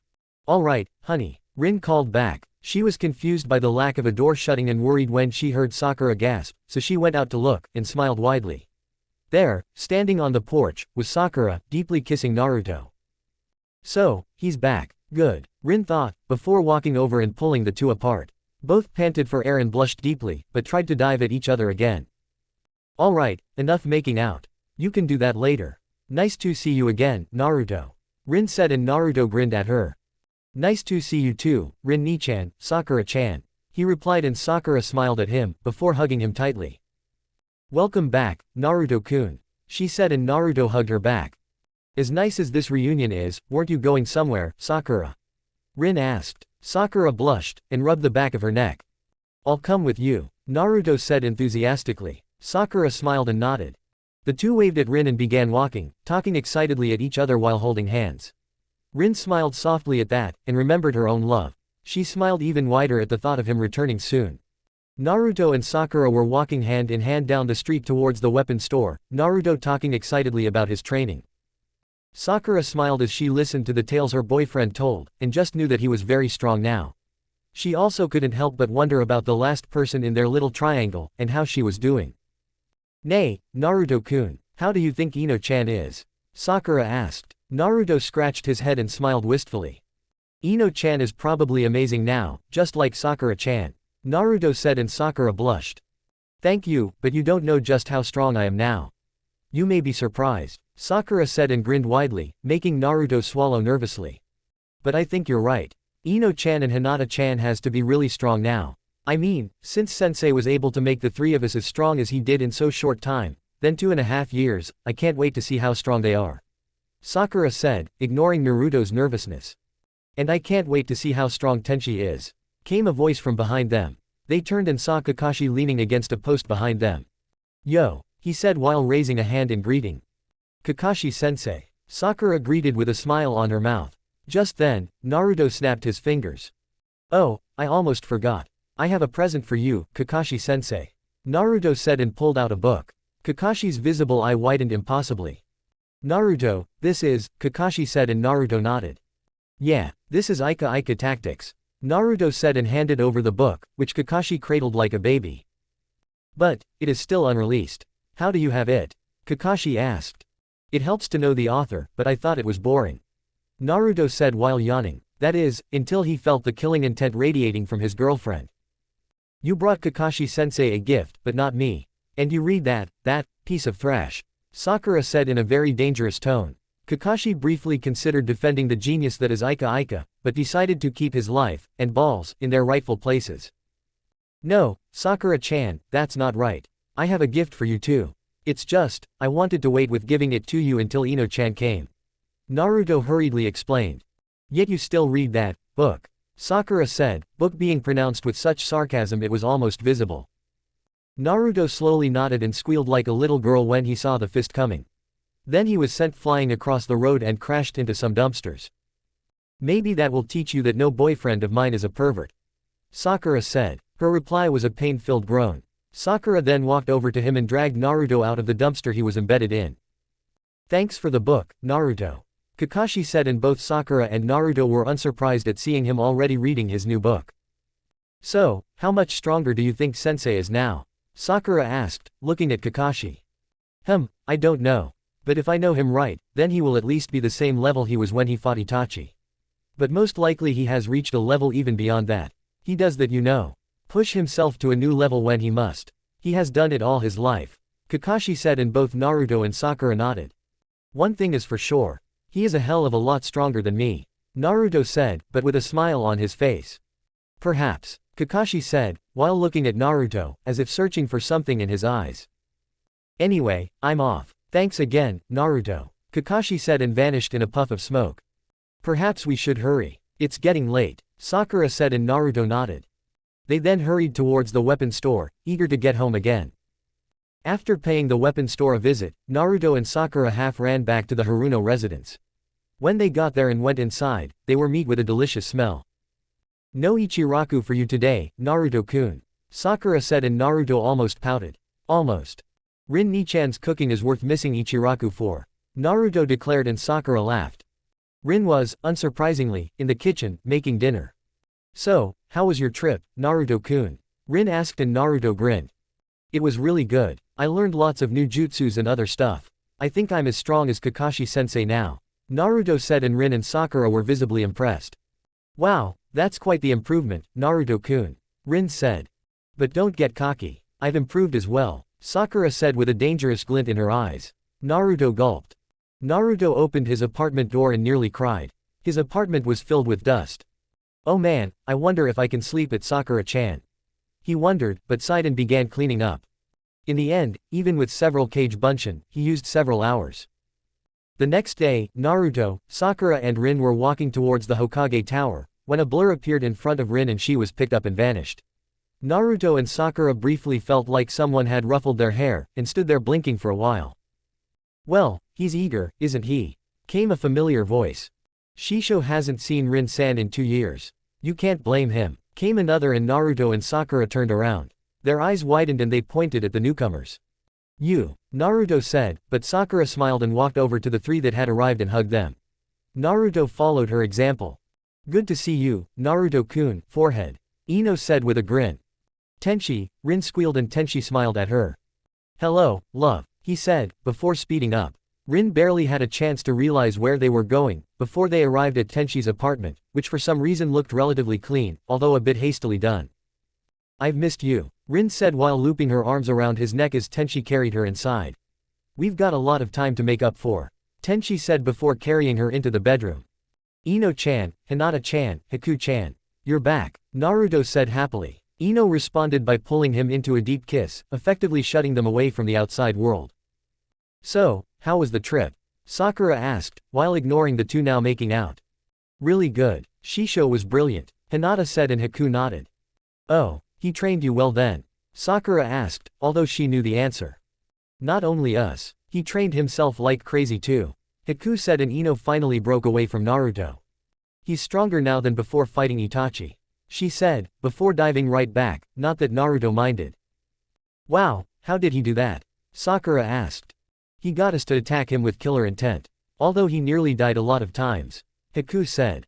He has been really good practice for medical treatment training, Hinata said with a smile and Sakura laughed.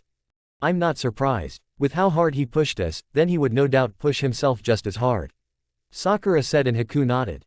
Well, let's go see Hokage-sama. We won't see hide nor hair of Shisho and Rin until at least tomorrow, Haku said and the group started walking towards the Hokage Tower, while pulling Ino and Naruto along. So, you're back, but where is Tenchi? Tsunade asked. She got a pretty good idea when she saw the blush on the teens in front of her. He missed Rin, so you'll probably see him tomorrow, Haku said and Tsunade had to keep herself from laughing. I see. Well, I'll ask about the training then. Come back tomorrow. Dismissed, Tsunade said. The five in front of her vanished in puffs of smoke. Tsunade chuckled for a bit, before she laid down to sleep on her paperwork. There you are. Did you two have fun last night? Sakura asked as Rin and Tenchi walked inside the Haruno residence, where Sakura, Naruto, Ino, Hinata and Haku were relaxing. Sakura also noted that Rin was walking a bit awkwardly. Hush you, you're too young for that, Tenchi said before walking over to Sakura and hugging her. Instead of hugging him, he ruffled Naruto's hair. Then he turned to Hinata. But why haven't you gone home? He asked and she looked slightly nervous. I was kind of hoping that you would accompany me home, she said and Tenchi nodded. All right, after breakfast, he said with a smile and Hinata relaxed. So, how are you two? Tenchi asked, while turning his head towards Sakura and Naruto. They then proceeded to talk about their years apart while Rin made breakfast, still with the awkward walk. I am not describing those talks for a reason. Nay, Hinata-chan, why did you want Tenchi-sensei to walk you home? Naruto asked. Because she wants me to talk to Hiyashi. Tenchi answered for her and Hinata nodded in agreement. Do you think you'll still have trouble with the council? Sakura asked and Hinata shook her head happily. No, I think I'm strong enough to be fine, she said, although a bit meekly. Rin looked at Tenchi with a smile. You got her to stop stuttering, she said and Tenchi laughed. It wasn't easy, he said, making Ino and Haku laugh as well, and poor Hinata blush. So, you've become really amazing then? Naruto asked and Hinata was about to say something when Ino put her arm around her shoulder. Yeah, you should see her when she goes all out. She can easily take the three of us from 2 years ago, Ino said and Hinata began to mumble something. Hinata, Tenchi said sternly and Hinata squeaked a little before straightening. Sorry, Shisho, she said before closing her mouth. Rin, Sakura and Naruto looked a little confused at that. I've tried to get her to speak up, but she reverts to old habits sometimes. But Ino is right though. Hinata is very strong now. And if they take of their weight suits, then I have no idea who would win, Haku or Hinata. Tenchi said. Weight suits? Sakura asked. As one, Ino, Hinata and Haku plucked at a black, skin-tight fabric. Ino wore a purple two-piece, not unlike the outfit she wore 2 years ago, only now she wore a pitch-black spandex suit under. Hinata still wore a large jacket and loose pants, both black but the jacket had white sleeves and hood. She opened the jacket to reveal the same spandex suit as Ino. Haku wore a white kimono with dark orange leaves on. The obique belt was yellow and purple. They are weight suits. Special seals are implemented in them when they are made. These seals constantly drain chakra to power the seals. So not only are there weights on the whole body as opposed to normal weights, but it is also a constant chakra drain, which forces the body to produce more chakra, increasing chakra capacity. Tenchi explained, before showing his own suit. He hadn't changed his clothing much either. Now he wore the standard Konoha Junin outfit, only with a darker vest. Why didn't you buy? Oh. Sakura said as she started to berate him but stopped when he pulled out 3 more suits and threw them at Naruto, Sakura and Rin. All 3 were instantly floored. Take of whatever weight you have on now, and put on that. Trust me, it does wonders for training. Tenchi said with a smile before turning to Haku. Can you and Ino lead these 3 while I go to the Hyugas? He asked and Haku nodded. Lead us? Naruto asked. Yeah, you 3 need to get acquainted with your suits. Now get them on, and get moving. Tenchi commanded. But you just go back. Can't we just relax? Naruto whined. Nope. Get going, before Haku uses her new skills on you. Tenchi said and Naruto gulped, before going to the bathroom to get into the suit. Hinata and Tenchi were walking towards the Hyuga mansion, Hinata leading Tenchi, who were using his cane as well. Hinata wasn't as adept at leading him as Haku was. Yo, came a voice. Hinata looked to their side to see Kakashi, Kurenai and Asuma. Kurenai-sensei. Asuma-san, Kakashi-san. Hinata exclaimed, glad to see her sensei. Kurenai smiled and hugged her student, while Asuma and Kakashi waved. How are you, Hinata? Kurenai asked and Hinata beamed. I'm well. This trip has been the best thing ever. She said excitedly and Tenchi chuckled. So, how are you then? Kakashi asked, looking at Tenchi. It took a long time, but I'm back at my old level. Tenchi replied. Just your old level? Kakashi asked, but Tenchi didn't answer. How about your 3 companions? Asuma asked and Tenchi chuckled. Hinata has surpassed my expectations. So has Ino and to a certain degree Haku. They are very strong now. Tenchi said, but didn't elaborate. So, where are you heading? Kurenai asked. Hyuga Estate. Tenchi replied. Oh, the 3 Junin said. Hinata, we shouldn't keep your father waiting too long. Should we go? Tenchi asked, while smiling apologetically to the other Junin. Yes. Bye Kurenai-sensei, Asuma-san, Kakashi-san. Hinata said while taking Tenchi's arm again, and the 2 continued their trip. Not too long after, they arrived at the Hyuga estate, where Neji was waiting. Hinata-sama. It is good to see you back safe and sound. Neji said and Hinata smiled at him before hugging him. He stiffened for a bit, before hugging back. And you too, Tenchi-sama. Neji said while bowing respectively.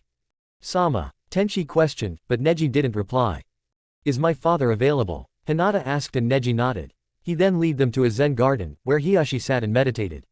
Without a word, Tenchi sat down next to him and also meditated. Hinata and Neji made themselves comfortable, while chatting silently. After a half an hour, Hiyashi came out of his meditation, and Tenchi soon followed. So, you're back, Hiyashi said, and surprised his daughter by hugging her. Yes, father, she said with a slight bow as he released her. I trust the trip was a success. Hiyashi asked and Tenchi nodded. Hinata is now at a level where the council hold no power over her. She had blossomed from a small bud into a beautiful, but powerful flower. Tenchi said and Hiyashi looked at his embarrassed daughter. I'm glad. It is good to know. He said and Tenchi nodded. Hinata has also mastered her own version of Juken. He said and both Neji and Hiyashi looked flabbergasted. What? Hiyashi asked. Hinata didn't fit well with traditional Juken, so she started making her own which uses her natural flexibility. I helped her further develop that, and she has mastered it. I would say she is as dangerous with that as you are with the traditional version. Tenchi said. Hiyashi didn't know what to say. He still didn't know when Hanabi came, carrying a tray with tea for everyone on. Hello Hanabi-san. Tenchi was the first to acknowledge her, which surprised her a bit. After all, Hiyashi was facing her and Tenchi was not. Hanabi-chan, how are you? Hinata asked. I'm well, Hinata-ni-chan. And you? Hanabi asked as she kneeled and started passing out tea. I am very well, thank you. Hinata replied and Hanabi smiled at her, before sitting down next to her and hugging her. If I may be so bold as to ask, how did you help Hinata develop a new type of Juken? Neji asked. Hanabi looked startled but didn't say anything. Juken has only one demand of the user, extreme chakra control. The Byakugan is not necessary, although it is much easier with it. During our training trip, I did not only train Ino, Haku and Hinata, but also myself. In order to return to my previous strength level, I would need to become a master with the chakra radar and sphere. To become a master at that, I needed perfect chakra control, which I achieved during the training. Thanks to that, and me being blind, I am able to use a very simple type of juken. Tenchi said. Thanks to you being blind? Hanabi asked. Surprisingly it was Hinata that answered. Because Shisho is blind, and he is slowed down when using meditation to see, he had to develop his remaining senses much stronger. That includes his chakra sense. So he can, if he is fighting one-on-one, sense a person's chakra and chakra coils. Hinata explained and Tenchi nodded. This was also needed in my mastery of the radar and sphere. Since it involves chakra and sensing it. But as Hinata said, I can only sense one person's chakra coils at a time. Which is why I can't use juken against multiple opponents. But what little I am able to use, allowed Hinata to have a juken opponent. She was able to take my sloppy movements, alter them, teach me how to better move and use the teaching for herself. Tenchi said. Shisho uses a little of the same style I use, Shugohak. Guardian of 8 divination seals, Hinata said and Tenchi nodded. Still, that's amazing, Hinata-sama. Neji said and Hiyashi beamed, actually beamed, with pride. Hinata on the other hand, flushed bright red. Well then, I'll be going. I have some business to take care of with Hokage-sama. Tenchi said and stood up. Hiyashi and Hinata also stood up. Hiyashi took Tenchi's hand. Thank you for your help. He said and Tenchi nodded. Hinata hugged him briefly before bowing to him. Thank you for your teachings, Shisho. She said and Tenchi smiled. Did you honestly think you were rid of me now? No, Hinata, we are going to train together for a long time. Remember, no matter how strong you become, there is always someone capable of taking you down. That is why we must always train to keep ourselves sharp. I'll try to figure out a time for you to join me and my team for training, okay? He asked and Hinata smiled happily while nodded. When you find a time, why don't you come to dinner? Then you can inform Hinata of her new training schedule then. Hiyashi suggested and Tenchi nodded. I'll do that. Have a nice day, he said before simply vanishing. Hinata Nichan, can you do that? Hanabi asked and Hinata shook her head. No, I can't. That was a jutsu only Shisho can use. She answered. Now, Hinata, tell us about your trip. Hiyashi said, sitting down again. Yes, father. Hinata replied, also sitting down again. Tenchi appeared in front of Tsunade's door, and without knocking, he entered. Not surprisingly, Tsunade was sleeping. The only surprising thing was that her paperwork was finished. Walking over to her, he used his cane to poke her. The result was that she took her famous, wailing swing, at him, but he dodged. Huh, oh, it's you, Tsunade said and yawned. It's good to see you too, Tsunade-sama. Tenchi said with a grin and Tsunade laughed. Sit down, brat, and give me your report. Tsunade said and Tenchi complied. So, your trip was a success then? Tsunade asked and Tenchi nodded. Hinata no longer is weak by any standard, even the Hyugas. I have managed to get back to my previous level and mastered the chakra radar and sphere. Ino and Haku have become real powerful as well, he said and Tsunade leaned back in her chair. Yes, that is good. I was wondering how long you would take to get back to your old strength. But you just had to go and do it in 2.5 years. Tsunade said while rubbing her temples. Don't tell me you betted on me or something, Tenchi asked. Tsunade's silence told him everything he needed to know. So, who won and what did they win? Tenchi asked, ready to either sweat drop or laugh. Possibly both. Shizune, I can't drink sake for a month, Tsunade said. She frowned when Tenchi began to roar with laughter. I see. Well, that's too bad, he said, while continuing to chuckle. Can we get back on track? Tsunade asked, clearly miffed. Sure. So, you want to test our progress? How exactly? Tenchi asked, still with an amused smile on his face. Oh, I think I can come up with something, Tsunade said while grinning evilly. Tsunade, Tenchi, Jiraiya, Rin and Shizune stood in front of Naruto, Ino, Sakura, Haku and Hinata. All of the kids were slightly nervous. The grown-ups were eager. I am curious as to your growth. So as soon as Kurenai gets here with Kakashi, Tsunade said but was interrupted by Kurenai appearing, dragging Kakashi, who sported a large lump on his head. I've found him, Hokage-sama, Kurenai said and Tsunade nodded. Well then, time to test your skills. Kakashi and Kurenai will be testing Naruto, Sakura and Ino. Rin and Shizune will test Haku and Hinata. And myself and Jiraiya will test Tenchi. First up will be Kakashi and Kurenai. The rest of us will watch, Tsunade said and the others nodded. Kakashi pulled out 3 bells and tied them to his belt. Kurenai pulled out a scroll from her pouch and showed it to the 3 she was testing, before placing it back.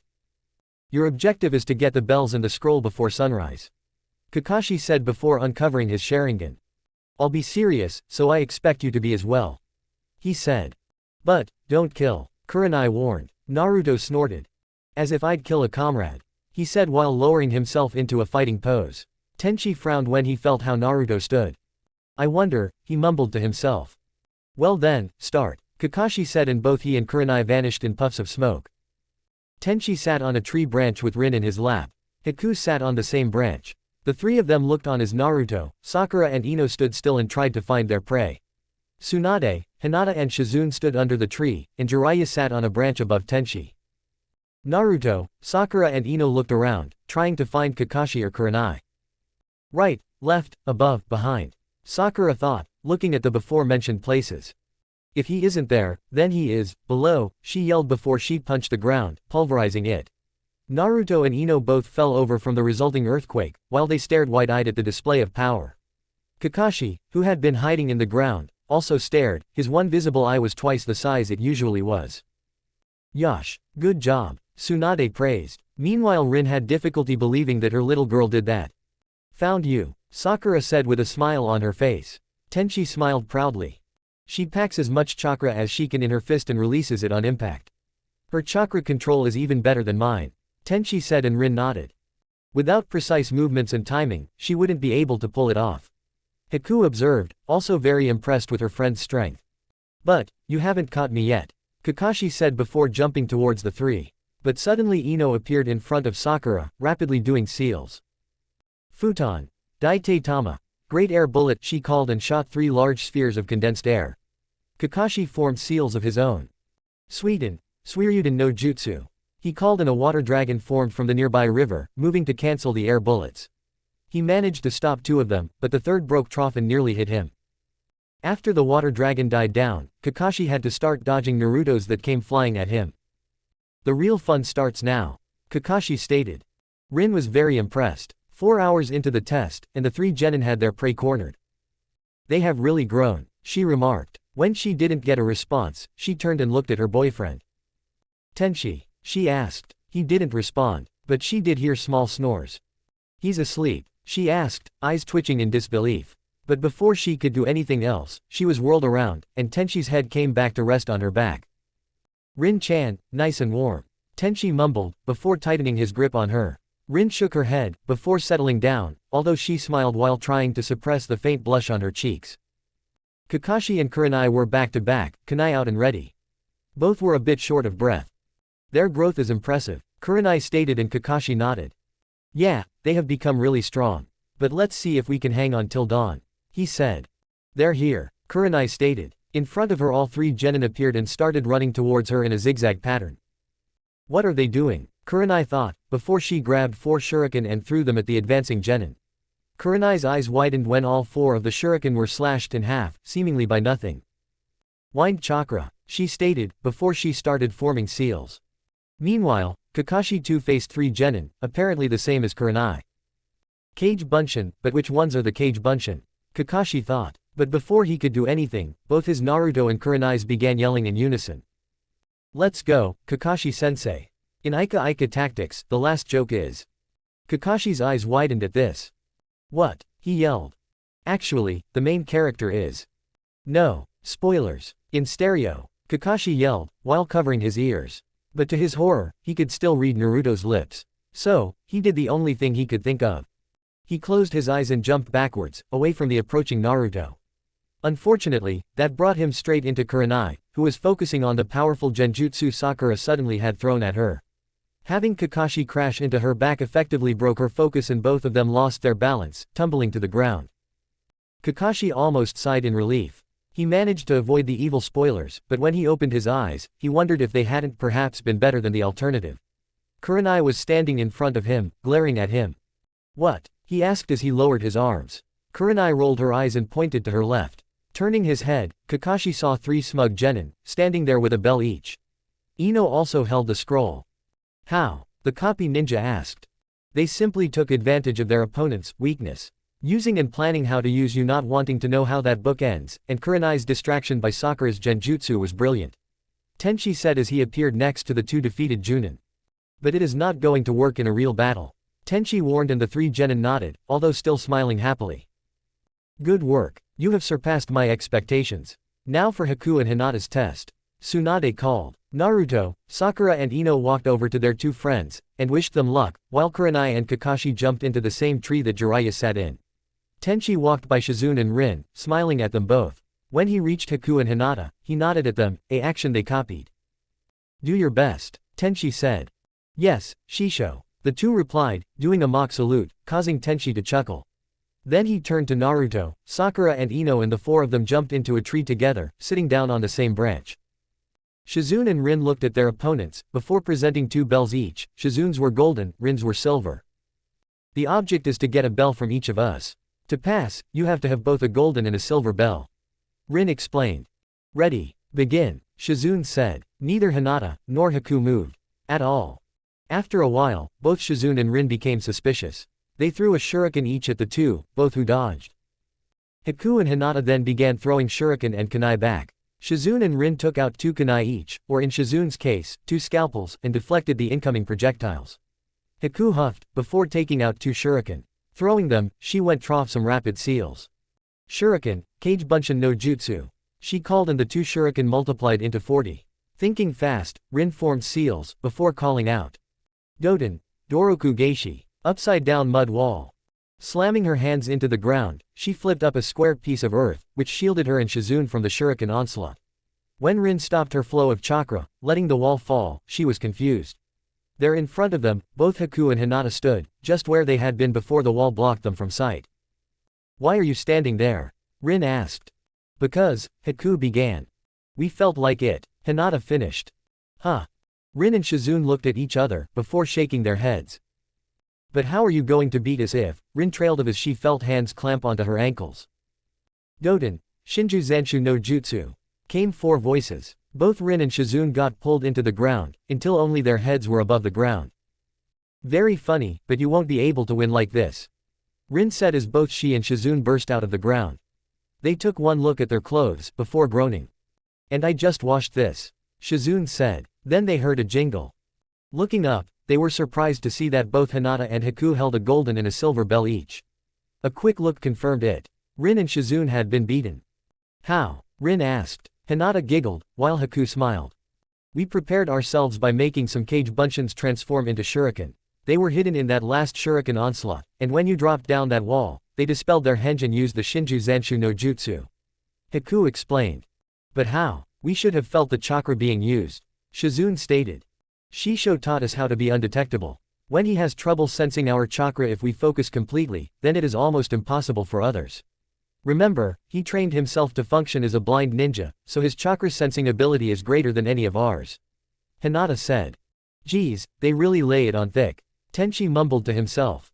"Well, I'm impressed," Tsunade said, smiling happily. Kurenai beamed at Hinata, who blushed at the attention. "Arg, Tsunade Bakken, stop yapping. I want to see how strong sensei is," Naruto yelled. Haku rolled her eyes, while Hinata giggled. Tsunade glared and almost went over to hit him over the head, but she shook her head instead, opting to take out her aggression on Tenchi. "Very well. Tenchi, Jiraiya, let's go," Tsunade said. The two appeared next to her. Tenchi walked up to Hinata and Haku, smiling happily. "Good job, you two. You've grown," he said. They beamed at him, before going over to the tree and jumping up. Shizune and Rin also walked over to sit, but Rin gave Tenchi a kiss on the cheek. "Do your best," she said. Tenchi smiled before nodding. Tenchi stood before Jiraiya and Tsunade. "Your objective is to force us to give up," Tsunade stated. Tenchi nodded to show his understanding. "Okay, let's go," Jiraiya called. When, like Hinata and Haku, Tenchi didn't move, Jiraiya decided to act first. "Kaden, Ryuka no Jutsu," he called, shooting a stream of flames towards Tenchi, who stepped out of the way, just far enough to be safe from the flames. "He must be in his weapon mode," Tsunade remarked.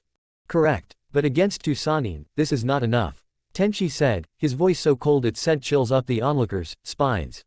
Then, bones started seeping out of Tenchi's face. "I won't let you," Tsunade yelled, before stomping the ground, sending a fissure towards Tenchi, who simply jumped while forming seals. "Kuchio's no Jutsu," he called, and a puff of smoke surrounded him. When it cleared, Tenchi stood on top of Night Shadow. "Dodge," was all Tenchi said, before resuming his transformation. "Tch." Jiraiya let out an irritated sound as the wolf began dodging all of Tsunade's attacks.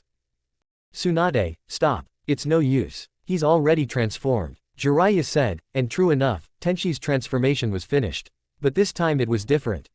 Instead of just a wolf mask, the bone had formed a helmet, completely encasing Tenshi's head.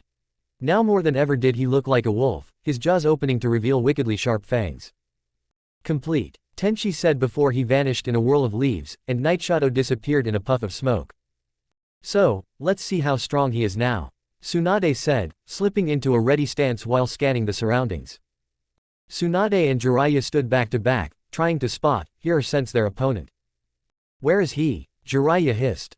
There, Tsunade yelled before stomping the ground, splitting it open. Quickly bending down and grabbing the largest piece of the ground she could, she hurled it into some bushes. They had a grunt and something being hit. Jiraiya looked at Tsunade for confirmation. When she nodded, the two of them split up and ran to opposite sides of the bush. Closing in, they saw Tenshi lying under the piece of earth, not moving. Pieces of his bone mask lay around him. Apparently the mask was shattered by the stone. Tsunade and Jiraiya stayed on their guard as they advanced, Jiraiya even formed a rasengan. But Tenshi did not move. It seemed he was out. That was faster than I thought, Jiraiya remarked. Something is wrong. Tenshi is a S-rank ninja, he shouldn't be that easy to take out, Tsunade said. She grabbed the lump of earth and threw it away. Both Jiraiya and Tsunade narrowed their eyes when they saw Tenshi lying there, eyes open, staring at them. Wait a minute, Jiraiya said, noticing something very wrong. Eyes, Tsunade yelled. Just then, Tenshi's eyes flashed brightly, blinding them both. When did he transplant new eyes? Jiraiya yelled as he jumped away, while rubbing at his own eyes. And how the hell did he connect them to nerves that did not exist? Tsunade yelled back. The two bumped into each other and formed their previous formation, back to back. The only difference was that they could not see. Damn it, my eyesight isn't coming back, Jiraiya stated. That flash of light, he did something to our eyes with it. I can't heal them, we're blind, Tsunade stated. Correct, came Tenshi's voice. What did you do? Jiraiya yelled. Dujutsu no Tsurei, Tenshi stated. Counterbalance of eye techniques, Tsunade asked. That is correct. It is a good thing neither of you have a dujutsu, since if you had, you would not be able to see for a week. As it is now, your sight should return in a few hours, Tenshi said. That's a terrible technique, Jiraiya mumbled. Tsunade nodded in agreement. I assume it was made to defeat Itachi, Tsunade asked. No, came the simple answer. Huh. This jutsu was made to teach hinata that you can't depend on a dujutsu, Tenshi stated. He made a entirely new dujutsu, just to teach his students something, Jiraiya half asked, half stated. But you are underestimating me, Tsunade said as she formed seals. A pulse came from her and she smiled. Remember, I am the one that taught you the chakra pulse, Tsunade called out. True, but, Tenshi said, and suddenly Tsunade's eyes widened as several chakra pulses came all around her. How? She asked. What happened? Jiraiya asked. He did something, I can't feel my chakra pulse, Tsunade replied. What? Jiraiya yelled. That is not quite right. I am disrupting your chakra pulse at the same moment you send it out. It is the chakra pulse's weakness, it is easily disrupted, Tenshi stated. Suddenly Jiraiya and Tsunade heard someone land next to them. I told you, I mastered the chakra pulse, including how to best fight it, Tenshi said. Kuchio's no jutsu, Jiraiya suddenly called out. A huge puff of smoke followed by the sound of trees breaking came. When the smoke passed, the onlookers saw that Gamabunta had appeared. Huh, Jiraiya, what the hell? Gamabunta yelled. Bunta, we need help. We're testing Tenshi and, Jiraiya began, but the huge frog interrupted. You brought me out for a test. What the hell, Jiraiya? That's not even a real fight, Gamabunta bellowed. Bunta, we just need you to look for him. He blinded us, so until we can figure something out, you have to watch over us, Tsunade said. Gamabunta grumbled for a bit. You better buy me lots of sake for this, Jiraiya, Gamabunta stated. Sure, whatever, Jiraiya mumbled. So, let's just find where the runt is, shall we? Gamabunta more stated than asked. He started looking around. If Tsunade and Jiraiya hadn't been so used to being on top of a summoning, they would have gotten seasick from Gamabunta's movements. Said Frog frowned. He's good. I can't. Whatever Bunta was about to say was interrupted by a huge puff of smoke. Bunta, what's happened? Jiraiya yelled. He's summoned, Gamabunta stated. Yo, Gama, you old frog, Okamibunta said. The wolf boss stood opposite the frog boss, both having their summoners on their heads. Okami, long time, Gamabunta replied. So, Tenchi, why did you summon me? Okamibunta asked. Tsunade and Jiraiya are testing your whelp. Gamabunta said. Is that so? And they summoned us. Tenchi, I can understand why you summoned me, but for a simple test. Let's go Gama. This isn't worth our time. Okamibunta said. Nah, let's just fight. It's been a long time since I've been out. Gamabunta shot back. Okamibunta let out a bark of laughter, before crouching down. Very well, he said, before leaping towards the huge frog. Said frog wielded his knife and swung towards the approaching wolf. But Okamibunta managed to catch the knife in his mouth, while swiping at Gamabunta with his claws. Gamabunta let go of his knife in favor of jumping straight up. Okamibunta looked up to see Gamabunta trying to crush him. But the wolf managed to duck and roll out of the way, thus Gamabunta smashed into the ground, creating an earthquake that made Sakura's look like child's play. Shaking his head, Gamabunta smiled. Right, that was enough exercise for me. This fight is pointless anyway. Let's go Okami, Gamabunta suggested. Sure, good luck, Tenchi, Okamibunta said. Tenchi nodded back at his summon. See you, Gamabunta called, before both summons vanished in a huge puff of smoke. Jiraiya and Tsunade cursed as they fell towards the ground, still not being able to see and still with Tenchi disrupting Tsunade's chakra pulse. And then it happened. They felt the air move around them, and realized Tenchi was attacking. Jiraiya formed seals for his hairy shield, while Tsunade gathered chakra to all her limbs, and began lashing out towards the attackers. Tsunade was confused when she heard what sounded like a Chidori and Jiraiya screaming. Jiraiya, Tsunade called out, but just then, someone came up behind her and struck her in the neck with 2 needles. Feeling all strength draining away, Tsunade couldn't even move a finger. All this happened while they were in the air. Both Jiraiya, now without his hairy guard, and Tsunade, were caught before hitting the ground. Both felt cold steel against their necks. Give up, Tenchi threatened. Neither of the 2 captives could do much, so they complied. What did you do to us? Tsunade demanded when she could see and move again, although she could only move her upper body. She was currently sitting in a hospital bed. Jiraiya sat in his own bed, listening intently. He had bandages over most of his back and arms, bandages covering burns from something electric. After our summons left, since you 2 were without your eyes and chakra pulse, I knew that the summons leaving would create enough confusion for me to attack. I made several cage bunshin and sent them after you 2. In reality, I was never in that assault myself. When Jiraiya made that spiky ball of hair of his, I wanted to test out something. Since the hairs hardened so much, then they could perhaps be weak towards a lightning attack, so I used the only Raiden jutsu I can, although a pumped up version, and struck Jiraiya in the back. It almost knocked him clean out, and paralyzed him enough for my clones to grab him. To you, Tsunade-sama, I hit 2 pressure points that Haku taught me. Since I did not drive the needles trough your neck, I didn't put you in a near-death state, but it was enough to temporarily paralyze you. Tenchi explained. As for the rest of the fight, I already explained that. He finished. I see. Well, it seems you are back to your old strength, that's for sure. Tsunade stated. She didn't know if she should be jumping for joy, or hitting him for humiliating her. Tenchi laughed. But even though I transformed, I doubt it would have turned out that way in a real fight. This was, as Gamabunta and Okamibunta said, just a test and without much of a point. Tenchi said. Tsunade didn't reply to that. What now, Hokage-sama? Ino asked. Team 7 will reform, and start missions tomorrow. Tsunade said. Now, that was something she knew she should be happy about. Yes ma'am, was the rather enthusiastic reply. Oh, I can't wait. Finally I get to do missions again, Naruto said enthusiastically. But Naruto-kun, we probably won't get higher than AC rank, since we are still only genin. Ino said. Naruto looked down at this, but quickly perked up. Nah, Bakken won't do that to us, he said. Sakura shuddered, while Tenchi sighed. What, you can't be serious, Naruto yelled. Shut up, brat, you are just a genin, this is more than enough for you. Tsunade yelled back. Sensei just got home, and you want us to do D-rank missions. Naruto yelled. Oi, don't drag me into this, Tenchi stated. You are a genin, Tsunade roared, making Naruto fall on his ass in surprise. Only Sakura is a chunin. You and Ino are genin. As such, D and C rank missions are enough. Tsunade explained, as calmly as she could with a massive twitch in her eye, and a huge vein bulging on her forehead.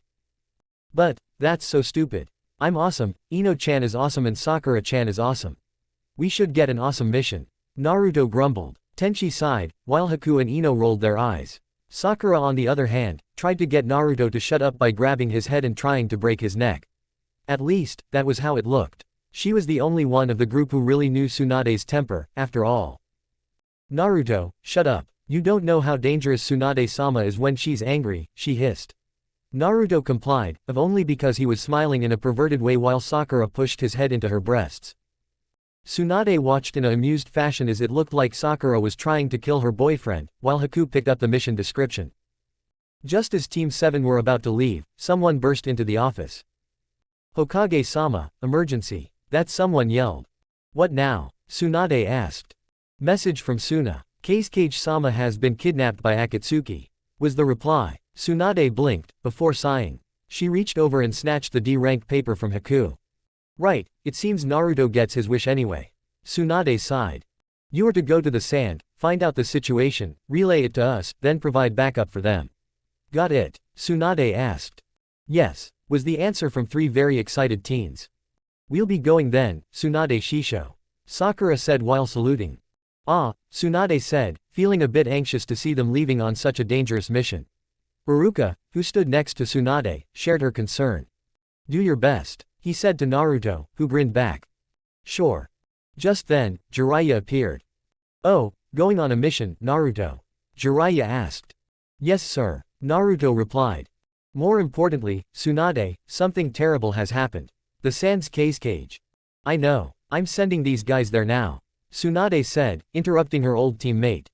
Jiraiya blinked before he walked over and whispered to Tsunade. You do know that Akatsuki is after Naruto, right? Of course, idiot, Tsunade said irritated. Jiraiya then grabbed Naruto and pulled him a little away from the others. I know you know this, but be careful with Akatsuki. You have gotten stronger, but you still have your bad habit of losing your temper. Don't. Keep your emotions controlled. Don't use that power, Jiraiya said. Naruto nodded. I know. Jiraiya then walked over to Tenchi. Be careful. The seal has weakened, and if Naruto calls up more than 3 tails, then he'll lose himself. Stop him with this before that, Jiraiya said while handing something over to Tenchi. He took it, before turning his gaze on the older man.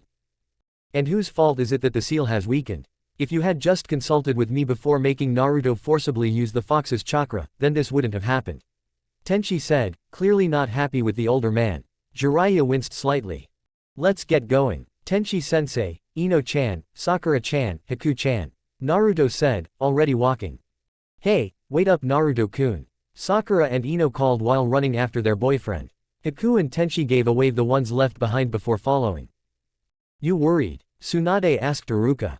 Nah, they aren't such weak shinobi that I need to worry about them. Besides, Tenchi-san is with them. Iruka replied. 5 blurs flew off the trees, moving faster than they would normally do. But the situation was far from normal, even in the ninja world. Tamari-san is up ahead, Tenchi suddenly said. Moments later they saw the Sand Kunoichi walking along the path under them. Tamari-san, Sakura yelled. Tamari looked up, only to yelp in surprise when Tenchi leapt down, grabbed her and was up into the trees again, all in under a second. We don't have a lot of time, so listen, Tenchi commanded, not even stopping to let Tamari down.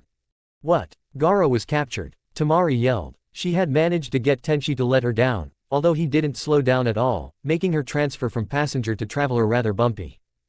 We don't know much, but we have to help, Ino said. First, we head to Suna. That is our first priority, Tenchi said. Then he turned his head towards Naruto. Kyuubi. Tenchi tried to reach the fox, who gave a sigh. I've been waiting, Wolf. Long time no, here. The fox replied. How much weaker is Naruto's seal? 1/6. Hey, Wolf, what happens if the seal breaks? Do I get freed? Kyuubi asked. Both Tenchi and Naruto got the impression of the huge sinister fox trying desperately to look innocent. No, when the seal breaks, both of you die. The same thing happens if the Akatsuki try to extract you. Your soul is connected to Naruto's. So don't try to weaken the seal, fox. Naruto, remember, with the seal weakened, that chakra flows easier. If you get angry, you pull on it, so don't get angry. Jiraiya-sama told you, didn't he? Tenchi said out loud, making Sakura and Ino gasp.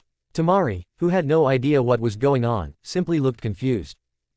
I know, but sensei, we have to help him. It's always him that has it the worst. It's always. I know, we are going to help. Why do you think I took Ino and Hinata with me on that training trip? Why do you think I pushed myself so hard?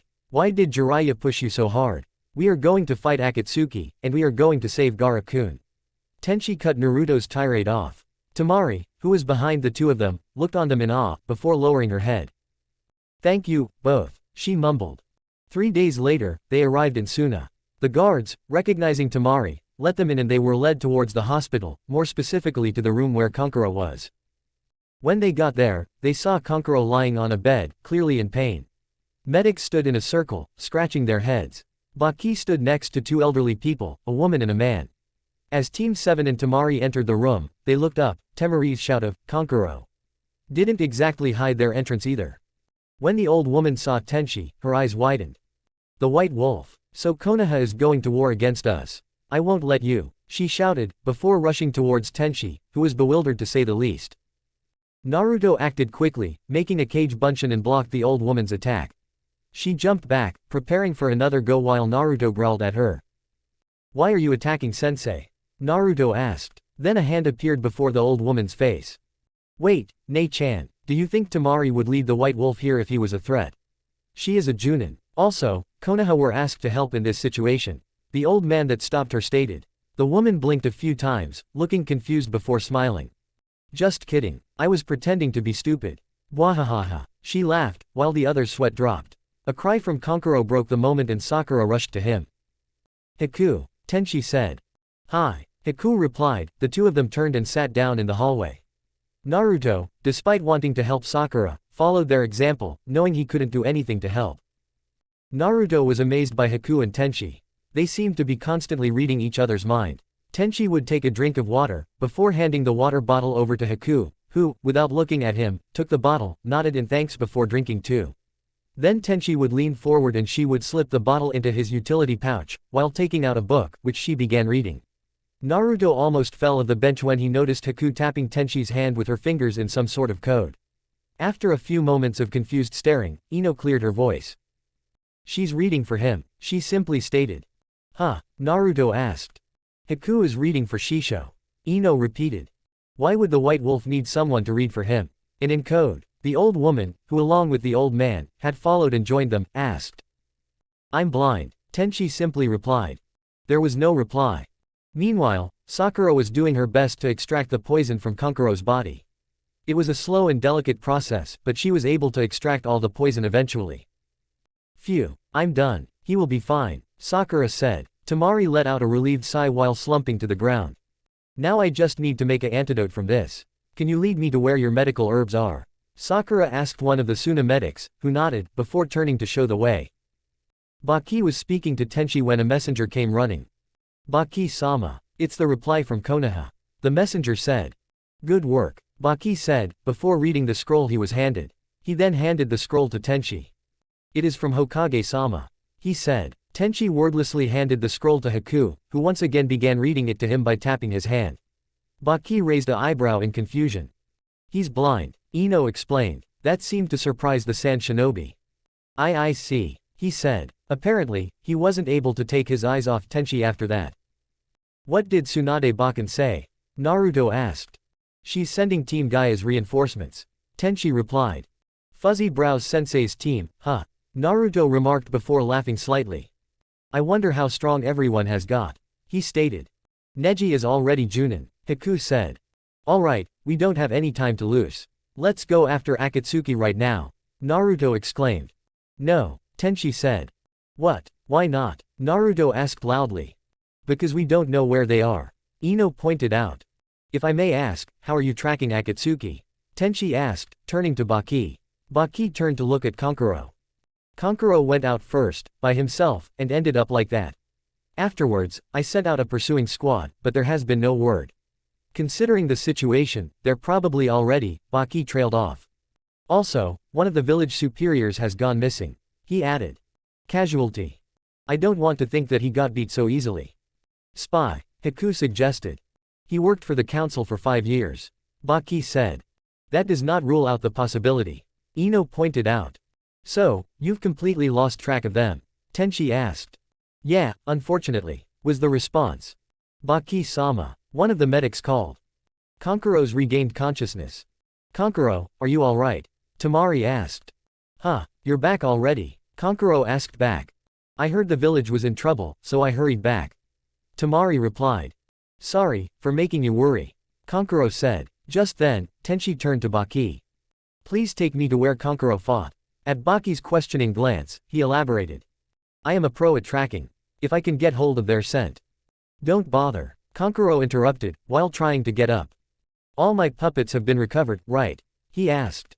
After said puppets were brought into the room, Kankuro began talking. There were 2 opponents. One took Gaara, while the other fought me. Track Gaara's scent, and you'll find him. And if they split up, I can give you the other guy's scent, Kankuro said while pointing to one of the puppet hands. It opened to reveal a piece of a cloth. I had Karasu's hand take a piece of his mask. Kankuro said while Haku picked up the cloth. Turning a failure into success. You are indeed a Suna shinobi. Tenchi said. Kankuro smiled slightly at that. Then Kankuro seemed to notice Naruto for the first time. They came all the way from Konoha to help. Tamari explained, seeing her brother's questioning gaze. Yo, Naruto said. Just then, Tenchi walked away, while forming seals. Kuchio's no jutsu, he called, slamming his hand on the floor. After the cloud of smoke passed, several large wolves sat there, including Nightshadow. Get the scent from this cloth, and follow it. Be careful, it is Akatsuki you are tracking. Tenchi said, while Haku held out the cloth for the wolves to sniff. Hurry, Haku said. The wolves nodded, before running out the door. Hey, Kankuro, the old woman that attacked Tenchi said, while stepping up to the bed. Chio Basama and Ebizo Jisama. Kankuro said, surprise filling his tired voice. I want you to say it one more time. There is no mistake that one of the enemies was Sasori, correct? The woman, now identified as Chio, said. Kankuro nodded. Yeah, no mistake. He himself said that he was Sasori of the Red Sand. Kankuro said. Sasori of the Red Sand? Tenchi asked. What, you know him? Ino asked. Not personally, but by rumor. Tenchi didn't elaborate. Instead, he turned to the 2 elderly. I will be asking you some questions. We won't be able to move out until the wolves are back anyway. He stated. They both nodded at that. Last night, Nightshadow came back. We now know where Gaara is. As soon as Suna finishes their preparations, we'll be leaving with them to retrieve Gaara. Remember, do not let your tempers get the better of you. This is a serious mission. Any mistakes can and will get you killed. Got it? Tenchi asked. Yes, the other 3 replied in unison.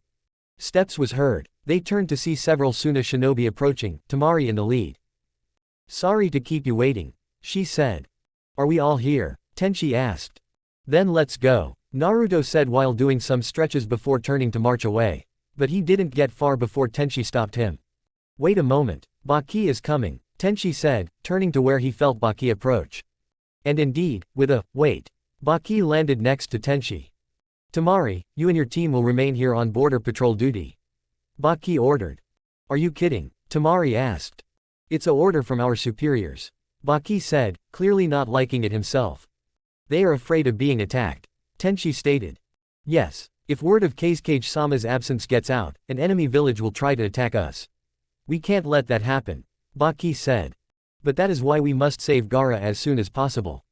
Right, Tamari asked. That is enough. A voice came. Everyone except Tenchi looked up to see Chio stand on top of the building they were in front of. From Suna, I will be enough, she stated, before jumping down, surprising Naruto, Sakura and Ino. I've been longing to see my cute little grandson for a while now, besides, I want to see if the white wolf lost his fangs along with his vision. Chio stated. Team Guy were rushing toward the trees, when Neji shouted out a warning. Lee, in front. They stopped, only to see a wolf land in front of them. Wait, Guy, the wolf said. You are, Guy said, a look of confusion on his face. Tenchi-sama summoned me. We know where Akatsuki are. You and your team are the closest, so I will lead you there. Follow me, the wolf said. Team Guy, +1, resumed their rushing. Shisho, Ino said. Team 7 and Chio had been moving at their top speed for a while now, no one saying anything, until Ino broke the silence. How long have Akatsuki been after Naruto-kun? Ino asked. You were there for the first attack. Tenchi simply said, not needing to elaborate. Or so he though. What do you mean? Chio asked. Naruto is a Jinchuriki, like Gaara, only with the Kyuubi. Akatsuki tried to get him 3 years ago, while we were returning from our first big mission as a team. The result was that I killed one of them. At this point, Tenchi trailed off. And lost his eyes. Haku finished. As to why they waited 3 years before moving again, I don't know. Probably because Jiraiya was with him all the time, Tenchi said. No, that's not right, Chiyo stated. What do you mean? Sakura asked. The information I have gives a different reason. It takes a lot of preparation to pull a biju out of a person it is sealed in. That is why they were delayed, Chiyo explained. What exactly is a biju? Haku asked. What, you don't know? Even when Konoha has the Kyuubi? Chiyo was surprised. Not many know, because everything about the Kyuubi is treated as top secret. This was done to give Naruto a chance of a life, Tenchi stated.